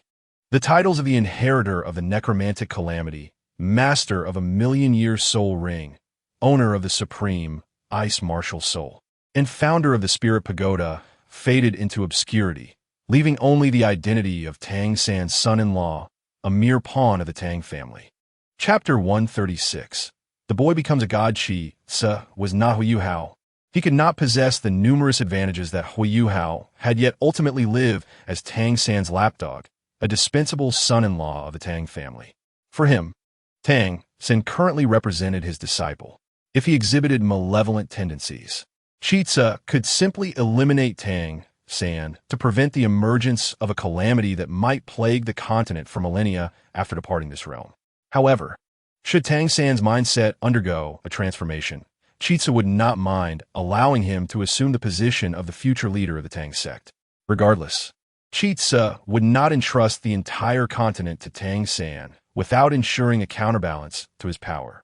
As for who that contingency would be, Chi-tse had yet to decide, preferring to observe closely in the days to come. First the bone, then the soul. The Ice Emperor stated with a determined yet somewhat cold demeanor. The Tianming Bingsan regarded the Ice Emperor with curiosity, seemingly perplexed by the Ice Emperor's choice. "Are you certain?" the Tianming Bingsan inquired, its tone laced with doubt. For Chi-tse, the distinction between first bone, then soul, and first marriage, then bone held no significance. With his formidable strength, He could effortlessly merge with the Ice Emperor to acquire her as his ice attribute martial soul without needing to enhance his physique with the soul bone first. The Tangmen San's surprise regarding the Ice Emperor's decision stemmed from the fact that once the path of first bone, then soul was taken, the Ice Emperor would have no retreat. If the merging process failed, she would lose her physical form and her spiritual essence would vanish from existence. Thus, the Ice Emperor had effectively severed all escape routes the moment she chose to become Chi Su's martial soul. The Ice Emperor nodded, opting for silence. The Tangmen San's tones softened as it said, so you trust me so deeply. This choice will irrevocably damage your body, leaving you with no way out. You truly move me. Though the Tangmen San had not endured the trials of the Stardew Forest, its demeanor remained unchanged. Begone, the Ice Emperor retorted icily. Have I ever left myself a back door? Once a decision is made, one must devote oneself fully. Hesitance only allows opportunities to slip away. Stop your rambling. Chitsa chuckled. At that moment, the Ice Emperor resembled the true Ice Queen rather than the tempestuous woman she had previously been with him. The Ice Emperor cast a sidelong glance at Tangmen San before turning to Chitsa. His tone significantly softened compared to his earlier discourse with Tangmen San. He gently remarked, "Since I have chosen to trust you, I shall naturally entrust myself to you without reservation." Upon hearing this, Chitsa couldn't help but twitch the corner of his mouth. The phrase "entrust myself to you without reservation" sounded rather peculiar. He forced a smile, nodding subtly towards the Ice Emperor.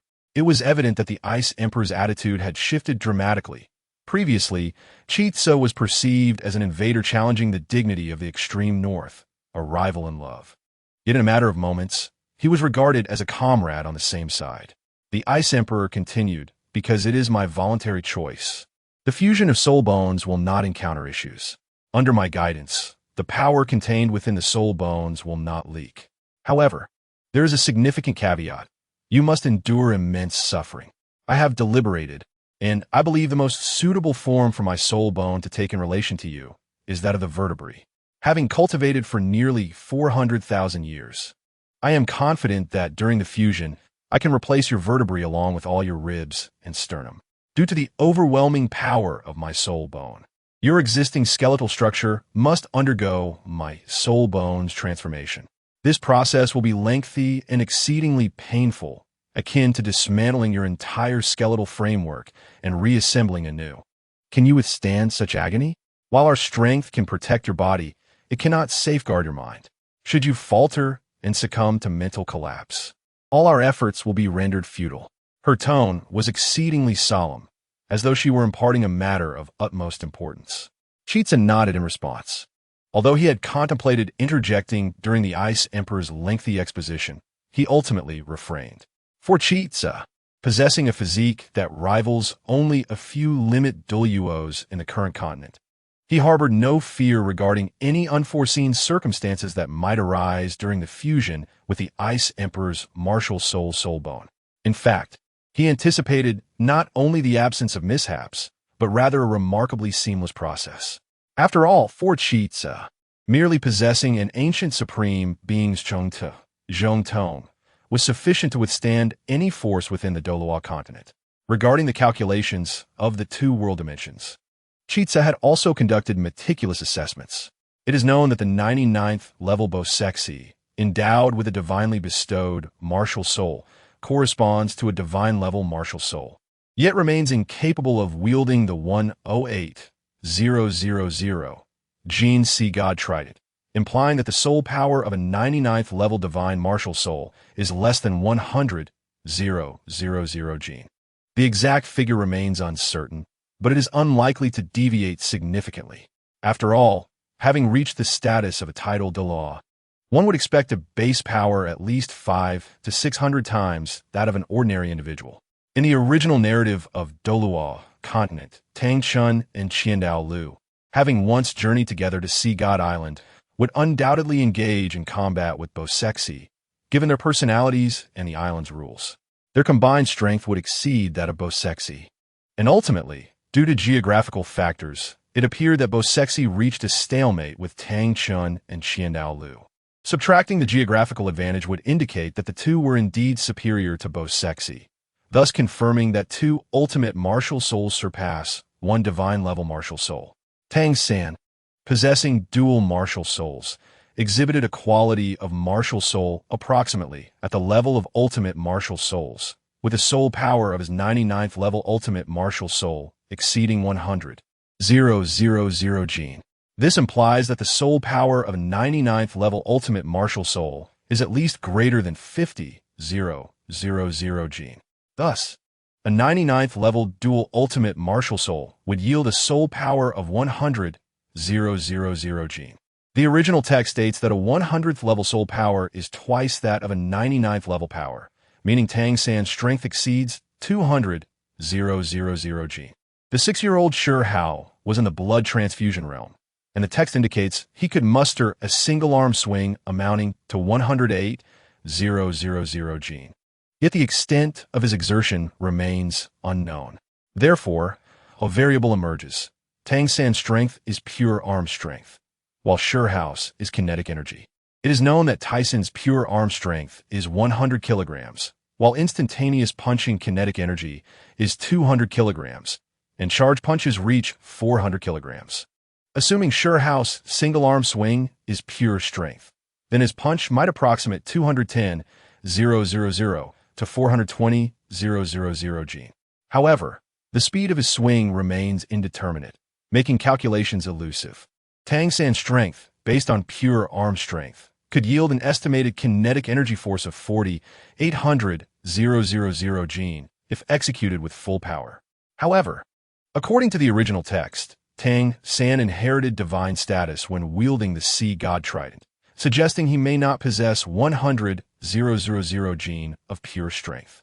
Particularly as the sea god trident could not withstand even the angel god, it is reasonable to speculate how formidable Tang San's pure strength could truly be. The resulting conclusion suggests that Tang San's strength may indeed be inferior to that of Shi Hao, yet the inheritor of divine status, Tang San, exhibits remarkable prowess in performance. He can manipulate water within a radius of 1 kilometer and launch attacks over a distance of 10 kilometers. Given that 1 kilometer equals 109 m or 1 billion m, with 1 m of water weighing 1 ton, this amounts to 1 billion tons of water. Calculating based on the volume of a hemisphere centered around Tang San, it can be deduced that Tang San's soul power can control 262 billion tons of water, propelling it to heights of 10,000 meters. The text also mentions generating water in the form of a tornado within a kilometer, capable of instantaneously annihilating flying beings within a 10,000 meter radius. Dr. Fujita, a tornado expert from the University of Chicago, classifies tornadoes into 6 levels, from F0 to F5, with F0 and F1 being relatively weak, featuring wind speeds less than 50 meters per second. F2 and F3 denote strong tornadoes, with wind speeds ranging from 51 to 92 meters per second, while F4 and F5 represent violent tornadoes, with F5 gusts reaching 150 meters per second. If we assume a conservative choice of F3 level wind speed at 80 meters per second, to move 262 billion tons of matter at this speed necessitates an energy expenditure calculated via the kinetic energy formula, resulting in a demand of approximately 464 trillion joules per second.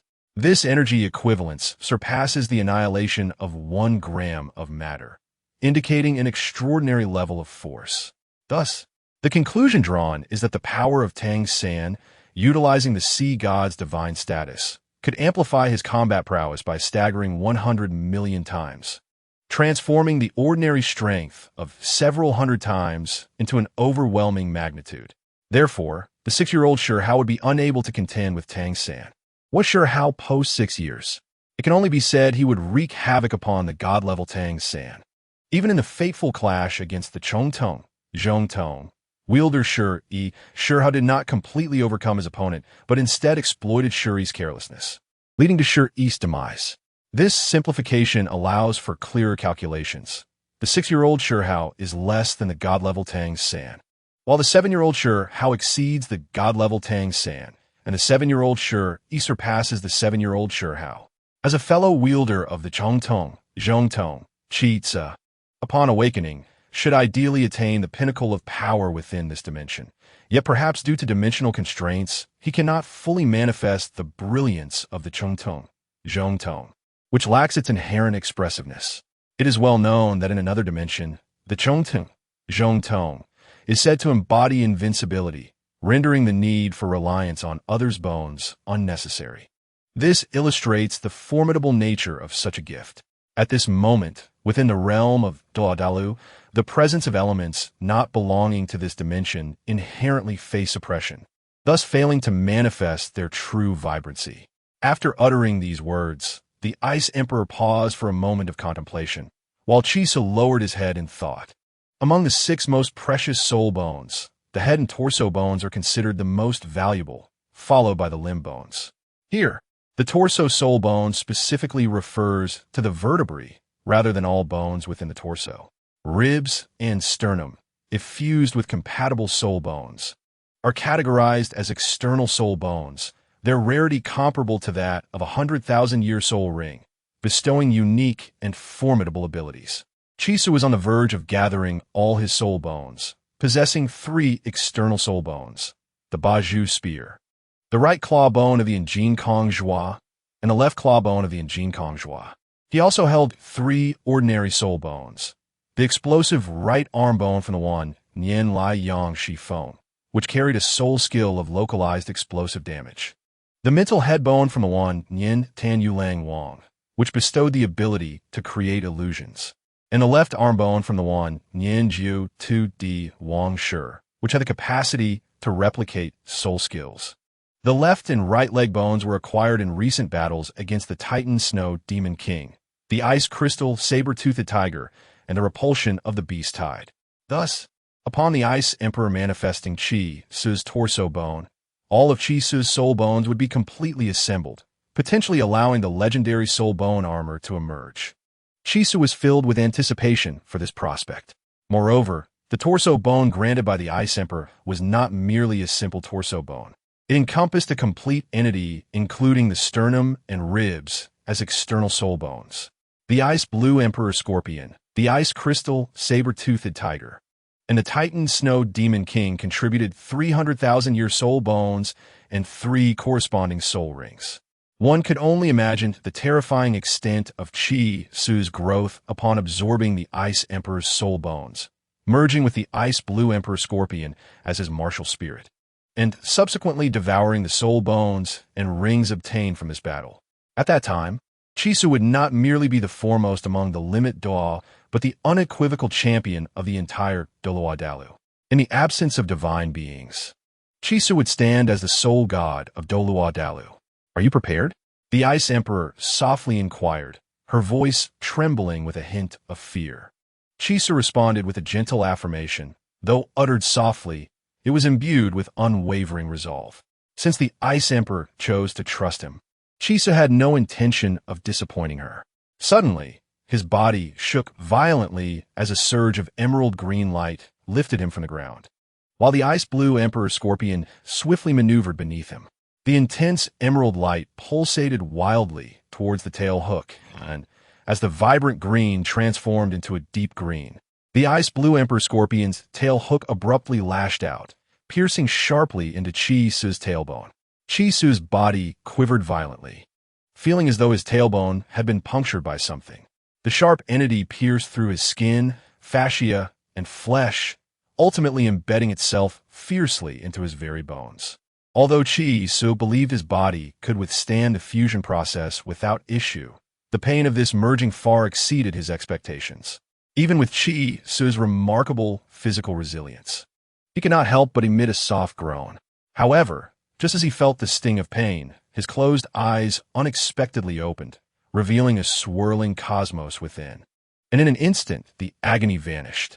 In Chapter 137, Conscience Clear, the moment his dual pupils opened, the pain brought by the fusion with the Ice Emperor as his martial spirit instantly dissipated, leaving Qi Tse feeling remarkably at ease, as if soaring upon clouds.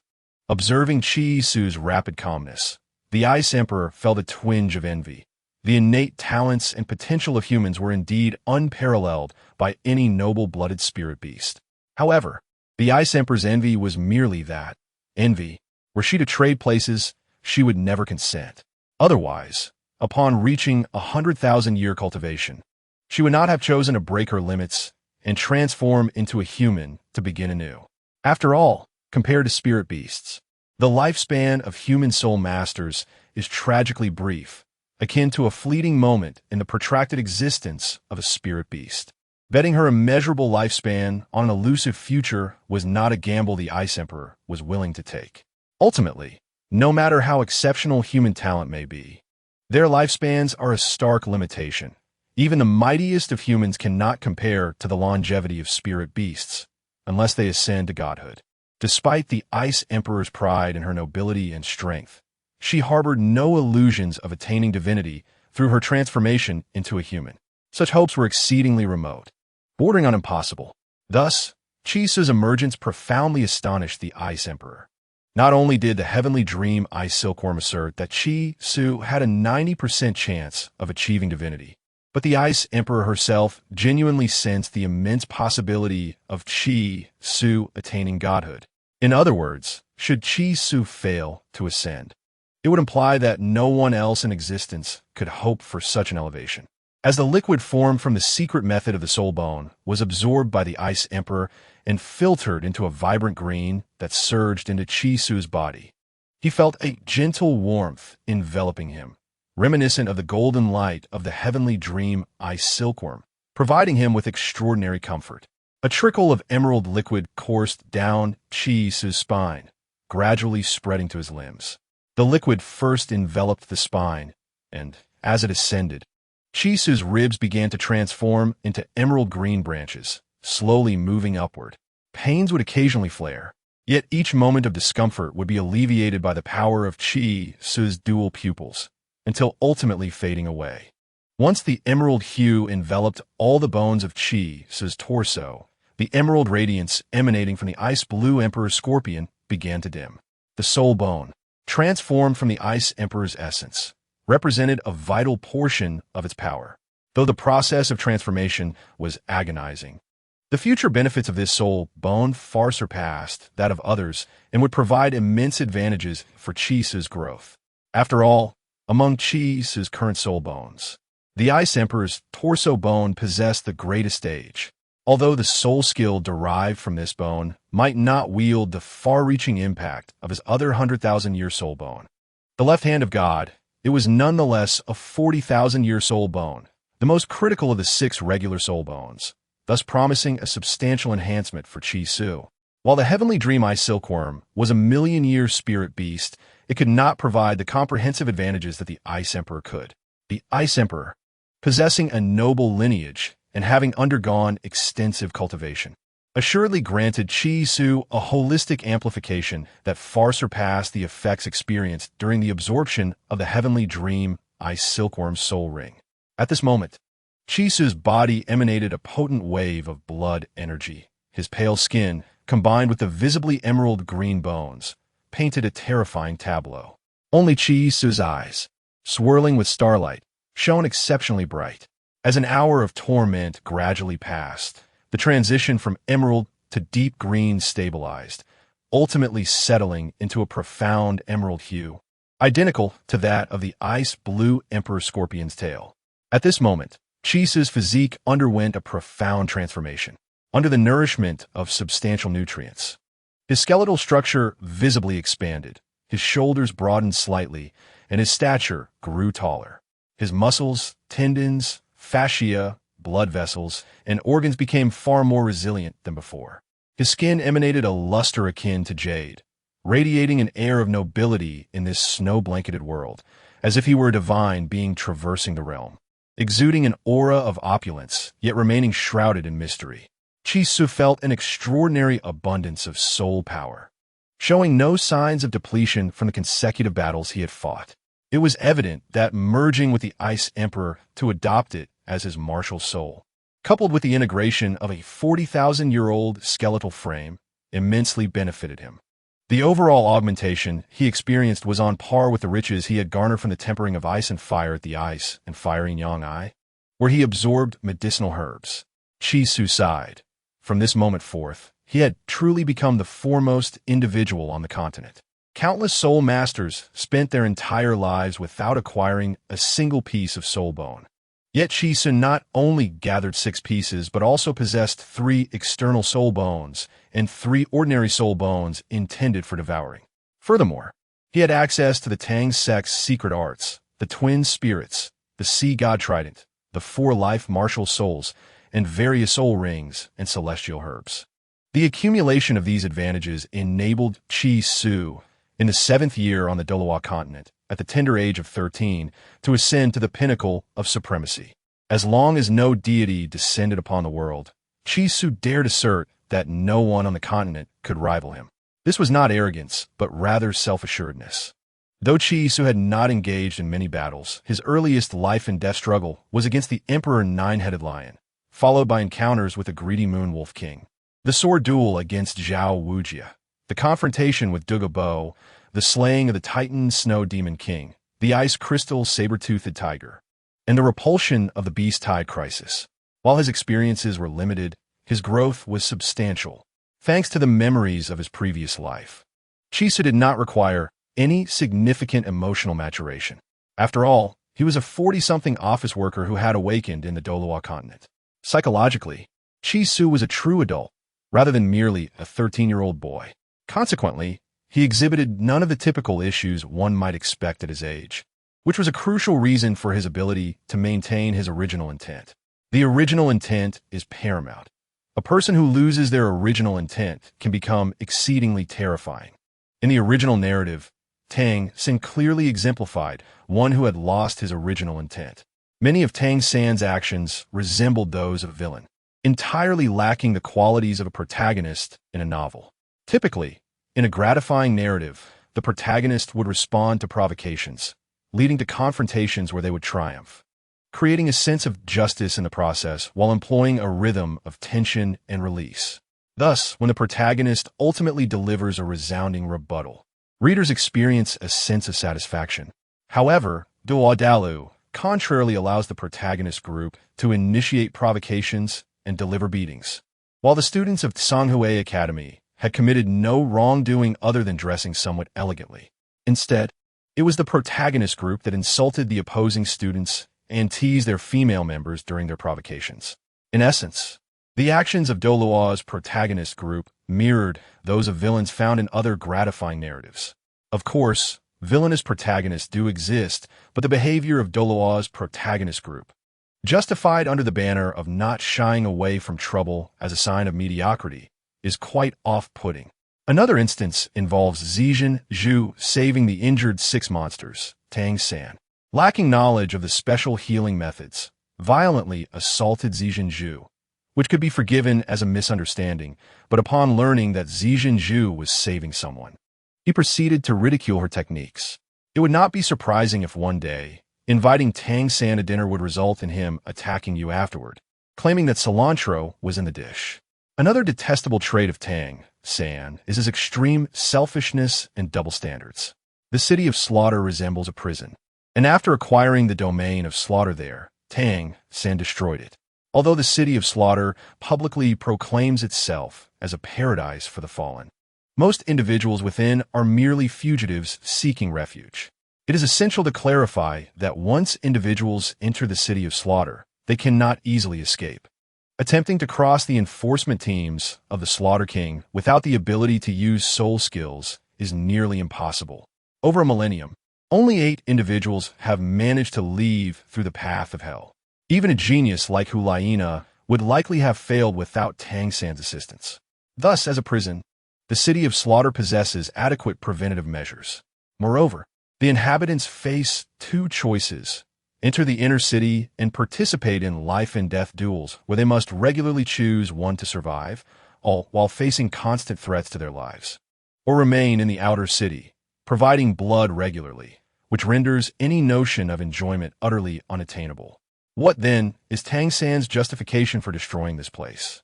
He deemed it excessively sinful. Consequently, Many online commentators have criticized him, as this act amounts to the destruction of a prison for personal reasons. Furthermore, among those who entered the city of slaughter were not only criminals, but also prodigies like Bai Bai Dong, Tang Hao, Tang San, and Hulaina, who sought to acquire the domain of slaughter. Surely they cannot be classified as fallen beings. Although Tang San's actions may sound noble, readers perceive them as a personal moral crusade that obliterated a pathway for future generations to ascend. The same applies to soul beasts. The spirit hall hunted down Xiao Wu and her mother. While seeking revenge is understandable, it is a personal vendetta that should not be elevated to a moral crusade. If he condemns others as evil, Tang San should first examine the soul rings adorning his own form. After resurrecting Xiao Wu, he nearly wiped out the soul beasts in the Sunset Forest over 5,000 years old, solely to select suitable soul rings. He did not exterminate them all only because he adhered to the philosophy of better to have less than to be excessive. Additionally, his treatment of the Qianjun ant brothers epitomizes his double standards. Were Daming, Erming, and Xiao Wu not born in this auspicious land? Not to mention, after Tang San stealthily killed the ghost Awe, he later declared that ambushing was a shameful act for a strong individual, epitomizing the essence of double standards. This pattern continues throughout subsequent works, and the protagonist's party consistently presents themselves with righteous indignation, demonstrating that the issue is not with the author's writing skill, but rather that Tang San inherently believes such behavior to be justified. For instance, in Douluo 2, when Shrek Academy faces off against other academies, they initially kill multiple elite students from the opposing side, who continue to abide by the rules. Yet when Ma Xiaotao is injured, Shrek's side immediately sends out a super Douluo to protect their own. When the opposing side questions why they can accept fatalities but cannot tolerate injuries, Shrek openly states that their students cannot be compared to theirs, showcasing a blatant example of double standards. Moreover, there exists a significant dissonance within Tang San's character. On one hand, he embodies the duality of a Tang sect disciple, an image of both righteousness and villainy, which creates an inherent contradiction when forcibly merged into a single persona, resulting in a character that feels quite awkward. For example, he stealthily eliminates the ghost Douluo and then claims that Bai Bai Dong, as a powerful figure, should not resort to such underhanded tactics. On the other hand, the schism between the author's intended portrayal and the reader's perception reflects the author's limitations. For instance, the peculiarities of Tang San's behavior in romantic contexts are conspicuous. Clearly, the author aims to convey Tang San's deep affection for Xiao Wu. Yet it comes across as overly greasy, hypocritical, and reminiscent of a person suffering from manic episodes, leading many to jest that Xiao Wu's only functions are as a sacrificial pawn or as Tang San's berserker transformation trigger. Similarly, characters such as Tang Hao and Yu Xiaojiang exemplify the notion that appearances can be deceiving. In theory, Tang Hao is portrayed as a devoted husband. However, throughout his life, he has exhibited a striking neglect towards his son. From a young age, Tang San has had to fend for himself, cooking his own meals. And had it not been for his extraordinary luck during several life and death moments, such as the awakening of his martial soul, the exposure of the Haotian hammer, encounters with the mandala snake, and the poison Douluo, he could have easily met his demise. Consequently, the narrative conveys to readers that for many years, this father has been woefully inadequate. Yu Xiaojiang is supposed to be a theoretical master, yet the theories he puts forth are either mere commonplace ideas among high-level soul masters or fundamentally flawed, resulting in him frequently being contradicted. While it might be understandable if only the protagonist were to challenge him, it is perplexing that even non-protagonists have managed to undermine his theories, and yet he is still regarded positively by those around him, as evidenced by Ning Fengji's assertion that those who possess the master shall conquer the world. This dissonance between the character that the author intends to create and the one that is actually presented results in a palpable sense of estrangement for the readers, leaving them feeling uncomfortable. Initially, when Shisu first encountered this novel, Tang San was held in high esteem, receiving countless accolades for being affectionate, dedicated, wise, and humble. However, over the years, as readers' insights deepened, they gradually unveiled the hypocritical facade that Tang San wore, leading to a decline in his reputation, to the point where he is now widely despised and considered a detestable character. Chisu sighed, realizing that he too could never become a character that others would admire. His sole desire was simply to live without regret, just those 4 words. Simple yet profound. To have no regrets towards heaven and earth, nor towards oneself. Yet, despite the simplicity of these words, how challenging it is to embody them. How many individuals toil throughout their lives, burdened by their own regrets. To live without remorse is, in itself, a significant achievement. In Chapter 139, as Chisa stepped outside, his mind was a whirlwind of thoughts, and he stretched, feeling an immense sense of joy. His expedition to the far north had yielded extraordinary results. He successfully fused with the Ice Emperor Scorpion to form his martial soul, acquired the skeletal remains of a 400,000-year-old entity, and obtained soul rings and bones from the Titan Snow Demon King and the Ice Crystal Saber-Toothed Tiger, thereby amassing 4 pieces of 100,000-year-old soul bones. The magnitude of this enhancement was beyond Chi's comprehension. A circle of brilliantly radiant soul rings ascended from beneath his feet. This phenomenon was remarkably peculiar, manifesting as a mesmerizing blood-red hue, noble and frigid, exuding an aura of infinite majesty akin to a sea of blood, with 4 golden patterns faintly visible within the crimson glow. The harmonious blend of red and gold dazzled against the backdrop of the snow-covered expanse. The moment the soul rings appeared, Chisu's aura transformed dramatically, emanating a primal essence reminiscent of ancient wilderness. He appeared as a deity amidst the icy realm. The Snow Emperor gazed in a trance as the Ice Emperor's form gradually vanished from sight, leaving no remnants behind as though he had never existed. Observing the Snow Emperor's entranced eyes, Chisu inquired within his golden consciousness, "Ice Emperor, do you not wish to bid farewell to the Snow Emperor?" At that moment, Chisu's golden consciousness was quite crowded, filled not only with 10 swirling golden orbs, but also with a gray sphere representing the essence of the Iliex deity and the humanoid form of the Ice Emperor. The Ice Emperor's humanoid figure furrowed his brow in contemplation before finally shaking his head and saying, "Please take good care, Schwerer." There was a hint of reluctance in his expression, reflective of the sorrow that accompanies farewells, whether among humans or beasts. Yet, it seemed the Ice Emperor had made a resolute decision to relinquish something, and thus did not manifest to say goodbye to the Snow Emperor. Chisa did not press the issue. Instead, he stepped forward and took the Snow Emperor's hand. She looked up at him, puzzled by his intentions, unable to comprehend his meaning. The Snow Emperor, born and nurtured in her realm, despite her immense power, was essentially an isolated being.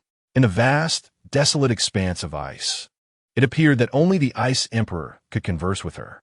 But what would happen to her after his departure? Would she not be utterly alone in this immense, icy wilderness? The ruler of the far north, the sovereign of soul beasts. Beneath all these titles lay a solitary spirit. "Will you come with me?" Chisu asked. The Snow Emperor hesitated, perplexed by his words. "What do you mean?" she inquired. "To see the outside world." Chisu replied with a smile. Indeed, his thoughts were ambitious, yet his youthful visage bore the innocence of adolescence, radiating warmth akin to a spring morning. "The outside world?" The Snow Emperor repeated, still confused. To her, this endless expanse of ice was her entirety. She had never witnessed the world beyond. Although she felt isolated in the far north, it remained her home, and she felt a duty to protect it.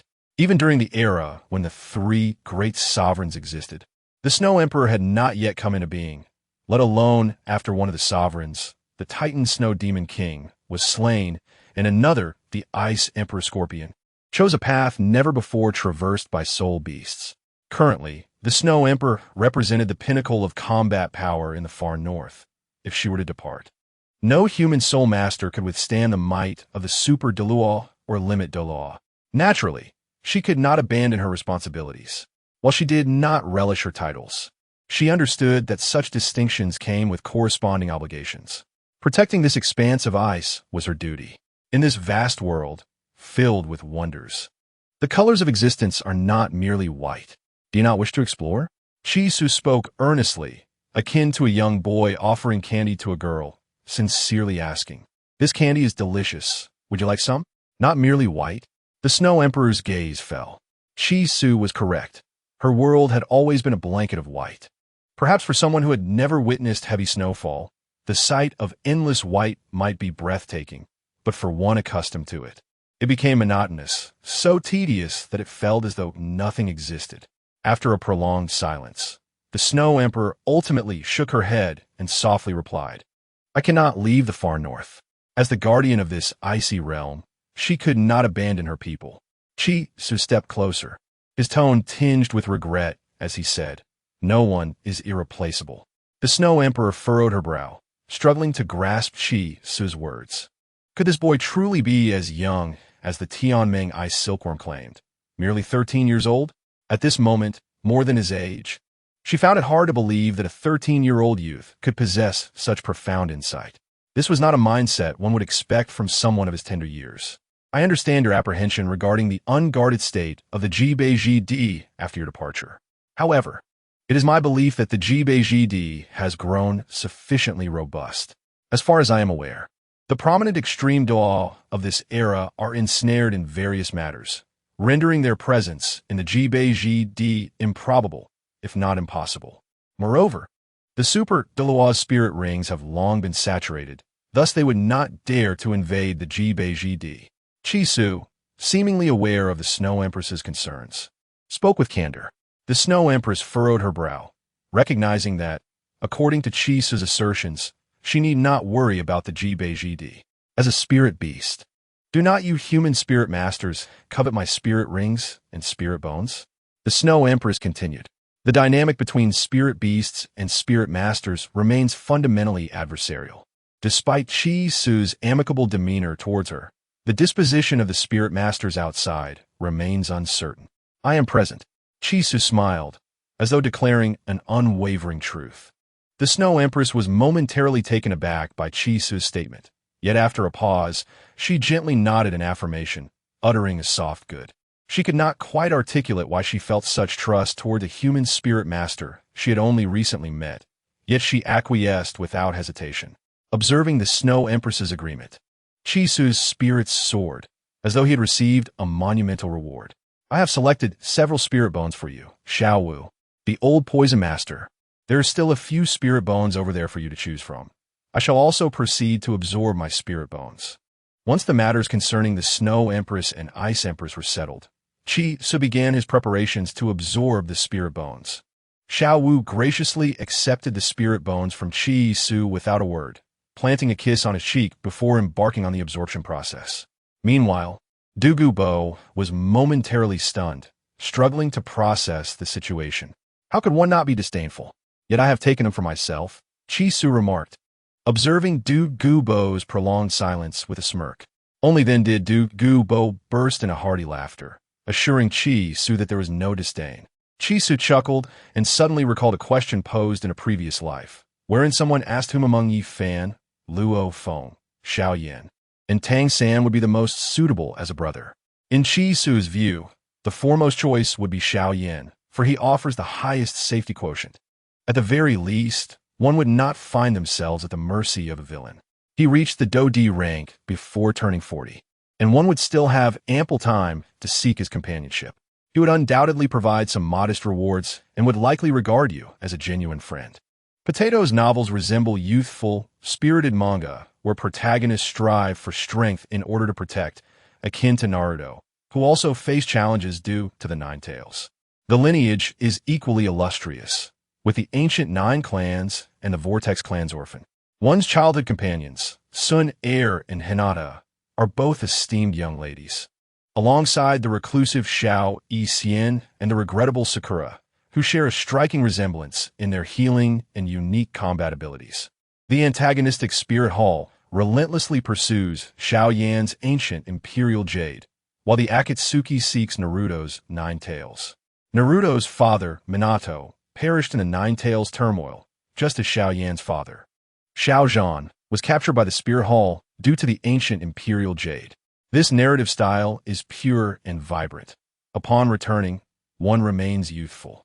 The protagonist's values are commendable, though they may falter slightly in the later stages. The second choice would be Luo Feng. In terms of friendship, he possesses the ability to reverse time, allowing others to be resurrected.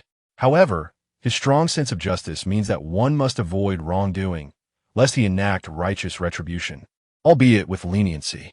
As long as you remain loyal, he can elevate you to immortality with but a flick of his finger, offering you an abundance of rewards.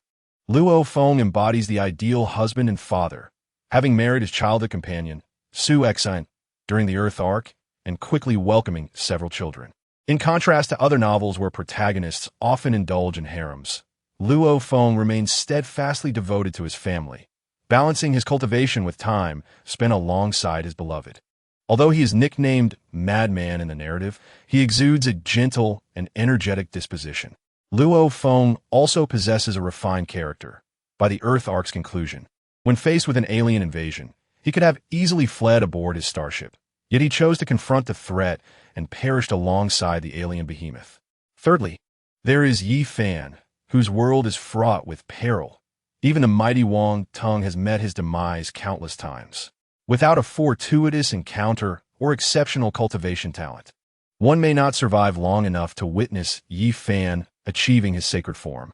Many of Yi Fan's companions have faced dire fates, and the perilous realm he inhabits presents rigid class structures. The initial struggles of his companions from Earth often end in tragedy, leaving those who survive estranged from their former lives. Avoid Tang San at all costs. It would be advisable to steer clear of him entirely. Tang San's background as an orphan raised in the shadowy realm of hidden weapons foreshadows a life steeped in darkness and betrayal. His experiences, coupled with his tragic past and encounters with drunken mentors, left him devoid of a typical childhood, rendering him emotionally detached. To forge a friendship with Tang San is fraught with danger. For an ordinary individual without any special advantages, offering heartfelt sincerity may yield no recognition from him. For Chi Su, Lin Dong emerges as a commendable choice for friendship. Following Potatoes Do Pa, Lin Dong, although initially criticized for his similarities to Xiao Yan, carries the weight of his father's failures and faces the genius Lin Lang Tian. Lin Dong lacks a defining ultimate move, contrasting sharply with Xiao Yan's powerful techniques. His journey is marked by self-sacrifice and relentless battles, often leading to life-or-death confrontations. In conclusion, among all the protagonists from various narratives, Tang San stands out as the least reliable companion. If you wish to befriend Tang San, one must ask, are you a prince of an empire? Are you inherently endowed with full soul power? Are you a bearer of a mutated martial soul? Are you the offspring of the head of one of the three sects? If the answer is no, then what makes you think you deserve to befriend the sure God? Even if you were, one must question the quality of the experience in such a friendship. You are here to witness your wife, while his cousin languishes in solitude for eternity, or to observe him humiliate you in front of your descendants, rendering you utterly disgraceful? What kind of mindset leads one to befriend Tang San? Chapter 140. The Descent of the Deity. What is the world beyond like? The Snow Empress, resembling a curious young girl, inquired. At this moment, Douluo Bo was scouring the battlefield ruins for soul bones, while Xiao Wu had already begun to absorb the soul bones selected by Chi Su for her. Only the Snow Empress and Chi Su stood side by side amidst the falling snow. Initially, Chi Su intended to start absorbing soul bones and soul rings himself.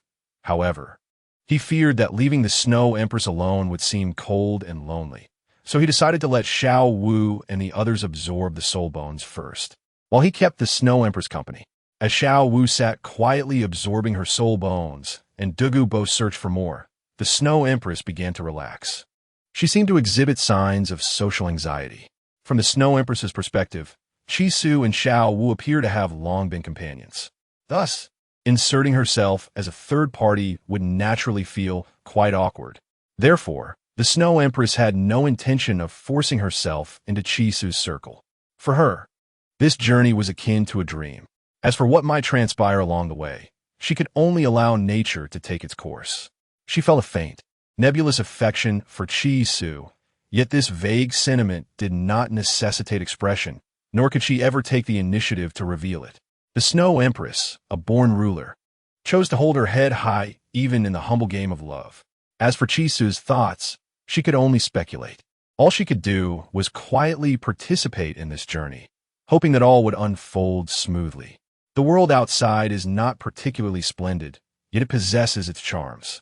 There exists a place known as Binghuoliang, a spring where ice and fire converge, which is truly beautiful.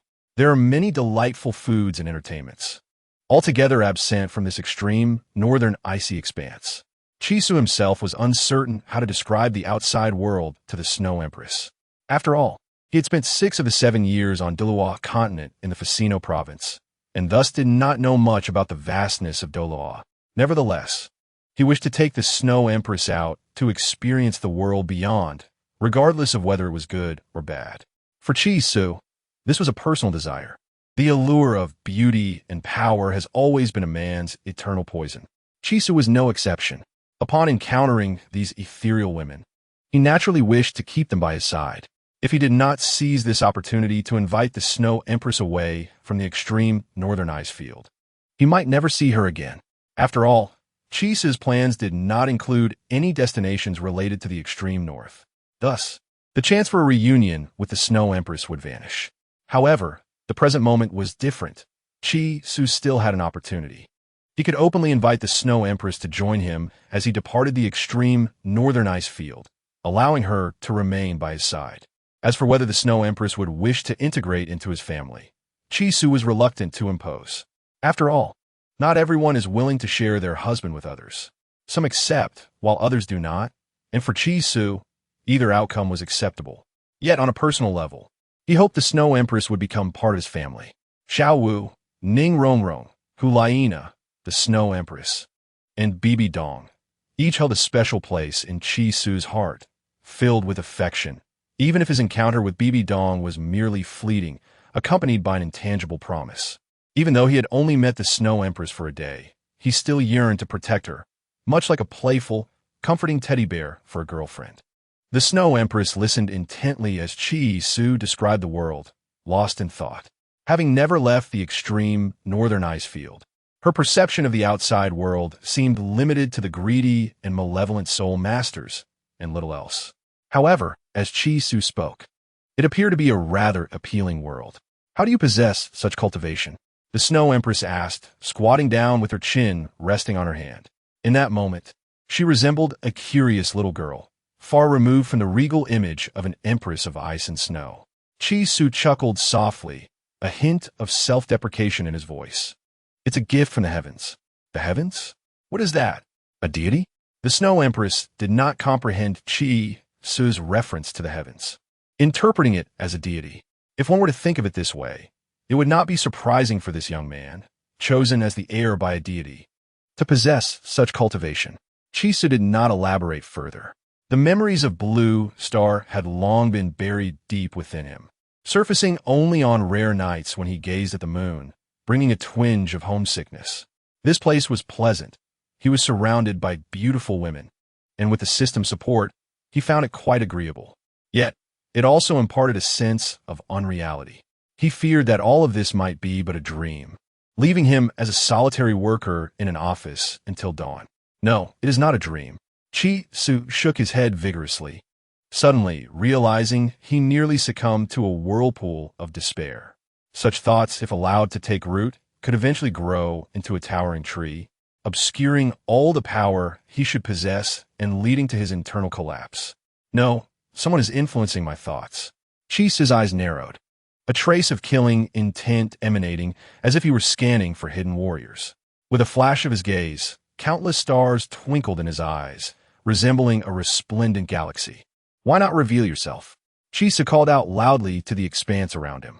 Upon hearing this, the Snow Empress immediately became alert. In this extreme northern land, how could anyone elude her perception while Chisu could detect them? The Snow Empress was perplexed, yet she trusted Chisu's judgment, knowing someone was surely watching over them. Not only was the Snow Empress bewildered, but Chisu also felt a surge of fear. Even without deliberately activating his heavy pupil, the mental power that accompanied it, combined with the enhancement of a million-year soul ring, constituted an extraordinarily fearsome mental presence. under such a formidable mental shroud. It was alarming that something could quietly appear and insidiously distort his thoughts. There could only be one explanation. A deity. A deity was observing this realm and had subtly intervened. Chisa felt a chill run through him, though he did not tremble. He knew not what deity he would soon face, but whatever it was, should it attempt to take anything from him, it would have to pay the price of divinity. He was unaware of when a deity had begun to take notice of him, and this realization weighed heavily on Chi Su. Although he possessed the support of a system, he lacked a critical protector, a safeguard that many protagonists in novels typically enjoy. Yen Lao and Tang San had Yu Xiaojing. The latter, of course, was not considered a true protector. While both Yen Lao and Yu Xiaojing were mentors and guiding figures for the two main characters, one received favorable reviews, while the other was frequently criticized. To speak of Yu Xiaojing, in terms of appearance, he was a powerless fool, shunned and ridiculed by all, with a name that was rather unpleasant, lowly, and rustic. In terms of teaching ability, he imparted knowledge that was merely common sense dressed in elegant names, leading students to exhaustion. The school organized an expedition to seek out the soul rings, yet he, in a tent, still attempted to harass Lu Erlong, proving himself unworthy of the role of a teacher. Reflecting on his actions towards his disciples, he gifted a quilt and a chicken leg, and during the early days of the Golden Iron Triangle, he ventured to rescue Tang San from Douluo, fully aware that they stood no chance against the poisoned Douluo, who harbored murderous intentions. As an educator, he failed to protect his students, resorting to the feeble tactic of invoking the prowess of the students' fathers as a means of intimidation. When his disciple was slain, he was consumed by rage, to the point of splitting his nails in frustration. He sought counsel at the spirit hall regarding twin martial spirits for his disciple, yet no valuable information was obtained. In terms of achievements, he nearly lost his life while guiding Tang San to acquire his first soul ring, almost falling prey to a century-old soul beast, and later faced a dire confrontation with Douluo, narrowly escaping death. In the later stages, he stood on the city wall, witnessing Tang San's murder, his nails tearing into his palms in a fit of impotent fury. Regarding his character, he was reclusive, eccentric, obstinate, and had little social grace. As for his skills, his famed attack, the Hong Tianlia Di, is better left unmentioned, as it would only bring shame to Tang San were he to be compared. In his moments of glory, he brandished the Elder's Decree of the Spirit Hall during the Continental Elite Soul Master Tournament to protect his disciple. However, the Spirit Hall remained intent on their destruction, ultimately relying on Tang Hao for rescue. Physically, he fainted repeatedly. Emotionally, he was evasive and unclear, entangled with two women while ultimately needing his disciple's guidance. His influence stemmed from Shrek Academy, a name rather pedestrian, and despite claims of its greatness, it was not evident until Tang San's arrival. Prior to that, the Academy's only notable feature was the difficulty and expense of its entrance examination, and a student was even abducted during a Soul Ring expedition. As for Yao Chun, he was renowned as a master alchemist, the first of his kind in the continent, with a name that carried both elegance and profound meaning. His early revelations of his true identity stirred great enthusiasm, particularly during the formation of the Flame Alliance, where he showcased his prowess alongside Do Huang and Do Wang experts. However, when concerns arose regarding the presence of a Do Zong from the Yaman sect, Yao Chun revealed his own Do Zong status, leading to a dramatic moment where the president of the Alchemist Association of the Jiamat Empire knelt in awe. His teaching capabilities were remarkable, transforming a novice like Xian Yang into a prodigious alchemist. He provided guidance in refining medicines, enabling Xian Yang to harness the power of Ioa. Without Yao Chen's guidance, the title of Flame Emperor might have remained elusive to Xian Yang, who would otherwise have faced a grim fate at the hands of the Soul Sky Emperor. He offered invaluable resources, including medicinal formulas and monetary support, fulfilling every need of his disciple. Notably, the absence of the burning decision would have led to the demise of the Flame sect or its master. He assisted Xian Yang in every endeavor without a hint of complaint, contrasting sharply with Yu Xiaojing, who required Tang San's aid. In terms of achievements, He decisively vanquished numerous Do Huang and Do Wang opponents, later resurrecting as a semi-holy figure, repelling multiple Do Zong adversaries in a breathtaking display. His disposition was amiable and approachable, treating his disciples with the affection of a father, which ultimately led to his betrayal and demise. He carried an air of charm and grace, devoid of any pretentiousness associated with his status.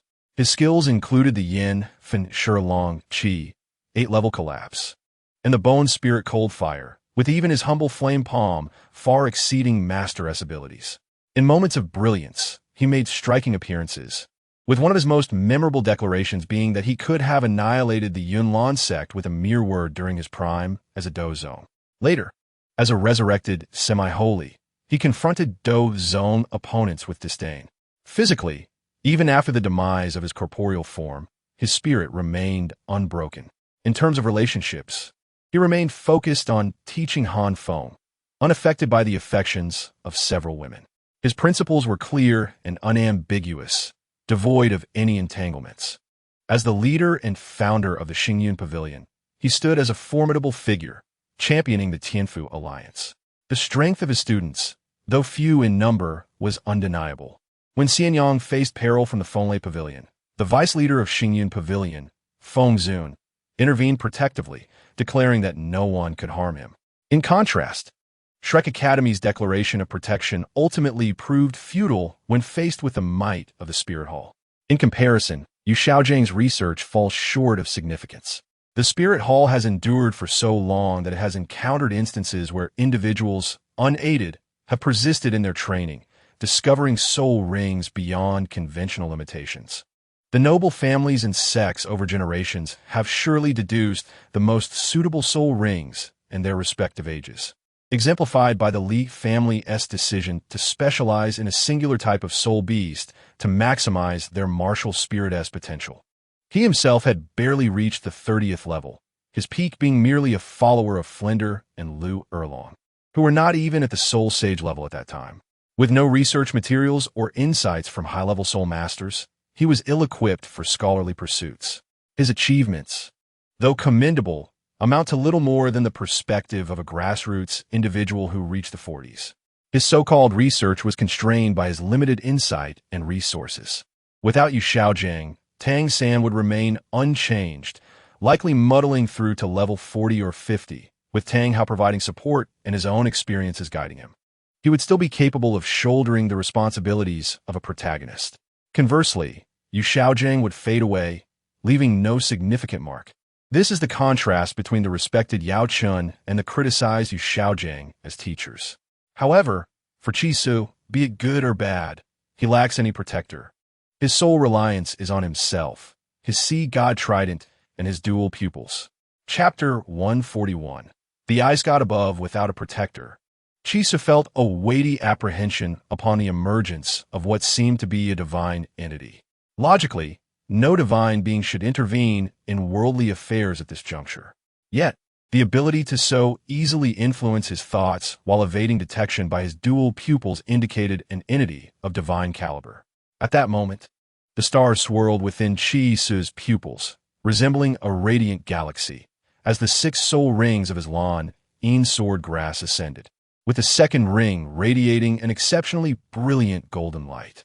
Qi Su's mental prowess surged to an alarming degree, enveloping the entire realm and transforming it into a domain, vast and magnificent, as if it were the descent of the heavens.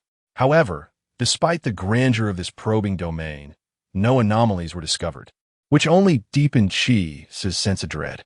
He was acutely aware of a mysterious presence lurking within this expanse, yet, even with his mental faculties fully engaged, he could not uncover its essence. Such an inability to ascertain the source of his fear was truly unsettling. Snow Empress, equally startled, surveyed her surroundings. Enveloped by swirling winds and snow, resembling a regal queen of ice and snow, resplendent and captivating, she was communicating with the celestial forces of this extreme northern expanse, seeking to enhance her own perception of the realm. Logically, as the sovereign spirit beast of the extreme north, the true ruler known as Shui Di should be able to detect any subtle movements within this territory. However, at this moment, Chisu's demeanor clearly indicated the presence of an exceptionally formidable being lurking within this realm. Shuedi not only sensed the provocation of the Northern Majesty, but also felt that the entire expanse was enveloped in crisis, which fueled her urgency to communicate with the celestial forces in hopes of uncovering the mastermind behind it. "Stop searching. I am right here." Just as the two were engulfed in tension and fear, an ancient voice resonated, seemingly echoing from millennium past, or perhaps a millennium yet to come. Imbued with an air of authority and antiquity, Chisu furrowed his brows in confusion, and once again extended his spiritual energy to probe the surroundings. Yet he found no abnormalities. "Indeed, a deity," Chisu murmured, feeling that events were veering beyond his expectations. "Might I inquire what brings you here, esteemed elder? Why not reveal yourself?" He called out to the surrounding void. "I am already present. There is no need for such a revelation," the aged voice replied once more, with an ethereal quality. Shuedi surveyed the area, but aside from the vast expanse of white snow, there was nothing else to behold. Chisu, too, abandoned his spiritual search, opting instead to observe with his naked eye. What lay before him was an endless white expanse, with a biting cold wind howling like a fierce tiger approaching from afar. In this desolate realm, apart from the swirling snowflakes, it seemed utterly devoid of life. "I am here.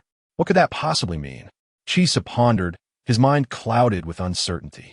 Shuedi was equally perplexed, her gaze darting around, her thoughts filled with confusion. "Snow! It is the snow!" Chisu exclaimed after a prolonged scrutiny of the white landscape. Since the ancient voice claimed to be present in this realm, and given that this realm was devoid of anything but the vast, white snowfall, it was evident that it referred to the snow itself. In that instant, as Chisu spoke, the once whirling snowflakes seemed to freeze in time, suspended in mid-air, creating a still tableau amidst the tempest. From this frozen scene, a figure emerged. An old man with hair and beard as white as the snow, yet his visage bore no signs of age, appearing instead as a robust youth in the prime of life. With a wave of his hand, the once still snow resumed its chaotic dance, as if he were a deity commanding the elements, each motion captivating the icy realm. Shuedi gazed in astonishment at the figure emerging from the snow, and suddenly recalling something, she hastily knelt on one knee, akin to a devout worshipper before deity. "O ice god, may the snow crown you." She solemnly recited the time-honored vow. The ice god is the singular deity revered by ice attribute spirit beasts, a legend that speaks of the ice god creating the icy domain and then transforming into essence to safeguard it for millennia, a being venerated by all spirit beasts. Vows sworn in the name of the ice god are regarded as the most significant and sacred oaths within the extreme north. Even the most cunning and deceitful spirit beasts would not dare to violate a promise made in the name of the ice god. The ice god, Chisu mused, his eyes narrowing contemplatively. The ice god had been mentioned several times within the tales of Tangmen, yet subsequent accounts were sparse. Logically, if Hui Hao had recorded the ice god's position, he might have effectively countered Tang San's dominion over the sea god.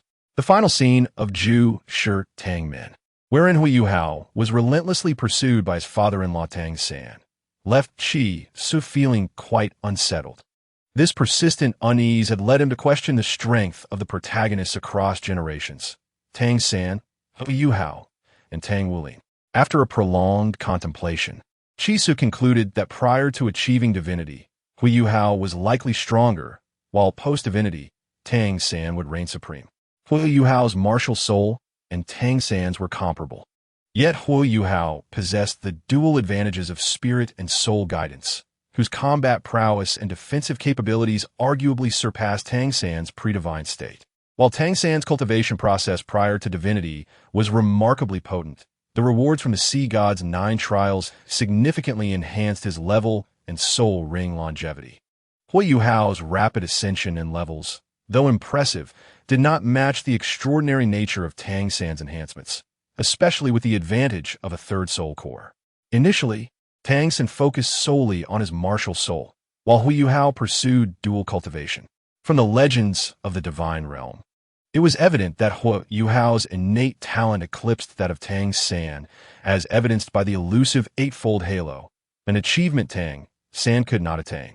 After achieving divinity, however, Hu Yuhao faced challenges, as Tang San wielded ultimate artifacts and held the highest divine status. One must critique the narrative arcs of the third and fourth installments, particularly the absurdity of Tang Wulin being unable to defeat Tang San pre-divinity, despite possessing the forward battle armor, the Golden Dragon King's bloodline, the Blue-Silver Emperor martial soul, and spirit. Was it not said that the forward battle armor could greatly enhance the strength of a titled Douluo? Even if the Golden Dragon King's bloodline were inferior, could it truly be less potent than the Haotian hammer? While the fourth installment continued to indulge in power escalation, must the protagonist be defined merely as Tang Wulin's son, allowing for convenient power-ups? The dual male protagonist concept was accepted by Chi Su, yet the escalating absurdity of their abilities was evident, with a consistent trend towards growing strength rather than diminishing. Prior to achieving divinity, Hu Yuhao was indeed stronger. After all, Tang San's combat prowess before divinity primarily stemmed from the Sea God's trident and some abilities derived from the Shura God, alongside his Blue-Silver Emperor martial soul and associated techniques. Hu Yuhao, as a soul master, wielded formidable control and support through his Lingmu martial soul, along with the ice capabilities granted by his Emperor Ice Scorpion martial soul and the powers of a necromancer. Chi Su noted a discrepancy in the titles of Ilex within Shun Yin Wang Zhua and Zhu Shi Tangmen, questioning whether the author had made an error. Hu Yuhao's capabilities, including those from the seven great spirits, were not inferior to those of other soul masters of equivalent rank, complemented by abilities derived from the god of emotions. However, he was not merely a soul master. He was also a top-tier soul engineer. The formidable Buddha's Wrath Lotus, despite its immense lethality, was merely a single strike from a soul sage, while the 9th-level fixed soul guidance artillery represented the full force of a limit Douluo's strike. The Rainfall Pear Blossom Needle, when unleashed in a single sequence, could vanquish 2 titled Douluos. Yet, the 9th-level soul guidance devices, particularly offensive ones, were capable of countering the ultimate abilities of titled Douluos. In terms of their capabilities as soul masters, the two were nearly equal. Yet with the added advantage of soul guidance technology, it was inevitable that Hu Yuhao would emerge as the stronger contender. After achieving divinity, however, Tang San's superiority was unquestionable. After all, the god of emotions is merely a first-level deity with unique abilities whose combat prowess is on par with that of the sea god. Although the 7 blades are all divine artifacts, when combined, they merely equate to a super artifact. Prior to his ascension, Yuhao's abilities could still be utilized afterward. Aside from his emotional capabilities, the support from his soul spirit is minimal, while his other mental powers, necromancer abilities, and ice and snow powers hold little significance in battles of the same tier. Of course, in terms of mental prowess, Hu Yuhao does possess an advantage over other first-level gods, as this ensures he has no shortcomings in the mental realm. Even with the addition of soul-guiding devices, he would only approximate the status of an ordinary god king. On the other hand, Tang San, as the sea god and Shura god, stands as a formidable first-level deity, with the Shura god being a true god of slaughter. The former Shura god, empowered by the 4 great god kings of kindness, evil, life, and destruction, was capable of cleaving the dragon god into the golden and silver dragon kings with a single strike, illustrating the sheer strength of his attack. Tang San's power is more than sufficient to contend with 2 or 3 ordinary god kings.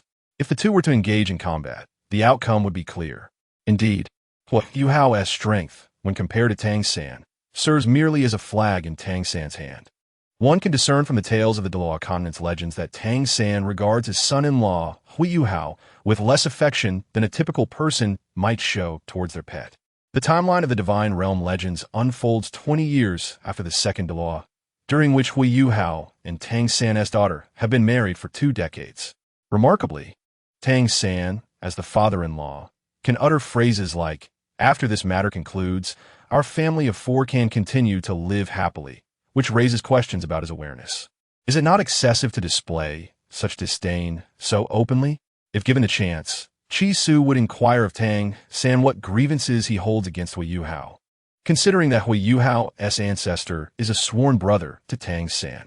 In the divine realm, Hui Yuhao has always fulfilled Tang San's every directive with utmost diligence. And on the Douluo Continent, he has devoted himself wholeheartedly to Tang San's precious daughter. Despite enduring numerous near-death experiences in the ice and fire two-headed eye and being slain hundreds of times in the Qiankuan Wenqing Valley, even with an illegitimate child, does Tang San not understand the circumstances surrounding that child? Moreover, the decline of the Tang sect, which Tang San founded, was reversed thanks to Hui Yuhao's efforts. Why does he not express gratitude? It is astonishing that even a slave bound by a contract would expect to be provided for by their master. Yet Hui Yuhao receives no sustenance, summoned at will and dismissed just as easily. If Tang San is displeased, he resorts to threats. Hui Yuhao has certainly drawn the short straw in having such a tyrannical and domineering father-in-law, leaving him even hesitant to contemplate escape. Despite believing himself sufficiently strong, he discovers he cannot breach the barriers set by his father-in-law. If Chi Su were in his position, he might choose to suppress his emotions. For this prospective father-in-law is exceedingly difficult to contend with, driven by an intense desire for control and possessing formidable power, threatening death should any harm come to his daughter. Such a situation is undeniably perilous. Who knows, in a moment of domestic discord post-marriage, Tang San might resort to violence in anger. Furthermore, Hui Yuhao's emotions are forcibly imposed upon him. Initially believing Wang Dong'er to be a male friend, he is bewildered when this companion transforms into a woman. And under such circumstances, he mistakenly perceives this as love. Wang Dong'er's intentions were premeditated. While she may have thought him using her successful infiltration into Hui Yuhao's dormitory, had it not been for her father's intervention, would undoubtedly have raised suspicions in Tang San, who would never allow his daughter to share quarters with a boy so casually. Thus, at a time when Hui Yuhao was unaware of what love entailed, he was gradually and forcibly indoctrinated with the notion that he loved Wang Dong'er.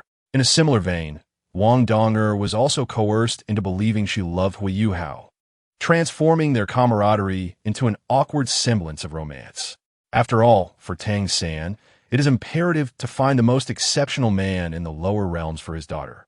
And Hui Yuhao fits that description, albeit he would have been better suited with an orange. Chapter 142. The Blade of the Ice God, the elderly figure, identical in appearance to a young man, disregarded the kneeling snow empress and approached Chi Su directly, as if he were summoned for him. Chi Su's eyes sparkled with stars, yet he sensed no hostility or pressure emanating from the elder. A golden trident insignia appeared on Chi Su's forehead, radiating brilliant light. The elder halted his steps, scrutinizing Chi Su from several meters away. The sea god had his eye on you first, he murmured to himself. The snow empress, kneeling, felt further reassured that she had not misidentified him. This elder, effortlessly commanding ice and snow, was indeed the deity governing these elements, the ice god, the very foundation of all ice attributes soul beasts. The snow empress cast a deep glance at Chi Su, realizing her conjecture was correct. A soul master of such strength at this age could only be a successor of a deity. "Greetings, young friend," the ice god said, waving and smiling at Chi Su. At this moment, the elder appeared as a kind, benevolent elder, hardly resembling a deity capable of freezing the very winds and snow. "What brings you here, great ice god?" Chi Su inquired, also smiling. Not sensing any intent for confrontation, Chi Su lowered his guard, aware that according to the rules of the Divine Realm Council, deities are prohibited from interfering in the affairs of the lower realms. Should the ice god wish to act against him, it would undoubtedly invite the wrath of the Divine Realm's enforcers. "Have you heard of the Divine Realm?" The elder continued, still wearing a cheerful expression. "The world one must ascend to after becoming a god?" Although Chi Su knew the answer, he posed the question nonetheless. "Indeed," the elder affirmed, "in the lower realms, whether noble or humble, strong or weak, All are bound to the cycle of life and death. Only those of the divine realm transcend this, achieving eternal existence. Ascending to godhood is the sole path to the divine realm. The elder began to divulge information that would be considered quite secretive to ordinary soul masters. While typical soul masters would be astounded by the elder's words, to Chi Su, such revelations held no mystery, for he was indeed a player of the heavenly eye. Chi Tzu deliberately feigned an expression of profound shock, his eyes brimming with curiosity and longing, as if he harbored an insatiable desire to attain divinity. Divinity? How can one achieve such a state? He inquired eagerly. The elder stroked his beard thoughtfully and simply uttered two words: divine position. One must either inherit a divine position or create one anew. The elder recounted how he, as the ice god, had traversed the frigid lands of the continent for over a century, absorbing the faith of beings across desolate regions to forge his divine essence. However, times have changed. The simplicity of creating a divine position in the past is no longer feasible today. Thus, the sole method to enter the divine realm now lies in inheriting a divine position. After elaborating on this, the elder paused and, with a benevolent smile, addressed Chi Su. "Would you be willing to inherit my ice god position, young friend?" Chi Su was momentarily taken aback, unable to immediately comprehend the gravity of the situation. The Snow Empress was equally astonished, as if a thunderclap had suddenly resonated in the stillness. Typically, inheriting a divine position necessitated either locating the remnants of a deity for divine trials or receiving a divine sign to be chosen as an heir. It was unheard of for a deity to make an appearance and extend an invitation after such elaborate explanations. The Snow Empress regarded Chi Su with deep scrutiny, increasingly convinced of the extraordinary talent possessed by the young boy. At merely 13 years of age, he had drawn the attention of a deity, an occurrence that transcended mere exceptional aptitude. It was nothing short of a divine phenomenon. Chi Su did not rush to respond, but instead lowered his head in contemplation. After a long moment, the golden trident of the sea god materialized in his hand, radiating a resplendent golden light. "This is the artifact of the sea god. I trust you recognize it," Chi Su remarked with a grin. The ice god nodded, clearly familiar with it. "I possess one as well." With a swift motion, the ice god summoned countless icicles that coalesced into a long, crystalline blade, and with a flick of his wrist, the air filled with the sound of howling snow, leaving behind a nearly 100-meter-long scar across the void, a display of power that Chi Su had never witnessed before. "What do you think of this strike?" the ice god inquired with a smile. In that moment, he did not resemble a wizened elder, but rather an incredibly formidable and cold-hearted swordsman, exuding an aura of terror. "Impressive, truly impressive," Chi Su complimented, genuinely awed by the ice god's prowess, which far surpassed anything he had previously encountered. Even his most formidable attack paled in comparison to the ice god's effortless display. It was evident that these seasoned deities were far superior to those newly elevated to divine positions. Chi Su silently reflected on this. It was worth noting that during the pursuit of Tang San by the angel god, Qianren Xue, despite the leniency, it was still somewhat absurd for Tang San to pierce her heart with Guanin's tears. In truth, beneath the deities, all were mere ants, no matter the myriad of strategies. One would ultimately be crushed without the power of divinity. "This is for you," the ice god suddenly laughed heartily, tossing the crystalline blade to Chi Su. Chi Su caught the long knife, momentarily perplexed by the ice god's intentions. "This blade is named Ice Soul, and like your sea god trident, it is also an artifact," the elder clarified, noting Chi Su's confusion. "However, it seems the sea god has also chosen me as his heir." Chi Su feigned ignorance, attempting to incite further discussion. After all, upon receiving the sea god trident, a golden pattern had appeared on his forehead, symbolizing that he had been selected as the heir. Yet the ice god insisted on passing down this divine position despite knowing Chi Su's status, leaving him somewhat bewildered. "It's of no consequence. After all, I have yet to inherit the divine position, so there is still no commitment," the elder waved dismissively, as if determined to have Chi Su accept the artifact named Ice Soul. The blade was a strikingly beautiful, ice-colored longsword, reminiscent of crystallized snow. Chiefs silently admire the ice god's grand vision. Such perspective is innate. Even those who live in abject poverty may possess vast aspirations, while some who wield immense wealth may be surprisingly narrow-minded. Tang San, for instance, was clearly one of those lacking in vision. Speaking of Tang San's organizational skills, his greatest ambition upon reincarnation was to rebuild the Tang sect. Setting aside the question of his qualifications for such a task, how did he plan to achieve it? By luring the 4 clans into joining. Apart from the Titan clan, who willingly joined due to Tang Hao's admiration, the remaining clans were primarily motivated by the threat posed by the Spirit Hall, seeking unity to avoid annihilation. The principal issue confronting the 4 clans was a lack of financial resources and scattered military strength, compounded by external threats from the Spirit Hall. In a typical narrative, one would expect a show of strength to convince potential allies, presenting the advantages of joining their cause. Yet in reality, while he did demonstrate strength, it only managed to sway one faction. His speed was on par with his uncle, and his attack power fell short of the breaking soul spear. To ensnare his uncle, he first showcased the Zhuge Divine crossbow, and then demanded an entire year's worth of living expenses from a Min clan. By leveraging the Min clan's living expenses as a wager to persuade his uncle to join, he demonstrated a rather inconsiderate approach to his own kin. His uncle, however, was quite loyal, sacrificing the clan's treasures to assist Tang San. Ultimately, by Chun Xiang, as Tang San's cousin and brother-in-law, was unable to ascend to the divine realm, highlighting the stinginess of such a leader. In the end, he could not convince Yang Wudi through sheer force, resorting instead to deceit with the Yoxiang immortal product to bring him into the fold. The same tactic was employed in reclaiming Lu Gao, where a single blueprint of the Zhuge Divine crossbow sufficed. Excluding Lu Gao, most would find Tang San's leadership approach rather questionable. The rewards offered to his followers were merely the opportunity to name the hidden weapons they created. Even the most defeated of dogs would weep at such a hollow accolade. After detailing how he secured the allegiance of the 4 clans, it is pertinent to discuss how Tang San endeared himself to them. His strategy involved enticing the clans with the promise of learning Xiantian Kung Fu and crafting hidden weapons upon joining the Tang sect. Despite the grand claims surrounding Xiantian Kung Fu, it could not enhance the attributes of martial souls.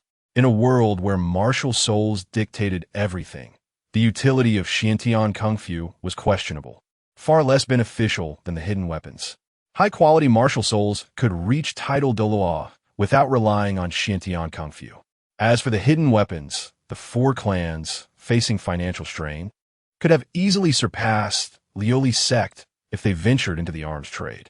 Yet in the end, Tang San outright prohibited the Tang sect from manufacturing hidden weapons, effectively severing the very lifeline of his own organization.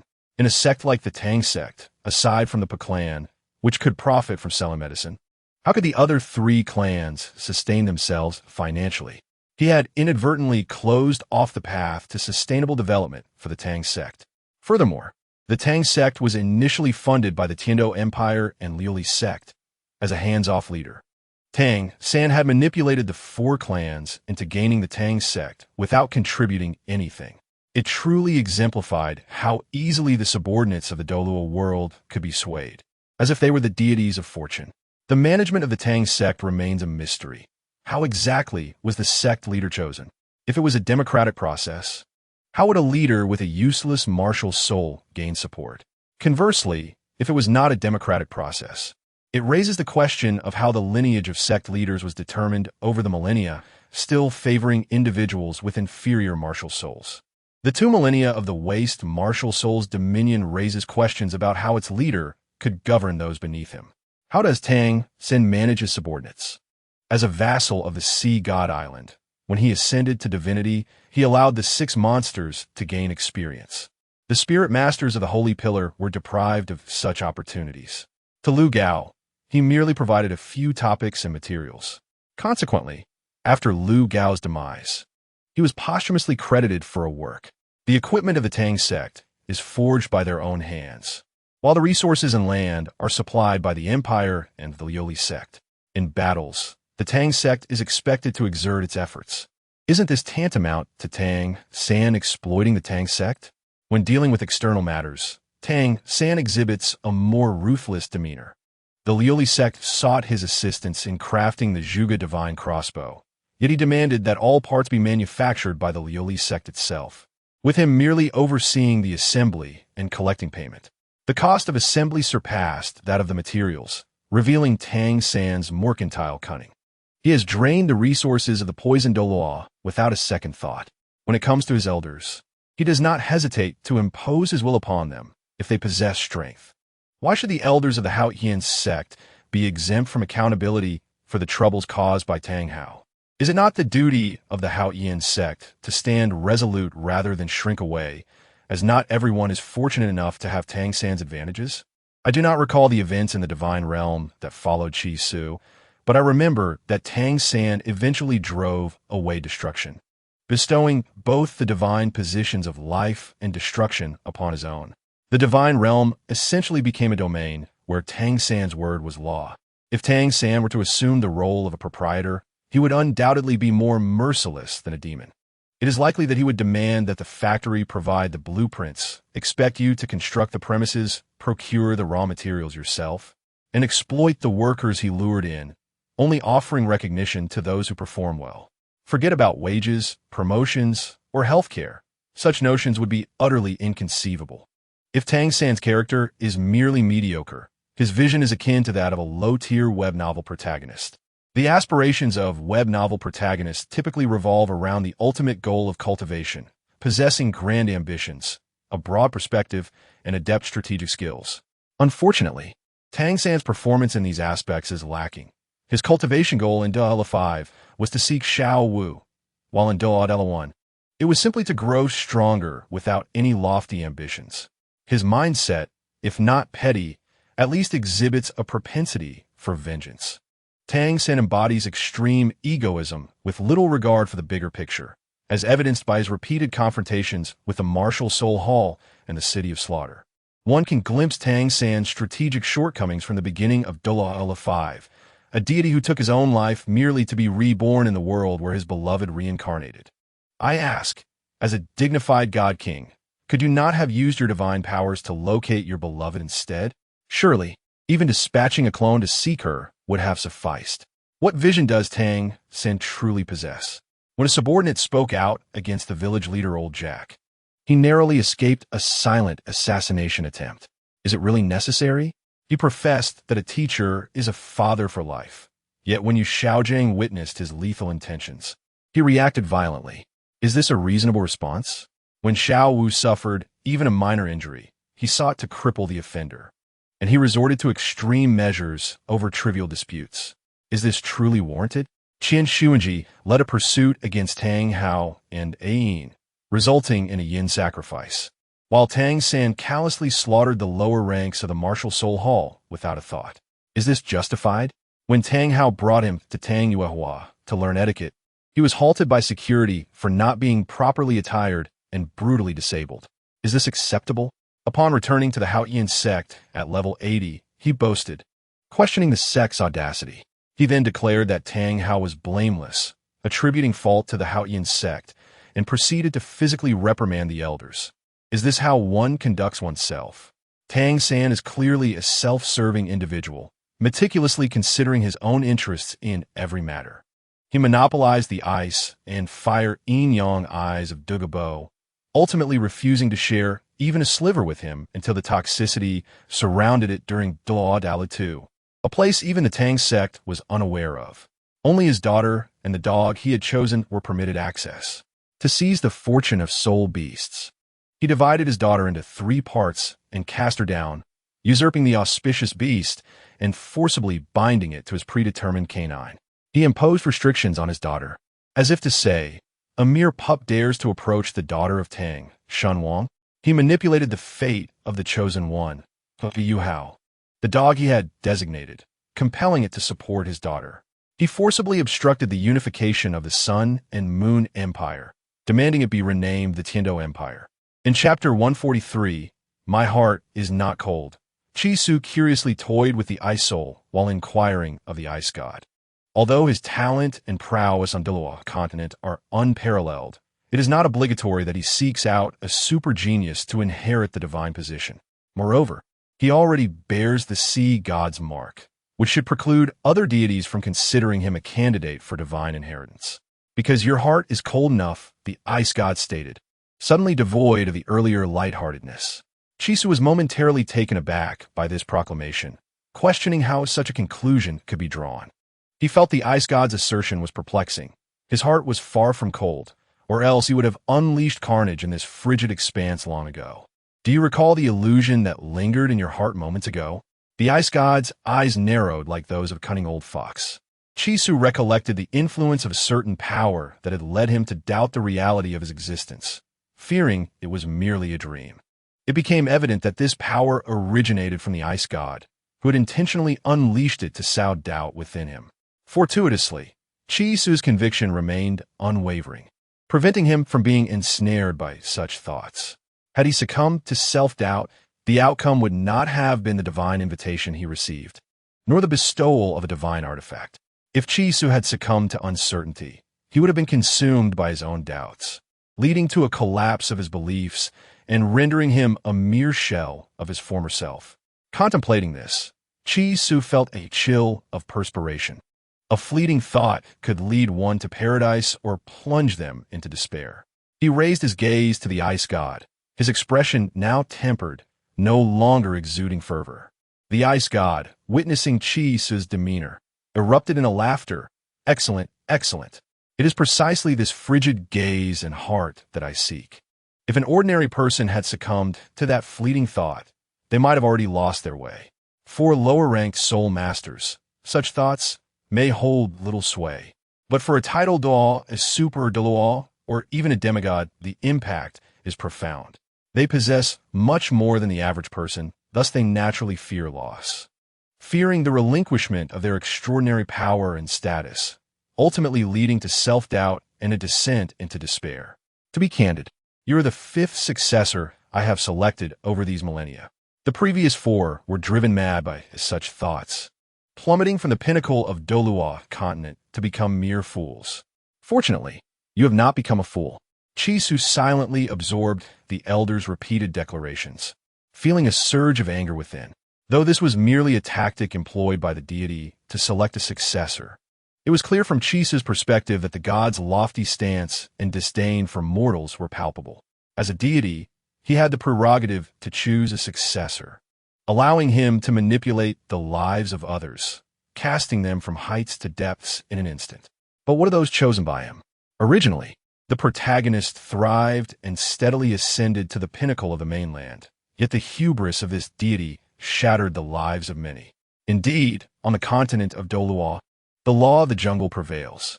As the apex of the food chain, the deity looks down upon all as mere insects. Chisu slowly raised his ice-crystal-colored long sword, gripping the hilt firmly, lifting it above his head, and then, with the force of a raging inferno, brought it down.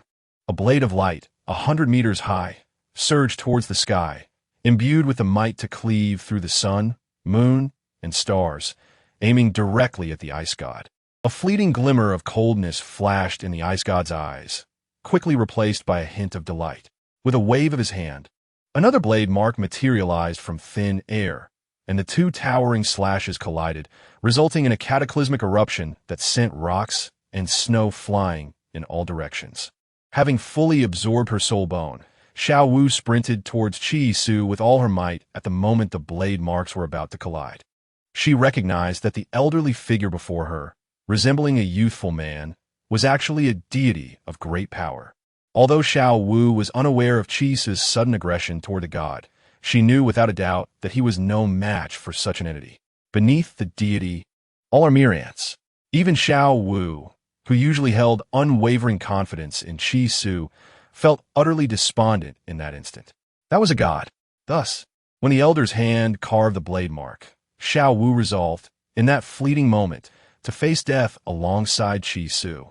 Tears streamed down her face, as if she were on the verge of losing her beloved, amid the chaos of collapsing mountains and swirling snow and stones. The girl with the scorpion braid desperately stumbled forward, yearning to embrace the figure wielding the sword. As she stumbled, the blade mark behind her surged violently towards Chi Su. Xiao Wu was directly in its path, seemingly on the brink of being slain by that deadly strike. At that moment, Du Gubo watched with a heavy heart, feeling an unexpected sorrow. Over the past few months, his interactions with Chi Su and the others had forged a bond akin to that of lifelong friends. Previously, he had lived a solitary life, unburdened save for his granddaughter. However, since meeting Chi Su and his companions, he had relished in carefree banter and indulged in delicacies he had never tasted before. Now, with Xiao Wu facing imminent death from that blade mark, and with Chi Su provoking the deity, it was evident that both faced a grim fate, leaving Du Gubo feeling as though he was about to lose something profoundly important. The Snow Empress, too, furrowed her brow in sorrow as she beheld the blade mark poised to strike Xiao Wu. She found it perplexing that moments ago they had been celebrating a joyous occasion, yet now violence erupted. Although she had known Chi Su for only a brief time, she understood that he was not the reckless type. His willingness to confront a deity bore a significant reason. Yet, what did reasoning matter in the face of death? When life is at stake, there is little room for logic. Do not die. The Snow Empress silently repeated in her heart. You promised to take me out to see the world. She suddenly cried out, her voice tinged with desperation. At that moment, Chi Su lacked the energy to divert his attention. He had not anticipated Xiao Wu's reckless charge into the battlefield. The blade mark was but a breath away from her, rendering it impossible for him to ensure her safety. He had but one course of action, the void exchange. A sardonic smile crept upon Chi Su's lips as he contemplated the twisted world of Douluo. It seemed this realm was crafted by the author in a state of profound distortion. The narrative of the Spirit Hall exhibited a disjointedness, while Tang San's storyline remained largely intact, driven by the themes of vengeance for love and family, culminating in the thwarting of the antagonist's schemes. This narrative was exemplary of a classic tale of youthful valor. However, the Spirit Hall's quest for unification of the continent raises questions of morality. While its outcome is uncertain, the initial premise suggests that such unification could dismantle the aristocracy and forge paths for the common folk, albeit with the caveat that meritocracy alone is flawed. Overall, this scenario was advantageous for societal progress, creating a dissonance with its villainous identity. A progressive force, even when misguided, deserves respect, and in such contexts, its flaws become comprehensible. Moreover, the complexity of the antagonist, Bibi Dong, was further compounded by the author's efforts to create depth in her character, intertwining themes of revenge, victimhood, politics, and beauty. This complexity resonates with readers, evoking intricate emotions.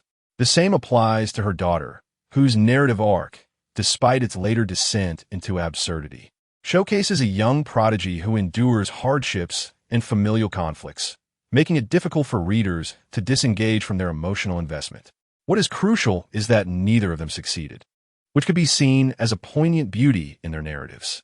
In contrast, Tang San's character, stripped of external enhancements, appears rather shallow, an archetypal genius reborn, grappling with loss, yet ultimately devoid of profound depth, rendering the plot engaging yet lacking in substance for exploration. In sum, the Spirit Hall, under the influence of these two characters, elicits complex emotions from readers. In the face of national conflict, the protagonist's tale naturally pales in comparison, leading to a diminished need for deep contemplation. Consequently, all flaws become inexplicable and irrational. It is as if, despite possessing immense advantages, the protagonist remains unchanged.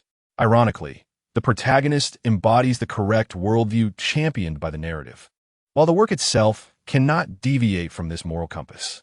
Furthermore, both antagonists are female, each bearing the scars of love, while male characters are often portrayed as saviors. The contrast is stark, especially in the case of Bibi Dong, whose character evokes sympathy. Therefore, a neighboring narrative chose a shrewder approach by flattening its antagonists, eliminating the need to probe into their motivations or hidden depths, rendering them simply as villains, thus simplifying readers' choices between protagonists and antagonists. In contrast, the Spirit Hall and Tang San present a far more challenging dilemma. Chisu observed that the author of the Tang family trio particularly favored the creation of multifaceted supporting characters, only to dispose of them for various peculiar reasons, evoking strong emotional responses from readers, only to later reveal the motivations that could be quite disheartening. The disdainful demeanor of the author, who appears to look down upon the efforts of ordinary individuals as if bestowing charity, is deeply etched within the works of Tang San Shao's Douluo series. As Douluo progresses, one cannot help but find it perplexing that the characters who endure immense hardships invariably meet tragic ends, while those of noble birth seem to thrive. Even Hui Yuhao can be said to have suffered greatly and yet failed to attain a favorable outcome. Chisu's most favorable impression of Douluo lies in its initial premise, specifically the cultivation system of martial souls and soul rings, a setting rich in personal characteristics, which greatly aids in character development. The world, where martial souls collide with one another, is indeed a realm Chisu yearns for. For instance, among the relatively minor characters in Do Pa, Chisu has a vivid impression of Lin Xiuya, conjuring an image of elegance and sophistication, largely due to his distinctive combat style that epitomizes the essence of wind attribute fighting energy. However, aside from this foundational premise, other aspects of Douluo, including character development, falter significantly, revealing contradictions that Chisu could easily illustrate. The depiction of soul masters in battle, the establishment of the soul fighting arena, the pre-fight exchanges of levels, martial souls and combat styles, as well as the practice of wagering in duels, where any breach of agreement would lead to disgrace among the entire soul master community, initially paints a picture of a harmonious world committed to martial ethics. Yet, what are the characters in the protagonist camp? The contention over the Fengwei Jitsao snake between the Shrek side and the Snake Lady's faction was essentially a trivial matter. The Snake Lady first discovered and injured the Fengwei Jitsao snake, inadvertently driving it to the location of Shrek's group, where it was ultimately subdued. The dispute over the soul beast's ownership was not approached with negotiation or the establishment of a wager, but rather with the intention of silencing the opposition. If Zhao Wuji's disregard for martial ethics stems from personal failings, let us examine others. Titan, whose interest in Tang San arises from the conflict involving his grandson Tailong, establishes a wager that Tang San must join the Li Ji clan upon losing, only for Tang San to refuse to concede, prompting Titan to consider, "If I cannot have you, I shall destroy you." The unscrupulous merchant Flandra's opportunistic pricing and Shrek Academy's refusal to refund students' registration fees only serve to tarnish the image of their teachers, who are supposedly noble and unwilling to profit from their services, resorting instead to such tactics for funding. Isn't this a self-inflicted humiliation?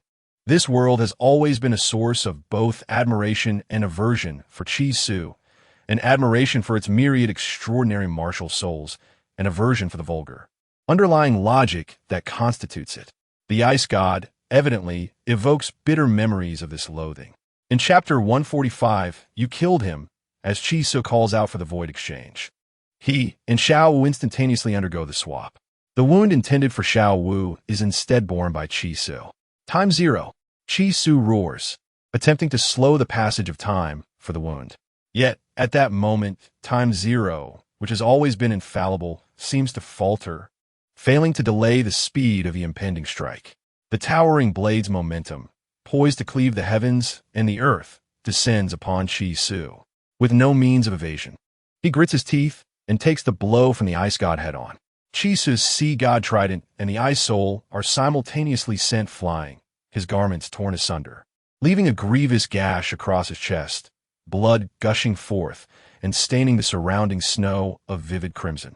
Summoning the 8 spider lances, he struggles to maintain his footing, coughing blood incessantly, clearly gravely injured. Since arriving in the Douluo world, Chisu has never sustained such severe wounds. Even in his battle with the Emperor Nine-Headed Lion, he had pushed himself to the limit without suffering significant harm. Truly, divine beings are on an entirely different level. Chisu muses internally as he spits blood. Once Xiao Wu vanishes from her original spot, she quickly realizes that Chisu has used the void exchange to take the blow meant for her. Without a moment's hesitation, She turns and rushes toward Chi Su, who has been wounded by the long blade. It's all my fault. If I hadn't come to find you, you would have had to endure this. She cries, tightly embracing him, oblivious to the blood staining her clothes. Chi Su gazes at her with tenderness, gently stroking her head. It's not your fault, he assures, tilting his head to cough blood onto the snow, careful not to soil Xiao Wu. Didn't I say? If anyone wishes to kill you, they must first step over my corpse. Chi Su's condition is dire. The ice god's casual swing of the blade is imbued with divine power, rendering Chi Su's soul skills ineffective. The time zero that should have slowed the wound's effect proves futile, and the ultimate healing ability of his soul bone also fails to activate, resulting in relentless bleeding and excruciating pain. His body is in such a wretched state that had that blade struck Xiao Wu, she would undoubtedly have been annihilated, leaving no trace behind. Young man, don't be so hot-headed. The ice god approaches leisurely, a grin plastered across his face, as if he had never engaged in combat at all. Chi Su scoffs derisively. It's merely a matter of skill. He acknowledges the vast disparity between himself and the deities, yet he believes that if given time, even these lofty beings would seem no more significant than insects in his eyes. Are you not afraid of me? The ice god, intrigued by Chi Su's defiant demeanor, inquires. If I recall correctly, deities are prohibited from interfering in the affairs of the mortal realm. Your swing of that blade constitutes a violation. Should you persist in your assault, it would mean my death and your prosecution by the divine enforcers. Chi Su boldly declares, holding his head high, unafraid. However, beneath his bravado lies a profound anxiety. As he prepares to activate the teleportation and invincibility bestowed upon him by the system, should the situation turn dire. If things go awry, he intends to flee with Xiao Wu, the Snow Empress, and Douluo Bo, despite knowing that the Snow Empress faces no mortal peril. Nevertheless, he wishes to ensure her safety, having promised her a glimpse of the outside world. At that moment, the elder approaches Chi Su, holding an unknown icy, golden object. Chi Su shields Xiao Wu with one hand, his gaze unwaveringly fixed upon the elder. You are correct. The divine realm does impose restrictions on my ability to kill. Yet, my limitations do not extend to others. With a mere wave of his hand, the elder sends the previously knocked away artifact, the Ice Soul, soaring directly into the Snow Empress's grasp. I will ask you one final time. Either inherit my divine position or face death. The elder maintains his cheerful demeanor, as if discussing a mundane matter. Despite the oppressive weight of his words, which instills a sense of impending doom in Chi Su, he bursts into laughter, responding coldly. Let me make this clear. Even in death, I shall not inherit your divine position. What concern do I have for a deity who is aloof and dismissive of all? My heart remains warm. Very well, the ice god replies, his smile fading, his expression turning frigid. All along, he has been a deity exalted and unassailable, with no one daring to defy his will, not even the chosen successor. While he held immense admiration for Chi Su, who uniquely passed his trials, this reverence was predicated on an unwavering self-importance. Yet this human, this soul master, audaciously dared to strike against a being of divinity. This transgression encroached upon the very limits of the Ice City, compelling him to inflict injury upon Chi Su with a mere flick of his blade. Nevertheless, out of a desire to nurture talent, the ice god extended another opportunity to Chi Su. Upon Chi Su's definitive refusal, the ice god's demeanor grew frigid. His gaze ignited with divine wrath, a terror most profound. Xuenu, go and slay him. The ice god gestured lightly, a beam of light emanating from his fingertip, hurtling towards Xuedi. As the radiance coursed through her being, Xuedi felt her physical prowess ascend to a staggering pinnacle, as if she possessed the power to annihilate worlds.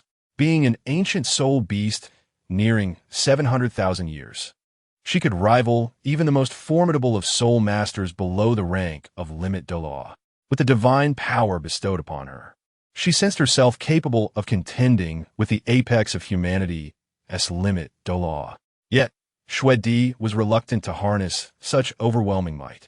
Even though this power was exceedingly formidable, the ice god insisted she wield it to eliminate Chi Su. Staring at the bloodied Chi Su, Xue Di shook her head vehemently. Kneeling on one knee, she plunged her ice spear into the snow, her voice trembling as she implored, "My lord ice god, Chi Su's form is unparalleled through the ages. Undoubtedly the finest heir to your noble divinity. I beseech you to reconsider." The ice god snorted derisively. What of his prodigious talents? He is but an ungrateful insect. Before he ascends to divinity, no matter his gifts, he is no different than the ants of the lower realms, only slightly more resilient. Regardless, every being should harbor a sense of reverence. Even in the divine realm, with my divine status, I too possess a heart filled with awe for knowledge. Yet he, a contemptible insect, dares to be so brazen. How can he not deserve death? Moreover, I have already granted him an opportunity, which he has spurned. The ice god's gaze was as frigid as eternal ice. Chi Su realized he had underestimated the strength of the divine. It became evident that his judgment was skewed by the battle between Tang San and Qianrenxue, leading him to a grave miscalculation. He had previously analyzed the strengths of both the worlds of Do Pa and Douluo, arriving at the following conclusions, which consequently contributed to his erroneous assessment of divine power. 1. Great Do Master, capable of Do Chi transformation into armor, no restrictions, versus Soul Sage, martial soul avatar. With restrictions, the superiority is evident upon comparison. 2. Do Spirit, manifesting Do Chi, versus Soul Da. Truthfully, aside from Soul Sages who can manifest their martial soul avatar, there seems to be little introduction beyond Soul Douluos. 3. Do Wang versus Tidal Duo. Do Wang could draw upon a small amount of energy from outside space, versus Tidal Duo. Ordinary Tidal Douluos cannot fly, except for avian martial souls. Levels above 95 are super Douluos, and 99 is limit Douluo. 4. Do Huang versus second level god. Do Huang can rapidly summon energy of the same attribute from the heavens and earth. High-level Do Huang can briefly remain in the void without external aid, versus second-level god. 5. Do Zong versus first-level god. Do Zong can stand in the void without external aid. High-level Do Zong can create spatial locks, versus first-level god. 6. Peak Do Zong versus Divine King. Chi Su believed the Divine King's performance was lacking, as Do Zun could open spatial passages. Thus, the peak Do Zong was sufficient. Chi Su felt the battle power of Douluo was indeed collapsing. The author, Tang Jiasan Shao, excessively glorified the Tang sect's hidden weapons, diminishing the Douluo soul master system's integrity. Tang San, as a mere tidal Da, wielded hidden weapons so effectively that he pierced the heart of the angel god. Qianrenxue, the angel god, being a first-level god, should not be so easily felled by mere mundane weaponry. This was the most significant reason for Chi Su's erroneous judgment regarding the disparity in strength. In the original narrative, the explosion of the Buddha's Wrath Tang Lotus annihilated 76 soul sages with martial soul avatars and 30 soul Douluos. The original text described, Ding, the explosion of the Buddha's Wrath Tang Lotus was peculiar, crisp, and enchanting, akin to the sound of gold and jade colliding. Yet, this singular crisp sound became the focal point of the entire arena. As this sound resonated, a golden red vortex silently expanded. In that moment, 76 flying soul sages from the Angel Legion were swept away by the golden red vortex, floating in the air without further movement. It is worth noting that these soul sages had unleashed their strongest martial soul forms. The horror of the Buddha's Wrath Tang Lotus was such that its explosive force, accompanied by a piercing shriek, effortlessly penetrated the bodies of over 30 soul Douluos from the martial soul empire. Despite the inherent defensive capabilities of soul level powerhouses being significantly superior to those of soul sages, training over 30 soul Douluos is an arduous task. Before the Buddha's Wrath Tang Lotus, their bodies were like shattered dolls, gushing forth torrents of blood. The peacock feather inflicted serious injury upon the three offerings. A dignified 96th level Tidal Duo, unleashing their most potent defensive skill, could not evade the onslaught of the peacock feather. Even the one who launched the attack, Xiao Wu, was astonished. The fear invoked compelled the three offerings to immediately deploy their strongest defensive technique. However, the specialized needles of the peacock feather had the capability to pierce through protective barriers. Each type of needle, including the bone-piercing needle, thunderfire needle, and others, formed a perfect assault. The pain and explosions reverberated on the three offerings. Yet thanks to their formidable 96th level strength, the defensive soul technique mitigated some of the needle attack's potency, with their resilient flesh serving as the final line of defense.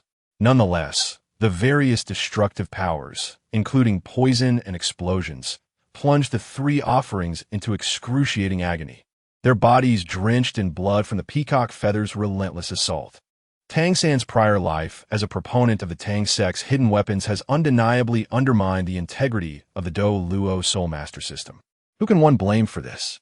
Blame the mindless glorification of Tang San Shao. For his fervent enthusiasm for the Tang sect's hidden weapons has led to the unraveling of the Soul Master's battle capabilities. Had it not been for Tang San's remarkable achievement at level 96, which showcased the devastating power of Guanyin Yulei against Qianren Shui, Chisu would not have made such a significant misjudgment, believing himself capable of contending with the Ice God. Certainly, the Ice God's long-standing divinity and Qianren Shui's recent ascension played roles in this miscalculation, compounded by Qian Daoliu's inadequate support for her divine foundation and Qianren Shui's deliberate restraint. Nonetheless, it is evident that Tang San's confrontation with Qianren Shui could not have culminated in Guanyin Yulei piercing her heart. If one were to draw comparisons, it is worth noting that in Do Pa, reaching the Do Zun level allows for the creation of wormholes, a feat currently unattainable by humanity based on existing theories.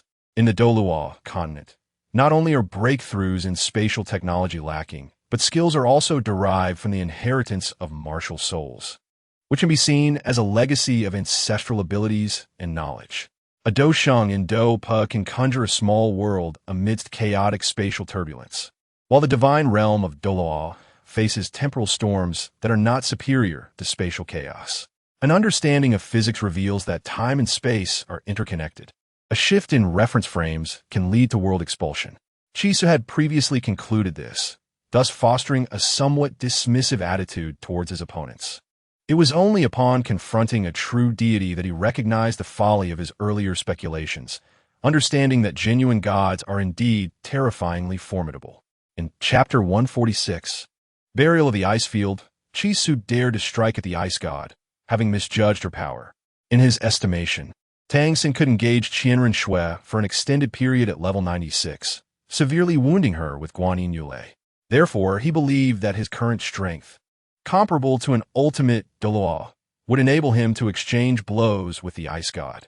Despite his awareness of Qianren Shui's leniency during their encounter, he assumed the outcome would not differ significantly. However, when the Ice God swung her blade towards him, Chisu realized the gravity of his miscalculation.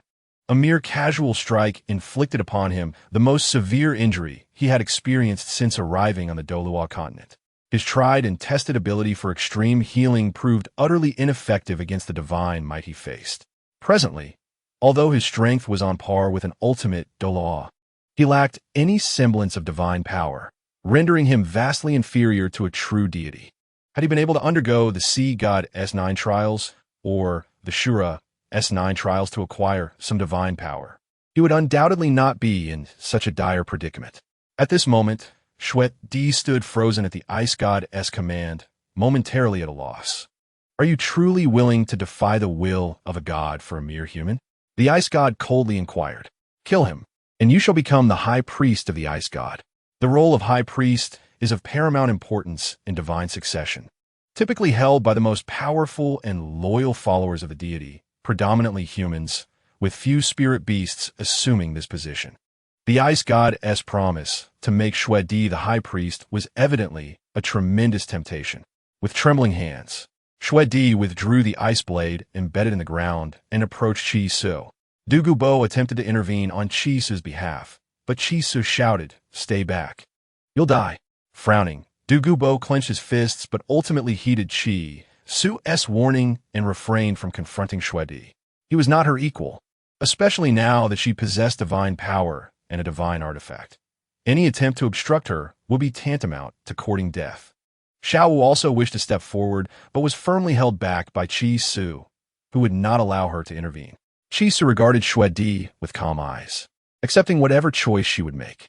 After all, to her, he was merely a recently acquainted human who had slaughtered nearly 10,000 spirit beasts in her territory. The extreme north. Now, presented with the opportunity to kill this human and ascend to the lofty position of a divine priest, why would she not seize it? Xue Di averted her gaze, unable to meet Qi Su's eyes. Gripping the ice blade with both hands, she soon stood before him. I'm sorry. She spoke, her voice tinged with a hint of sobbing. Qi Su was momentarily taken aback, recognizing her resolution. He sighed inwardly, although he felt no animosity toward her choice. He would have been pleased had she chosen steadfastly. Yet in such a life-and-death dilemma, any decision made was justifiable. Qi Su clenched the teleportation rune gifted by the system, prepared to flee at a moment's notice. When the system granted him the invincible form and teleportation rune as rewards for goodwill, he sensed something amiss. Why would the system bestow upon him 2 life-saving items? In retrospect, it seemed the system had anticipated today as calamity. However, the thought of this left him somewhat fearful. Had he restrained himself from the ice god's condescending demeanor and refrained from attacking, he could have acquired the ice blade artifact. This meant the system had even calculated his inability to endure the ice god's arrogant attitude, which sent a chill through Qi Su. Now, as Xue Di raised the ice blade high, countless lights surged along its edge, as if poised to strike down at any moment. Simultaneously, Qi Su's palm glowed brightly, ready to activate the teleportation to escape this perilous situation. Yet, after a lengthy wait, he found Xue Di hesitating to bring the ice blade down. Run! Xue Di suddenly shouted, her voice laced with anguish. The radiant ice blade descended, but not towards Qi Su. Rather, it aimed at the ice god not far away. Damnable insect! The ice god was momentarily taken aback by Xue Di's unexpected assault, her fury igniting an inferno within her. Instantly, the white expanse of land fractured, and a blizzard raged down, threatening to obliterate everything in its path. In that moment, the world transformed, seemingly venting the wrath of a deity. A sight both terrifying and awe-inspiring. The spirit beasts, having just witnessed a gruesome slaughter, were now paralyzed with fear at the cataclysmic scene, fleeing in terror to their lairs. Whether they were a millennium or 10,000 years old, even the mightiest of them scattered in fear from the battlefield. Run! Xue Di exclaimed, desperately trying to shield herself against the unfathomable rage unleashed by the ice god. Yet, the energy was overwhelmingly formidable, despite her divine empowerment and wielding a divine artifact. She could not withstand it. Blood began to seep from her lips, staining her once pristine white dress a deep crimson, creating an oddly enchanting yet utterly sacred image. Qi Su was astonished by Xue Di's sudden transformation, a warm current flowing within him, prompting him to act without hesitation, shattering the teleportation rune. Destination: Sea God Island. Qi Su silently roared, and in an instant, a brilliant light erupted from his palm, a vast spatial rift materializing amidst the fractured ice and snow. With a focused thought, he selected Du Gubo, Xiao Wu, Xue Di, and himself as the teleportation recipients. Regrettably, the 200,000-year soul rings of the ice crystal, saber-toothed tiger, and the Titan snow demon king could not be absorbed in time, fading away into the void of existence. Just as everyone was about to enter the teleportation portal, the divine artifact, Ice Soul, held by the Snow Empress, suddenly broke free from her grasp, turning its blade towards her, radiating an infinite brilliance and a violent aura. The Snow Empress gazed at the surging light of Ice Soul, feeling an unexpected calmness. She had betrayed the deity she had revered throughout her long life. To perish in this manner was her deserved punishment. Yet, a twinge of regret lingered within her, a longing to explore the outside world alongside Qi Su. She yearned to witness the confluence of ice and fire at the springs he had described, to savor the roasted meats and hot pots he had spoken of. The world was not solely composed of endless white ice fields and monotonous daily training. The outside world appeared to be vibrant and fascinating. Yet she sensed that she would never have the chance to behold it again. The brief glimpses of the world painted by Chi-Su were the very places the Snow Empress longed for. With her eyes tightly shut, she awaited the impending judgment of fate, silently wishing that if there were a next life, she might explore the outside world. Her hands clasped together at her chest, as if making an exceptionally significant wish. At that moment, it was evident that Ice Soul was now under the direct control of the Ice God, and this strike would bear the true wrath of a deity. Should the Snow Empress be struck, her demise would be inevitable. Void Exchange. Without hesitation, Chi-Su activated the soul skill of Void Exchange once more, intending to shield the Snow Empress from this lethal blow. Invincible Golden Body. This invincible golden body was also a life-saving means provided by the system, capable of rendering one immune to any damage once. Even the lofty gods would be powerless before the abilities bestowed by this system. Chi-Su completed the spatial exchange with the Snow Empress in an instant, radiating golden light, appearing as a diminutive golden figure. When Ice Soul, infused with boundless pressure and divine fury, struck Chi-Su, it met with no resistance. As if sinking into an ocean of silence, the Ice God furrowed his brow in confusion, his anger intensifying.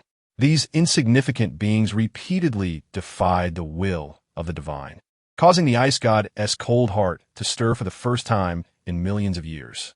With a wave of his hand, he was suddenly adorned in crystalline armor. His previously white hair transformed into a deep black. His aura surged to its zenith. The divine pressure belonging to the god enveloped the vast expanse of the northern ice fields without reservation, a terror to behold. At that moment, all soul beasts in the extreme north buried their heads in the snow, trembling in fear, as if they were on the verge of being crushed by this overwhelming force. Ice Soul, the ice god bellowed, commanding the artifact to return, preparing to personally annihilate these insignificant beings in his strongest state. His hesitation to strike with full force stemmed from the fear of retribution from the Divine Council. Interfering with the mortal realm was a transgression against divine law, and to slay mortals with full might was an even greater sin, inviting relentless pursuit from the Council. Yet, at this moment, the Ice God cared not for such concerns. Even if he were ultimately stripped of his divinity, his boundless power would still allow him to traverse the cosmos. These repeatedly provocative ants deserve their fate. However, just as the Ice God roared, the artifact Ice Soul, along with Chi-Su, the Snow Empress, and the others, vanished without a trace. The vast expanse transformed in an instant, leaving only the echoes of Chi-Su's furious voice reverberating across the heavens. 30 years of fortune and misfortune shall not belittle the youth. You insignificant beings! The Ice God gazed upon the now empty northern ice field, his fury unquenched by any tumult. He howled at the sky, an eruption of energy surging forth from his being, engulfing the entire northern land. Countless soul beasts perished under this torrent of divine might, transforming into rings of souls. They could never have fathomed that this tempestuous wrath emanated from the very Ice God they had revered for generations. The boy who slayed the dragon ultimately became the dragon himself. The Ice God, who had forged the northern ice fields into a sanctuary for ice-attribute soul beasts, would now bury this land with his own hands. Countless streams of beast blood stained the once gleaming white earth crimson, with countless bodies strewn across this blood-soaked ground. Should human soul masters traverse this region, they would undoubtedly discover the most suitable soul bones for themselves. Millennia, tens of millennia, 100,000 years, all were present. Yet whether they could escape this mountain of corpses and sea of blood was uncertain. Snowflakes cascaded gently, blanketing the crimson earth, until every body and soul bone was concealed, restoring the once bloodied land to its pristine snowy expanse. Many years later, a rumor circulated among human soul masters. To discern one's fortune, one must journey to the northern ice fields. If they could unearth a soul bone beneath their feet, it would herald absolute good fortune. The northern ice fields, cleansed by countless snowfalls, transformed once more into a vast expanse of white, remarkably pristine. It remained so for an extended period, devoid of any soul beasts. The once thriving northern ice fields seemed to have been buried by its very creator, now utterly devoid of life. In the sea of soul beasts, massive ships traversed the seldom visited waters, arranged in formation. For those with keen eyes, they would observe the large character for soul emblazoned on the sails, an unmistakable representation of the martial Soul Hall, the mightiest force on Douluo Continent. Recently, the martial Soul Hall made a decision that astounded soul masters across the continent, an assault on the legendary Sea God Island. It is known that Sea God Island is a sacred site of divine inheritance, safeguarded by deities. The audacity of the martial Soul Hall to target such a place left many factions in shock. The two great empires and 7 major sects breathed a sigh of relief. As the martial Soul Hall had recently exhibited increasing dominance, harboring ambitions to surpass the two empires and unify the continent. This development eased the long-standing conflicts between Xingluo Empire and Tiando Empire. However, whispers suggested that the martial Soul Hall's apparent intention to attack Sea God Island was merely a ruse, concealing their true aim of launching an assault on the continent itself. This sowed seeds of panic among the two empires, leaving them in a state of unrest. To this day, they lack the strength to counterbalance the martial Soul Hall, hoping only that the Hall would suffer significant losses in the impending battle at Sea God Island, depleting its elite forces. Only then would the two empires and various sects have a genuine opportunity to breathe, rather than perpetually exist under the terrifying pressure of the martial Soul Hall. However, for ordinary commoners, the martial Soul Hall remained a highly regarded organization. Not only did they dispatch individuals to villages for free martial soul awakenings, but they also provided subsidies to low-ranking soul masters. In contrast, it is indeed far more amiable than the lofty 7 major sects and the 2 great empires. Chapter 147. Anticipating the return from the north. On the vast ship led by the Wuhuan Temple fleet, 2 men and 1 woman stood at the bow, each displaying distinct expressions. The robust, red-haired man gazed dreamily at the profile of the woman beside him, seemingly lost in unrequited affection. Meanwhile, the woman, with hands clasped together, perpetually directed her gaze towards the northern expanse of the continent, her focus unwavering despite the ship's course. She possessed long, flowing black hair and a tall, voluptuous figure, exuding an irresistible allure, particularly accentuated by her captivating eyes that held a hint of seduction. Yet, despite her enchanting presence, her visage bore no trace of flirtation. Rather, her brow was furrowed, shrouded in a subtle melancholy, as though she were yearning for someone. The trio on the deck represented the golden generation of the Wuhuan Temple, Gulaina, Xieyu, and Yan. Under the insistence of the man in the black robe, they were compelled to board the vessel heading for Sea God Island, despite their initial disinterest in the conflict. Initially, the younger generation was sharply divided on the question of their involvement in the battle for Sea God Island. One faction, led by Pope Bibi Don, staunchly opposed their participation, believing that the youth represented the future hope of the Wuhuan Temple. Any loss in this war would be a devastating blow to the entire sect. Conversely, another faction led by the Grand Offering Qian Daolu advocated for their involvement, arguing that only through this conflict could the young members truly mature into the pillars of the temple's future. Ultimately, the debate yielded no clear resolution, necessitating the coercive influence of the 2 formidable Douluos, the man in the black robe and Qian Daolu, to persuade Bibi Don to acquiesce.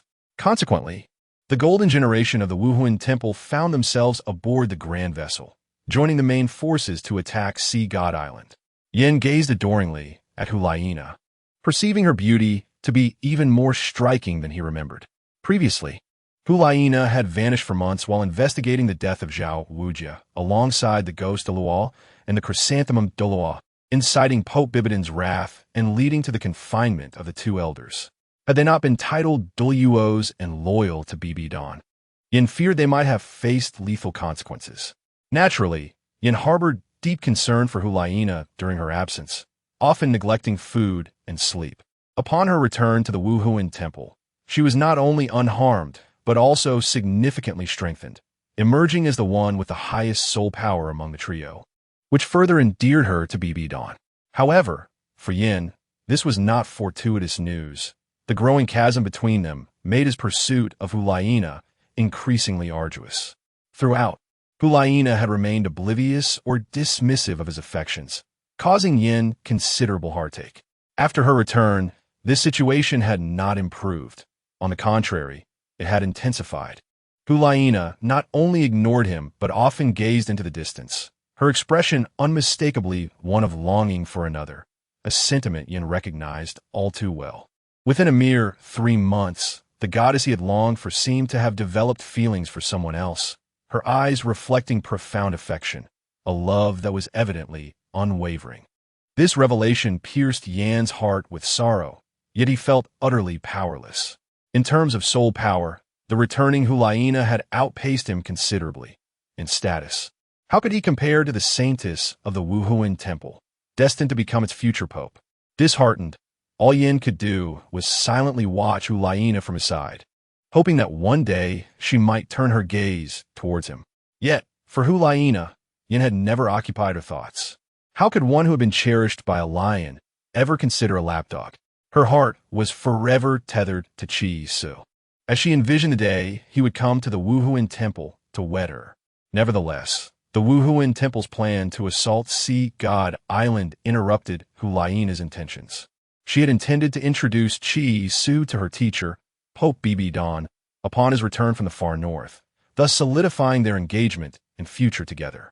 Yet now, forced onto this vessel bound for Sea God Island, she wondered when she might return to the mainland. Before departing, she had penned a letter to Ning Rongrong of the Seven Treasure Glazed Tile School, instructing her to inform Qi Su of her fate should she fail to return from Sea God Island, so he would not be left searching for her. For the first time, Hulaina comprehended the anguish of longing, akin to being incessantly carved upon by an unseen hand. "Nana, the wind is strong outside. You should return inside." Yin finally couldn't restrain himself from speaking, his concern evident. Hulaina merely waved her hand without looking back, her gaze still fixated on the northern horizon, where the silhouette of her beloved lingered. "Yin is right. You should go back." "Nana," urged Xieyu, Hulaina's brother, unable to suppress his worry. Since boarding the ship, she had spent every moment, aside from eating and sleeping, standing at the bow, gazing longingly into the distance. "I'm fine, brother," Hulaina reassured him with a simple response. She refused to remain in the dark confines of the ship's cabin, where she could not see the north or the figure of the one she longed for. Yin was one of the youngest recipients of the purple record medal in the Wuhuan Temple, one of its 3 prodigies. In the original narrative, he harbored feelings for Hulaina alongside Xieyu and was recognized by the Pope as part of the golden generation of the Wuhuan Temple, debuting as a level 52 assault-type Soul King. His soul ring configuration was optimal, comprising yellow, yellow, purple, purple, and black, and later he appeared at the Soul Emperor level, wielding one of the strongest dual attribute soul weapons, the fire and earth dual attributes, inheriting from the ancient Wuhuan, the Flame Lord. Xieyu is similarly one of the youngest recipients of the Purple Record Medal and one of the 3 prodigies of the Wuhuan Temple. Orphaned at a young age, he and his sister Hulaina adopted their parents' surnames and inherited their respective Wuhuan, alongside his sister Hulaina and Yen. He was also recognized as part of the Golden Generation by the Pope. In the original story, he debuted as a level 52 assault-type Soul King. His Wuhuan was the Moonblade, a top-tier weapon Wuhuan, with the same optimal soul ring configuration of yellow, yellow, purple, purple, and black. He could combine forces with his sister Hulaina to unleash their Wuhuan fusion technique, Demon Charm. In this fusion technique, Xieyu took on the role of the main combatant, while Hulaina focused on control. However, the overall concept of the fusion technique was primarily directed by Hulaina. Within the control range of the Demon Charm, all senses of those affected would be diminished by 50% and their soul power suppressed by the same margin, resulting in a 50% delay in all actions. In the original narrative, the duo's Wuhuan fusion technique exerted immense pressure on Tang San during the Soul Master competition. However, given the current timeline, It was inconceivable that Tang San could defeat the Wuhuan Temple's team in the future Soul Master competition, and even reaching the finals remained uncertain. Without Xiao Wu, Tang San had lost the opportunity to acquire the 8 spider lances, and without encountering Douluo, he would not have access to any celestial herbs. Consequently, the members of Shrek Academy could not undergo the transformative experience of celestial herb baptism to significantly enhance their strength. Conversely, Hulaina, having consumed the miraculous herb selected by Chi Su, experienced a substantial enhancement in her abilities. Moreover, she possesses numerous concealed weapons gifted by Chi Su, making it almost certain that she will clinch the championship in the Soul Master competition. In truth, within the original timeline, the Spirit Hall team should not have been defeated. However, due to the overwhelming protagonist aura and certain contradictions in the narrative, such an outcome was inevitable. It is worth noting that the Douluo Dalu inherently harbors numerous inconsistencies, and I shall highlight a few obscure points.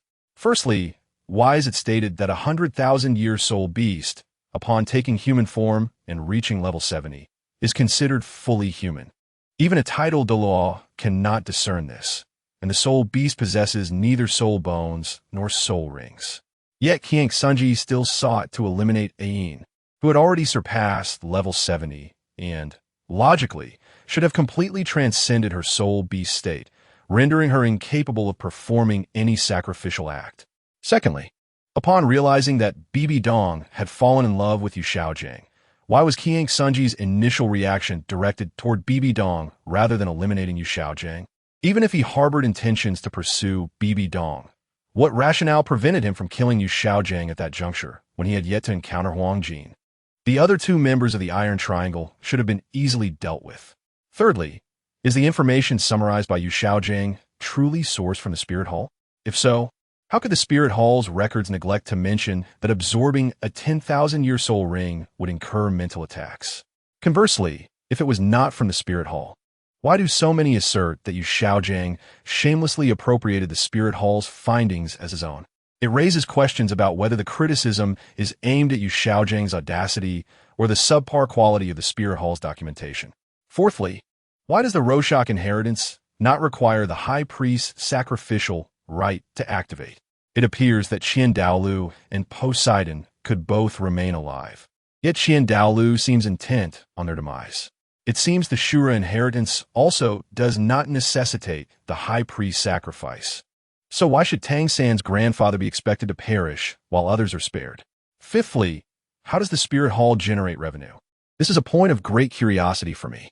With so many Spirit Hall branches across the continent, each requiring staff support and monthly subsidies for common soul masters, it has been mentioned in the comments that the funding for these subsidies comes from the 2 empires.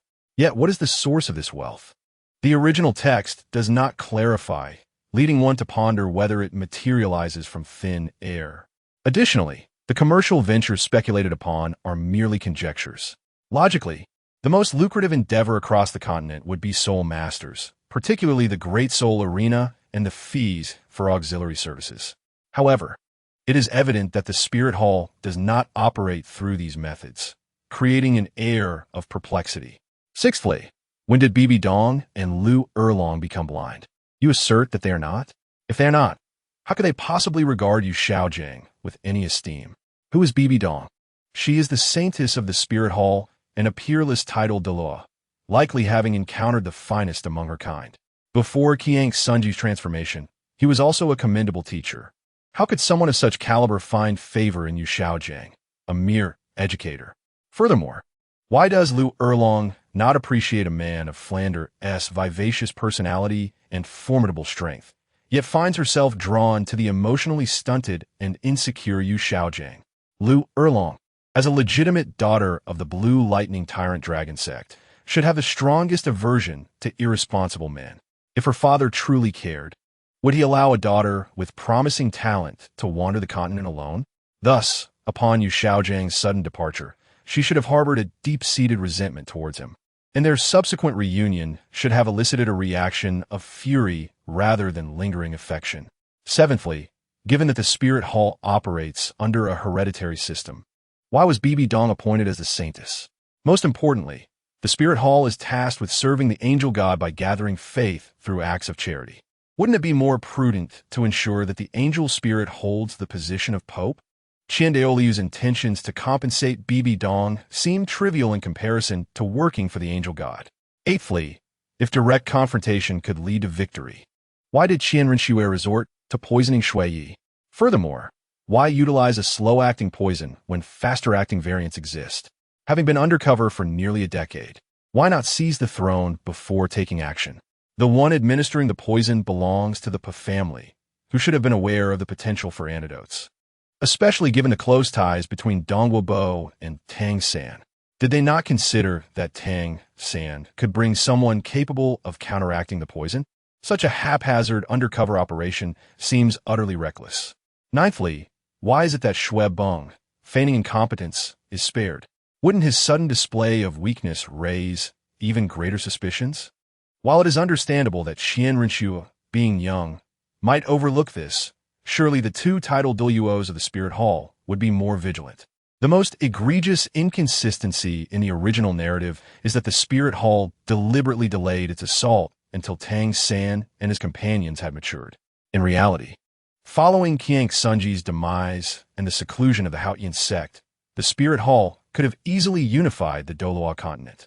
Based on subsequent text analysis, the Spirit Hall possessed no fewer than 20 titled Douluos at that time, in addition to Qian Daolu, who was at level 99, along with 6 other supreme Douluos serving as offerings. As for the two empires, the Tiando Empire, excluding the hidden members of the Tang family, had merely 4 titled Douluos: the Poison Douluo, the Sword Douluo, the Bone Douluo, and the leader of the Blue Lightning Tyrant Dragon sect. The likelihood of their unification was virtually non-existent. The Xingluo Empire's number of titled Douluos remains unclear, but without the presence of the 3 great sects, they would undoubtedly be at a severe disadvantage, with 1 or 2 being considered fortunate. Such a straightforward scenario could have been resolved with a simple assassination of the titled Douluos. Instead, it was unnecessarily complicated, with the Spirit Hall engaging in pretense with the 2 empires, expressing goodwill, and ultimately placing the most gifted individual of the Spirit Hall and the future hope of the organization into the heart of the Tiando Empire as an undercover agent. Rather than diligently honing their skills to swiftly acquire the angel inheritance, they opted for a convoluted scheme within the royal family, squandering precious time that could have been devoted to cultivation in a feudal power struggle. The 2 titled Douluos accompanying them were so inept that they could have annihilated the Tiando Empire's royal family and Douluo in mere moments. Yet they chose to masquerade for decades, engaging in espionage with Qian Rinxue in an enemy territory. What kind of desperate foolishness would compel them to undertake such mindless actions? In Chapter 148, reminiscing about the events on Sea God Island, one must ponder the motives behind Qian Daoliu's sudden desire to assault the Spirit Hall. As Hulaina noted Qian Daoliu's persistent disregard for her, Yin shifted the conversation to the invasion of Sea God Island. Hulaina, too, was perplexed. Sea God Island had long been regarded merely as a myth, with few soul masters ever having ventured there. Why, after years of operation on the continent, would the Spirit Hall abruptly abandon its endeavors and turn its attention to Sea God Island? The reasons behind this decision eluded Hulaina's understanding. Moreover, the Spirit Hall had previously undertaken actions against Sea God Island, dispatching 2,000 soul masters in an attempt to recruit the inhabitants. The outcome, however, was disastrous, with fewer than 100 returning alive and 2 titled Douluos lost in the process. The location, now known as Sea God Island, was dubbed Devil's Island by the Spirit Hall. Sea God Island can be likened to a soul beast forest, yet stands apart from any other known by soul masters, as it is indeed an island inhabited by many peculiar soul beasts and unique soul masters, a realm known to only a select few within the soul master community. The recent actions of Wuhuan Electric in targeting Haishan Island have unveiled this mysterious location, revealing its connection to the legacy of divine consciousness to the world. Haishan Island is referred to as Devil Island by the Wuhuan Temple due to a past battle. However, the soul masters residing there, while elusive, are not bloodthirsty beings. They have inhabited this land for generations, identifying themselves as the children of the sea and known as High Hunchi. Their martial souls are remarkably unique, predominantly associated with aquatic life, resulting in soul skills that vastly differ from the ordinary. Situated in the ocean on the western side of the continent, these soul masters can fully harness their abilities in their natural habitat. Haishan Island is home to numerous extraordinary soul beasts, likening it to a unique soul beast forest. It is undeniably a place fraught with peril, yet brimming with opportunities. The High Hunchi do not revel in slaughter. Outsiders can reside there and become High Hunchi if they pass their trials. However, once one becomes a High Hunchi, leaving the island becomes forbidden, a rule intrinsic to Haishan Island. The Wuhuan Temple's previous incursion was marked by hostility, resulting in the deaths of several High Hunchi, which provoked a fierce backlash. Ultimately, only a little over 100 managed to retreat under the full brunt of the enemy's assault, underscoring the formidable strength of these soul masters. The current offensive by the Wuhuan Temple, led by two unparalleled Douluos, will undoubtedly yield different results. Such a formidable team, even in a sanctuary of divine inheritance, would face inevitable destruction without any chance of survival. The combined might of these two supreme Douluos represents the pinnacle of power on the continent, and unless a deity personally intervenes, nothing can halt their advance. This assurance fuels the audacious campaign of the man in the black robe and Douluo against Haishan Island. It is worth noting that the inhabitants of Douluo Continent exhibit an array of eccentricities, a fact that Hulaina finds unworthy of scrutiny. As Lu Gao grapples with the self-destruct mechanism of the rain pear blossom needle amidst a storm, Hai Buodong confidently discusses the high-precision holographic projection he created through light refraction and diffuse reflection, dismissing it as a trivial trick, while Dugyubo admires the flourishing herbs in his garden as mere flowers. A modest medical practitioner in Qingshan Town is engrossed in a comprehensive botanical guide available at any commercial shop, as Shrek Academy prioritizes running laps and sit-ups as the main components of soul power training. An ordinary blacksmith meticulously compares diagrams of human meridians with a collection of rudimentary combat techniques to learn how to manipulate the air he blows to substitute for a bellows. While Ma Hongjun indulges in revelry at a brothel, the patrol team in Wutan City is busy shutting down the local brothels and gambling houses. As Tang Hao flees with his cherished potted plant due to an unrequited love, an ancient beast clan engages in toasting with a faction in Zhongzhou, celebrating a successful family alliance, while Dugwian struggles with the toxicity of her martial soul. The previous bearer of the Inan poison body has developed a method for antidote creation through extensive research, as Yu Xiaojing treasures his soul-guiding belt.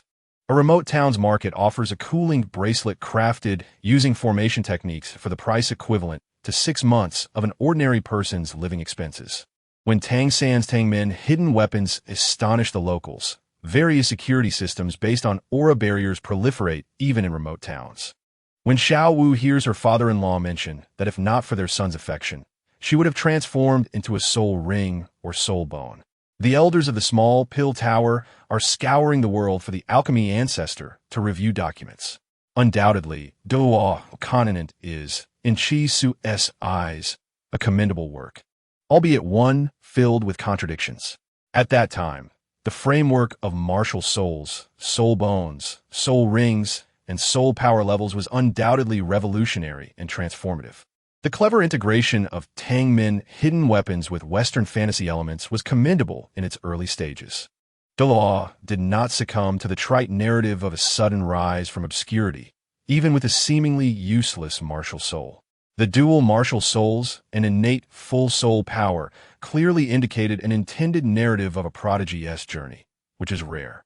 Douluo also refrained from employing cliches where a character unexpectedly acquires a legendary mentor or rescues a damsel in distress. Tang San's progression was guided by the ordinary master, without any buffs from his father, the Hao Qianhua, which is a noteworthy aspect. The Academy arc truly shines in this narrative, with each member of the 7 monsters receiving detailed character development and backstories. A web novel that successfully establishes a diverse cast of characters is indeed a rarity. The tournament arc is equally impressive, as the 7 monsters rely on their intellect and growth to overcome their adversaries. rather than resorting to sudden breakthroughs favored by authors like Tomato and Chendong. The conclusion of the tournament arc represents a climax of a narrative, executed remarkably well. Ultimately, victory is achieved through wisdom and Tangmen techniques rather than ephemeral breakthroughs. Following this is a 5-year separation, the trials of the City of Slaughter, and the reunion of the 7 monsters, marked by Xiao Wu's sacrifice. This segment of the plot is also commendable, with the concept of the City of Slaughter being refreshingly innovative. Xiao Wu's sacrifice serves as another pinnacle of the narrative, with conflicts being meticulously orchestrated. Foreshadowing comes into play, showcasing Tang San's Xiao's adeptness at weaving plotlines. Should subsequent chapters maintain this caliber, Douluo could be revered as a masterpiece. Regrettably, the Haishan Island arc exhibits an overt display of power-ups. It is implausible that the youngest titled Douluo, Tang Hao, achieved his status at the age of 44, while all 7 members reached similar heights around the age of 25, including those from the notoriously difficult food system. Was it not previously stated that training would become increasingly arduous? How did the number of soul masters on the continent suddenly surge? The heart demon that led to Qian Rinshu's ascension to godhood is inexplicably linked to Tang San. Potato-like, in the later stages, Tang San's brilliance overshadowed that of the other 6, despite the fact that Dai Mu Bai, Ning Rongrong, and Oscar were initially designed to possess talents on par with Tang San. Additionally, granting Tang San dual divinity is excessively implausible. Allowing characters like Ning Rongrong or Oscar to attain godhood would be far more reasonable and captivating. The characters painstakingly developed in the early stages, such as Master, Flandra, Lu Erlong, Ning Fengji, and even Tang Hao, are largely sidelined in the latter half, reducing the narrative to a one-man show featuring Tang San. It is a half-finished divine tome, as the latter sections fail to be steered effectively by Tang San. Nonetheless, despite numerous shortcomings, Chisu still regards Douluo Continent as sufficiently exceptional. Ultimately, it narrates the tale of the 7 monsters rather than that of a singular superhero, avoiding the common fantasy pitfall of an abundance of god-level beings. In the end, the number of titled Douluos is not excessive, with only 3 true limit Douluos existing, and the count of genuine high-end combatants remains limited. Each supporting character boasts distinct personalities and personal backstories, and the number of memorable characters exceeds 2 digits. In reviewing the works preceding Do 1 by Gong San, as you are aware, one may observe that although each of them possesses its distinct flaws and showcases Gong San's unique attributes, the writing experiences accumulated over time have enabled Gong San to achieve fame through Do 1.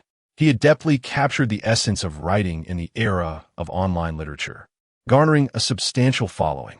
By identifying a breakthrough point, Gong San has consistently targeted the demographic of middle and primary school students, skillfully engaging these novices with a low threshold of writing, transforming them into fervent supporters.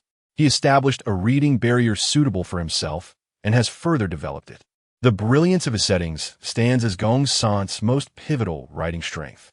He consistently constructs a complete, intricate, and rich worldview that allows the story to appear vibrant and dynamic from any perspective, brimming with playability and vitality, while also inspiring readers to delve deeply into the imaginative realms of fan fiction. By utilizing game-like elements inherent in online literature, he successfully shaped a cohesive worldview. Gong San entered the industry at an opportune moment when the genres of academy and setting were not yet prevalent. Through his outstanding configurations, he secured a significant share of the market, marked by perfect timing, an appropriate readership, and commendable quality of writing, which propelled him to fame. At the most fitting juncture, he produced a work that epitomizes his essence, the truly fated child. The sequel was a delightful surprise. Initially, there were no plans for a follow-up to Do 1 after its completion. However, upon witnessing the overwhelmingly positive market response, Gong San penned Do 2 after a 4-year hiatus, igniting the market once more. By releasing Do 2 unexpectedly, he revitalized the vitality of Douluo. The work itself is substantial. Do 1 does not overly expand its worldview, and the interconnections between various elements are remarkably tight, imparting a sense of delicacy and robustness. This culminates in a relatively perfect level of completion, a quality that seamlessly transitioned into Do 2. In expanding the timeline, worldview, and narrative capacity, he managed to maintain an exceptionally high degree of completion. By intertwining the old with the new, Do 2 achieved further brilliance, actively ensuring the quality of the work while significantly extending its lifespan. The richness of elements injected fresh vigor into the worldview, systematically integrated with a keen emphasis on compatibility and narrative potential. The interplay among characters, worldview, and settings is tightly knit, preventing readers from experiencing disconnection or fatigue, thus marking it as a milestone in online literature. When updating versions of his work, Gong-san refrained from delivering a crushing blow to the previous editions, maintaining a lineage of continuity with the upgraded Douluo content, which is one of his merits.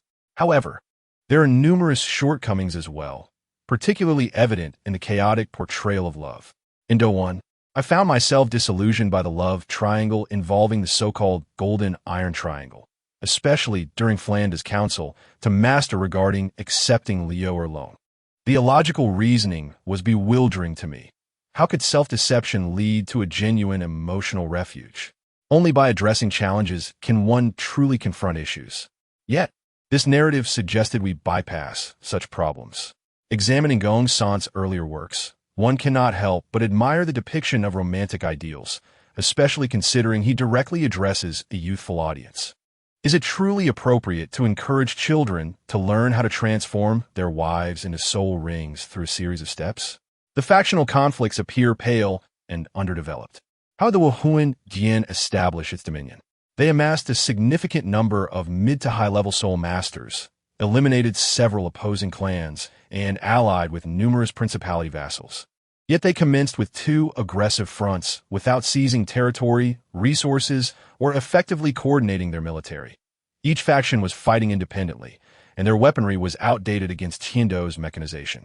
Moreover, the excessive rewards presented to the protagonist resonate strongly with young readers, as they epitomize extreme personal heroism. Regardless of the antagonist's chaos, the protagonist triumphs effortlessly, a gratifying spectacle. However, this leads to contrived scenarios crafted solely to equip the main character, resulting in the jarring episode at Sea God Island. In contrast, Tang San's journey through the Hell Road and its associated rewards seemed more justified, given the bloody context from which he emerged. Yet at Sea God Island, the protagonist's efforts failed to instill a sense of urgency, making the experience feel as though Tang San had merely stumbled upon benefits. This reflects the inherent flaws of the academy and arena competition, who asserts that effort must yield reward, and that such rewards will surpass the initial investment. Principal Wong would not dare to espouse such notions. Chapter 149, seemingly unrelated to the main narrative, opens with a description of the sea scenery. The black-robed man suddenly appeared behind the 3, his tone laced with subtle temptation. Shi Yue and Hu Liana remained silent, while Yin spoke first, expressing admiration for the gentleman. Hu Liana, with Bibi Tong as her support, held a high position within the Wuhuan Dian, while Yin, despite being part of the Golden Generation, felt a significant disparity and thus sought to align closely with her. In truth, Yin and Tang San are quite comparable. Tang San is not a virtuous individual. He acts solely for swift vengeance. His singular intervention led to the destruction of the Wuhuan Dian, hindering the development of human soul masters for 20,000 years, leaving them powerless against the assaults from the Sun and Moon continent. The Wuhuan Dian was not at fault. The conflict between humans and soul beasts is a fundamental dichotomy, where humans hunt soul beasts while soul beasts retaliate against humans, both acting to bolster their own strength. The racial discord is irreconcilable. Even if another 10,000-year soul beast were involved, as long as it was unrelated to Tang San, he would remain indifferent. The actions of the Wuhuan Dian went unchallenged by other forces, a clear indication that all factions engaged in similar pursuits. The 10,000-year soul beasts yield soul rings that are invaluable to any soul master. If the Wuhuan Dian refrained from seizing these, others would do so. The elders of Hao Tianzong demanded as much from Tang San. The Wuhuan Dian merely achieved this capacity before others, granting them the opportunity to act first. Due to the personal vendettas of a small faction within the Wu Huandian, the entire organization was dismantled, resulting in countless innocent soul masters falling victim to Tang San's actions. Tang San himself has slain numerous high-ranking soul beasts by the logic of avenging his mother. He sought to annihilate an entire sect. In his quest for soul rings, he slaughtered the 10,000-year deep-sea demon whale, a creature of considerable intelligence with a family to protect. Eventually, its wife and daughters sought revenge against him. What distinguishes his actions from those of the Wu Huandian? Is he not akin to an executioner? Moreover, had the Wu Huandian not been eradicated, the forces of the evil god would not have arisen to wreak havoc across the continent. The Wu Huandian's suppression of the evil god faction was notably forceful. Any discovery led to a relentless pursuit, as the Wu Huandian's soul is that of the goddess of light, the arch-nemesis of the evil god faction. The three great clans represent familial legacies, nurturing only their own bloodlines. The two great Empire Soul Master Academies accept only the nobility and privileged classes, and even the later Shirlai Kao Academy admits only exceptional talents, displaying a lack of consideration for ordinary soul masters. Resources are perpetually concentrated among a select few prodigies. In contrast, the Wu Huandian recruits common soul masters, providing free soul awakenings, and upon reaching the first level, grants them a gold coin monthly, along with skills and resources for their training. This opportunity has allowed many common soul masters to rise, presenting a precious chance to alter their destinies. Tang San himself benefited from the Wu Huandian's assistance in his early days. Objectively speaking, the Wu Huandian has played a positive role in historical development. Had the Wu Huan Empire achieved unification, the advancement of soul masters would have reached unprecedented heights, and the development of soul guide technology would not have been interrupted for nearly 10,000 years. Regrettably, there exists no alternative scenario. The two great empires have always regarded each other with enmity, and small-scale conflicts and wars have been incessant. Even in the absence of the Wu Huan Temple, a day would inevitably come when a full-scale war would erupt between the two empires. This is an unavoidable consequence of a regime gaining strength and the subsequent impulse for external expansion. The preservation of a basic peace over the years has largely depended on the interference and restraint exerted by the Wu Huan Temple upon the two empires. In terms of cultivating soul masters, the Wu Huan Temple undoubtedly holds a superior position. Ordinary and lower-tier soul masters are afforded greater advantages and opportunities for development within the Wu Huan Temple. The emergence of a multitude of soul masters is essential for the evolution of human history. I believe the unification of the Wu Huan Empire carries more positive significance than negative repercussions. The Wu Huan Temple is not at fault. Its only misstep lies in being cast as the antagonist to the protagonist. When considering the historical development of the entire continent, Tang San and the Tang sect he represents can be seen as a calamity. Due to the Tang sect, a significant number of ordinary soul masters have not only faced suppression, but have also been deprived of opportunities for advancement.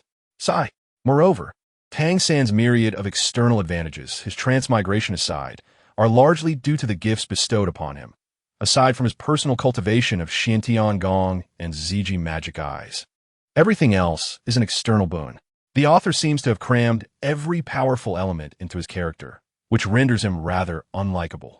While countless soul masters have toiled for decades, even centuries, striving for the elusive black 10,000-year soul ring, here stands a youth in his 20s adorned with multiple 10,000-year soul rings, effortlessly unleashing skills that eradicate foes in an instant. It is truly disheartening. His advantages are overwhelming. While only Bibi Dong resonates with me as the true tragic heroine, simultaneously, he exhibits pretentiousness and insincerity, both within the narrative and in the realm outside of it. In the external narrative, Tang San, in his relentless pursuit of self-aggrandizement, has thoroughly tarnished the viewing experience of Douluo 2 and 3, along with other related works. If we consider Tang San in the first installment to be somewhat inspirational, with certain behaviors that could be interpreted as minor flaws of the author from Douluo 2 onwards, his true nature becomes unmistakable. His obsession with his daughter and the insidious manipulation of his son-in-law are particularly egregious. with the Qian Wenqing Valley episode standing out as one of the most distasteful segments. If one cannot write about romance effectively, it is best not to delve into it at all. The resulting awkwardness is palpable, leaving viewers wishing to discard their devices. Crafting an entire narrative around the name of a friend, only to produce a series of uncomfortable romantic scenarios? The evolution of Jiang Nannan and Su Sanshi due to nepotism, forcing two females together, altering one's gender, deliberately sabotaging his daughter, and then parading before his son-in-law with disdain. Upon completing Douluo 2, my immediate feeling was one of disgust. It was truly repulsive. Tang San held dominion over everything, and all depended on his benevolence. By the time we reach the legendary realm of the divine, it becomes painfully apparent that Tang San is portrayed as the singularly powerful deity. Failing to flatter him leads to dire consequences. The mighty Huiyu Hao, with his million-year soul spirit, the dream-eye silkworm, and a myriad of other boons, is relegated to mere utility in Tang San's narrative. Even the god King Ji Dong, despite his status, serves only as a decorative figure, with his words holding no weight compared to those of Tang San. Once a formidable figure who rejected ascension, Zhou Weiqing now kneels before Tang San like a sycophant, and anyone who fails to pay homage to him faces extinction. The god of destruction, ignoring Tang San's counsel, leads to ruin, dragging the entire divine realm down with it. Ma Hongjun, his lack of effort results in his wife's inability to ascend, while Tang San's family enjoys unblemished happiness. Why do you not strive? Oh, right. Does by Qinxiang not refer to Tang San as cousin? The retribution enacted by the Golden Dragon King prior to his demise is laughable. Does transferring all his power to Tang San's son equate to vengeance? Is this a revenge method conceivable by mere mortals? Furthermore, the tale of the Tang sect is overtly crafted to showcase Tang San's prowess. Previous protagonists have merely become stepping stones to illustrate Tang San's superiority. The legend of the Dragon King has transformed into the narrative of Tang clan saving the world, suggesting that without the Tang clan, the continent of Douluo would have perished long ago. Tang San's transformation mirrors the inflation of Zhang Wei's mindset, growing increasingly egotistical, believing himself omnipotent, and reveling in the display of his status. Rather than becoming grounded through fame and success, he is inflated further, alienating those who once knew him. A comparison with protagonists from similar works, such as Xiao Yan, reveals a stark contrast. Xiao Yan embodies gratitude, extending kindness not just to those close to him, but also to others. In the academy, when a fellow student, Xian Lan, mentions a widely known fact, Xiao Yan goes out of his way to assist her family. Despite achieving the rank of Doshong, he never forgets the kindness shown to him by that family. In contrast, Tang San, while the master cared for him, upon learning of his abduction by the poisoned daw, rushed to rescue him with his companions. However, aside from providing a divine herb, he offered no protective measures, disregarding the master's safety despite his perilous circumstances. When the master's family fell into ruin, Tang San offered no words of comfort, while Ning Fengji showed concern for the master's well-being. Tang San's lack of regard is evident. He merely glanced at the master, exemplifying his superficial filial piety. The Dragon King and Snake Lady, along with the poisoned Douluo and Ning Zhongzhu, received little more than verbal gratitude, neglecting to express thanks to those who provided him with the ultimate advantages. The life-saving Zhu Jinzhu, whom he repays with disdain, is a testament to his ingratitude. After attaining divinity, he returns only to glance at his disciples, unworthy of acknowledging his savior. On a grander scale, the Wuhuan Temple's methods are indeed ruthless, culminating in the use of human flesh and blood for alchemical purposes. Xiao Yan's annihilation of the Wuhuan Temple evolves from personal vendetta to a righteous crusade, and aside from sealing the Soul Clan leader, he refrains from further bloodshed, embodying great compassion. In contrast, Tang San's reaction to the poisoned Douluo's massacre of countless lives is not one of rescue, but rather an admiration for the villain's prowess. The Wuhuan Temple, aside from their transgressions against Tang San's family and their defeat of the Blue Lightning Tyrant Dragon and Seven Treasure, Glazed Tile School, has not committed particularly heinous acts. Their grievances are fundamentally personal. At the very least, they have established academies, allowing ordinary individuals to ascend based on talent and merit, and have organized youth competitions to inspire the younger generation, which stands in stark contrast to the aristocratic exclusivity of the Tiando Royal Academy. The Wuhuan Temple evaluates based on merit. As long as one is willing to strive, opportunities abound within. For instance, the golden generation of the Wuhuan Temple does not reveal any familial connections to the higher-ups. The most alarming aspect is that feudal imperialism ultimately trumps democracy, revealing a flawed worldview. In essence, Tang San epitomizes extreme self-centeredness. His motivations for opposing the Wuhuan Temple have never stemmed from a desire for universal harmony. Upon reflection, the Wuhuan Temple's dominion over the continent may not be inferior to that of feudal empires. It is merely his subjective belief that the Wuhuan Temple is villainous. In the realm of the Wuhuan Temple, it is evident that no individual can be deemed virtuous, as expressed in Tang San's inner monologue. The Wuhuan Temple wields dominion over 80% of soul masters, leading Tang San to perceive that, in the bustling streets, any soul master is essentially a villain. One recalls the near-titled Douluo who perished in the sunset forest. He did not trouble a mere child clutching a stunning maiden. Yet upon discovering the insignia of the Wuhuan Temple upon him, he was unjustly slain by Tang San. While Dopa Tsang Xiong follows a similar narrative arc of the protagonist's grandiosity, it permits a plethora of characters to exhibit their prowess. The early chapters are replete with the esteemed characters of Hai Lao and Yao Lao, whose wives are equally formidable, establishing a high standard of dignity. Unlike Tang San, who is singularly exalted, the protagonist does not monopolize brilliance.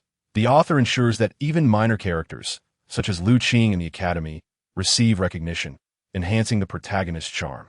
Conversely, in the works of Tang San Shao, inconsistencies abound, with the same character's appearance fluctuating between unattractiveness and handsomeness within mere chapters. Such discrepancies proliferate in the third installment, rendering further critique futile.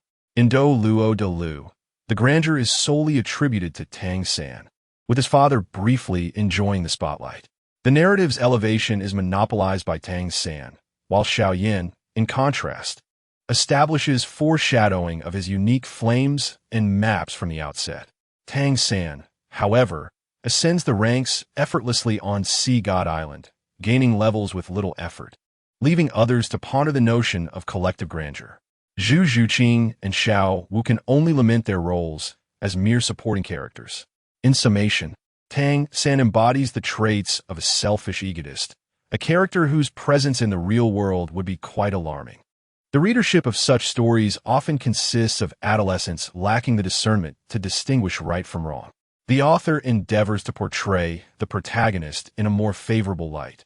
Otherwise, it would indeed lead to the moral degradation of future generations. The Haotian clan, at that time, was genuinely incapable of contending with the Wuhuan Temple.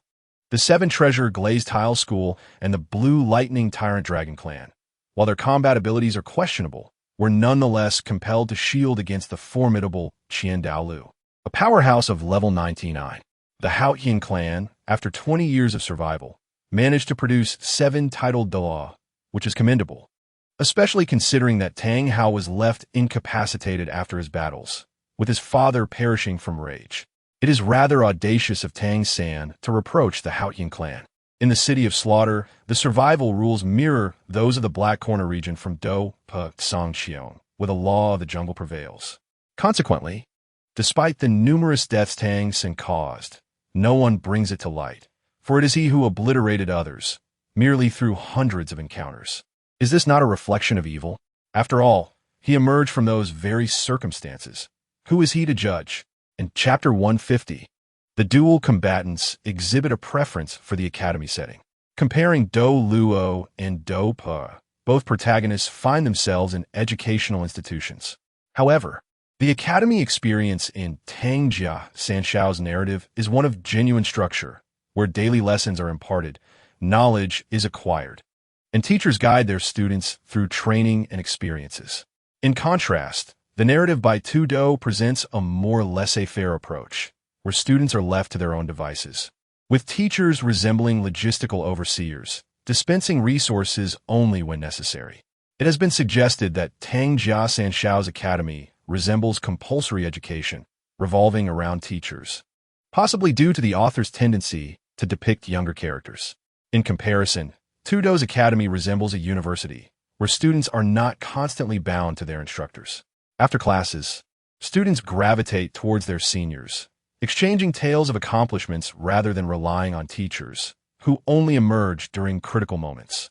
Despite both Tang San and Xiao Yin being protagonists of the transmigration genre, a comprehensive examination reveals that Tang San's advantages far outweigh Xiao Yan's. Tang San possesses 6 techniques from the Tang sect, which surpass ordinary soul techniques, along with an entire arsenal of Tang sect hidden weapons. A legacy that has spanned 4 volumes. Xiao Yan's enhancements, on the other hand, consist of a precociously mature mindset and a silver tongue, attributes that pale in comparison to the myriad advantages found within the realm of transmigration narratives. As for their romantic endeavors, neither character excels. In Douluo, Tang San and Xiao Wu engage in a 1v1 relationship, with Tang San portrayed as a devoted protector of his beloved. However, this contrasts sharply with previous narratives, where I, as a young reader, was profoundly affected by the tumultuous relationships depicted in Qindi and Guangshun, particularly as the latter was narrated in the first person. Douluo, conversely, maintains a stable romantic dynamic, with only 2 main characters throughout the series. I acknowledge that Tang San's character is commendable, and I was once moved by his relationship with Xiao Wu. However, my perspective has shifted, leading me to critique Tang San more harshly. In contrast, Xiao Yin, while somewhat roguish, did not strike me as particularly concerning during my initial readings, as my focus was less on romance and more on the fantastical elements of the narrative. From a familial standpoint, the protagonists in Tang San Shao's works are predominantly offspring of influential figures. Tang San is the son of the continent's foremost genius, with subsequent revelations regarding the lineage of divine kings. His blue-silver grass, perceived as ordinary, belies its true potential, as even a 10,000-year-old beast cannot rival its might. In stark contrast, Douluo's protagonists often hail from humble origins, being the youngest sons of local magnates, surrounded by envious siblings. Their journeys involve conflicts with family, rival clans, and ultimately a departure to academia, solidifying their paths within the narrative. The familial backgrounds in Tang San Shao's works frequently intertwine with the overarching antagonists. For instance, Tang San's father eliminated the teacher and spouse of the hidden adversary, Bibi Dong. Conversely, while Xiao Yan's ancestors also faced the consequences of the Wuhan Temple. Such events transpired long ago, and Lin Dong's family bears no connection to the extraterritorial demonic tribes. Furthermore, the familial backgrounds of the protagonists in Tang San Shao's narratives are often analogous, with disparities seldom significant. Tang San's father is a titled Douluo, and his mother a 10,000-year-old beast, while Xiao Wu's lineage, though similarly impressive, raises questions regarding inherent superiority. In contrast, Douluo's Xiao Yin possesses a distant ancestral connection to the ancient Xiao clan, yet this lineage has waned over generations. Lin Dong, portrayed as a quintessential underdog, ultimately ascends to prominence, while Mu Chun is the child of a lord from a mystical realm, albeit with little connection to his mother. Currently, Zhou Yuan, despite being heralded as a prince of a certain dynasty, finds his kingdom no different from a rural village, echoing the archetypal tale of the underdog winning the affection of a wealthy beauty. Additionally, it must be noted that neither Douluo nor Tang San Shao excels in the intricate art of political intrigue. In fact, the overarching theme of fantasy novels tends to lean towards a diminished focus on political machinations and a heightened emphasis on cultivation. Douluo consistently endeavors to sidestep the complexities associated with power struggles, often resorting to simplistic and blunt narratives where the protagonist's strength, charisma, and human connections serve as the primary means of resolution. This approach could be deemed a clever tactic, as it is only human to occasionally act impulsively.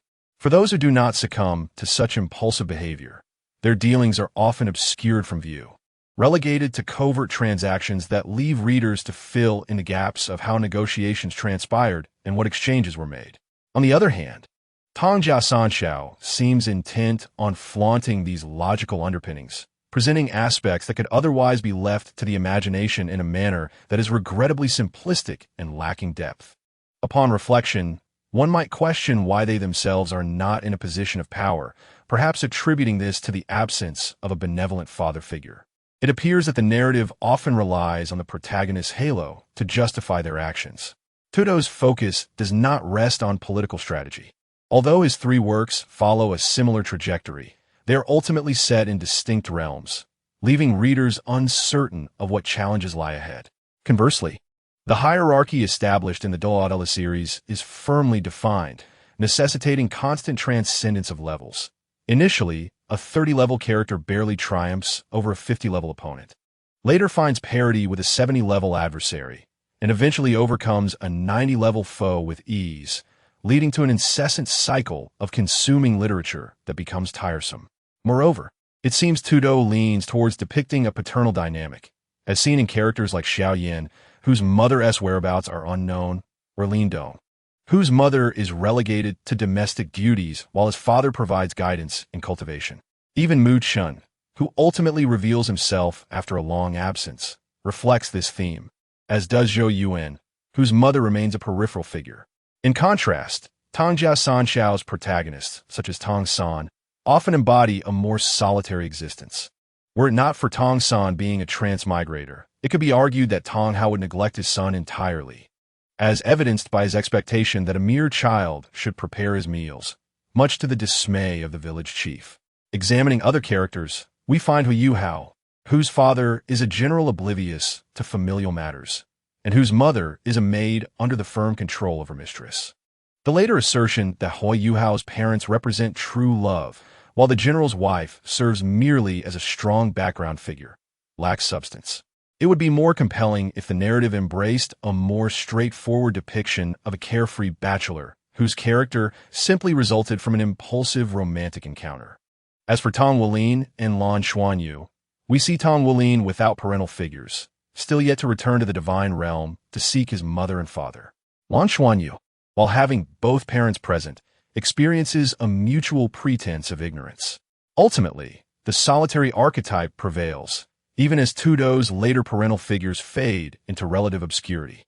Regarding the protagonist's growth, Tang San tends to assign characters a mentor who, while not overwhelmingly powerful, possesses a robust theoretical foundation, exemplified by Yu Xiaojiang, whose theoretical expertise demands respect even from the Pope.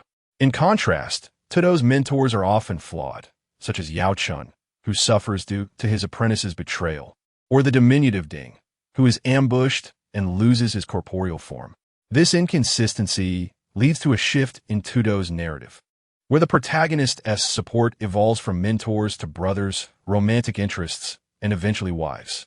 In terms of scope, Tang San's narratives remain relatively constrained, while Tudo aspires to grandiosity but often falls short.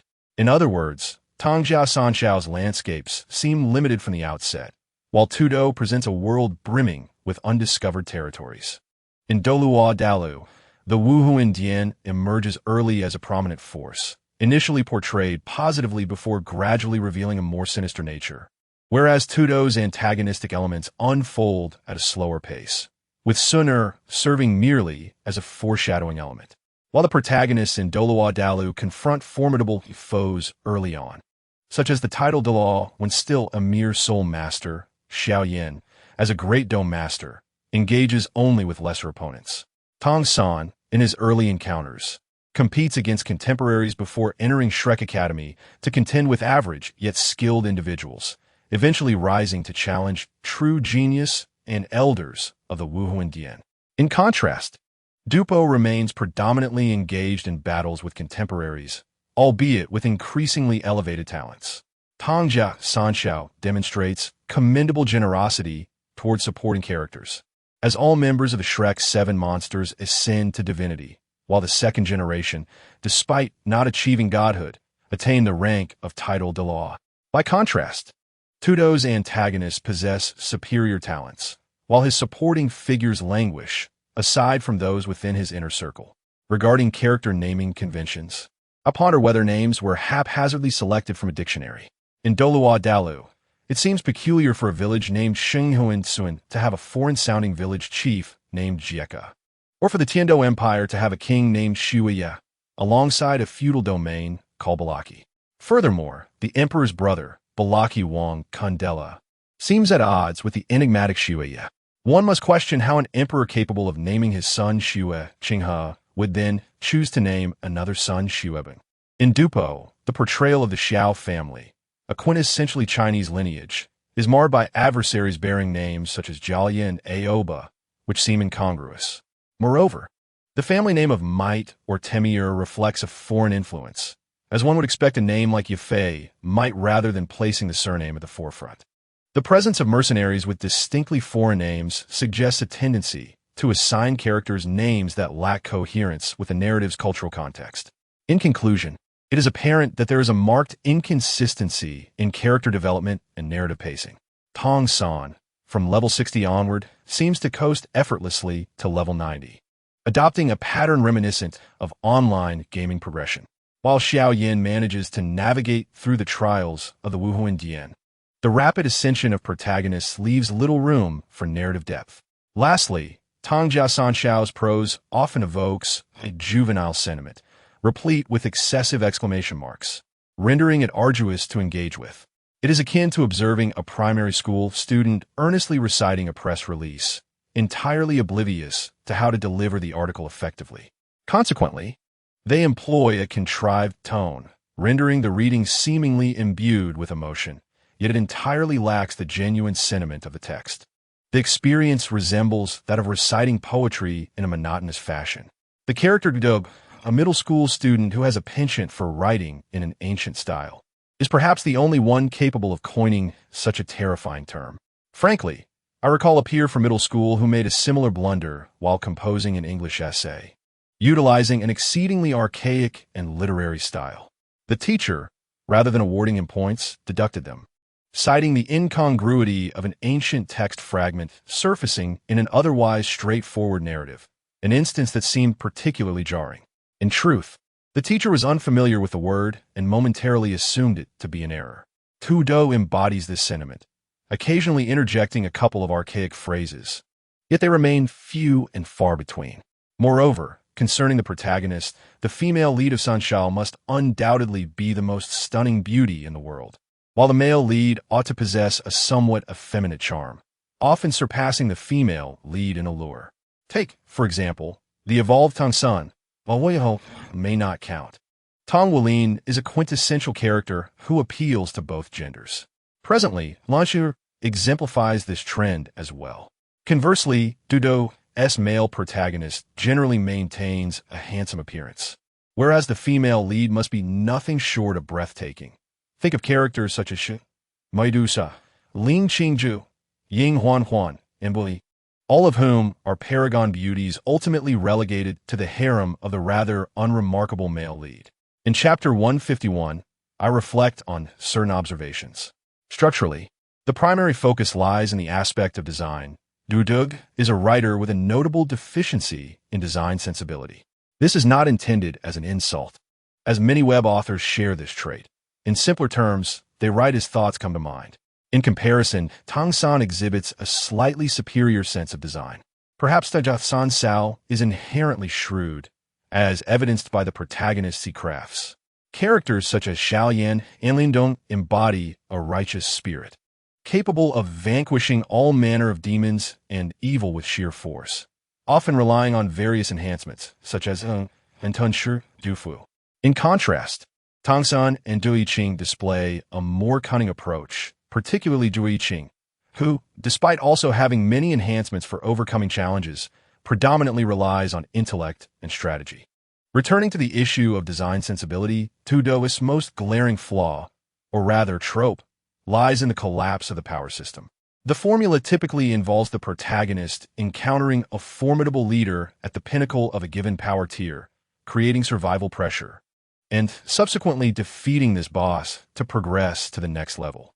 In the Muasog Sanmai, the most formidable figure is the leader of a mercenary group. a seasoned fighter still at the level of a doser. Upon reaching the Duo, the top 10 experts comprise a multitude of Doang, with a handful of Doang being exceedingly rare. Tang San stands at the peak, being merely a one-star Doang. Following this, the introduction of the Ajiao, touted as the most lawless region on the continent, reveals that its most notorious figure is a Doang. Upon entering the Jianan Shiyan, a group of lesser figures, such as the minor demonesses and the captain of the enforcement team, seem to inexplicably await Chang's return to simultaneously advance to the Inner Academy, despite such selections presumably occurring annually. If these characters are as formidable as suggested, why do they not enter earlier? Of course, the captain of the enforcement team from the Ajiao year is merely a doser. Once in the Inner Academy, it is no surprise to find yet another ranking system, where the mightiest is at the peak of Doing, and the Grand Elder represents the ceiling of power within this tier, also being a Badong. After significant effort, Xiaoyan manages to achieve parity with Fitting, only to subsequently discover a Shenjie Doji in the treasure vault. One must ponder the implications of their academy's head, Mong Tanshi, being either a semi-holy figure or a member of the ancient 8 clans. The so-called most prestigious academy in the continent, Jianan, seems rather underwhelming when it comes to recruitment, even venturing into remote corners of Wutansheng, as Xiaoyan ascends to the rank of Doang and returns to Zhengma. I personally perceive this as the genesis of the power system's collapse. Tu Do realizes that the protagonist achieves the rank of Doang by the age of 20, rendering the previous top 10 experts in Jiama seemingly insignificant. One hopes he can still recall the elderly Doang who accompanied Ge to the desert in search of Eo. Thus, the narrative forcefully elevates the power levels, with Linzhong receiving assistance from the Soul Palace and suddenly unveiling several Doang, an entity previously as rare as a mythical beast in the Jamati Gol. Without delving deeper, the confrontation with Insan results in Xiaoyan ascending to the rank of Doang. Upon returning to the Dur, one would expect him to reign supreme. However, he encounters a new faction led by a Dezeng, whose power eclipses his own. After vanquishing this leader and returning to Jama, he finds the landscape has shifted once more, with Wuzong becoming as commonplace as cabbages. Figures such as Shishan and the 3 major factions emerge, with the strongest local force being merely a 6-star Dezong. I recall that the most powerful entity in Jama, Jok, struggled significantly and failed to break through. Yunshan, too, only ascended to Dezong with the aid of the Soul Palace. The balance of power between Chun and Jama seems to have equalized. As Amma and Heizhouyer descend into chaos, Dudo introduces a new region known as Zhongzhou, replete with a palace, a tower, 2 sects, 3 valleys, and 4 pavilions, all famed throughout Zhongzhou. Notably, Xiaoyan, who had grappled with the Doang bottleneck that had plagued Insan and Zheng's generation, effortlessly surpasses it after a mere bath. He subsequently encounters the leader of Fu, who is revealed to be a San Xingzi. In these years, Xiaoyan discovers his growth resembles that of a cheat. Consuming Eo leads to exponential increases in power, and the youth of Zhongzhou appear comparably formidable. The most esteemed academy in the continent, Jianan, pales in comparison. The ensuing collapse of the power system becomes a norm. One can observe Xiaoyan arriving at a new locale, encountering a cadre of youths of similar strength to practice against or to boast before, alongside a few elder monsters of a slightly higher tier. This dynamic, while manageable, raises questions, especially given that Xiaoyan has consumed numerous rare resources in Eoa to enhance his abilities. How is it that other young individuals can rise to similar levels so swiftly? Thus, Dupo Chengcheng ultimately serves as a singularly focused narrative, wherein the protagonist must confront a young challenger of comparable strength or slightly superior, only to triumph. When growth is required, an elder monster of greater power will emerge to challenge him, prompting Xiaoyan to endure indignities and ultimately surpass the elder. The cycle continues, with each new setting presenting a young rival and an elder monster at the pinnacle of that tier. Is this structure effective? In truth, it possesses merit. The scenes can be infinitely varied. As long as the power system remains intact, Dudo can perpetuate the narrative. likely building upon the originally conceived power tiers of Dosu and Dosung, yet finding them insufficient. Tudo introduces a new tier between Bozun and Dosheng, alongside a semi-holy figure to further develop the plot. Yet, this structure is most susceptible to regression. Should regression occur, the power system devolves into farce, and the absence of design becomes glaringly evident. Recently, I casually revisited a text discussing his coming-of-age ceremony, where Guqingyang illuminated a clan mark indicating a 9th rank, suggesting the potential for ascension to Dosung. In his 20s, Guqingyang had already attained the rank of 9-star Dozun. I reflected upon the old gatekeepers of Yunshan and Jianan Academy, and then considered the climactic battle when the skies were filled with Dosheng. If we compare this to Douluo, it is akin to Tang San and his companions having painstakingly ascended to the Soul Douluo level, only to be confronted by a sudden emergence of numerous young individuals, all at the Soul Douluo rank.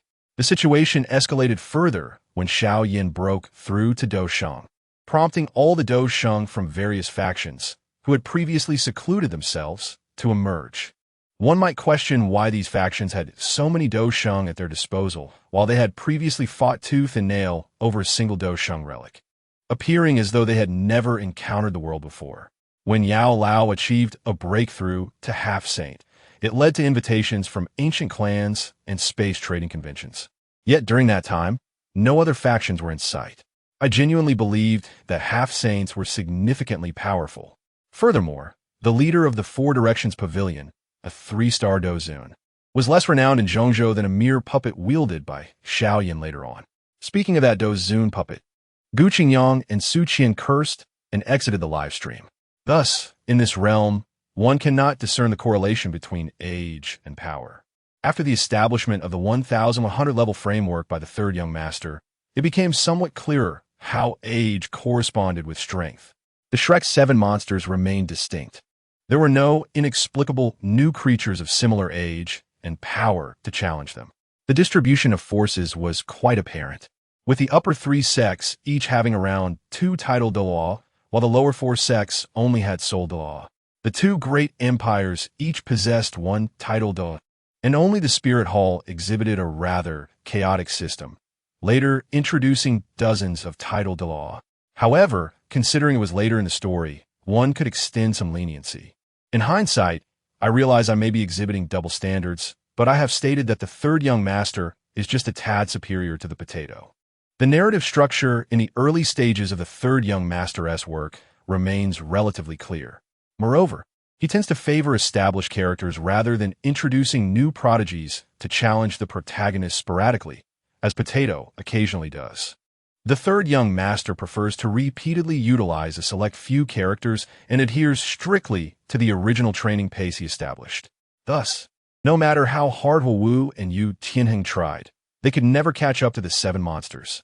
After they reached level 60, they primarily battled against older figures. I recall when Xiao Yin first consumed the Sanqian Yin Yin fire and ascended to the peak of Dozong, a young master from the Tianming sect appeared. Also at the peak of Dozong, challenging Xiao Yin to a duel. I was left speechless. Although Potato provided numerous explanations that this individual was a false genius reliant on techniques. However, his introduction served merely as a punching bag to showcase how formidable the protagonist had become post-breakthrough. If Douluo had fewer of these inexplicable young individuals emerging, the structural coherence would significantly improve, indicating that the third young master had, to some extent, designed his narrative before writing. What I wish to express is a singular notion. The worldview of the Douluo series evokes a sense of nausea within me. It is akin to questioning why second or third generation individuals receive more opportunities than the average person in the realm of realization. They might argue that years of diligent study cannot compare to the efforts of multiple generations. They claim not to have violated any rules, yet upon closer examination, one finds that these rules were crafted by them. They're both the athletes and the judges. Although in the world of the Zhu Zai, the dragon-slaying youth transforms into an evil dragon.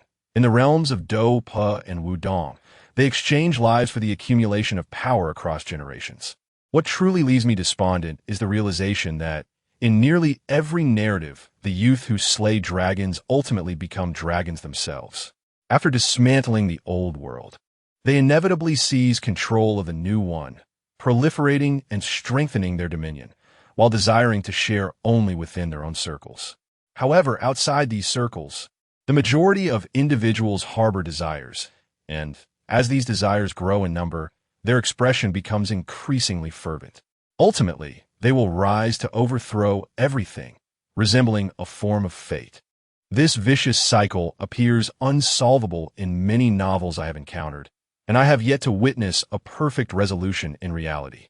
The distinction between Douluo and Douluo lies fundamentally in the contrasting writing styles of Tang San and Tian Cantudo. Here, we shall not delve into their stylistic differences. Potato's recent work, horror like this, has been quite popular. In my view, their most significant disparity resides in their worldviews. Both represent two mainstream perspectives within the realm of fantasy, each possessing its own audience. From Douluo to the subsequent Douluo Empire series, the third young master consistently portrays characters emphasizing truth, goodness, and beauty, sometimes bordering on caricature. The protagonists emerge from humble or wealthy backgrounds, embodying a clear distinction between good and evil, surrounded by benevolent mentors and supportive friends. It is almost guaranteed that they represent the righteous side, and with some refinement, they could serve as exemplary moral literature. This sentiment intensifies in Tangmen. Nonetheless, I find this style unappealing, primarily due to a prevailing sense of fatalism. In Douluo, Tang San is first favored by the Lord God, establishing his supreme status, rendering any efforts by the antagonist futile. By the time of Tangmen, it becomes evident from the outset that Hui Yuhao is favored by Tang San, making it clear that he will defy fate. However, I did not anticipate the extent of his defiance. From the moment he stepped out, he was recognized by the strongest figures of elite academies, almost groomed as an heir. The ancient soul beasts, having lived for hundreds of thousands of years, gravitated towards him, and he seemed reluctant. I have heard that Long Wang Chuanxua begins with Tang San's son as the protagonist, and upon realizing this, I lost interest. This scenario fills me with despair. The first generation, through their efforts and opportunities, ascended to the pinnacle. Their friends and descendants naturally occupy the prime positions. The second generation, being favored and supported by the first, reach levels comparable to their predecessors. The third generation, as the offspring of the first, are inherently destined to be the strongest, shielded by the legacies of the first and second generations. In the narrative, divine positions are predetermined. Success necessitates inheritance and transfer, effectively controlled by certain individuals.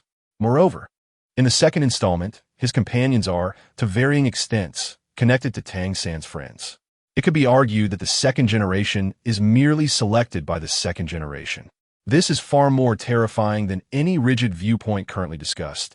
Destiny is directly dictated by others, rendering any struggle futile. In contrast, Douluo embodies an alternative style. With effort and opportunity, one can shatter fate and ascend to greatness, albeit the probability remains slim and uncertain. We can understand that in every era, there are individuals born into obscurity, yet some achieve transcendent feats. The conditions and sacrifices required for this leap differ for each individual, yet hope persists.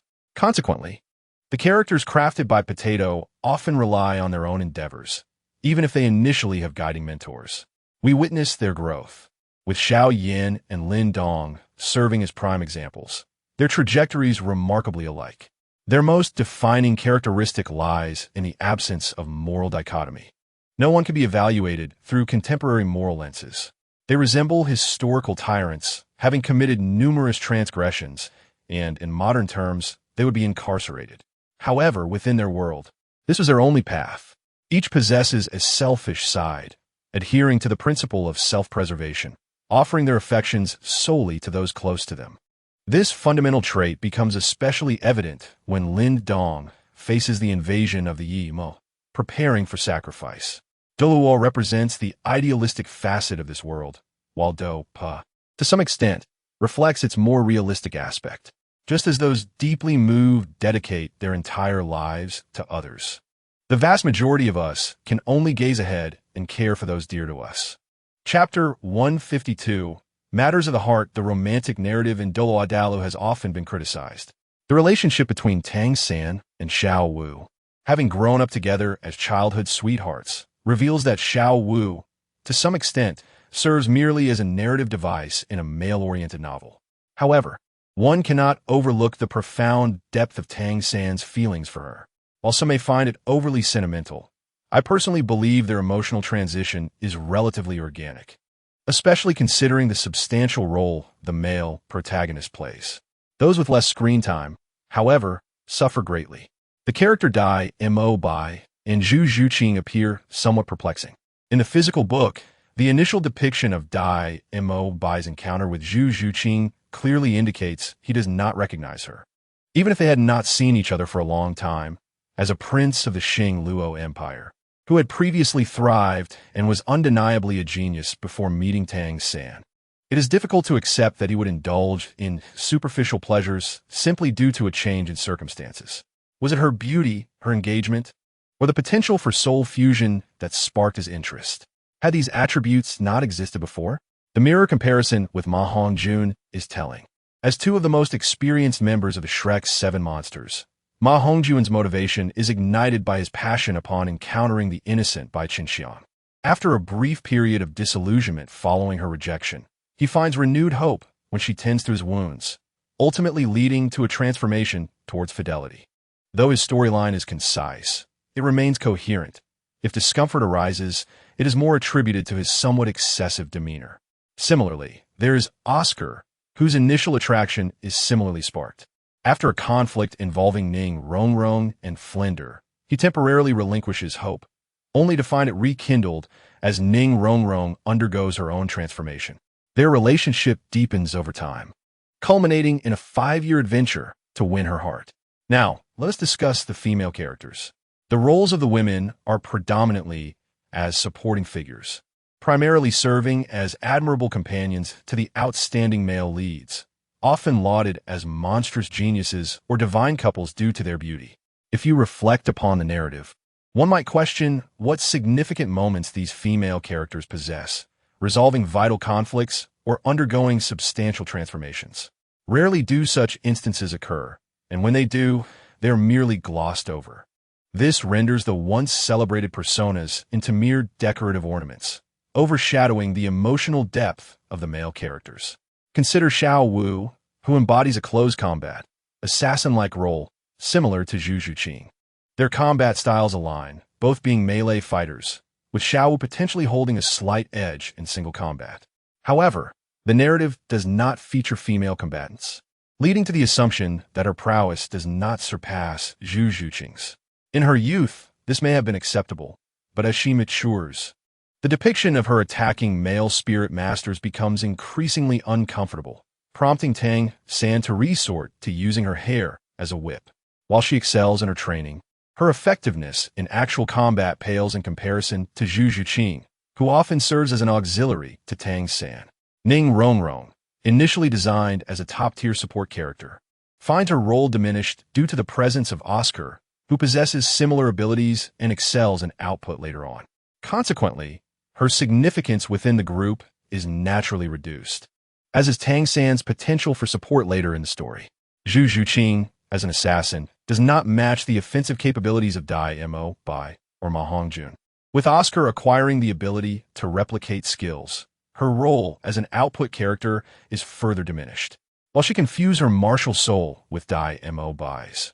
This fusion drains energy, rendering it a one-time skill.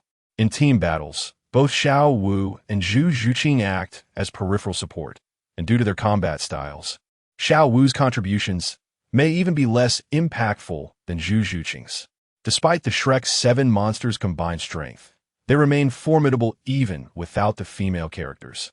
While the bonds of camaraderie are engaging, one cannot help but feel a sense of emptiness upon reflection. You may wonder why the romantic narrative intertwines with combat effectiveness. The emotional connections within the Shrek 7 monsters are indeed a vital aspect of their identities. Moreover, Bai Qinxiang, whose talents fall significantly below those of the Shrek 7 monsters, seems to serve merely as a companion for Ma Hongjun. The battles in Douluo often involve straightforward confrontations, diminishing her relevance, rendering her more of a romantic accessory than an integral character. Ultimately, the portrayal of this talented ensemble is somewhat tenuous, with their roles aligning closely with those that could be substituted by the male protagonist himself. This results in a narrative imbued with a sense of detachment, relegating the female characters to mere supporting roles, their arcs primarily dependent on romantic entanglements. The author, Tang San, is not a romance novelist, so one cannot help but question the abundance of sentimentality. In conclusion, while there are moments of sentimentality, the emotional arcs of Dai Mo Bai and Zhu Zhuqing raise questions. The notion that Dai Mo Bai's initial pursuit stems from fear of losing to his brother and being imprisoned is somewhat plausible. Yet, I maintain my original stance. As Dai's advances towards Zhu occurred during the nascent stages of the Shrek 7 monsters, lacking the depth of familiarity necessary for such hope to flourish. It feels rather superficial, as if he were merely toying with her affections. The later addition of context does indeed lend reason, but the abruptness of Dai's feelings prior to this development appears insincere. Zhu's acceptance of Dai, in my view, truly materializes only after this pivotal narrative moment. As for the supporting characters, I must express my bewilderment regarding the live broadcast of the Sea God assessment featuring Tang San and Qianrenxue. What peculiar narrative affinity does Tang San have for romantic entanglements amidst familial and romantic relationships? The sentimentality is exacerbated by the fact that while it is well known how deeply Tang San and Xiao Wu care for one another, does it necessitate the inclusion of overt gestures? Must Tang San loudly declare his resolve? Is it truly believed that such displays of affection convey depth? Turning to the supporting characters, I find the character of Qianrenxue problematic. As the daughter of a pope, and having served as the crown prince for many years in the Tiando Empire, she is expected to be among the continent's elite talents. It is plausible that she could inherit either the papacy or the imperial throne. However, given her exceptional status as the inheritor of the angel god's legacy, one must question whether a figure of such caliber, molded by the continent's foremost forces, would so easily succumb to romantic whims. Would she truly allow her affection for a single individual to jeopardize her career? Is she to be portrayed as a lovesick young woman? History has shown that those who ascend to power exhibit a certain resilience. This portrayal of romantic naivete undermines what could have been a compelling character. Hu Laina, a low-tier version of Qianrenxue, shares similar issues. Her design feels somewhat superfluous. Secondly, Qianrenxue's mother, Bibi Dong. There is little to dispute in terms of logic. A tragic character, she blackens after giving birth to a child with a respected and trusted master. However, the lingering question remains. After so many years as the Pope, having transformed into the Rakshasa god and igniting war across the Douluo Continent, how can she still feel unworthy of Yu Shaojiang due to something beyond her control? This notion, while undeniably a profound shadow on women, is fundamentally flawed. It is not to say that formidable individuals cannot bear psychological scars. But Bibi Dong is not a sheltered woman from a conservative background. She is the Pope of the Spirit Hall, the Rakshasa god, a potential tyrant of the Douluo Continent. Yet she remains trapped in self-blame. The underlying logic suggests that having been subjected to trauma, she deems herself unclean and unworthy of love. As the Pope, what man could she not have? If she desired, countless young talents would eagerly vie for her affection. Bibi Dong's character is riddled with contradictions, making it difficult to reconcile the image of a powerful figure with that of a woman preoccupied with notions of purity.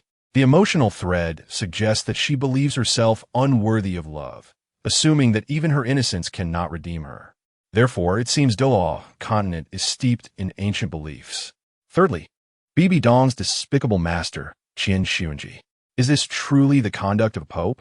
He binds her by coercing her to sever ties with her unambitious boyfriend, and in fear of retaliation, forces her to bear an heir, believing this would prevent her from harming the child. Is this not a familiar and distasteful tactic? What if Bibi Dong had been a man? The logic is utterly foolish. Bibi Dong is already a villain, and if she were to eliminate Qian Renxue, where would he find solace? To gamble on a woman's compassion toward her child is akin to wagering a nation's fate.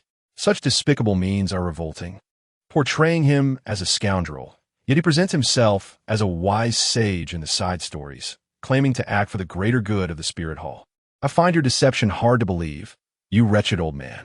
Master, Yu Xiaojiang, this is truly laughable.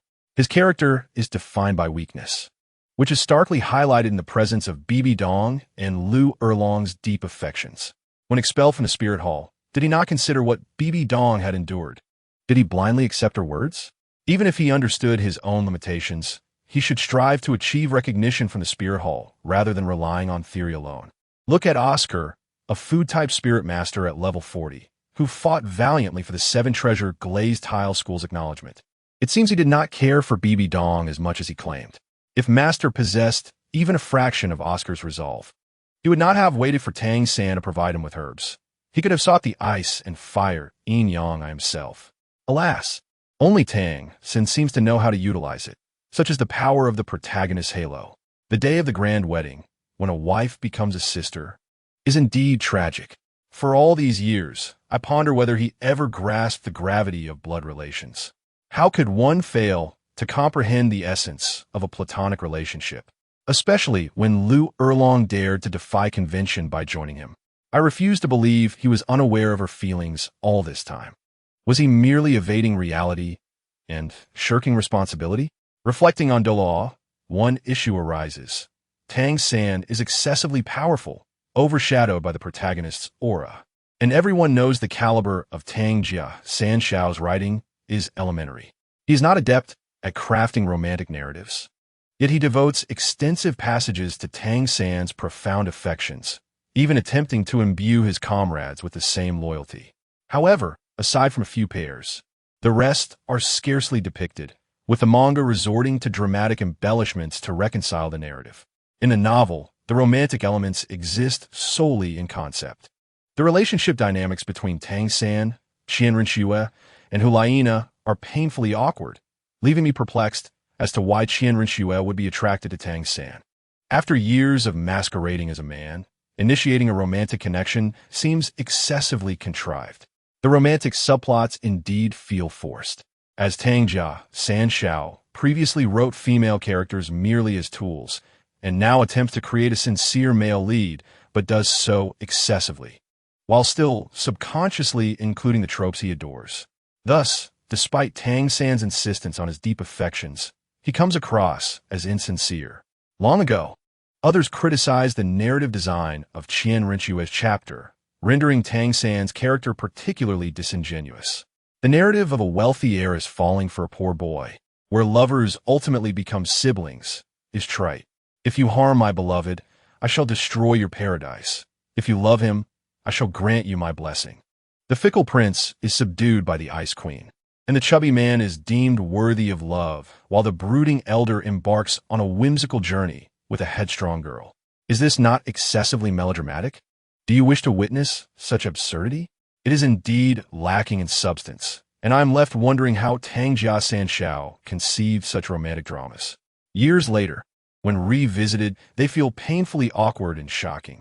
Why does Tang San have a poor reputation in Chapter 153? At level 60, I was timid, yet at 90, I struck with force. He criticized the Haotian clan for being cowardly and refusing to confront the spirit hall. Yet, during Xiao Wu's sacrifice, why did he not assault the spirit hall? He spoke of accumulating strength for a future confrontation, but the sect's refusal to engage is akin to cowardice. In truth, had they united with the other 3 sects, they could have capitalized on Qian Douluo's grief over his son's death, alongside a level 98 golden crocodile Daw. The other titled Douluos were outnumbered, and engaging in battle would have led to death. Accumulating strength was indeed wise, but abandoning subordinate clans was a misstep. Previously, after surpassing Dai Mubai, he ceased to address him as boss, later referring to him directly as Mubai, while simultaneously asserting dominance over others. This behavior is not merely a confrontation with his descendants. It is a slap in the face. By Chun Xiang, while one could attribute her actions to divine mandates, she has not refrained from meddling in the mortal realm. How could she bear to witness Ma Hongjun living a solitary life in the divine realm, or watching her cousin perish on Douluo Continent? When Ma Hongjun joined her in establishing the Tang sect, he was the first to do so and followed her, calling her Sister San, fighting alongside her against the Spear Hall, only to be met with this fate. Guate Douluo, who, with the sea god's trident, ambushed and defeated him, then turned to Bibi Dong to declare disdain for underhanded tactics. Yet all his hidden weapons are indeed for ambush. As per the Xintian treasure record, if not used stealthily, they cease to be concealed weapons and become open ones. His indiscriminate slaughter cannot be overlooked. After all, both his mother and wife are spirit beasts. Under the guise of justice, he crusades against the spirit hall. Yet he does not hesitate to kill while stealthily attacking its branches, including innocent soul masters like Su Yun Tao, who dedicated themselves to awakening spirits for impoverished children. Would he even spare a glance at those destitute children? A traditional protagonist may be proud, but should not oppress those below. Tang San barely achieves the former while excelling at the latter. Consider the absurdity of a level 40 confronting a 90-level foe, or slaying the lower ranks of the spirit hall, nearly killing the gatekeeper. The reason why the television adaptation of Sun Wukong is beloved is that he consistently challenges the Jade Emperor and mocks the Buddha, never targeting mortals. Such protagonists are simply unappealing. The second principle emphasizes that one should bully the strong while protecting the weak. In essence, if someone is being mistreated, it is permissible to confront their oppressors, but one must never take advantage of the oppressed. Did Tang San ever oppress a formidable adversary? When he was weak, he displayed remarkable politeness, yet once he attained strength, his demeanor transformed. As for his treatment of the weak, did he ever regard them with respect? Readers often relish narratives where the protagonist triumphs over previously dominant supporting characters, leading to astonished reactions from others. The third principle advocates for clear distinctions between gratitude and grievances, where kindness is acknowledged, but wrongs are not forgotten. In this regard, I find Xiao Yin to exemplify this principle effectively. He consistently refrains from unwarranted bloodshed. When Nalan Yin repudiated their engagement, he did not retaliate with violence. Despite the turmoil caused by the Yunlan sect against the Shao family, he spared Yun and did not harm the ordinary disciples of the Yunlan sect. Even later, during his adventures in the martial world, he did not resort to complete eradication. In contrast, Tang San faced numerous near-death experiences due to the relentless pursuit of Qian Renshue. When Hulaina failed to assist him in the City of Slaughter, he would have perished had it not been for the master's intervention. Moreover, one must not overlook the ordinary followers who bore no malice towards him. The fourth principle underscores the importance of loyalty. One should not turn their back on those who were once companions upon attaining success. Xiao Yin, after becoming a Dou emperor, was able to share light-hearted moments with his former brothers. The Shrek 7 devils dared not challenge him, unlike many tales where triumphant figures return home, only to look down upon their once-cherished friends, compelling them to address them with titles of respect. However, in Tang San's case, he demands to be called Lord, dismissing the notion of camaraderie. The transformation of Dai Mubai and the subsequent confrontation with his own descendants in front of their ancestors stands out as particularly striking. Fifthly, Tang San's frequent appearances throughout the narrative are overwhelming. His influence is pervasive, manipulating the lives of others, including his own offspring. In contrast, Xiao Yin from Dezhu Zai is far more subtle, appearing momentarily to save others with a few words before vanishing, leaving behind an air of legend. The impression he leaves is that of a figure who arrives, assists, and departs without lingering. Conversely, Tang San's presence is incessantly felt, leading to frustration among readers. Reflecting on Douluo, I recall my initial encounters with it during my early high school years, as I was drawn to such dramatic arcs, scenarios where one avenges a wrong done to their beloved, where retaliation is swift and severe. Yet as one matures, the once immature fantasies of adolescence become increasingly tiresome, and the ongoing saga of Douluo, with its countless sequels, only exacerbates this sentiment. Comparing Douluo to contemporaneous novels, it can indeed be regarded as a masterpiece, with commendable settings, plots, and prose. However, Its primary flaw lies in its refusal to conclude, continuously extending its narrative. My discontent with Tang San began with the sacrifice of the bone Douluo and sword Douluo to protect him. Where does Tang San's mercy originate? His initial promise to spare Bai Dong, despite forgetting his early vows, reveals a troubling inconsistency. Furthermore, the sword Douluo's lament over his inability to progress after losing a hand is exacerbated by the fact that Tang San and Tang Hao were able to regrow their severed limbs, while Chun Xin, who merely wished to protect him, was left to perish. Regarding the topic of those who died for Tang San, we recall Bone Douluo Gurong, whose soul power reached 95. He perished after using his 9th soul skill to transform into a bone dragon and withstand Bai Dong's strike. Sword Douluo, Chun Xin, with soul power at 97, died without a trace in his effort to shield Tang San. Sea God Douluo Poseidon, the high priest of Sea God Island, possessed a soul power of 99 and sacrificed his life to grant Tang San access to the path of inheritance after he completed the Sea God's trials. The former Douluo Tang Chun, Tang San's great-grandfather, also held a soul power of 99. He awakened after being purified by Tang San and passed away upon seeing Poseidon. The Titan giant ape Tian Qing Niomeng similarly fell in battle for Tang San. By the later stages, Tang San no longer relied on external advantages. He commanded those of high status to lay down their lives for him. His authority had grown to the point where even the master craftsmen of hidden weapons yielded to him. His tone had become increasingly assertive, echoing the confidence of Tang Hao, particularly evident during his discussions with Bai Chunxiang's grandfather, where he remarked on the underestimated challenges he faced.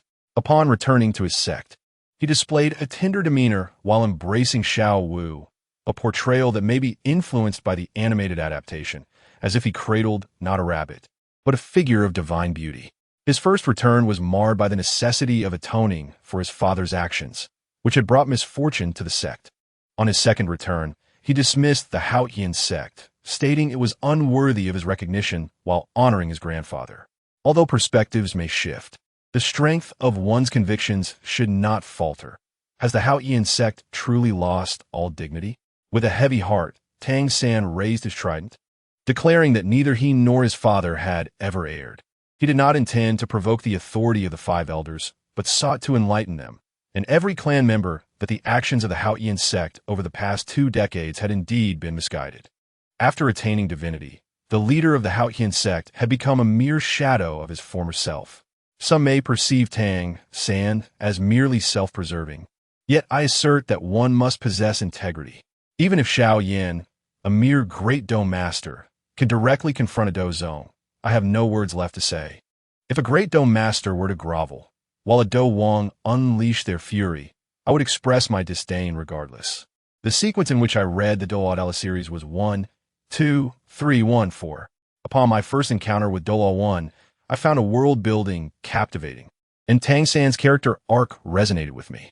Douluo 2 retained its foundational elements, and the sacrifices made by characters for love struck an emotional chord, especially the poignant moment surrounding Xiao Wu's sacrifice. In the third installment, Tang Wulin's amalgamation of various abilities created a satisfying narrative arc. However, upon revisiting Douluo 1, I discovered inconsistencies, such as the absurdity of a level 95 character being bested by one at level 5. Yet, I managed to push through. In stark contrast, Douluo left me utterly repulsed. Although it raised the level cap, it became laborious, detailing the journey from 0 to 130, leading to an overly protracted narrative, devoid of the pacing found in the earlier works. Now, it has come to this. Every day at the auction house, one relies on background and connections, while teammates depend on the protagonist's lineage for sustenance. The protagonist, in turn, relies on their bloodline to ascend. There's a lack of genuine hardship or struggle, and no experiences of near-death encounters. While these matters may seem trivial, given that the narrative is intended for enjoyment, they are somewhat tolerable. However, the emotional depth is utterly hollow. All expressions of affection can be distilled into 3 phrases. I love you, thank you, and for XXX I would sacrifice myself. Often considering self-detonation, it appears that without self-destruction, one cannot evoke sentiment, as if emotions cannot exist otherwise. The pairing of Tang Wulin and Gu Yuna, which persists into the fourth installment, is overly saccharine, filled with repetitive dialogue. Previously, they claimed they couldn't have another child due to potential conflicts in the protagonist's bloodline. Yet in this volume, they have a child without issue, as the protagonist, now a dragon god, is unyielding. If they are indeed unyielding, why was this not mentioned in the previous volume? The characters and dialogue remain unchanged. It is puzzling, as it seems to serve merely to inflate word count.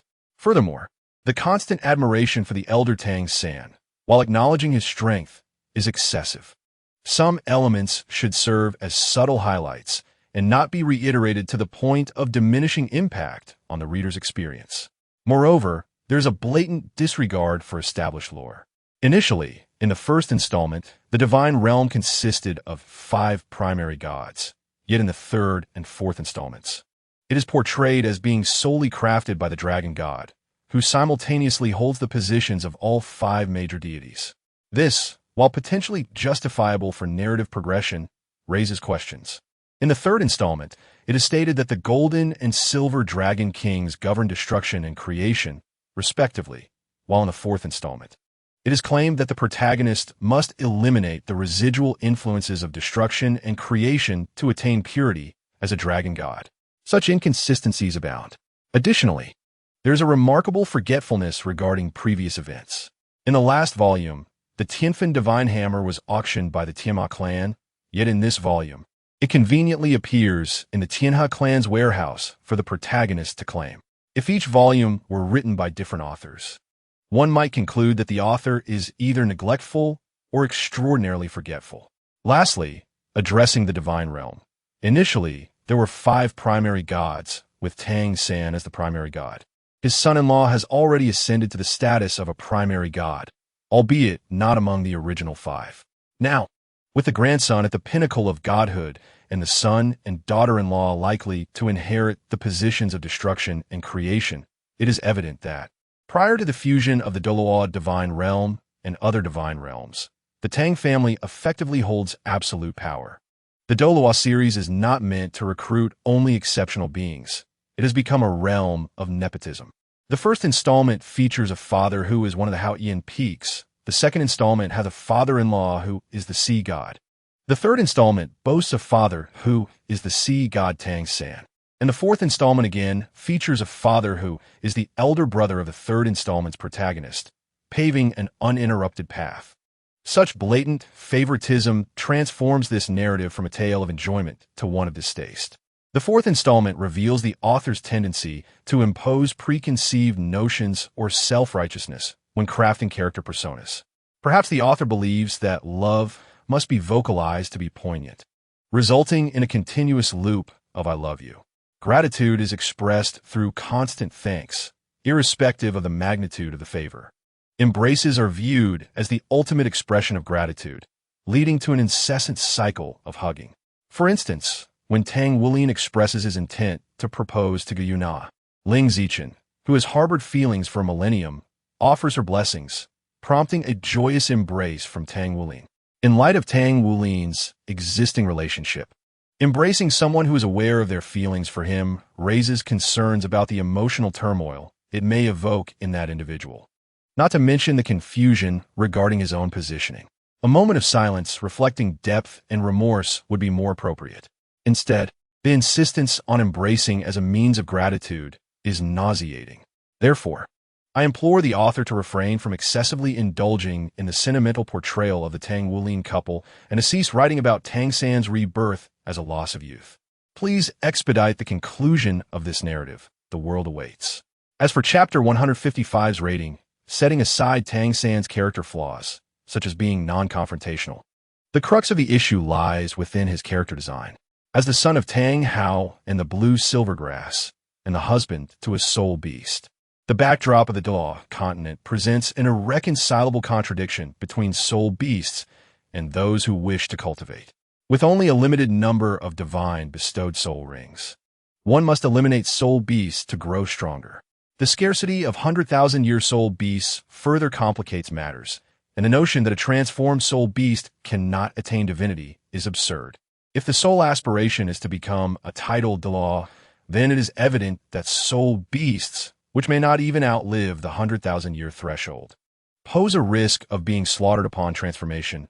What purpose does this serve, aside from procreation with the human?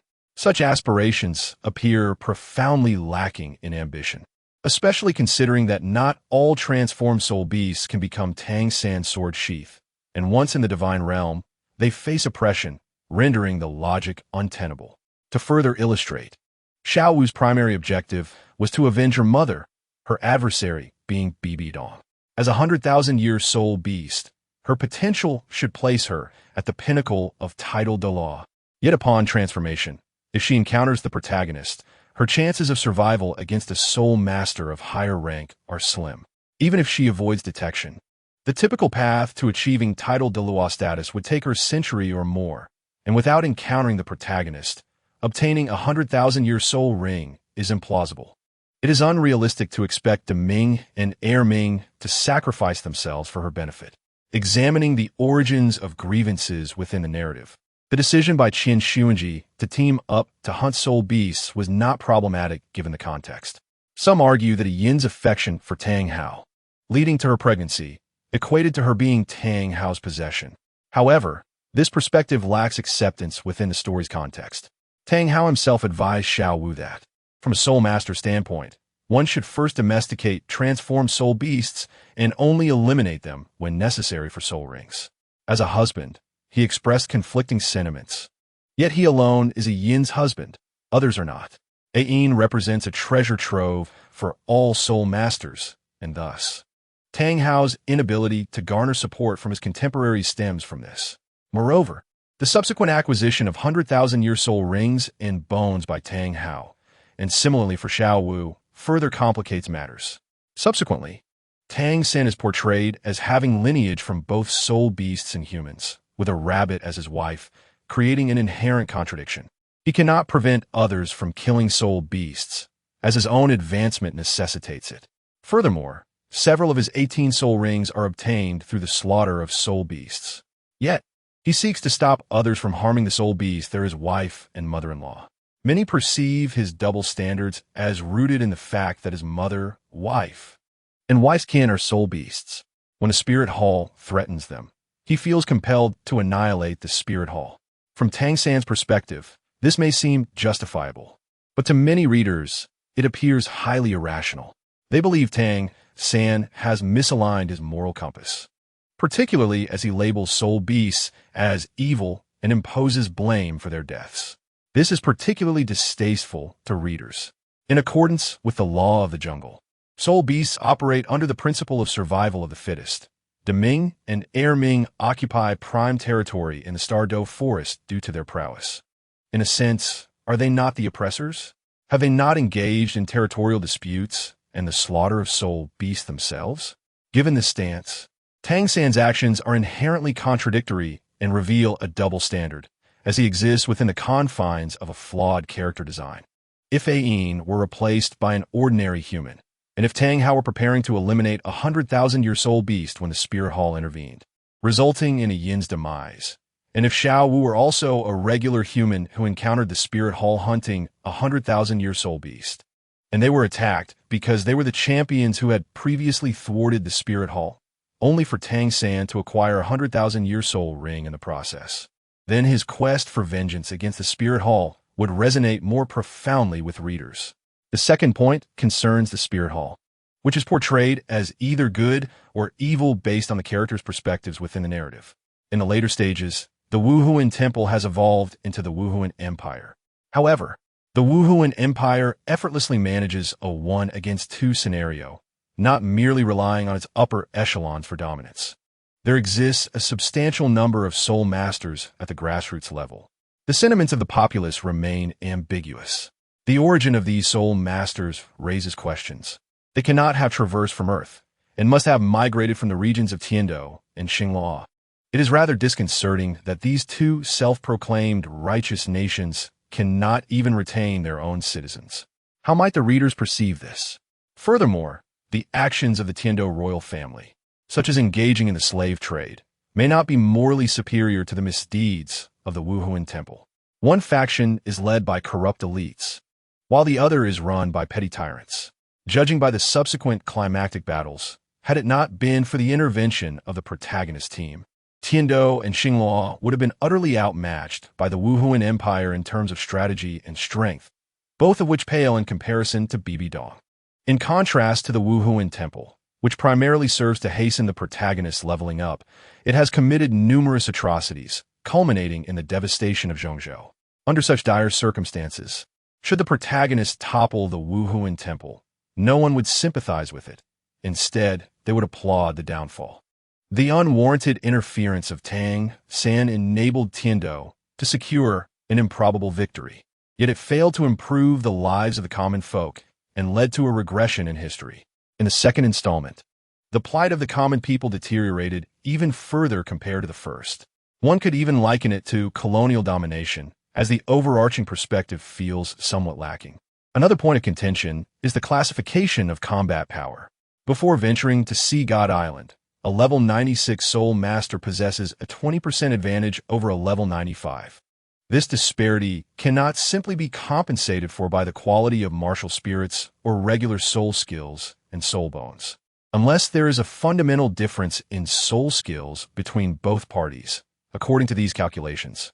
The soul power of a level 99 title Douluo would exceed that of a level 95 title Douluo by more than 2.6 times. From the perspective of soul power alone, this gap resembles that between a soul sage and a soul king. This level 99 title Douluo predicts that the difference between 199 would exceed 100% in terms of soul power.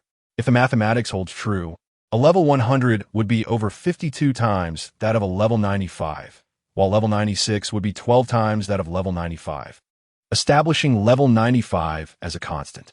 Consequently, a level 100 would be 433,333 times that of level 96, making it entirely feasible for Qian Rinxue to defeat 4 opponents single-handedly.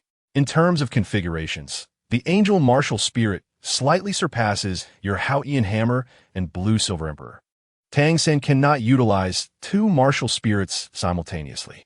Furthermore, regarding the soul bones, activating 6 pieces of 100,000-year soul bones may even yield set bonuses. At that time, Tang San lacked the 1,000,000-year soul ring and soul bone, possessing merely 4 pieces of 100,000 years and 1 piece of 50,000 years, alongside a divine external soul bone. Qian Rinxue, on the other hand, is entirely adorned with divine attributes. What can Tang San accomplish relying solely on an external soul bone? As for the soul rings, the conclusion of the divine examination allows for an increase in the upper limit of 5,000 years. With Sea God's blessing, one cannot assume the angel god to be stingy.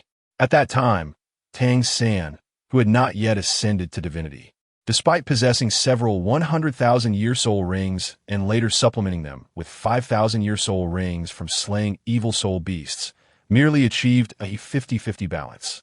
In contrast, upon the examination's conclusion, each of Qian Rinxue's rings added 5,000 years. Should her 6th ring begin with an absorption of over 50,000 years, her first 5 rings would guarantee a minimum of 50,000 years, while her last 4 would ensure a minimum of 100,000 years for each. Coupled with a golden 10th soul ring, the disparity in soul power suggests that Qian Rinxue should easily be capable of defeating Tang San with a mere flick of her hand, allowing him only a brief moment to endure. Regarding Ain, at what level was she at that time? You claim she was pregnant, and my soul power surged forth. The day you were born coincided with my soul power reaching level 90. As for your mother, she finally entered her mature phase after her transformation. Tang Hao, are you truly devoid of humanity? Even before fully transforming into a physiological being, you have already impregnated a soul beast. Furthermore, consider who Tang Hao is. He was a most outstanding individual among the younger generation of the Haotian twin stars, almost assuredly the next sect master of the Haotian sect. Today, you openly declare to the entire continent that the sect master of Haotian sect is in love with a 10,000-year soul beast, claiming that it cannot be slain. Tomorrow, will some elder or sect master declare their affection for the Titan giant ape or the sky blue bull python? demanding they not be harmed? The day after, will it be proclaimed that all soul beasts in the Stardow Forest are beloved and cannot be killed? What is this? If I did not form a bond with soul beasts, does that strip me of the right to hunt them? Who dares to prohibit the slaying of soul beasts? This would imply that it is the prerogative of all soul masters on the continent. Let us address a perplexing question. Why is it that the first installment of Douluo series faces the most criticism? Even if I personally hold numerous grievances against the first installment and its myriad flaws, it undeniably stands as an excellent work within the realm of web literature. The fact that, nearly a decade after its publication, we can still recall the majority of its characters and plot is a testament to its success. There is no need to disparage the first installment excessively. Despite its many imperfections, it propelled Tang San to legendary status. In other words, if the first installment were truly as worthless as many claim, what merit does it hold to warrant our attention and responses from two esteemed authors? If I were to assign a score, 80 might be fitting, indicative of a good work that was indeed engaging a decade ago. From a commercial standpoint, it likely merits an even higher rating, although that is beyond my purview. As for the second installment, also known as Ju Shi Tangmen, the characterization has visibly declined. The memory of this generation of Shrek's 7 monsters pales in comparison to the first. A notable strength is the protagonist Huagu, who is well-developed and elicits sympathy as a character perpetually under oppression. Although he embodies the emotion God, his feelings seem persistently suppressed. Conversely, the portrayal of the female lead is shockingly fragmented, even inferior to many characters in his earlier works. Perhaps an attempt to create a fantastical version of Liangzhu. Ultimately, what unfolds is a baffling narrative that leaves me unable to discern a plausible reason for Huagu to fall for Tang Xiaojia. If I must articulate a rationale, it could only be that Tang Xiaojia is not entirely unlikable. However, how can a character so hollow and fragile elicit any disdain? In summary, the second installment maintains a consistent quality with the author's previous works. At least the story is relatively complete, and Huagu's journey remains inspirational, with memorable highlights. The battle power system has yet to collapse. However, the series begins on a poor note, introducing the two unwieldy societal burdens of Shrek and Tangmen. Nonetheless, that issue pertains to the next installment. For this part, I would rate it a 70. The only bright spot in the third installment is the female lead, Yujian, who indeed stands as the best among the female leads across the 4 installments.